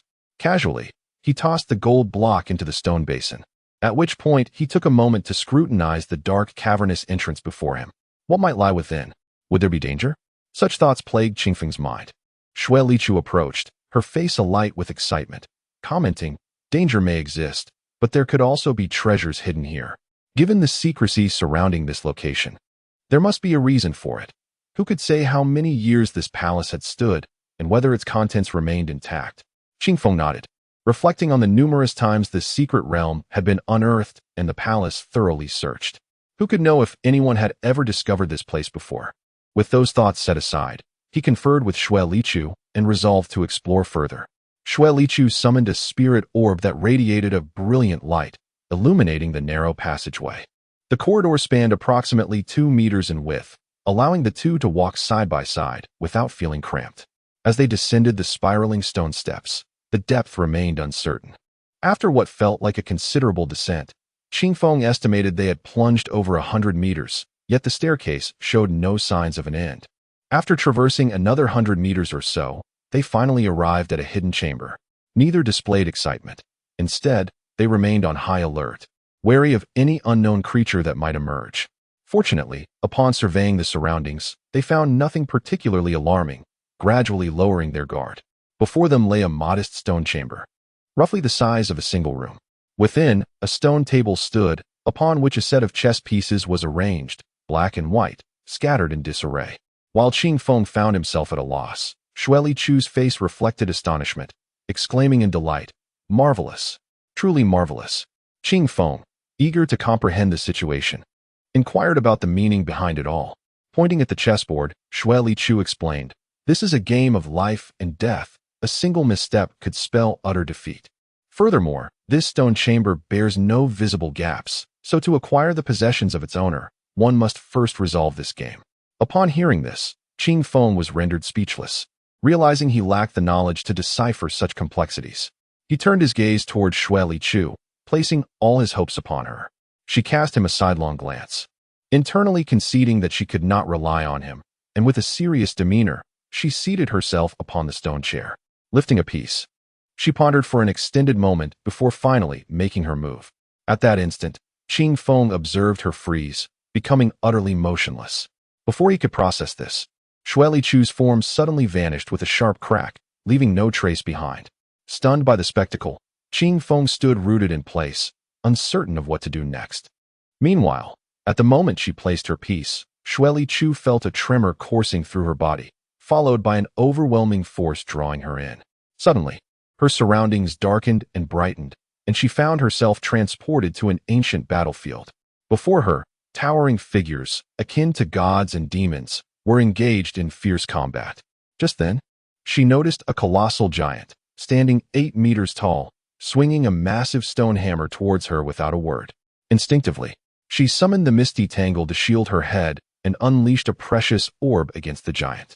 To her dismay, the orb struck the giant as if merely tickling him, prompting him to disdainfully seize it. With a swift motion, he crushed the orb to smithereens. Xue Lichu gasped in shock, her heart aching at the loss. Her eyes widened in fury as she transformed the misty tangle into a furious dragon, only to have it caught and torn asunder by the giant's grasp. Fear replaced her anger as she realized the giant was immune to her magical powers. If that were the case, were all her efforts in vain? Glancing around, she wished to call for Qingfeng, but amidst the cacophony of battle cries, his presence was nowhere to be found. Suddenly, the giant raised his stone hammer high above her head, and as she attempted to flee, she found herself immobilized, unable to break free. Helplessly, she watched as the hammer descended.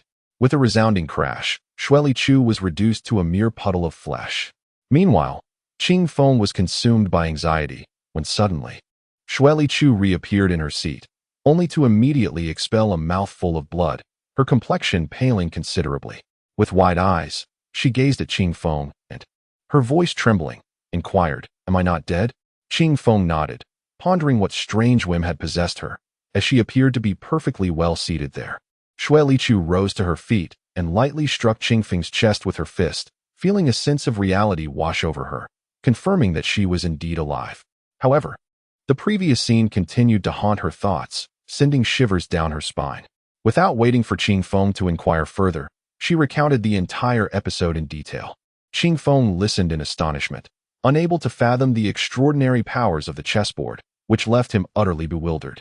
At that moment, Xue Liqiu grasped his arm, intent on departing, dismissing the treasures around them as unworthy. Yet, to her surprise, Qingfeng remained motionless.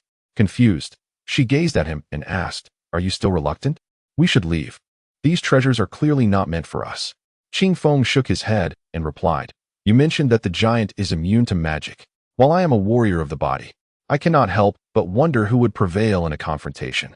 His interest was piqued, and he expressed a desire to venture further. Xue Liqiu's eyes widened in disbelief as she regarded him, repeating incredulously, "That giant stands 8 meters tall, endowed with boundless strength. Surely, you must have grasped the gravity of my words." Qingfeng met her gaze with a mysterious smile, saying nothing further, and settled himself upon the stone chair. He then produced a chess piece and placed it in the exact spot where Xue Liqiu had previously set hers. Chapter 116, The Battlefield of Gods and Demons. Frenzied slaughter. As the perplexed gaze of Xue Liqiu lingered, the figure of Qingfeng vanished. The sky churned with ominous clouds, and the howling winds echoed as countless beings, akin to gods and demons, fought desperately, creating a scene reminiscent of an apocalyptic vision. This spectacle was both surreal and tangible, leaving Qingfeng uncertain whether he stood in reality or a dreamscape. Rooted in place, Qingfeng soon beheld the giant Xue Liqiu had described. Indeed, this towering figure was imposing, and upon their first encounter, he disdainfully remarked, "Another insignificant insect has arrived. It is truly laughable that these feeble creatures dare to enter the battlefield of gods and demons. It is utterly tedious." Observing the giant's incessant prattle, Qingfeng retrieved his mighty staff, choosing not to engage in further dialogue but rather to launch an assault, thinking to himself, "Whatever this battlefield is, let my staff speak for itself."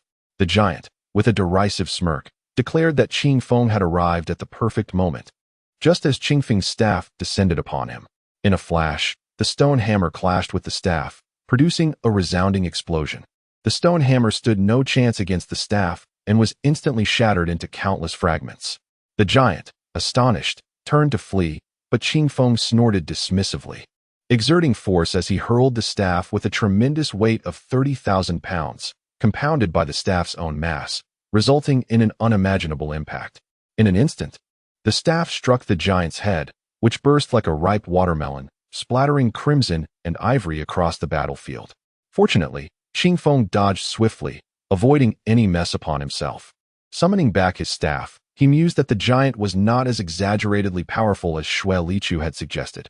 His strength seemed merely around 10,000 pounds, somewhat lacking. Had Xue Liqiu heard such thoughts, he might have been taken aback, for this giant was immune to magical forces. Without such powers, Qingfeng underestimated the giant's immense strength, failing to consider that not all shared his own capabilities.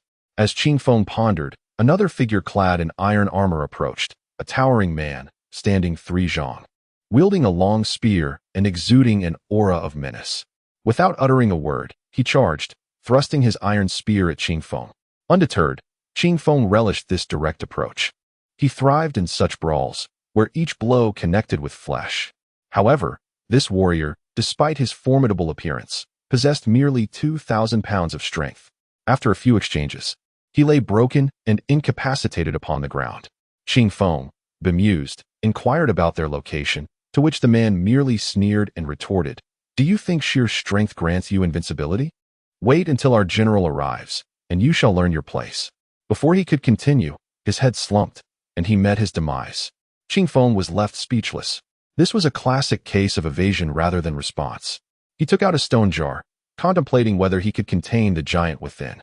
Yet, before the jar could exert its magic, the 2 fallen warriors transformed into streams of azure energy, flying into his body.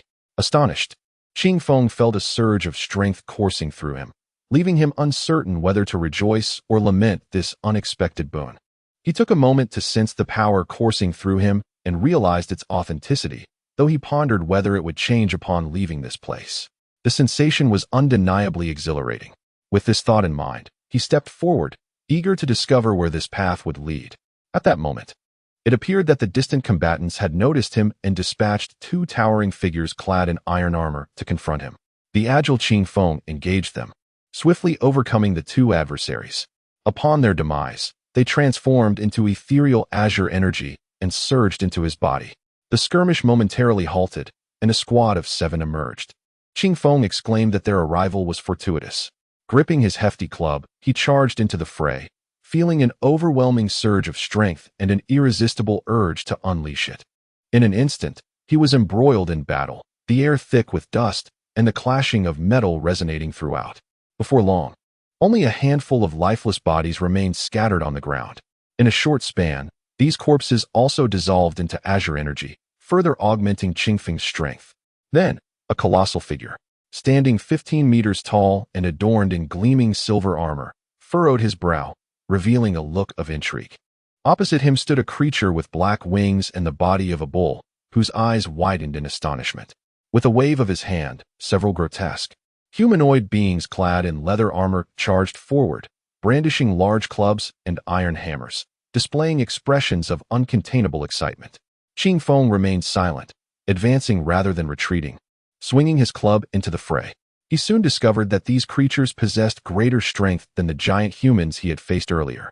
The thrill of battle intensified, yet their skills were evidently lacking. After a few exchanges, he brought them all to the ground. At that moment, he pointed toward the approaching figures and shouted, "Not enough! Not enough! Bring them all!" Upon hearing this, the two commanders leading the opposing forces were incensed. With a single motion, they summoned hundreds of giants to swarm toward him. Qing Feng grinned, thinking a grand feast was at hand. He leaped into the fray, his club creating a torrential downpour of blood, each strike claiming a life. He fought with ferocity, feeling invigorated as azure energy flowed into him, dispelling any weariness. At that moment, he seemed to be entranced, consumed by the singular thought of slaughter. Giants and beast-men alike fell before him, leaving a trail of destruction in their wake. The silver-armored warrior brandished a silver spear, while the bull-headed creature approached wielding a sharp spear of its own. As the three engaged in combat, Qing Feng finally sensed a modicum of pressure. Yet he called out, "Not enough, not enough, not enough."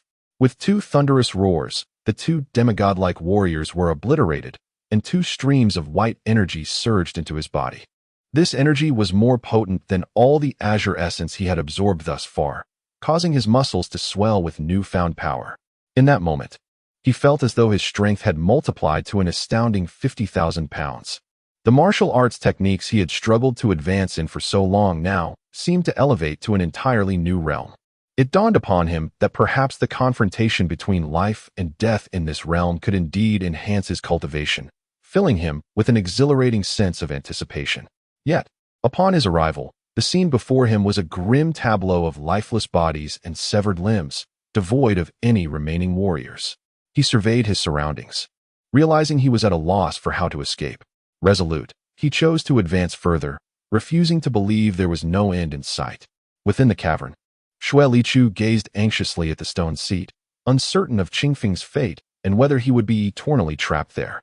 In the enigmatic realm, Qing Feng was engaged in a fierce battle, having stumbled upon another battlefield far larger than the previous one, where the demon warriors were even more formidable. The colossal giants donned armor of pure copper, while the orcs were clad in tattered leather. Despite their greater strength, they still fell short when compared to Qing Feng, who fought with reckless abandon. Time had slipped away from him, and all that occupied his mind was the singular thought of slaughter. Chapter 117, The Golden Colossus. Schemes and machinations. It is uncertain how many days have passed, but Qing Feng has encountered battlefields increasingly vast, with adversaries of ever greater strength. His eyes have turned a crimson hue, as if possessed by a demon. He resembles a malevolent spirit, fixated solely on the notion of slaughter, leaving nothing in his wake. Remarkably, one can observe him relentlessly pursuing and dispatching giants. Year after year, 100 years later, Qing Feng appears tattered and bloodstained, his hair disheveled. Before him stands an immense palace. The grand entrance towers 100 meters high, adorned with depictions of two golden colossi with horns, evoking a chilling sensation upon first glance. As Qingfeng approaches, the colossal doors swing open from within.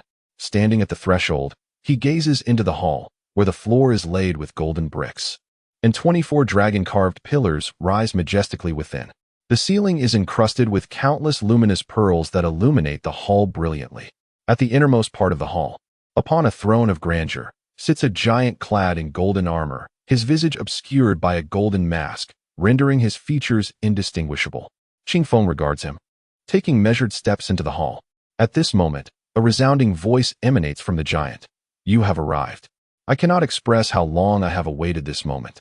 For at last, someone has managed to reach this place." Qingfeng, with a cold and piercing tone, responds, "Who are you? Where is this place, and how may I depart?" Perhaps due to years of blood-soaked battles, despite his ragged attire, Qingfeng exudes an indescribable aura that commands respect, rivaling that of the armored giant. The golden-armored giant surveys him and nods in approval. Well, you are indeed an exceptional human, worthy of my attention. I can reveal to you that this realm is known as the battlefield of gods and demons, showcasing the epic confrontations of ancient times. I am the leader of the divine clan, Aotangshan. Should you defeat me, you shall inherit my legacy. Come forth, young one, and demonstrate the extent of your strength." With that, the giant rises, astonishingly towering 100 meters. Qingfeng's heart sinks at the sight. How could he possibly contend with such a being? Before he can ponder further, the golden-armored giant begins to diminish in size, swiftly assuming a stature equal to Qingfeng's. Through the mask, one can perceive the sharpness of his gaze, revealing that he is indeed formidable. Qingfeng remains stationary, refraining from immediate attack, and speaks with complexity in his tone. "In truth, I owe you my gratitude. For throughout these years of life and death trials, my cultivation has ascended to the 7th tier, with strength exceeding 100,000 pounds. However, I must slay you. If my conjecture holds true, only by your demise can I fully escape this place." Aotangshan's amused voice resonates as he replies with 2 succinct words. Indeed, the battle commenced, with both combatants exhibiting extraordinary prowess. Qingfeng, having honed his strength over a century, had reached an impressive force of 1,000,000 pounds. Each punch he delivered resonated with a thunderous sound, rendering the stick in his hand as light as a feather, almost useless compared to the satisfaction of his fists. The two engaged in a fierce exchange, causing chaos around them. After 3 days and nights of relentless combat, the grand palace behind them had been reduced to ruins, surrounded by countless bottomless pits. Qingfeng bore bruises and contusions, while Aotangshan, equally disheveled, had his golden armor and helmet shattered beyond recognition, revealing his strikingly handsome features. To Qingfeng's astonishment, Aotangshan possessed a beauty that could rival that of a celestial being, though his throat bore the unmistakable mark of masculinity. Qingfeng harbored no empathy. Each strike was delivered with fervor, and their abilities matched each other in a thrilling contest. At that moment, Qingfeng summoned all his strength, bellowing, "Only inexhaustible might can yield true victory. Let us settle this with a single blow." With that proclamation, he unleashed a punch enveloped in a shimmering aura, reminiscent of an armored gauntlet, aimed directly at Aotangshan. In response, Aotangshan steeled himself, casting aside his golden armor. He concentrated all his muscular power into his fist, which radiated a golden light accompanied by a whistling sound. When their fists collided, an explosive roar echoed, as if the heavens were shattering. Where their fists met, a blinding white light erupted, overwhelming the senses and emanating a force of annihilation. The immense brilliance and energy spread, engulfing the entire world in a blinding whiteness, obscuring all color and distinction between earth and sky. After an extended silence, the radiance receded, revealing a massive crater spanning 10,000 meters where the two had clashed. Beneath the surface, Qingfeng coughed up blood, his complexion pale, his garments tattered, and his hair disheveled. In contrast, Aotangshan stood exposed, his muscular frame marred by deep fissures, gazing at Qingfeng with terror as blood poured from his lips. All he could muster was a feeble acknowledgement of Qingfeng's strength. Suddenly, the cracks on his body widened, and with a resounding pop, Aotangshan's form disintegrated, scattering into the ground, dead beyond revival. Qingfeng's eyes narrowed, yet he did not display any sign of elation. As Aotangshan's remains transformed into a stream of golden light, This time it did not penetrate Qingfeng's body as before. Instead, it surged directly towards his head. Before Qingfeng could react, the golden light vanished. A cold smile crept across his face as he muttered to himself, "What a clever scheme." In that instant, the golden light surged into Qingfeng's consciousness, morphing into a luminous orb, only to be ensnared by an unexpectedly materialized purple net, trapping it within. The luminous orb was taken aback, attempting to struggle, yet the formidable purple net held fast, impervious to its frantic efforts. At that moment, a languid voice resounded. "Do not waste your energy in futile struggles. You, old specter, have devised intricate schemes over the years. Yet you never anticipated that a mind sharper than your own would arise in this world." As this statement echoed, a dark orb materialized beside it. Humph, a clever plan indeed. Yet, I, who have outwitted countless mechanisms, find myself ensnared by a mere child. What a disgrace, what a humiliation. I cannot fathom where my oversight allowed you to uncover my intentions. Just then, a voice filled with clarity emerged, inquiring with a hint of puzzlement, "Where?" "From the moment I entered the grand hall, the old demon discerned your motives."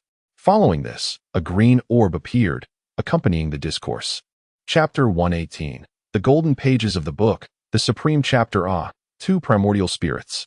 "Who exactly are you?" A voice of astonishment emanated from the golden orb. "Humph, who am I?"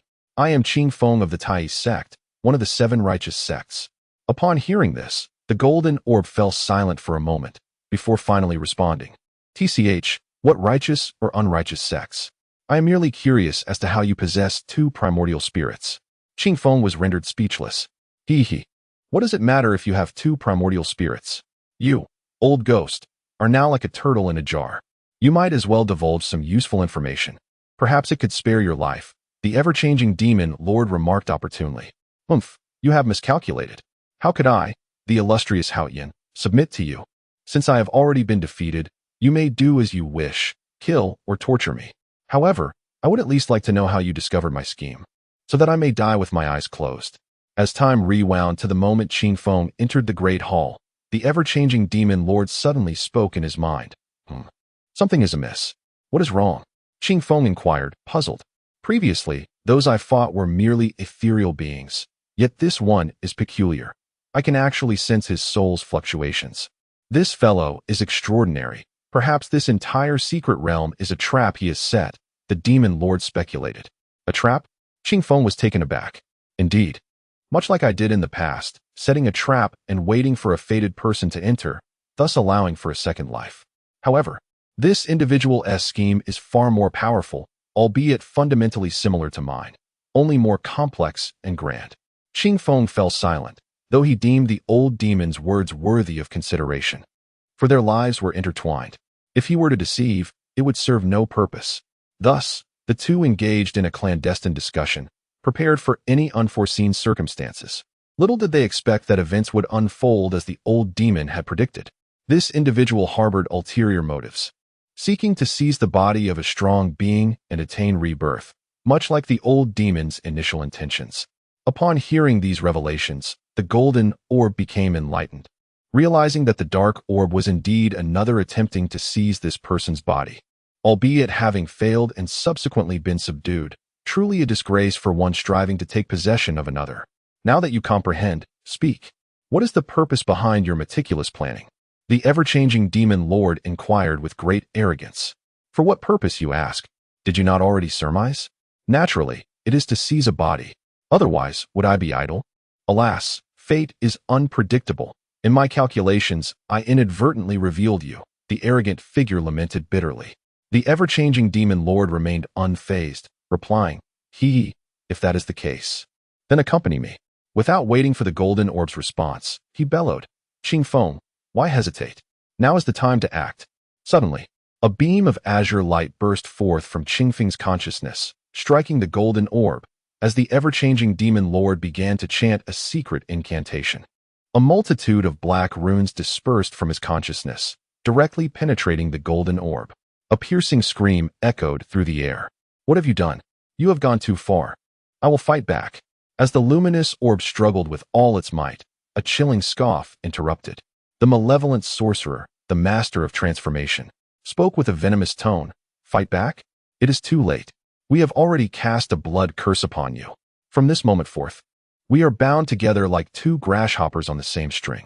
Should Qingfeng perish, we shall both face the same fate. However, if you comply and behave, perhaps once we are outside, I might earn Qingfeng's favor and assist you in finding a new body. For now, you will remain here in peace. What? A blood curse? I never expected a righteous disciple like you would resort to such malevolent sorcery. I had held you in high regard, Qingfeng retorted, his words laced with disdain. Qingfeng sighed deeply. Old demon, I told you to eliminate him outright, to obliterate him completely. I truly do not understand your reasoning. Do you think of my consciousness as a mirror? Haha, foolish boy, I only act in your best interest. If this fellow does not reveal how to escape, you shall never leave this place, the master of transformation replied. Upon hearing this, Qingfeng ceased his protests. He had initially thought that defeating this adversary would automatically grant him freedom, but now he realized how naive he had been. Escape was not so simple. At that moment, Qingfeng's attention was drawn to a peculiar sight. As the body of the arrogant Tongtian vanished, the golden armor it wore transformed into a golden page, inscribed with countless characters, the contents unknown to him. Qingfeng reached out to take the page, his expression growing increasingly animated. To his astonishment, the golden page contained the complete methodology of the first level of the dominant body technique, detailing the first to the 9th tiers in a manner far more comprehensive than what his master had imparted. As he studied the page, excitement surged within him, nearly overwhelming his composure. Alas, this golden page only encompassed the first level of the technique. Where, then, was the second? He searched his surroundings, but found no additional pages. At that moment, he surmised that Tongtian must know the whereabouts of the remaining techniques. What to do? Fortunately, the master of transformation had the foresight not to eliminate him. Otherwise, it would have been too late for regrets. But how could he compel Tongtian to speak? If all else failed, perhaps he would need to resort to severe measures. A rather uncharacteristic thought arose within Qingfeng. Within his consciousness, Qingfeng was taken aback upon entering, for he found the master of transformation and Tongtian engaged in hushed whispers, as if they were old friends reunited after many years. This left him at a loss as to how to proceed. Clearing his throat to interrupt their conversation, Qingfeng decided it was time to employ some tactics if Tongtian remained uncooperative. He inquired, Tongtian, where did you acquire the methodology of the dominant body technique? Is there a subsequent volume? After a moment of contemplation, Tongtian replied, this was something I obtained years ago from a mysterious place.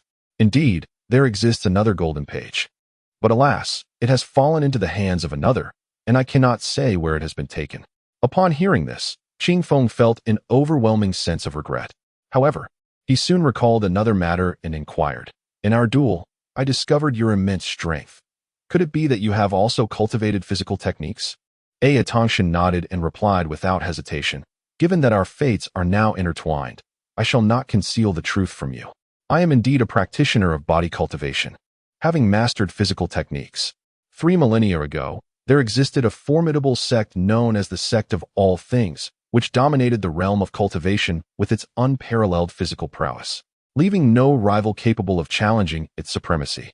Alas, ever since our sect leader, Ren Wuxing, mysteriously vanished along with our sect's ultimate secret, the Supreme Chapter, the Sect of All Things began its decline.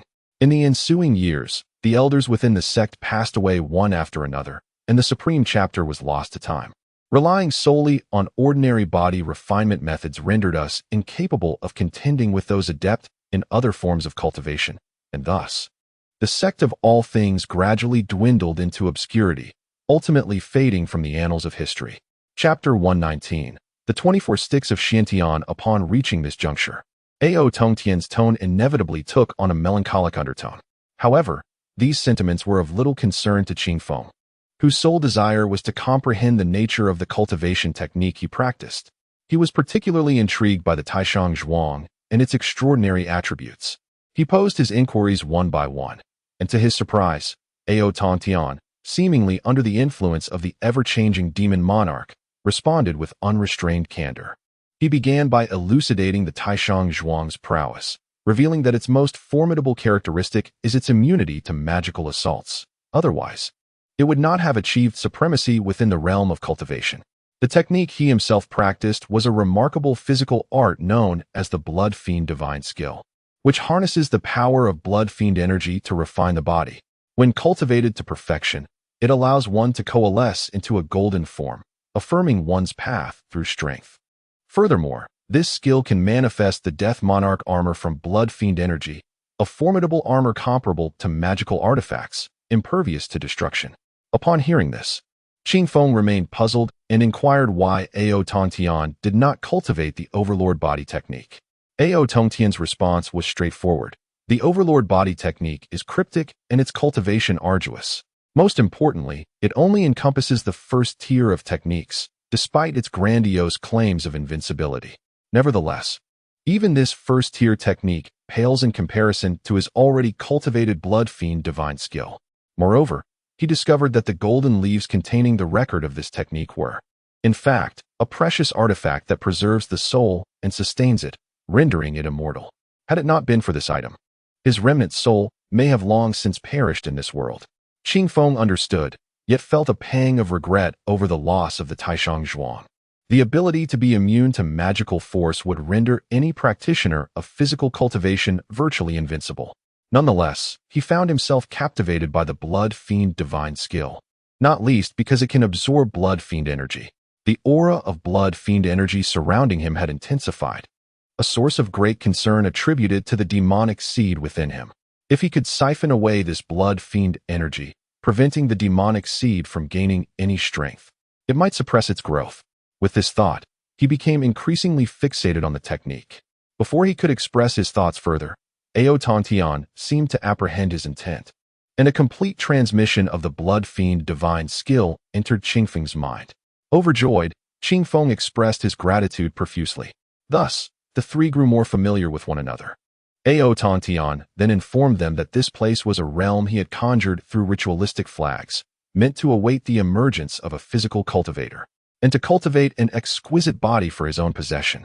Regrettably, fate had dealt him a blow, as he had fallen into Qing Feng's hands, leaving him with a sense of loss. However, he had come to terms with this, believing that destiny has its own designs, and he need only find a compatible physical cultivator for his future possession. Qing Feng acquiesced, yet made it clear that he would not personally capture such individuals. It would rely on chance. Ao Tongtian agreed to this stipulation. Qing Feng's final query pertained to whether the powers and techniques cultivated here would dissipate once outside, a question that even Ao Tongtian could not definitively answer. This place was the creation of him and another master of formations, in which he merely played a supportive role. Regrettably, that master fell completely after the formation was completed. Upon hearing this, Qing Feng could only acquiesce. Ultimately, he imparted to him a secret incantation, a means of escape, and informed him that behind the secret chamber lay some treasures and tomes of divine techniques he had previously stored, urging him to safeguard them diligently. Qing Feng readily assented, and before he could utter more, the ever-changing demon lord swiftly dragged the divine soul of Ao Tongtian deep into the sea of consciousness, leaving Qing Feng in bewilderment. Upon returning to his physical form, he beheld the land before him, on the verge of collapse. He chanted the incantation, and in the blink of an eye, vanished from the spot. Suddenly, his surroundings brightened, and he found himself within a stone chamber. Flanking the chamber were two additional rooms, while a stone table and chairs occupied the center, with a silver ring resembling a band resting atop the table, inscribed with countless minuscule scripts and charms, the content of which eluded his understanding due to their minute size. Ao Tongtian informed him that this was a storage ring, and with a mental command, Qing Feng entered it as directed. The interior of the ring was surprisingly spacious, comparable in size to 3 rooms. The most conspicuous feature was a small heap of spirit stones. Qing Feng rushed over, discovering 3 top-grade spirit stones nestled within, which sent waves of elation through him. Was he not now transformed from a beggar into a sudden affluent individual? Upon careful counting, he found 3 top-grade spirit stones, 10 mid-grade spirit stones, and 560 ordinary spirit stones. With these resources, he could procure spiritual herbs and concoct elixirs for his cultivation. Not lingering on this newfound fortune, he turned his gaze elsewhere and spotted 2 jade boxes. Upon opening them, he was astonished to find 2 exceedingly precious spiritual herbs, their age evident and undoubtedly of significant value. After sealing them securely, he noticed a multitude of materials on the ground, each the size of a human head. One particular piece, a block of secret silver, left him in awe as he lifted it. Another material, golden and gleaming, fit snugly in his palm, yet its weight was nearly 10,000 pounds. Could this be the legendary gunmetal?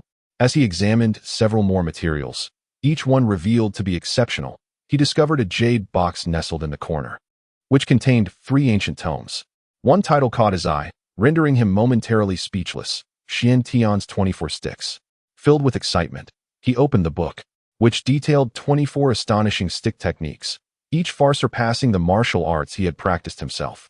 With this discovery, he felt that his expedition into the secret realm had been immensely worthwhile. The remaining 2 volumes, titled Great Handprint and Fire Cloud Divine Skill, were not hastily opened. Instead, he placed them alongside the Xian Tian's 24 Sticks for careful study upon his return. Yet, a lingering doubt plagued him. Having spent a century in this place, he remained oblivious to the state of the world outside. However, having reached this juncture, he found himself with no alternative but to proceed cautiously, taking each step as it came.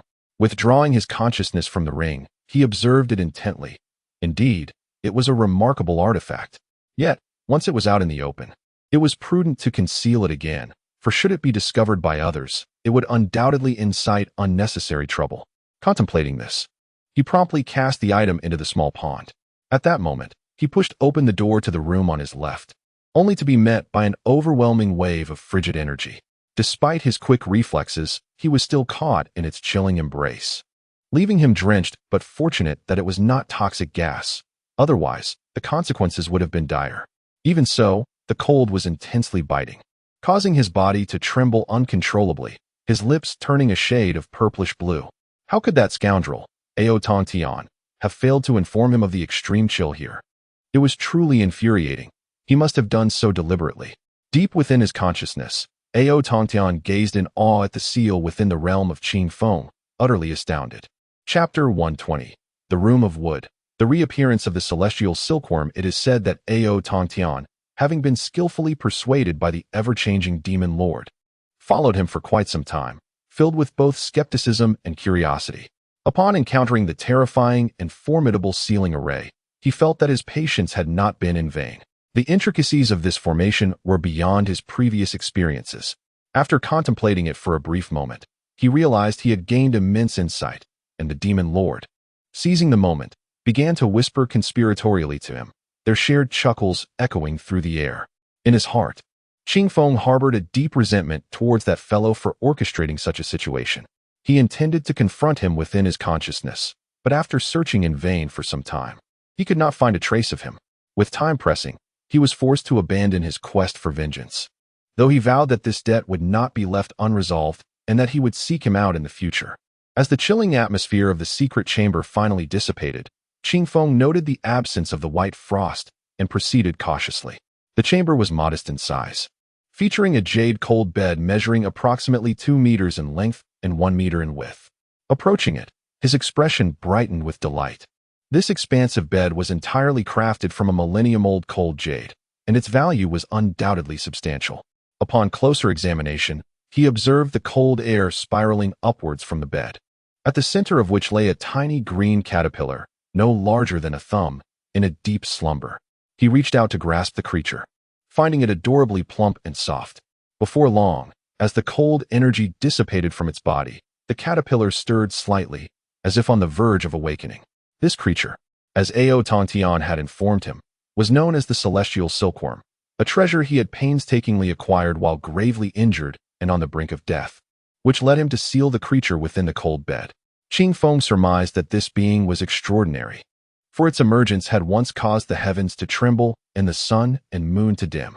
At that time, he had lacked the luxury to study it in detail and remained unaware of what it might evolve into in the future. After taking in the scene, Qing Feng had no immediate thoughts. He was aware that many individuals raised various spiritual insects for their manifold benefits. Given Ao Tongtian's significant regard for this creature, he reluctantly resolved to nurture it. However, he understood that forming a bond with such a being was crucial from its infancy, for once it matured, controlling it would be nearly impossible. Fortunately, Aotantian had already imparted the necessary methods. Otherwise, he would have been utterly perplexed. At that moment, he saw himself drawing a drop of essence blood from his fingertip, followed by a series of intricate gestures directed at the drop, as he silently chanted incantations. These incantations materialized into ephemeral crimson runes that floated into the essence blood. After a quarter of an hour, he successfully completed the ritual. Next, he waved his hand and let the essence blood fall upon the celestial silkworm's head, watching as it seamlessly merged into its being. Immediately, he sensed a faint connection forming between himself and the creature, one that would grow clearer as they spent more time together. Most importantly, should the silkworm prove disobedient, he could employ a secret spell to either control or annihilate it. While this method was indeed ruthless, it was a necessary measure when dealing with spiritual insects. Upon completing his task, he found himself troubled by the question of where to place this peculiar object. After much contemplation, he concluded that it could only be cast into the stone jar pond. He pondered whether this creature could swim, fearing it might drown. Resolving not to overthink it, he decided to give it a try. With that thought, he placed the celestial silkworm into the stone jar. To his astonishment, as soon as it entered, the jar seemed to respond, beginning to tremble. Before Qing Feng could comprehend the situation, the green caterpillar was swiftly drawn into a nebulous chamber. As he regained his senses, the previously hazy room suddenly revealed itself as the mist dissipated and an ancient script appeared above the door. Qing Feng was taken aback. He had not anticipated that the celestial silkworm could conjure a room of its own. Could it possibly be on par with the Qinglian? If that were true, he would indeed have struck a considerable fortune. Looking around the chamber, he noted a vibrant greenery enveloping the space. As he stepped inside, he discovered it was roughly 100 square meters in size, with small grasses flourishing on the ground. The celestial silkworm, diminutive and blending with the verdant blades, was initially hard to spot. Fortunately, their bond allowed him to sense its presence, and he soon saw it resting atop a blade of grass, fully awake and seemingly hungry, nibbling on the greenery. Observing this scene, Qing Feng pondered what would be suitable to feed the creature. After some deliberation, he produced a spirit stone and tossed it toward the silkworm. To his surprise, the creature eagerly ascended the stone, its teeth, unknown in composition, producing a continuous crunching sound as it gnawed. Witnessing this, Qing Feng felt a twinge of discomfort in his own teeth, yet he was relieved that it savored the offering. He subsequently tossed a few more spirit stones for the creature and turned his gaze elsewhere. He took a stroll around the space, noting that it resembled the area where the Qinglian resided. Aside from the visible parts, the surroundings were enclosed by a barrier, beyond which lay an expanse of profound darkness, akin to the void. The only distinction from the Qinglian's domain was the faint spiritual energy here, reminiscent of his dwelling at the Tai sect. Upon inspecting the soil, he found it to be exceptionally fertile, dark and rich, ideal for cultivation. He mused that if he were to plant some spiritual herbs or flora, it might yield excellent results. He resolved to bring some seeds in due time to sow in this fertile ground. Aside from these observations, the area did not hold any particular intrigue. Nevertheless, it provided him with a new storage space that was far more convenient than the pond. With a flicker of thought, he relocated the demon pearl and the golden blocks formed from the golden chair to a corner, leaving the ring untouched, as it remained in the pond to be retrieved later upon his return to the sect. At that moment, he glanced at the celestial silkworm, only to realize that it had unknowingly consumed an entire spirit stone. A wave of regret washed over him, as it appeared that nurturing this creature would require a significant expenditure of spirit stones. Exiting the stone jar, he wore a broad smile. Without hesitation, he retrieved the 1,000-year-cold jade bed and then pushed open the door on the right. Upon entering the room, one is immediately greeted by several suspended magical artifacts and treasures, remnants of the illustrious Aotantian's past. Among them, a small crimson tower radiates an extraordinary light, undoubtedly not an ordinary item. However, upon mere contact, the tower plummets to the ground, and its brilliance swiftly diminishes, leaving it devoid of any spirit. A tragic loss indeed. Qing Feng exclaims in disappointment, pondering that its age and lack of spiritual nourishment might be the cause of its demise. One after another, several items succumb to the same fate. Fortunately, amidst the ruins, a 1-foot-long flying dagger remains unscathed, still possessing a flicker of its former vitality. With proper care and nurturing, it may yet prove useful. As Qing Feng picks it up, he discovers that this dagger is a remarkable example of a mother and child linked knife, with the larger blade housing a smaller one no larger than a palm, a design of exquisite ingenuity. Chapter 121. A century passes in the blink of an eye. Qing Feng gazed in admiration at the knife before him, contemplating that he too should possess a blade for self-defense. Otherwise, should he encounter the matter of the golden seat, he would be mocked by that woman for his lack of strength. The thought filled him with a hint of embarrassment. Naturally, Qing Feng would not take the time to nurture this item gently. Instead, he let a drop of his essence mingle with the stone jar, casting the knife within. Subsequently, the lifeless materials scattered on the ground were drawn into the jar. Although these items had lost their spirit, their quality was commendable. He decided to allow the stone jar to meld them together, hoping to forge a fine weapon. After all, it was akin to opening a blind box, where surprises often awaited. After a thorough examination, he discovered nothing further. However, a sense of trepidation began to creep over him. He pondered how the world outside had changed after a century had passed. He recalled the words of the sage Han Yuan, who had mentioned that within this secret realm, one would be expelled after merely a month. He wondered if the place he had entered was unique, preventing his expulsion. This secret realm opened only once every 500 years. Would he truly remain here for centuries? Lost in thought, he could only shake his head and sigh. Realizing he must hasten his return, he recited an incantation, and in an instant, he found himself back in the enigmatic space, which was now beginning to fragment, the ground trembling beneath him. Tangshan had stated that the sole means of escape was to allow this space to shatter. Now, as the realm began to self-destruct, he pondered how long it would take to collapse entirely. In this dire situation, he resolved to assist in its demise. Qing Feng drew forth a massive staff, his strength now exceeding 1,000,000 pounds. With a mighty strike upon the ground, he unleashed an unimaginable force, causing further fissures to emerge. With each blow, the earth began to separate. With a thunderous roar, he swung the staff, emitting a radiant beam that stretched for kilometers. The ensuing explosion reverberated through the air, as countless pounds of power cascaded forth.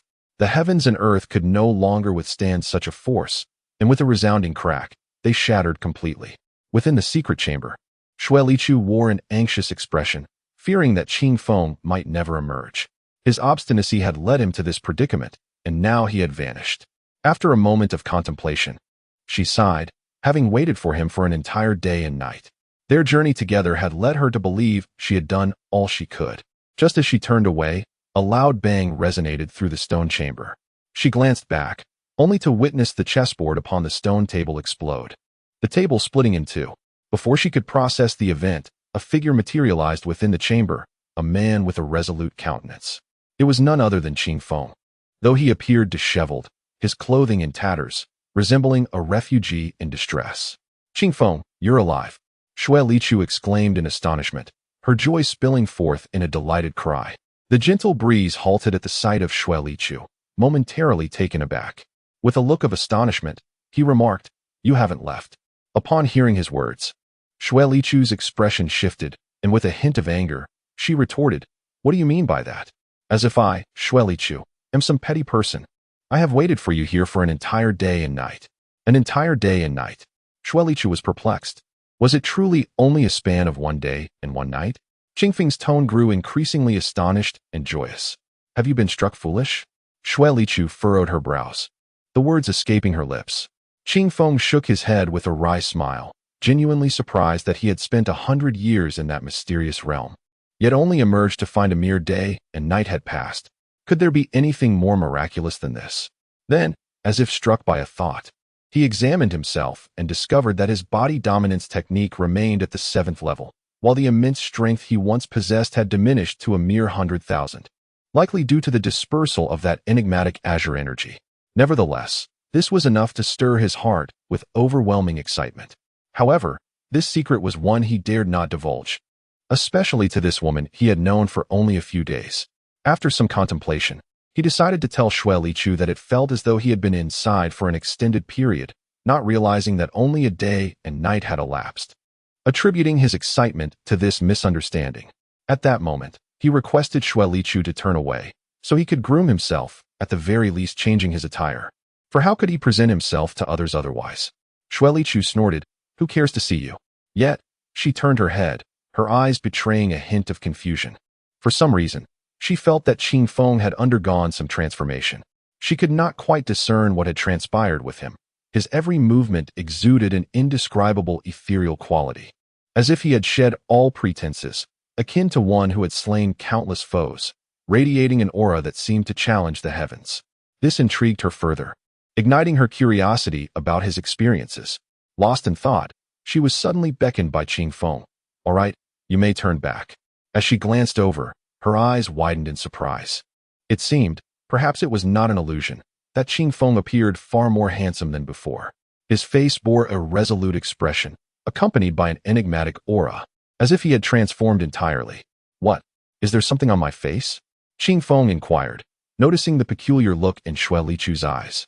She rolled her eyes at him and quickly asked, "Qing Feng, what on earth did you experience inside?" Seeing her curiosity, Qing Feng reminisced about his past encounters and let out a sigh. "This tale is lengthy. Let me shorten it." Naturally, Qing Feng would not disclose the entire truth, but recounted that he had indeed encountered the giant. After defeating that creature, he was attacked by others, leading him to battle through a series of giants, ultimately slaying one clad in silver armor, which precipitated the collapse of the heavens, and thus he emerged. Time, merely a span of 1 year, left Xue Lichu in utter astonishment. She couldn't help but lament the existence of such wonders in the world, only to find herself bereft of the necessary powers to seize the opportunity. However, the treasures concealed within the secret chamber were a matter best left unspoken by Qing Feng. He was far too astute to foolishly share his fortunes with others. Xue Lichu refrained from delving deeper into her thoughts, for she had endured the trials of that place herself, and she surmised that it was quite an achievement for Qing Feng to have persevered there for a year. She also contemplated that the mysterious space might serve as a form of reward, a pity indeed. There was nothing here worth lingering over, and as the two conversed, they ascended. Along the way, for reasons unknown, Qing Feng felt as though Xue Lichu was occasionally casting glances in his direction, which rendered him somewhat awkward. Chapter 122. The onslaught of the sandstorm. At this moment, as the two emerged from the secret passage, they beheld a figure pushing open the front gate. Their gazes met, and soon thereafter, Xue Lichu joyfully exclaimed, "Senior sister." The newcomer mirrored the delight, her expression equally radiant. Qing Feng turned to look and was struck by the sight of a woman clad in elegant azure attire, her beauty ethereal, reminiscent of a celestial being. It was none other than the water-moon fairy, Lan Yi, from the Weak-Water Dragon Palace. Before he could utter a word, another individual entered, a monk adorned in a cassock, marked by a monk's tonsure upon his brow. It was none other than the monk from the Law Source Temple. Amitba, what a delightful coincidence. Qing Feng acknowledged with a nod. The monk, upon recognizing Qing Feng, remarked, "Ah, it is fellow Taoist Qing Feng. I am Hu Tiying. Your reputation precedes you." Upon hearing this name, Qing Feng responded promptly. Hu Tiying was no ordinary monk. Not only did he possess the golden body of an arhat, but his expertise in Zen Buddhism was formidable. It was said that even the elders of the Law Source Temple found themselves outmatched in discussions of Buddhist scriptures. At this moment, the water-moon fairy, Lan Yi, also turned her gaze towards Qing Feng. Her eyes lingered momentarily upon his face, contemplatively pondering why this man, though of above-average appearance, exuded an inexplicable allure. There was a subtle yet undeniable aura about him, a curious blend of strength and depth that belied his youth, as though he had traversed the trials of time. Little did she know that this aura stemmed from a century spent amidst relentless battles, a life steeped in the crucible of conflict, bestowing upon him a sharpness and presence that was rare among practitioners. After a moment of contemplation, Lan Yi resolved to engage him in conversation. Qing Feng readily introduced himself, ensuring he did not come across as aloof. The group exchanged tales of their respective journeys, though Hu Tiying and the Water-Moon Fairy chose not to elaborate on their own unique experiences, acknowledging their fateful encounter amidst the perilous expanse of shifting sands. They decided to travel together for safety. While Qing Feng was unafraid of beasts lurking in the shadows, he dreaded the solitude that accompanied it. In that enigmatic realm, he had walked alone, teetering on the brink of despair, fortunate only to have the shape-shifting demon occasionally converse with him. Otherwise, the recent collaboration against the formidable Aatanshan would not have come to pass. As they pushed open the great door and stepped outside, they were greeted by an expansive azure sky, devoid of any whisper of wind. Selecting a common destination, they commenced their journey, engaging in light conversation that gradually fostered familiarity. Yet, Qingfeng could not suppress his curiosity and, undeterred, inquired about Lu Ruoyan, attempting to describe her appearance for the others to recognize. Unfortunately, his hopes were dashed when they confirmed that no such person existed within the weak water dragon palace. Disheartened, Qingfeng found himself at a loss for words, his expression darkening as silence enveloped him. The atmosphere grew subtly tense. Just then, Xue Liqiu, who had climbed to the summit of a sand dune, suddenly shouted, "Heavens! What is that?" The three hurried towards him, and the sight before them left everyone utterly astonished. A dark veil descended from the horizon, revealing itself to be a yellow sandstorm, stretching endlessly into the distance, its vastness unfathomable. The four exchanged glances, and Huitong spoke first. "I possess a dust-settling pearl. Yet the ferocity of this storm leaves me uncertain of my ability to evade it. I also have a Linglong pagoda, which can stabilize water, fire, wind, and metal. However, activating this treasure requires an immense amount of magical energy, far beyond my solitary strength." The speaker was the Water Moon Fairy. Qingfeng nodded in agreement, as did Huitong and Xue Liqiu. At this moment, the Water Moon Fairy produced a crystalline pagoda, its pristine white color gleaming, adorned at the pinnacle with a radiant gem. She settled into a meditative posture, raising the pagoda, her hands weaving intricate and profound gestures. The pagoda expanded with the wind, swiftly transforming into a structure about a meter tall, enveloping them all beneath its protective embrace. Observing this, Xue Liqiu also assumed a seated position, channeling his magical energy towards the Water Moon Fairy. Huitong followed suit, sending forth waves of power. Qingfeng, not wishing to lag behind, did likewise. Though his progress with the Great Sun and Sunset technique was slow, and his magical energy paled in comparison to the others, causing his contribution to diminish significantly.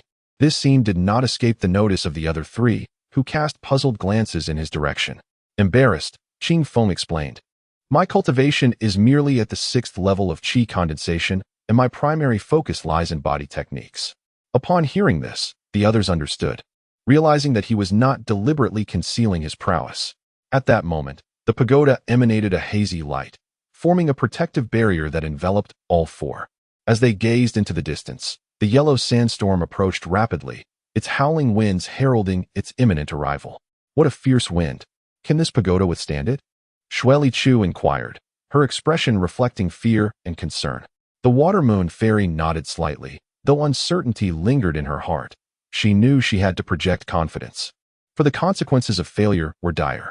As the storm drew near, the true terror of its might became evident. A colossal force crashed upon them, akin to a tidal wave, tossing them about like a mere leaf upon the ocean. The immense pressure dimmed the brilliance of the pagoda, and darkness enveloped them, with only the luminous shield offering a sliver of solace.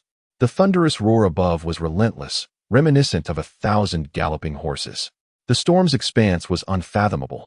Even after a quarter of an hour, the world remained shrouded in darkness, the winds growing ever more ferocious.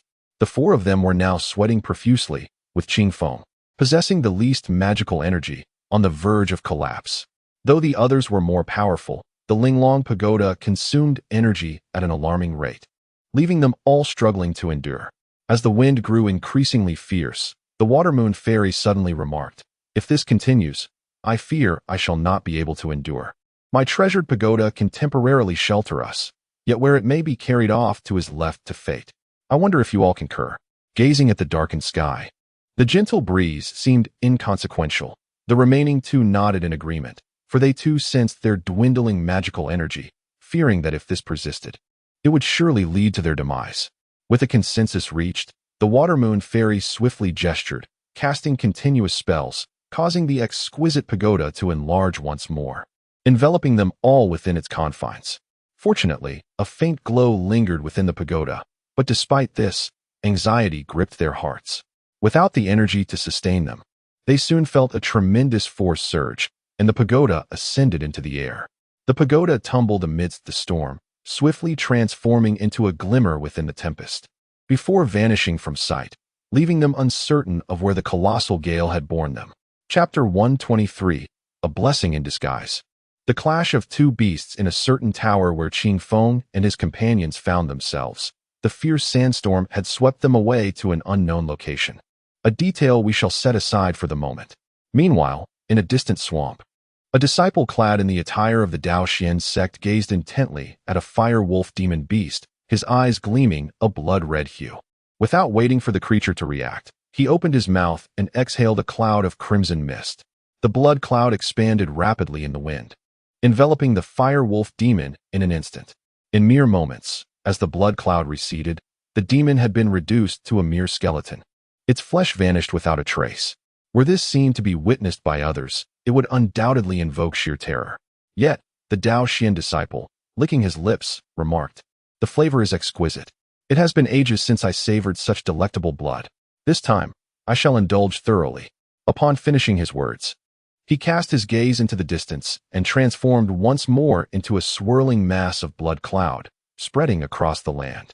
In an instant, the swamp echoed with countless cries of horror and agony. It turned out that this individual was none other than the blood demon, the very entity rescued by Lu Ruyan and her companions. He had previously divided a portion of his essence to draw the attention of the Daoxian sect, all to infiltrate the secret realm more effectively. It remains a mystery how he managed to penetrate this domain. However, the disciple before us was no longer himself, perhaps having been possessed by the blood demon or otherwise controlled. This blood demon was indeed malevolent, leaving desolation in his wake. The scene shifts to a chasm where a man was engaged in a life-and-death struggle with a colossal white ape nearly 5 meters tall. In the midst of their fierce combat, a gigantic hand suddenly descended from the depths of the abyss, catching both combatants off guard. In an instant, they were crushed against the rock face, akin to a hand swatting a mere mosquito. When the hand finally withdrew, no trace of the cultivator or the white ape remained upon the cliff. Only a gruesome amalgamation of blood and flesh clung to the surface. Perhaps the two had become one. Yet, the hand did not depart immediately. Instead, it seized the remnants and dragged them into the abyss below. Elsewhere, upon a massive tree, a man held a vividly colored demon egg in his grasp, filled with elation. Suddenly, the sky darkened ominously. He looked up to see a gigantic golden eagle, its wingspan stretching 100 meters, glaring at him with fury.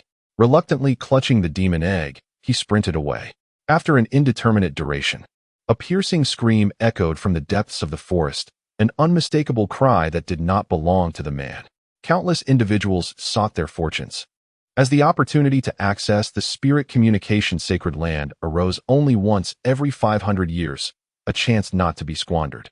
As for Qing Feng and his companions, having been swept away by the sandstorm, they felt disoriented for an indeterminate time until the howling winds finally subsided. The Watermoon Fairy opened the tower, and as they emerged, they discovered they had been blown to the very edge of the desert. Before them lay an expansive grassland, and in the distance, majestic mountains rose in an unending line, breathtaking in their grandeur. At last, we have emerged from the vast desert. Could this be a case of fortune arising from misfortune? Shuelichu spoke up first. Indeed, indeed. Alas, my exquisite pagoda has lost much of its spirit. I must nurture it carefully upon our return. Upon hearing her voice, everyone turned to the Watermoon Fairy, who tenderly caressed the small pagoda, causing a sense of embarrassment among the group. After all, it was for the sake of saving everyone that her precious pagoda had been reduced to such a state. Qing Feng paused, at a loss for words, and could only scratch his head in helplessness. Hu Tong, perceptive as ever, promptly suggested, "Watermoon Fairy, since your treasure was sacrificed for our rescue, I propose to offer some spirit stones as compensation." "That sounds reasonable," Qing Feng quickly agreed, recognizing it as the only viable solution. Otherwise, it would be unfair to take advantage of her kindness. The Watermoon Fairy glanced at the two and smiled sweetly, then shook her head, saying, "Are you not mocking me? Even were it not for you, I would still require this treasure." Hearing this, Qing Feng felt a surge of admiration for her character. However, before he could respond, she swiftly changed the subject. "In fact, I am in search of a rare herb known as the Tai-Xian grass. If you truly feel indebted, I would appreciate it if you could prioritize selling it to me once you procure it." This request was not unreasonable, and Qing Feng nodded readily, with Hu Tong doing likewise. After a brief discussion, they decided to pursue their respective fortunes, now that they had exited the desert. For safety's sake, they exchanged message paper cranes, ensuring they could call for help if needed. Qingfeng brandished his staff and set off, while Hutong ventured in the opposite direction. The Water Moon Fairy and Shui Lichu chose to remain together, as they were fellow disciples, which would facilitate their journey. As Qingfeng progressed, he soon encountered an expansive, verdant forest, its towering trees lush and formidable.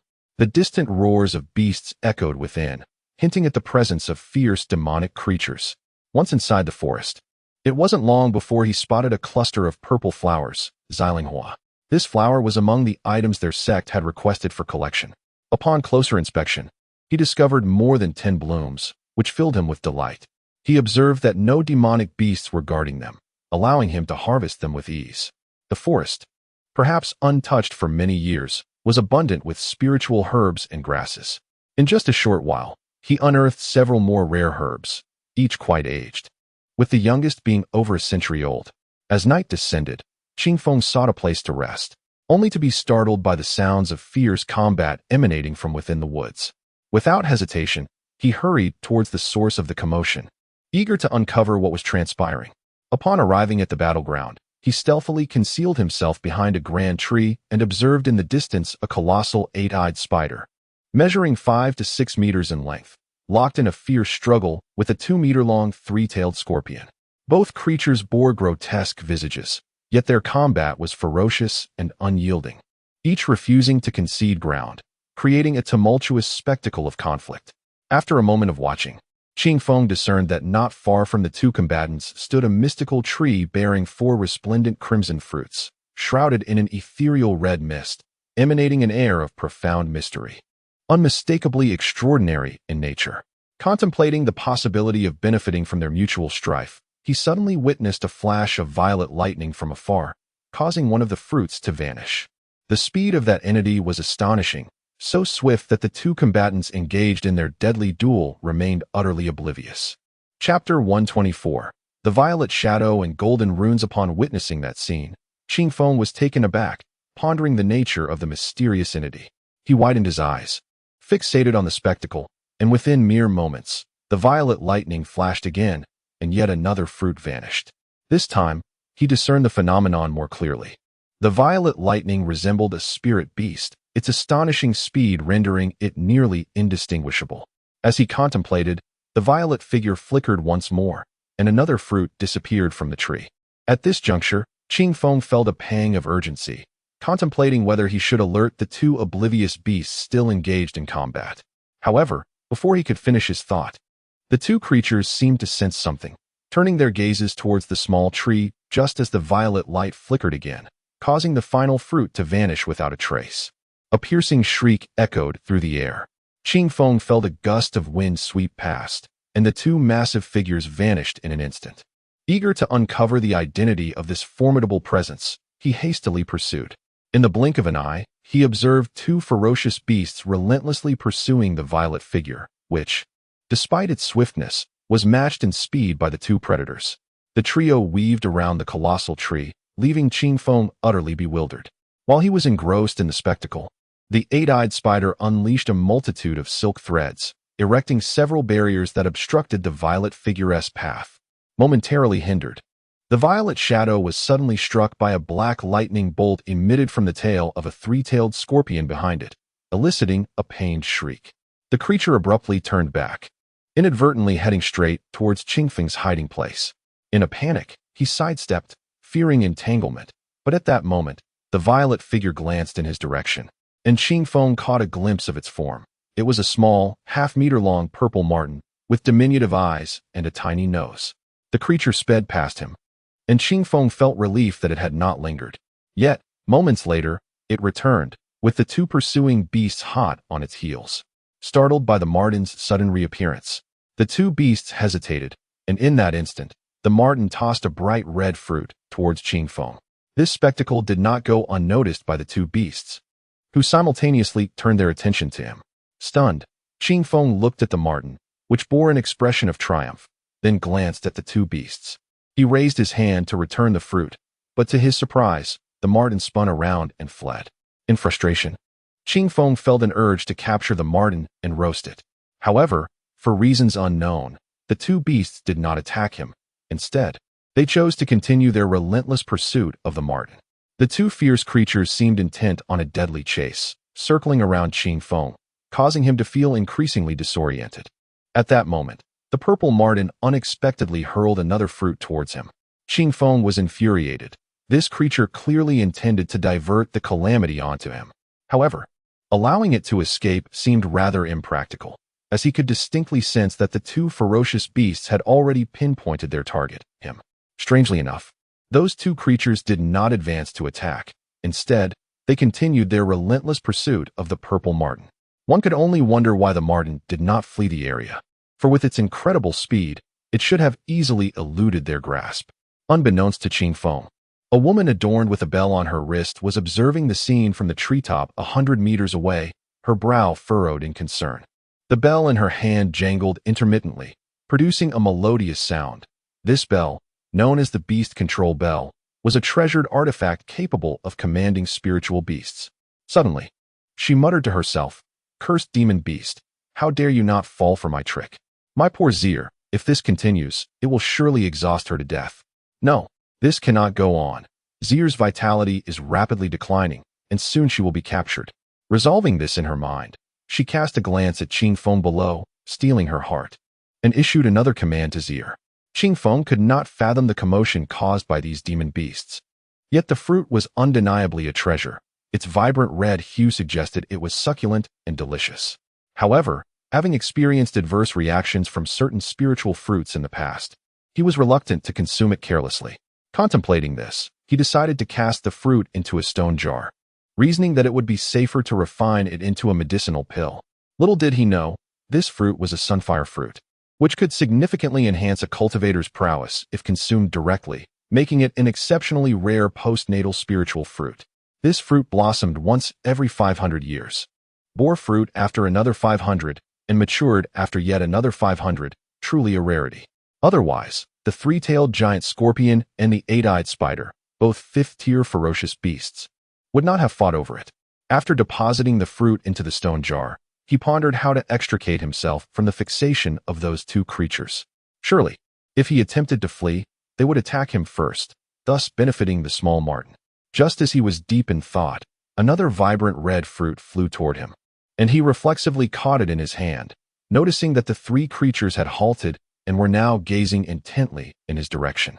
With the fruit in hand, Qing Feng could only shake his head and chuckle resignedly. It was clear that he could no longer remain an outsider in this situation. Hence, he brazenly tossed the fruit into the stone jar. Subsequently, he brandished the large stick from behind him, slamming it down with a resounding crash that created a shallow pit in the ground. Since emerging from that mysterious space, he had not encountered any formidable demon beasts. With his immense strength of 100,000 pounds, he was eager for a spar with these two creatures. Having already gained an advantage today, he was ready for the challenge. With a piercing shriek, the giant scorpion let out a cry that reverberated in the air, drilling into the minds of all who heard it. A cold snort escaped from Qing Feng as he was enveloped in a surge of energy, his protective aura bursting forth to form a bell-like shield. However, this bell was no longer the familiar opaque form. It was now a translucent shape. At this moment, one could observe that golden runes floated around its exterior, revealing a striking array of perhaps a dozen or more. Although Qing Feng could not decipher these characters, their significance was indubitably profound. The purpose of these golden runes remained a matter for future exploration. As the shield was fully established, a piercing shriek suddenly resonated, colliding forcefully against the bell-shaped barrier. A muffled thud echoed as the sound wave struck the surface of the bell as if it were a tangible force. Fortunately, the bell was capable of sound insulation, sparing Qing Feng from harm. The three-tailed giant scorpion, with a chilling gaze, charged forth upon witnessing the failure of its attack. Simultaneously, the eight-eyed spider, quicker in its pursuit, unleashed a thick strand of silk, hurtling directly toward Qing Feng's face. Chapter 125, Ruthless and Ferocious. The Black Eagle's lair. Qing Feng remained unfazed, intrigued to discover the true prowess of the two adversaries. In an instant, the silken thread surged forth with astonishing speed, reaching dangerously close to the great bell. Suddenly, A golden light flashed, and the golden runes atop the bell shimmered, coalescing into a small shield of radiant gold that swiftly appeared before the silken thread. With a gentle chime, the thread struck the shield, yet no explosive impact ensued. It was merely intercepted without causing harm, a sight that would leave any onlooker astounded. The golden runes now resembled a magical artifact, evoking a sense of wonder. As the silken thread was thwarted by the golden light, it could advance no further. The eight-eyed spider, incensed, leapt toward Qingfeng. At that moment, the three-tailed giant scorpion lunged forth. Although the great bell attempted to obstruct its path, this creature was a fifth-tier demonic beast, an ancient anomaly of extraordinary capabilities, rivaling a mid-stage Foundation establishment cultivator, and perhaps even surpassing it. In the blink of an eye, Qingfeng observed the scorpion's three tails strike at the bell with a series of swift attacks, piercing through its defenses with their razor-sharp tips. Alarmed, Qingfeng swiftly retreated and struck one of the scorpion's tails with his staff.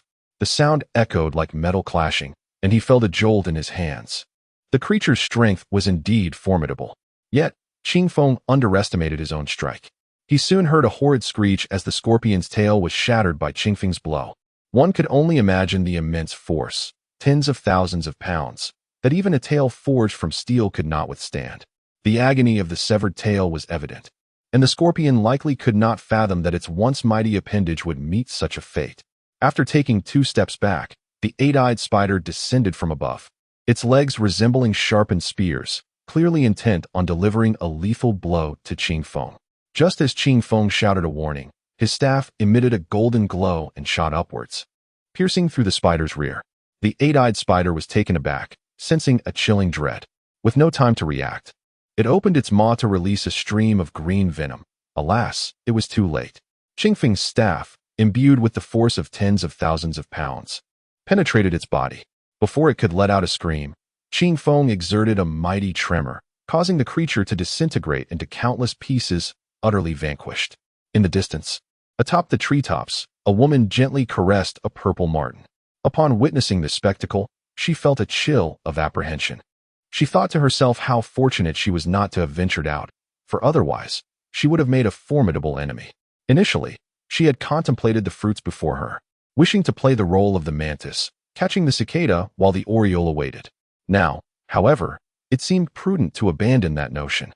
Uncertain of the identity of this individual, a disciple among the 7 sects, whose methods are astoundingly ruthless, she felt that lingering in this place was unwise.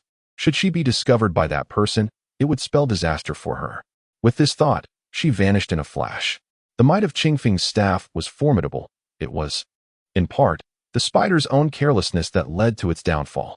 Had it proceeded with caution, it might have been able to contend with Qingfeng for a time. But it foolishly chose to attack from above, thus falling prey to Qingfeng's strategy, a rather unjust demise. Meanwhile, the three-tailed giant scorpion, witnessing Qingfeng's ferocity, was seized by a sudden desire to retreat. However, Qingfeng was not one to grant it such an opportunity. Having brought the battle to this extent, he could not afford to show mercy. With a thunderous roar, he ascended, wielding his hefty staff, and struck at the three-tailed scorpion. A quarter of an hour later, the area within 100 meters of Qingfeng lay in ruin, littered with fallen trees and deep craters, all remnants of his clash with the giant scorpion. The recent battle left Qingfeng feeling exhilarated. The three-tailed scorpion, an ancient aberration, proved to be formidable, yet in the end, it could not rival Qingfeng. He had brutally torn off all 3 of its tails, and even managed to break off its formidable pincers. Ultimately, with a merciless twist, he severed its head, bringing the battle to a close. Now, seated cross-legged, Qingfeng contemplated the combat techniques he had just employed. After a moment, he sighed and muttered to himself. Though the fight appeared intensely fierce, it lacked any semblance of strategy, resulting in a considerable waste of my energy. This cannot continue. Should I engage a stronger opponent, I would undoubtedly suffer greatly. With a slight shake of his head, he summoned a stone jar to collect the fallen bodies, then swiftly departed without a backward glance. Moments later, atop a towering treetop, Qingfeng furrowed his brow. While under siege by the beast, he had sensed the presence of a cultivator nearby, yet now it seemed deserted. Suddenly, he bent down to inspect the ground and picked up a strand of purple fur belonging to the purple martin. Observing it for a time, he murmured, "So this marten is indeed a tamed spirit beast. No wonder it shunned this area. It appears to be under the control of a master. That individual is truly despicable, attempting to divert blame. Should I discover her, she shall face dire consequences." Just as Qing Feng uttered these words, several miles away, in a hollow of a tree, Zhang Xiyu suddenly sneezed twice, glancing around as she wondered who might be speaking her name. Meanwhile, Qing Feng, unable to locate the master of the purple marten, decided to press on through the vast forest, abundant with spiritual herbs. He gathered a significant amount as he traversed the woods. With the task assigned by his sect nearly accomplished, he felt an overwhelming sense of joy. In the blink of an eye, 10 days have passed. The rising sun casts its golden rays, and at this moment, Qing Feng is seated atop a mountain peak, accompanied by the lifeless forms of 2 black eagles. These 2 ruffians had attempted a surprise attack on him the previous night, only to find themselves outmatched and ultimately vanquished. Nevertheless, the black eagles displayed a remarkable sense of location. The vista here is expansive, and the gentle mountain breeze is refreshingly pleasant. After a prolonged skirmish with his adversaries, both Qing Feng and the foes grew fatigued, leading him to remain here for the night. As he rose to his feet, he cast a glance at the carcasses of the black eagles. With a swift motion, he summoned a stone jar, which promptly absorbed the remains of the black eagles within. A mere 10 meters ahead lies the nest of a black eagle, constructed from layers of intertwined branches, standing impressively at 3 to 4 meters in height. Curiosity piqued. He approached the nest, wondering if it might conceal treasures within. As he leapt inside, his gaze was immediately drawn to an egg of unparalleled whiteness. Chapter 126. A Surge in Power. The celestial tablet emerges. Qing Feng did not anticipate the presence of such an egg among the treasures. Upon discovering it, his spirits soared. He had heard that certain mythical creatures could hatch from such eggs, potentially serving as loyal companions. The mere thought of riding a majestic eagle thrilled him immensely. Approaching the egg, he placed his hand upon its surface, attempting to sense its essence. However, he shook his head in disappointment. The egg exuded a stark emptiness, devoid of any trace of life. It appeared to be a barren egg, a pity indeed.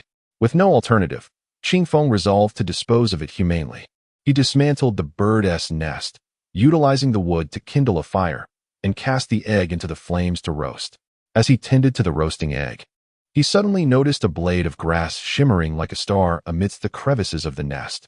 This grass, though only half a foot tall, sparkled with a celestial hue. Upon closer inspection and comparison with the descriptions provided by the Watermoon Fairy, he confirmed it to be the elusive Tai Xian grass, a specimen over several centuries old.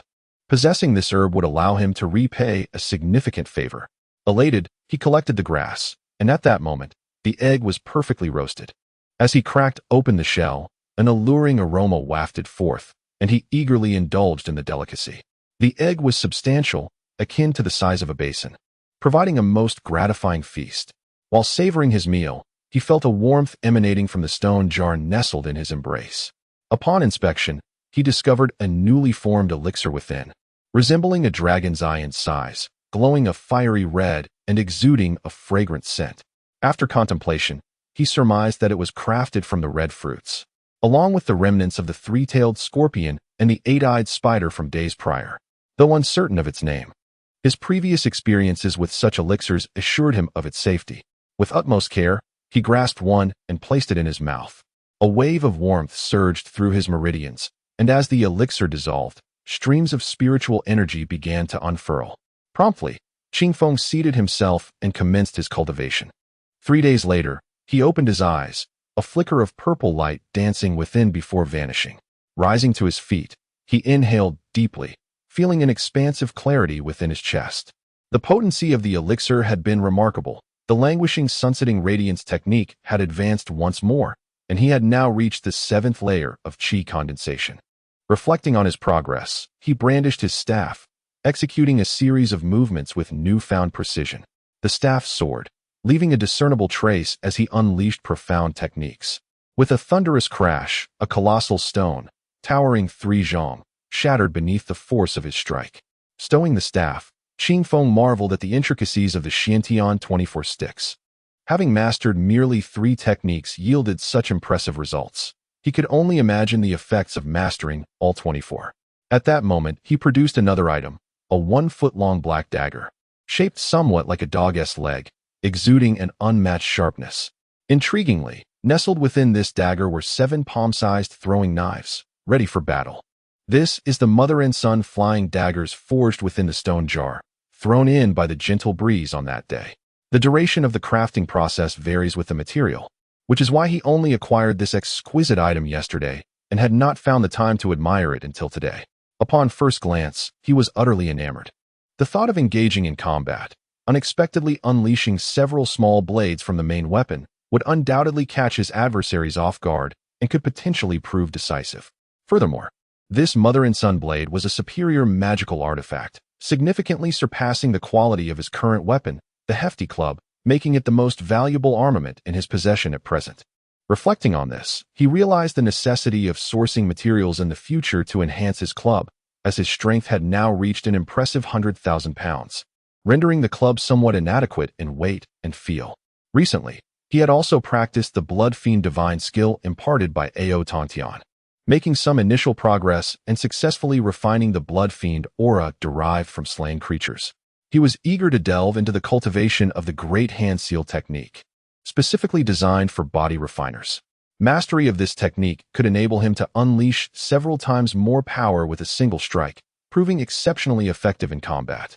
Regrettably, this hand technique was notoriously difficult to learn, and with numerous other skills awaiting his attention, he would have to postpone his study for the time being. With merely a few days remaining before the secret realm closed, he felt compelled to gather more spiritual materials. Resolving to focus on this task, he withdrew his club from behind him, formed a gesture with his fingers, and soared into the sky. 3 days swiftly passed, and while traversing through the dense forest, Qingfeng suddenly noticed a bright light ahead. He hurried forward, only to discover that he had finally emerged from the vast woodland. Before him stood an enormous monument, towering in the distance, inscribed with countless names. Observing the area was devoid of people, Qingfeng made his way toward it. Upon nearing the monument, he could feel the profound aura and the weight of history it emanated.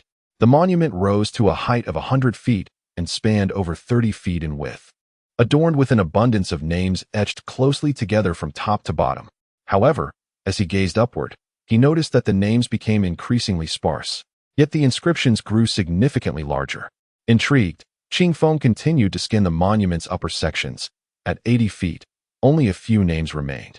At 90 feet, there were merely a handful, and at 95 feet, he spotted a name that stirred immense excitement within him, Wang Jianxing. He had not anticipated that the esteemed elder had also visited this place, filling him with joy. Beyond this point, no further names were visible, suggesting that being inscribed at the 95-foot mark was perhaps the ultimate limit. He let out a sigh of admiration, descending with a profound respect for those few individuals at the pinnacle. He could only wonder what exceptional talents they possessed in their time. At this moment, his gaze fell upon the monument, where in front of it lay a rock resembling jade. To ascertain one's strength, one must first engrave their name upon this stone, after which they could strike the immense monument to test their prowess. Following the assessment, one would be able to discern their cultivation level and future potential. The gentle breeze first arrived beside the rock, contemplating for a moment, and resolved to commemorate the occasion with his true name. After all, Qingfeng was merely an appellation bestowed upon him by his master, while Aniu was the name given to him by his parents, carrying a significance that was undeniably distinct. With this thought, he inscribed the 2 characters Aniu upon the stone using his magical powers. As for why he did not carve his surname Wu, he found himself somewhat conflicted. After all, his master had treated him with great kindness, and he ought to have continued using the name Qingfeng so that others from various sects would recognize him. However, weighing the importance of both names and reflecting deeply, he arrived at this comprehensive decision. Having completed the inscription, he approached the monument and began to harness his breath, preparing to unleash his most formidable strike. Chapter 127. The Birth of the Demon Child. The manifestation of holy light. Qingfeng yearned to ascertain the extent of his strength and potential. At this moment, a faint luminescence emanated from his clenched fist. This was not merely the result of condensed energy, but rather the manifestation of his power coalescing. As the radiance intensified, the muscles throughout Qingfeng's body began to swell. He activated the Tyrant Body technique and the Great Sunset technique simultaneously. It was at this juncture that he seemed to enter an enigmatic field of force, while the stone tablet began to emit a soft glow. Qing Feng sensed that his strength was on the verge of culmination, yet at that very moment, for reasons unknown, the seal in his consciousness flickered with light, abruptly releasing a stream of white radiance that instantly merged with his fist. Simultaneously, the demonic seed within him appeared to respond to a mysterious summons, beginning to whirl violently, and soon emitted a beam of black light that also infused his fist. In an extraordinary convergence, the white and black lights simultaneously entered Qing Feng's fist, and he felt an unprecedented surge of power, rendering him nearly unable to contain himself. Suddenly, his fist erupted in a dazzling display of intertwined black and white hues. The brilliance was blinding. In an instant, ominous clouds began to gather in the sky, shrouding the daylight in darkness. At this moment, Qing Feng could no longer restrain himself. He released a thunderous roar that reverberated through the heavens and split the earth, its resonance spreading over 100 miles. With a resounding crash, Qing Feng unleashed his fist, causing the entire stone tablet to tremble. Concurrently, the tablet erupted in a magnificent cascade of light that soared into the sky, visible for miles around. 100 miles away, a woman clad in yellow turned in astonishment, her face reflecting amazement as she murmured, "What is happening?" "That is the location of the heavenly tablet. Who could have created such a spectacle?" She then beheld a colossal inscription materializing in the sky, the golden characters strikingly clear, "The birth of the demon child. Blood in the sky, holy light appears, chaos in heaven and earth." Upon reading this monumental phrase, the woman was taken aback, immediately rising to rush towards the heavenly tablet, abandoning the spiritual herbs she had intended to harvest. Across 1,000 miles, 3 individuals clad in Dao Xuanzong attire gazed towards the radiant pillar, the immense characters seemingly poised to dominate the cosmos, clearly visible despite the distance. They exchanged glances, their expressions laden with concern. "Brother, does this portend a great event? How could such a phenomenon occur?" One inquired. "I cannot say. This matter is of grave significance. We must investigate to discern what has transpired," another responded. With that, the trio took to the skies, swiftly vanishing from sight. Miles away, a group faced off against a demonic beast when suddenly the earth trembled, and radiant light erupted in the distance. Although the inscription was grand, it remained too far for them to decipher its meaning. Amidst the astonishment of several individuals, they hastily relinquished their beasts and rushed towards the site of the incident, perhaps believing that a treasure had manifested. Simultaneously, within a radius of 10,000 miles surrounding the stone tablet, all who witnessed this spectacle abandoned their pursuits and flocked to the monument, eager to uncover the significant events transpiring at this extraordinary phenomenon. Beneath the stone tablet, Qing Feng stood in awe, gazing upward. There, a radiant beam of light formed by the aurora persisted endlessly, while golden characters, imbued with the might of heaven and earth, appeared poised to descend. The demon child emerges. Blood-soaked firmament. Sacred light manifest. Chaos envelopes the world. As he beheld these formidable characters, Qing Feng murmured to himself, "What in the world is happening? I merely sensed an external force assisting me, and suddenly, I could not maintain control. How did it come to this?" His gaze shifted to the pinnacle of the stone tablet, where 2 resplendent golden characters were inscribed at a height of 100 zhong, unmistakably spelling out in Yao. These characters surpassed all others, firmly overshadowing the name of the esteemed elder, Wan Jiansheng, standing out strikingly. All of this indicated that everything was indeed of his own doing, yet the true circumstances were known only to him. He pondered the recent events, perplexed by the emergence of that wretched demon seed causing chaos, as well as the other mysterious light whose origin remained unknown to him. Could it be that those 2 old fellows were meddling? After a moment's reflection, he dismissed the thought, for their current priority was merely survival. They could hardly summon such immense energy. In Qing Feng's consciousness, a black orb and a golden orb were engaged in a whispered conversation. What on earth is this lad's background, capable of stirring such commotion? Even my master, with unparalleled prowess, never created such a spectacle. Humph, this boy is indeed peculiar. If he can achieve something remarkable, it would not be in vain for me to reside here. The black orb cast a scornful glance at the golden orb, wishing to spit at it, but alas, Lacking a mouth, it refrained, instead continuing to murmur, "This fellow truly thinks himself extraordinary. How infuriating." Standing beneath the stone tablet, Qing Feng sighed deeply, contemplating the meaning of these words and their potential connection to himself. If that were the case, would he not become the very source of future calamities? No, no, no. He vigorously shook his head, insisting that all of this was a fabrication, the work of the demon seed and the mysterious light, with no genuine ties to him. After reassuring himself, he suddenly realized that, given the magnitude of the disturbance, he could not linger here. It was prudent to depart and devise a plan. With that thought, he vanished in an instant. Barely a few breaths had passed when a man garbed in Dao Xian's sect attire appeared at the scene. His eyes a deep crimson, none other than the blood demon. Such occurrences abound. Chaos reigns across the land. How splendid. In the ensuing turmoil, I can surely capitalize on the chaos to strengthen myself. Yet, what do these words truly signify? The demon child? The sacred light? What in the world could they be? The blood demon muttered to himself. Suddenly his ears twitched as he sensed the approach of someone. He let out a cold snort and cast a penetrating gaze towards the apex of the divine monument, his pupils widening in astonishment. "Anyo, what is this?" Upon uttering these words, he vanished from sight, leaving no trace behind. Moments later, the nearest figure, a woman clad in yellow, arrived at the scene. She looked up, and the beam of light emanating from the stone tablet remained remarkably bright. However, she soon noticed that a name, Anyo, had unexpectedly appeared at the very top of the monument. How peculiar, she thought, intrigued by the unusual name. Before long, more and more individuals gathered in the vicinity, engaging in fervent discussions about the two characters, Anyo, inscribed on the monument, perplexed by whether the words emitted by the stone tablet bore any connection to the person known as Anyo.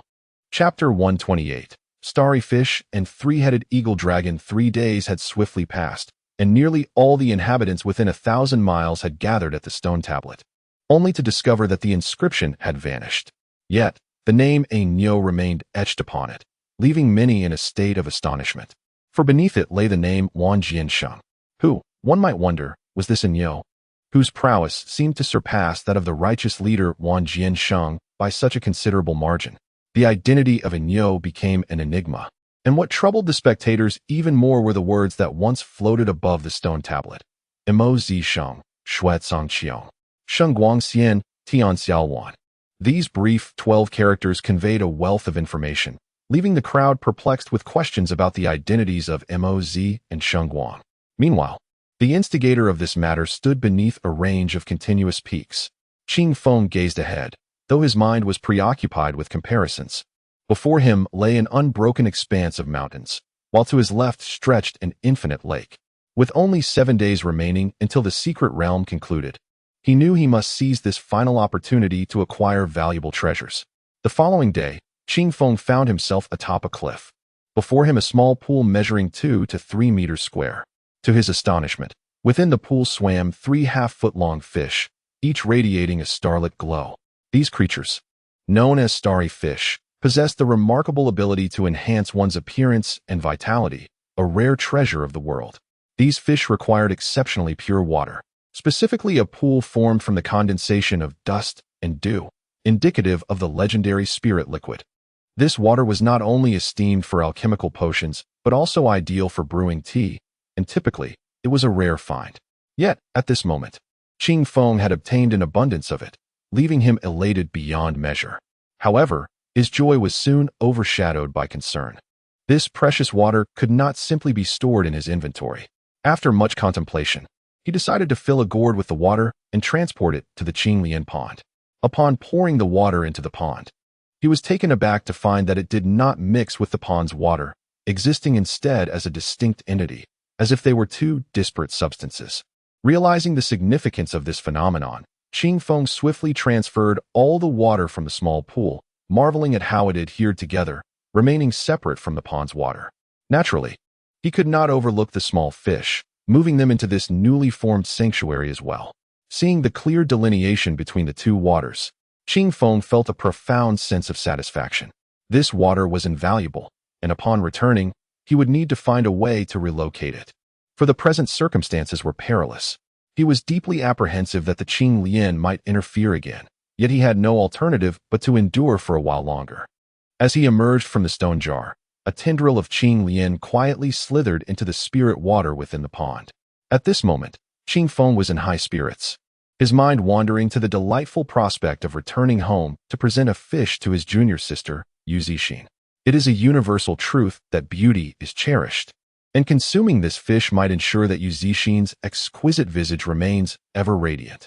Beyond the confines of the secret realm, within a secluded enclave of the Daoxian sect, Yu Zixin, the object of Qing Feng's thoughts, sat serenely upon a prayer mat.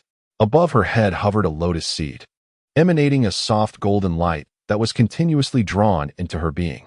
It was evident that her cultivation had significantly advanced during this time, and her beauty had become even more striking. An indescribable aura enveloped her, rendering Yu Zixin more stunning than ever before. In the cave of Wandawi, he opened his eyes, the lotus seed ceasing its rotation, now resting within his palm. His own cultivation had also progressed considerably, and this lotus seed was indeed a rare treasure. As he pondered, he heard a voice say, "Daoyi, I have already conversed with that Fuyao, but he remains hesitant. Yu Zixin is a rising star of the Tai sect, and this young man is proud and arrogant. It may be challenging to sway him." At this moment, another individual, who had been seated beside him, also opened his eyes and spoke. Upon hearing this, Wandawi revealed no outward emotion, his voice dark and foreboding as he replied, "Old ancestor, this girl possesses a natural sword body, replete with sword bones. If we could unite as Dao partners, our minds and bodies would merge.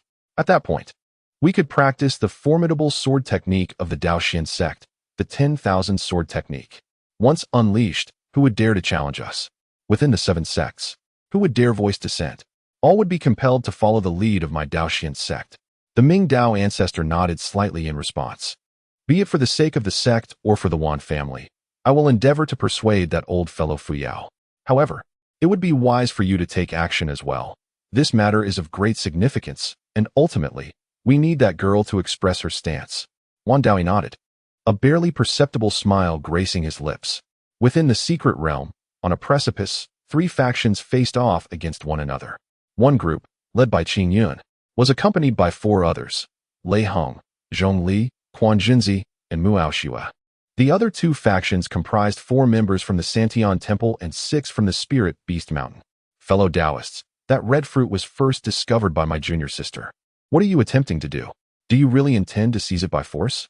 spoke Qing Yun, the elder brother of Zixia Peak. Upon hearing this, a member of the Santian Temple stepped forward with a cold snort, declaring, "Heavenly materials and earthly treasures are meant for all who encounter them. Does it belong solely to you simply because you found it first? It should be determined by strength." Yes, we also saw that red fruit. We merely arrived a moment later than you," echoed the group from Spirit Beast Mountain, adding to the uproar. Qing Yun's expression darkened with anger, feeling that the other 2 factions were being utterly unreasonable. At the forefront of the 3 groups, on the cliff, stood a fruit tree, more than a meter high, radiating a dazzling light. This tree was extraordinary, unmistakably a rare wonder. At this moment, the tree bore 5 vibrant red fruits, appearing irresistibly enticing. These fruits were not ordinary. They were Zhu fruits, renowned for their ability to enhance cultivation and break through bottlenecks. It was indeed fortuitous that this fruit-bearing tree was discovered successively by several individuals, leading to the earlier scene. Just as the 3 factions were locked in an unyielding struggle, a resounding thud echoed from below the cliff. Suddenly, a head the size of a house emerged from the abyss, followed by another, and yet another. 3 identical heads turned to gaze in 3 different directions. The crowd gasped. 3-headed eagle dragon. At that moment, Qing Yun also discerned the creature clearly. It possessed a beak over 3 meters long, no ears, and 2 sharp horns protruding from its head. Its visage resembling that of a dragon. Indeed, it was the eagle dragon. Chapter 129. The extraordinary spirit fruit and the division of the eagle dragon. This fellow is indeed one of the more formidable 3-headed eagle dragons, possessing extraordinary strength. It is said that the most powerful eagle dragons have 9 heads. Alas, such beings have long transcended the mortal realm and now soar among the heavens. As for the creature before us, it likely boasts the prowess of a fully established foundational cultivator. Before anyone could ponder further, the creature let out a peculiar call and unfurled its wings, soaring forth from the depths of the cliff. The sight of its true form left everyone utterly astonished. This being measured over 10 meters in length, with a wingspan exceeding 20 meters, casting an overwhelming shadow over the land. Let us unite our strengths. After vanquishing this creature, we can divide the fruit and the beast according to our contributions, suggested Wang Xian, his brow furrowed in concern. Qing Yun, observing the three-headed eagle dragon, sighed, fully aware of the challenge it posed. Although he and his 4 companions could potentially subdue the beast, the situation seemed precarious. Nodding in agreement, he signaled his consent. The members of Spirit Beast Mountain echoed his sentiments, though a few individuals harbored ulterior motives, fantasizing about capturing the eagle dragon alive and training it into an invincible spirit beast.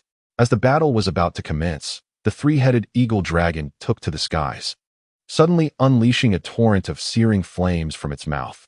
The heat was so intense that it sent everyone fleeing in panic. Qing Yun and his companions swiftly drew their swords, launching a counterattack against the creature. At that moment, a flurry of magical swords filled the air, momentarily distracting the eagle dragon from pursuing others. The people from Spirit Beast Mountain released their own spirit beasts, sending them hurtling towards the eagle dragon. The members of Tsangtian Temple unleashed a dazzling array of spells, resulting in a chaotic yet vibrant skirmish. The eagle dragon, however, proved to be a formidable opponent, holding its ground against the onslaught. The primary reason for its resilience lay in the fact that the fighters had yet to reveal their most potent abilities. After a quarter of an hour of battle, it became evident that the creature was growing more emboldened. If the fight continued in this manner, it was uncertain how long it would take to achieve victory. Wang Xian spoke up. If we continue like this, we risk attracting even more powerful beasts. It would be wise for everyone to unleash their full might. Upon hearing his words, the gathered individuals nodded in agreement, and the ensuing battle intensified dramatically. Qing Feng wielded his staff with great speed, when suddenly, a tremendous explosion echoed from ahead. Intrigued, he hurried to investigate the source of the commotion. Upon arrival, he found several of his senior brothers engaged in combat with a beast alongside 2 other sections. The creature was already injured in multiple places and seemed unlikely to endure for much longer. At that moment, the beast let out a fearsome roar, flapping its wings violently, unleashing gusts of demonic wind. A torrent of fiery serpents erupted from its mouth, swirling through the air. The creature then made a beeline for the zhu fruit tree, intent on seizing the fruit and making its escape. A startled cry rang out, realizing it might be too late to intervene. Just then, a staff whistled through the air. With a resounding crash, one of the heads of the eagle dragon beast was struck. To everyone's astonishment, its head erupted like a watermelon, splattering red and white matter everywhere, leaving those nearby in a state of utter disarray. The eagle dragon let out a mournful cry and turned its gaze, seething with rage. It was at this moment that everyone noticed a figure approaching from the distance. It was none other than Qing Feng. This terrifying strike made everyone cautious. Qing Feng snorted coldly, drawing back the mighty staff he wielded. The force behind that single blow exceeded 100,000 pounds. One could only imagine the fate of the eagle dragon beast's head, let alone what would happen if a dragon were to endure such a strike. With the staff firmly in hand, Qing Feng's confidence surged. His junior, Qing Yun, called out to him. Qing Feng turned to face Qing Yun and the others, offering a faint smile. Before he could utter a word, the eagle dragon beast, now frenzied, lunged at him with an expression filled with boundless hatred.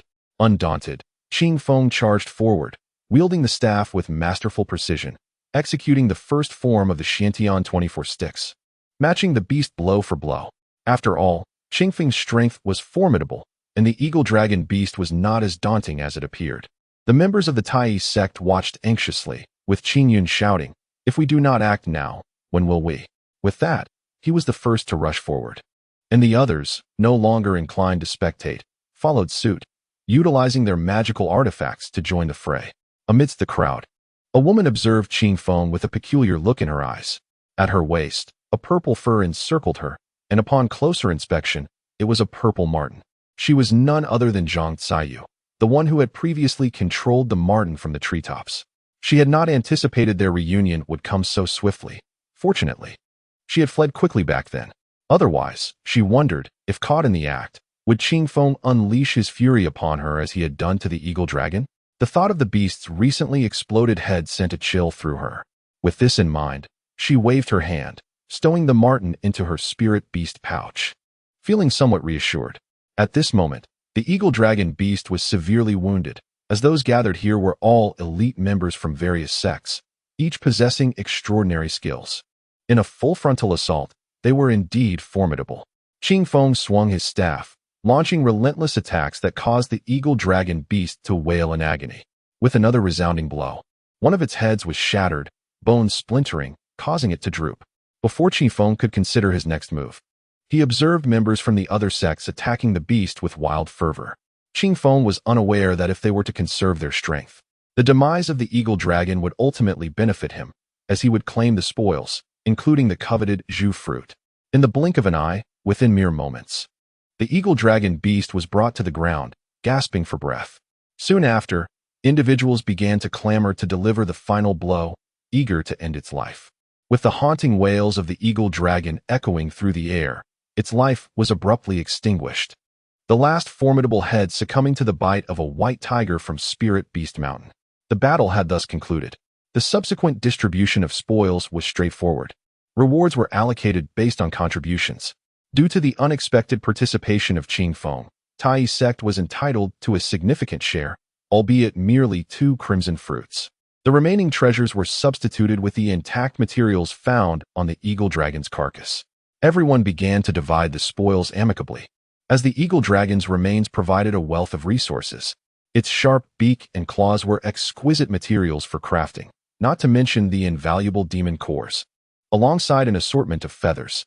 To compensate Tai's sect, the demon cores were rightfully bestowed upon them, leaving the other 2 factions feeling quite regretful. The miscellaneous items were then distributed among the remaining 2 sections. Chapter 130, The Land of Cliffs, beneath the demon night grass. At this moment, Qing Yun presented a crimson fruit to Qing Feng, acknowledging that he had exerted the most effort and thus deserved the greatest reward. The others remained silent, their eyes betraying a hint of envy. Qing Feng, however, did not hesitate. He placed the fruit within a jade box and subsequently into the Qiankuan pearl. Since its existence was known to all, he could not privately claim it for himself and would have to surrender it to the sect upon his return. Though he held little interest in the crimson fruit, he was rather covetous of the pile of beastly flesh strewn across the ground. Such exquisite materials were indeed a treasure. The prospect of using them to concoct blood chi pills was tantalizing. While others may find them worthless, he possessed a mysterious little jar that could transform them directly into elixirs. With this thought in mind, he cleared his throat and feigned surprise, exclaiming, "This beastly flesh is infused with abundant blood chi power. Does no one want it?" Upon hearing this, the others cast him peculiar glances. Yet, given his recent valor, they refrained from uttering any derisive remarks. Wang Xian of the Tsangtian Temple chuckled wryly, stating, "Indeed, while the beastly flesh is quite desirable, you are aware that the internal space of our spatial artifacts is limited. Should we store such items, we may not have room for greater treasures in the future. What makes you so interested in them, junior brother Qing Feng?" Qing Feng nodded, pretending to be bashful as he replied, "Indeed. I hail from a body cultivation background and possess a hearty appetite. Thus, witnessing these prime materials being discarded feels like a tremendous waste.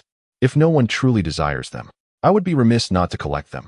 After his words, he surveyed the group, and upon receiving unanimous nods of consent, he retrieved the Qiankuan pearl and began to place the flesh within.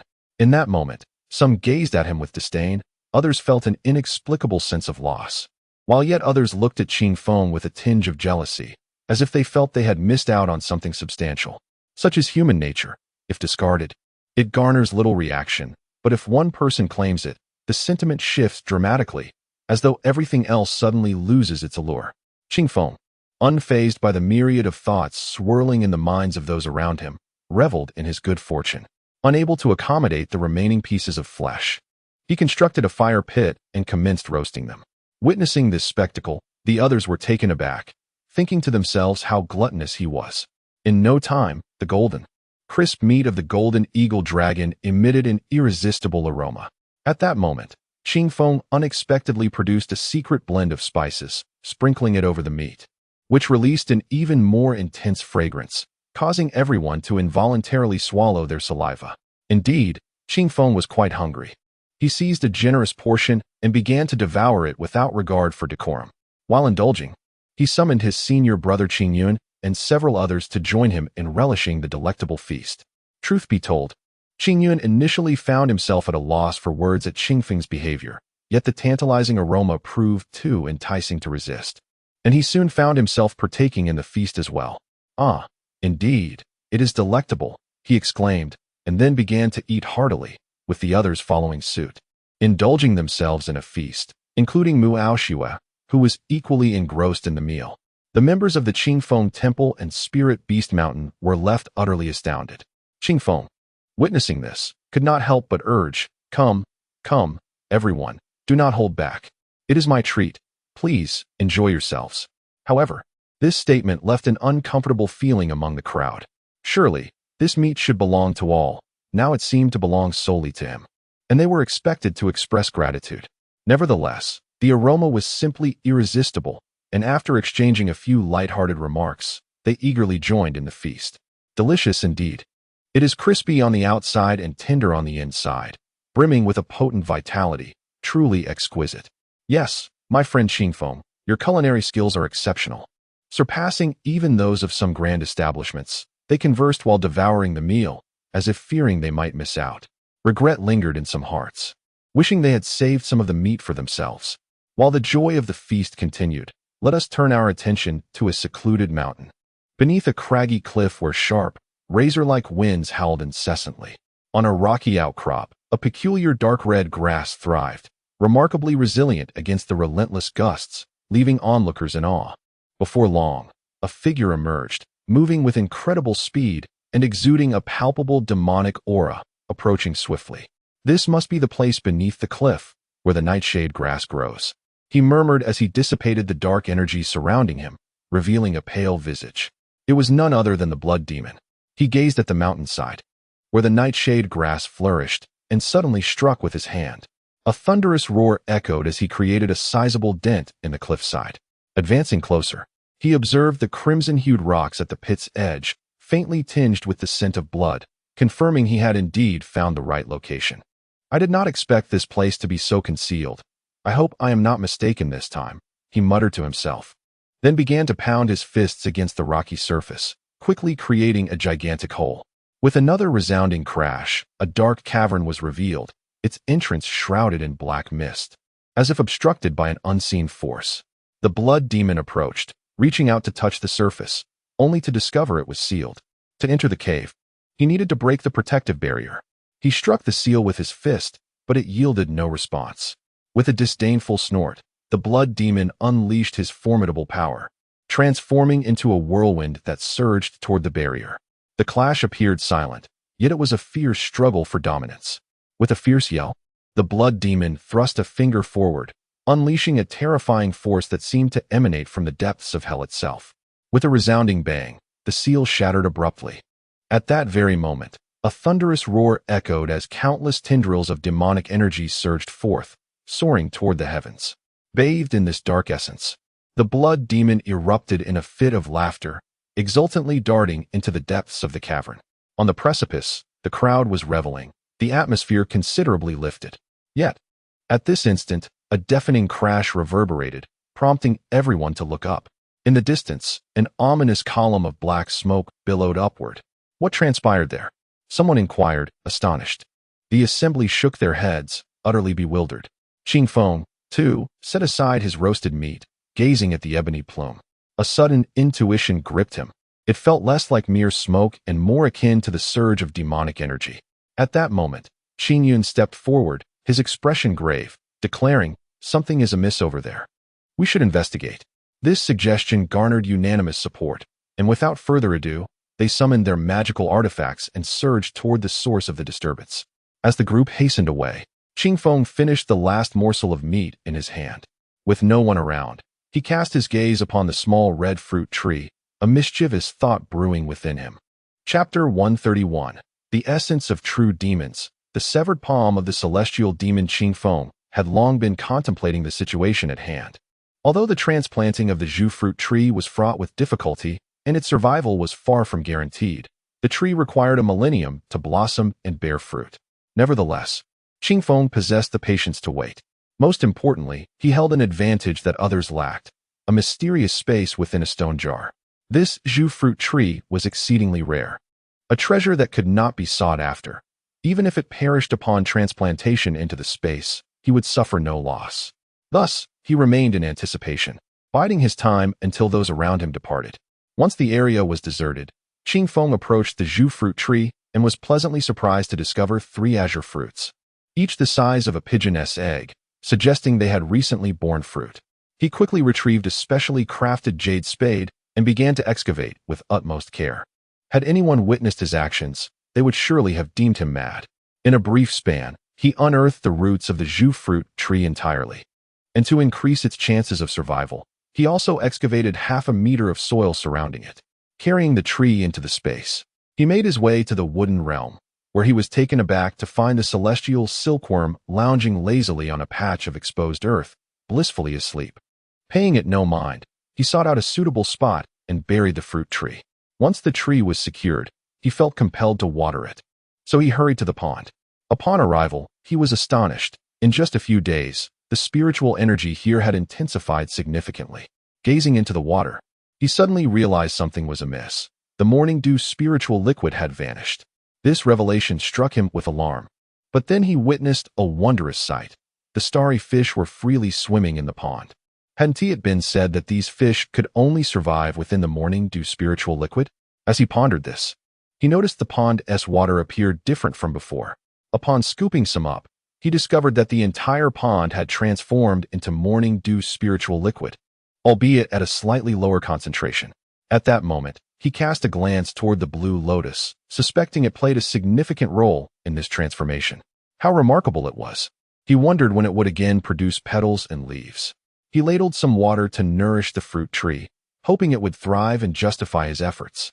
After completing these tasks, Qingfeng exited the space and immediately soared into the sky, vanishing into a streak of light on the horizon. Beneath the cliff, dark demonic energy surged forth, leaving the disciples powerless as they beheld the scene. The emanation was not ordinary demonic energy, but the essence of true demons. Should this energy infiltrate them, the consequences were uncertain. Just as their brows furrowed with concern, Qingfeng arrived, gracefully landing and inquiring, "Senior brother, what is the situation here?" Qingyun shook his head with a hint of concern and said, "It remains uncertain for now. We can only wait for the demonic energy to dissipate somewhat. Only then can we employ our protective talismans to venture inside and investigate. Perhaps some malevolent creature is about to emerge." Qingfeng furrowed his brow, gazing at the surging demonic energy. Suddenly, the demonic seed within his purple mansion began to rotate slowly, seemingly drawn by the malevolent aura. Qingfeng's heart sank. If the seed were to absorb the demonic energy at this moment, it would inevitably raise suspicions among the others, making any subsequent explanation futile. As he contemplated the grave consequences, beads of sweat formed on his forehead. The seed spun faster and faster, and it seemed that even if he wished to leave, it would be too late. His mind raced, and then a spark of inspiration illuminated his thoughts. He realized that he had no choice but to take a risk. "Senior brother, I possess protective energy and am not afraid of the demonic aura. I wish to enter and scout the situation," Qingfeng declared. Upon hearing this, everyone was momentarily taken aback, their gazes filled with admiration for his boldness. However, upon hearing Qingfeng's words, Qingyun's expression changed, and he admonished with a tone of restrained anger. "This is reckless. That is true demonic energy. If you become tainted by it and it enters your body, it is no trivial matter." To this, Qingfeng did not feel anger, but rather joy, for it proved that his senior brother still cared for him. However, the true demonic energy was indeed troubling, having already provoked the demonic seed. If he did not act, it would not be long before the seed stirred. With no other option, Qingfeng glanced at his senior brother and, seizing the moment of inattention, leapt into the cave. Just as Qingfeng entered the cavern, a voice filled with anxiety echoed behind him. "Qingfeng, you." Qingyun watched as Qingfeng vanished at the cave's entrance, bewildered as to why he felt compelled to act so impulsively. The onlookers, witnessing Qingfeng's bold entry, were equally astonished, pondering whether he possessed knowledge of some significant secret within the cave. Meanwhile, after entering the cave, The demonic seed was roused by the true demonic energy, spinning wildly and absorbing the malicious aura. Qingfeng, feeling helpless, could not halt its pull. All he could do was elevate his protective energy to mitigate the absorption rate, while he ventured deeper into the dark tunnel. At the very depths of the cave, the blood demon voraciously absorbed the true demonic energy, its aura gradually intensifying, and its cultivation slowly advancing. 10 meters ahead, a severed hand, the size of a room, lay upon a stone slab. Within the palm's center rested a blood-red jade, over a meter tall and half a meter wide, swirling with blood energy that contained untold power. This artifact was the blood heavenly jade, the very object the blood demon yearned for most. Not only could this jade aid in cultivation, but its greatest significance lay in serving as a token of entry into the forbidden realm of the demonic immortal sect. Indeed, you heard correctly. This was the demonic immortal sect, a name steeped in taboo. The blood demon gazed at the blood jade, his emotions stirred with fervor. However, the overwhelming demonic energy was excessively tyrannical, allowing him to approach no closer than 10 meters. He could only wait for the potency of this demonic aura to wane slightly before he might have the opportunity to advance further. At that moment, he glanced at the severed hand, perplexed by the force that could cause such a phenomenon. After all, a hand of such caliber could single-handedly challenge an entire sect. Yet he remained unaware of what had inflicted such a wound, leaving him with merely a dismembered hand. This severed hand must indeed belong to a true celestial demon, he mused. Perhaps the demon immortal sect harbored such formidable figures as well, and the blood demon could not help but indulge in fantasies. Meanwhile, Qingfeng pressed onward, finding that the deeper he ventured, the more potent the true demonic energy became. At this moment, the demonic seed within him had swelled to the size of an egg and continued to grow, absorbing an amount of demonic energy that likely surpassed what he had once drawn from the shape-shifting demon lord. Recalling the shape-shifting demon lord, he promptly began to summon him, eager to inquire about this place and the nature of the demonic energy surrounding him. Chapter 132, The True Body of the Demon. Encountering the dark old master, the voice of Qingfeng resonated within his consciousness, persistently calling out, "Old demon master, old demon master." After a considerable wait, a languid voice finally replied, "What is it now? Do you not realize how busy I am?" Soon after, a shadow surged through the air and swiftly approached Qingfeng. Without any hesitation, Qingfeng delved straight into the matter. "Old demon master, could you please discern the situation outside? What is the source of this true demon aura?" Upon hearing the term true demon aura, the ever-changing demon lord immediately perked up. He extended his consciousness to sense the surroundings and was taken aback, exclaiming, "What a pure and authentic demon aura! Only true demons can emanate such a potent presence. This is no ordinary place. I can sense the existence of a true demon body here. Be cautious, young one, lest you lose your life." "What exactly is a true demon body?" Qingfeng inquired. The true demon body is the physical form of a true demon. It is said that 100,000 years ago, a mighty demon god tore open the barriers between the human realm and the demon realm, allowing several formidable demons and their minions to invade, transforming the human world into a living hell. Subsequently, top-tier righteous experts from the outside world arrived, and after a century of fierce conflict, they managed to subdue these demons. Among them, a few demon generals possessed immortal bodies, making them impossible to eradicate entirely. Instead, they could only be sealed in various locations across the world, with the hope of gradually eradicating these demon bodies. However, some managed to escape capture, seizing a few demon bodies and hiding them in the realm of life and death, hoping to resurrect their demonic masters in the future. Given the presence of such pure, true demon aura here, I suspect that a portion of a true demon general's body might be concealed within. Upon hearing the demon lord's speculation, Qingfeng began to piece together some understanding. But he quickly pressed on, "Old demon master, according to your assertion, does that mean your sect is the heir to the legacy passed down from that era?" The demon lord smiled wistfully. "You are partially correct.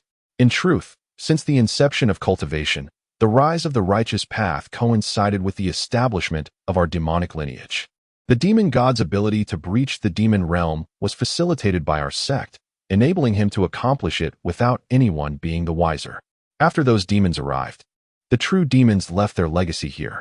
However, The demonic arts they practiced were exceedingly tyrannical. For mortals, practicing such arts would lead to becoming bloodthirsty, mindless demons. Eventually, individuals from a mysterious demonic sect came to this world to study and practice, ultimately dismantling the true demon legacy, extracting its essence, and passing down 12 distinct techniques. Mysterious demonic sect? Old Demon Master, what do you mean by that? Which sect is this mysterious demonic sect? After a moment's contemplation, the Demon Lord replied, "The existence of the mysterious demonic sect is a closely guarded secret. Well, considering the bond between us, and to prevent you from making any misguided choices, I shall reveal it to you. This mysterious sect is known as the Demon Immortal Sect." The Demon Immortal Sect? I have never heard of it. Qing Feng shook his head in disbelief. Humph, this is the hidden lore of the demonic sect, known only to a select few. It is indeed remarkable for a mere disciple like you to know of it. However, the origin of the Demon Immortal Sect is shrouded in mystery. They do not belong to this continent. That much is true. What? Qing Feng's expression turned to one of astonishment. Old demon, is this world not merely our continent? Why do you say such things? You little rascal, there are matters that are better left unknown for now. Knowing too much may not always be beneficial. When your identity and cultivation reach a certain level, the truth shall be revealed to you. Upon finishing his words, the shape-shifting demon lord did not linger, but rather vanished in a flash into the depths of the sea of consciousness. Furious, Qing Feng contemplated pursuing him for clarification, but inexplicably, his spiritual consciousness was restricted within his own sea of consciousness, limited to a radius of 10,000 meters.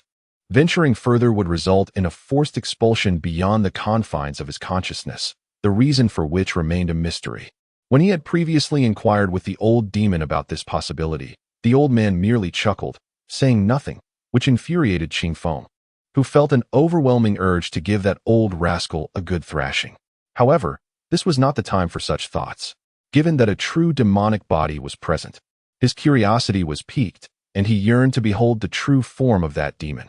After advancing approximately 100 meters, Qing Feng felt the space ahead widen. Another 10 meters forward, he observed an individual struggling to walk, their movements painfully slow. 5 meters ahead of this person loomed a colossal hand, with fingers so thick and elongated that they dwarfed an adult's hand. What captured Qing Feng's attention the most was a blood-red jade stone atop the palm, radiating a crimson hue that evoked a sense of awe and terror. At this moment, Qing Feng comprehended that the massive hand must indeed be a part of the true demonic body spoken of by the old demon. It was astonishing to consider that even a single hand could emit such overwhelming demonic energy. If that fellow's true form were to appear, it would surely unleash a tempest of demonic aura, casting shadows over the mountains. Simply by observing this hand, one could fathom the grand scale of this great demon's body, leaving one to wonder who possessed the strength to vanquish such a being. The individual still trudging forward could not be a good person either, and Qing Feng was perplexed as to how such a character managed to infiltrate this space. Having reached this conclusion, he dismissed further contemplation, slowly withdrew a large stick, and leapt into action, aiming to strike the person's head from behind. The blood demon suddenly sensed danger, swiftly sidestepping, just as Qing Feng's blow landed on the ground, creating a significant crater. Witnessing this scene, the blood demon was filled with trepidation. Had he not reacted in time, he would have been reduced to a mere puddle of flesh. Fuming with anger, he pointed a finger at Qing Feng, unleashing a beam of blood light that surged towards him. Qing Feng hastily raised the stick in defense, feeling the tremor as the blood light struck the stick, leaving a trail of red light as it tainted the weapon. Furious, Qing Feng exclaimed, "Who exactly are you?" The blood demon gazed at him, his eyes filled with disdain. However, a sudden realization struck him, and his demeanor shifted to one of seriousness as he retorted, "No, young man, how is it that you can traverse freely through this true demonic energy?" Qing Feng let out a cold snort, offering no reply. Yet, the blood demon was suddenly taken aback, his expression changing as he exclaimed, "Ah, wait, it's strange. Your body is able to absorb the true demonic energy. Who exactly are you?" "I am your elder, Qing Feng," he declared, having discerned that although this individual donned the attire of the Daoxian sect, the techniques he employed were distinctly demonic. Thus, it was evident that this person must be a fiend from the demon cult. With this understanding, Qingfeng wasted no time in unleashing a tempestuous assault. Chapter 133. The Worries of the Crowd. The blood demon's oath. As the gentle breeze surged forward, the blood demon wore a cold smile, resolutely maintaining his stance as he advanced. He paid no heed to the wind, for his intent was not to engage in battle. He merely sought to acquire the blood jade of the demon heaven expeditiously. Suspended in midair, Qingfeng soon understood why the man showed no fear. Each step closer to the demonic hand was met with an overwhelming pressure that rendered movement excruciatingly slow. Merely approaching within 10 meters of the demon's hand forced him to descend, and at that moment, the reason for the man's demeanor became clear. The blood jade of the demon heaven was indeed an extraordinary artifact. Qingfeng hastily seized it, recognizing its immense value. Should it fall into the hands of that demon, the celestial sects would face dire consequences in the future. In an effort to provoke Qingfeng, the shape-shifting demon lord felt compelled to speak thus. Qingfeng was taken aback by the shape-shifting demon lord's words, and a moment of contemplation ensued. His demonic seed was absorbing true demonic energy at an alarming rate, leaving him uncertain of the eventual ramifications. However, if the old demon's assertion held any merit, the consequences of allowing that rogue to obtain the artifact would be dire. Presently, he seemed bereft of choices. He could only strive to secure the blood jade of the demon heaven first. With each determined step forward, the resistance intensified. Yet he possessed a distinct advantage. His considerable strength, coupled with his mastery of the dominant body technique, endowed him with formidable resilience against pressure. In a mere instant, he had surpassed the blood demon, leading the way. You insolent brat! As a cultivator, once you touch the blood jade of the demon heaven, you shall descend into the demonic path. To transform into a demon, do you not wish to remain on the righteous path? The blood demon began to sow discord. Qingfeng scoffed dismissively, disregarding the taunts, and continued his advance undeterred. The blood demon seethed with frustration, yet he was compelled to proceed slowly. His current form was exceedingly weak, leaving him powerless. Abandoning this body would significantly diminish his strength, and whether he could escape this cavern remained uncertain. Observing the brazen youth before him, a flicker of excitement ignited in his eyes. Could it be that you are the demon child? He exclaimed. At this proclamation, Qingfeng's entire being trembled involuntarily. He had long evaded this question, but now, having it thrust upon him felt akin to having a wound reopened. His eyes suddenly glowed a blood-red hue, and he bellowed at the blood demon, "Nonsense!" In that instant, he unleashed a sudden strike, employing the great sunsetting technique. A purple handprint, imbued with innate purple energy, burst forth. The blood demon, caught off guard, was struck squarely in the chest, feeling an intense heat radiate from the impact as a fierce aura corroded his essence. Before he could gather his thoughts, another wave of immense force surged through him, shattering his mental fortitude and forcing him to retreat 10 meters. With a sudden cough, the blood demon spat forth a mouthful of blood. His eyes burned crimson with an extraordinary fury, and in an instant, he summoned the blood demon technique, unleashing a beam of red light directed at Qingfeng. Alas, before it could reach him, the red light was swiftly eroded by the essence of true demons. Qingfeng, observing this, let out a cold sneer. Despite the seemingly effortless strike he had just delivered, he too was not without hardship. The backlash from the force had affected him, though he bore it stoically.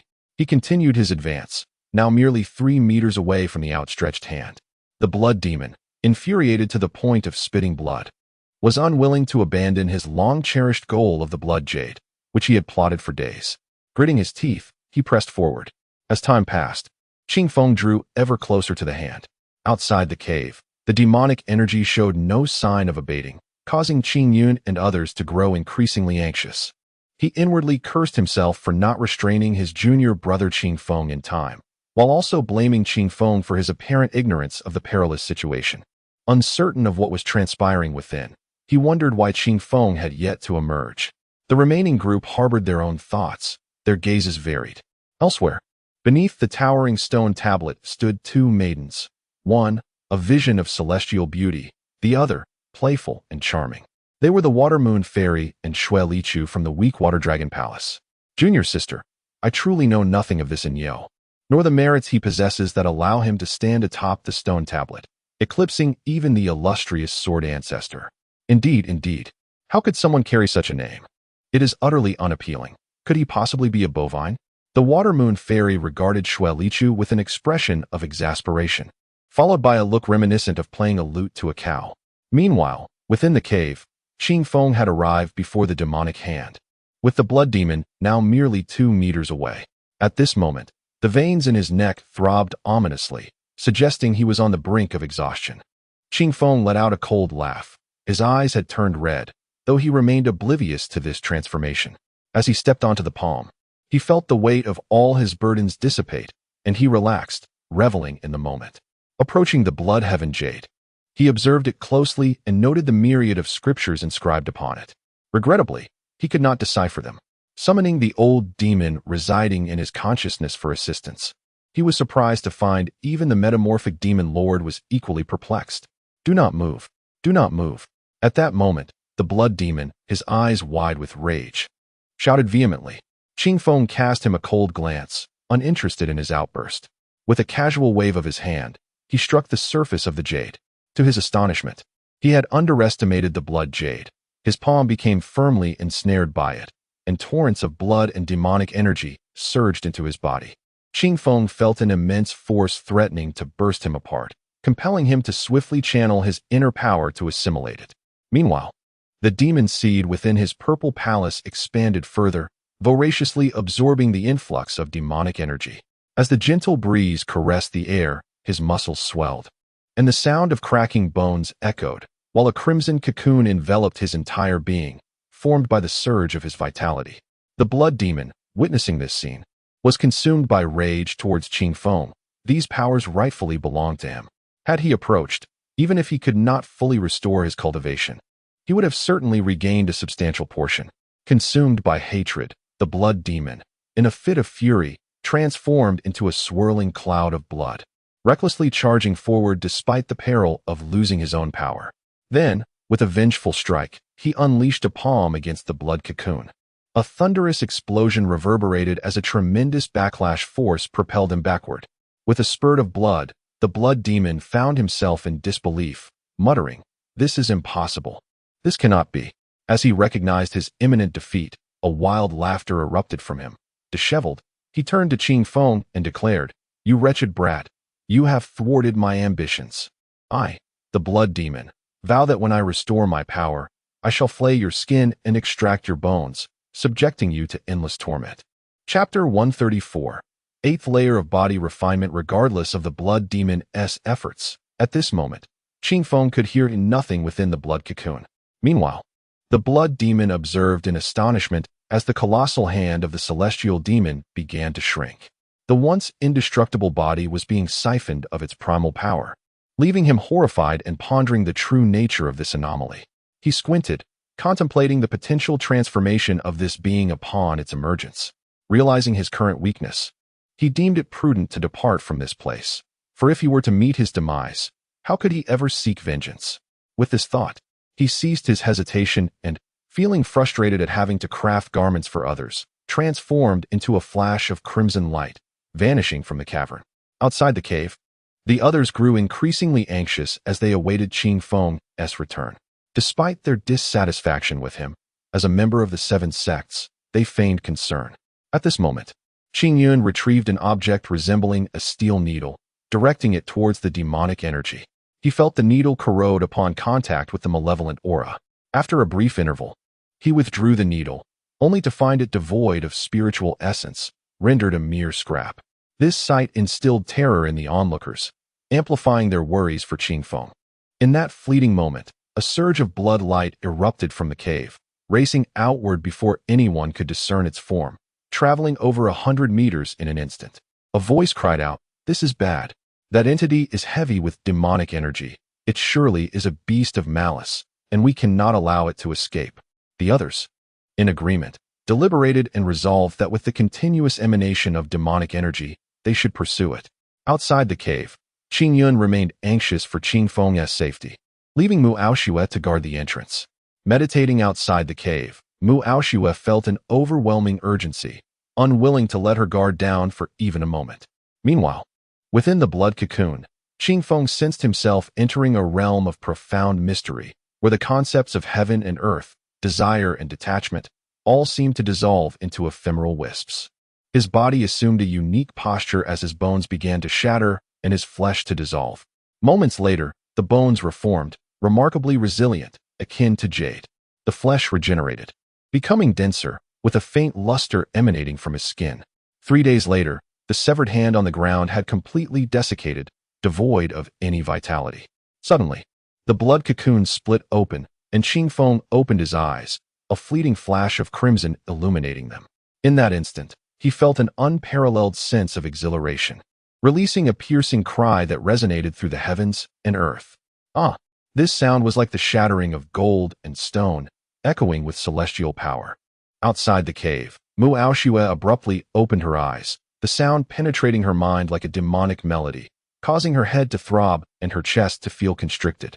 With a sudden gasp, a trickle of crimson blood escaped the corner of her mouth.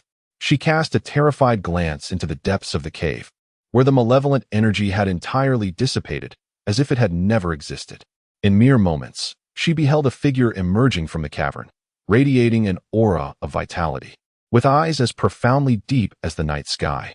It was none other than Qingfeng. Qingfeng, Mu Aoshue called out. Qingfeng turned his gaze towards Mu Aoshue, warmth blossoming in his heart, restoring the brilliance he once possessed. Moments ago, within the cave, he had felt an overwhelming surge of power, a boldness surging within him, prompting him to rise. Upon standing, he sensed a remarkable transformation. His dominant body technique had unexpectedly broken through to the 8th level. This revelation filled him with incredulity, for it had taken him a century of relentless battles to reach the 7th level. Yet, in the span of mere days, he had transcended yet another tier. Such an extraordinary feat was almost unheard of. It is worth noting that the dominant body technique becomes increasingly arduous to cultivate as one progresses. Yet, within this secret realm for merely a month, he had leapfrogged multiple levels, truly a rarity in the world. Looking down, he observed the shattered remnants of the demon's severed hand, now reduced to dust, rendering its original form unrecognizable. At present, he held a blood-red token, roughly the size of his palm, an object known as the blood jade of the demon realm. Its diminutive size puzzled him, though it was still adorned with countless enigmatic symbols that eluded comprehension. This item was undoubtedly significant, and he felt an instinctive sense of its potential utility. However, no matter how he inquired of the elusive magic sovereign, the old fellow remained tight-lipped. Left with no choice, he sought a jade box to store it. But to his surprise, the blood jade could not be accommodated within the confines of the stone jar's space. Ultimately, he experimented by placing it within the Qinquan pearl, where it fit seamlessly. Nonetheless, he could not bring such an artifact back to the sect. With no other options, he retrieved the Kunling ring, stowing the blood jade within. When he later attempted to place the Kunling ring back into the stone jar's space, it encountered no issues whatsoever. Observing this, he could only smile wryly. Perplexed by the inexplicable circumstances, Qingfeng sensed another surge of strength within him. Now possessing an astonishing 15,000 pounds of power, an extraordinary force for a cultivator in the qi gathering stage. Regrettably, his great sun sunset skill showed no signs of progress, which left him disheartened. Within the confines of the Purple Mansion, the demon seed had once again shrunk, now resembling the size of a pigeon's egg. However, the blood-red threads upon it had grown increasingly intricate and pronounced. To his astonishment, a black rune, reminiscent of a tadpole, emerged, swirling around the demon seed in a mesmerizing dance. He marveled at the continuous growth of this demon seed, pondering what it might eventually become and whether he would ever be free from its grasp. With a helpless shake of his head, he could only recite a comforting adage to himself, where there's a will, there's a way. He let out a bitter smile, acknowledging the inevitability of the situation. Even the enigmatic demon lord had remarked on the uniqueness of his demonic seed, a phenomenon that is ever-changing and distinct in every instance. This variability is influenced by myriad factors, the most significant of which pertains to the individual, an intricate matter that cannot be succinctly elucidated. Shaking his head to dispel further thoughts, he stepped out of the cavern. To his surprise, Mu Aoshue had been waiting there, which deeply moved him. After exchanging a few words, he learned that when the blood demon had departed, everyone had pursued him. Mu Aoshue, however, was more curious about what Qingfeng had experienced within that cave, sensing a newfound strength in him. After pondering for a moment, Qing Feng realized he could not reveal that he had absorbed the flesh and blood power of the true demon, along with the essence from the demon heavenly blood jade. Thus, he resorted to fabricating a benevolent lie. Chapter 135. The Return and the Rising Doubts. Qing Feng confided in Mu Aoshue about his encounter with the dark fiend within the cave. They engaged in a fierce battle, yet the adversary proved to be far less formidable than anticipated. After a relentless clash, the foe, unable to withstand Qing Feng's prowess, chose to flee. However, Qing Feng found himself ensnared by an enigmatic aura, which gradually clouded his consciousness until darkness enveloped him, rendering him oblivious to all. Upon awakening, he discovered a remarkable surge in his own strength, although he found no valuable artifacts within the cave. Mu Aoshue furrowed her brow deeper with each word, captivated by the extraordinary nature of his tale. "You haven't been possessed, have you?" she inquired, her expression shifting to one of caution. Qing Feng, upon hearing her remark, could not help but marvel at the vastness of her imagination. Such thoughts seemed rather far-fetched. Nevertheless, Mu Aoshue proceeded to question him about their shared experiences, to which Qing Feng responded fluently and effortlessly. After scrutinizing him carefully, she could discern no notable differences. Together, they entered the cave, which now appeared desolate, littered with parched fragments scattered across the ground, devoid of any peculiarities. Ultimately, Mu Aoshue concluded that Qing Feng must have encountered some fortuitous event. Yet her heart remained heavy with questions, especially given the cave's former malevolent presence. Did Senior Brother or the others send any messages or signals? Mu Aoshue asked. She shook her head in response, revealing that she had received no communication during her wait, leaving her puzzled about what could have caused their prolonged absence. Meanwhile, countless miles away, amidst a vast ocean, Qing Yun gazed at the horizon where the dark fiend transformed into a multitude of crimson droplets, shaking his head in silence. At that moment, Wang Xian, standing beside him, remarked, "It is truly unimaginable that a blood demon would manifest here." Who, then, was captured by Daoxian's sect that day. "This blood demon is exceedingly cunning. I wonder how it infiltrated our midst." With a sigh, Qing Yun replied, "Regrettably, this blood demon's strength is evidently diminished. Yet, it possesses the formidable blood escape technique, allowing it to move with unmatched speed, rendering us unable to pursue. In light of this, let us abandon the chase and report our findings to the clan elders once we return." The group reached a consensus and began their journey back. Qing Feng and Mu Aoshue lingered for a moment, deliberating that the closing of the secret realm was imminent. Since Qing Yun and the others were uncertain of their return time, they decided to leave a signal. The two would then seek out spiritual herbs and treasures to ensure that their opportunity was not squandered. As Qing Feng ventured westward, he found a secluded spot. From the Qiankuan Pearl, he summoned the eagle dragon beast, and with a swift strike of the dual blades, he cleaved it in two. One half was returned to the Qiankuan Pearl, while the other was cast into a stone jar for alchemical refinement. After completing this task, Qing Feng examined the dual blades in his hand, noting their exceptional sharpness and utility. He casually stowed them in his sword sheath for future needs. Since there was still some time left, Qing Feng certainly could not afford to waste it. He hurried along, collecting various spiritual herbs and even slaying a few demonic beasts, all of which he tossed into a stone jar for alchemical refinement. Over the past few days, due to a significant enhancement in his cultivation, even ordinary demonic beasts fell to him with a single strike. At this juncture, he suddenly entertained thoughts regarding the contention for the top 10 among the 7 sects. Initially, he had not dared to aspire to such renown, yet now he felt compelled to vie for it, eager to assess the true extent of his strength. As a means of self-comparison, one day, while Qing Feng was in pursuit of a demonic beast, a sudden beam of light enveloped him, and before he could react, his figure vanished from the spot. He felt a momentary darkness, and when light returned, he found himself at the entrance of a cave. Upon focusing his gaze, he noticed countless figures ahead. They had all returned. Suddenly, someone shouted loudly, "Master Zhang, there is a blood demon among us. We cannot let it escape." This declaration sent shockwaves through the crowd. Within the throng, a disciple suddenly exploded, and a voice filled with hatred cried out, "Blood demon disintegration technique. Blood shield formless." Instantly, a person transformed into a myriad of blood droplets that shot out in all directions. Witnessing this scene, Hunyuanzi swiftly waved his hand and bellowed, Hunyuan boundless. Seal heaven and earth. In that moment, the air quivered as the droplets of blood appeared to freeze, as if ensnared by an unseen force. Humph. You wish to trap me? Not a chance. With a series of explosive sounds, a terrifying aura erupted, injuring many disciples of lower cultivation levels in the process. Observing this, Hunyuanzi felt a surge of anger but refrained from acting recklessly, aware that the multitude of disciples present could become collateral damage. You insufferable cultivators! I shall surely exact vengeance upon Lingxi Mountain for today's humiliation. His voice echoed far and wide, resonating throughout the mountains. The blood demon had indeed escaped. However, according to Hunyuanzi, the demon bore grave injuries and would require many years to recover its vitality, which brought a sense of relief to the crowd. What could have been a splendid occasion was marred by the blood demon's interference, yet despite this, they were met with an exceptionally grand welcome.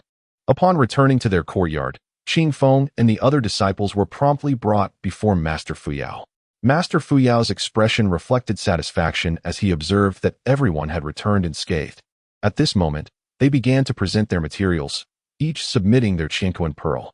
The first to open was Qing Yun's Qinquan pearl, revealing an abundance of materials, particularly those urgently needed by the sect, which earned Master Fuyao's praise. Next came Qing Feng's Qinquan pearl, and with a resounding crash, a colossal mound of flesh emerged, shaking the ground beneath them. Realizing the enormity of the corpse, Master Ye wore a perplexed expression, unsure of how to respond. Master Fuyao shared a similar reaction, his face turning pale with a hint of suppressed anger in his eyes. Fortunately, the realm of Qing Feng abounds with spiritual herbs, and there lies a singular crimson fruit, which has somewhat elevated the atmosphere. Subsequently, the esteemed Master Mai began to unveil the jade boxes carried by Qing Feng, his astonishment growing with each revelation.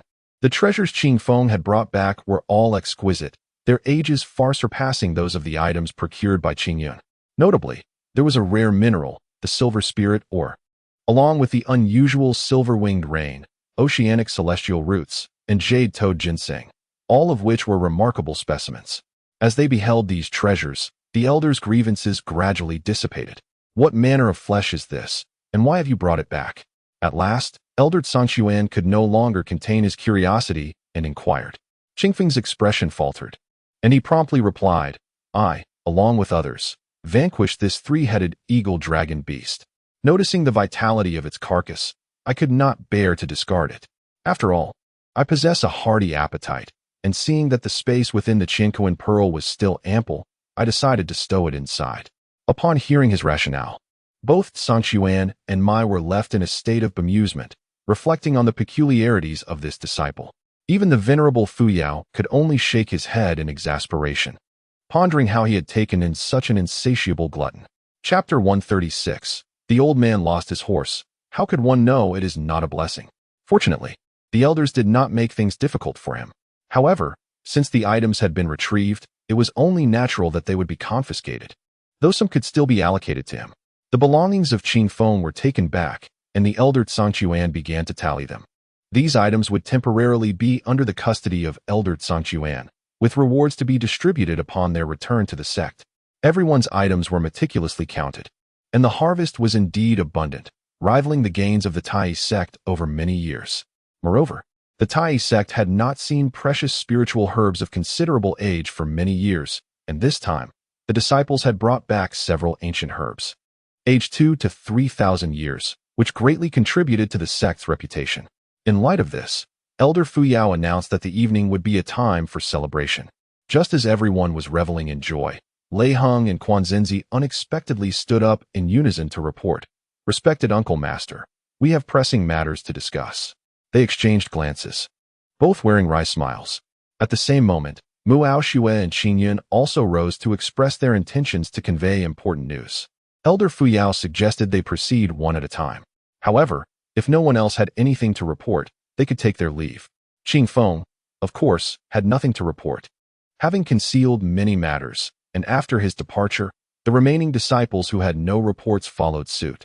Zhongli accompanied Qing Feng outside, and once they were in the open air, he began recounting his own glorious exploits from the journey. Within the hall, all items had been temporarily gathered, and Lei Heng was narrating the events that transpired at the stone tablet. Respected Uncle Master, by the time I arrived, the radiant light had vanished. Yet atop the stone tablet, a peculiar name appeared. Anyo. Anyo? Elder Fuyao furrowed his brow. Lei Heng nodded affirmatively, confirming the name. At that moment, Quanzinzi could not help but interject. Respected Uncle Master, I was closer to the location. When I approached, the light beam was still brilliantly shining, and a line of grand characters appeared on the stone tablet. What did it say? Elder Fuyao inquired. Devil's offspring, blood-soaked heavens, holy light manifests, chaos engulfs the world. Upon hearing this, shock rippled through the room, leaving those present in a state of bewilderment. Master Mai immediately remarked, could Devil's offspring refer to the blood demon? After all, he is the only one who infiltrated the secret realm. Elder Fuyao shook his head, his tone grave. This matter is of utmost importance. Once you leave, it is imperative that you do not divulge this information to avoid unnecessary troubles. The disciples promptly acknowledged his command. Quanzinzi added, Respected Uncle Master, there indeed was an additional name on the stone tablet. Prior to this, I had also visited that place and inscribed my own name there. Initially, I distinctly saw the name of the illustrious predecessor Wan Jiansheng at the top, but upon my return, I found Anyo's name surpassing his in prominence. It is even positioned at the very apex of the stone tablet. I wonder which sect's disciple possesses such extraordinary talent to overshadow the esteemed Wan Jiansheng. The Master Fuyao gazed at both Mai and Sang Chuan, who hastily expressed that although the individuals entering were all elite disciples from various sects, it was improbable for any to possess such remarkable talents. They speculated that perhaps a disciple named Wan Dao could have such potential, but others seemed less likely, especially given the peculiar nature of the name. The entire situation was indeed shrouded in mystery, leaving them to ponder the significance of the phrase and its possible connection to the enigmatic Ainyu. Everything was enshrouded in enigma. At that moment, Muao Xue revealed what she knew, stating that Qing Feng, upon entering the demonic cavern, not only emerged unscathed but seemingly obtained some fortuitous opportunity. This revelation piqued the interest of several elders. However, while physical cultivators were not to be underestimated, the protective aura they wielded was known to repel demonic energy. The notion that he gained some advantage within the cave seemed implausible. Once everyone was dismissed, Fuyao instructed Mai to summon Qing Feng, as the matter was rife with uncertainties, and he deemed it necessary to conduct a thorough examination. When Mai located Qing Feng, the latter felt a tremor in his heart. However, resistance was futile. He pondered for quite some time on the way and ultimately resolved to adapt to the situation. Upon entering the hall, only 3 figures remained. Master Fuyao seated at the dais, and the elders Sang Chuan and Mai flanking him. Disciple pays respects to ancestor and esteemed uncles, Qing Feng greeted. Fuyao nodded and promptly inquired about Qing Feng's experiences in the demonic cavern. Qing Feng recounted the events in detail. The accounts he provided were consistent with Muao Xue's, prompting Fuyao to request Qing Feng to elaborate on everything that transpired since entering the secret realm. Taking a deep breath, Qing Feng began his narrative, detailing his journey from the desert to the mysterious land, where he spent a century.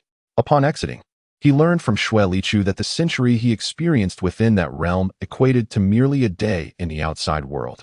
This revelation stirred even Fuyao's emotions. Both Mai and Sang Chuan were filled with envy, contemplating whether this young man had perhaps saved a deity in a past life to garner such fortuitous fortune. In truth, Qing Feng had previously inquired about this matter with Ao Tongtian, but the latter refrained from disclosing how he had achieved such feats, leaving Qing Feng unaware of the secrets involved. Fuyao sighed, expressing that he had heard of such mystical spaces and legends, yet never anticipated their actual existence. It was indeed a remarkable stroke of fate.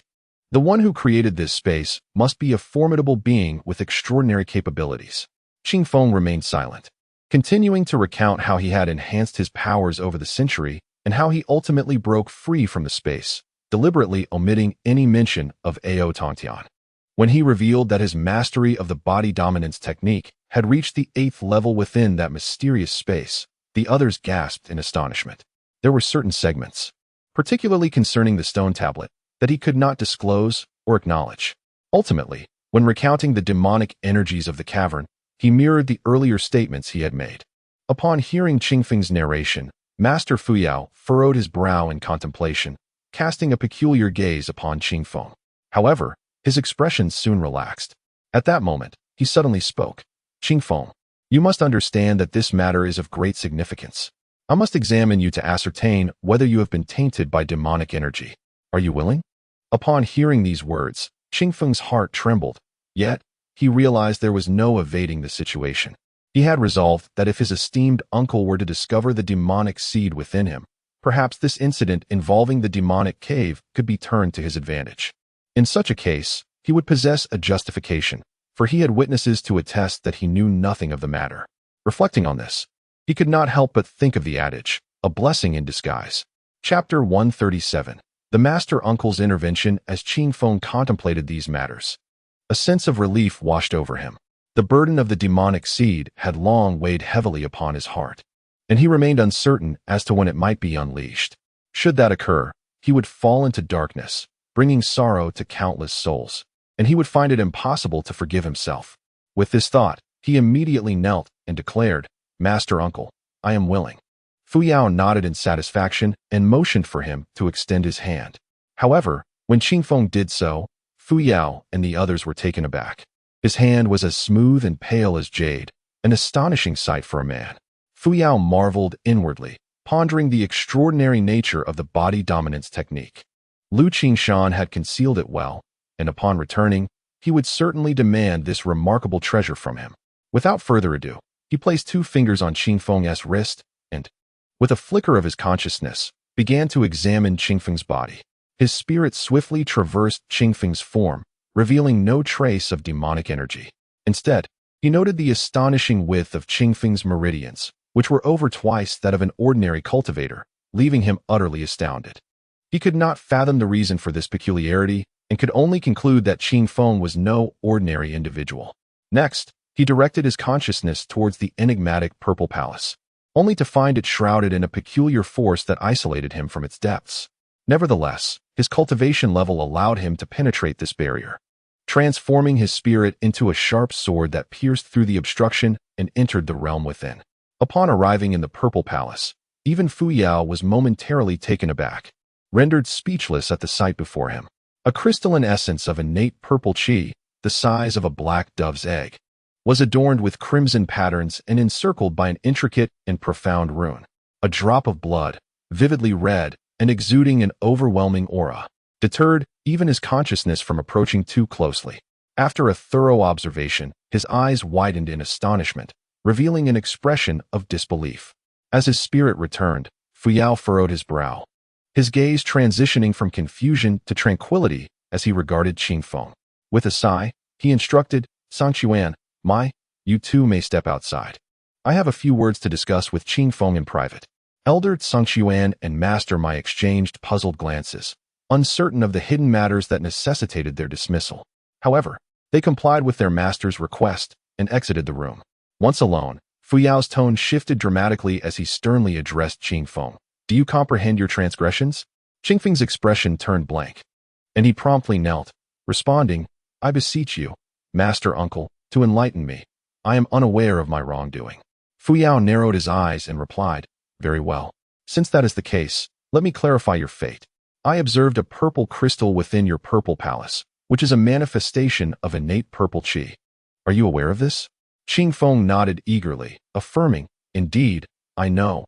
It is the result of my cultivation of the innate purple qi technique. The innate purple energy skill is indeed a farcical notion.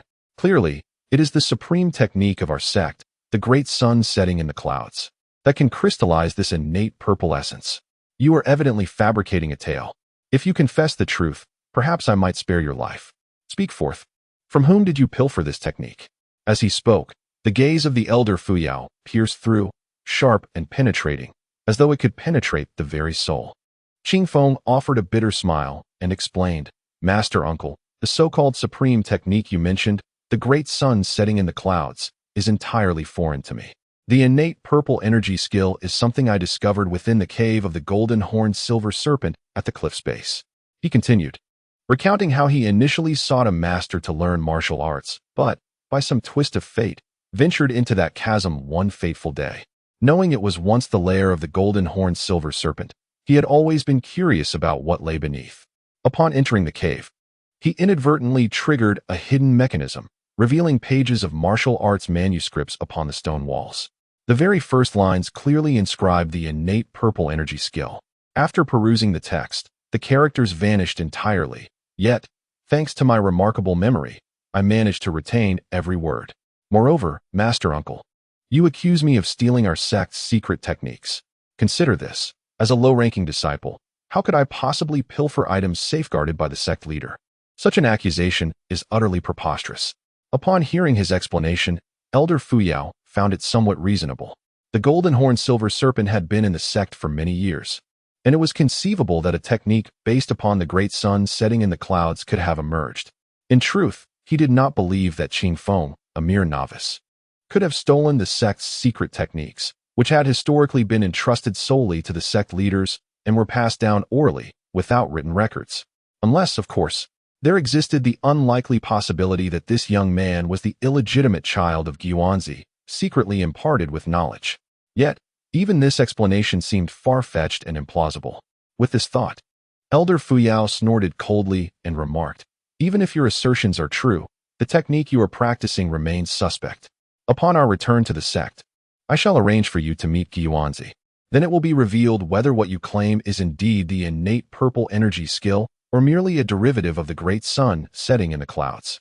Qing Feng hastily nodded, expressing his willingness to cooperate. At this juncture, Fuyao inquired about the matter concerning the drop of blood. This was a far simpler tale to recount. Thus, Qing Feng recounted the events of his expedition into the Candle Dragon Abyss, elucidating how he acquired that drop of blood. Elder Fuyao was already privy to Guanzi's report regarding the secret scroll of celestial texts. He was taken aback that this lad, blessed with such fortune, had even witnessed the complete celestial text scroll.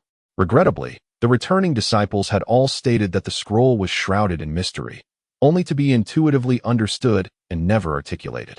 Otherwise, had he been able to glean deeper insights from it, he would not have remained stagnant at a bottleneck for so many years. At that moment, he had not heard of the golden light orb. However, this matter could be easily verified, as there were numerous witnesses present at the time.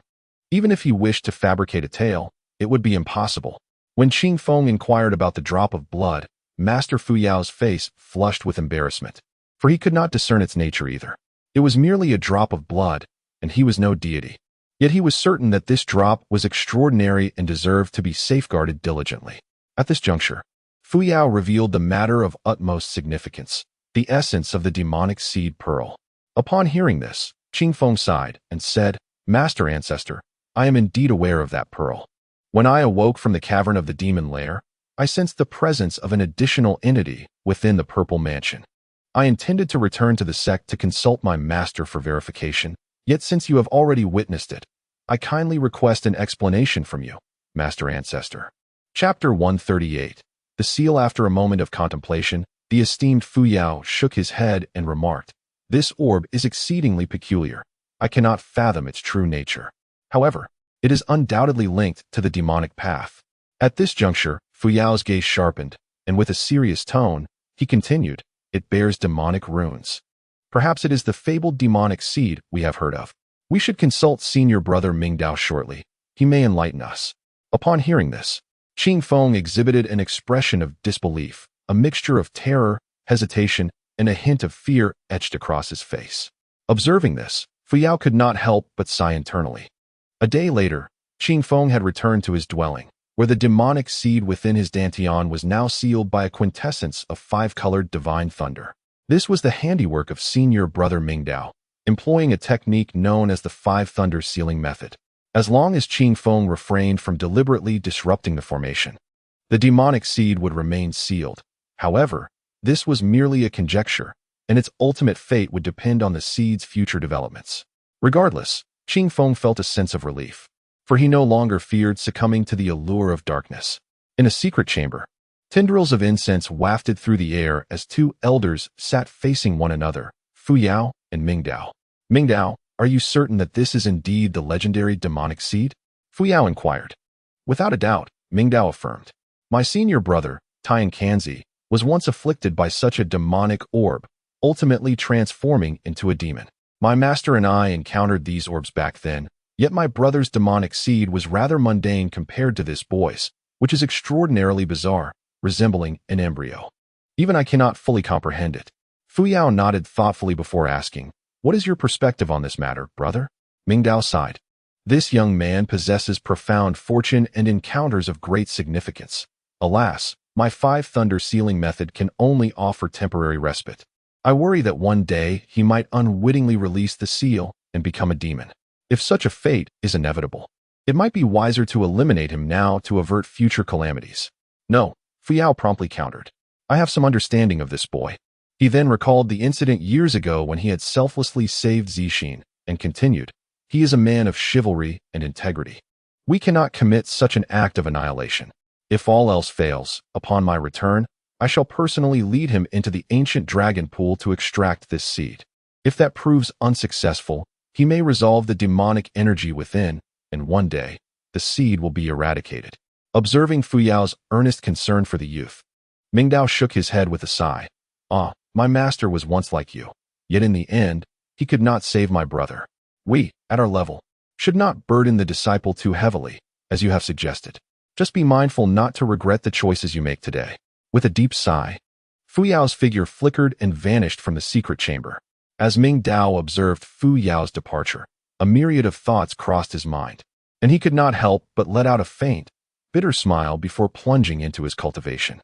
Within the demon suppression hall, the esteemed leader of the Daoxian sect, Han Yuanzi, gazed down at the assembly before him and spoke with grave solemnity.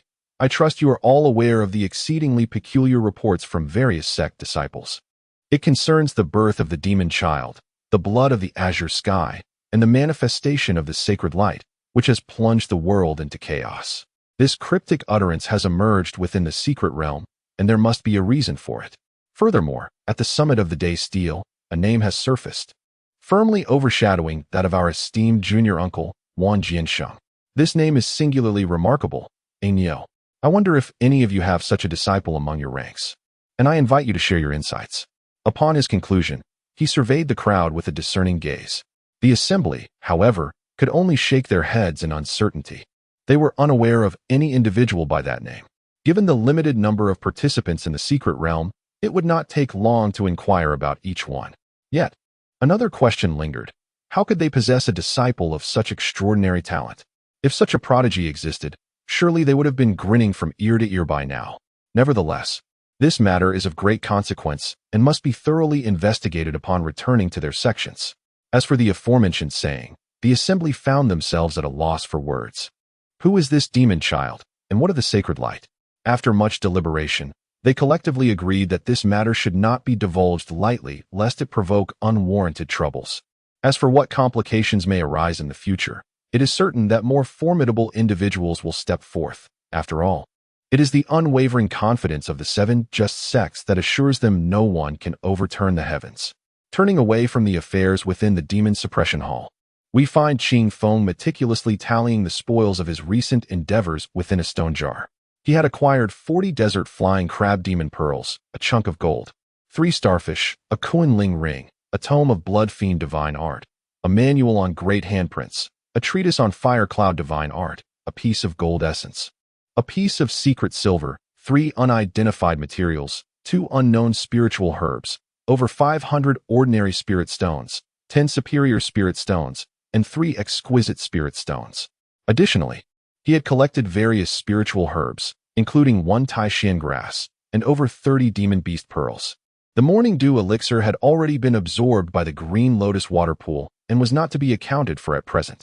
He almost forgot to mention a celestial silkworm, a zhugua tree, a pair of mother-child blades, and a particularly unique item, the blood jade of demon heaven. The precise usage of this object remained unknown, yet the shape-shifting demon lord had advised him to guard it with utmost care, for it was of paramount importance. As he surveyed his considerable collection, Qing Feng felt a profound sense of wonder, having lived in destitution. The mere span of a month had transformed him into a man of considerable wealth. It seems he must partake in such ventures more frequently in the future. With this in mind, he retrieved the 1-meter-long gold bar and placed it on the ground. He then drew forth a short blade from behind him, performing a series of gestures that caused the blade to instantaneously divide into 7 smaller knives. In a flurry of shimmering light, The 8 blades danced through the air, slicing through the gold bar with precision. In an instant, the flying blades returned to the arsenal on Qingfeng's back. Upon examining the gold pieces scattered on the ground, they were found to be meticulously sliced into blocks, each half an inch thick and 3 inches long. A rough estimate revealed there to be approximately 5,000 or 6,000 pieces, ensuring that in the days to come, he would not lack for wealth in the mortal realm. As Qingfeng gazed at the golden treasures, a surge of joy welled up within him. Perhaps it was the memory of his former poverty that had ignited such a fervent desire for riches. After gathering all the valuables, he contemplated the numerous rewards awaiting him upon his return to the sect, which only heightened his excitement. With such abundant materials at his disposal, it seemed plausible that he could elevate the grand sunsetting technique to the foundation establishment stage without much difficulty. Suddenly, a series of knocks interrupted his thoughts. Qingfeng opened the door to find Zhongli standing before him. Chapter 139. The barbecue party. Upon seeing Qingfeng, this fellow immediately tugged at him and began to walk, explaining that the disciples of the 7 sects had organized a barbecue party to celebrate their triumphant return. The eagle dragon beast that Qingfeng had brought back was also taken there, eagerly awaiting his culinary talents. Without further ado, he remarked that everyone had heard of his remarkable skills. Qingfeng was left speechless, as he found himself unexpectedly coerced into the role of a chef. When he was dragged by Zhongli to the celebration venue, a considerable number of people were already present. Qingyun was the first to greet him, and the two engaged in conversation. They reminisced about their pursuit of the blood demon and their subsequent disappearance, relieved that they had left a signal behind to prevent worry. Eventually, they all dispersed to seek their own fortunes. While they were enjoying their chat, a beautiful woman approached them, her ethereal beauty reminiscent of a celestial being. It was none other than the fairy of Water Moon. To her side was Xuelichu. Qingfeng, I have heard some tales about you. I cannot believe you ventured alone into the demon cave. Your courage is indeed unparalleled, she remarked. Qingfeng offered an awkward smile, recalling that his initial fear of being discovered for his demonic mark had prompted such recklessness. However, this matter was not one to be disclosed, and he merely offered a few perfunctory words in response. At that moment, he suddenly remembered something and promptly produced the prepared Taishan grass, presenting it to the fairy of Water Moon. She accepted it, her face alight with astonishment. Xuelichu exclaimed, At last, I have found one. This is splendid news. How is it that you did not find this in the secret realm? Of course not. Do you think it grows like cabbage? We endured countless hardships without laying eyes on it. Where did you find such a treasure? In response to Xuelichu's probing, Qingfeng could only say, It's a long story, perhaps best left unmentioned. Xuelichu shot him a glance of annoyance and fell silent, appearing rather vexed. Meanwhile, the fairy of Water Moon spoke. This Taishan grass is exceedingly precious, and judging by its age, it must be around 600 or 700 years old. I am at a loss as to what I could offer in exchange. Qingfeng smiled gently and replied, This item holds little value for me. If it is convenient for you, a few spirit stones would suffice as compensation. Xuelichu found herself at a loss for words, initially believing Qingfeng to be enchanted by her senior sister's beauty and expecting a gift. Instead, he turned out to be quite the miser, much to her disdain. Qingfeng had never considered giving it away for free. Honestly, he felt quite generous for bringing it to her at all. As for gifting it, their relationship had not yet reached that level. The atmosphere grew somewhat awkward, though the fairy of Water Moon had not anticipated receiving it for free. She too was not in a position of abundance. After a moment's hesitation, she resolutely said, Qingfeng, I have not brought many spirit stones on this journey, but I am in urgent need of this spiritual herb. Might we come to an agreement on its price? I could repay you with spirit stones upon my return to the sect. Qingfeng contemplated for a moment. There was no harm in this request. For the time being, his own spirit stones sufficed. After all, they were all members of the 7 sects, and it would be unreasonable to refuse such a modest favor, particularly since she had once safeguarded him with the exquisite Linglong Pagoda. This debt of gratitude had remained unreciprocated, and perhaps this occasion could serve as a means of settling it.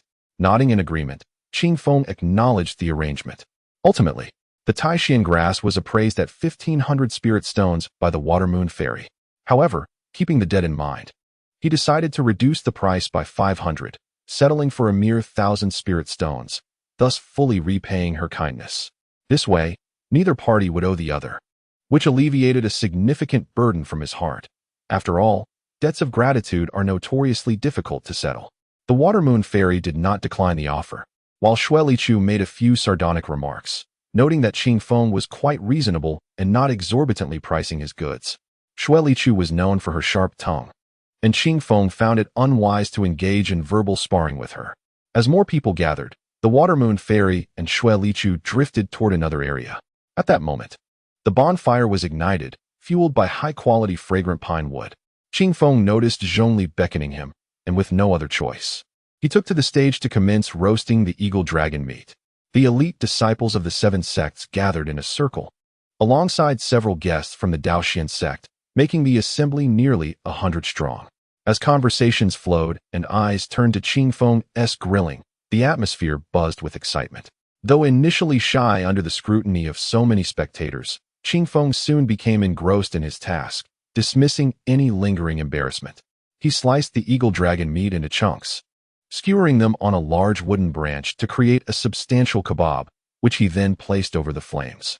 The meat sizzled and released a mouth-watering aroma as it cooked.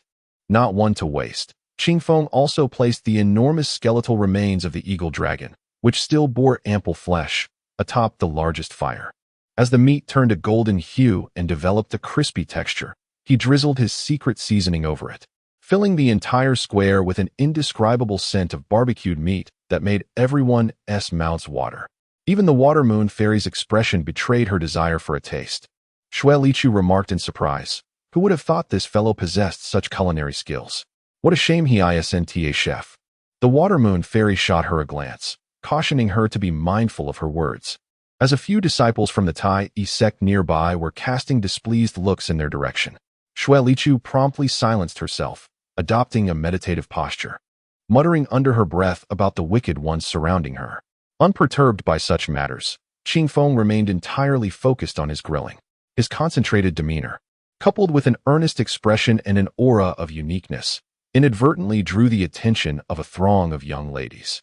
Once the meat was ready, Qing Feng called out to Zhongli and a few helpers to assist in distributing the delectable fare to everyone present. The roasted meat is exquisitely charred on the outside and tender within, boasting a golden hue and a crisp exterior. Upon slicing it open, one discovers an abundance of succulent juices, and a single bite truly evokes an endless aftertaste, utterly delightful. Xue Liqiu, who once spoke so enthusiastically, now savors it with equal fervor, experiencing pure bliss. Even the Water Moon Fairy cannot help but praise it, acknowledging that the ingredients are inherently splendid, and combined with the exquisite skills of Qing Feng, they become irresistibly fragrant. With each bite, the juices cascade down to her lips, creating an exceptionally delectable experience. Her fingers, as delicate as green onions, dabbed the liquid at the corners of her mouth, inciting a frenzy among numerous cultivators who cast furtive glances her way. As she became a striking sight, that night, Qing Feng once again made a remarkable impression. The elites of the 7 sects were well aware of his name, and even disciples of the Daoxian sect recognized him, elevating Qing Feng's reputation once more. Chapter 140. Open strife and secret maneuvering in the midst of the crowd. In a secluded corner, Lei Hong remained silent, voraciously consuming meat and drinking copiously, his demeanor betraying profound discontent, devoid of any trace of joy. He observed Qing Feng, struggling to comprehend why, despite his extraordinary talents and the esteemed regard of his family, who were intent on facilitating a union between him and Yu Zixin, she remained aloof, seemingly indifferent to his advances. Even so, he held no grievances, recognizing Yu Zixin as a paragon of excellence, a favored daughter of the Yu family. He believed he could wait, convinced that over time, he could win her favor. Alas, fate had other plans. This previously inconspicuous disciple had inexplicably emerged, his strength burgeoning at an astonishing rate, leaving Lei Hong to ponder how such prodigious talent could manifest overnight. The once derided body refinement technique had propelled this youth to prominence, surpassing many cultivators. With his boundless strength, he rendered others powerless to retaliate. Rumors circulated of his recent fortuitous encounters, further augmenting his prowess. And he had become a figure of considerable renown, destined for greatness among the 7 sects. Yet, what incensed Lei Hong most was this youth's apparent interest in Yu Zixin, who, to his astonishment, seemed to reciprocate his affections. Witnessing this ignited a seething rage within him, as he grappled with the inconceivable notion that a mere upstart could eclipse him so dramatically. With another hefty gulp of wine, he fixated on the youth's newfound glory, his agitation growing as he pondered the reasons for his own shortcomings and why Yu Zixin did not harbor affections for him. Drinking fervently, he lost himself in thought until, in a fit of drunken fervor, he abruptly smashed his cup against the ground, shattering it into pieces. The sound silenced the gathering, all eyes turning towards him. With bloodshot eyes, Lei Hong sprang to his feet, his voice a cacophony of confusion as he declared, "Qing Feng, I challenge you to a duel." This proclamation stunned the onlookers into silence, leaving them bewildered by Lei Hong's sudden outburst. Qing Yun swiftly approached, regarding him with concern. "Lei Shixiao, have you had too much to drink?" "Too much?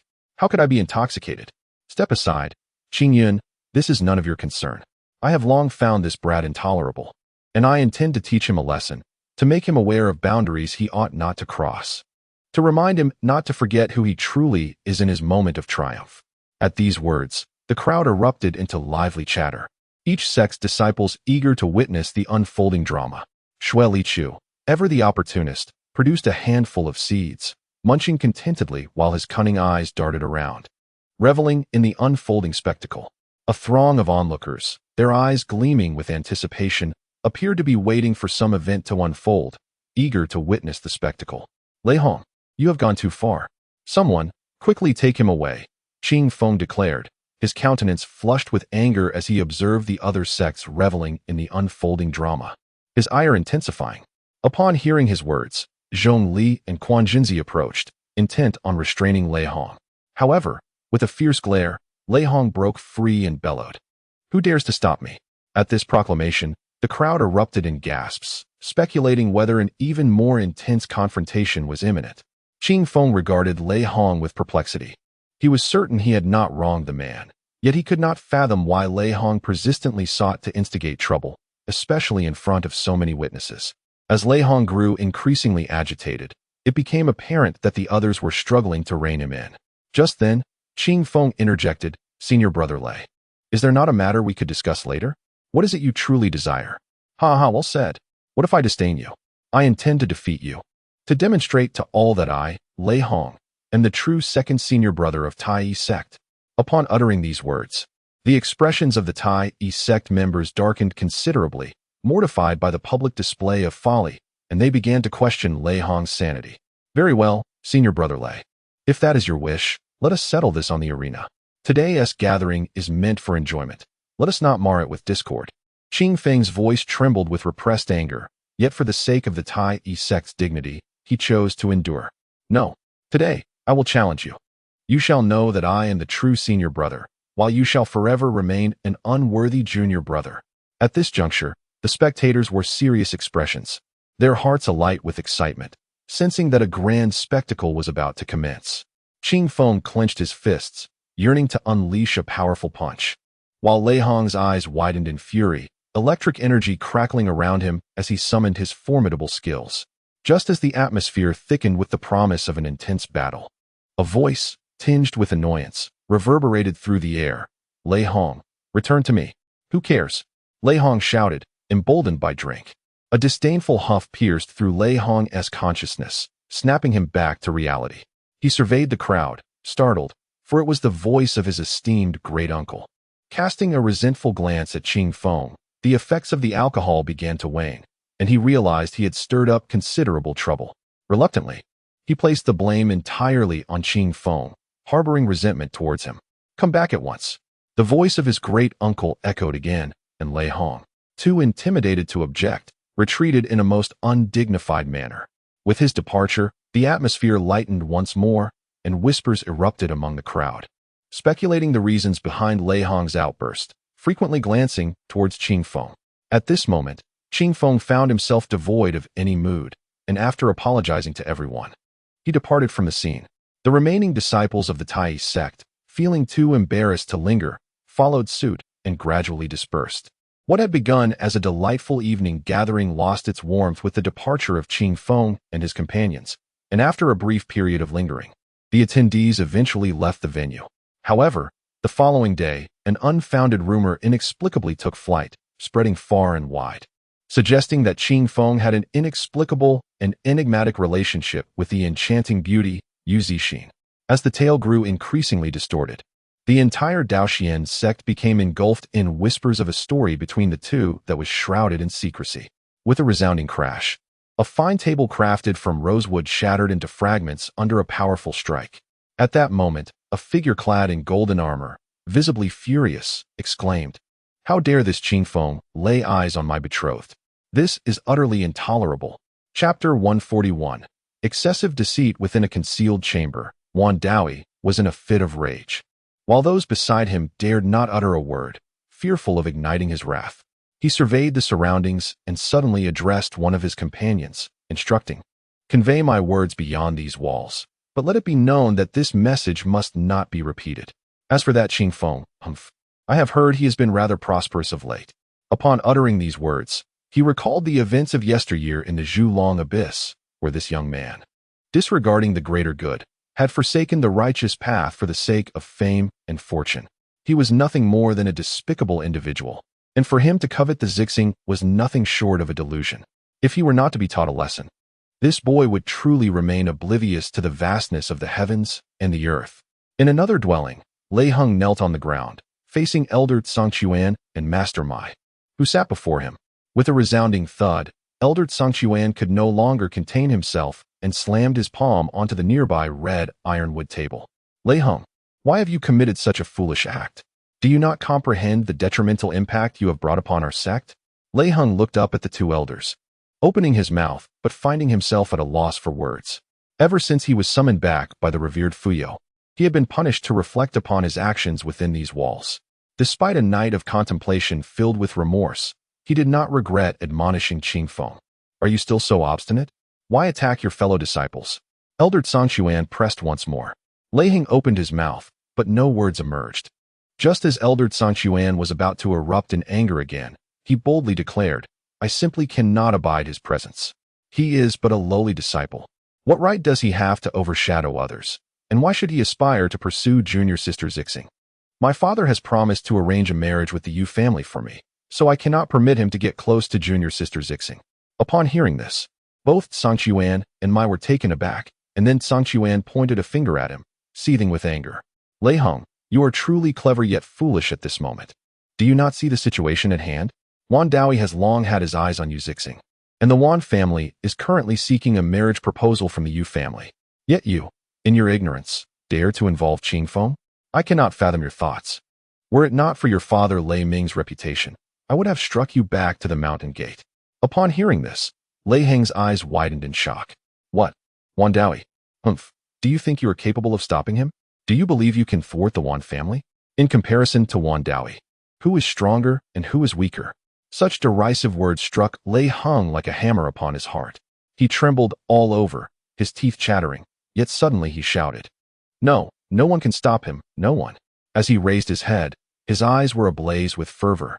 Tsangchuan and Mai were taken aback, realizing the depth of his obsession, akin to madness, and they could not help but feel a twinge of sympathy for him. A thunderous voice suddenly resonated within Lei Heng's mind, illuminating his consciousness. In an instant, a figure materialized before him. It was none other than the esteemed Master Fuyao. At the stroke of midnight, several beams of light descended upon the courtyard, heralding the arrival of Wan Daoyi and a few of his fellow disciples. As he inspected the rooms, he called out, "Where is Qing Feng?" Upon hearing this summons, several doors swung open.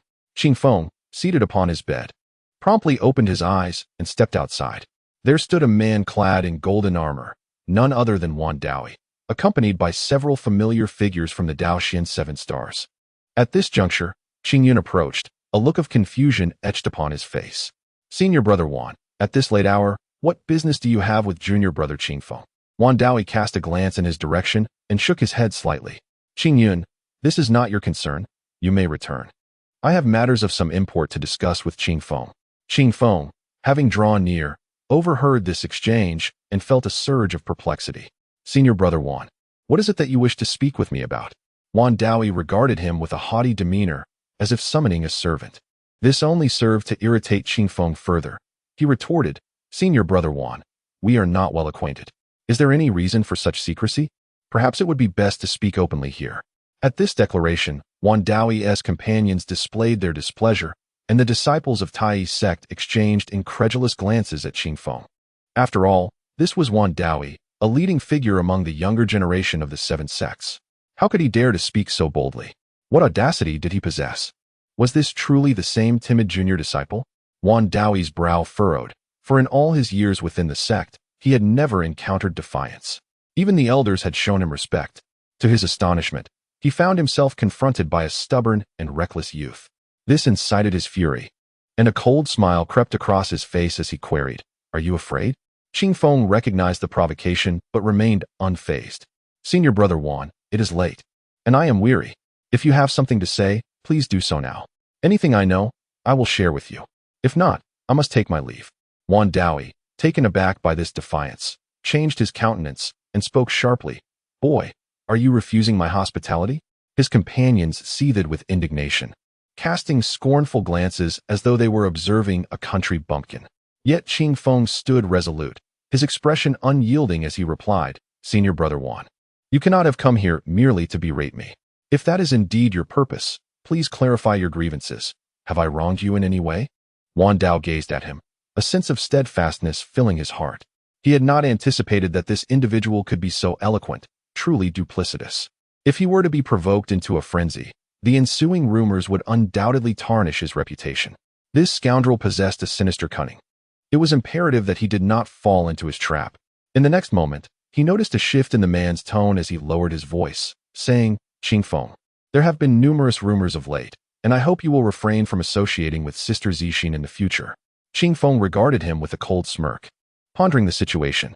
What was this? Just as one had departed, another had appeared. Having already endured the ire of Lei Heng yesterday, he was unwilling to entertain yet another visitor today. It was as if the little senior sister were his betrothed. These individuals were far too presumptuous. Had they grown accustomed to bullying others? Such behavior was utterly intolerable. With this thought, Qingfeng's anger surged abruptly. Chapter 142. Who gave you the courage upon hearing his words? Qingfeng's anger intensified, his countenance turning icy cold. In a voice laced with frost, he retorted, "I fail to comprehend your meaning. The junior sister is simply my junior sister. My affairs with her are of no concern to you. I would advise you to refrain from meddling in matters that do not involve you." Having spoken, he turned to leave. Yet, at that very moment, an individual stepped forth, obstructing his path.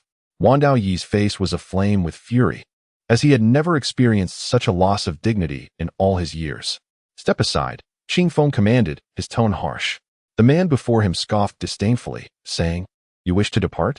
It is not so simple. You have provoked my senior brother, and only by offering an apology can you leave." Qingfeng regarded him with a cold gaze, fists clenched tightly, and replied, "What if I refuse?" "Humph. Then we shall see if you possess the capability," the man retorted, lifting his head to reveal a rugged visage, his eyes sharp and piercing. "If you truly wish to leave, I have heard you possess considerable strength. My junior brother excels in both body and technique. Today, should you exchange blows with him, if you emerge victorious, you may depart. Otherwise, you shall humbly bow and apologize." Wan Daoyi's voice dripped with an ominous chill. Kaiyang Xing Mo is at the pinnacle of foundation establishment. Should you fear, a simple apology will suffice.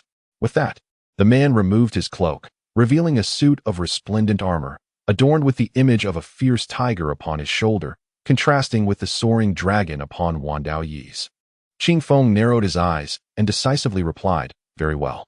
Upon hearing his resolute answer, Mo Dasho's eyes glimmered with a hint of admiration. The two stood in the garden, each gathering their strength, eager to ascertain who was superior. Qingfeng's body dominance technique had reached the 8th layer, granting him an astonishing strength of 150,000. He was now a far cry from his former self before entering the secret realm, where even at full capacity, he could barely muster 50,000. Crucially, the demon Heaven Blood Jade had transformed him, bestowing upon him a new, extraordinarily robust physique. Ordinary blades, or even spiritual artifacts would be futile against him without considerable prowess. At that moment, he felt the brilliance emanating from his fists as immense power began to coalesce. Mo Dasho wore a mocking smile, contemplating Qingfeng's youth. Being a dual practitioner of body and technique, He had attained the pinnacle of foundation establishment and was a once-in-500 years genius of the Taishan sect. He had mastered the Great Diamond technique to its zenith. Combining his strength with his techniques, he could reach a maximum power of 120,000. Qingfeng's previous combat performances had led him to estimate his strength at a mere 50 to 60,000 at most. Initially, both he and Qingfeng were cultivators of the body, destined to appreciate each other's strengths. Regrettably, this individual was excessively unaware of his own limitations, oblivious to the vastness of the world. In his youthful arrogance, he believed himself invincible. Today, he would receive a thorough lesson to comprehend that there are always greater forces beyond oneself. As this thought crossed his mind, his fists shimmered with golden light, the flesh-like hue receding to reveal a layer of skin that resembled pure gold, a manifestation of his mastery of the Great Diamond Sutra.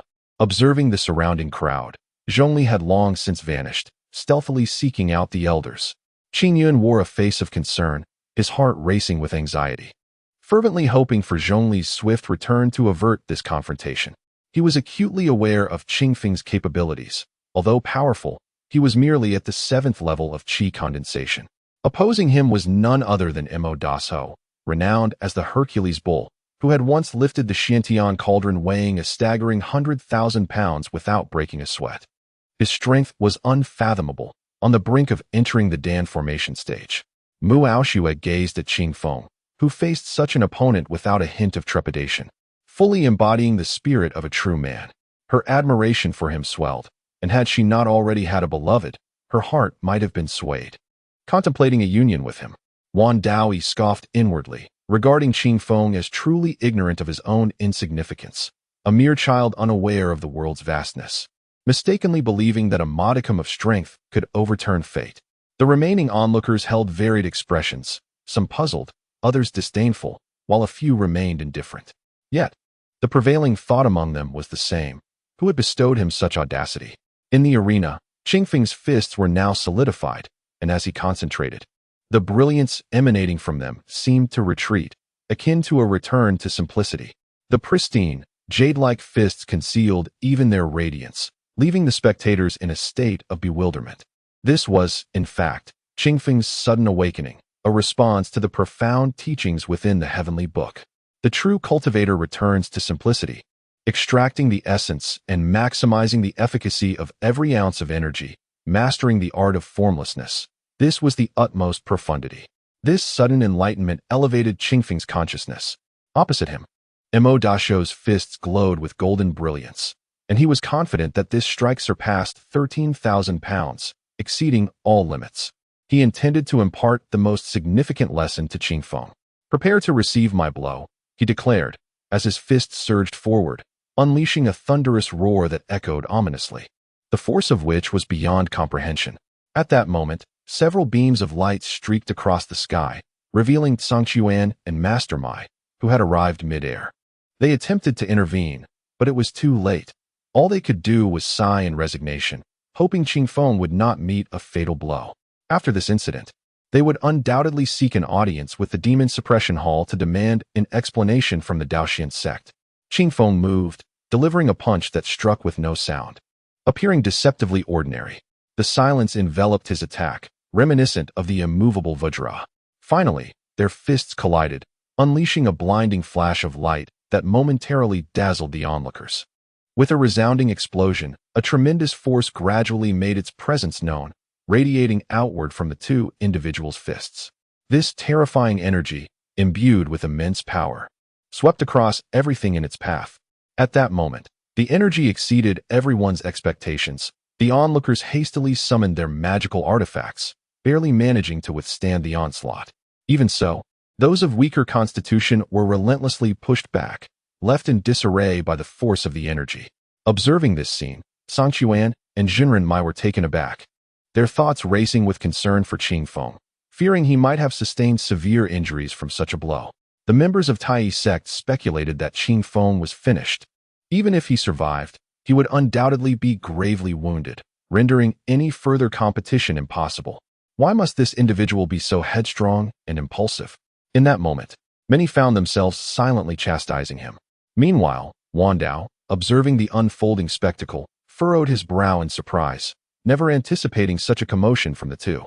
He pondered whether the grand celebration had gone too far. If that fellow were to be killed, it would certainly pose a dilemma for him. Chapter 143.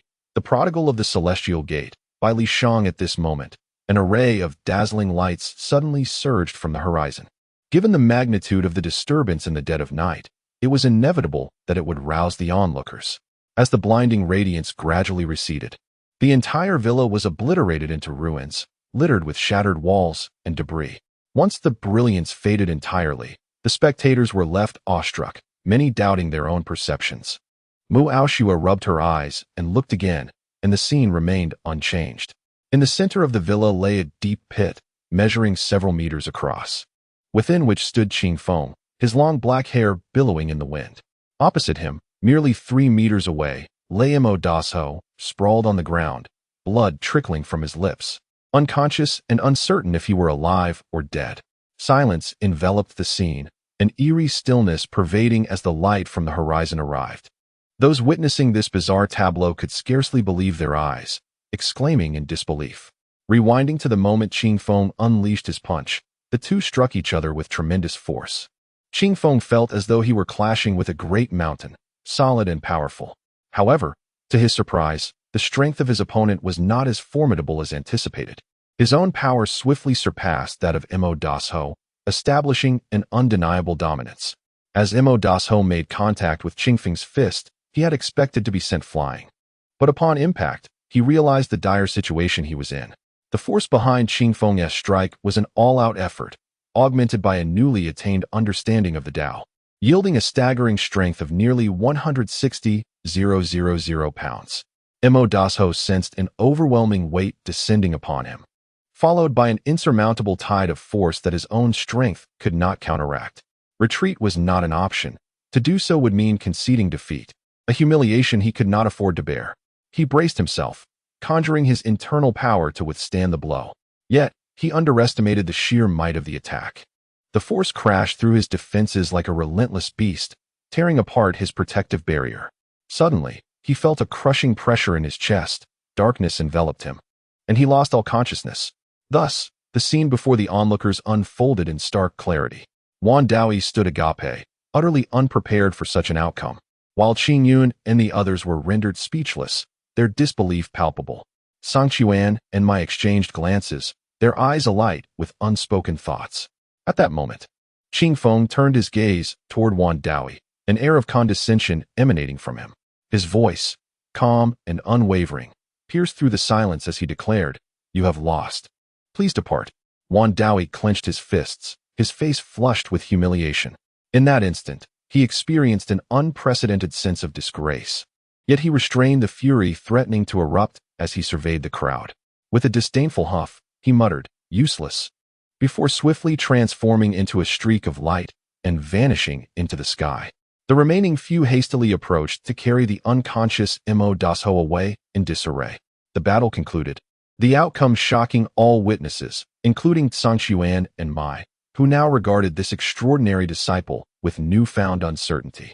Qing Yun found himself engulfed in confusion, pondering whether this was truly the same junior disciple from Zixia Peak. Mu Aoshua reflected on their past duel, realizing that had he been as formidable then, she would have had no chance to retaliate. How could he have grown so rapidly in such a short span of time? Was the dominant body technique truly an unparalleled celestial scripture?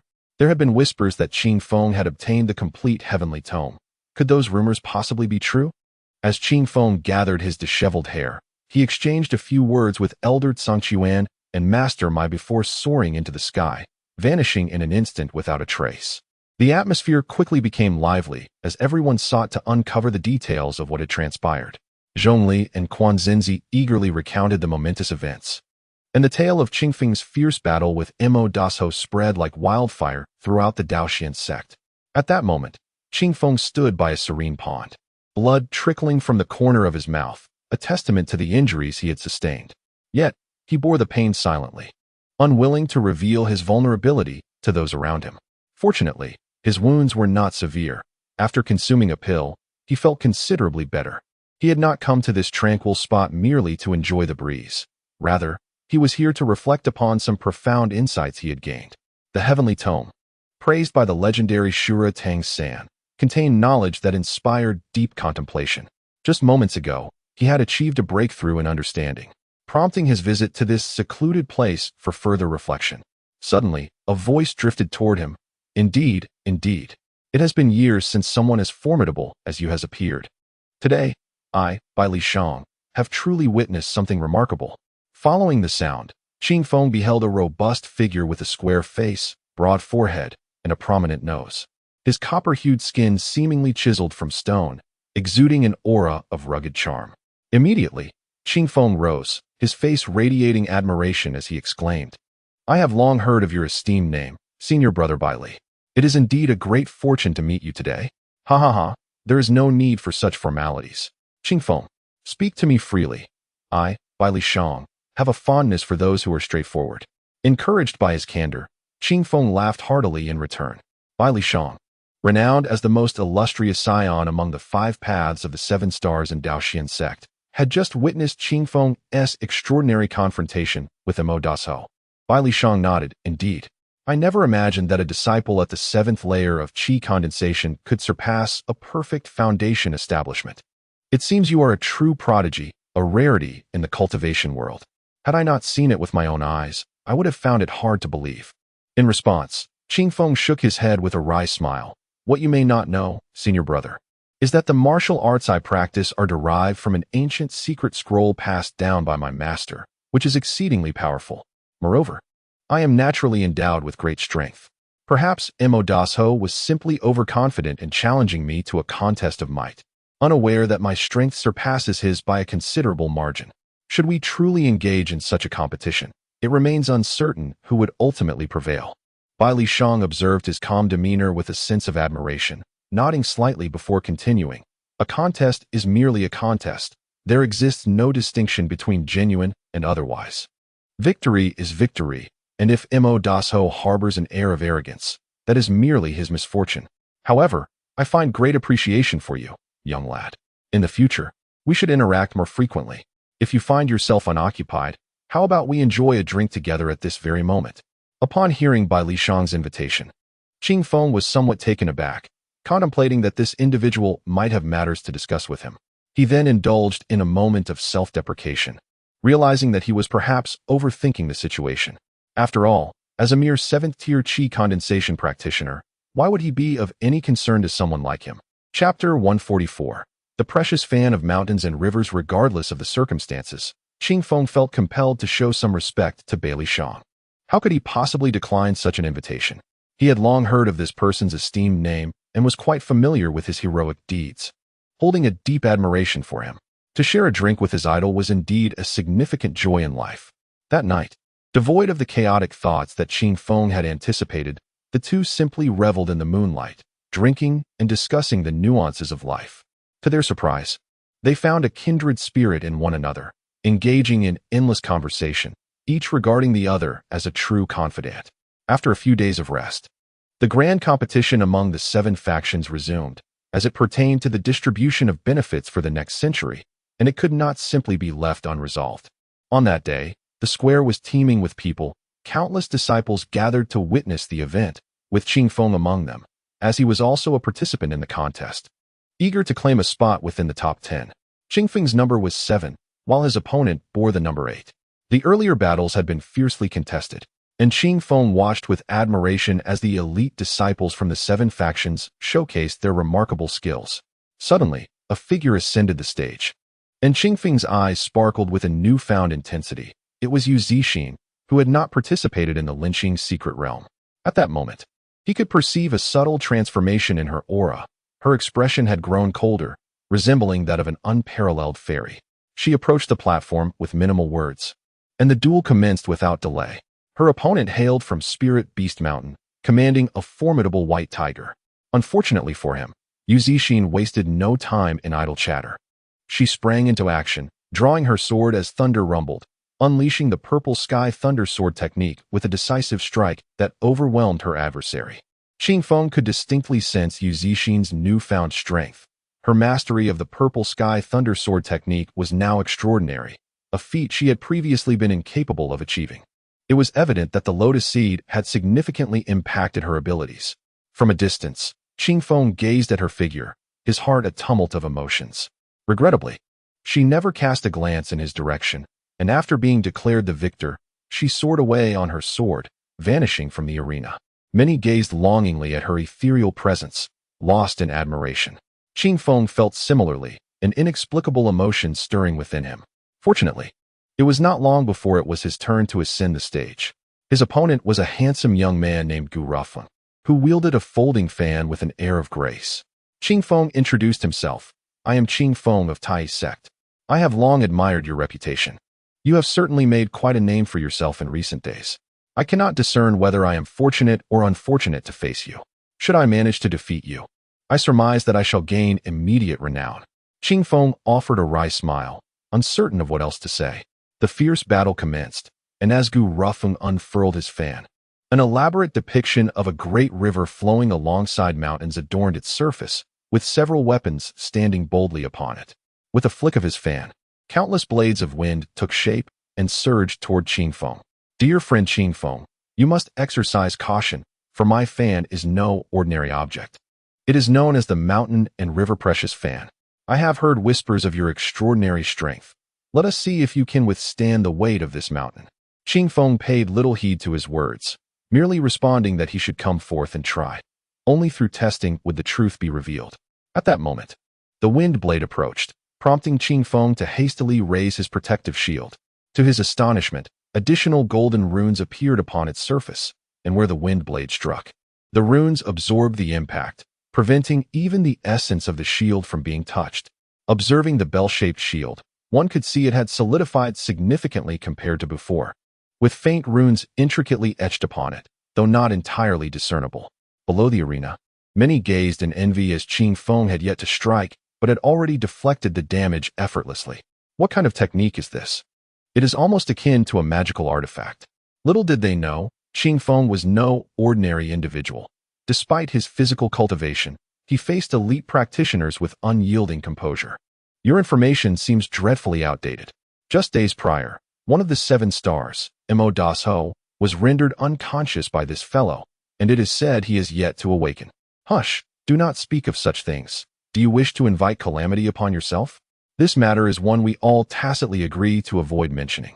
The spectators below were rife with discussion, while on the stage, Qingfeng declared, if you do not make your move, I shall strike first.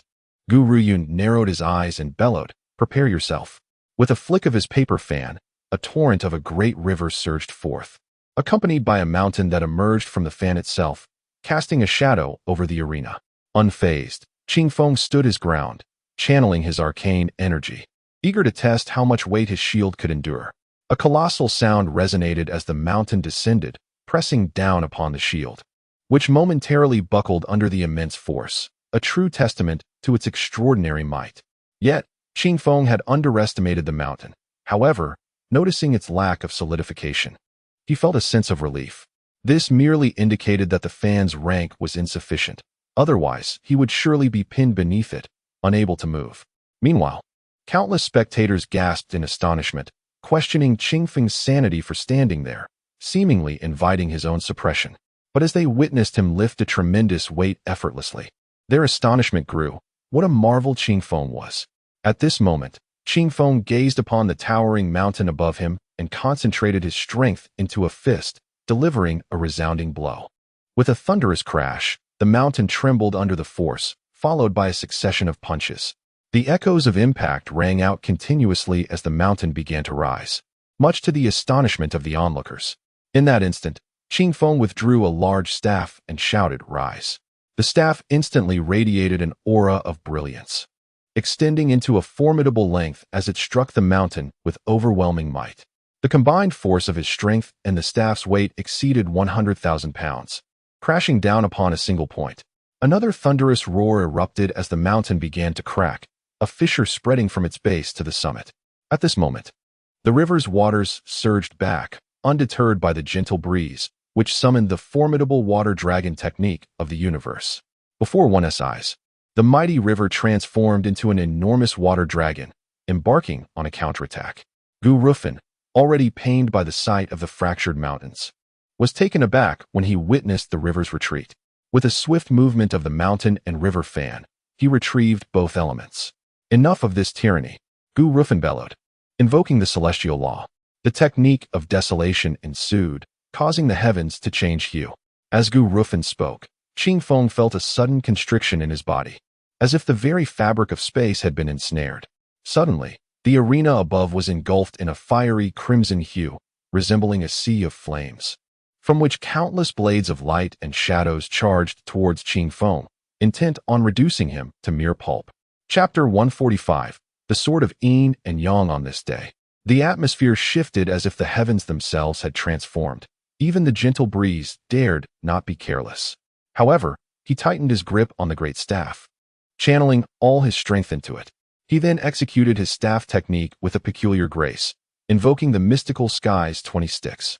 As he initiated the first 3 forms, the great staff suddenly multiplied into countless phantoms, striking upwards to engage in fierce combat with the illusory blades. Meanwhile, he propelled himself forward, dragging the staff behind him, which elongated with each movement until it radiated a brilliance spanning 10 zhang. Receive my strike, he bellowed, lifting the staff high, shattering all manner of arcane arts and secret techniques as the staff swept through the air, leaving only illusions in its wake. Gu Rufu quickly conjured layers of protective shields before him, brandishing a small shield to guard his front. Alas, the force of Qingfeng's staff was unstoppable. The shields merely delayed its descent. All of Gu Rufu's barriers shattered like glass upon impact.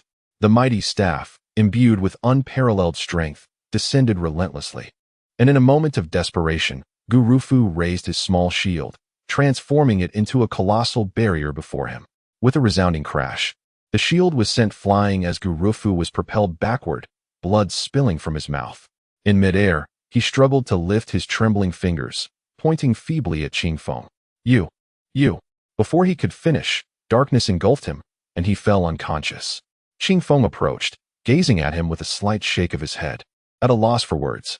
Having ascended to the 8th level of the Overlord body, such opponents were hardly a challenge anymore.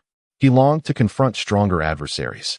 The greater the power, the swifter his progress in the Overlord technique, much like in that enigmatic realm where he had thrived through bloodshed. The elder overseer proclaimed Qing Feng the victor, eliciting a wave of cheers from the audience. The recent spectacle had stirred their blood and excitement. However, Qing Feng felt little elation. Had he achieved such success before entering the secret realm, defeating such foes would have exhilarated him. Alas, now it felt hollow. Yet, his demeanor, perceived by the crowd, exuded an aura of charm and dominance, swiftly garnering him a throng of admirers. After several days of intense competition, Qing Feng finally broke into the top 10. Regrettably, aside from him and Yu Zixin, all the other disciples of Tai's sect had been defeated. The weight of expectation now rested heavily on their shoulders, inducing a measure of pressure for the duo. In the ensuing days, they would compete for the top 3 positions among the 7 sects. Qingfeng's next opponent would be Murong Xing, a disciple of the Two Instruments Sword sect. In the arena, the 2 contenders introduced themselves, though the spectators had become familiar with them over the past few days. Nonetheless, the formalities must be observed, and the proceedings cannot be neglected. Tai's sect's Qing Feng faced Murong Xing from the Two Instruments Sword sect. Qing Feng observed that his opponent wielded 2 swords, one pure white and the other pitch black, representing the duality of yin and yang. At this moment, Qing Feng dared not be careless. He drew a short staff from behind him, which, with a mere touch, transformed into a formidable staff measuring 1.5 meters in length. He held it aloft with one hand, and a golden glow radiated from its surface. Murong Xing began to chant incantations, and with a resonant sound, both swords were drawn from their sheaths. It was evident that Murong Xing, typically engaging with a single sword, was wary of Qing Feng, opting instead for the dual swords right from the start. The onlookers, eager for the spectacle, began to comment. With an abundance of sunflower seeds and fruits at hand, "Let me witness the might of your great staff," Qing Feng declared. Murong Xing responded with a cold smirk, his dual swords coiling like dragons, instantly unleashing a torrent of black and white energy towards Qing Feng. Without hesitation, Qing Feng swung his staff, executing the 3rd to 6th forms of the Xiantian 24 sticks. Their battle escalated into an intense clash. On another stage, a captivating scene unfolded as the cold-faced beauty Yu Zixin entered the fray simultaneously with Qingfeng. Her opponent, the elusive Shueiyue fairy, possessed formidable skills that were equally enigmatic. Although Yu Zixin had significantly enhanced her powers, it appeared that she was slightly at a disadvantage, and they engaged fiercely, with victory hanging in the balance. Qingfeng swung his staff with the force of a mountain cleaving through the air, embodying the relentless essence of the Xiantian 24 sticks, which emphasized unyielding momentum. The fiercer the spirit, the more devastating the technique. His aura surged like a dragon, attacking with the ferocity of a tiger, each blow landing with ferocious intensity. Mu Rongxing's dual flying swords spun in defense, forming a taiji pattern as the energies of yin and yang swirled around him, barely withstanding Qingfeng's onslaught. Simultaneously, he couldn't help but reflect that if this individual were to mature, he would undoubtedly surpass his peers among the 7 sects. Suddenly, the dual swords stirred, splitting into myriad sword energies that swept toward Qingfeng. In response, Qingfeng unleashed the 7th stick of the Xiantian 24 sticks with full force. Thus far, he had mastered 10 forms, each more ferocious than the last. With a thunderous crash, Qingfeng's staff movements stirred the heavens, creating a tempest of chaos. At that moment, his figure split into 2, then 3, each shadow striking forth with countless staff blows, obliterating the myriad sword shadows in mere moments. Mu Rongxing's expression grew solemn as he let out a sharp cry, witnessing his yin and yang dual swords merge into one cohesive entity. Qingfeng, prepare yourself for the grand sword art of heaven and earth's mysteries. At that instant, the unified sword surged, radiating a blinding light that expanded to 100 meters. Bearing down upon Qingfeng, he suspended the great staff between his hands and exclaimed, 8th form, chaos of yin and yang. Then he saw him rotate both hands towards the suspended staff, which began to spin rapidly, gathering streams of light as it accelerated. The clear wind had already infused the palm with immense divine power. With a mere push against the base of the staff, it shot forward with great force. Clear wind followed closely behind, remaining unwaveringly at his side. At that moment, the tip of the staff collided with the point of the magical sword, unleashing a wave of colossal, destructive energy that began to radiate outward. Clear wind, bracing against the end of the staff, felt as though an enormous mountain was bearing down upon him, the terrifying power of the yin and yang swords pressing heavily. Yet, he could not falter. Despite the overwhelming pressure, he resolutely stood his ground. Meanwhile, Mu Rongxing, his fingers deftly weaving intricate gestures, was drenched in sweat as the standoff continued. Neither side willing to yield even an inch, for to do so would invite the backlash of their own techniques. Chapter 146. The majestic staff in flight in this moment. Qingfeng and Mu Rongxing found themselves locked in a stalemate, each testing the limits of their endurance. On another arena, Yu Zixin unleashed the supreme sword technique, channeling the Zixiao Thundersword art. A deafening roar echoed as a colossal bolt of lightning descended from the heavens. Shueiyue Xianzi seemed to have anticipated this assault, producing a remarkable object, a cerulean handkerchief. As she brandished the handkerchief, a brilliant Qingyuan emerged, soaring toward the oncoming lightning. In a breathtaking display, the Qingyuan opened its mouth and devoured the lightning whole, leaving the spectators wide-eyed in astonishment, pondering the nature of such a formidable treasure. Yet, in an instant, the lightning pierced the Qingyuan, continuing its descent, while the creature let out a mournful cry before fading into oblivion. Relieved murmurs rippled through the crowd, as they speculated on the nature of that extraordinary artifact. However, the bolt of lightning had noticeably weakened. Shueiyue Xianzi let out a cold huff, her eyes reflecting a deep sorrow as she retracted the handkerchief with a gentle wave of her jade-like hand. Then, a lunar wheel materialized behind her, conjuring countless phantoms that ascended into the sky. Upon colliding with the remnants of the lightning, the myriad lunar shadows shredded the remaining energy until it vanished entirely. Yet, the lunar wheel bore scars from the encounter, its surface marred by charred marks, indicating it had sustained damage. At this juncture, blood trickled from the corner of Yu Zixin's mouth, a clear sign of backlash from her earlier exertion. Shueiyue Xianzi's heart seethed with resentment. She summoned the lunar wheel once more, which soared toward Yu Zixin. With a swift stroke of her Zidian Qingxuang sword, Yu Zixin cleaved downward, causing the lunar wheel to emit a mournful cry before retreating in failure. Shui Xianzi retrieved the lunar wheel, casting a tender glance at it before her fingers danced through intricate gestures, invoking the supreme spell. The wheel suddenly radiated an incandescent brilliance, accompanied by melodious chimes. With a piercing whistle, it shot toward Yu Zixin, but in that moment, it seemed Shui Xianzi trembled, likely having exhausted her last reserves of strength. Observing this, Yu Zixin shook her head in resignation. Despite her recent rapid advancements in cultivation, her foundation remained shaky, and controlling the Zixiao Thunder Sword art had become increasingly tenuous. Continuing the battle seemed futile. Defeat was merely a matter of time. With a wry smile, she shattered the teleportation talisman in her grasp, vanishing from the arena. Shui Xianzi, furrowing her brow in frustration, thought to herself of the impudent girl, questioning why she hadn't conceded sooner to conserve her own energy. Outside the arena, Yu Zixin caught sight of Qing Feng suddenly unleashing a fierce roar, his resolute face illuminated with a frenzied energy. This sight stirred something within her.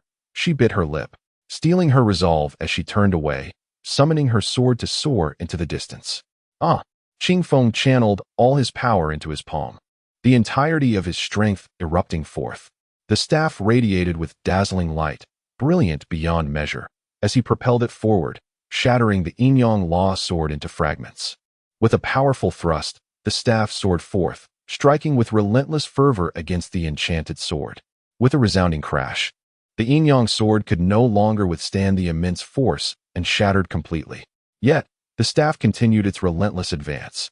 With a sharp clang, it struck the core of the sword, causing the two halves of the Yinyang blades to separate, emitting a mournful cry as they descended. As the staff approached with lingering momentum, Murong Xing shouted fiercely, conjuring several layers of light barriers before him. Alas, the barriers crumbled one after another. Ultimately, the staff struck him, and Murong Xing raised his arms to shield his chest. Another thunderous impact ensued, tearing his garments apart and sending him flying. When he landed on one knee, he could no longer contain himself, and blood trickled from the corner of his mouth. He lifted his gaze to the distant figure of Qing Feng, a bitter smile crossing his face as he acknowledged his defeat.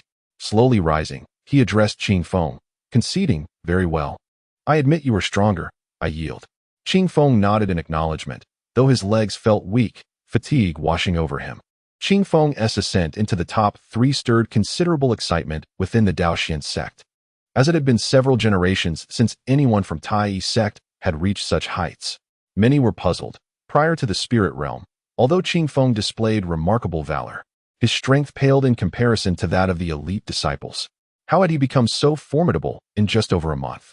The only explanation that emerged was that he must have encountered significant fortuity within the spirit realm, a notion that garnered respect and admiration.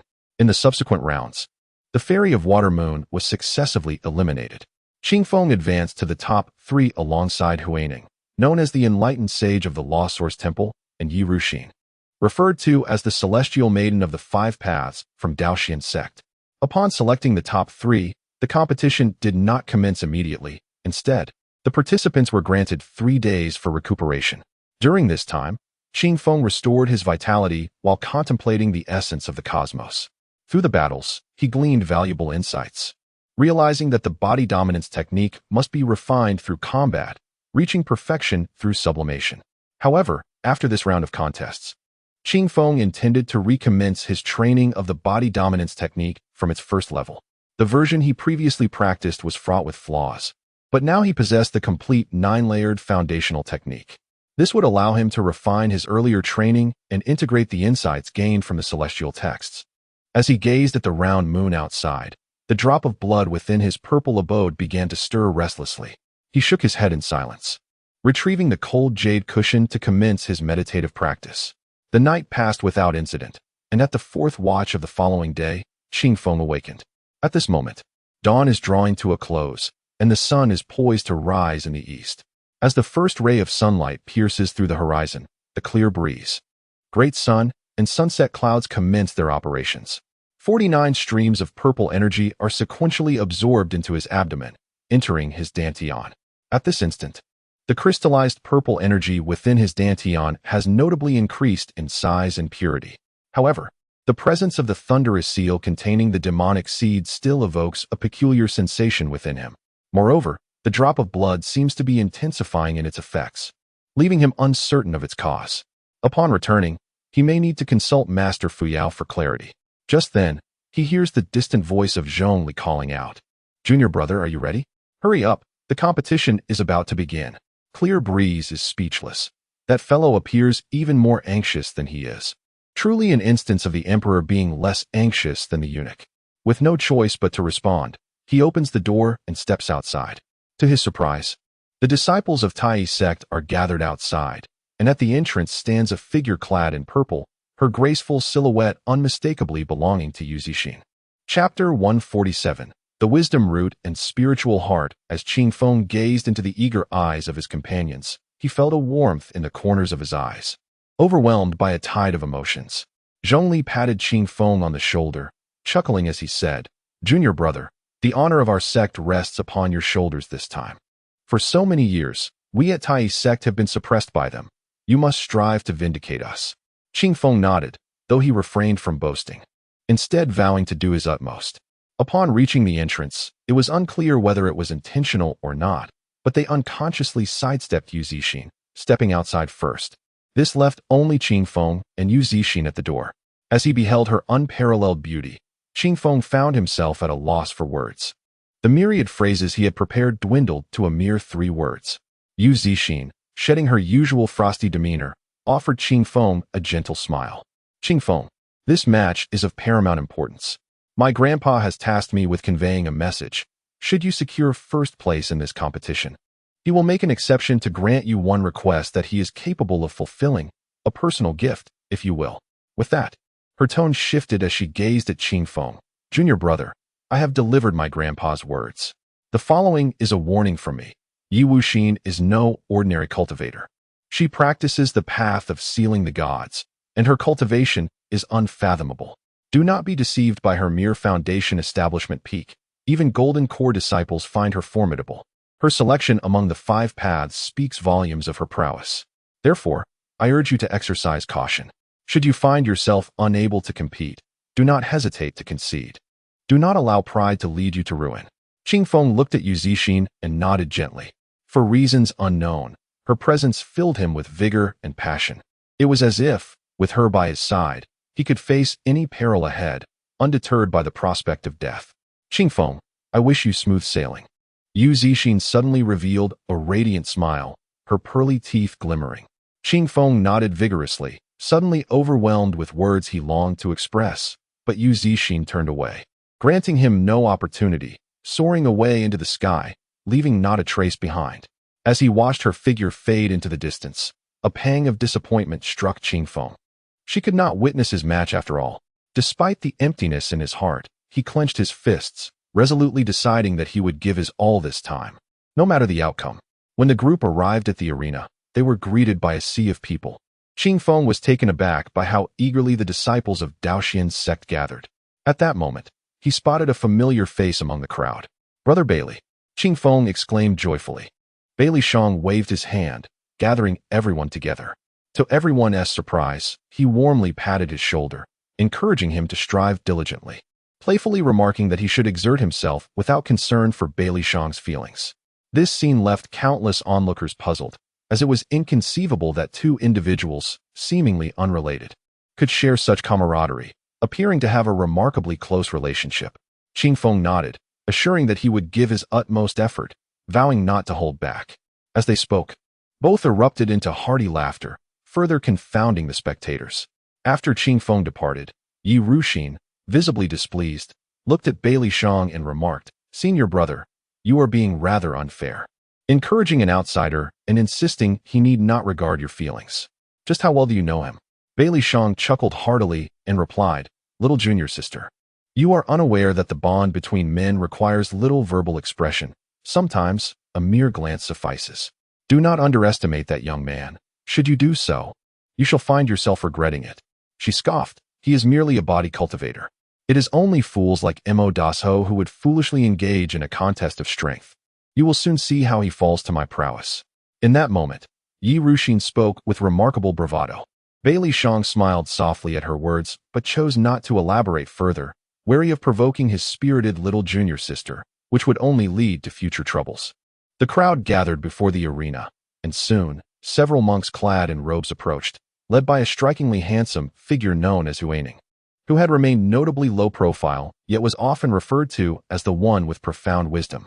Beside him stood a familiar face, Hui Tong, a companion from past trials. As they drew near, Qing Feng exchanged greetings with Hui Tong before turning his attention to Huaning. Junior brother Qing Feng, good to see you, Huaning greeted warmly. It is truly an honor to engage in a spar with you. Upon hearing this, Huaning scrutinized Qing Feng's expression, finding no trace of insincerity, which improved his impression of him. You jest, junior brother. I have heard tales of your immense strength and mastery of body cultivation techniques. We shall indeed have a valuable exchange of insights. At that moment, an elder from the Daoxian sect took the stage to outline the competition rules. Each participant would face two opponents, with the victors of both matches claiming the top prize, while those winning a single match would secure second place. After each bout, both contenders would receive elixirs from the Daoxian sect for the restoration of their vitality and healing of injuries, ensuring the fairness of the competition. The three then drew lots, resulting in one single and two doubles. Those drawing doubles would face off against each other. Unfortunately for Qing Feng, he drew a double, and to his astonishment, so did Huaning, leading to their encounter in the very first match. Both Qing Feng and Huaning couldn't help but let out a bitter smile. Qing Feng, however, wished to allow his opponent to take the stage first, as he sought to gauge the true prowess of Yi Ruxin. After all, he was entirely unfamiliar with her divine path, which could lead to an unforeseen disadvantage. Alas, fate had already determined the order, and without further hesitation, Qing Feng ascended the arena. He and Huaning exchanged respectful bows before commencing their duel. Qing Feng, wary of overestimating his capabilities, promptly drew forth a short staff, while Huaning possessed only a string of prayer beads, devoid of any weaponry. At that moment, Huaning spread his hands, suspending the beads within his grasp. As he channeled his magical energy, the beads astonishingly disassembled, transforming into 36 luminous orbs that spiraled above his head, radiating a resplendent golden light. In an instant, he was elevated to a status akin to that of the Buddha, exuding an aura of unparalleled sanctity. Chapter 148. The great might of the heavenly dragon. With a graceful sweep of his hands, Qing Feng summoned forth a protective aura that enveloped him in a shimmering dome. He charged forward with his formidable staff in hand. At that moment, a radiant barrier manifested around Huaning, resembling a golden bell adorned with intricate golden runes. Suddenly, the barrier contracted, molding itself into a suit of armor that clung to his body, akin to a golden breastplate shielding him entirely. Qing Feng marveled at this transformation, realizing that while his own protective aura could not replicate such a feat, his bloodthirsty divine art could indeed transmute malevolent energy into armor. It seemed there were similarities between the two techniques. Without further ado, Qing Feng closed the distance to Huaning. Yet, before he could swing his staff, Huaning unleashed a hand adorned with golden light, morphing it into a colossal golden palm, approximately a meter in size, which came crashing toward him. Startled, Qing Feng quickly raised his staff to shield his chest. A thunderous impact resonated as an overwhelming force surged through him, prompting him to stagger back several paces. Astonishment etched upon his face. He silently acknowledged the formidable strength of his opponent. Huaning, equally surprised, noted that his Buddha-esque golden palm wielded an immense force, capable of shattering boulders and splitting metals. Typically, a single strike could obliterate stones of considerable height. Yet, this adversary had merely retreated a few steps. Impressed, he mused on the age-old adage that heroes emerge in youth, and resolved to cast aside restraint for a fierce battle today. Before Qing Feng could mount a counterattack, Huaning surged forward, his massive hands raining down blows upon him. At that juncture, Qing Feng had no choice but to defend himself. As they exchanged tentative strikes, Huaning's 36 prayer beads began to whirl, hurtling toward Qing Feng with ferocity. He quickly erected his dome of protection, golden runes erupting forth, producing a cacophony of clangs as the beads collided against his defenses. Despite their scattershot assault, the beads failed to breach the shimmering barrier, repelled by the golden runes. Sensing an opportunity, Qing Feng tightened his muscles, activating the Xiantian 24 sticks. With a series of resounding thuds, he sent the prayer beads flying. Seizing the moment, Qing Feng pressed forward, delivering a flurry of strikes. In that instant, he beheld Huaining, whose skin radiated a golden hue, transforming him into a veritable golden figure. The two combatants engaged in a fierce exchange of blows, neither yielding an inch as they matched each other's might, both possessing extraordinary strength. After a brief yet intense skirmish, Huaining suddenly unleashed a powerful strike, breaking free from Qing Feng's grasp. He then bellowed, "Great might of the heavenly dragon, Poma Mima roar." With his palms clasped together, he channeled energy, causing the 36 prayer beads to coalesce into a magnificent golden dragon. With a thunderous roar that echoed through the heavens, the golden dragon lunged at Qing Feng, its formidable presence palpable. Upon contact, Qing Feng felt an overwhelming force surge through him, as if facing a tangible entity of immense power. Despite his attempts to strike back, he observed the dragon's golden radiance undiminished, rendering his efforts futile. Beneath the arena, a crowd gathered, speculating on who would ultimately prevail. The monks of the Faiwansi remained silent, with only the monk Huitong occasionally furrowing his brow in contemplation, seemingly grasping an insight. Qing Feng observed that Huaining was indeed formidable, but after some time, he began to discern certain patterns. No longer concealing his strength, he unleashed his staff with the ferocity of a dragon. In an instant, he engaged Huaining once more, this time executing a series of strikes with the mysterious 24 sticks of Xiantian. These 24 strikes, layered upon one another, only grew in potency with each blow. Huaining, increasingly alarmed, recognized the extraordinary prowess of Qing Feng, who, despite only having attained the 7th level of qi condensation, wielded his physical cultivation with astonishing ferocity. It was noteworthy that Huaining practiced the Golden Bell Shield, a technique that harmonized both internal and external mastery, and yet he found himself being relentlessly pressed by Qing Feng. This stark contrast underscored Qing Feng's terrifying potential. Should he ever reach the pinnacle of foundational cultivation, he would undoubtedly become invincible beneath the golden elixir realm. As the 8th strike of Xiantian descended, an awe-inspiring, towering staff that radiated boundless brilliance, an overwhelming presence enveloped the arena. With a thunderous crash, the colossal staff descended. Witnessing this, Huaining revealed his diamond body, summoning 36 prayer beads that transformed into a golden circle, resolutely bracing against the impending blow. The brilliance of Prajna Paramitha emanated from him, instantly illuminating the entire stage. Then, a blinding flash erupted, causing the protective barrier of the arena to tremble violently, prompting the supervising elder to reinforce it until stability was restored. As the light subsided, it revealed Qing Feng with blood trickling from the corner of his mouth, while Huaining knelt, blood gushing forth from his lips. He slowly rose, intending to speak, yet was interrupted by another spurt of vital essence. The onlookers were left astonished, as the events obscured by the radiant light had left them in the dark. In a certain corner beneath the stage, Yi Ruxin appeared puzzled, questioning how a single strike could yield such consequences. She sensed that Qing Feng might possess further hidden capabilities and realized that she could not afford to be careless, lest she find herself in dire straits. At this moment, it seemed only the two combatants were privy to the truth. Huaining stood in place, a wry smile crossing his face. He had not anticipated that Qing Feng's south strike would suddenly close the distance and deliver a golden palm imprint directly to his chest. This blow was exceptionally formidable, a technique he could not identify, and it pierced through his diamond body, inflicting internal injuries. He was left bewildered, pondering the nature of this palm technique, so pure and dominant, so overwhelmingly powerful. Qing Feng, in turn, reflected on the unexpected ferocity of the technique left behind by Aotangshan. Having only mastered the first level, he found it already exceptionally potent. He could only wonder what effects would arise upon mastering all 9 levels. However, in this contest, the crux of his victory lay in his extraordinary ability to traverse distances in the blink of an eye. This skill he seldom revealed, intending instead to wield it unexpectedly to catch his opponent off guard. Little did he anticipate that he would execute this move with such finesse that it would nearly determine the outcome of the match. "Brother Huaining, shall we proceed?"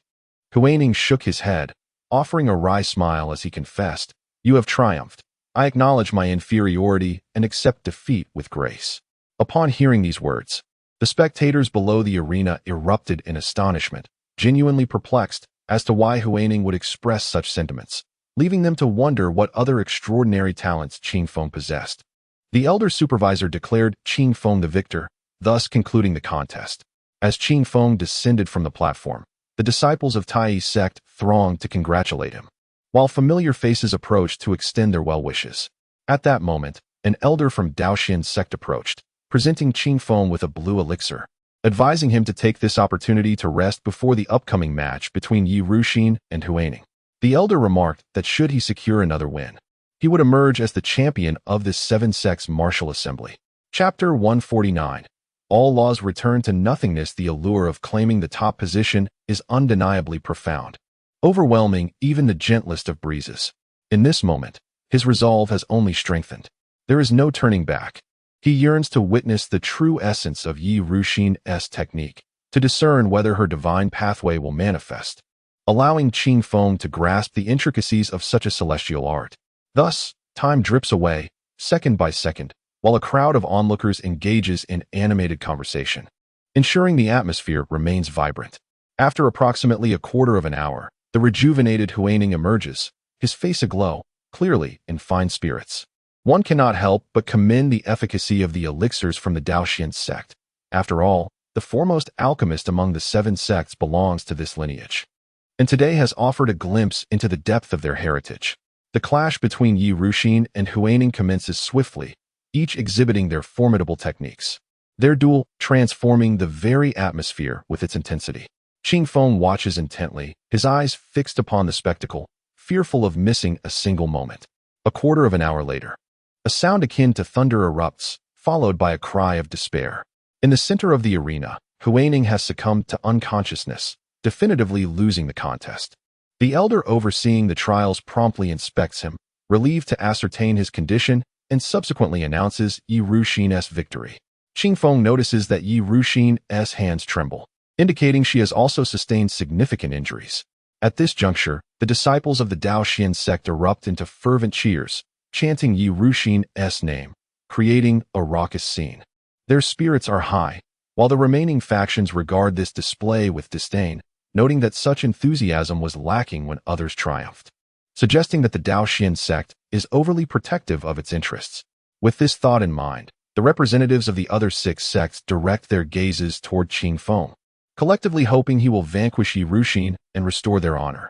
Perhaps the Daoxian sect did not anticipate that their jubilant cheers would inadvertently rally the six sects behind Qing Feng.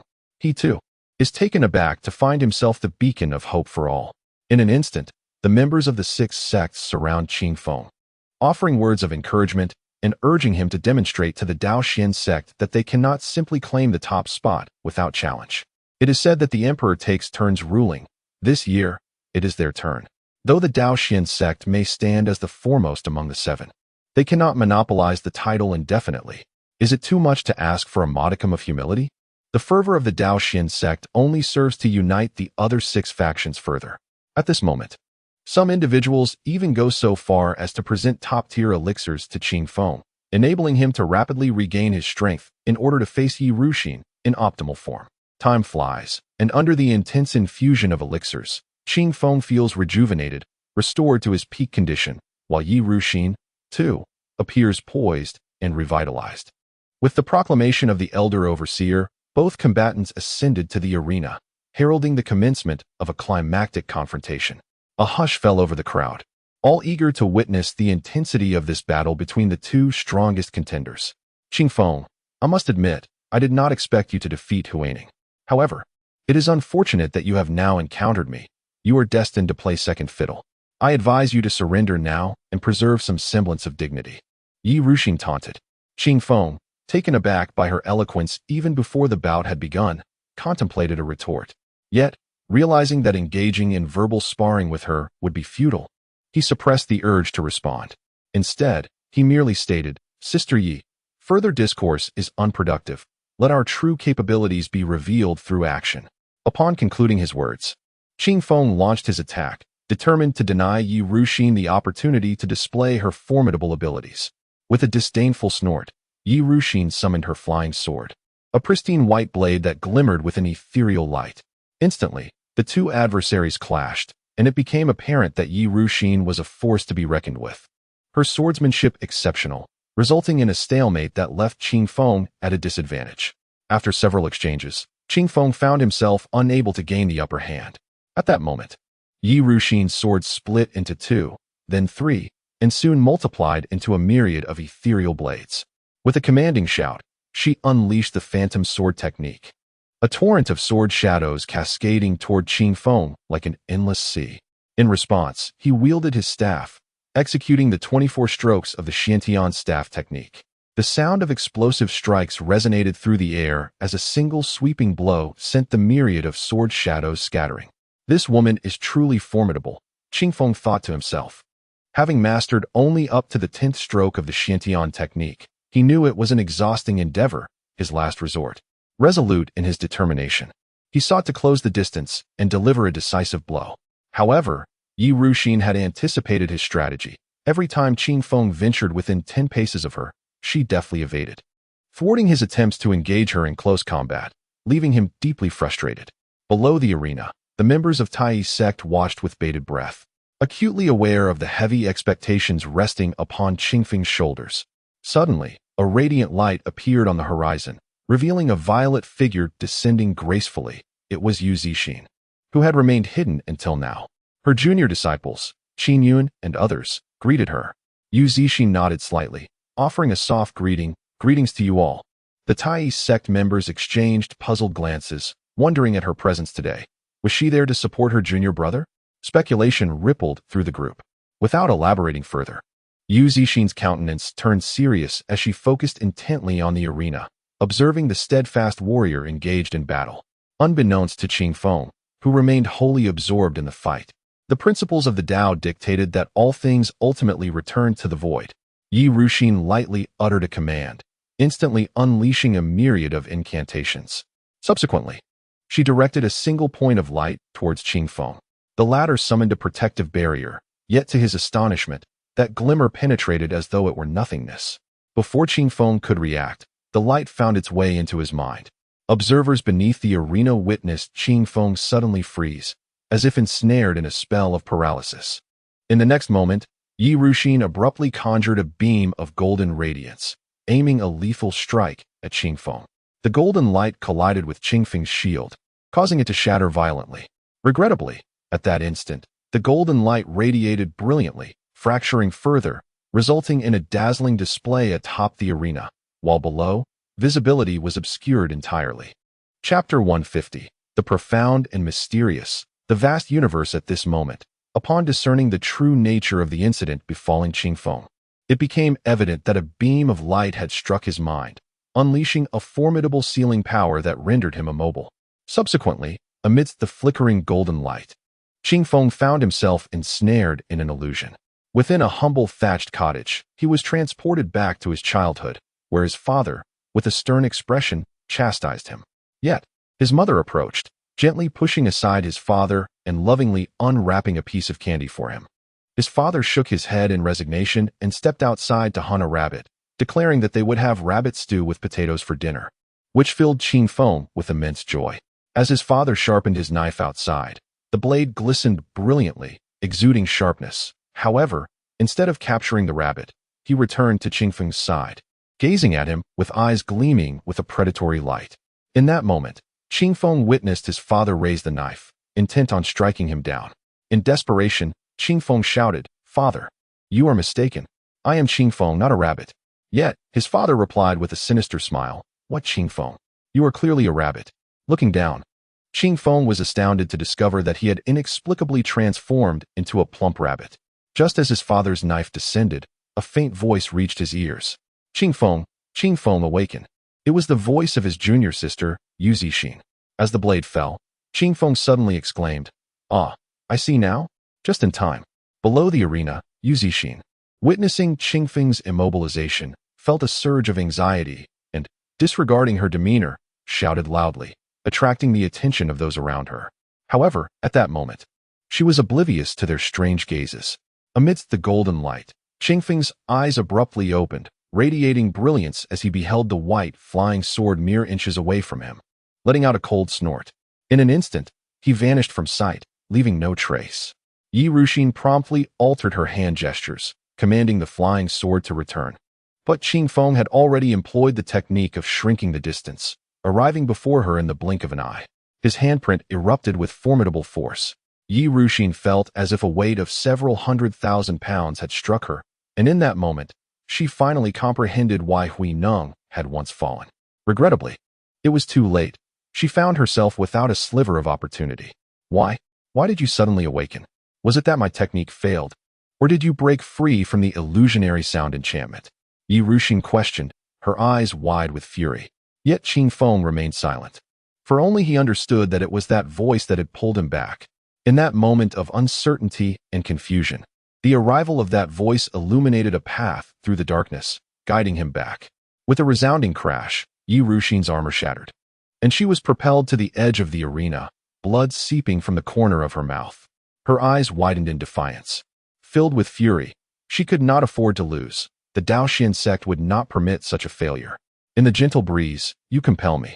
The cosmos, vast and profound, unveils its mysteries as primordial chaos surges forth. Suddenly, an overwhelming torrent of chaotic energies descends upon the arena, reminiscent of the dawn of creation. Below, the gathered multitude gazes in astonishment. Could this be the true path of divine transcendence?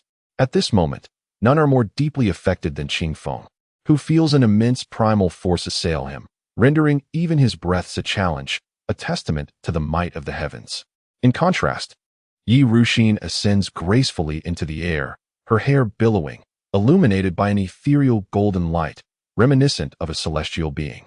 The elders of the Daoxian sect, witnessing this spectacle, expressed their astonishment, realizing that Yi Ruxin has mastered the path of divine transcendence to such an extent. Truly, heroes emerge in youth. Yet, Yi Ruxin's heart is heavy.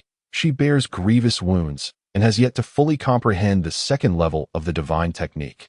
Straining to wield it, she feels her body faltering. However, this battle is extraordinary, and she steels herself for one last desperate attempt. With unwavering resolve, Qing Feng steps forward, his staff shimmering with golden light, his muscles tense, veins bulging as he bears the immense pressure, and with a thunderous roar, he declares, the universe is boundless. All laws converge. The 10th strike of the Xian Tian's 20 staves, limitless universe. With a resounding boom, the staff radiates golden light, stirring countless energies. As Qing Feng leaps into the air, his form splitting into 7, each one hurtling towards Yi Ruxin. She scoffs, proclaiming, this universe bends to my will. Seal it. The dragon emerges, devouring all. A resounding dragon's roar echoes through the air, as the chaotic essence morphs into a colossal white dragon, sweeping towards the 7 figures. In that instant, Qing Feng's 7 forms coalesce into one, unleashing an unfathomable force that engulfs the realm in a blinding white haze. This strike is akin to a cataclysmic tsunami, sharp and overwhelmingly powerful. The spectators witness golden flashes and swirling mist upon the stage, which begins to tremble and ultimately disintegrate, the protective barrier unable to withstand the onslaught, shattering into fragments. A torrent of wild energy surges through the arena, but fortunately, several members of the Daoxian sect swiftly employ their formidable techniques to contain the chaotic forces, sparing the onlookers from disaster. As the brilliance and mist recede, Qing Feng kneels upon one knee, blood trickling from his lips, while Yi Ruxin lies unconscious upon the ground, unaware of her surroundings. In the end, Qing Feng, through sheer perseverance and strategy, emerges victorious, claiming the highest honor of the 7 sects, first place. The Daoxian sect members shake their heads in lament, while the remaining 6 sects erupt in jubilant cheers, chanting, Qing Feng, Qing Feng. Yu Zixing glances back momentarily before turning away, departing from the scene without a second thought. A gentle breeze swept through the crowd, and at that moment, he caught sight of a familiar purple silhouette. He realized that those words were not merely a figment of his imagination, and a smile blossomed upon his face, a smile full of joy. During the Grand Martial Arts Assembly, Qing Feng triumphed with absolute prowess, securing first place and reaping an abundance of rewards, over 10,000 spirit stones, a flying sword, and a complete set of protective armor. Furthermore, he was granted the opportunity to enter the forbidden grounds of the Daoxian sect, the Tiandi Abyss, to contemplate for 3 days. This prize instantly ignited envy among countless onlookers. The Tiandi Abyss housed the sword insights left behind by the ancestors of the Daoxian sect. To grasp even a few of these sword principles would yield unimaginable gains. It was a sanctuary revered by all sword cultivators. However, today, an individual unfamiliar with the art of the sword was to tread there, leaving the crowd in a tumult of mixed emotions, uncertain of how to respond. In the days following the competition, Qing Feng was continually invited by elite disciples from various sects to celebrate his victory. Additionally, he was summoned by the venerable ancestor Fuyo, who wished to fulfill a promise. Yet, Qing Feng expressed that he was not ready to decide and preferred to postpone the matter for a later time. Chapter 151. The Essence of the Celestial Sword. In response to Qing Feng's inquiry, Fuyao chose not to elaborate further, merely nodding to indicate consent. However, he did divulge a piece of information, advising Qing Feng to mentally prepare himself for a significant task awaiting him after he had gained insights from the Tiandi Yuan. When Qing Feng pressed for more details, Fuyao remained reticent, simply urging him to depart. The following day, Qing Feng, accompanied by an elder from the Xin sect, arrived at the Tiandi Yuan. The fierce winds whipped around them, slicing through the air with a sensation akin to being cut by blades. Fortunately for Qing Feng, these forces posed little challenge to him. His protective aura absorbed the onslaught effortlessly. The elder observed this with admiration, reflecting on how the younger generation surpasses the previous one, and promptly took the plunge alongside Qing Feng. As they descended, the winds grew increasingly ferocious and dense. Eventually, Qing Feng discerned that the gales had transformed into sharp blades, relentlessly striking against his protective barrier. Luckily, golden runes continued to shield him, ensuring his safety amidst the tumult. Upon surpassing a layer of gales exceeding 100 meters in thickness, he was astonished to find that the depths of the Tiandi Yuan were not the impenetrable darkness he had envisioned, but rather a realm illuminated by purity and radiance. Upon reaching the ground, he beheld a colossal stone tablet 100 meters ahead, inscribed with the majestic characters Wan Jianbei. As he approached, he noticed countless scratches adorning the surface of the stone. The elder from the Xin sect elucidated that these markings were remnants left by the sect's elite throughout the ages, each scratch embodying a unique sword intent. Understanding these intents would undoubtedly yield immeasurable benefits for Qing Feng's future cultivation. Nodding in acknowledgement, Qing Feng listened as the elder imparted further wisdom before departing, cautioning him that he had only 3 days to seize this invaluable opportunity for profound contemplation. Qing Feng couldn't help but chuckle at the irony of his situation. As a practitioner of the staff, he found himself here to ponder swordsmanship. To be frank, he harbored no grand expectations, merely wishing to admire the legacies left by the illustrious elites of the Xin sect. Once the elder had left, Qing Feng circled the stone tablet, taking in its grandeur. Towering at 10 zhang and spanning 3 zhang in width, the tablet's composition was indeterminate, resembling an exceptionally resilient jade. The front bore 11 scratches, while the back featured a singular, monumental gash that pierced through the entire stone, emanating a formidable aura. Turning to face the front, Qing Feng seated himself in meditation. In that moment, he sensed a celestial sword intent descending upon him with lethal intent. Startled, he opened his eyes, only to witness the sword intent vanish as swiftly as it had appeared. Intrigued, he closed his eyes once more, and again felt the sword intent cleave downwards. This time, he remained motionless, allowing the intent to pass through him. Miraculously, the intent glided past his body and plunged into the earth, triggering a violent rupture of the ground as torrents of molten lava surged forth, exuding an overwhelming heat. The gentle breeze observed all that transpired, and within his heart, understanding dawned. It became clear that the essence of the sword was merely an echo of its former self, yet within this essence, he sensed an indescribable aura of destruction. The sword's intent resembled a human soul. Only when a being possesses a soul does it exhibit vitality, and similarly, once a sword embodies its intent, it becomes extraordinarily sharp and invincible.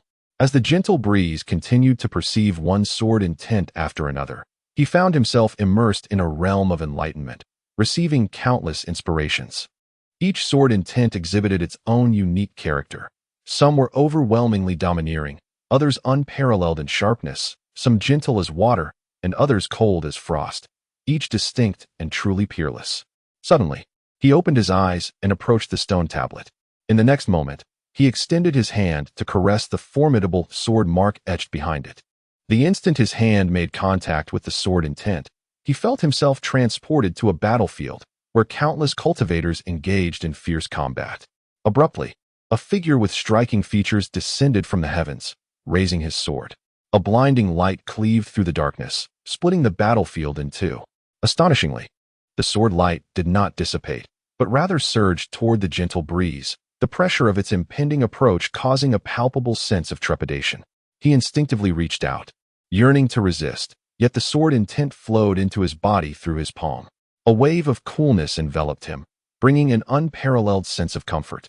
As something awakened within his heart, the sword intent had chosen him, and he opened his eyes in sheer astonishment. As he gazed, the immense sword mark behind the stone tablet vanished without a trace. Realization struck the gentle breeze as he raised his hand, a radiant white light emanating from his palm. This was the very sword intent that had selected him to inherit its will, a notion that left him utterly confounded. In that moment, he comprehended why others regarded him with such envy. The sword intent inscribed upon the stone tablet was not destined to remain forever. If chosen, it would disappear from the tablet. This revelation elucidated why the disciples of the Daoxian sect cherished this monumental opportunity so dearly. A smile graced the gentle breeze's lips as he pondered whether it was indeed fate, and whether he had been truly fortunate.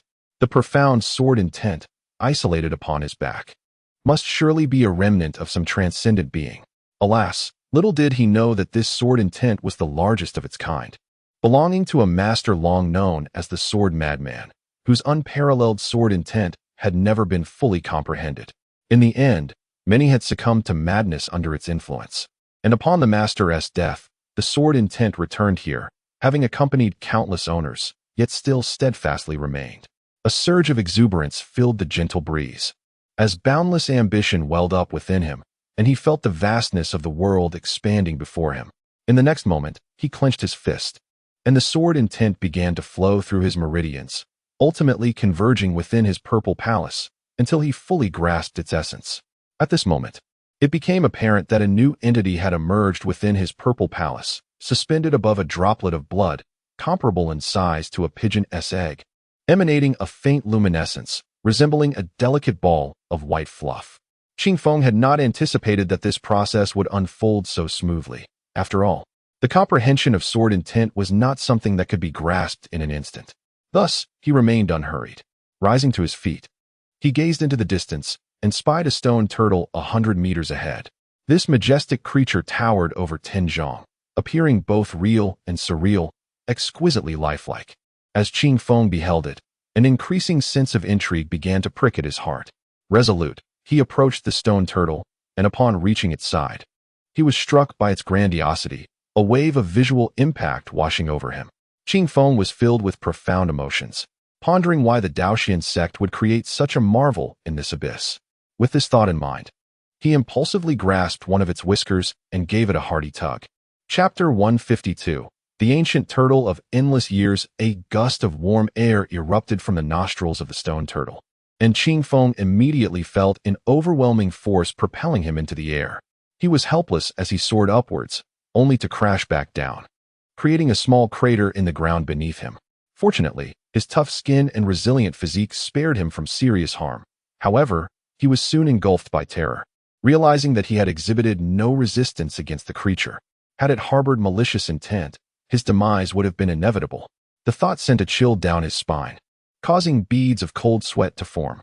Before he could ponder further, the stone turtle slowly opened its eyes, leaving Qing Feng astounded to discover that it was, indeed, alive. The turtle's gaze fell upon him, its eyes as large as houses, and its dark pupils seemed to penetrate his very being. In that moment, Qing Feng felt utterly exposed under its scrutiny. After a brief pause, the stone turtle blinked, and an ancient voice resonated in Qing Feng's ears. "Ah, how intriguing, little one. There is a trace of true dragon blood within you. What is the meaning of this? Do you possess the lineage of a true dragon?" Upon hearing this, Qing Feng immediately bowed in reverence. "Oh, great turtle, I meant no offense. I hope you will forgive my intrusion." In response, the stone turtle let out a huffy snort, its eyes flashing with menace. "No offense, you say? Here I am, peacefully slumbering, and you dare to tug at my whiskers, nearly pulling them from my face. No offense. I suspect you acted with intent." Qing Feng fell silent, realizing that he had indeed tugged at its whiskers, but he had believed it to be an inanimate object. Embarrassed, he scratched the back of his head. The ancient voice continued, "Humph. Considering your ignorance, I shall refrain from punishing you. However, you must explain why you have come here and the origin of that true dragon aura surrounding you."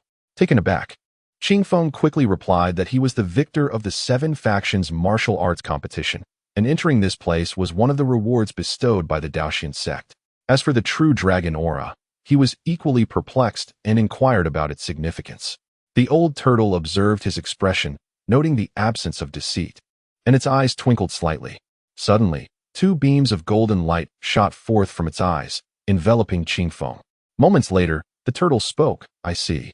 Eager for clarification, Qing Feng pressed on, "What is the meaning of this?" The turtle regarded him with a cool demeanor and replied, "I never expected you to be such an extraordinary little creature. The conditions within your purple mansion are chaotic, and your sea of consciousness is inscrutable." Furrowing his brow in confusion, Qing Feng urged, "Please, I beseech you, senior, enlighten me." After a moment's consideration, Qing Feng decided he could not simply refer to it as Old Turtle. He settled on a more respectful address. "Since our meeting is fated, let us unravel these mysteries together." Qing Feng nodded vigorously in agreement. Meanwhile, in the deepest recesses of the sea of consciousness, the ever-changing demon lord and the proud Tontian felt a sense of survival, as a colossal divine consciousness had just swept over them. The 2 individuals initially believed their physical forms would be exposed, yet unexpectedly, the sealing formation emitted countless white mists, enveloping the area and concealing them within. This formation was truly extraordinary. The white mist effectively obstructed any probing thoughts from reaching them, rendering their presence undetectable. Thus, they narrowly escaped the peril of discovery. Oblivious to what Qing Feng was currently engaged in and the formidable figures he might encounter. Unfortunately, they dared not venture out to satisfy their curiosity, for being caught in the act could lead to their utter annihilation in the blink of an eye. This incident further heightened their appreciation for the sealing formation, prompting them to delve into its study with renewed fervor. At this moment, Qing Feng remained unaware of these developments. The old turtle gradually elaborated. Within its purple abode lay crystalline formations of purple energy, though their essence lacked refinement. Moreover, the sealed area was bound by the 5 thunder sealing method, leaving it perplexed about what precisely was contained within, judging by the technique. It seemed to align with the Daoxian sect's methods. As for the drop of vibrant red blood, the aura of the true dragon emanated from it. If its conjecture was correct, it was indeed a drop of dragon blood, which perplexed it even further. How could a mere mortal possess such a treasure? Ultimately, it never anticipated that Qing Feng would be chosen by the unparalleled Sword Saint's sword intent, feeling a sense of sorrow for him. The unrivaled Sword Saint, known as the Sword Madman, wielded a sword style marked by a wild and solitary arrogance, rare in the world. Regrettably, those capable of mastering it were virtually non-existent. For countless years, the sword intent had returned time and again. Upon reaching this point, Qing Feng promptly inquired about the reason behind this. The old turtle responded that all those selected by the sword intent invariably ended up descending into madness. Qing Feng felt a cold sweat break out, his heart filled with regret. The old turtle continued, mentioning that its consciousness was also peculiar. Deep within its awareness, there seemed to be a veil of heavenly secrets, which even it could not penetrate, as it was shrouded in dense mist. Hearing this left Qing Feng momentarily stunned. It appeared he harbored numerous issues himself. Observing the old turtle fall silent, he pondered that the stone jar seemed to elude this creature's comprehension, suggesting that its origins might be even more formidable. While he was lost in thought, the old turtle spoke again. "Speak, young one. What exactly is the nature of your purple abode? If your explanation satisfies me, I may offer you my assistance." Upon hearing this, Qing Feng promptly replied, "Esteemed elder, the purple crystal is part of a technique I practice, known as the great sun setting in the clouds. This technique is intricate and elusive, and its cultivation method was derived from my own insights, perhaps lacking in depth. The old turtle nodded and remarked, "The great sun setting in the clouds is the signature skill of the Tai sect, created by the weak water scholar in ancient times. This technique embodies utmost rigidity and sunlight, making it suitable for you, a body cultivator, as it complements your practice. However, be forewarned of its overwhelming nature." The old turtle explained further, leaving Qing Feng astonished and secretly marveling at the longevity of the old turtle's existence. The gentle breeze listened intently to the old turtle's elucidation, nodding in profound astonishment. The wisdom of the turtle illuminated the areas of confusion that had previously clouded his mind, offering clarity that was both unexpected and enlightening. Regrettably, the enigmatic tome could not be inscribed upon. Had it been possible, he would have eagerly presented it to the old turtle for counsel, as its intricacies were even more confounding, much like a child possessing gold yet unaware of its worth, a truly distressing predicament. Upon concluding the turtle's discourse, the gentle breeze promptly remarked that what lay beyond the seal of the five thunders was, in fact, a seed of magic. To his surprise, the old turtle remained unperturbed, responding with a calm demeanor. No wonder, that sensation feels so familiar. Following this, the gentle breeze divulged the matter of the magic seed, speaking the truth this time.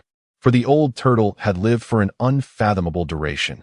To attempt deception would only be an exercise in futility. However, when it came to the matter of the shape-shifting demon lord, he would remain resolutely silent. Chapter 153. The Turtle Sage's Enlightenment upon hearing the profound elucidation from Qing Feng. The venerable turtle reflected momentarily before revealing that the place where one drinks water was, in fact, a manifestation of illusion. Ultimately, he was informed that the pond bore the name seed of Demon Pool. Thus, a demonic seed had taken root within him. The old turtle pondered for a while, shaking his head, and continued. He had indeed heard of the seed of Demon Pool, recalling that disciples from the Dao Xuanzong had once been afflicted by such seeds. Although the sealing array could temporarily suppress the demonic seed, it was not a sustainable solution, for one must ultimately extract the seed, the repercussions of which could be dire. The nature of the demonic seed was peculiar. Some individuals might never be entwined with it throughout their lives, yet once they were, it could give rise to an immensely powerful demon. As the seed was a remnant of the great demons from the demon realm, a strange entity that even the turtle did not fully comprehend. Listening to the turtle's explanation, Qing Feng felt a wave of despondency wash over him, realizing the overwhelming dominance of the demonic seed, which left even the wise turtle at a loss. The conversation then shifted to the enigmatic blood, at which point the turtle's eyes sparkled with curiosity. Qing Feng recounted how he had acquired the precious drop of blood and the mysterious scroll, expressing his desire to inquire about the true nature of the scroll, uncertain whether the turtle possessed knowledge of it. The turtle nodded in acknowledgement, his eyes gleaming with intrigue at the mention of the scroll. But his demeanor shifted to one of disappointment upon hearing Qing Feng's words that the scroll was obscured by the heavenly machinations, only to be understood intuitively rather than articulated. He then elucidated that the scroll was an ancient relic passed down by primordial cultivators, encapsulating the essence of cultivation outlines, insights, and revelations of the Tao. It comprised 2 volumes. The upper volume contained the overarching principles and the comprehension of the heavenly heart and Tao heart, while the lower volume documented celestial techniques. Regrettably, it had not been observed by anyone throughout the ages. The upper volume had once manifested but had swiftly vanished, leaving the turtle astonished at Qing Feng's extraordinary fortune. Embarrassed by the revelation of the existence of the lower volume, Qing Feng felt disheartened, yet the turtle's words extinguished his aspirations of seeking the scroll further. He then inquired about the blood's true nature, to which the turtle, with a hint of sympathy, replied, it was indeed a drop of true dragon blood. However, the turtle could not ascertain its origin. He did note that this true dragon blood was exceedingly potent and, if nurtured within his purple mansion, would in due time retaliate against its host as it absorbed more energy. Ultimately, it would either consume him or be consumed by him, contingent upon his own fortune. Upon hearing this, Qing Feng was taken aback, realizing the gravity of the situation, and urgently questioned why this was the case. The turtle, with unwavering candor, informed him that true dragon blood was extraordinary, imbued with the might of a true dragon, and could not be easily dismissed. Having breached its seal and lain dormant within his body, it quietly siphoned his energy. Should there come a day when he could no longer suppress it, the backlash would commence. The turtle then inquired, was it not the case that the blood had remained perfectly docile, with nothing amiss thus far? The gentle breeze soon recounted the circumstances of the full moon night, and the old turtle sighed, expressing that as the bloodline grew stronger, each subsequent manifestation would become increasingly violent. When the breeze inquired about the means to eliminate this blood, the old turtle merely sighed again, advising the breeze to tread carefully. However, it did recall in its travels a technique known as totemic art, which might prove beneficial. The specifics would require the breeze to explore in due time. The breeze nodded, a bittersweet smile gracing his lips, lamenting the accumulation of such burdens upon himself. Regarding the sword intent, the breeze asked. But the old turtle only cautioned him to be prudent, asserting that the truth would reveal itself in the future, leaving the breeze at a loss for words. The dialogue continued, shifting to the realm of the breeze's consciousness, yet the old turtle could not penetrate its depths. Leading the breeze to wryly inform the old turtle of the limitations he faced, as he could not venture far within. Thus, the two engaged in an enlightening discussion that flourished over time. Swiftly, 3 days slipped by, and with reluctance, the breeze bid farewell to the old turtle, who nodded slightly, urging him to remain vigilant against the temptations of darkness, lest it be too late. Once the turtle closed its eyes, it became as still as stone, never to move again. Upon returning to the sword monument, the elder who had originally escorted him appeared astonished at his arrival. Curiously, the breeze inquired, only to be met with the elder's fervent question, "Were you speaking with the turtle sage?" At that moment, the breeze realized that the old turtle was indeed the turtle sage. He nodded in affirmation to the elder, explaining that he had engaged in profound discourse with the turtle sage, who had imparted valuable insights, leaving him deeply enlightened. The elder's mouth fell agape in astonishment, his excitement palpable, soon followed by an expression of profound sorrow, as if he had lost his mind. The breeze, perplexed, watched as the elder stammered, "The turtle sage is still alive after all."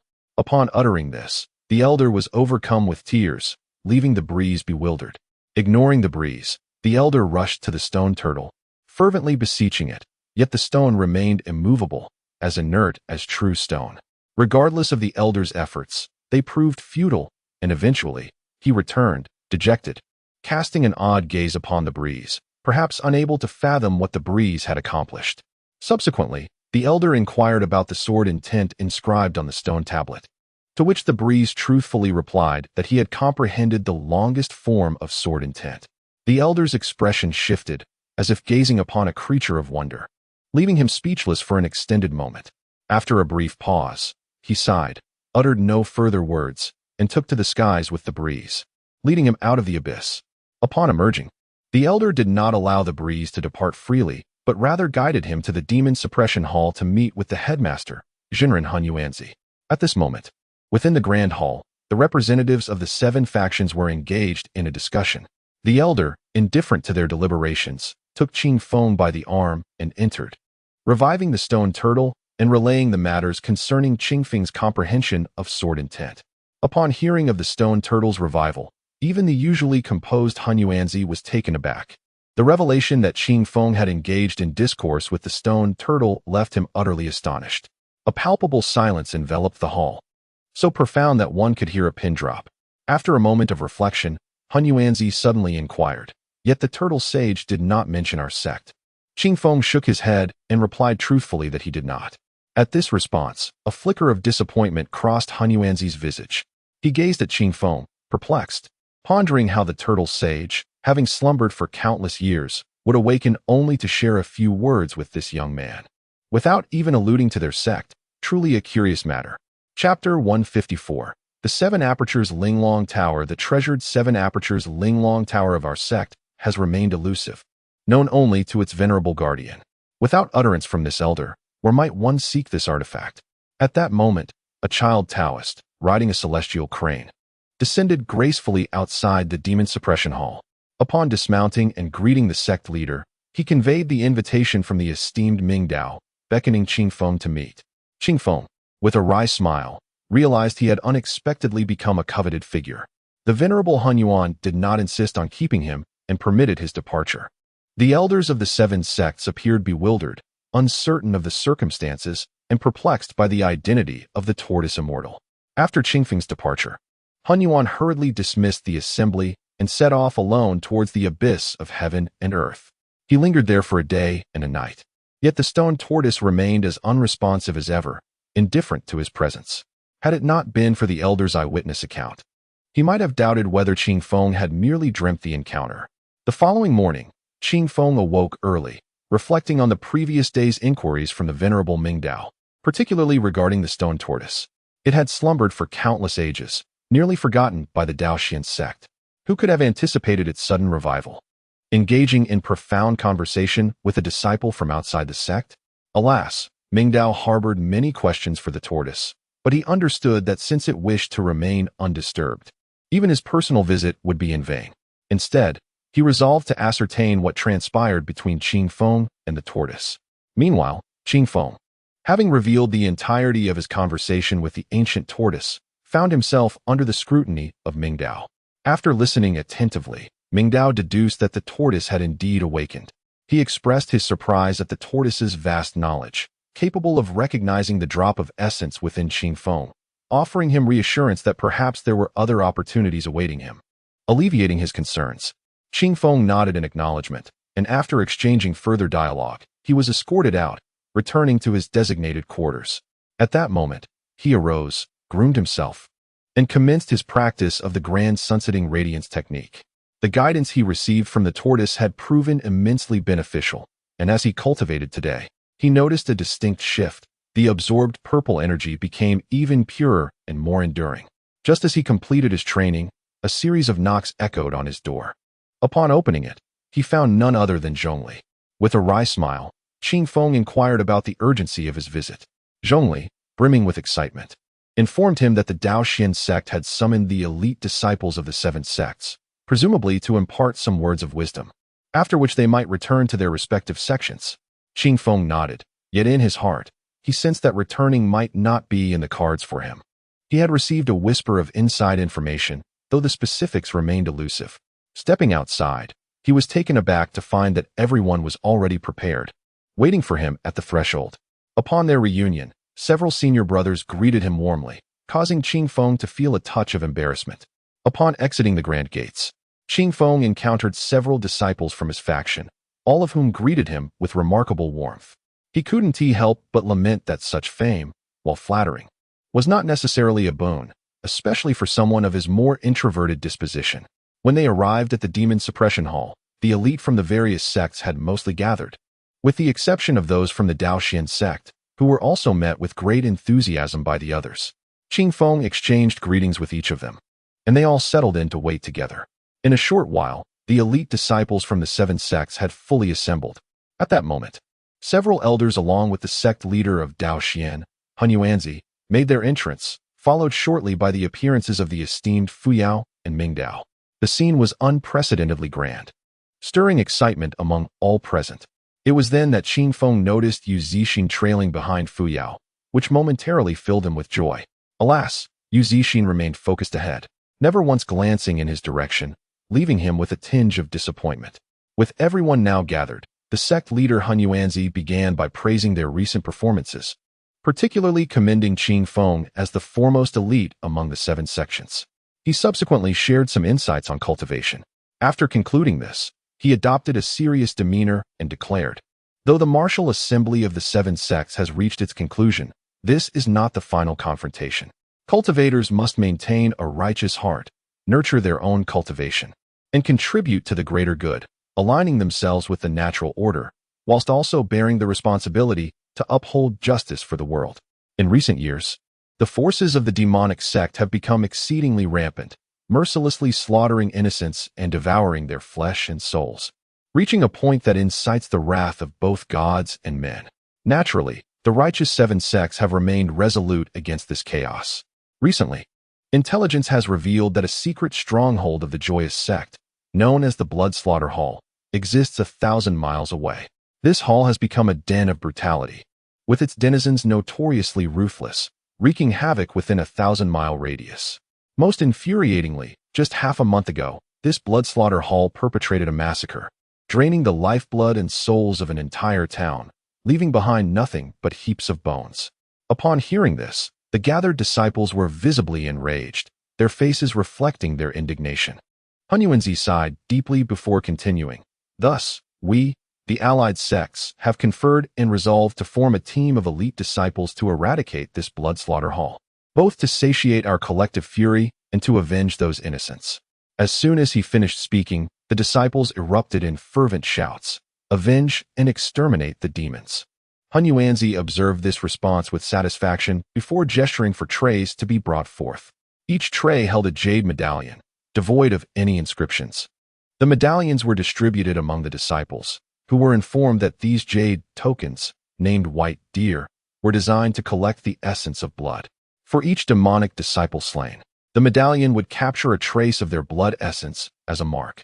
Upon their return, they would be rewarded according to their merits. As everyone held the jade tokens in their hands, Qing Feng examined his closely. The medallion was no larger than the palm of his hand, its color pure and delicate, offering a pleasing tactile sensation. At the top of the jade pendant, there is a vividly depicted white deer, which is likely the inspiration behind its name. Aside from this, there is nothing particularly remarkable about it. The pendant is threaded with a slender red cord, perfectly suited for fastening around the waist. One might easily mistake it for an ornament at first glance. When the gentle breeze sways it against his waist, it appears quite charming, though its functionality remains a mystery. After all was settled, a profound silence enveloped the gathering once more. Master Han Yuan imparted a few words of wisdom, followed by the elders of the 7 sects sharing various insights, including counsel, hopes, and warnings. The disciples of the 7 sects listened attentively. At this juncture, Master Han Yuan declared, "This time, the sect will offer no assistance. Once you step outside, you shall rely entirely on your own strength. However, you are permitted to elect a leader among yourselves, as the aim is to foster collaboration in accomplishing this task." The disciples responded affirmatively. Master Han Yuan then waved his hand, instructing everyone to return and make preparations for their departure the following day. Chapter 155. A Group of 10 Regrettably.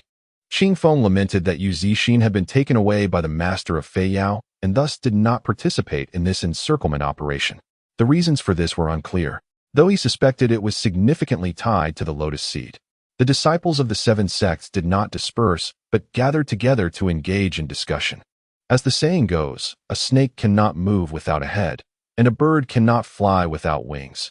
Only when fists are clenched together can they unleash their true power. Every organization necessitates a comprehensive management system to function effectively.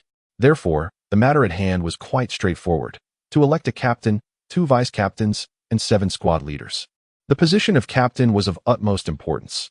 On a broader scale, it pertained to the lives and fortunes of the 7 sect disciples, and on a smaller scale, it would determine the success or failure of this operation. Thus, the selection process must be handled with the utmost care. Although Qing Feng had excelled in the trials, his inexperience rendered him unfit for this role. In truth, he was aware of this himself. Had he been nominated, he would have declined. Following intense deliberations, 3 candidates emerged for the captaincy.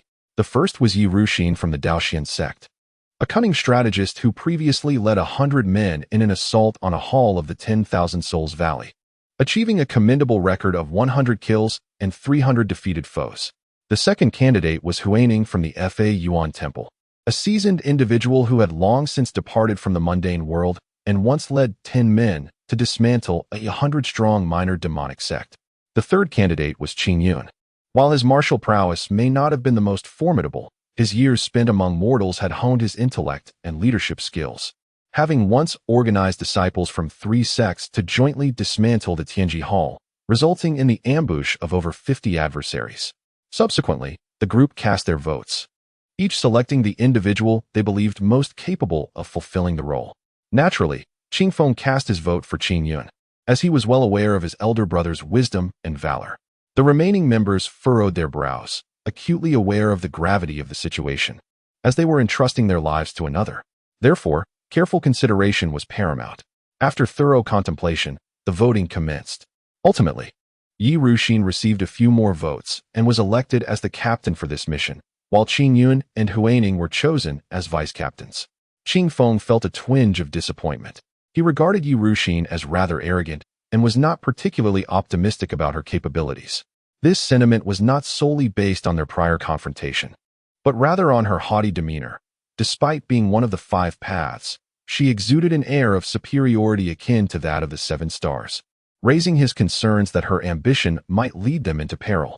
Fortunately, with 2 vice-captains in place, there would be a measure of checks on her authority.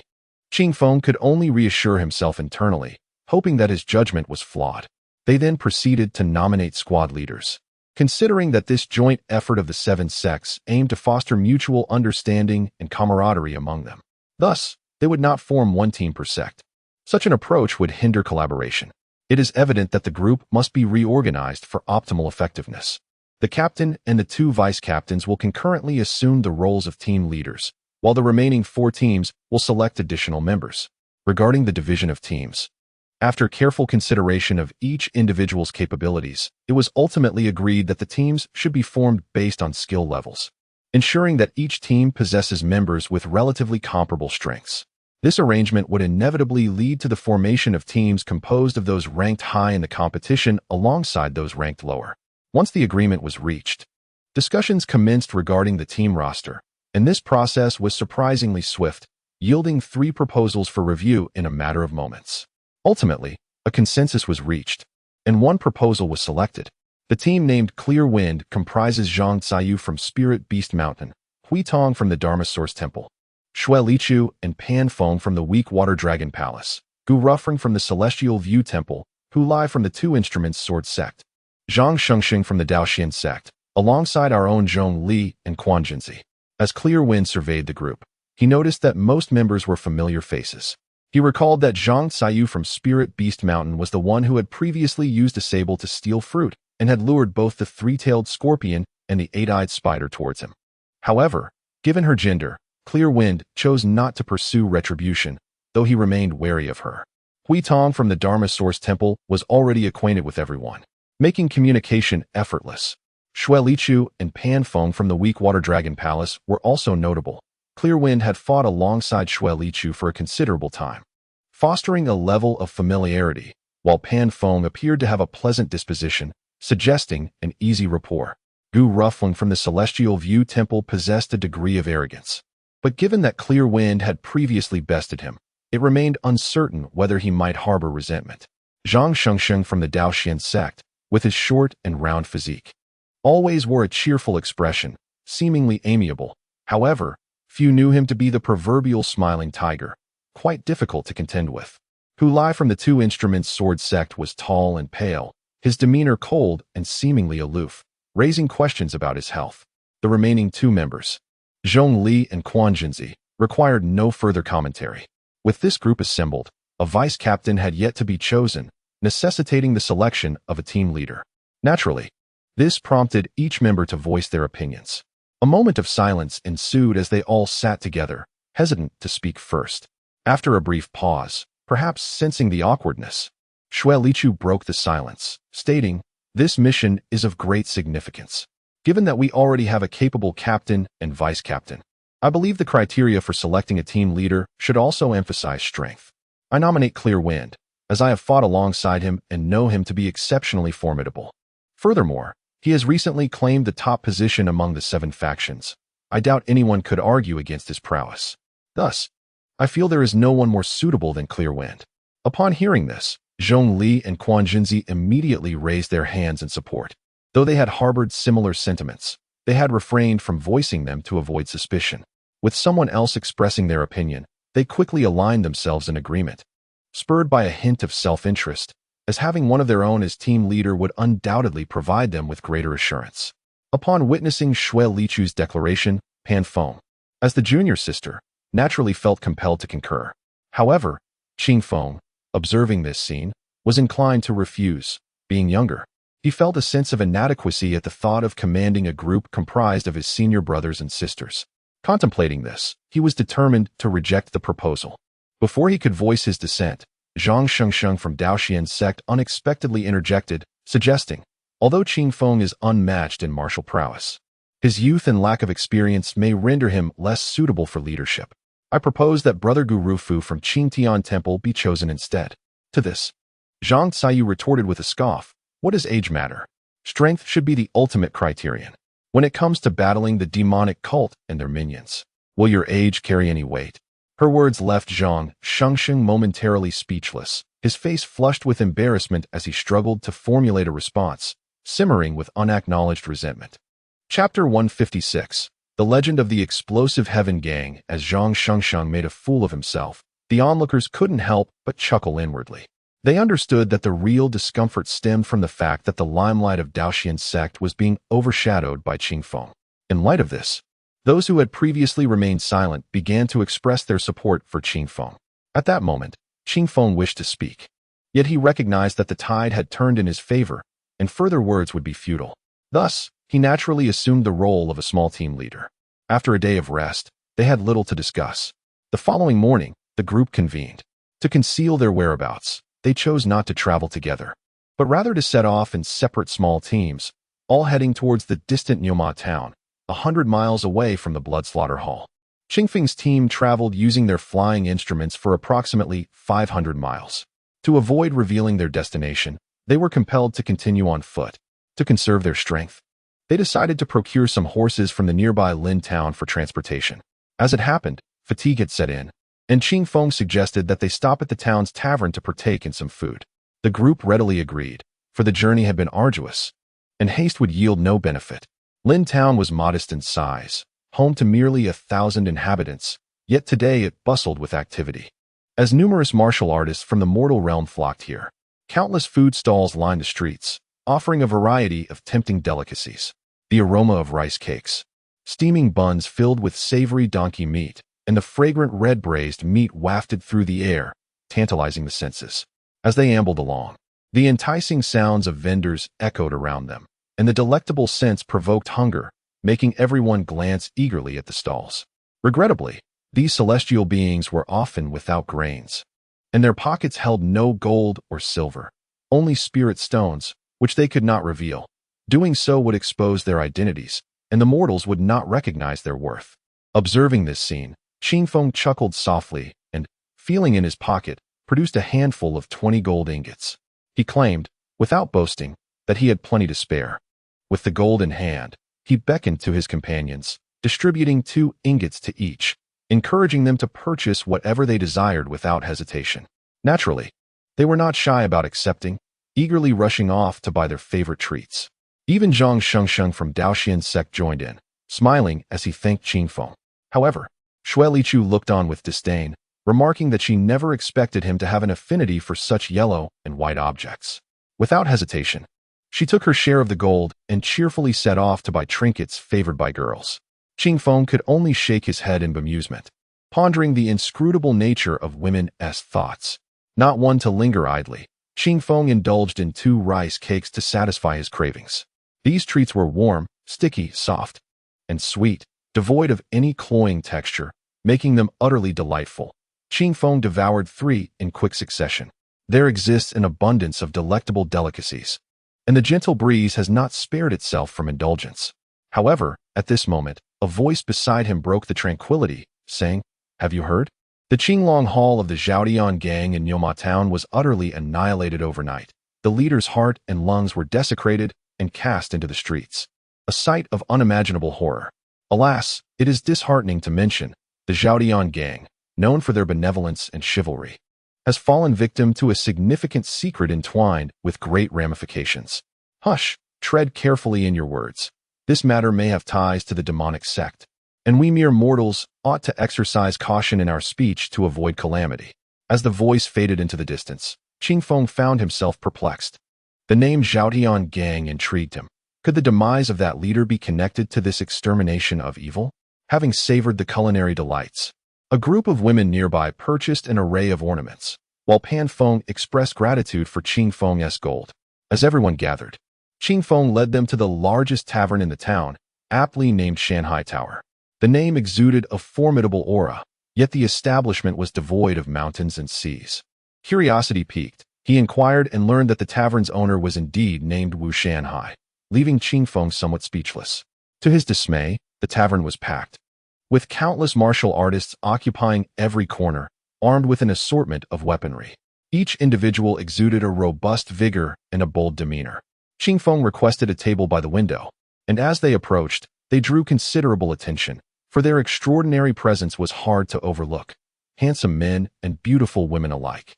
At that moment, Qingfeng's commanding voice resonated through the air. "Waiter, bring forth your finest dishes for our table." The waiter, eyes gleaming with delight, replied, "Esteemed guest, do not be deceived by our humble establishment. We possess an array of specialties. Are you certain you can consume so much?" Before Qingfeng could respond, Zhang Sheng interjected with a hearty laugh, "Mind your own business and hasten to fulfill our order."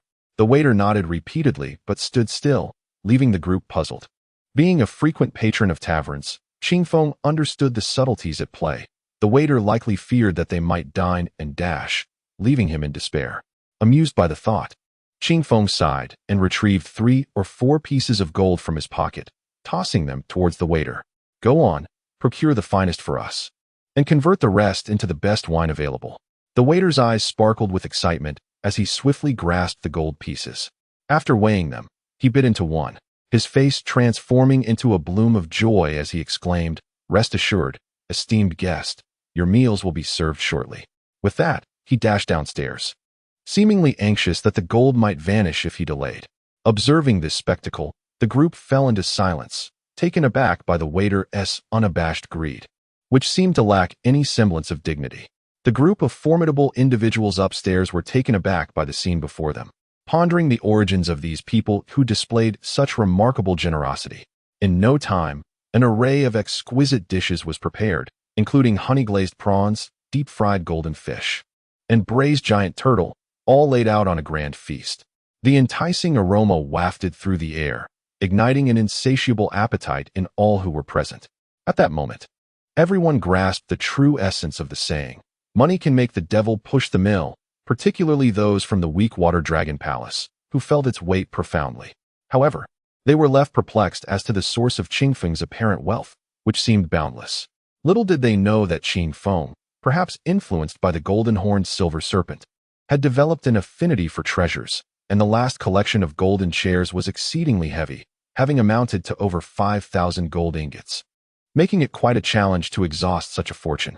Chapter 157. The troublemaker arrives. As the feast commenced, the atmosphere gradually lifted, and after a few rounds of spirits, the camaraderie among the attendees deepened. Conversations began to flow, though the voice from the neighboring table rose above the rest. One individual exclaimed, "Alas, my brothers of the Qinglong Hall have met a tragic fate. Our leader has issued a death command. Anyone who slays our brethren shall face relentless retribution." "Brother, lower your voice and contain your fervor. We must be discreet," advised another, prompting the first speaker to temper his tone. "These recent events have been overwhelming. The Blasting Sky Gang has encountered troubles, and soon, the illustrious official from Nyoma Town will celebrate his grand birthday. It is rumored that countless figures from the martial world will attend to pay their respects, illustrating just how esteemed this official truly is." "Humph, that esteemed official is nothing but a hypocrite. He relies on his vast family wealth, with a brother serving as a formidable guardian in the court, a brother-in-law as the leader of the Tongtian gang, and a brother-in-law who oversees the Salt Gang. If I were in such a position, I would have long achieved greatness myself." "Shu, tread carefully.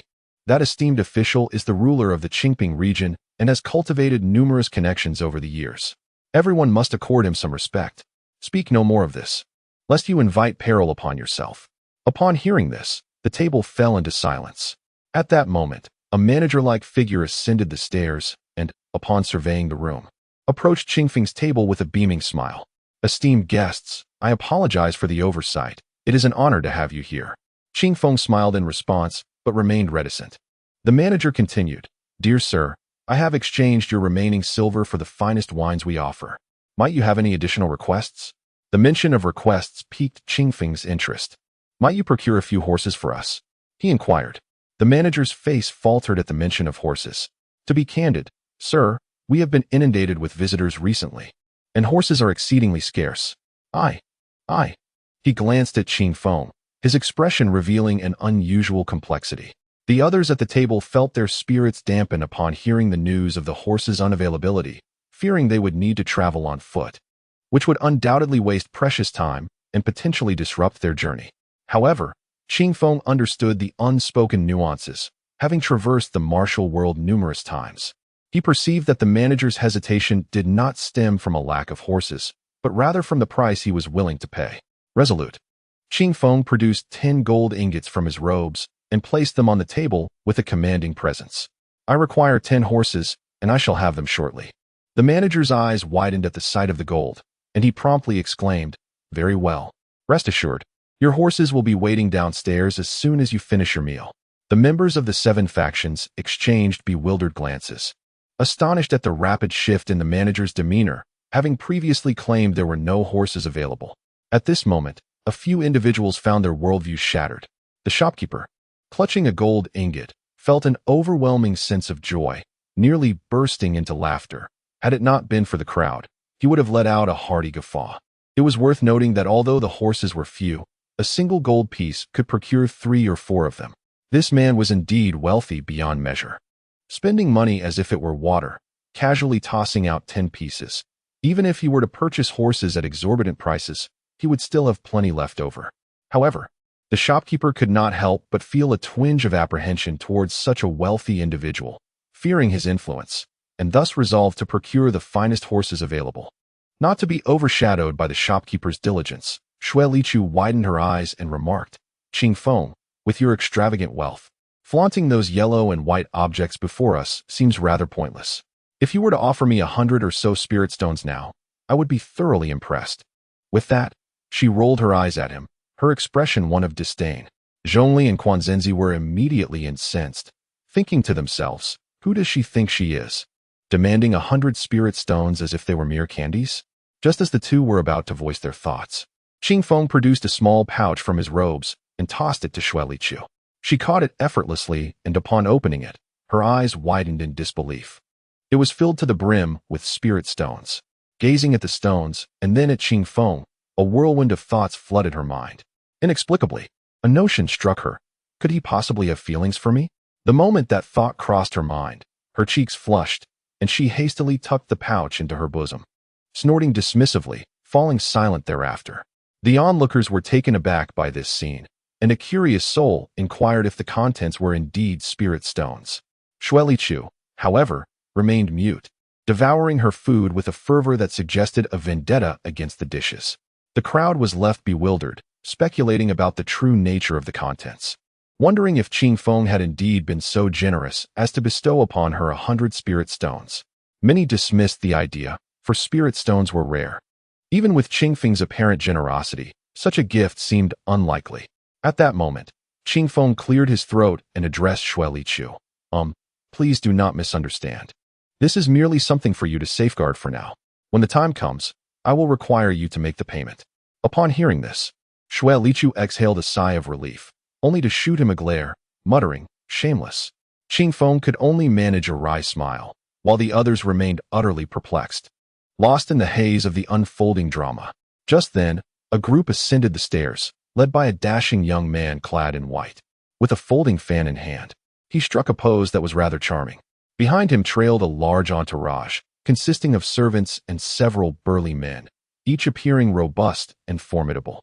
As the young man reached the top of the stairs, he glanced around, and upon spotting Qing Feng's table of young ladies, his eyes sparkled with intrigue.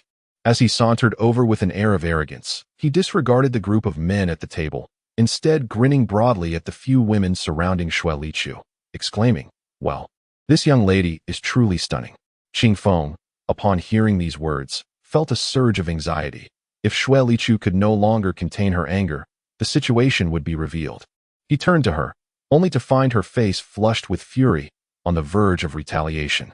Fortunately, at that moment, Zhongli interjected with a dismissive snort, remarking, "What dog has wandered in here?"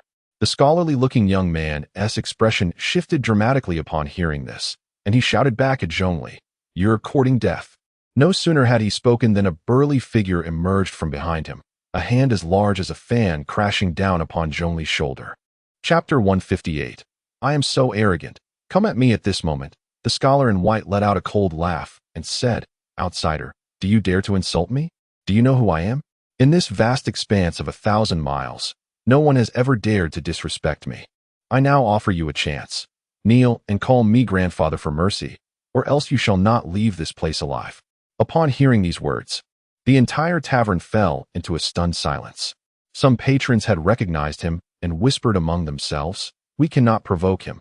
These outsiders are in for a great misfortune." Meanwhile, at a table by the window, a pair of figures cloaked in straw hats turned their attention to the unfolding scene. The woman spoke, "Brother, should we intervene? This Gao Yu is exceedingly arrogant." The man replied softly, "My branch of the Exploding Heavens sect has just been bloodied. It is unwise to stir up trouble. Let us observe for now." The woman pouted, her expression sour, clearly displeased. At the table of Qing Feng, the audacity of the white-clad scholar left everyone with grim faces. Zhong Li, in particular, was furious. As a cultivator, he felt deeply insulted by the brazen words of a mere mortal. He moved to teach the ruffians a lesson. But Qing Feng stood up and approached Zhong Li. With a mere glance, he raised his hand, halting the agitated man. "Young man, let us enjoy our meal in peace." Qing Feng said sincerely, as if genuinely concerned for the youth. "I advise you to leave quickly. My friends have a temper that should not be tested. If you anger them, I cannot guarantee your safety." However, the white-clad scholar merely sneered and widened his eyes, his gaze fierce as he retorted, "Humph, why waste words? I, Gao Yu, have never gone back on my word." At that moment, a servant approached, his rat-like features and lewd voice adding to the tension. "You foolish people, do not refuse a toast only to drink a penalty. Do you know who our young master is? He is the renowned Gao Laotai, son of Gao Qingji, known far and wide." As soon as he finished speaking, a delicate hand struck out. Before he could react, he was sent soaring into the air and crashed down from the second floor. The sound of his fall echoed, leaving the crowd uncertain of his fate. Qing Feng was truly enraged. These individuals were utterly lawless, clearly accustomed to wrongdoing. He had endured thus far to conceal his identity, fearing that if the demonic sect learned of their presence, complications would arise. But now, his patience had worn thin.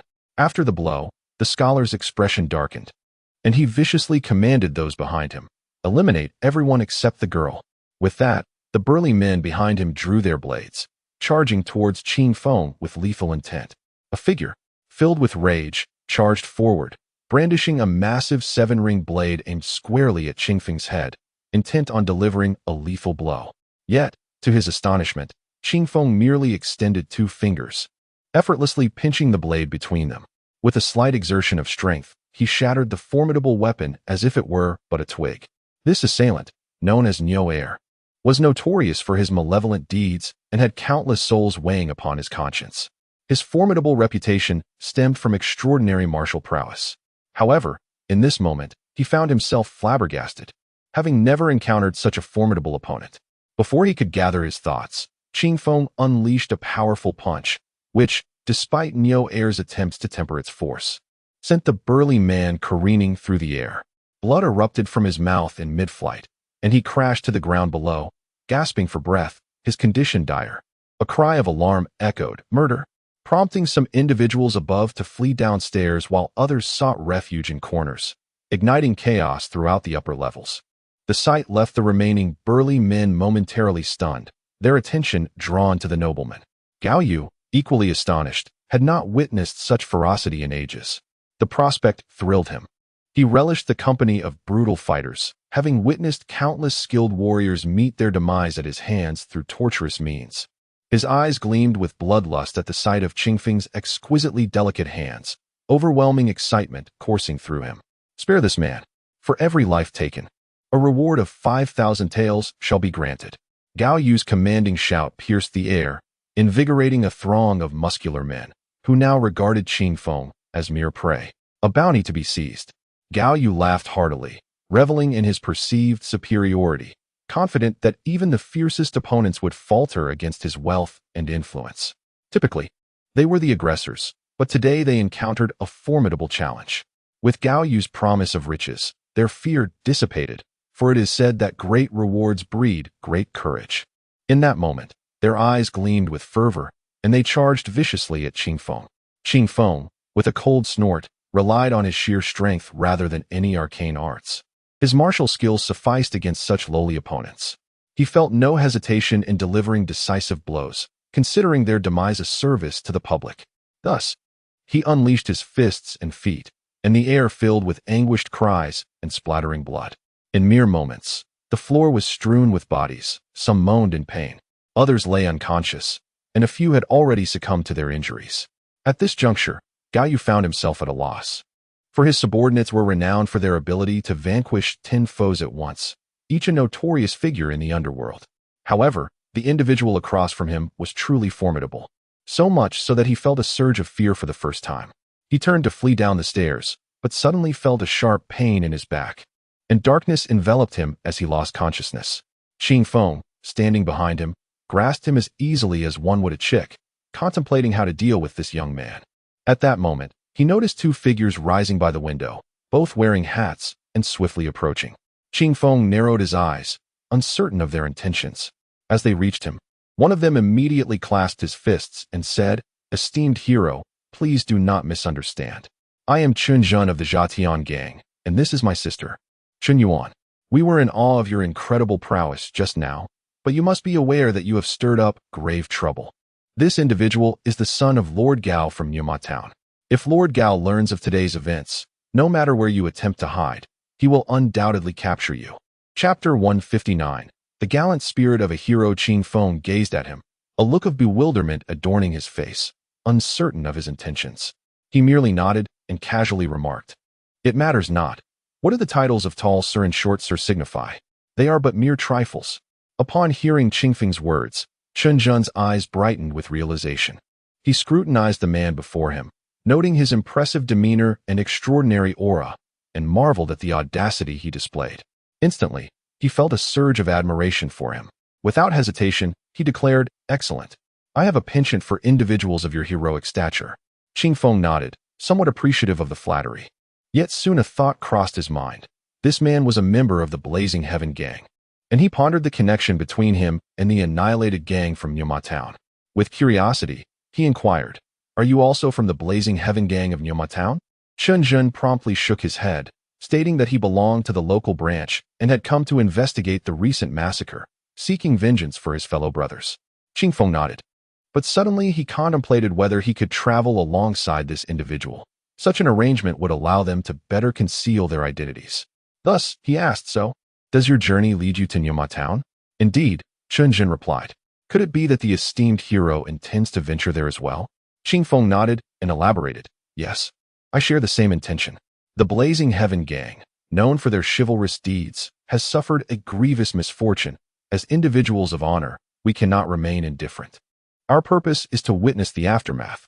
Upon hearing this, Chun Zhen leaned closer to Qing Feng, speaking in hushed tones, "Excellent. Since that is the case, I shall speak freely. Might I suggest that you preserve the life of this Gao Yu? To be candid, we harbor significant suspicions regarding his father, Gao Darren, and his possible involvement in this bloodshed." He paused, glancing around before whispering into Qing Feng's ear, "According to confidential reports, Gao Darren may have ties to the demonic sect." At this revelation, Qing Feng furrowed his brow, coming to a sudden understanding. However, he maintained an expression of shock. The two engaged in brief conversation until the sound of neighing horses echoed from below. Qing Feng looked down to find that the horses he had ordered had arrived. With no time to lose, Qing Feng resolved to set forth for Nyoma Town without further hesitation. Despite the lingering confusion among Zhongli and the others regarding Qing Feng's intentions, they recognized him as their captain and thus followed his lead. As they descended the stairs, they beheld 10 magnificent steeds, each glistening with sheen, a sight to behold. At that moment, Chun Zhen called out for Qing Feng to wait. He then whistled, and soon, a considerable number of individuals emerged from the tavern's surroundings. Chun Zhen clasped his hands in greeting, informing Qing Feng that these were the companions he had brought along, including several martial artists eager to join the journey. Qing Feng surveyed the scene, astonished by the gathering of over 100 people, realizing he had underestimated Chun Zhen's influence. He nodded approvingly, first hoisting Gao Yu onto one of the horses before mounting himself. The horse neighed softly, lifting its front hoof, as a gentle breeze caressed its head, imbuing it with a surge of spirit, causing the creature to obediently remain still. At that moment, Chun Zhen had already clarified the identity of Qing Feng to the people behind him, who now gazed at Qing Feng with fervent admiration. Qing Feng, not one for excessive words, merely nodded to the crowd before calling out for their departure. With a thunderous rumble, a throng of riders surged forward along the straight road. appearing to number in the hundreds. Many pedestrians, witnessing this spectacle, instinctively retreated to the sides, wary of attracting trouble. This group, led by Qing Feng, had been traveling for a day and, with half a day's journey remaining, were poised to reach Nyuma Town. Meanwhile, in Nyuma Town, 3 teams had already arrived, namely Yi Ruxin, Huaining, and Qin Yun. At this moment, Yi Ruxin and her companions had just settled in, awaiting their contact.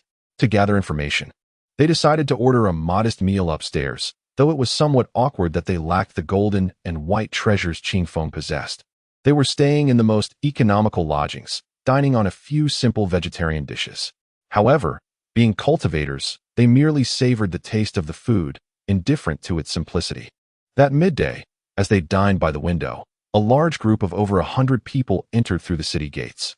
Yi Ruxin observed this scene, scoffing. These commoners are truly audacious, flaunting their numbers so brazenly. The others at the table nodded in agreement, their curiosity piqued regarding the identity of these newcomers. Upon closer inspection, they noticed one individual seated atop a grand steed, his demeanor austere as he surveyed his surroundings, exuding an indescribable aura. It was none other than Qing Feng. One of the group exclaimed in disbelief, "How could this possibly be him?" At that moment, Yi Ruxin too recognized Qing Feng, her expression mirroring incredulity. She thought to herself that he was being excessively ostentatious, wondering from where he had gathered such a retinue, and what his intentions might be. Was he attempting to form factions? The others at the table turned to Yi Ruxin, puzzled by the situation.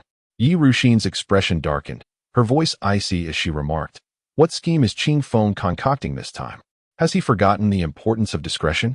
If the demonic sect learns of our movements, it could spell disaster for our mission." Upon hearing her words, Mu Aoshue from Tai's sect expressed her dissent, saying, "Senior Sister Ruxin, I actually think this is quite advantageous. By mingling among these martial artists, he becomes less suspect. It could facilitate our operations." To her surprise, several others concurred, viewing Qing Feng's strategy as astute. Yi Ruxin felt a surge of frustration but refrained from expressing anger, recognizing the validity in Mu Aoshue's reasoning. With this thought, she harbored a deep resentment towards Qing Feng for consistently stealing the spotlight. By sheer coincidence, Qing Feng and his companions arrived at the tavern, where someone suggested they first indulge in a meal, for their arduous journey had already taken a toll on everyone. With a grand gesture, Qing Feng declared, "Very well, in that case, I shall treat for this meal." The crowd erupted in cheers of "Long live Qingye" as they joyfully made their way into the tavern. Qing Feng let out a hearty laugh, dismounted, and entrusted the unconscious Gao Yu to Chunjun for safekeeping. As he stepped down, the crowd parted to allow him passage, and with no other choice, he proceeded ahead. Upon entering the tavern, he was greeted by the sight of familiar faces by the window. It was none other than Yi Ruxin and her companions. Chapter 160. The little beggar with a sword hard. Upon seeing Yi Ruxin and her companions, Qing Feng chose not to greet them, for they had previously agreed that recognition should be reserved for necessary occasions. Yet, he could not help but notice a peculiar look in Yi Ruxin's eyes, an unsettling blend of anger and jealousy, leaving her expression rather complex. At that moment, the innkeeper hastened over personally to arrange seats for Qing Feng and his companions. Once seated, Qing Feng waved his hand grandly, instructing the innkeeper to bring forth all the chef's finest dishes, generously tossing several gold coins to the innkeeper. The sight of gold immediately transformed the innkeeper's demeanor into one of radiant joy, and he hurried off to fulfill Qing Feng's request. Witnessing this spectacle, Yi Ruxin's heart simmered with resentment. Qing Feng certainly commanded a significant presence. As Qing Feng and his party settled in, an array of delectable dishes soon graced their table, the tantalizing aromas wafting throughout the entire establishment. In stark contrast, Yi Ruxin and her companions glanced at their meager vegetarian offerings, which suddenly seemed far less appetizing. Observing the lively atmosphere surrounding Qing Feng, where burly men toasted him with utmost reverence, further ignited her irritation. After several rounds of drinks and a variety of dishes, as the revelry reached its peak, Qing Feng beckoned to his companions, and they promptly set off towards the site of the incident, the Zhatian gang. Qing Feng was eager to ascertain whether the tall man was colluding with the demonic sect, for without clarity on this matter, their mission carried significant risk, leaving him somewhat uneasy. Shifting scenes, we find ourselves at a cavern several miles away, where ominous winds howled and frigid air surged forth. The mountainside had been entirely hollowed out, revealing a vast cavern. Within this cavern stood monumental palaces and pavilions, a veritable complex of grandeur. In one of the towering structures, a group of individuals sat in a grand hall, deeply engrossed in discussion. At the center of the gathering was a burly man with a blood-red complexion, a square face, and large ears, bearing an appearance that was undeniably sinister. His aura was one of malevolence, as he addressed his subordinates, exclaiming, "That Jia Tian is indeed a thorn in our side. Had it not been for Gao Qingji's intelligence, we might have fallen into their trap. With Jia Tian's execution, the celestial sect will undoubtedly investigate, and they may even attempt to assault us. This is fortuitous. I have already sent word to our superiors, and reinforcements will soon arrive. We shall ensnare them in a counter-ambush, leaving them unable to escape. Ha ha ha." His words prompted raucous laughter from the gathered men and women. Suddenly, one among them inquired, "Leader, if that is the case, how shall we respond?"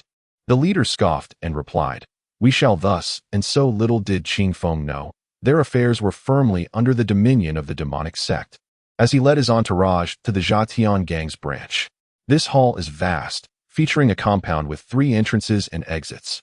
From the moment one steps through the grand gates, it is evident that the place has been ravaged, bearing the marks of countless weapon strikes, with the ground soaked in blood, staining the earth a deep crimson. As we venture into the inner sanctum, the scene becomes even more chaotic, revealing the sheer brutality of the confrontations that once took place here. Gathering in the rear courtyard, we find over 100 coffins, each containing the remains of brothers from this hall. Qing Feng commands that the coffin of the renowned Zhao Dian be opened. He steps forward to inspect it and is met with a gruesome sight. Zhao Yan's abdomen has been torn open, his entrails completely missing, and his face brutally slashed from top to bottom, the muscles grotesquely exposed, eliciting a wave of nausea. Qing Feng furrows his brow, contemplating the ruthless methods employed by those in the martial world. But then his attention is drawn as he notices something unusual. Extending his hand into the coffin, he touches a dark spot on Zhao Yan's body, channeling his energy to extract a wisp of black mist from within. He gazes at this essence in his palm, puzzled. It is demonic energy, suggesting that there is more to this situation than meets the eye. At that moment, Xue Liqiu and others approach, equally astonished by the presence of this dark force. Qing Feng clenches his fist, obliterating the wisp, and falls into deep thought, as if grasping the underlying truth. Suddenly, word arrives that a small beggar wishes to see the leader of the Zhaotian gang. "A beggar," Qing Feng murmurs softly. The messenger nods, and without further ado, Qing Feng instructs him to bring the child forth. Moments later, a filthy little beggar stealthily enters. He scans the room, and, upon spotting Qing Feng seated at the head, realizes he has found the person he seeks. However, the child, cautious in nature, refrains from elaborating, simply stating, "I am looking for the leader of the Zhaotian gang." Qing Feng turns to Chun Jun, who nods and replies, "Child, I am he, but this esteemed brother here is our chief leader. You may address him directly if you have matters to discuss." The child nods, yet hesitates, fidgeting slightly before inquiring, "Do you have any proof of your identity? My uncle instructed me to recognize the personal token of the leader." "Who is your uncle?" Chun Jun's expression shifts. "Zhao Dian," the child replies. Realization dawns upon Chun Jun, his demeanor becoming animated. He strides over, nodding slightly, his anger replaced by a look of admiration, and produces a jade token, offering it to the little beggar with evident affection. At this moment, several martial artists in the hall are moved, realizing that Zhao Dian has a descendant, a sign of divine providence, and their hearts swell with joy. The little beggar accepts the token, examining it with great care. However, as moments pass, tears begin to well in his eyes, and he suddenly cries out, "You have come. You have truly come. My uncle suffered so terribly."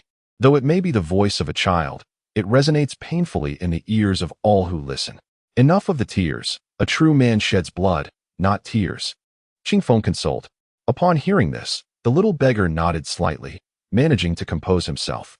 He then continued, "My uncle instructed me to deliver a certain item to the leader of the Zhaiyan gang, along with a message, but he cautioned me to reveal it only to one person in private."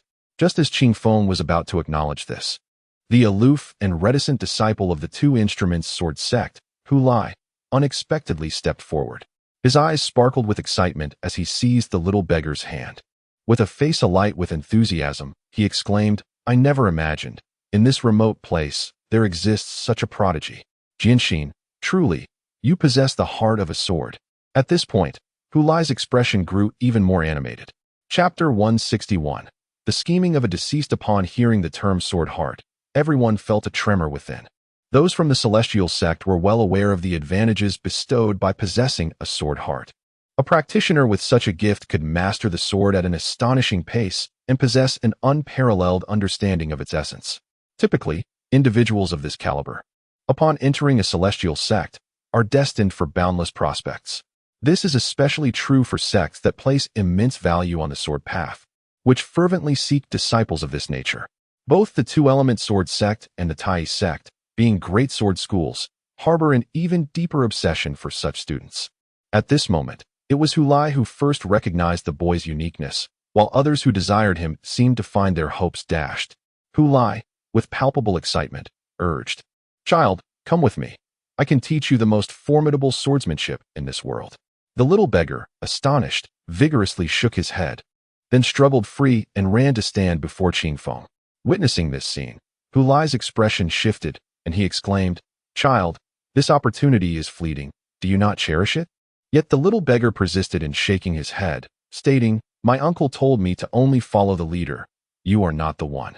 Upon hearing this, Hu Lai's face turned pale, and he cast a resentful glance at Qingfeng before huffing in frustration and retreating to his seat, consumed by discontent.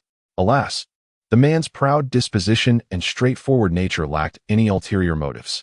Had he boldly declared his celestial status, perhaps matters would have unfolded differently. Meanwhile, Qingfeng approached, crouching beside the little beggar, and said, "Young lad, that uncle is incredibly skilled. Should you become his disciple, your future achievements would be immeasurable." Yet the little beggar continued to shake his head, exhibiting an unwavering refusal. The gathered crowd could only sigh in exasperation. Qingfeng thought to himself, "Hu Lai, do not blame me for not assisting you." At this juncture, the onlookers began to entertain their own thoughts as the little beggar did not submit to the two-element sword sect. Chunjin stood up and addressed the little beggar. "This man is our esteemed leader. You may speak to him regarding your desires." The little beggar glanced at Qingfeng, nodded, and suddenly, with a small hand covering his mouth, leaned over to whisper in Qingfeng's ear, "Big brother, are you a celestial being?" This question prompted Qingfeng to furrow his brow, pondering how this child could discern his identity. Was there some deception afoot? However, upon seeing the beggar's utterly innocent gaze, he dismissed the notion and gently nodded in affirmation. The little beggar's face lit up with joy, and before the astonished eyes of all present, he immediately knelt down and prostrated himself before Qingfeng, striking his head on the ground 9 times. "Disciple pays respects to master. I implore you to accept me." This spectacle not only astonished Qingfeng, but also left his companions dumbfounded. Hu Lai's complexion drained of color as he pondered what qualities Qingfeng possessed that so enchanted the child, inciting a swell of indignation within him. The others exchanged knowing smiles, pondering the irony of Qingfeng, a practitioner of physical cultivation, taking in a child with a heart for the sword. It was indeed a striking contradiction. As Qingfeng gazed into the child's clear eyes, a wry smile crossed his face. His own cultivation was modest at best, and being a practitioner of physical strength hardly qualified him for the role of a master. Nevertheless, with countless eyes upon him, he could not outright refuse. Besides, the Zixia Peak had long been devoid of outstanding disciples. Bringing this child back would surely delight his esteemed master. With this thought in mind, he nodded and said, "Very well, since you are willing to become my disciple, I shall accept you as my first true apprentice today." At this declaration, the hall erupted in applause. Those in the martial world were well aware of Qingfeng's prowess, and though they were unaware of his sect's identity, they knew it must be extraordinary. Chunjun felt a wave of contentment. Qingfeng's acceptance of the little beggar meant that Brother Jiao could rest in peace. Meanwhile, Qingfeng's companions wore expressions tinged with envy, save for Zhongli and Quanzhenzi, who were genuinely pleased for Qingfeng's acquisition of a worthy disciple. At that moment, Qingfeng led the little beggar to a secluded area, eager to uncover what treasures Jiao had left behind and to address some lingering questions he had about the child. For his heart was not at ease otherwise. In the back hall, only the two of them remained. Qingfeng initiated the conversation. "What is your name?" "They all call me Mutu," replied the child. "Mutu." Qingfeng chuckled softly. It reminded him of his own past when he was called Ainyu. As his master had said, the name Mutu was rather unflattering. He continued, "Do you have a surname?" "Yes, master. My surname is Mu," the child responded. Qingfeng nodded, understanding now. After a moment of contemplation, he declared, "The name Mutu isn't fitting. Since you wish to be my disciple, I shall bestow upon you a new name.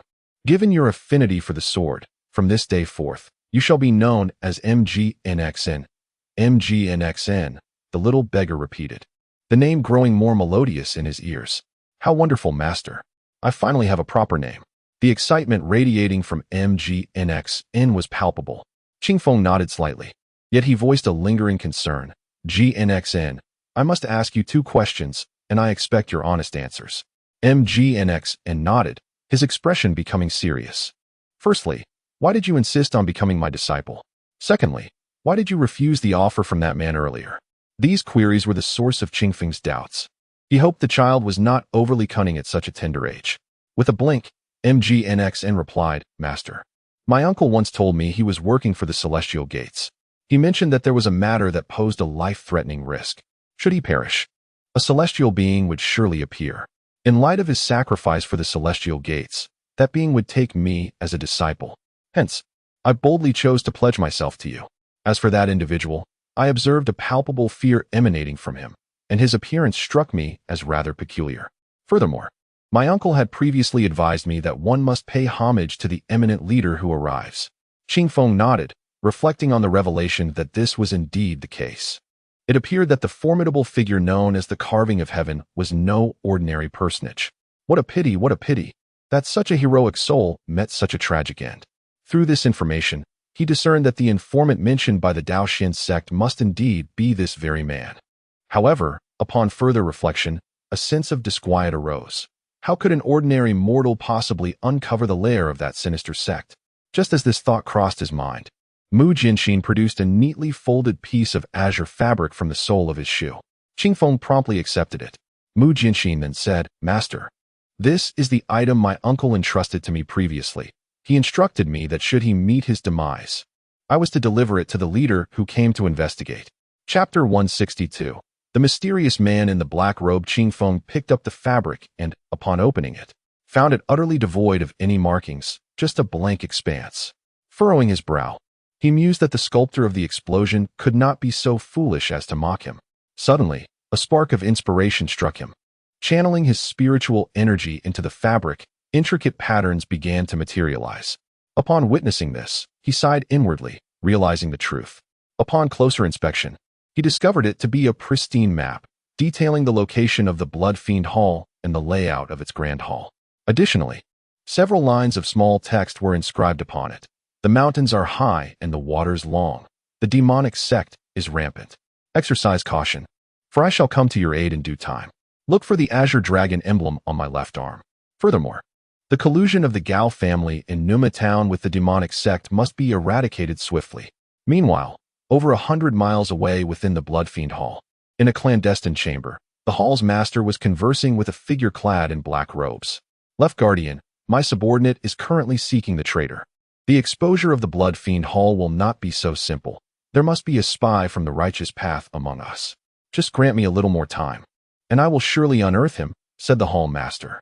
The man in black nodded lightly and replied, "Do as you see fit. I am merely here to lend a hand. The rest is not my concern." The hall master acknowledged with a nod and exited the room. At that moment, the figure in black removed his hood, revealing a handsome visage. Had Qingfeng been present, he would have gasped in astonishment, for this individual was none other than his father, Wu Chun. Qingfeng closed the map, contemplating the revelations. No wonder he had sensed something amiss. He had suspected that another party was involved, and indeed, someone from his own ranks had infiltrated the demonic sect. He then cautioned Mu Jinshin to keep this matter confidential, to which she obediently nodded. As they entered the main hall, all eyes turned towards Qingfeng. He announced that the sculptor had indeed left a letter, but its contents were of such significance that they could not be disclosed publicly. He advised everyone to return and rest, assuring them that he would summon them once a concrete plan of action was devised. Upon hearing Qingfeng's words, the assembly expressed no objections. Yet the dilapidated surroundings posed a dilemma for their accommodation. Sensing their predicament, Qingfeng retrieved several gold pieces from his waist and handed them to Qinzhen, instructing him to distribute some and find a suitable inn for their respite. Witnessing Qingfeng's generosity, the crowd was filled with admiration, and no one raised any dissent as they began to disperse. Soon, only Qingfeng, 10 others, and the Qin siblings remained in the hall. At that moment, Xue Lichu approached Qingfeng with urgency, inquiring about the situation. Qingfeng presented the map that Mu Jianxin had just given him. After examining it closely, Xue Lichu's eyes widened in realization. The fabric was passed around for all to see, and the group began to comprehend the gravity of the matter. The Qin siblings, anxious to discern the contents of the map, were thwarted by Qingfeng's reluctance to reveal it lightly, given its significant implications. He merely addressed the Qin siblings, saying, "Qinzhen, I shall not conceal from you that we are all cultivators. The affairs here are exceedingly intricate, and it would be prudent for you not to involve yourselves." Qin Yuan gasped, her countenance reflecting sheer disbelief. Qinzhen, while similarly astonished, was not overly surprised, for the demeanor exhibited by Qingfeng and his companions was markedly distinct from the ordinary.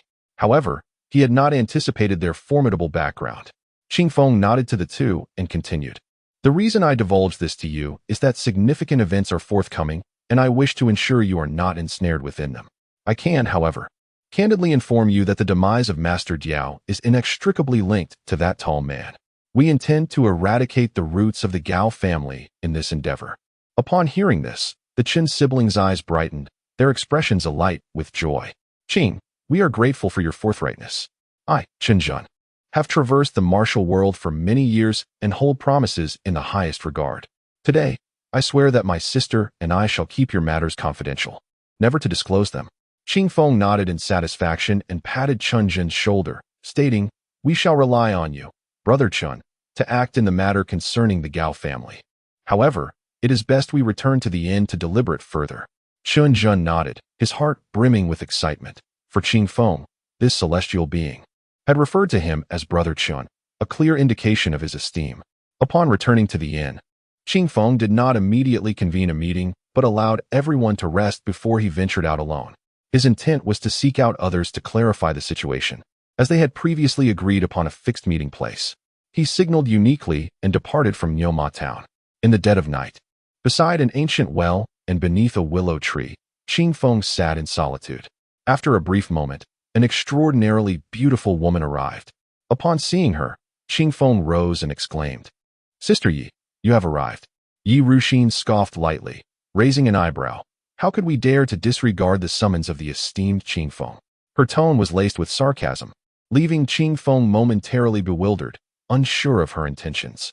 Observing her demeanor, Qingfeng's expression turned cold, and he chose not to engage in further conversation, resulting in an awkward silence between them. After a brief wait, one by one, others arrived, with Qin Yun being the last to appear. Qingfeng immediately approached him, calling out, "Senior brother." Qin Yun patted his shoulder, visibly pleased. "Qingfeng, I saw you leading a group. What is the situation?" Qingfeng let out a wry smile and began to recount the events leading to this moment. The others, including Yi Ruxin, listened intently, as they were all in the dark about Qingfeng's intentions. Through Qingfeng's narration, they began to comprehend the intricacies of the situation and realized that the contact person was, in fact, the tragically deceased Diao Zhaotian.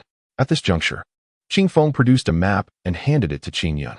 After reviewing it, Qin Yun promptly passed it to Yi Ruxin, whose expression darkened slightly, yet she accepted it nonetheless. Logically speaking, this matter should have been discovered by her first. Unfortunately, despite arriving here a few days earlier, she found herself utterly at a loss, with not a single clue in sight. To her astonishment, however, as soon as the gentle breeze arrived, it effortlessly yielded results, leaving her in a predicament regarding her own reputation. After examining the details on the map, the group began to comprehend the underlying reasons, and a collective sense of astonishment filled the air. Indeed, the renowned sculpture was on their side. Upon reviewing the map, Yi Ruxin inquired about everyone's thoughts. The group exchanged glances, and each offered their opinions. Some advocated for an immediate assault on the Bloodslaughter Hall, aiming to catch the opponent off guard. Others suggested a more cautious approach, proposing to first eliminate the Gao family entirely. Yet, there were those who recommended simultaneous action on both fronts to avoid prolonged uncertainties. Chapter 163. Disputes arise, each following their own path amidst the heated discourse. It was Qing Yun's turn to speak, and he expressed, "I still believe we should wait. It would be more prudent to eliminate the Gao family first, and then reassess our approach towards the blood slaughter hall." Yi Ruxin shook her head in disagreement, asserting, "Our time is limited. I maintain that we should launch a surprise attack on the blood slaughter hall. If we destroy the Gao family, we risk alerting them, which could be detrimental to our plans." Upon hearing these words, Qing Yun furrowed his brow slightly, sensing an underlying dissonance that he could not articulate. Turning to Qing Feng, he inquired about his perspective. In that moment, the others also looked towards Qing Feng, eager to discern his thoughts. Clearing his throat, Qing Feng finally remarked, "I feel this matter is rather complex. With the demise of Diao Zhaiyan, it stands to reason that someone leaked information. I fear that the blood slaughter hall may already be aware of our intentions, and that could lead to our downfall." He proposed, "Perhaps I should masquerade as a rogue from the martial world, eliminate the Gao estate, and capture Lord Gao for interrogation to discover what we can from him, before we deliberate further." His suggestion prompted nods of agreement from the group, yet Yi Ruxin's expression darkened as she retorted, "Humph, cowardly souls. Such timid actions would tarnish the reputation of our righteous path. I propose we seize this opportunity while our disciples are emboldened and strike decisively at the blood slaughter hall. If we delay and achieve no results, what will those smaller sects think of us? We would become a laughingstock." Her words left the others speechless, each lost in their own thoughts. Observing the scene, Yi Ruxin continued coldly, "The reputation of the 7 sects is of utmost importance. If you remain indecisive, we risk compromising our mission. Should any spies uncover our identities, it will be too late for regrets. If you are truly afraid, I shall relinquish my role as captain and lead my disciples to ambush independently." Upon uttering this, Yi Ruxin's face flushed with indignation. The group, witnessing her resolute stance, felt compelled to acquiesce, recognizing the gravity of her words and the significance of their collective reputation, particularly that of the captain they had elected. Qing Feng, observing the group's capitulation, felt a surge of frustration. He thought to himself that Yi Ruxin was excessively arrogant, akin to the likes of Wan Daoi, treating this matter with alarming haste. Especially after his thorough analysis that day, he believed there might be deeper implications, and any misjudgment could lead to dire consequences. He opened his mouth to counsel Yi Ruxin, but before he could speak, she glared at him, saying, "Qing Feng, everyone else agrees. Why do you hesitate to voice your opinion? Do you wish to establish your own faction?" Her words were rather severe. Even the others felt that Yi Ruxin was being somewhat excessive, as though she was targeting Qing Feng specifically. His ire heightened at her accusation, and he struggled to comprehend her stubbornness. Rising abruptly, he declared, "Yi Ruxin, while you are the captain, do not forget that the weight of responsibility rests heavily upon your shoulders. It is not merely a matter of making grandiose statements and treating the lives of others as a jest. I must express my dissent. I remain steadfast in my opinion.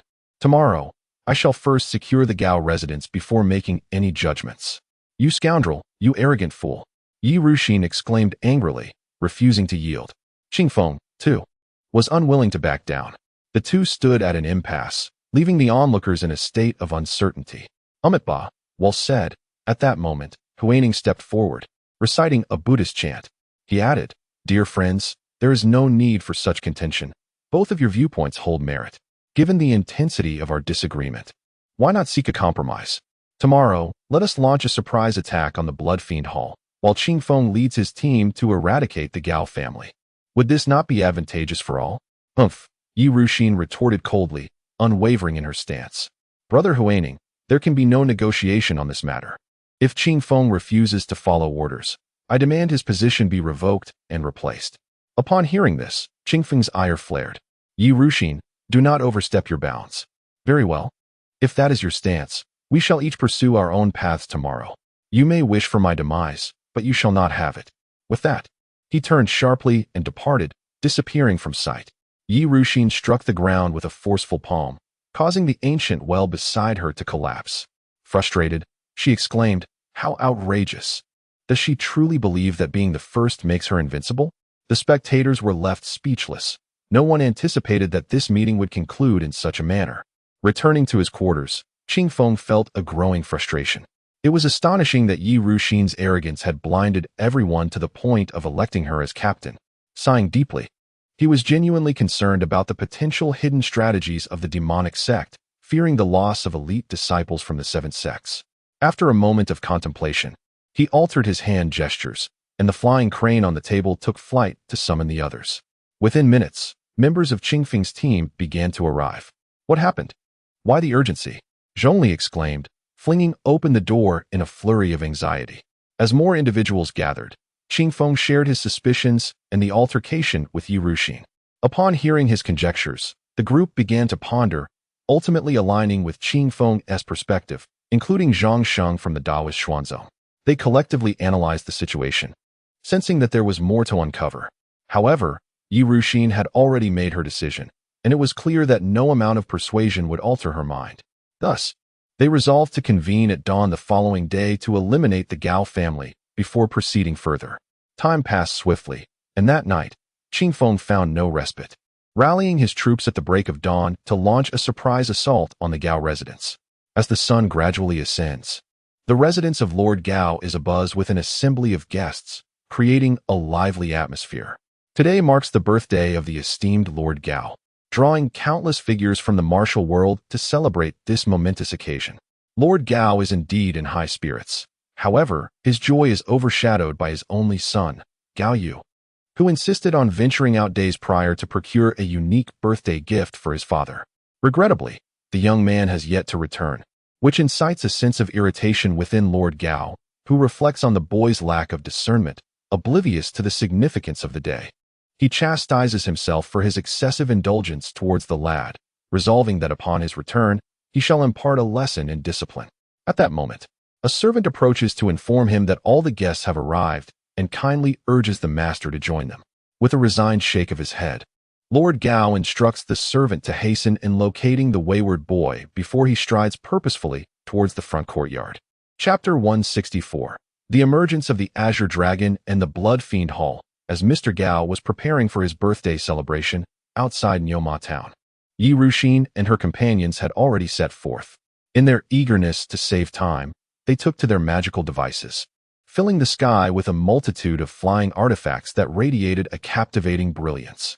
The gentle breeze was also at work, with the sun just rising. The grand procession was poised and ready, observing the gathering crowd ahead. At this moment, Qing Feng turned to the throng before him and declared, "Yesterday, I discovered that the Zhaodian gang was annihilated by Gao Chengji of our town. This is a veritable truth. We must decide how to proceed." Upon hearing this, the crowd was momentarily taken aback, but they quickly regained their composure and fervently exclaimed, "What of the Gao family? We seek vengeance, to avenge our master Diao." A wave of fervor surged through the assembly, and seeing that the moment was ripe, Qing Feng commanded for Gao Yu to be brought forth. At that moment, Gao Yu stood bewildered, gazing at the crowd. Qing Feng sneered, "This man, Gao Yu, is the sole heir of Mr. Gao. His misdeeds are numerous. Not only has he taken countless lives, but he has also abducted innocent maidens without remorse. He is indeed a villain, deserving of his fate. Today, I shall offer him as a sacrifice to honor the spirit of Master Diao." As soon as he uttered these words, Gao Yu appeared dazed, and suddenly his legs weakened. The fearless man, who typically showed no fear of heaven or earth, found himself overwhelmed, crying out for mercy. Alas, it was too late, as the saying goes. The wheel of karma turns inexorably, and those who take lives shall ultimately face retribution. With a swift motion, Qing Feng wielded his blade, and Gao Yu's head soared into the air, which he then seized with his hand. In the next moment, he bellowed, "Let us depart." Instantly, the sounds of galloping hooves erupted as the crowd, fueled by righteous indignation, surged forward with fervor. Within the Gao estate, Mr. Gao looked upon the jubilant crowd below with great satisfaction and proclaimed, "On this day of my birthday, I am grateful for the presence of so many who honor me. I offer my heartfelt thanks. In the future, should you require assistance, do not hesitate to approach me. I, Gao, shall not falter in my duty." As soon as these words left his lips, thunderous applause erupted from the crowd, filling Gao Qingji with a sense of fulfillment. He mused to himself, "This is the power of authority." At this moment, he felt akin to an emperor. Suddenly, a familiar voice interrupted, "Mr. Gao? Why is it that your son is absent on such a joyous occasion?" Gao Qingji forced a bitter smile, about to explain, when an object flew in from outside, landing squarely at his feet. His expression shifted dramatically as he prepared to express his anger, but upon glancing down, he was rooted in place, his eyes wide with shock. He then bellowed, his voice laced with fury, "My son, who has done this?" The crowd soon realized the horrific truth. The object on the ground was none other than the severed head of young Master Gao. A wave of horror swept through the assembly, leaving them aghast at the audacity of the perpetrator. With a resounding crash, the outer doors were shattered by a forceful kick, revealing a multitude of figures standing defiantly outside. Leading the charge was an individual of remarkable presence, their eyes gleaming with determination. At this moment, he bellowed, "Gao Qingji, your sins are countless. Today I, from the Zhatian gang, have come to demand the blood debt you owe. Anyone who does not wish to die, leave this place at once." Upon hearing Qingfeng's words, those uninvolved hastily fled, but many more remained, loyal followers and aides of Gao Qingji. "How dare you kill my son, Gao Qingji? Today, you shall learn the meaning of being unable to live or die," he declared, drawing the sword from his back and charging towards Qingfeng, his eyes ablaze with madness. Qingfeng snorted coldly and waved his hand, summoning an army that surged forward. Meanwhile, Yi Ruxin and the remaining 6 teams hastened to the marked location on the map, resolutely launching an attack, aiming for a surprise assault. In mere moments, they noticed patrollers in the corridor. Without hesitation, Yi Ruxin summoned her flying sword, swiftly decapitating 2 guards. "Pathetic wretches," she scoffed, gazing disdainfully at the lifeless bodies on the ground. The battle on Qingfeng's side was fierce, his prowess rendered him untouchable. However, he refrained from excessive killing to avoid increasing the bloodlust that tainted his spirit. Nevertheless, the opposing forces were swiftly decimated, for while he held back, his companions did not, causing chaos among their ranks. Before long, the number of foes dwindled significantly, and a blood-soaked Gao Qingji suddenly shouted, "Mister, why do you not appear to save me?" At that moment, several shadowy figures materialized from thin air. Were they not the demonic disciples? Qingfeng chuckled to himself. "It seems my predictions were accurate. They have indeed arrived." In the cave, Yi Ruxin and her team pressed forward with relentless momentum, cutting through to the hollowed cavern. There, they found the master of the Blood Slaughter Palace, Dugu Xian, surrounded by a group of stern-faced individuals. Upon their meeting, tension filled the air, and Dugu Xian narrowed his eyes, stating, "I am Dugu Xian, master of the Blood Slaughter Palace. What do you intend? The righteous and the demonic have agreed to mutual non-interference. Do not push me too far." Yi Ruxin stepped forward, her expression one of disdain. "What nonsense about being a palace master? Spare us your words. This time next year will mark your death day. The righteous must swiftly eradicate the wicked." As she spoke, her gaze fell upon Dugu Xian, and she noticed a man beside him, adorned with a blue dragon tattoo on his left arm. In that instant, a glimmer of realization ignited within her. She had found him. Dugu Xian roared, "Miserable wretches! Watch as I obliterate you utterly." With that, he unleashed his dark power, enveloping the realm in a crimson hue. "If I do not strike now, when will I?" Yi Ruxin's expression shifted as she shouted. With a resounding thud, Dugu Xian spat blood and rolled forward. He lay on the ground, presenting the appearance of one gravely injured, his eyes wide as he turned to the figure behind him, incredulously exclaiming, "So it is you. I have treated you well. Qinglong, why act in such a manner?" The man known as Qinglong responded with a bitter smile, "Dugu Xian, though you have shown me kindness, I am a disciple of the righteous path.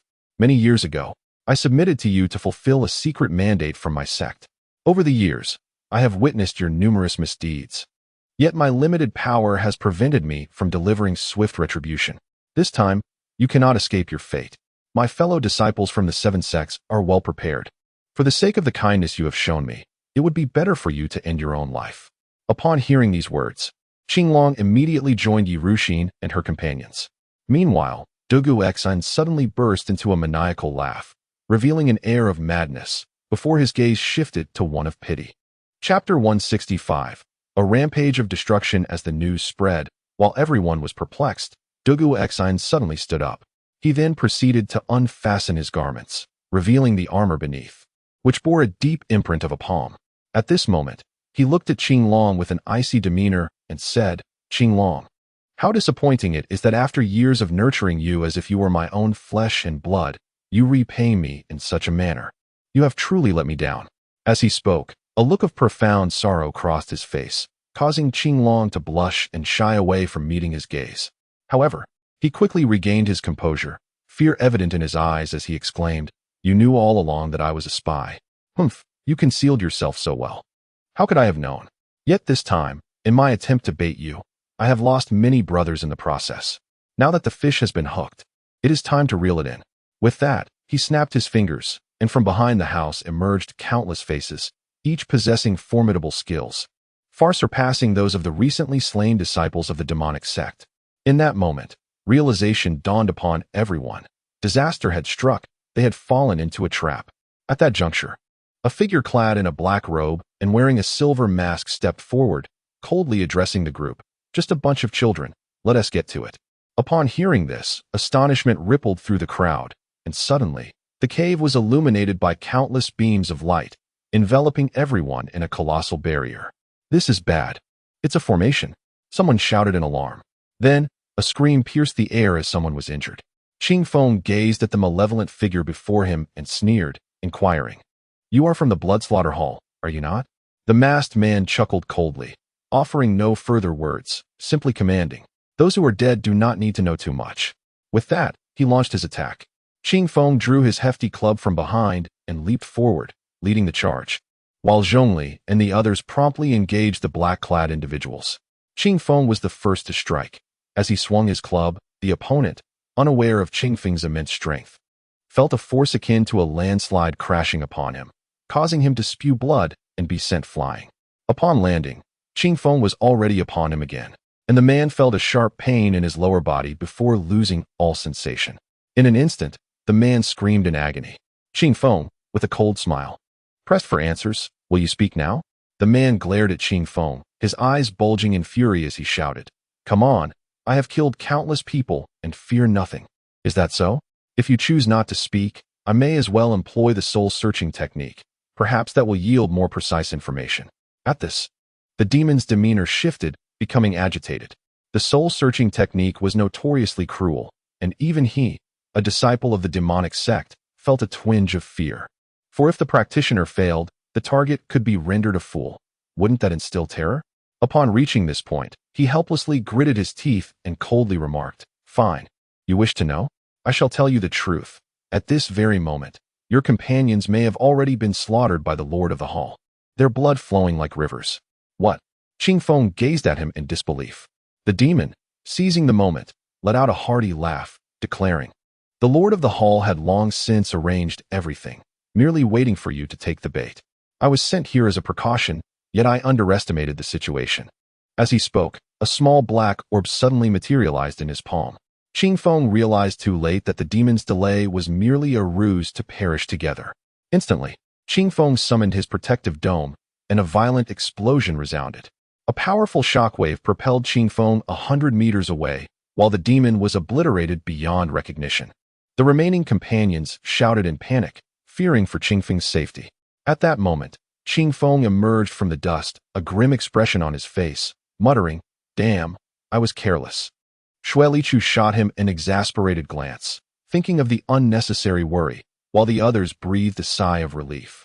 Suddenly, they witnessed Gao Qingji, lying beside Qing Feng, leap up and thrust a brilliantly shining sword towards Qing Feng's chest. Regrettably for him, had it been anyone else, it would have surely inflicted grave injury. However, he had chosen the wrong target. Qing Feng, a body refiner, impervious even without his protective dome. Gao Qingji exerted all his strength, yet the sword snapped piece by piece, leaving him utterly astonished. Qing Feng shook his head slightly, stating, "One reaps what one sows." With a swift motion, he unleashed a mighty palm strike, obliterating Gao Qingji in midair, leaving no trace behind. All present were nearly annihilated, and soon the members of the exploding sky gang gathered, revering Qing Feng's recent display of power as if he were a celestial being. At that moment, the Chun siblings approached, their faces alight with excitement. Brother Qingfeng, all the members of the Gao family have been vanquished. We have won. Qingfeng nodded in acknowledgement, but replied, I leave the aftermath to you. I have pressing matters to attend to. Brother Qingfeng, will we meet again? Queried Chun Yuan, the usually reticent girl, her large, soulful eyes glistening with reluctance. Qingfeng offered a bittersweet smile, admitting, truthfully, I do not know. Perhaps, if fate allows, we may see each other again. Chun Yuan's expression shifted, her eyes moistening. Although their acquaintance had been brief, Qingfeng's striking presence had left an indelible mark on her heart. Ultimately, she managed to force a smile, saying, Brother Qingfeng, take care. The gentle breeze nodded, suddenly recalling something. He retrieved a porcelain vial from his person and handed it to Chun Jun, advising, within this vial are several healing elixirs, sacred remedies for wounds. Should you find yourself gravely injured, consume one immediately, and you shall recover. Our acquaintance is a serendipitous fate. Accept it. Chun Jun moved, extended his hand to receive the vial, but found himself at a loss for words. The gentle breeze patted his shoulder and, with a wave of his hand, soared into the sky with a few others on their flying instruments. Anxiety gnawed at him, fearing he would arrive too late and only be left to gather the remains of his fellow disciples.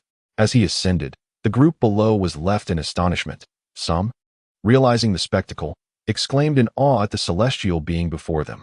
In that moment, they revered him profoundly, and years later, tales would be recounted to future generations of how they once fought alongside a deity, a source of immense pride. The Chun siblings stood rooted, watching the retreating figure of the gentle breeze.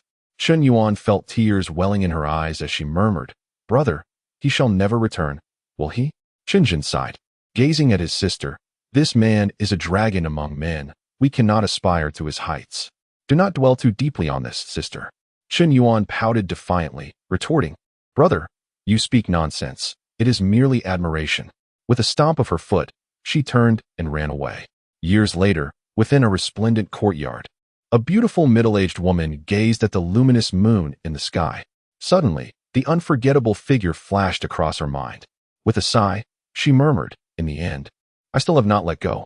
Am I too deeply entrenched in this obsession? Chapter 166, The Collapse of the Grand Formation. A father and son reunited within the depths of the cavern. Yi Ruxin and her companions found themselves ensnared within a lethal formation, enduring continuous casualties. The atmosphere grew increasingly tense, and the morale of the group began to erode. At that moment, some proposed forming a circle in an attempt to stave off danger. But alas, the malevolence of the formation was overwhelming, leading to relentless injuries. The leaders, witnessing their wounded comrades, were filled with regret for not heeding Qingfeng's counsel. This formation is formidable. It can only be breached from the outside. We must hold on a little longer. Perhaps my junior brother Qingfeng will arrive soon, Qingyun declared, infusing a modicum of hope into the beleaguered group. Indeed, they still had reinforcements, and a flicker of determination reignited within them as they struggled to endure. At this moment, Yi Ruxin, her lips stained with blood and her complexion pale, felt as though each word spoken by her companions was a stinging rebuke, deepening her sense of shame. In this instant, her resentment toward Qingfeng intensified. It was he who had thrust her into such a dire predicament. Qingfeng, in stark contrast, felt utterly wronged. He never anticipated that Yi Ruxin's hubris would lead them into peril, and now she harbored animosity toward him. Truly, the complexities of a woman's heart were unfathomable. As Qingfeng hastened towards the location marked on the map, urgency coursed through him. He could not afford to delay. Fortunately, after half an hour, he and his companions arrived at the dark entrance of the cave. Without hesitation, he stepped inside. Upon entering, a chill enveloped them, prompting the group to channel their inner energy for warmth. Inside the cavern, amidst the formation, more than half of the individuals were now injured, and several of the more gravely wounded disciples were on the verge of death. The group was nearing the brink of collapse. Had it not been for Yi Ruxin's magical artifact, the purple gold Daodu, they might have faced total annihilation. As they gazed upon the relentless blades of slaughter raining down, a profound sense of despair weighed heavily on their hearts. Would Qingfeng arrive in time? This was the shared thought of all present. With a resounding crash, the grand formation trembled violently, jolting everyone from their despondency. Someone cried out, Qingfeng has come. Another thunderous roar echoed, and the formation shook with renewed ferocity. In that instant, the air of despair dissipated and spirits were lifted.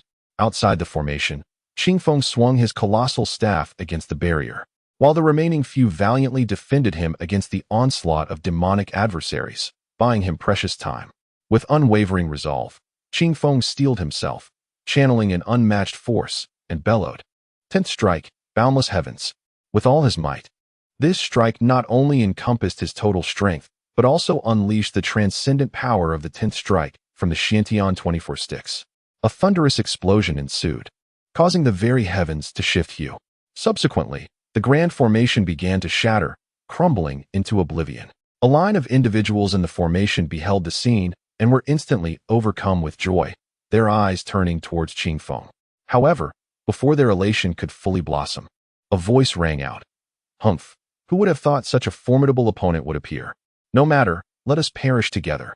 As the words were spoken, a wave of sanguine energy swept across the battlefield, painting the skies in blood-red hues. Qingfeng, feeling a surge of vitality as he swallowed a blood essence pill, rapidly restored his strength.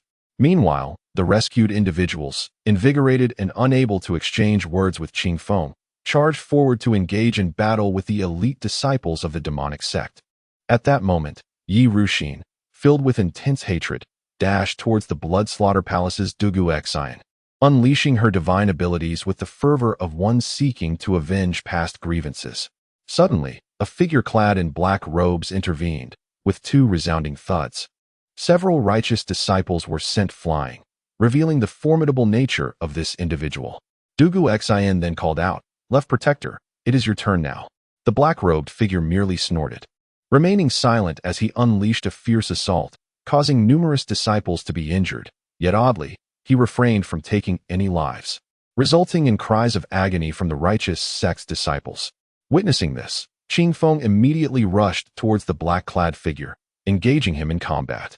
With immense strength, Qingfeng found himself able to hold his ground against this opponent momentarily, yet as the battle progressed, he became increasingly alarmed.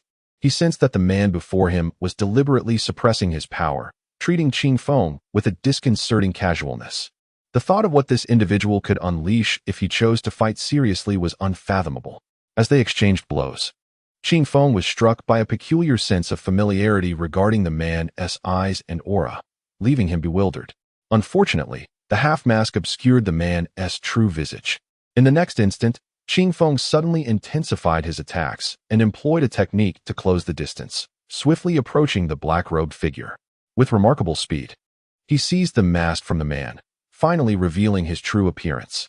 However, upon seeing the face, Qingfeng was engulfed in shock, exclaiming, "Father!" At that moment, Wu Chun, furious as his mask was torn away, had initially held back due to a vague sense of recognition towards the young man. He had not anticipated such treachery. Allowing his true identity to be exposed, he would not hold back now. Just as he prepared to strike and take the young man's life, the utterance of "father" caused a jolt within him. He stared intently at Qingfeng, suddenly finding the young man's face eerily familiar. Qingfeng, in disbelief, stammered, "Is it really you, father?" In that instant, the cave fell into an eerie silence, everyone around astonished. What was happening? Why was Qingfeng claiming a thief as his father? Had he lost his sanity? "And Neo, is it truly you?" Upon the utterance of these words, a profound shock enveloped the surroundings. Yi Ruxin felt an explosion of emotions within her heart upon hearing the name Neo, while the disciples who had previously gazed upon the mystical steel were equally astonished, their expressions frozen in disbelief as they realized that he was indeed Neo. Qingfeng fervently nodded, exclaiming, "Father, is it truly you?" "It is I, Neo." Wu Chun, trembling with anticipation, gradually approached, his gaze fixed upon Qingfeng's visage. At this moment, the young man bore a striking resemblance to Neo in his youth, a detail not easily overlooked upon closer inspection. In that instant, belief washed over him. Upon reaching Qingfeng, he embraced him tightly, tears cascading from the corners of his eyes. After all these years, he was still alive. "Father, how I have longed for you." Chapter 167. The Agreement After Many Years Apart. The father and son found themselves at a loss for words, overwhelmed by the emotions of the moment. Suddenly, Qingfeng inquired, "Father, Why did you choose to immerse yourself in the demonic sect and assist in their tyranny? Wu Chun, with a resigned shake of his head and a deep sigh, replied, My child, this tale is long and cannot be succinctly conveyed in just a few words. However, seeing that you are here now, I shall not burden you further. I will take my leave and no longer concern myself with this matter. At this juncture, he fell silent, instead communicating through a secretive whisper. Let us rendezvous in half a month at Baiha Beach, 100 miles southeast from here. Qing Feng nodded, understanding that his father must harbor untold hardships. Therefore, he resolved to wait until that day, consumed with a desire to uncover the whereabouts of his mother and whether she still existed in this world. After uttering these words, Wu Chun gracefully departed, soaring out of the cave. Yet, at that moment, a disciple from the seven sects suddenly rose and attacked Wu Chun. With a cold snort, Wu Chun unleashed a powerful palm strike, creating a colossal handprint that sent the assailant flying. You are unaware of your folly. If not for my son's presence, you would already be dead. Should anyone dare to pursue me again, do not blame my ruthless hand. Wu Chun's chilling voice echoed throughout the cavern, leaving all present visibly shaken. The master of the blood slaughter hall, Dugu Xine, was momentarily stunned and shouted, Left Protector, where are you going? Why abandon me? Dugu Xine, this situation is far too intricate. It would be best for me to refrain from involvement. Your fate now rests in your own hands, he declared before vanishing from sight. Upon witnessing Wu Chun's retreat, the elite disciples of the demonic sect fell into disarray, unsure who shouted for a hasty retreat. Soon after, they charged towards the cave's entrance. In an instant, the tide of battle shifted, with the seven sects gaining the upper hand. Dugu Xine, eager to escape, was abruptly halted by Hui Ning's declaration. We must not allow Dugu Xine to flee, otherwise, all our efforts will be in vain. With this proclamation, the disciples of the seven sects abandoned some of the elite demonic disciples and lunged toward Dugu Xine. Cursing Wu Chun, Dugu Xine engaged fiercely with his adversaries. Without hesitation, Qing Feng brandished his large staff, joining the fray with fervor. With his formidable strength, he resembled a ferocious tiger among a pack of wolves, unstoppable in his onslaught. Observing Qing Feng's valiant struggle inspired those around him, igniting a fiery passion within them all. As he noticed an enemy attempting to flee, Qing Feng would not allow it. He unleashed a relentless barrage with his staff, filling the air with cries of anguish and rivers of blood. Outside the cave, a demonic disciple finally broke free, but before he could revel in his escape, he felt a tremendous force strike his back, causing him to spew blood as his meridians shattered, rendering him lifeless. At the brink of death, he strained to turn his head, only to behold an expression of disbelief on his face as he trembled, pointing a quivering finger at the figure behind him, uttering, You, Left Protector, why? Before he could finish his words, his head drooped, and he succumbed to death. This man was Wu Chun, who shook his head in resignation and murmured to himself, Do not blame me for my ruthlessness. This matter is of great significance. Should I allow you to return, the consequences would be unimaginable. He then seized the corpse of the demonic disciple and retreated, eradicating the evidence without hesitation. Within the cave, the battle raged fiercely, both sides fighting for their lives with merciless tactics. Some disciples of the demonic sect managed to break through the encirclement, yet they remained unaware that an even more formidable adversary awaited outside to silence them. With a swift strike, Qing Feng's staff descended upon a demonic disciple, shattering bones and sinews. Devoid of any compassion, for these villains had committed countless atrocities, their demise well deserved. With another blow, he extinguished the disciple's life. In a short span, the battlefield was littered with countless casualties. Over there, Dugu Xine and Yi Wuxin were locked in combat, yet they remained unyielded, indicating that Dugu Xine was indeed no ordinary foe. Observing this scene, Qing Feng's eyes narrowed, and wielding his mighty staff, he charged forth. With his intervention, the tide shifted from a stalemate to a dominating offensive. Though Dugu Xine was formidable, even the fiercest tiger cannot withstand a pack of wolves, and each wolf was as ferocious as a king. Moments later, a blood-curdling scream escaped Dugu Xine's lips as he fell victim to Yi Wuxin's divine sealing technique. Qing Feng, swift as the wind, seized the opportunity, unleashing the mystical 24 sticks of Shantian, striking him with a resounding blow. Blood gushed forth from Dugu Xine and Qing Feng. In a fluid motion, hurled a sharp dagger towards him. In an instant, a flash of light revealed Dugu Xian's head severed from his body, lifeless and beyond revival. With a thud, the headless corpse collapsed, and in that moment, Qingfeng swiftly retrieved Dugu Xian's head. He then tore off a piece of cloth, wrapped the severed head within, and tossed it to Zhongli, who stood nearby. The onlookers gazed enviously at the trophy, fully aware that this was the greatest achievement, although everyone had contributed. The final victory had been claimed by Qingfeng's swift feet.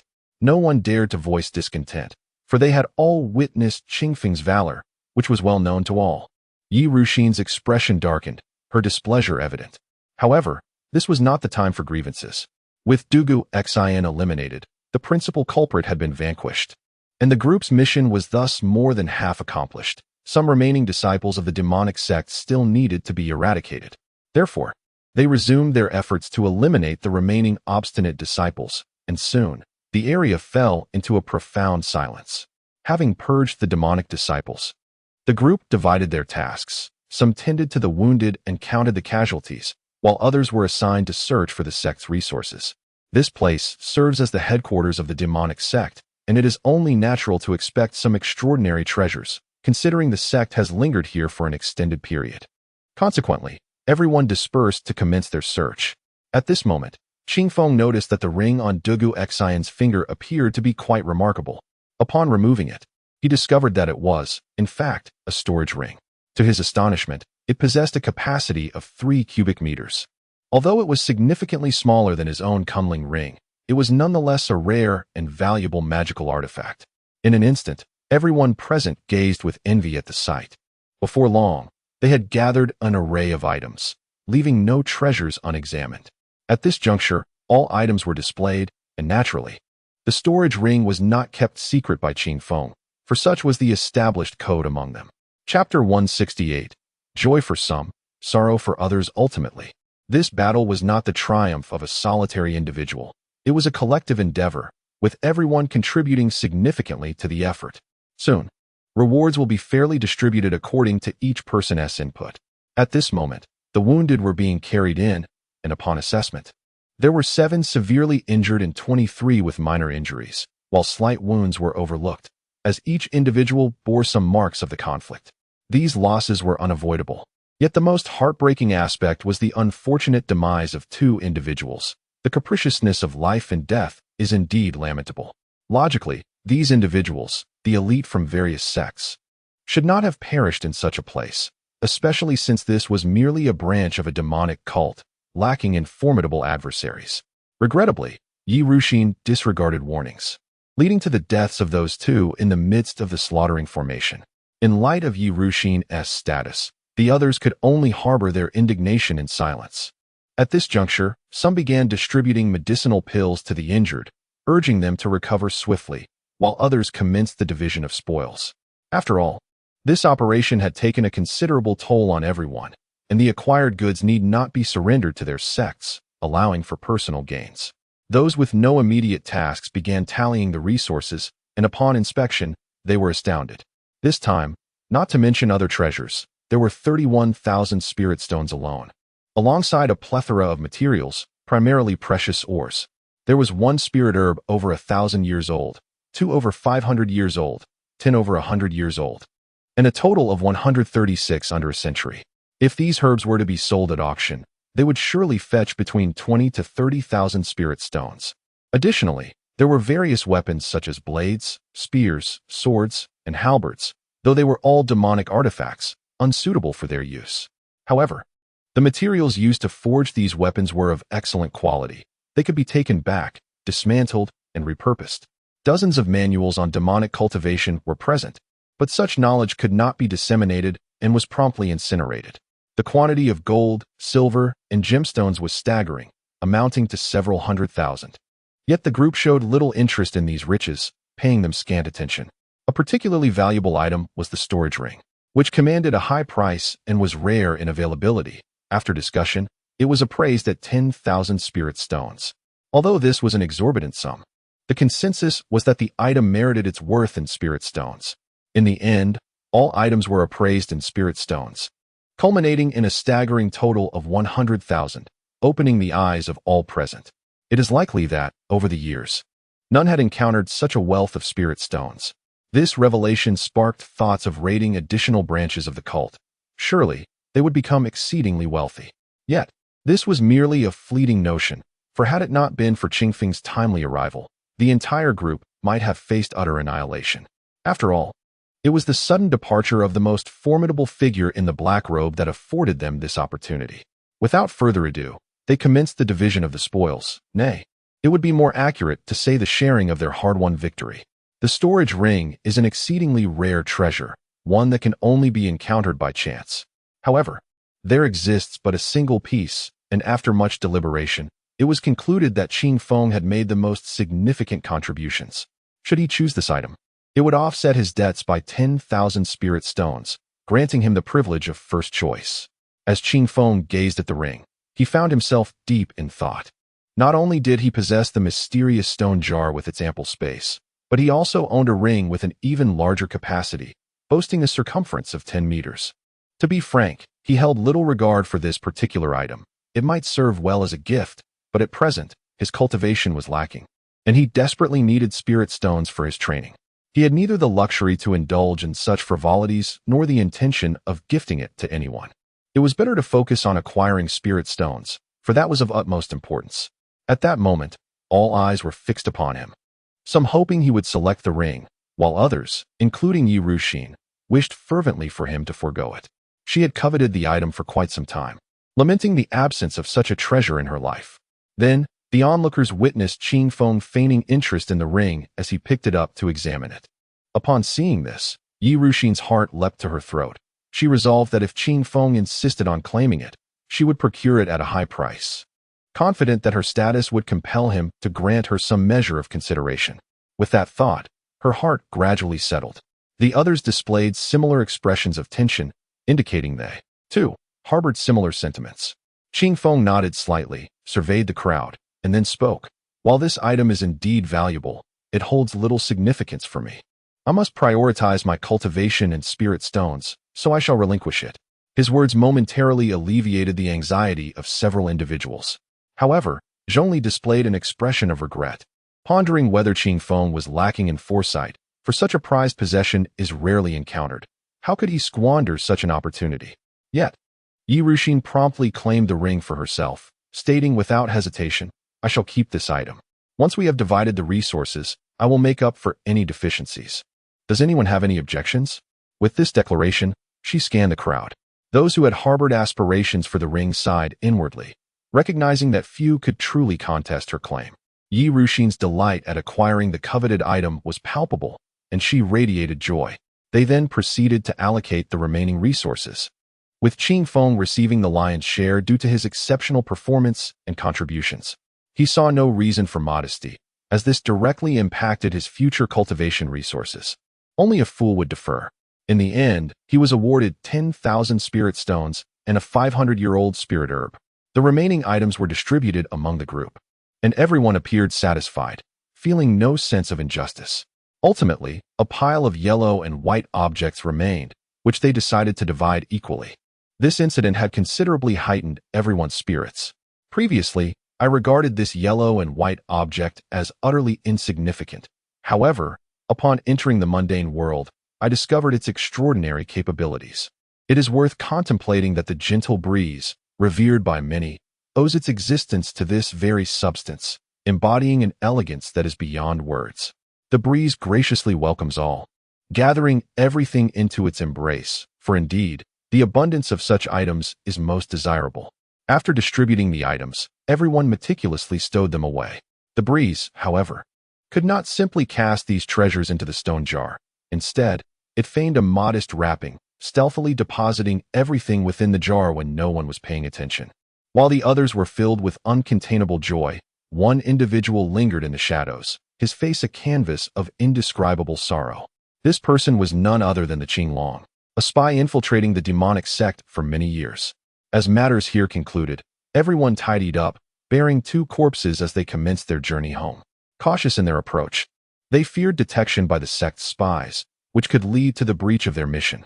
However, on their return, there was no such trepidation. Each person soared forth on their respective vessels, moving with remarkable swiftness.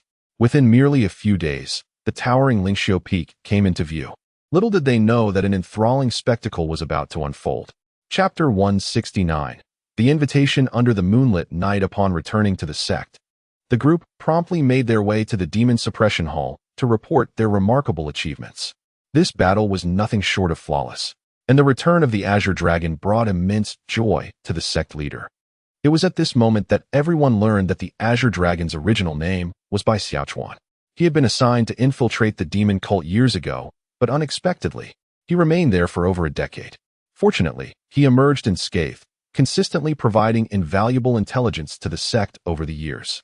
Guo Yuanzi mentioned that they must ensure a proper compensation for him to gradually restore what he had lost over the years. Bai Xiaochuan, overwhelmed with gratitude, struggled to display any sign of joy, perhaps due to his troubled heart. Exhaustion enveloped the group, and Guo Yuanzi instructed everyone to return and recuperate. The following day at noon, there would be a commendation in the Grand Hall for their efforts. As Qing Feng departed, he handed Bai Xiaochuan a note. Bai Xiaochuan was momentarily taken aback, but soon nodded in understanding. Upon returning to his residence, Qing Feng introduced Mu Jianxin to several senior brothers and sisters, who all took a liking to him. Qing Yun was particularly pleased, thinking that their Zixia Peak had finally acquired a promising disciple.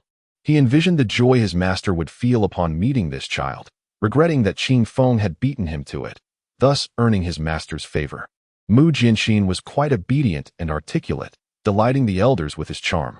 Their amusement led them to present him with a variety of gifts, and in no time, Mu Jianxin had received over a dozen spirit stones. This left Qing Feng feeling envious, reminiscing about his own childhood when he had not even received half a spirit stone. Truly, the comparison of people often leads to despair, and the worth of items can be harshly judged. Upon returning home, Qing Feng handed Mu Jianxin a small booklet containing the fundamental techniques of Tai sect. Mastering this text would lay a solid foundation for him, and in the future, once he achieved some success, he would naturally seek to request the sect's secret teachings from their master. At midnight, with the moon hanging high in the sky, Qing Feng opened his door and soared into the night, swiftly disappearing from sight. By the serene lakeside of Lingxi Yufeng, Bai Xiaochuan, clad in black, stood at the water's edge, lost in deep contemplation as he gazed upon the rolling lake. Shortly thereafter, a radiant light appeared on the horizon, and Qing Feng's figure materialized before him. "Thank you for your efforts, Brother Bai," Qing Feng said, nodding slightly in acknowledgement. Bai Xiaochuan then inquired, "What brings you to summon me at such an hour?" With a sigh, Qing Feng began recounting a story about a person named Nyo, which stirred Bai Xiaochuan's emotions as he listened intently. Once Qing Feng finished, Bai Xiaochuan remarked, "I presume that Nyo refers to you." Qing Feng nodded, confirming, "Indeed, that is me. And you are aware of my father, the left protector whom I affectionately call father. The reason I invited you out tonight is to inquire about how much you know of him." Bai Xiaochuan gazed at him for a moment before slowly uttering, "The left protector is a man of great mystery. To be candid, I know nothing of him. During his few days at the Bloodslaughter Palace, he has been in seclusion, engaging in meditation, never participating in any affairs. Moreover, from what I gather, he does not seem to possess much freedom. I overheard my adoptive father, oh no, the master of the Bloodslaughter Palace, remark that he is merely a prisoner, and there is no need to overly ingratiate oneself. Although I am uncertain why my father would say such a thing, I believe he would not speak without reason." Upon hearing Bai Xiaochuan's words, Qing Feng nodded slightly, contemplating that his father must have some unspeakable troubles being trapped there. If that were the case, it would offer him some solace, for he feared that his father might truly be complicit in wrongdoing. If that were so, what would become of him? At that moment, Bai Xiaochuan sighed and advised, "Qing Feng, I urge you not to seek him out. It would be best to sever your father-son relationship immediately. That way, you might avoid becoming a casualty in this turmoil." Taken aback by this statement, Qing Feng's expression grew cold as he inquired, "What do you mean, Brother Bai?" Bai Xiaochuan regarded him for a moment before responding. "Although you have achieved great merit this time, I've heard you ranked first at the 7 Factions Martial Arts Conference. Your future accomplishments will undoubtedly be boundless, bringing fame to the 7 factions and making you known across the seas. In this light, it is hard to fathom how many may envy you, and every action of yours will be under scrutiny. At such a time, maintaining a low profile and preserving your integrity is paramount to extricating yourself from this formidable vortex, ensuring your safe retreat. He continued, should anyone report this matter, do you comprehend the consequences? Not only would you lose everything, but if you persist in this course, it is entirely possible that your cultivation could be rendered null and void. The righteous path requires talent, yet it demands obedience even more. The 7 factions need a commendable exemplar, not a rebellious disciple entwined with the demonic sect. What would become of the dignity of the righteous path, or the reputation of the 7 factions? Having said this, he gently patted Qingfeng's shoulder, a hint of bitterness in his voice as he added, listen to my words. Brother Qingfeng, I see your straightforwardness and soaring aspirations, which is why I cannot bear to see you in this predicament. You have not endured the sufferings I have. How could you fathom the ugliness of human nature and the coldness of society? Qingfeng, moved by Xiaochuan's heartfelt words, could only manage a bitter smile before he slowly replied, Brother Bai, I appreciate your good intentions, but I sincerely wish to know my mother's whereabouts. I truly yearn for a family reunion, and I believe my father would not harm the innocent. Bai Xiaochuan remarked, Qingfeng, do you think belief alone is sufficient? If you insist on this path, I foresee that the lightest consequence might be your confinement for reflection, while the gravest could result in the obliteration of your cultivation and expulsion from the sect. As the saying goes, the astute recognize the times. Do not be foolish. Remember my words, brother. When one hesitates to cut ties, chaos ensues. If you do not resolutely end this matter, the events that unfold may surpass your expectations. Qingfeng gazed into Bai Xiaochuan's eyes, which seemed to penetrate the essence of the world, and he found himself overwhelmed with a whirlpool of emotions. Suddenly, he lifted his head and inquired, Brother Bai, may I hear about your experiences over the years? Bai Xiaochuan perceived the sincerity in Qingfeng's gaze, devoid of pretense. He glanced at the bright moon and nodded, saying, Alas, there is no wine. Qingfeng burst into hearty laughter and replied, Brother, look what I have. As he spoke, he reached to his waist and surprisingly produced 2 jars of fine wine. With a swift motion, he tossed one of the jars over to Bai Xiaochuan. Catching it, Bai Xiaochuan removed the clay seal and took a generous gulp. Wow, what exquisite wine! Qingfeng chuckled heartily and remarked, Of course, I instructed the innkeeper to procure the finest for us.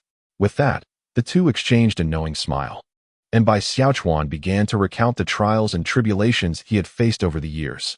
Chapter 170. The tale of Bai Xiaochuan. The following morning, Qingfeng awoke early, choosing not to practice his martial arts, but instead to reflect on the words of Bai Xiaochuan. It turned out that Bai Xiaochuan had the potential to ascend to one of the 5 paths, yet in his youthful arrogance, he had been dismissive of all around him, blinded by his own talent. As the saying goes, a tree that stands out in the forest is bound to be felled by the wind. His brilliance soon attracted misfortune. On a night when the moon hung high and the winds were gentle, he found himself wandering the mundane world, where he encountered a beautiful woman. Captivated by her charm, he fell deeply in love, only to later discover that she belonged to a demonic sect. In his youthful hubris, he believed that her affiliation with the sect mattered little, convinced of her innocence and the purity of her heart. However, disaster struck when he was reported, and his master, upon learning of the situation, punished him with solitary confinement and commanded him to eliminate the woman. Yet, given his character, he could not bring himself to do so. In a fit of rage, his master severely injured him. Remarkable, considering the affection his master had always shown him, akin to that of a biological son. In that moment, he felt a profound sense of confusion. Subsequently, a member of the sect approached him with a final opportunity to kill the woman and infiltrate the demonic sect as a spy to atone for his sins. The alternative was dire. He would lose his cultivation and be imprisoned in the demon suppression tower, with his entire family facing dire consequences. In a flash, numerous families flocked to him, pleading and weeping, and he was taken aback to see his own mother kneeling before him. Never had he experienced such despair, nor such pessimism. He pondered for 3 days and nights, ultimately shouldering his beloved sword, and, with a single strike, ended the life of the woman he loved. In that moment, his heart ached as if it were bleeding. Yet, she offered no resistance, instead smiling at him, uttering that she had known this day would come. She loved him, even if it meant being a moth to the flame, yearning for just a moment of brilliance. As her hand caressed his face, his spirit shattered completely. Regret washed over him. He truly regretted his actions, yet it was too late to turn back. Only her soft voice echoed in his mind. I do not regret. Alas, growing older, I found myself weeping as I wrote this segment. From that day forth, Bai Xiaochuan was dead. Spiritually, he had perished. Thereafter, he embarked on a path of darkness, shedding his former pride, youthful recklessness, and disdain for the world. The only thing that remained in his eyes was a chilling coldness, which drove him to ruthlessly slay his adoptive father. Though he had returned to the sect, he was uncertain if he could find peace in his cultivation. Having endured such trials, he wished for Qing Feng to avoid a similar fate and ultimately advised him to act wisely, for sometimes lowering one's noble head can be a victory in itself. Reflecting on these words, Qing Feng let out a bitter smile. Some paths and people, despite knowing the outcome, must be traversed once more. No matter what, he would not change his mind. He had to see his mother, if only once. A series of knocks echoed at the door. Upon opening it, Qing Feng found Zhongli standing outside. Qing Feng, we must hurry. Don't you recall that the meeting is set for noon? Zhongli gazed at him as if he were a fool. Do you truly expect the elders to wait for you? Silenced, Qing Feng had no choice but to follow him. As they walked, Zhongli's expression grew troubled, stealing glances at Qing Feng intermittently. What troubles you, brother Zhong? Speak your mind. You appear as if you are suffering from constipation. If you're not distressed, I certainly am. At Qing Feng's words, Zhongli forced a grim smile, then sighed heavily. Junior brother, when we meet the elders, I implore you to disclose the matter of your recognition with your father and directly communicate your intent to sever ties with him. Upon hearing this, Zhongli could not bear to meet Qing Feng's gaze. Stunned for a moment, Qing Feng replied with a hint of urgency, Brother, do you truly believe this? Zhongli looked at him, sighed again, and said, Alas, Qing Feng, not just I, but everyone holds this belief. It is a burden I must bear alone. If we do not address this matter ourselves, others will. Perhaps yesterday, out of gratitude for your life-saving actions, they chose to give you some leeway. However, if you do not take the initiative to clarify today, this issue will inevitably be brought to light. Awaken to the reality, junior brother. The forces of righteousness and evil cannot coexist. Once you are associated with the demonic sect, the consequences will be dire. For a moment, Qing Feng felt utterly disheartened. Everyone, indeed everyone, perceived this situation clearly, yet he remained oblivious while ensnared within it. No, he was not unaware of the gravity of the situation. Bai Xiaochuan had elucidated it thoroughly the day before. Yet, his obsession was too profound. He felt compelled to seek his mother. Resolving himself, he decided that he would lay bare the reasons for his actions. He sought nothing more than to see his father one last time, and would urge him to renounce evil and abandon the demonic sect. If his father refused, then he would have no choice but to sever ties henceforth. With conviction, he stated, Brother Zhong, rest assured, I will disclose everything when the time comes. I, Qing Feng, shall act with integrity and will not engage in any sordid deeds. Zhongli felt a slight sense of relief upon hearing this. He genuinely did not wish for Qing Feng to make a misstep, for a single error could lead to eternal regret.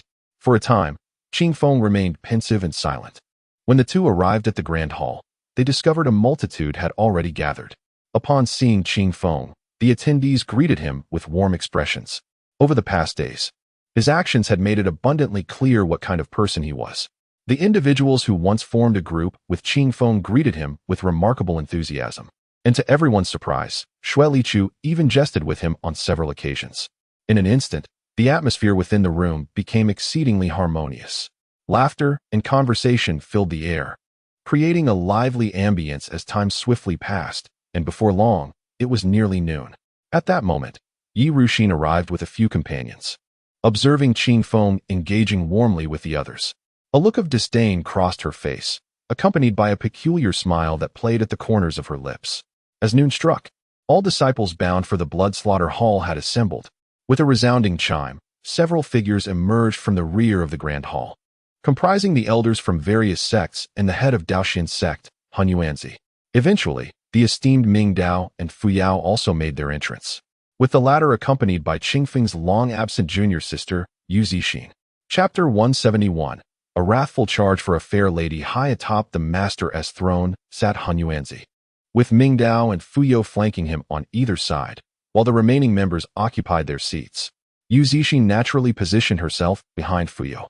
At this moment, Han Yuanzi spoke first, inquiring about the whereabouts of the head of the Blood Slaughter Palace's master. Qing Yun stepped forward, carrying a cloth bag, and placed a severed head upon the ground. Upon inspection, it was indeed the head of Dugu Xian. An elder approached to verify the identity, and, after confirming it was indeed the master of the Blood Slaughter Palace, proclaimed the truth to all present. Han Yuanzi waved his hand, instructing for the head to be taken away, then proceeded to ask who was responsible for this achievement, who had claimed Dugu Xian's head. At this, everyone turned their gaze toward Qing Feng, who, without hesitation, stood forth and declared, "Respected master, it was I." Han Yuanzi nodded slightly, a smile gracing his face as he expressed his satisfaction, saying, "It is said that heroes emerge from the youth. Having just claimed the title of the foremost among the 7 sects, you have now also brought down this individual. Truly, you are a promising disciple." As he spoke, he looked towards Fuyo, who mirrored his satisfaction. "Since you are the one who has achieved this, you shall naturally receive a fitting reward. Speak. What is it that you desire? Let us see if the Daoxian sect can fulfill your wish." A wave of excitement swept through the hall. What an honor this was! When had the Daoxian sect ever been so generous? Qing Feng was equally astonished, pondering the might of the Daoxian sect, renowned as the foremost among the 7 sects, speaking with such commanding authority. Could he truly voice any request? Just as he was about to speak, a brilliant golden light surged in from outside the hall. A figure landed abruptly at the entrance, creating quite a commotion, causing everyone to turn their attention to the newcomer, who turned out to be the celestial pivot star, Wan Daoyi, of the 7 stars. Upon arriving, Wan Daoyi strode into the hall and bowed to Han Yuanzi, saying, "Master, please forgive my impertinence. I have a joyous matter I wish to share with everyone on this momentous day." Han Yuanzi regarded him with a slight smile. "You are no longer a child. Why this rush? I am curious to know what joyful tidings you bring. Respectfully reporting to you, Master, it is indeed a momentous occasion," he replied, and with a clap of his hands, an eruption of sounds resonated from outside the hall, followed by a dazzling display of fireworks that illuminated the sky. "Wow! How beautiful!" exclaimed a female cultivator. As the myriad of fireworks burst into flames, countless pink petals began to drift down within the hall, enveloping the atmosphere in an indescribable romantic aura. As everyone pondered what Wan Daoyi was about to announce, he proclaimed with a hearty voice, "Today, I, Wan Daoyi of the Celestial Pivot Star, wish to propose to the illustrious Yu Zixin of the Tai sect. Will you accept?" The declaration ignited the hall into a frenzy. None could have anticipated that the typically cold and unyielding Wan Daoyi possessed such a romantic side. In an instant, the crowd was left in a state of bewilderment, while Yu Zixin furrowed her brow in deep contemplation. Her gaze shifted towards her great-grandfather, who unexpectedly offered her a slight nod, conveying an unmistakable message. She was to acquiesce. In that moment, clarity dawned upon her. It was evident that the parents of both families had exchanged their views, for otherwise, Wan Daoyi would not be acting in such a conspicuous manner. Her frown deepened even further. "Agree to him," someone shouted, followed by a chorus of voices urging, "Agree to him, agree to him." The atmosphere surged with fervor and excitement. Yet, at that moment, the disciples of the Tai sect wore expressions of shock, their gazes fixed upon Qing Feng. He appeared pale, trembling visibly, his fists clenched so tightly that they made a cracking sound, his nails seemingly digging into his flesh. Just as the tension reached its peak, a thunderous voice erupted, declaring, "Silence." At this command, the hall fell into an eerie calm as all eyes turned towards the source. In this unexpected turn of events, it was none other than Lei Heng who took the initiative. His eyes blazed with intensity, and drawing on an inexplicable courage, he shouted at the assembly, "The junior sister belongs to the Tai sect, a toad wishing to feast on swan meat. If you desire to marry her, you must first seek my permission." This declaration sent shockwaves through the crowd. Typically reserved, Lei Heng's sudden outburst was astonishing. Wan Daoyi regarded him with a cold snort, directing his attention to Master Fuyao. Master Fuyao's brow furrowed in discontent. He was irritated by the lack of decorum exhibited by one of his disciples, and thus he spoke. Lei Heng stepped back. Lei Heng looked at Master Fuyao, a look of confusion etched on his face, unable to comprehend why his elder would side with an outsider. "Master, I refuse to back down," he retorted, his spirit unyielding. The others, sensing the volatility of the situation, rushed forward to restrain him, fearing he might utter further blasphemies. With a dismissive scoff, Master Fuyao chose silence, casting a sidelong glance at Yu Zixin. A tremor of apprehension coursed through her as she took a tentative step forward, her movements laden with an overwhelming weight. In that grand hall, it seemed as though only the sound of her footsteps echoed, prompting a smirk of satisfaction from Wan Daoyi. Just as it appeared she might concede, a figure boldly stepped in front of her. Yu Zixin looked up to find that the silhouette belonged to none other than her junior brother, Qingfeng. In that moment, the hall fell once again into silence, so still that one could hear a pin drop. Even Lei Heng ceased his struggles, and for the first time, he felt a profound admiration for Qingfeng. A gentle breeze. What are your intentions? At this moment, the voice of Wan Daoyi resonated coldly. The breeze let out a disdainful snort and replied, My junior sister's happiness is hers to grasp. However, I shall not tolerate any coercion. If my sister is not willing to proceed in this manner, even a celestial being cannot force her. Upon uttering these words, it was as if thunder had struck, reverberating through the air. In an instant, everyone was filled with admiration for Qingfeng's courage, applauding his audacity. Yu Zixin's heart trembled, her eyes glistening with unshed tears. At that moment, Qingfeng turned to her and said, Junior sister, do not fear. Even if the heavens were to collapse, I, along with the entire Tai sect, shall stand firm for you. I do not wish for you to act against your true feelings and regret it for a lifetime. The Master Fuyo, initially ready to unleash his wrath, found himself compelled to restrain his anger upon hearing these words. Should he act in that moment, he would become the subject of ridicule for all. Yet, he mused to himself that Qingfeng had indeed become formidable, wielding a blade that could slay without shedding blood. Chapter 172. Another chance bestowed upon you. The words of Qingfeng resonated with profound astonishment, igniting fervor among the disciples of Tai sect. In a surge of enthusiasm, they stepped forward, resolutely voicing their determination.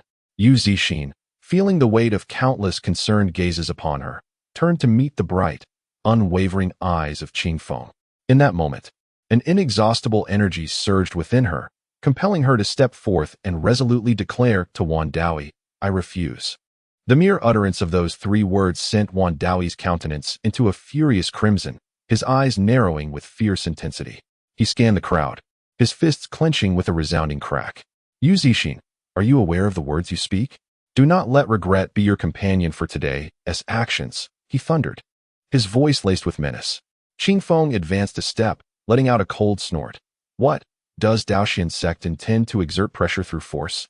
This audacious accusation placed a heavy burden upon Wan Daoyi, who had initially sought to reprimand the young woman. However, any act of aggression now would undoubtedly paint him as one who bullies the weak. He had not anticipated such cunning from this youth, leaving him in a state of quandary. At that moment, Yi Ruxin suddenly stepped forward, addressing the esteemed elders and the sect leader. I beseech the master and respected elders. I have a matter of utmost importance to report. Upon hearing this, the faces of Zhongli and the others shifted, their hearts sinking, while disciples from the other sects shook their heads in dismay, thinking Yi Ruxin was being inconsiderate, as if she could not wait for Qingfeng to speak for himself. By Xiaochuan's side, pondering the unfolding events, the atmosphere had become tense when Han Yuanzi promptly urged, Speak. Yi Ruxin nodded and continued, at the Blood Fiend Hall's headquarters. Qingfeng had contact with a formidable figure from the demonic sect, known as the Left Protector. I personally heard him refer to this individual as Father. This matter can be corroborated by the 7 sect disciples. I implore the master and respected elders to take action. Upon hearing this revelation, the elders of the 7 sects were first struck with astonishment, followed by indignation as they turned to their disciples, vexed that such a significant matter had not been reported sooner.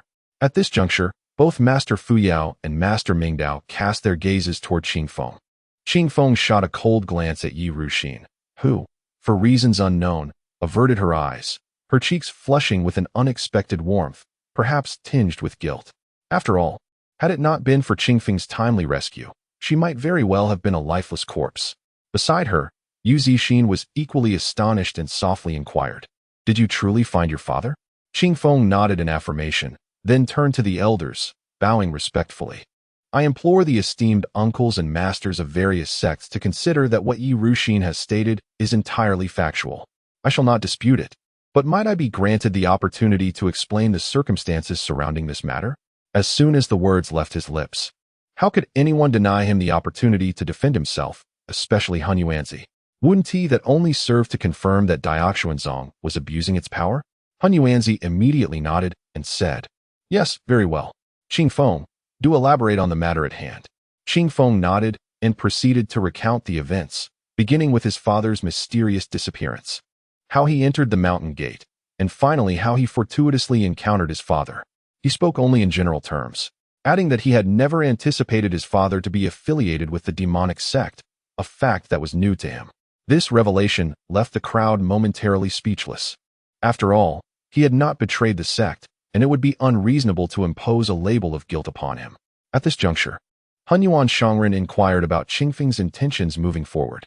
Had Qing Feng declared an irrevocable severance of ties with his father, the matter could have been swiftly dismissed, allowing him to return under the governance of Tai's sect. Countless gazes turned toward him, hoping he would choose that path. Wan Dao Yi, with a piercing glare, secretly wished for him to commit some act of treachery, for he would certainly be the first to make Qing Feng understand the gravity of the conflict between righteousness and evil.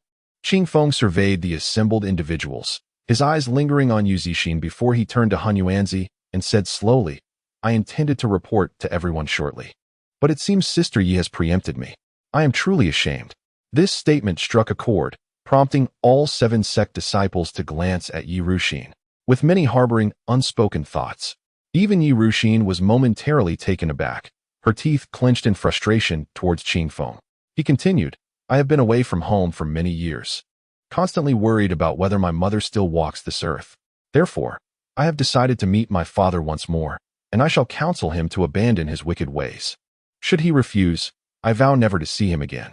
I hope the esteemed elders can grant me this one concession." Upon uttering these words, the disciples of the righteous path could not help but sigh, pondering why he remained so resolute. Although Bai Xiaochuan shook his head, he held deep admiration for Qing Feng's courage, for he had done what many would not dare.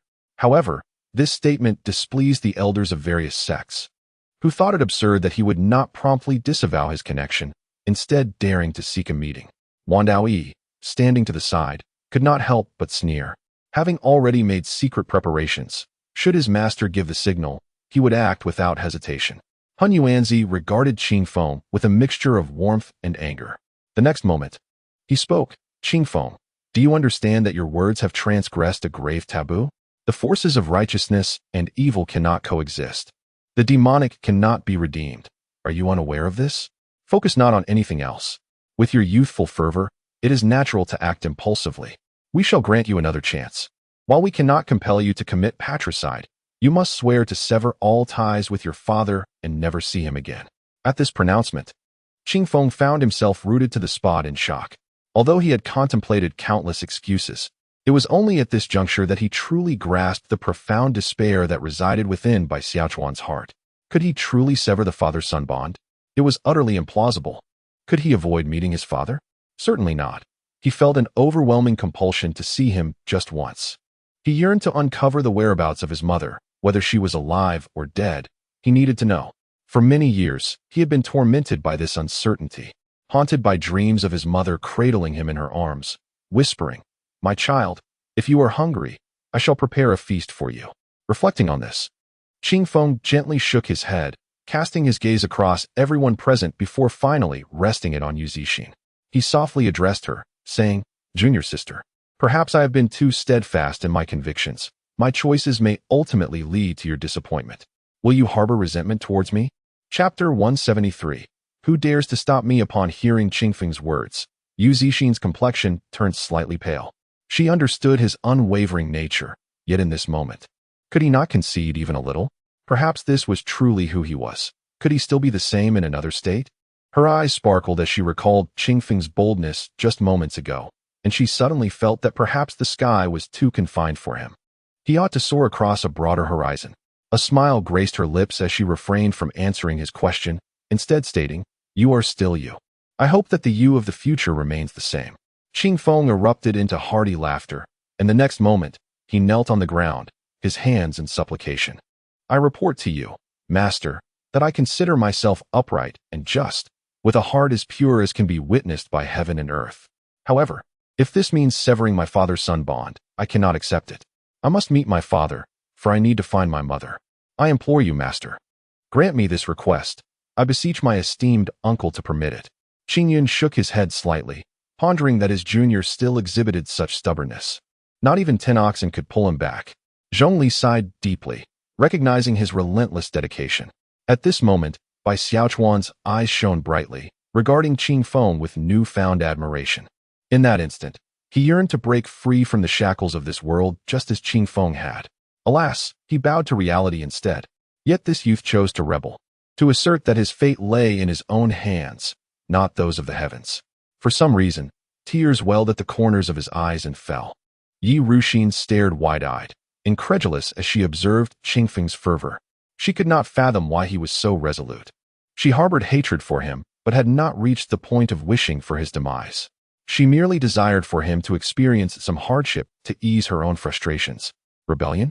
Many heroes had shared his audacity, unafraid of heaven or earth, self-important, yet in the end, they too fell like shooting stars. No matter how brilliant or intense their light, they could not escape the confines of fate.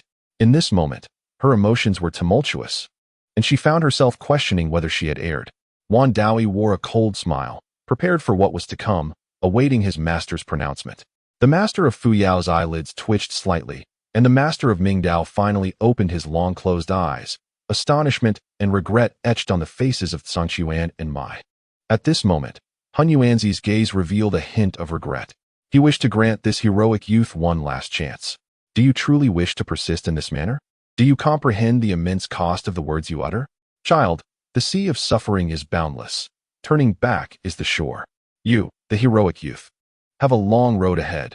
Do not destroy your future. Qingfeng's gaze remained resolute as he bowed once more. Master, can it be that not even one opportunity is allowed? Han Yuanzi shook his head, realizing at this moment that the boy's obsession was too profound, irretrievable. If so, very well. I shall depart from this place. I shall not return to Daoxuanzong. As the conversation unfolded, Qin Feng rose, his gaze sweeping over the crowd, poised to depart. Such audacity. This place is not one you can enter or exit at your whim. At that moment, Wan Daoi stood defiantly before Qin Feng, anger etched across his face. Qin Feng scoffed coldly, asserting, I am a disciple of Tai's sect. It is not your Daoxian sect's place to dictate my actions. Step aside. Wan Daoi chuckled derisively, shaking his head slightly. Qin Feng, I believe you have yet to grasp the gravity of the situation. Our 7 sects are interconnected, and Daoxian sect is the leading faction among them. Therefore, this matter is within our jurisdiction. Even so, it is doubtful that Daoxian sect would allow you to take charge. Can you truly presume to replace the sect master or the esteemed Mingdao patriarch? This statement was exceedingly harsh, causing even Wan Daoi to flinch inwardly. The onlookers shifted their gazes, suddenly realizing the weight of his words. Indeed, no matter how formidable Wan Daoi might be, the sect master and the ancestor were still present. Could he truly make such determinations? Who was Wan Daoi, after all? Reflecting on Qingfeng's sharp words, he immediately bowed towards the high-ranking figures like Han Yuanzi, stating, I do not dare to presume. Master, please do not heed this villain's slander. At this moment, Han Yuanzi felt a tinge of embarrassment, taken aback that Qin Feng could so deftly corner Wan Daoi with mere words. Anger began to stir within him. Qin Feng, since you are so stubborn, do not blame me for being impolite. Just as Han Yuanzi was about to take action, Qin Feng suddenly called out loudly, Uncle Master, I implore you to uphold justice for me. Upon hearing this, the crowd turned their attention towards Shouyang, who was furrowing his brow, contemplating the matter. Aware of the scrutiny upon him, he ultimately chose to concede after careful deliberation. Had this been within the confines of Tai's sect, the outcome might have been different. Regrettably, Qingfeng's impetuousness clouded his judgment. Qin Feng, heed your uncle master's words. There is still room for negotiation, Shouyang advised. Understanding that this matter was unlikely to resolve amicably, Qin Feng, nonetheless, had made up his mind. He had to depart. The deadline of the 15th day was fast approaching. If he missed this opportunity, who could say when he would see his father again? Perhaps there would never be another chance. The thought of his father's disappointed expression and his mother's loving gaze weighed heavily on him. His demeanor shifted dramatically as he gazed skyward and let out a mighty roar. "Who dares to stop me?" This declaration echoed powerfully, resonating through the lofty peaks of Lingxiu Mountain, lingering in the air. In that moment, countless individuals were jolted from their reverie, casting their eyes towards the mountain's summit, pondering the significance of this momentous event and the identity of the one who had shouted. Within the demon suppression hall, many were taken aback by Qingfeng's audacity, including Han Yuanzi, who was startled by the sheer boldness and fervor exhibited by this youth. Wan Daoyi was taken aback. Despite his vastly superior cultivation, he felt as though he stood before a towering figure, one who had fought countless battles, an impression that left him utterly perplexed. The name of the demon child, Blood Songqiong, and the manifestation of sacred light threw the world into chaos. Master, this individual is also known as a Nyo. Perhaps he is the person referenced in the Secret Realm's inscriptions. Yi Ruxin, after much internal struggle, finally divulged the truth of the matter. Although she felt a twinge of guilt towards Qingfeng, she believed it imperative to reveal the facts. The elders of the seven sects were momentarily moved, their gazes shifting towards Qingfeng, a figure even more formidable than Wang Jianxing. The gravity of the situation compelled Han Yuanzi to glance towards the Taoist master Mingdao. "Qingfeng, I grant you one more opportunity. Do not cling too tightly to your convictions," the Taoist master spoke slowly. Qingfeng shook his head. "Please do not pressure me. I am merely seeking to reunite with my parents. Once my matters are resolved, I shall return to face my reckoning. Is that not acceptable? Foolish child, why must you persist? Turn back while there is still time. And what if I refuse?" "Dao Yi, restrain him." The voice of the Taoist patriarch grew cold and uttered calmly. "As you command." Chapter 174, Defiance in the next moment. Wan Daoyi's demeanor shifted dramatically as a Feng Tianhua halberd materialized in his grasp. "Qingfeng, your rebellion is intolerable. Do not blame me for my ruthlessness," he declared, abruptly launching an assault towards Qingfeng. At this juncture, all present in the grand hall retreated, clearing the arena for the impending clash. Qingfeng scoffed. "This space is too confined. Let us battle outside. I am eager to see if you can truly withstand my might." His tone brimmed with arrogance, eliciting a chorus of admiration from the onlookers. Strangely, although the members of the seven sects recognized Qingfeng's transgressions, they found themselves secretly wishing for his triumph and safe departure. In that moment, numerous disciples of the Xuanzong flew from all directions towards the mountain, eager to witness the unfolding spectacle. Upon their arrival, they beheld the fierce confrontation atop Lingxiu Peak between Qingfeng and Wan Daoyi. It was a sight that left many incredulous. Despite Qingfeng being the champion of the seven sects martial gathering, his adversary was a formidable Foundation establishment disciple. Yet, Wan Daoyi was a practitioner of the Golden Elixir stage, and it was evident that his profound cultivation far surpassed that of Qingfeng. Did he truly believe himself invincible? Such arrogance was indeed excessive. This thought ignited a desire among the Xuanzong disciples to see Wan Daoyi impart a lesson to this presumptuous youth.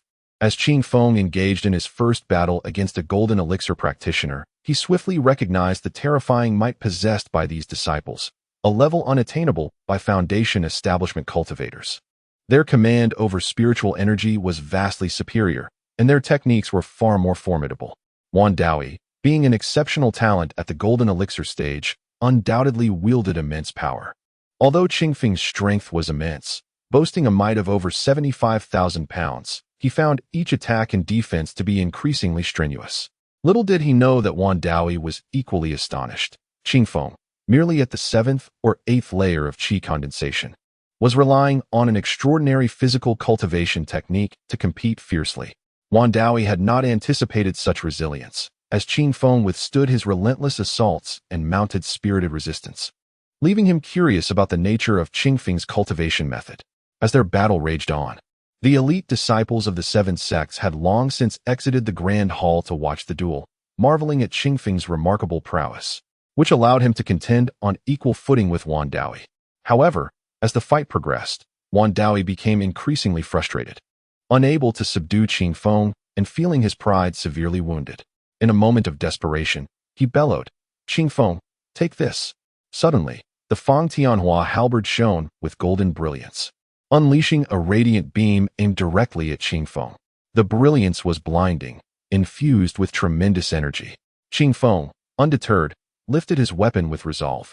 With a thunderous crash, Qingfeng felt an overwhelming force descend upon him, akin to a mountain pressing down, causing a sharp pain in his chest as he coughed up blood.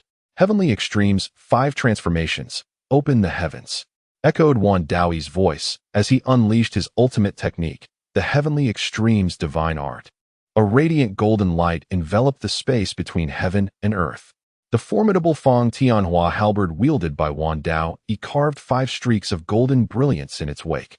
As he approached with the power of creation, cleaving through the air toward Qingfeng, Qingfeng felt his body ensnared, only to see Wan Daoyi closing in on him. Gritting his teeth, he bellowed in response, invoking the Xiantian 24 sticks, the universe is boundless. At that moment, the long staff in his grasp erupted with myriad golden lights, meeting the Feng Tianhua halberd in a fierce clash. In the next instant, an endless radiance illuminated the heavens, blinding all who beheld it. As the brilliance faded, Wan Daoyi stood resolute, his complexion pale, blood trickling from the corner of his mouth. In stark contrast, Qingfeng lay sprawled on the ground, his garments tattered, blood gushing from his mouth, a clear indication of his grievous injuries. Beside him, the once indomitable iron staff lay split in two, reduced to mere scrap, leaving countless onlookers lamenting its demise. A cold fury etched across Wan Daoyi's face, his heart brimming with rage. This wretched foe had dared to inflict harm upon him, and that was intolerable. He strode forward, fists clenched, and struck Qingfeng's head with a force that felt like a mountain crashing down. The overwhelming weight bore down upon Qingfeng, causing him to see stars and the world to spin around him. Had he not mastered the body of dominance, this blow would have surely shattered his skull. Even so, he was left with a splitting headache. With each subsequent punch, Qingfeng's once handsome visage was marred, blood streaming down his face. In that moment, his perception of the world turned crimson, as if he were engulfed in a sea of blood. Wan Daoyi coldly regarded him, sneering. Do you think being the foremost of the 7 sects makes you exceptional? Here lies Daoxian's sect, not a place for your reckless antics. Prepare to descend to the demon suppression tower and live out the remainder of your days there. Live, echoed incessantly in Qingfeng's mind. In the distance, disciples of the 7 sects watched in horror at Qingfeng's pitiful state, their hearts heavy with sympathy. They recalled how he had once led them fearlessly into battle against the demonic forces, a true hero in his prime. Alas, it seemed a once great talent was on the verge of a tragic fall. Yu Zixin, witnessing Qingfeng's brutal beating, clenched her delicate hands tightly, her nails nearly piercing her flesh. Just then, a gentle breeze stirred, lifting her raven locks, while the purple lightning and frost sword behind her began to hum ominously. With a single hand, Wan Daoyi seized the battered Qingfeng, who now resembled a mere puddle of mud, his once unyielding spirit seemingly crushed. Yet, the haunting words of Wan Daoyi echoed in his ears. He was to be taken to the demon suppression tower. The thought filled him with an unquenchable sense of despair. At that moment, Yu Zixin could hardly bear to see Qingfeng's suffering. Her heart ached deeply. In the next heartbeat, the purple lightning and frost sword could no longer contain itself, unsheathing with a swift motion, a melodious cry resonating through the air. Junior sister, do not shout so loudly, Qingyun admonished, as countless disciples turned their incredulous gazes toward Yu Zixin. At that moment, the purple lightning and frost sword unexpectedly transformed into a magnificent purple dragon, which let out a thunderous roar towards the heavens. The resounding sound reverberated throughout the cosmos. Zixin, do not be disrespectful, Master Fuyo interjected. A dragon now coiled above Yu Zixin's head. She glanced at Master Fuyo and boldly declared, Grandfather, today Zixin may have to go against your wishes. This proclamation struck like a bolt from the blue, drawing the attention of many. Even Yi Ruxin found it hard to believe what Yu Zixin was implying. Upon hearing her words, Wan Dao was filled with rage, gripping Qingfeng's hand tightly as he bellowed, You have gone too far. Qingfeng, perish at once. Chapter 175. A thought becomes Buddha. A thought becomes demon at that moment. The air was filled with the furious roar of Wan Daoyi, who seized Qingfeng's hand and swung it with all his might, intending to smash him into the ground. If that blow landed with sincerity, Qing Feng would undoubtedly meet a gruesome demise, his brain splattered without a resting place for his remains. Do not. Stop this. Countless voices cried out in unison. Yet the irrational Wan Dao was consumed by a singular desire to obliterate Qing Feng. In that instant, as Qing Feng beheld Yu Zixin defy her master on his behalf, warmth surged through his heart, affirming that all his sacrifices were worthwhile. However, he soon sensed something amiss with Wan Dao.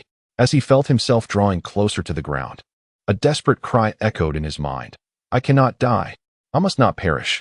In the blink of an eye, both the bewitching demon lord and the proud sky were struck with alarm, realizing that if Qing Feng were to die, they too would be doomed.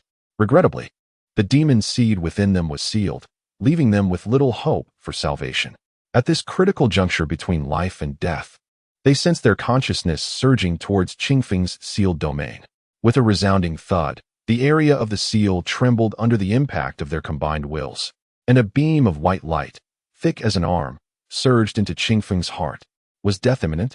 Qing Feng's awareness began to wane, no matter how resilient he was. Strength alone could not alter his fate. Suddenly, he felt an overwhelming power returning to him, clarity flooding his mind as countless forces surged within his heart. Just as he was about to touch the ground, and as Yu Zixin prepared to strike, everyone braced for Qing Feng's inevitable demise. In a startling moment, Qing Feng's eyes snapped open, a brilliant light flashing within them. The next instant, Wan Dao was struck by a tremendous force as Qing Feng delivered a powerful kick, causing Wan Dao to lose his grip in surprise. Qing Feng deftly rolled to his feet, and an eerie silence enveloped the arena. Yu Zixin, overwhelmed with joy, wept as the master of Fuyao placed a comforting hand on her shoulder, gently shaking his head and saying, "Child, why must you be so reckless?" Tears streamed down Yu Zixin's face as she gazed at him, her heart aching with an indescribable pain. Yet, knowing Qing Feng was unharmed brought her a modicum of solace. Standing tall amidst the crowd, Qing Feng emanated an unparalleled aura of dominance. He surveyed all those present, locking eyes with Wan Dao. Suddenly, he inquired, "Why do you force me so? Gods and demons exist within a mere thought. All is but a fleeting illusion." His words left the assembly in bewilderment. Even the enigmatic Han Yuanzi was at a loss regarding Qing Feng's intent. Wan Dao scoffed disdainfully, asserting, "Qing Feng, cease your pretense. Today, you shall surely perish." As he spoke, he raised both hands, conjuring a radiant golden sun that glimmered with unfathomable energy, instilling terror in all who beheld it. Qing Feng regarded Wan Dao and ultimately remarked, "Alas, it is all you're doing."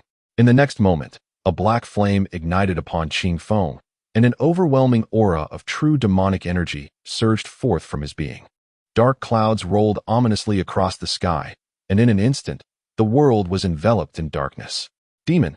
It is truly a demon!" Someone exclaimed in horror. Wan Dao gazed at the now possessed Qing Feng and shouted in fury, "You have truly become a demon." At that moment, Qing Feng was engulfed in anguish and despair, for he understood that he might lose everything he cherished, his master's nurturing love, the affection of his brothers and sisters, and perhaps even the little junior sister, Yu Zixin, forever.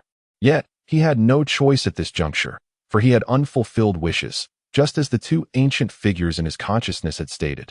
There was no retreat, nor was there a need for one.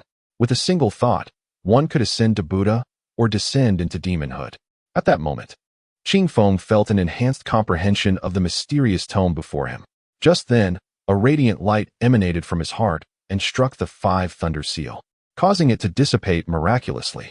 Thus, Qing Feng once again unveiled the seal upon the demonic seed within him. He was reluctant, having struggled fiercely, yet in his despair, only one path lay open before him.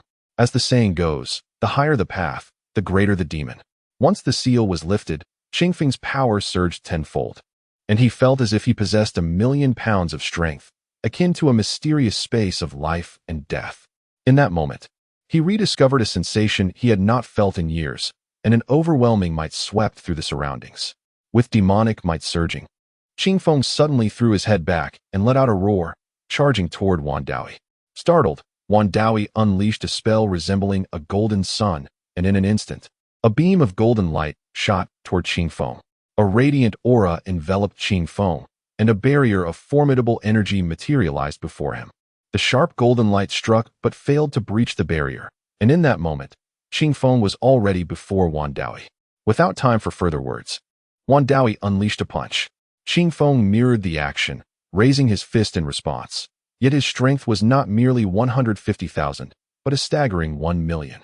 With a resounding crash, Wan Daoyi was sent flying, astonished and incredulous. Filial disgrace, do you still remain oblivious? Came the voice of Hong Yuanzizi from behind, as he struck out with a palm toward Qing Feng.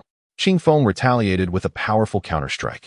The heavens and earth roared once more, and Hong Yuanzizi felt an overwhelming force surge through him, causing him to stagger backwards several steps, his eyes wide with disbelief. Seizing the moment, Qing Feng propelled himself backward with great speed, and in the blink of an eye, he vanished from sight.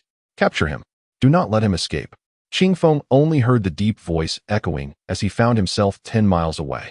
Coughing up blood, Qing Feng was taken aback, realizing how formidable Hong Yuanzizi's cultivation had become. He must have reached the realm of refining spirit and transcending the void, likely having coalesced into a nascent soul. The power of a single palm is dreadfully formidable. One can only imagine the dire consequences should he be seized. Even in this moment, if Qing Feng were to fall into such a demonic state, he would undoubtedly meet a tragic fate. Contemplating this, Qing Feng ceased his musings and swiftly invoked the art of shrinking the distance. At this juncture, he cast aside any thoughts of conserving his energy. Survival was paramount. As Qing Feng fled, the Daoxian sect was engulfed in shock, while the disciples of the other 6 sects inexplicably felt a sudden lightness in their hearts. Yu Zixin, in particular, felt this shift. Yet she was beset by profound doubts and concerns regarding Qing Feng's demonic transformation. Fearing the pursuit of Hong Yuanzi and others, Qing Feng executed the art of shrinking the distance to its utmost potential, disregarding any energy consumption. His sole focus was on a frantic escape. In a fleeting moment, Qing Feng lost track of how far he had run. However, his magical energy was nearly depleted and compounded by his prior injuries. His legs buckled, darkness enveloped his vision, and he promptly succumbed to unconsciousness. At that moment, the seed of darkness returned to his purple palace, the veins within it appearing even more vividly crimson. Chapter 176. Arriving at Ba Tan in a dream. Water. A spoonful of refreshing, icy water was poured into his mouth. Qing Feng gradually awakened, and upon opening his eyes, he beheld a girl clad in simple garments. She possessed a delicate beauty, though her countenance bore a hint of sorrow, the reason for which remained a mystery. You are awake, the girl said, a faint smile gracing her lips. Qing Feng nodded and hurriedly inquired, Where am I? Ba Tan, replied the girl with a clear, melodic voice. A jolt of realization surged through Qing Feng. He had indeed arrived at Ba Tan. He swiftly asked, What day is it today? The girl informed him, Today is the day of Yo. Qing Feng calculated in his mind and realized he had been unconscious for 3 days. Fortunately, he still had a day left before his appointment with his father, which brought him a sense of relief. He then surveyed the sparsely furnished room and asked, It was you who saved me? The girl shook her head slightly. It was my father who found you while gathering firewood. He exerted great effort to bring you back. Qing Feng nodded, feeling grateful. He then touched his body, relieved to find the stone jar still in his possession. As his consciousness entered it, he noticed the 2 iron rods he had casually picked up earlier, and a sigh escaped his lips. At that moment, he had no other thoughts but to return to his original self. The girl, looking somewhat embarrassed, said, I am sorry, we have no food to offer you. We can only wait for my father to sell the firewood to buy some provisions. Qing Feng nodded. He had long since ceased to require food. Yet the emptiness in his stomach lingered. Yao Mei, fetch some water for your mother, a feebler voice called out. Qing Feng then noticed a woman lying not far from him. Appearing to be in her 30s or 40s, her complexion sallow and her body frail, as if she had suffered from a grave illness. The girl brought her some water, and after the woman drank, she appeared significantly better. She then turned to Qing Feng with an apologetic expression, saying, Young master, I am sorry for making you go hungry. Qing Feng was taken aback by the kindness of this family. The fact that they had rescued him was commendable enough, and he felt a pang of shame for their inability to provide food. Such simplicity and goodness stirred profound emotions within him. At that moment, as spiritual energy coursed through him, Qing Feng felt much improved. However, he could still sense multiple fractures and significant injuries throughout his body. With this in mind, He produced a medicinal vial containing healing elixirs he had acquired through trade. Upon opening the vial, a sweet fragrance wafted into the air, captivating the senses of the mother and daughter, who gazed at him in bewilderment. Qingfeng then poured out a pink pill and swallowed it. The potent medicinal energy began to radiate, and he felt his bones starting to mend. The mother and daughter observed him with curious expressions, hesitant to interrupt, and quietly watched in silence.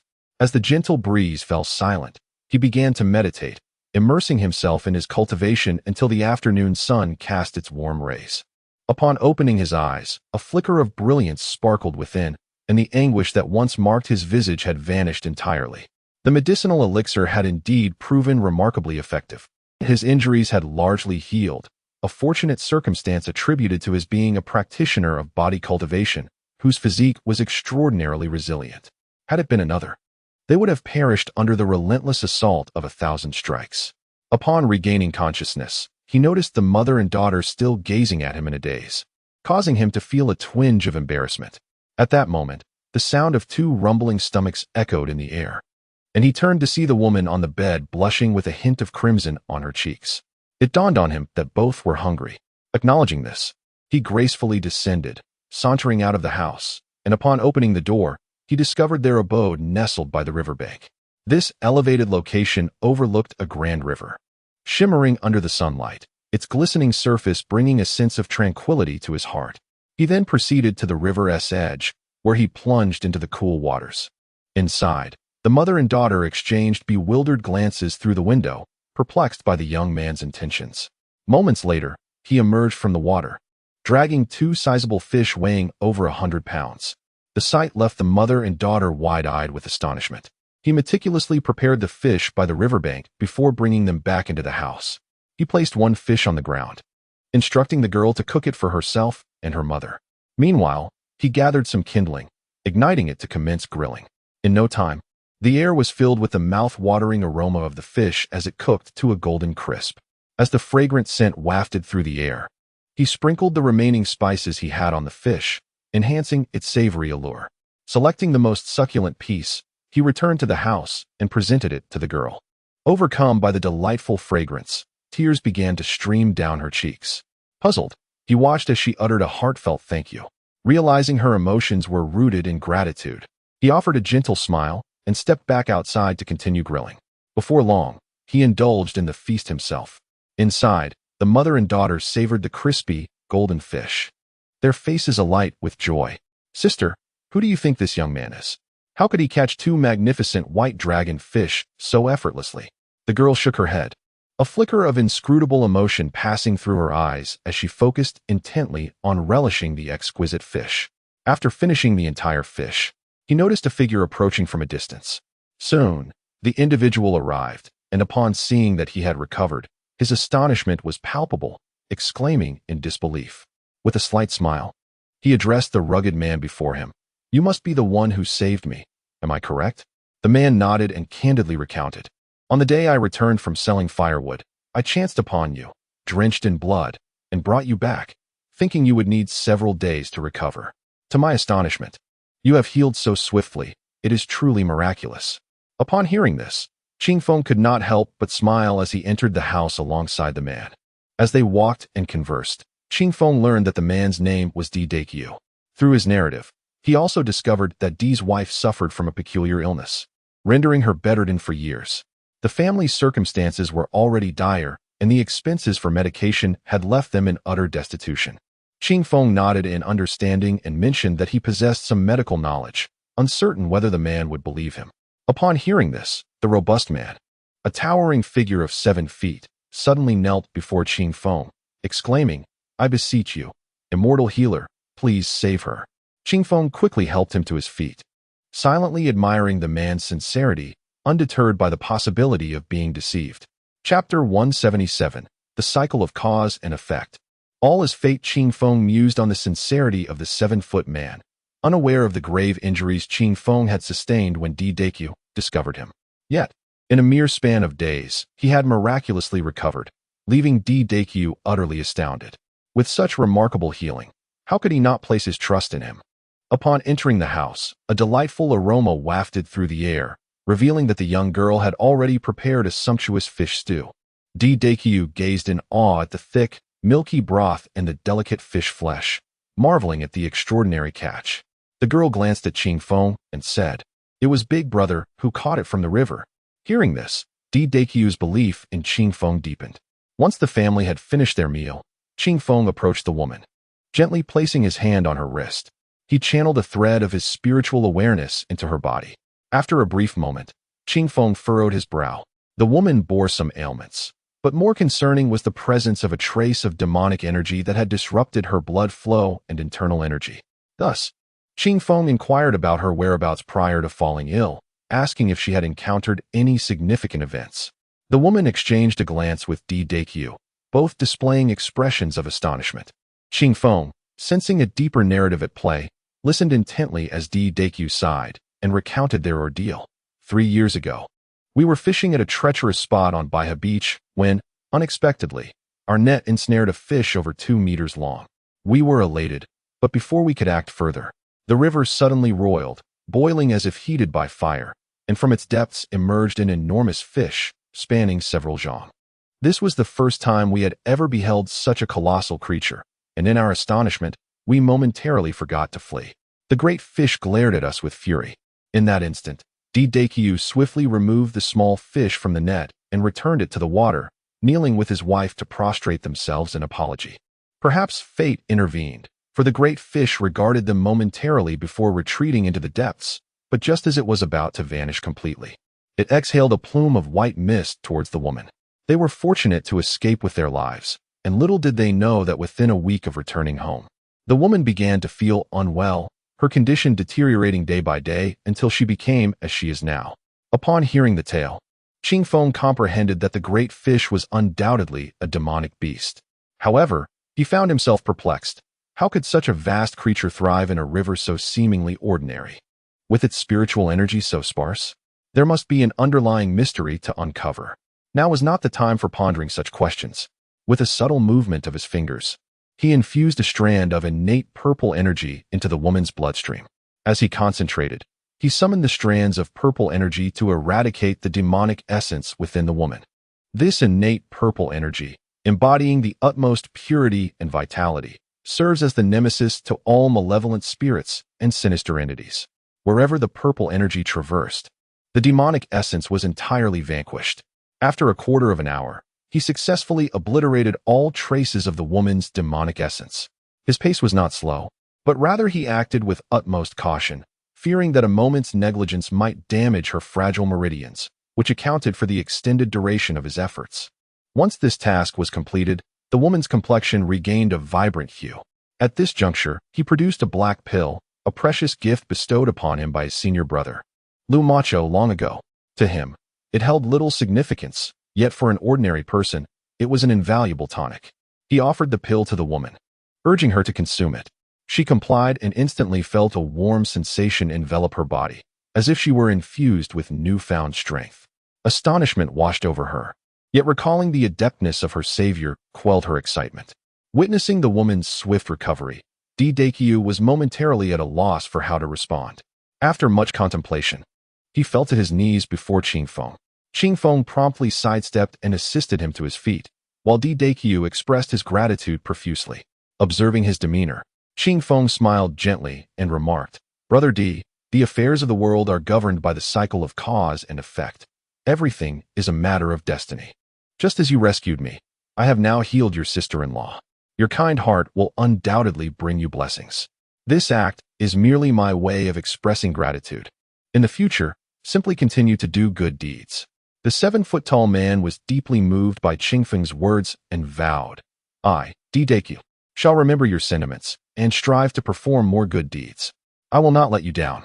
Qingfeng nodded in acknowledgement, then reached into his waist and retrieved 2 gold ingots, spoils from the Blood Fiend Hall.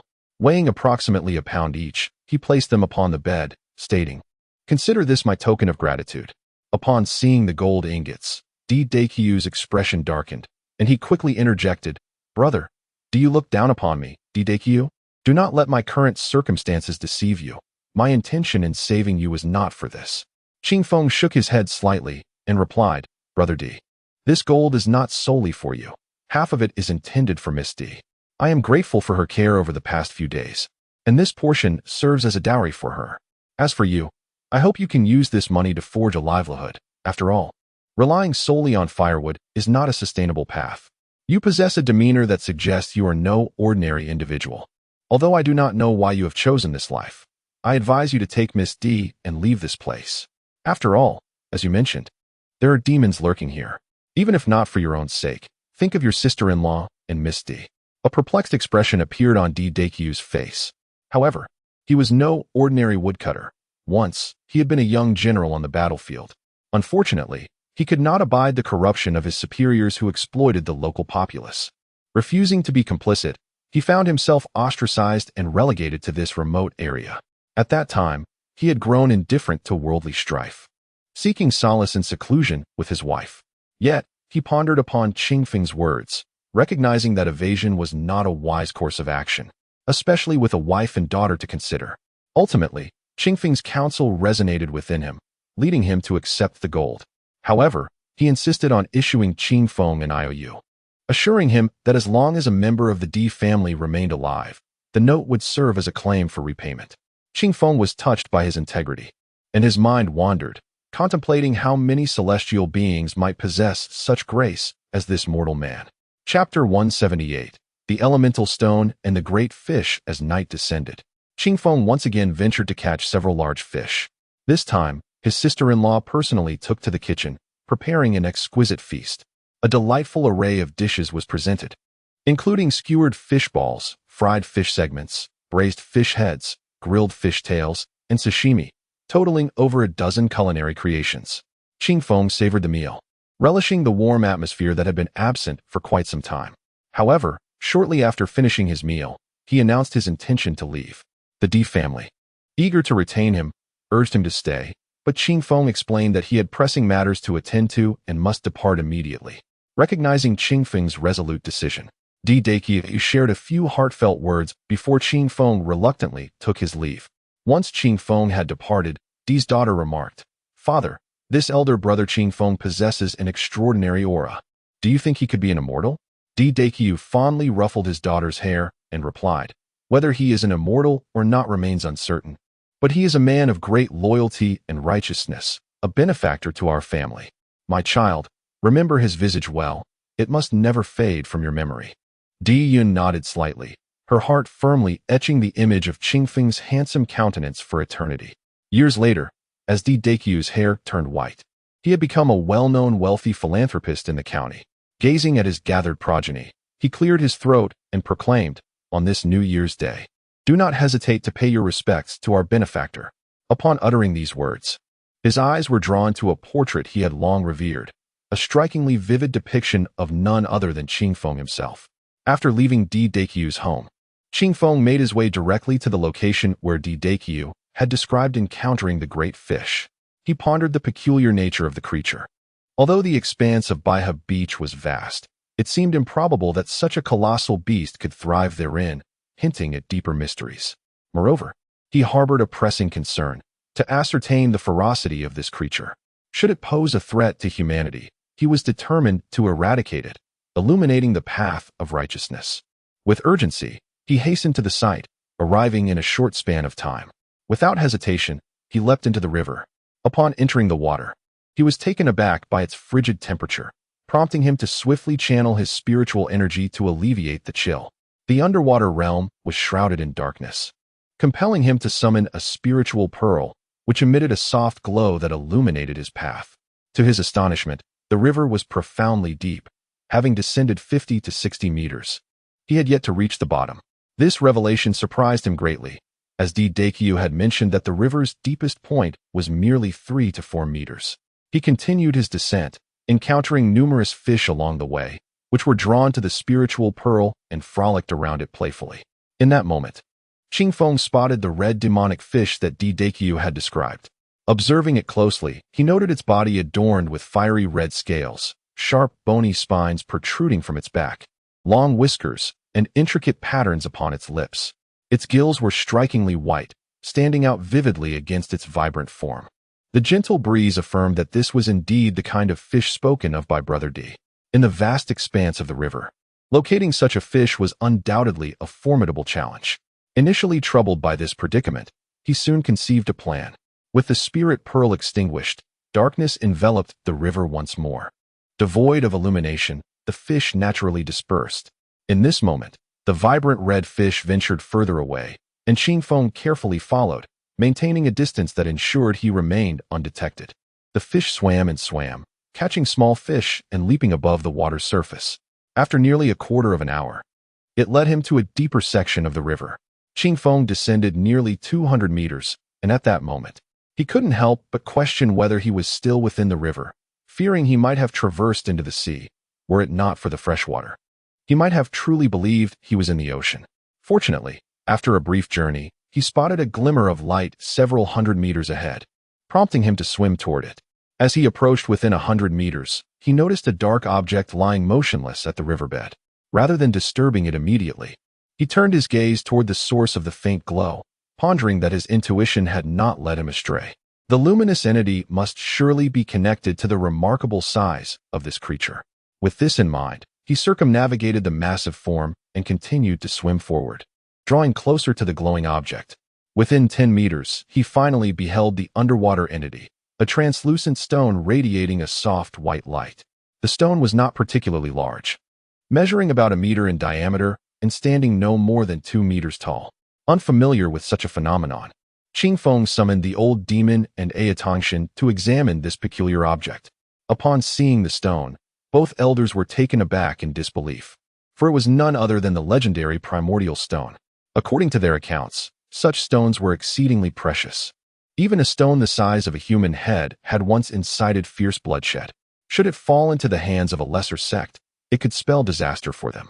The sheer size of this stone was unfathomable, challenging belief itself. These stones were incredibly rare, primarily known for their ability to absorb chaotic spiritual energy from the surroundings, subsequently transforming it into pure spiritual energy to nourish the possessor, facilitating their evolution. However, they could not fully absorb all the spiritual energy, releasing some refined energy into the vicinity, which would naturally attract beneficial spirit beasts. The utility of such stones could be twofold. First, they could be kept nearby to provide practitioners with pure spiritual energy, thereby accelerating their cultivation, making them invaluable treasures. The second, more luxurious use involved crafting magical artifacts, for their unique properties allowed them to self-absorb spiritual power, ensuring that the artifacts could continually nurture themselves. Yet, such items were exceedingly hard to come by. Who would willingly sacrifice them for the creation of treasures? At this moment, as he listened to the explanations of the two individuals, Qingfeng gazed longingly at the primordial stone. However, he soon discerned a fierce gaze directed at him. It was the large fish that had already taken notice of his presence. Before Qingfeng could ponder further, the massive creature unexpectedly unleashed 3 sharp ice spears from its mouth. This spectacle piqued Qingfeng's interest, as he had not anticipated such remarkable powers from this being. In that instant, he summoned his protective dome, and the ice spears were swiftly neutralized by the golden runes inscribed upon its surface. The fish, upon witnessing this, flicked its tail, unleashing a force akin to a tidal wave that struck him instantly. Being submerged in water, Qingfeng was swept away, momentarily airborne. After tumbling through the depths, he emitted a cold snort and surged upward, engaging in combat with the large fish. To his surprise, despite its massive size, the creature exhibited remarkable agility. Regrettably, Qingfeng's immense strength was diminished to a mere fraction of its potential within the water. As they battled, an idea flickered in his mind, revealing a clever strategy. Chapter 179. The Perils of Greed. In the midst of the fray, Qingfeng's gaze fell upon the precious yuan stone, and a surge of amusement filled his heart. How foolish he had been to engage in combat with this fish. He could simply seize the stone and depart. Thus, he feigned a struggle with the great fish, employing the technique of shrinking space, and in a flash, he found himself beside the yuan stone. With both hands gripping the stone, he exerted all his strength, only to discover its incredible weight, over 100,000 pounds. Even he could barely lift it. Without hesitation, he cast it into the stone jar within the wooden stone chamber. The great fish, witnessing Qingfeng's theft of the yuan stone, was momentarily taken aback before descending into a frenzy, launching itself toward Qing Feng with wild abandon. At this juncture, Qing Feng had achieved his objective. He had no desire to continue the fight and hastily swam toward the surface. The fish, in its madness, pursued him relentlessly. Qing Feng let out a cold laugh and quickened his pace. In an instant, he leaped from the water, heading for the shore. Yet the fish, maddened by the loss of the Yuan stone, pursued him all the way to the beach, emerging directly onto the sand. Qing Feng observed this spectacle with astonishment, reflecting on the adage that greed leads to demise, realizing this fish was no exception. However, now that they were on land, he felt no fear of this creature. He paused, turning to face the massive fish, which opened its mouth and shot forth a powerful jet of water. The water arrow was razor-sharp, but could not breach Qing Feng's defenses. Truth be told, this demonic beast was merely of the 4th rank. In the past, Qing Feng would have fled at the sight of such a creature, but now he regarded it with disdain. Since it sought its own demise, he decided to respond in kind. With that thought, Qing Feng leaped into the air, and the fish retaliated with a powerful swing of its tail. The two collided with a thunderous crash. Qing Feng was knocked back 2 steps, while the great fish spun in the air, both combatants evenly matched. At that moment, Qing Feng was taken aback by the fish's remarkable strength, which surpassed that of the usual demonic beasts he encountered. The fish, too, exhibited a glimmer of surprise in its eyes, though its thoughts remained a mystery. The battle ensued. But Qing Feng, being the foremost among the 7 schools, possessed unparalleled cultivation and extensive experience from numerous encounters with beasts that had perished at his hands. It did not take long before the fish was battered, its scales torn and body marred with wounds, a truly pitiful sight. Desperate, the fish struggled to return to the water, but it was too late. Qing Feng seized its tail and with immense force hurled it away. With a thunderous crash, the ground trembled as the fish was sent sprawling, dazed and disoriented, its eyes rolling back. Qing Feng approached slowly and remarked to the great fish, "You chose not to tread the path to paradise, yet have ventured into the depths of hell. Consider this your misfortune. Do not hold it against me for my ruthlessness." As Qing Feng raised his fist, poised to eliminate his adversary with a single blow, a tender voice echoed in his mind. "Please, do not kill me. I am willing to become your spirit pet. Will you spare my life?" Surprised, Qing Feng turned to the large fish, astonished to discover that it had awakened a sense of intelligence. Given this revelation, he hesitated to strike, yet recognized the danger it posed. Should it find itself devoid of spirit stones for cultivation in the future, it could wreak havoc upon the world, becoming a significant threat. Thus, the notion of having it as a spirit pet was not entirely objectionable. However, he pondered how to transport such a sizable creature. The large fish seemed to sense Qing Feng's dilemma and eagerly exclaimed, "Master, my body can shrink. All you need is a bag to carry spirit beasts." As if to prove its point, it swiftly transformed, shrinking into a small, vibrant red fish of about a foot in length. Pleased with this new form, Qing Feng considered the advantages of keeping it. Not only would it prevent the fish from causing turmoil, but it would also grant him an additional spirit pet, achieving a dual benefit. Nevertheless, to maintain control over it, Qing Feng decided to cast a beast-binding spell. A simple spirit pet contract taught to him by Zhang Tsayu from Spirit Beast Mountain. He recalled that Zhang Tsayu was the one who had previously deceived him with the weasel spirit, and in a bid to apologize, had imparted the incantation for capturing spirit beasts. This incantation allowed the master to control the spirit beast, ensuring that should it ever rebel, its very soul would be obliterated. It was indeed a rather malicious spell. However, as it was the only one at his disposal, Qing Feng had no choice but to proceed. Fortunately, the large fish complied eagerly as he performed the incantation. Subsequently, Qing Feng placed the fish into the azure lotus pond within the stone jar. Upon entering, the fish felt an exhilarating joy, for the environment was far superior to its previous abode. The abundance of spiritual energy and the quality of the water were unmatched. Akin to a paradise, the fish, caught in a whirlwind of emotions, could not discern whether it was fortunate or unfortunate in its current situation. At that moment, it noticed the white dragon fish and the starry fish swimming over, rendering it momentarily speechless, astonished that its master had an affinity for such creatures. Qing Feng quickly cautioned it against consuming the other fish, warning it of dire consequences should it do so. The large fish promptly assured him of its obedience. Noticing the awkwardness of addressing it as large fish, Qing Feng suggested, "Given your fiery red hue, shall I call you Little Red from now on?" Gratefully, the fish replied, "Thank you for bestowing a name upon me, master. From this day forth, I shall be known as Little Red." With that, it joyfully leaped and danced in the water. The gentle breeze spoke not a word as it turned and entered the wooden chamber. Upon surveying the surroundings, it became evident that the silkworm remained in a deep slumber, while the demon cores on the ground had diminished by several. It was surprising how voracious this creature was. The thought of its consumption of his demon cores filled him with a sense of heartache. Yet, there was no recourse. For Aodong Tian had proclaimed that once this creature could produce silkworm silk, it would not only evolve to its second form, but the silk itself would be an invaluable treasure. This material was indestructible, impervious to fire and water, and untainted by the 5 elements. It was truly a rarity beyond measure. As for the crimson fruit tree, though it had survived, it appeared somewhat lackluster. Fortunately, the few green fruits atop it had not fallen, providing Qing Feng with a degree of reassurance. He could only wonder when those fruits would finally reach maturity. Chapter 180. Silence speaks volumes at this moment. Qing Feng turned his gaze towards the elemental stone. How could one truly describe this object? Beautiful, perhaps, but that seems rather vague. Its exterior indeed appeared quite exquisite. At this moment, it was still emanating a faint aura, albeit minimal, yet remarkably pure. Contemplating this, Qing Feng began to weigh his options. Should he retain it, or use it to repair his broken staff? To be honest, being without a weapon felt rather disconcerting. Typically, his large staff wielded great power, and had he possessed it, he wouldn't have had to struggle against that fish for so long.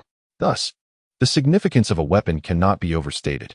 Gazing at the staff, now severed in two, he couldn't help but feel a pang of regret. Without a weapon, he felt as though he had lost a significant portion of his strength. Although he still had the mother and son blades, his meager magical prowess rendered them ineffective. It became evident that he must forge his staff anew. With this thought in mind, Qing Feng looked once more at the elemental stone. Resolutely, he summoned the mother and son blades and struck the stone with a decisive blow.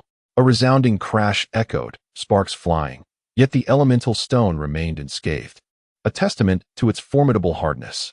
Qing Feng was taken aback. He had intended to slice off a portion of the stone to infuse his staff, but it appeared this task would be far from simple. Inquiring with 2 ancient sorcerers, he soon learned that to cut the elemental stone, one would require the dual-pole elemental blade, an artifact of ancient repute. Qing Feng was left speechless. Frustrated, he hoisted the entire elemental stone and carried it outside. Once outside, he rummaged through the materials within his Aodong Tianquan spirit ring, several pieces, including secret silver, gung metal, and a mysterious stone obtained from the oasis in the spirit realm desert. After dripping a drop of his blood into the vessel, he cast all the materials into the stone jar, followed by the 2 halves of the staff, and finally, the entire elemental stone.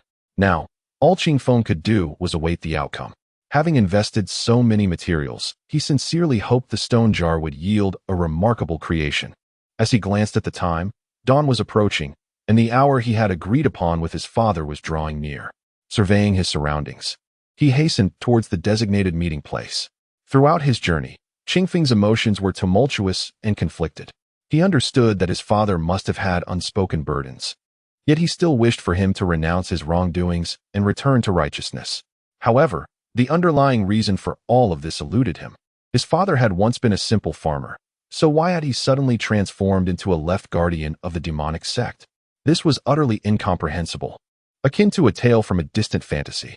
Yet, the truth remains, at this moment, he has come to understand why the entire village perished. It is undoubtedly intertwined with this matter. The more he pondered, the more his thoughts became entangled, causing him distress. In a moment of frustration, he vigorously shook his head, resolving to cease his contemplation of this issue.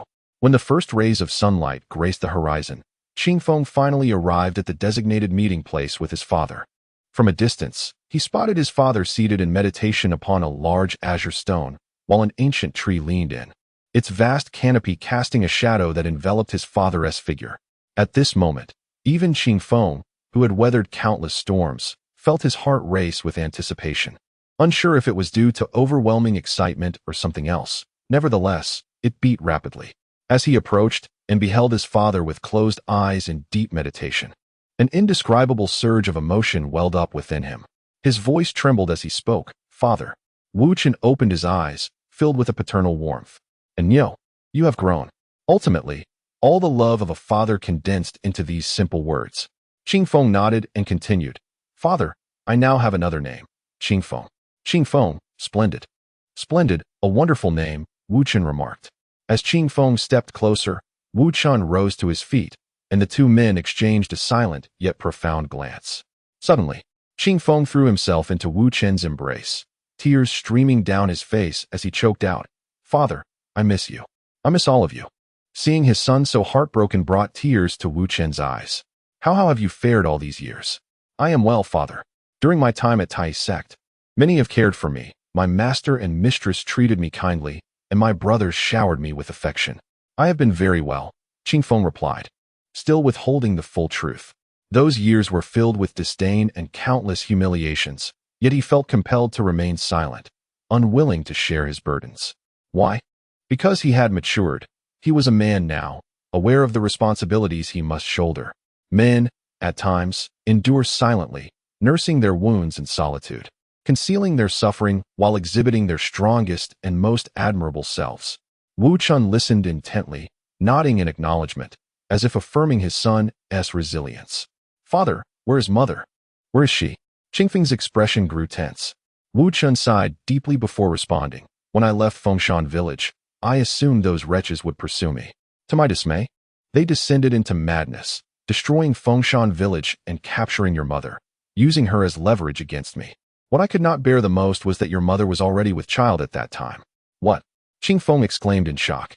Wu Chen nodded, saying, "At that moment, I was unaware. However, that man informed me that your mother was only 2 months pregnant. Thus, I departed without knowledge of her condition. After much contemplation, I ultimately decided to return.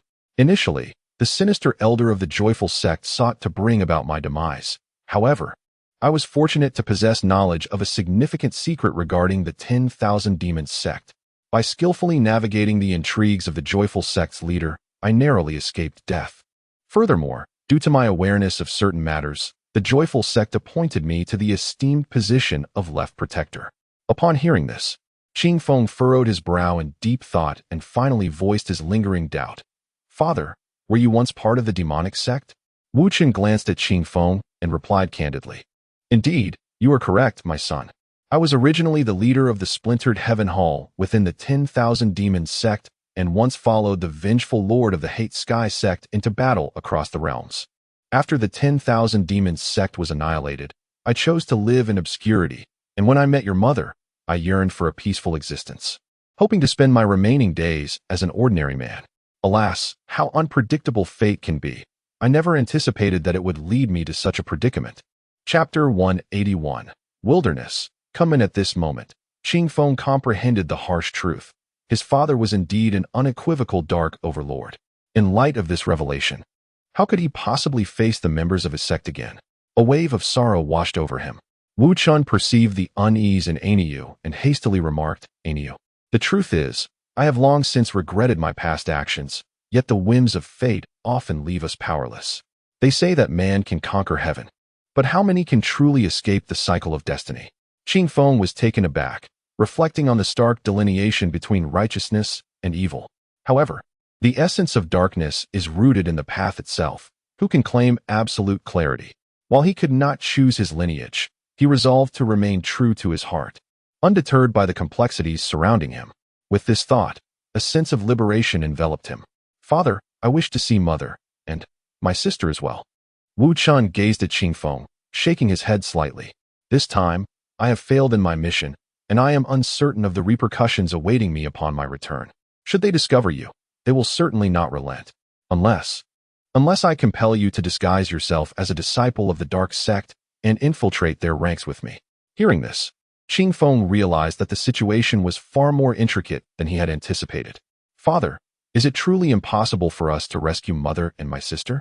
Wu Chen shook his head, responding, "Rescuing them is not an insurmountable task, but the sect leader of the joyful sect has placed a curse upon your mother. If he discovers her departure, she will surely perish. Otherwise, I would not have been coerced by him for so long." Moreover, your sister has been kept close by the sect leader since childhood, taken as his personal disciple. Even your mother and I seldom get to see her." Upon hearing this, Qingfeng's countenance darkened with fury, his hands clenched tightly. In that moment, he yearned to storm the joyful sect and eliminate them all. "By the way, father, who issued the order to massacre our Fengshan village?" Wu Qin's expression turned pained as he replied, "That was my greatest enemy, the Black Magic Elder. His martial prowess is unfathomable, and he has long been sequestered in solitude. It was he who uncovered my whereabouts, leading to the series of events that followed." "Black Magic Elder," Qingfeng silently repeated, etching the name deep into his memory. He would not forget him, nor would he spare any of the executioners from that fateful day. Though his current strength was meager, he vowed that one day he would exact his revenge. Wu Chun, sensing Qingfeng's resolve, placed a reassuring hand on his shoulder. "Ainyu, we must endure for a while longer. Perhaps a chance will arise in the future. I have been away for several days, and I am uncertain of what transpired within the sect. Since you wish to see your mother, let us prepare you and return together. However, after this visit, it may be best for you to depart." Qingfeng nodded, responding, "There is no rush. It is wise to deliberate on this matter further." Wu Qin nodded, finally realizing that Ainyu had grown up and was no longer that little child. As the father and son journeyed together, the tales of Qingfeng's adventures over the years astonished Wu Qin, particularly the revelation that he had spent a century in the mysterious realm of the spirit communication. Ultimately, Qingfeng confided in Wu Qin about the demonic seed within him. Upon hearing this, Wu Qin's expression filled with sorrow. He looked at Ainyu and instinctively understood his pain. Although he had heard of such demonic seeds before, he possessed little knowledge of them and was at a loss regarding how to proceed, resigning himself to the gradual search for solutions. Qingfeng, having listened to Wu Qin's recent experiences, recounted that after he and his mother arrived at the Joyous Sect, they had been placed under house arrest. It was only due to the sect's inability to spare personnel that he was able to come and handle matters. Perhaps it was fate that allowed this reunion between father and son. When Qingfeng inquired about the secrets Wu Qin might know, Wu Qin glanced at him and shook his head, advising him that such matters were of great significance and it would be better for him to remain unaware. Otherwise, endless troubles would surely ensue. Upon hearing Wu Qin's words, Qingfeng ceased his inquiries. Thus, they continued on their path, conversing along the way. Qingfeng learned about his mother and sister, as well as numerous secrets of the Joyous Sect. Yet, to prevent Wu Qin from worrying excessively, he withheld the extent of the sacrifices he had made prior to his arrival. Whether it was intentional on Wu Qin's part to avoid such topics or not, he did not once inquire about them. Half a month later, at a location 1,000 miles south of the sea, there lay a mountain range stretching over 100,000 miles, known as the Wilderness.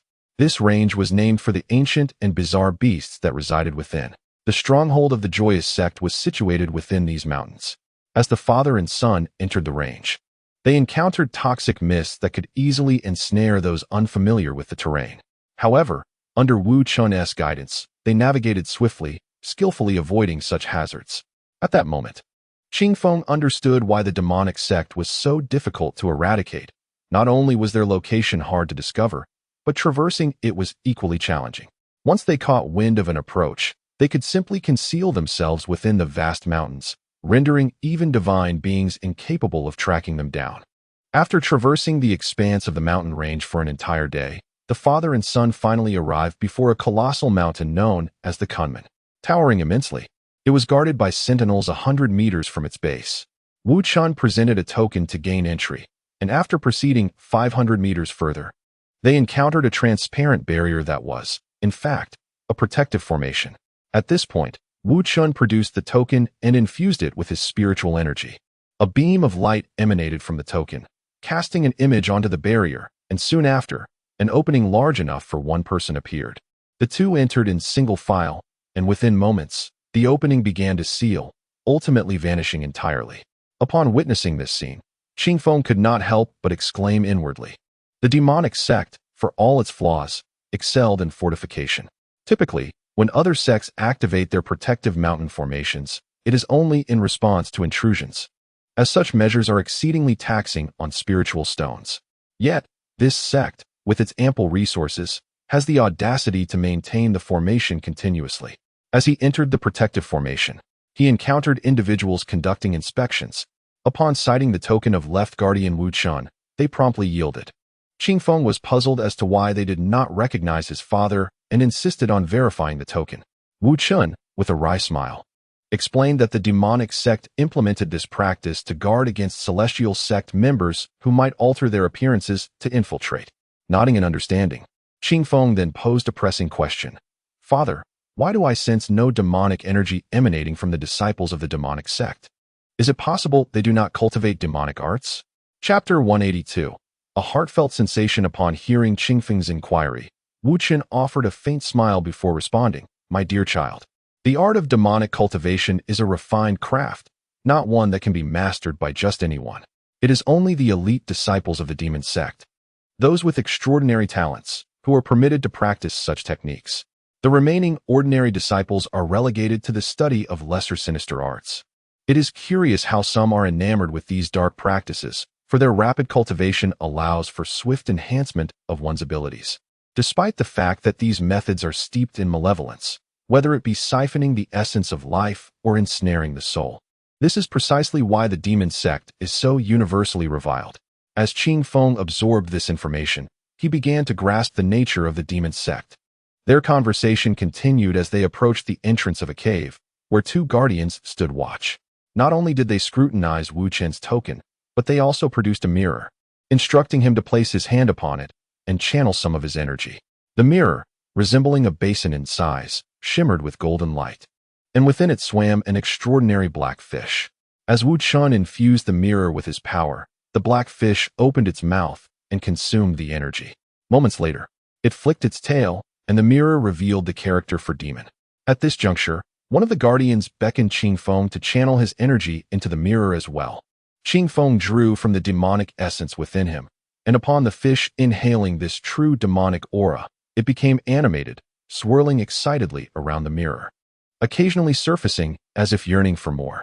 Witnessing this spectacle, the disciple was taken aback, casting a curious glance at Qing Feng, who was an unfamiliar face among them.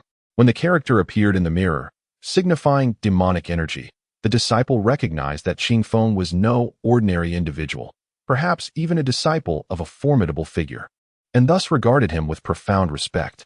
Having successfully passed the trial, the father and son duo proceeded deeper into the sect. As they walked, Wu Chun imparted wisdom, explaining that within the demon sect, strength is paramount. As one's cultivation ascends, so too does one's status. This was the reason behind the attitudes of the sect's members. Qing Feng nodded, realizing that within this realm might eclipse all notions of hierarchy. He understood that one could not apply conventional values to the denizens of the demon sect, as most were ruthless killers, far from ordinary beings. Their journey continued, and they encountered numerous individuals, all of whom were preoccupied and indifferent to one another. After traversing a mere 500 meters, the view before them suddenly expanded. Qing Feng beheld a magnificent edifice in the distance, a feat of architecture that seemed to have hollowed out an entire mountain.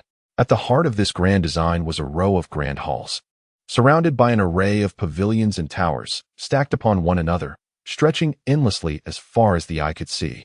As they advanced, they passed through a vast plaza, at the center of which stood an enormous statue.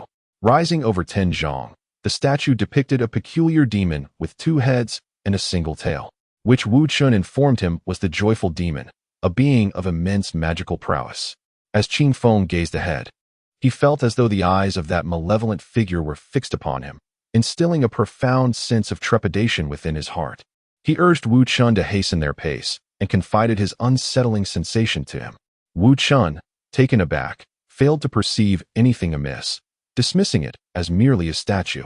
After traversing nearly 10,000 meters beyond the square, they arrived at a courtyard. This was Wu Chen's home. With a heart brimming with excitement, Qing Feng pushed open the door, only to be met not with the anticipated warmth, but rather a throng of individuals clad in uniform red attire filling the yard. From deep within the courtyard, a crisp voice echoed, "Step aside, Wu Di. The deputy sect master suspects your father of treason and intends to detain your mother first. I advise you not to meddle in affairs that do not concern you. Were it not for your status as a disciple of the sect leader, you too would be apprehended.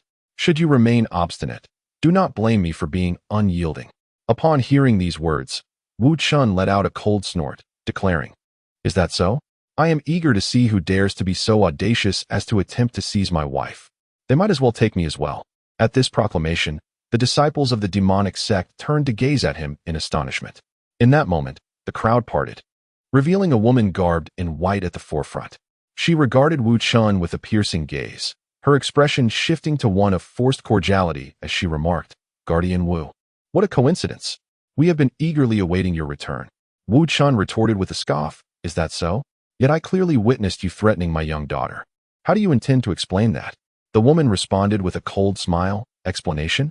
Guardian Wu, some matters are understood between us. There is no need for such earnestness. As long as we maintain appearances, all is well." With a sudden chill in her demeanor, she strode past Wu Chun, uttering as she passed, "Wu Chun, if one wishes to keep secrets, one must refrain from wrongdoing. The Bloodslaughter Hall has been utterly vanquished, and you are undoubtedly implicated.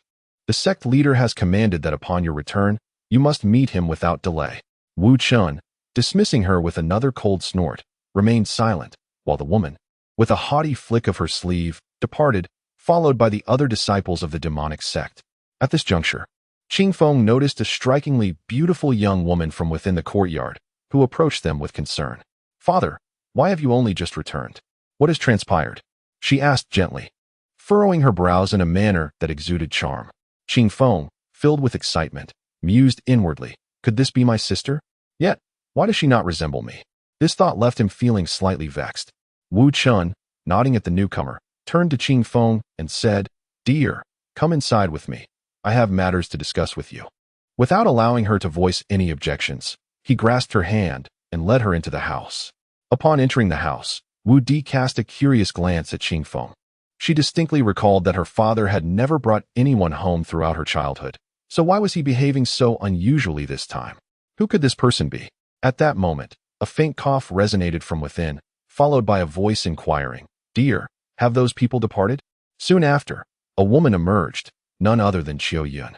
Though the passage of time had etched its marks upon her, with fine lines appearing at the corners of her eyes, her visage remained as striking as ever. Upon seeing her, tears welled in the corners of Qing Feng's eyes. Qiu Yun stepped forward, her joy evident upon the return of Wu Chun. Yet, her expression shifted to one of bewilderment when she noticed the young man standing beside him. She felt an inexplicable sense of familiarity towards him, and her astonishment grew as she noticed him in tears, stirring an unexpected wave of sorrow within her. "Who are you?" Chapter 183, 7 Red Mole's Child. "Who on earth are you?" Qiu Yun could not help but inquire. "Mother, it is I." Qing Feng suddenly approached, kneeling before Qiu Yun. Upon hearing these words, both Qiu Yun and Wu Di were taken aback. Qiu Yun was astonished that the child had called her mother, while Wu Di was surprised, contemplating whether this person might indeed be the one their mother had spoken of for so many years. "Mother, do you not recognize me? It is Nyo," he continued. At the mention of Nyo, Qiu Yun's eyes widened in disbelief. She scrutinized the child, who bore only a slight resemblance to his younger self, appearing almost like a different person altogether. In a state of disbelief, she grasped Nyo, trembling as she unfastened his garment to reveal 7 red moles on his chest, arranged like the Big Dipper. "Nyo, it truly is you," Qiu Yun murmured, tears streaming down her face. "It is I, truly I. My poor son. You have made your mother search for you with great difficulty. Do you know how much I have longed for you?" Qing Feng sobbed, resembling a small child, unable to articulate any words, merely absorbing his mother's lamentations. In that moment, it felt as if they had returned to years gone by, to the humble cottage they once inhabited. "Mother, is this the brother you spoke of?" At that moment, as the two wept openly, Wu Di interjected at an opportune moment. Qiu Yun quickly pulled Qing Feng up and beckoned Wu Di to come closer, then addressed Qing Feng. "Qing Feng, this is your sister." Qing Feng nodded eagerly, opening his mouth to say, "Sister." "Wu Di, this is your brother, quickly greet him," Qiu Yun urged, noticing Wu Di's silence, growing anxious. Unexpectedly, Wu Di regarded Qing Feng for a moment, merely nodding slightly, yet he did not utter a word. For reasons unknown, he abruptly turned and walked into the house. Qing Feng stood in shock, while Qiu Yun's face flushed with anger. "This child has been spoiled," she thought. "Nyo, do not be upset. In time, she will come to understand." Qing Feng nodded, saying, "Mother, I have another name now, Qing Feng, bestowed upon me by my master." Qing Feng, what a lovely name. Anyo, do tell your mother what you have experienced since the day you left. Qing Feng glanced at his father, then sighed softly. Those are matters of the past. Perhaps it is best not to dwell on them. No, mother must hear them. Do share your story, she insisted, urging him to speak. With a resigned smile, Qing Feng began recounting the tales of his years, of course omitting the sorrows, opting instead to share only the joyful moments. He concealed certain significant events, believing it best that his mother remain unaware of them, lest it only serve to increase her worries unnecessarily. Unbeknownst to him, Wu Di lingered at the doorway, attentively listening. Although Wu Di was aware that she had an elder brother, she had long grown accustomed to solitude and the entirety of her parents' affection. At this moment, with the sudden revelation of her brother's existence and the sight of her mother's doting gaze, she felt a pang of fear of losing the love that had always been hers alone. It was a difficult reality for her to accept, and her mind was further troubled by her brother's claim of being from a prestigious lineage. What ulterior motives might he harbor for being here? And how had he managed to infiltrate their lives? This matter weighed heavily on her heart, prompting her to ponder whether she should report this to her esteemed master. Qing Feng, oblivious to his sister's myriad concerns, began to recount his own experiences.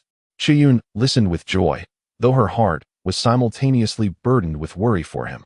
Wu Chun sat silently to the side, deep in thought about how best to navigate the situation with Qing Feng. As the two women concluded their conversation, afternoon had already arrived. To celebrate Qing Feng's return, Qiyun had prepared a lavish spread of dishes, all of which were Qing Feng's favorite from his childhood, primarily centered around meat, his most cherished delicacies. Witnessing his mother's elation, Qing Feng retrieved a white dragon fish from a stone jar, startling Qiyun, who inquired about its origin. Qing Feng fabricated a tale, claiming it was a gift from a friend at the Spirit Beast Mountain. Qiyun, trusting his words, joyfully set about cooking it, her heart swelling with pride for her accomplished son. In the evening, the family gathered around the table, where Qiyun served the fish's tender meat to her son. Wu Di watched this scene unfold, feeling a twinge of disappointment. Such treatment had always been reserved for her. Qing Feng took a bite and found the white dragon fish delectable, truly worthy of its esteemed reputation. Wu Chun, upon learning that this exquisite fish was brought by Qing Feng, was delighted and praised its exquisite flavor. Wu Di, feeling indignant, also took a piece, thinking to herself that it was just a fish. How could it be that exceptional? Yet, after tasting it, she was utterly astonished.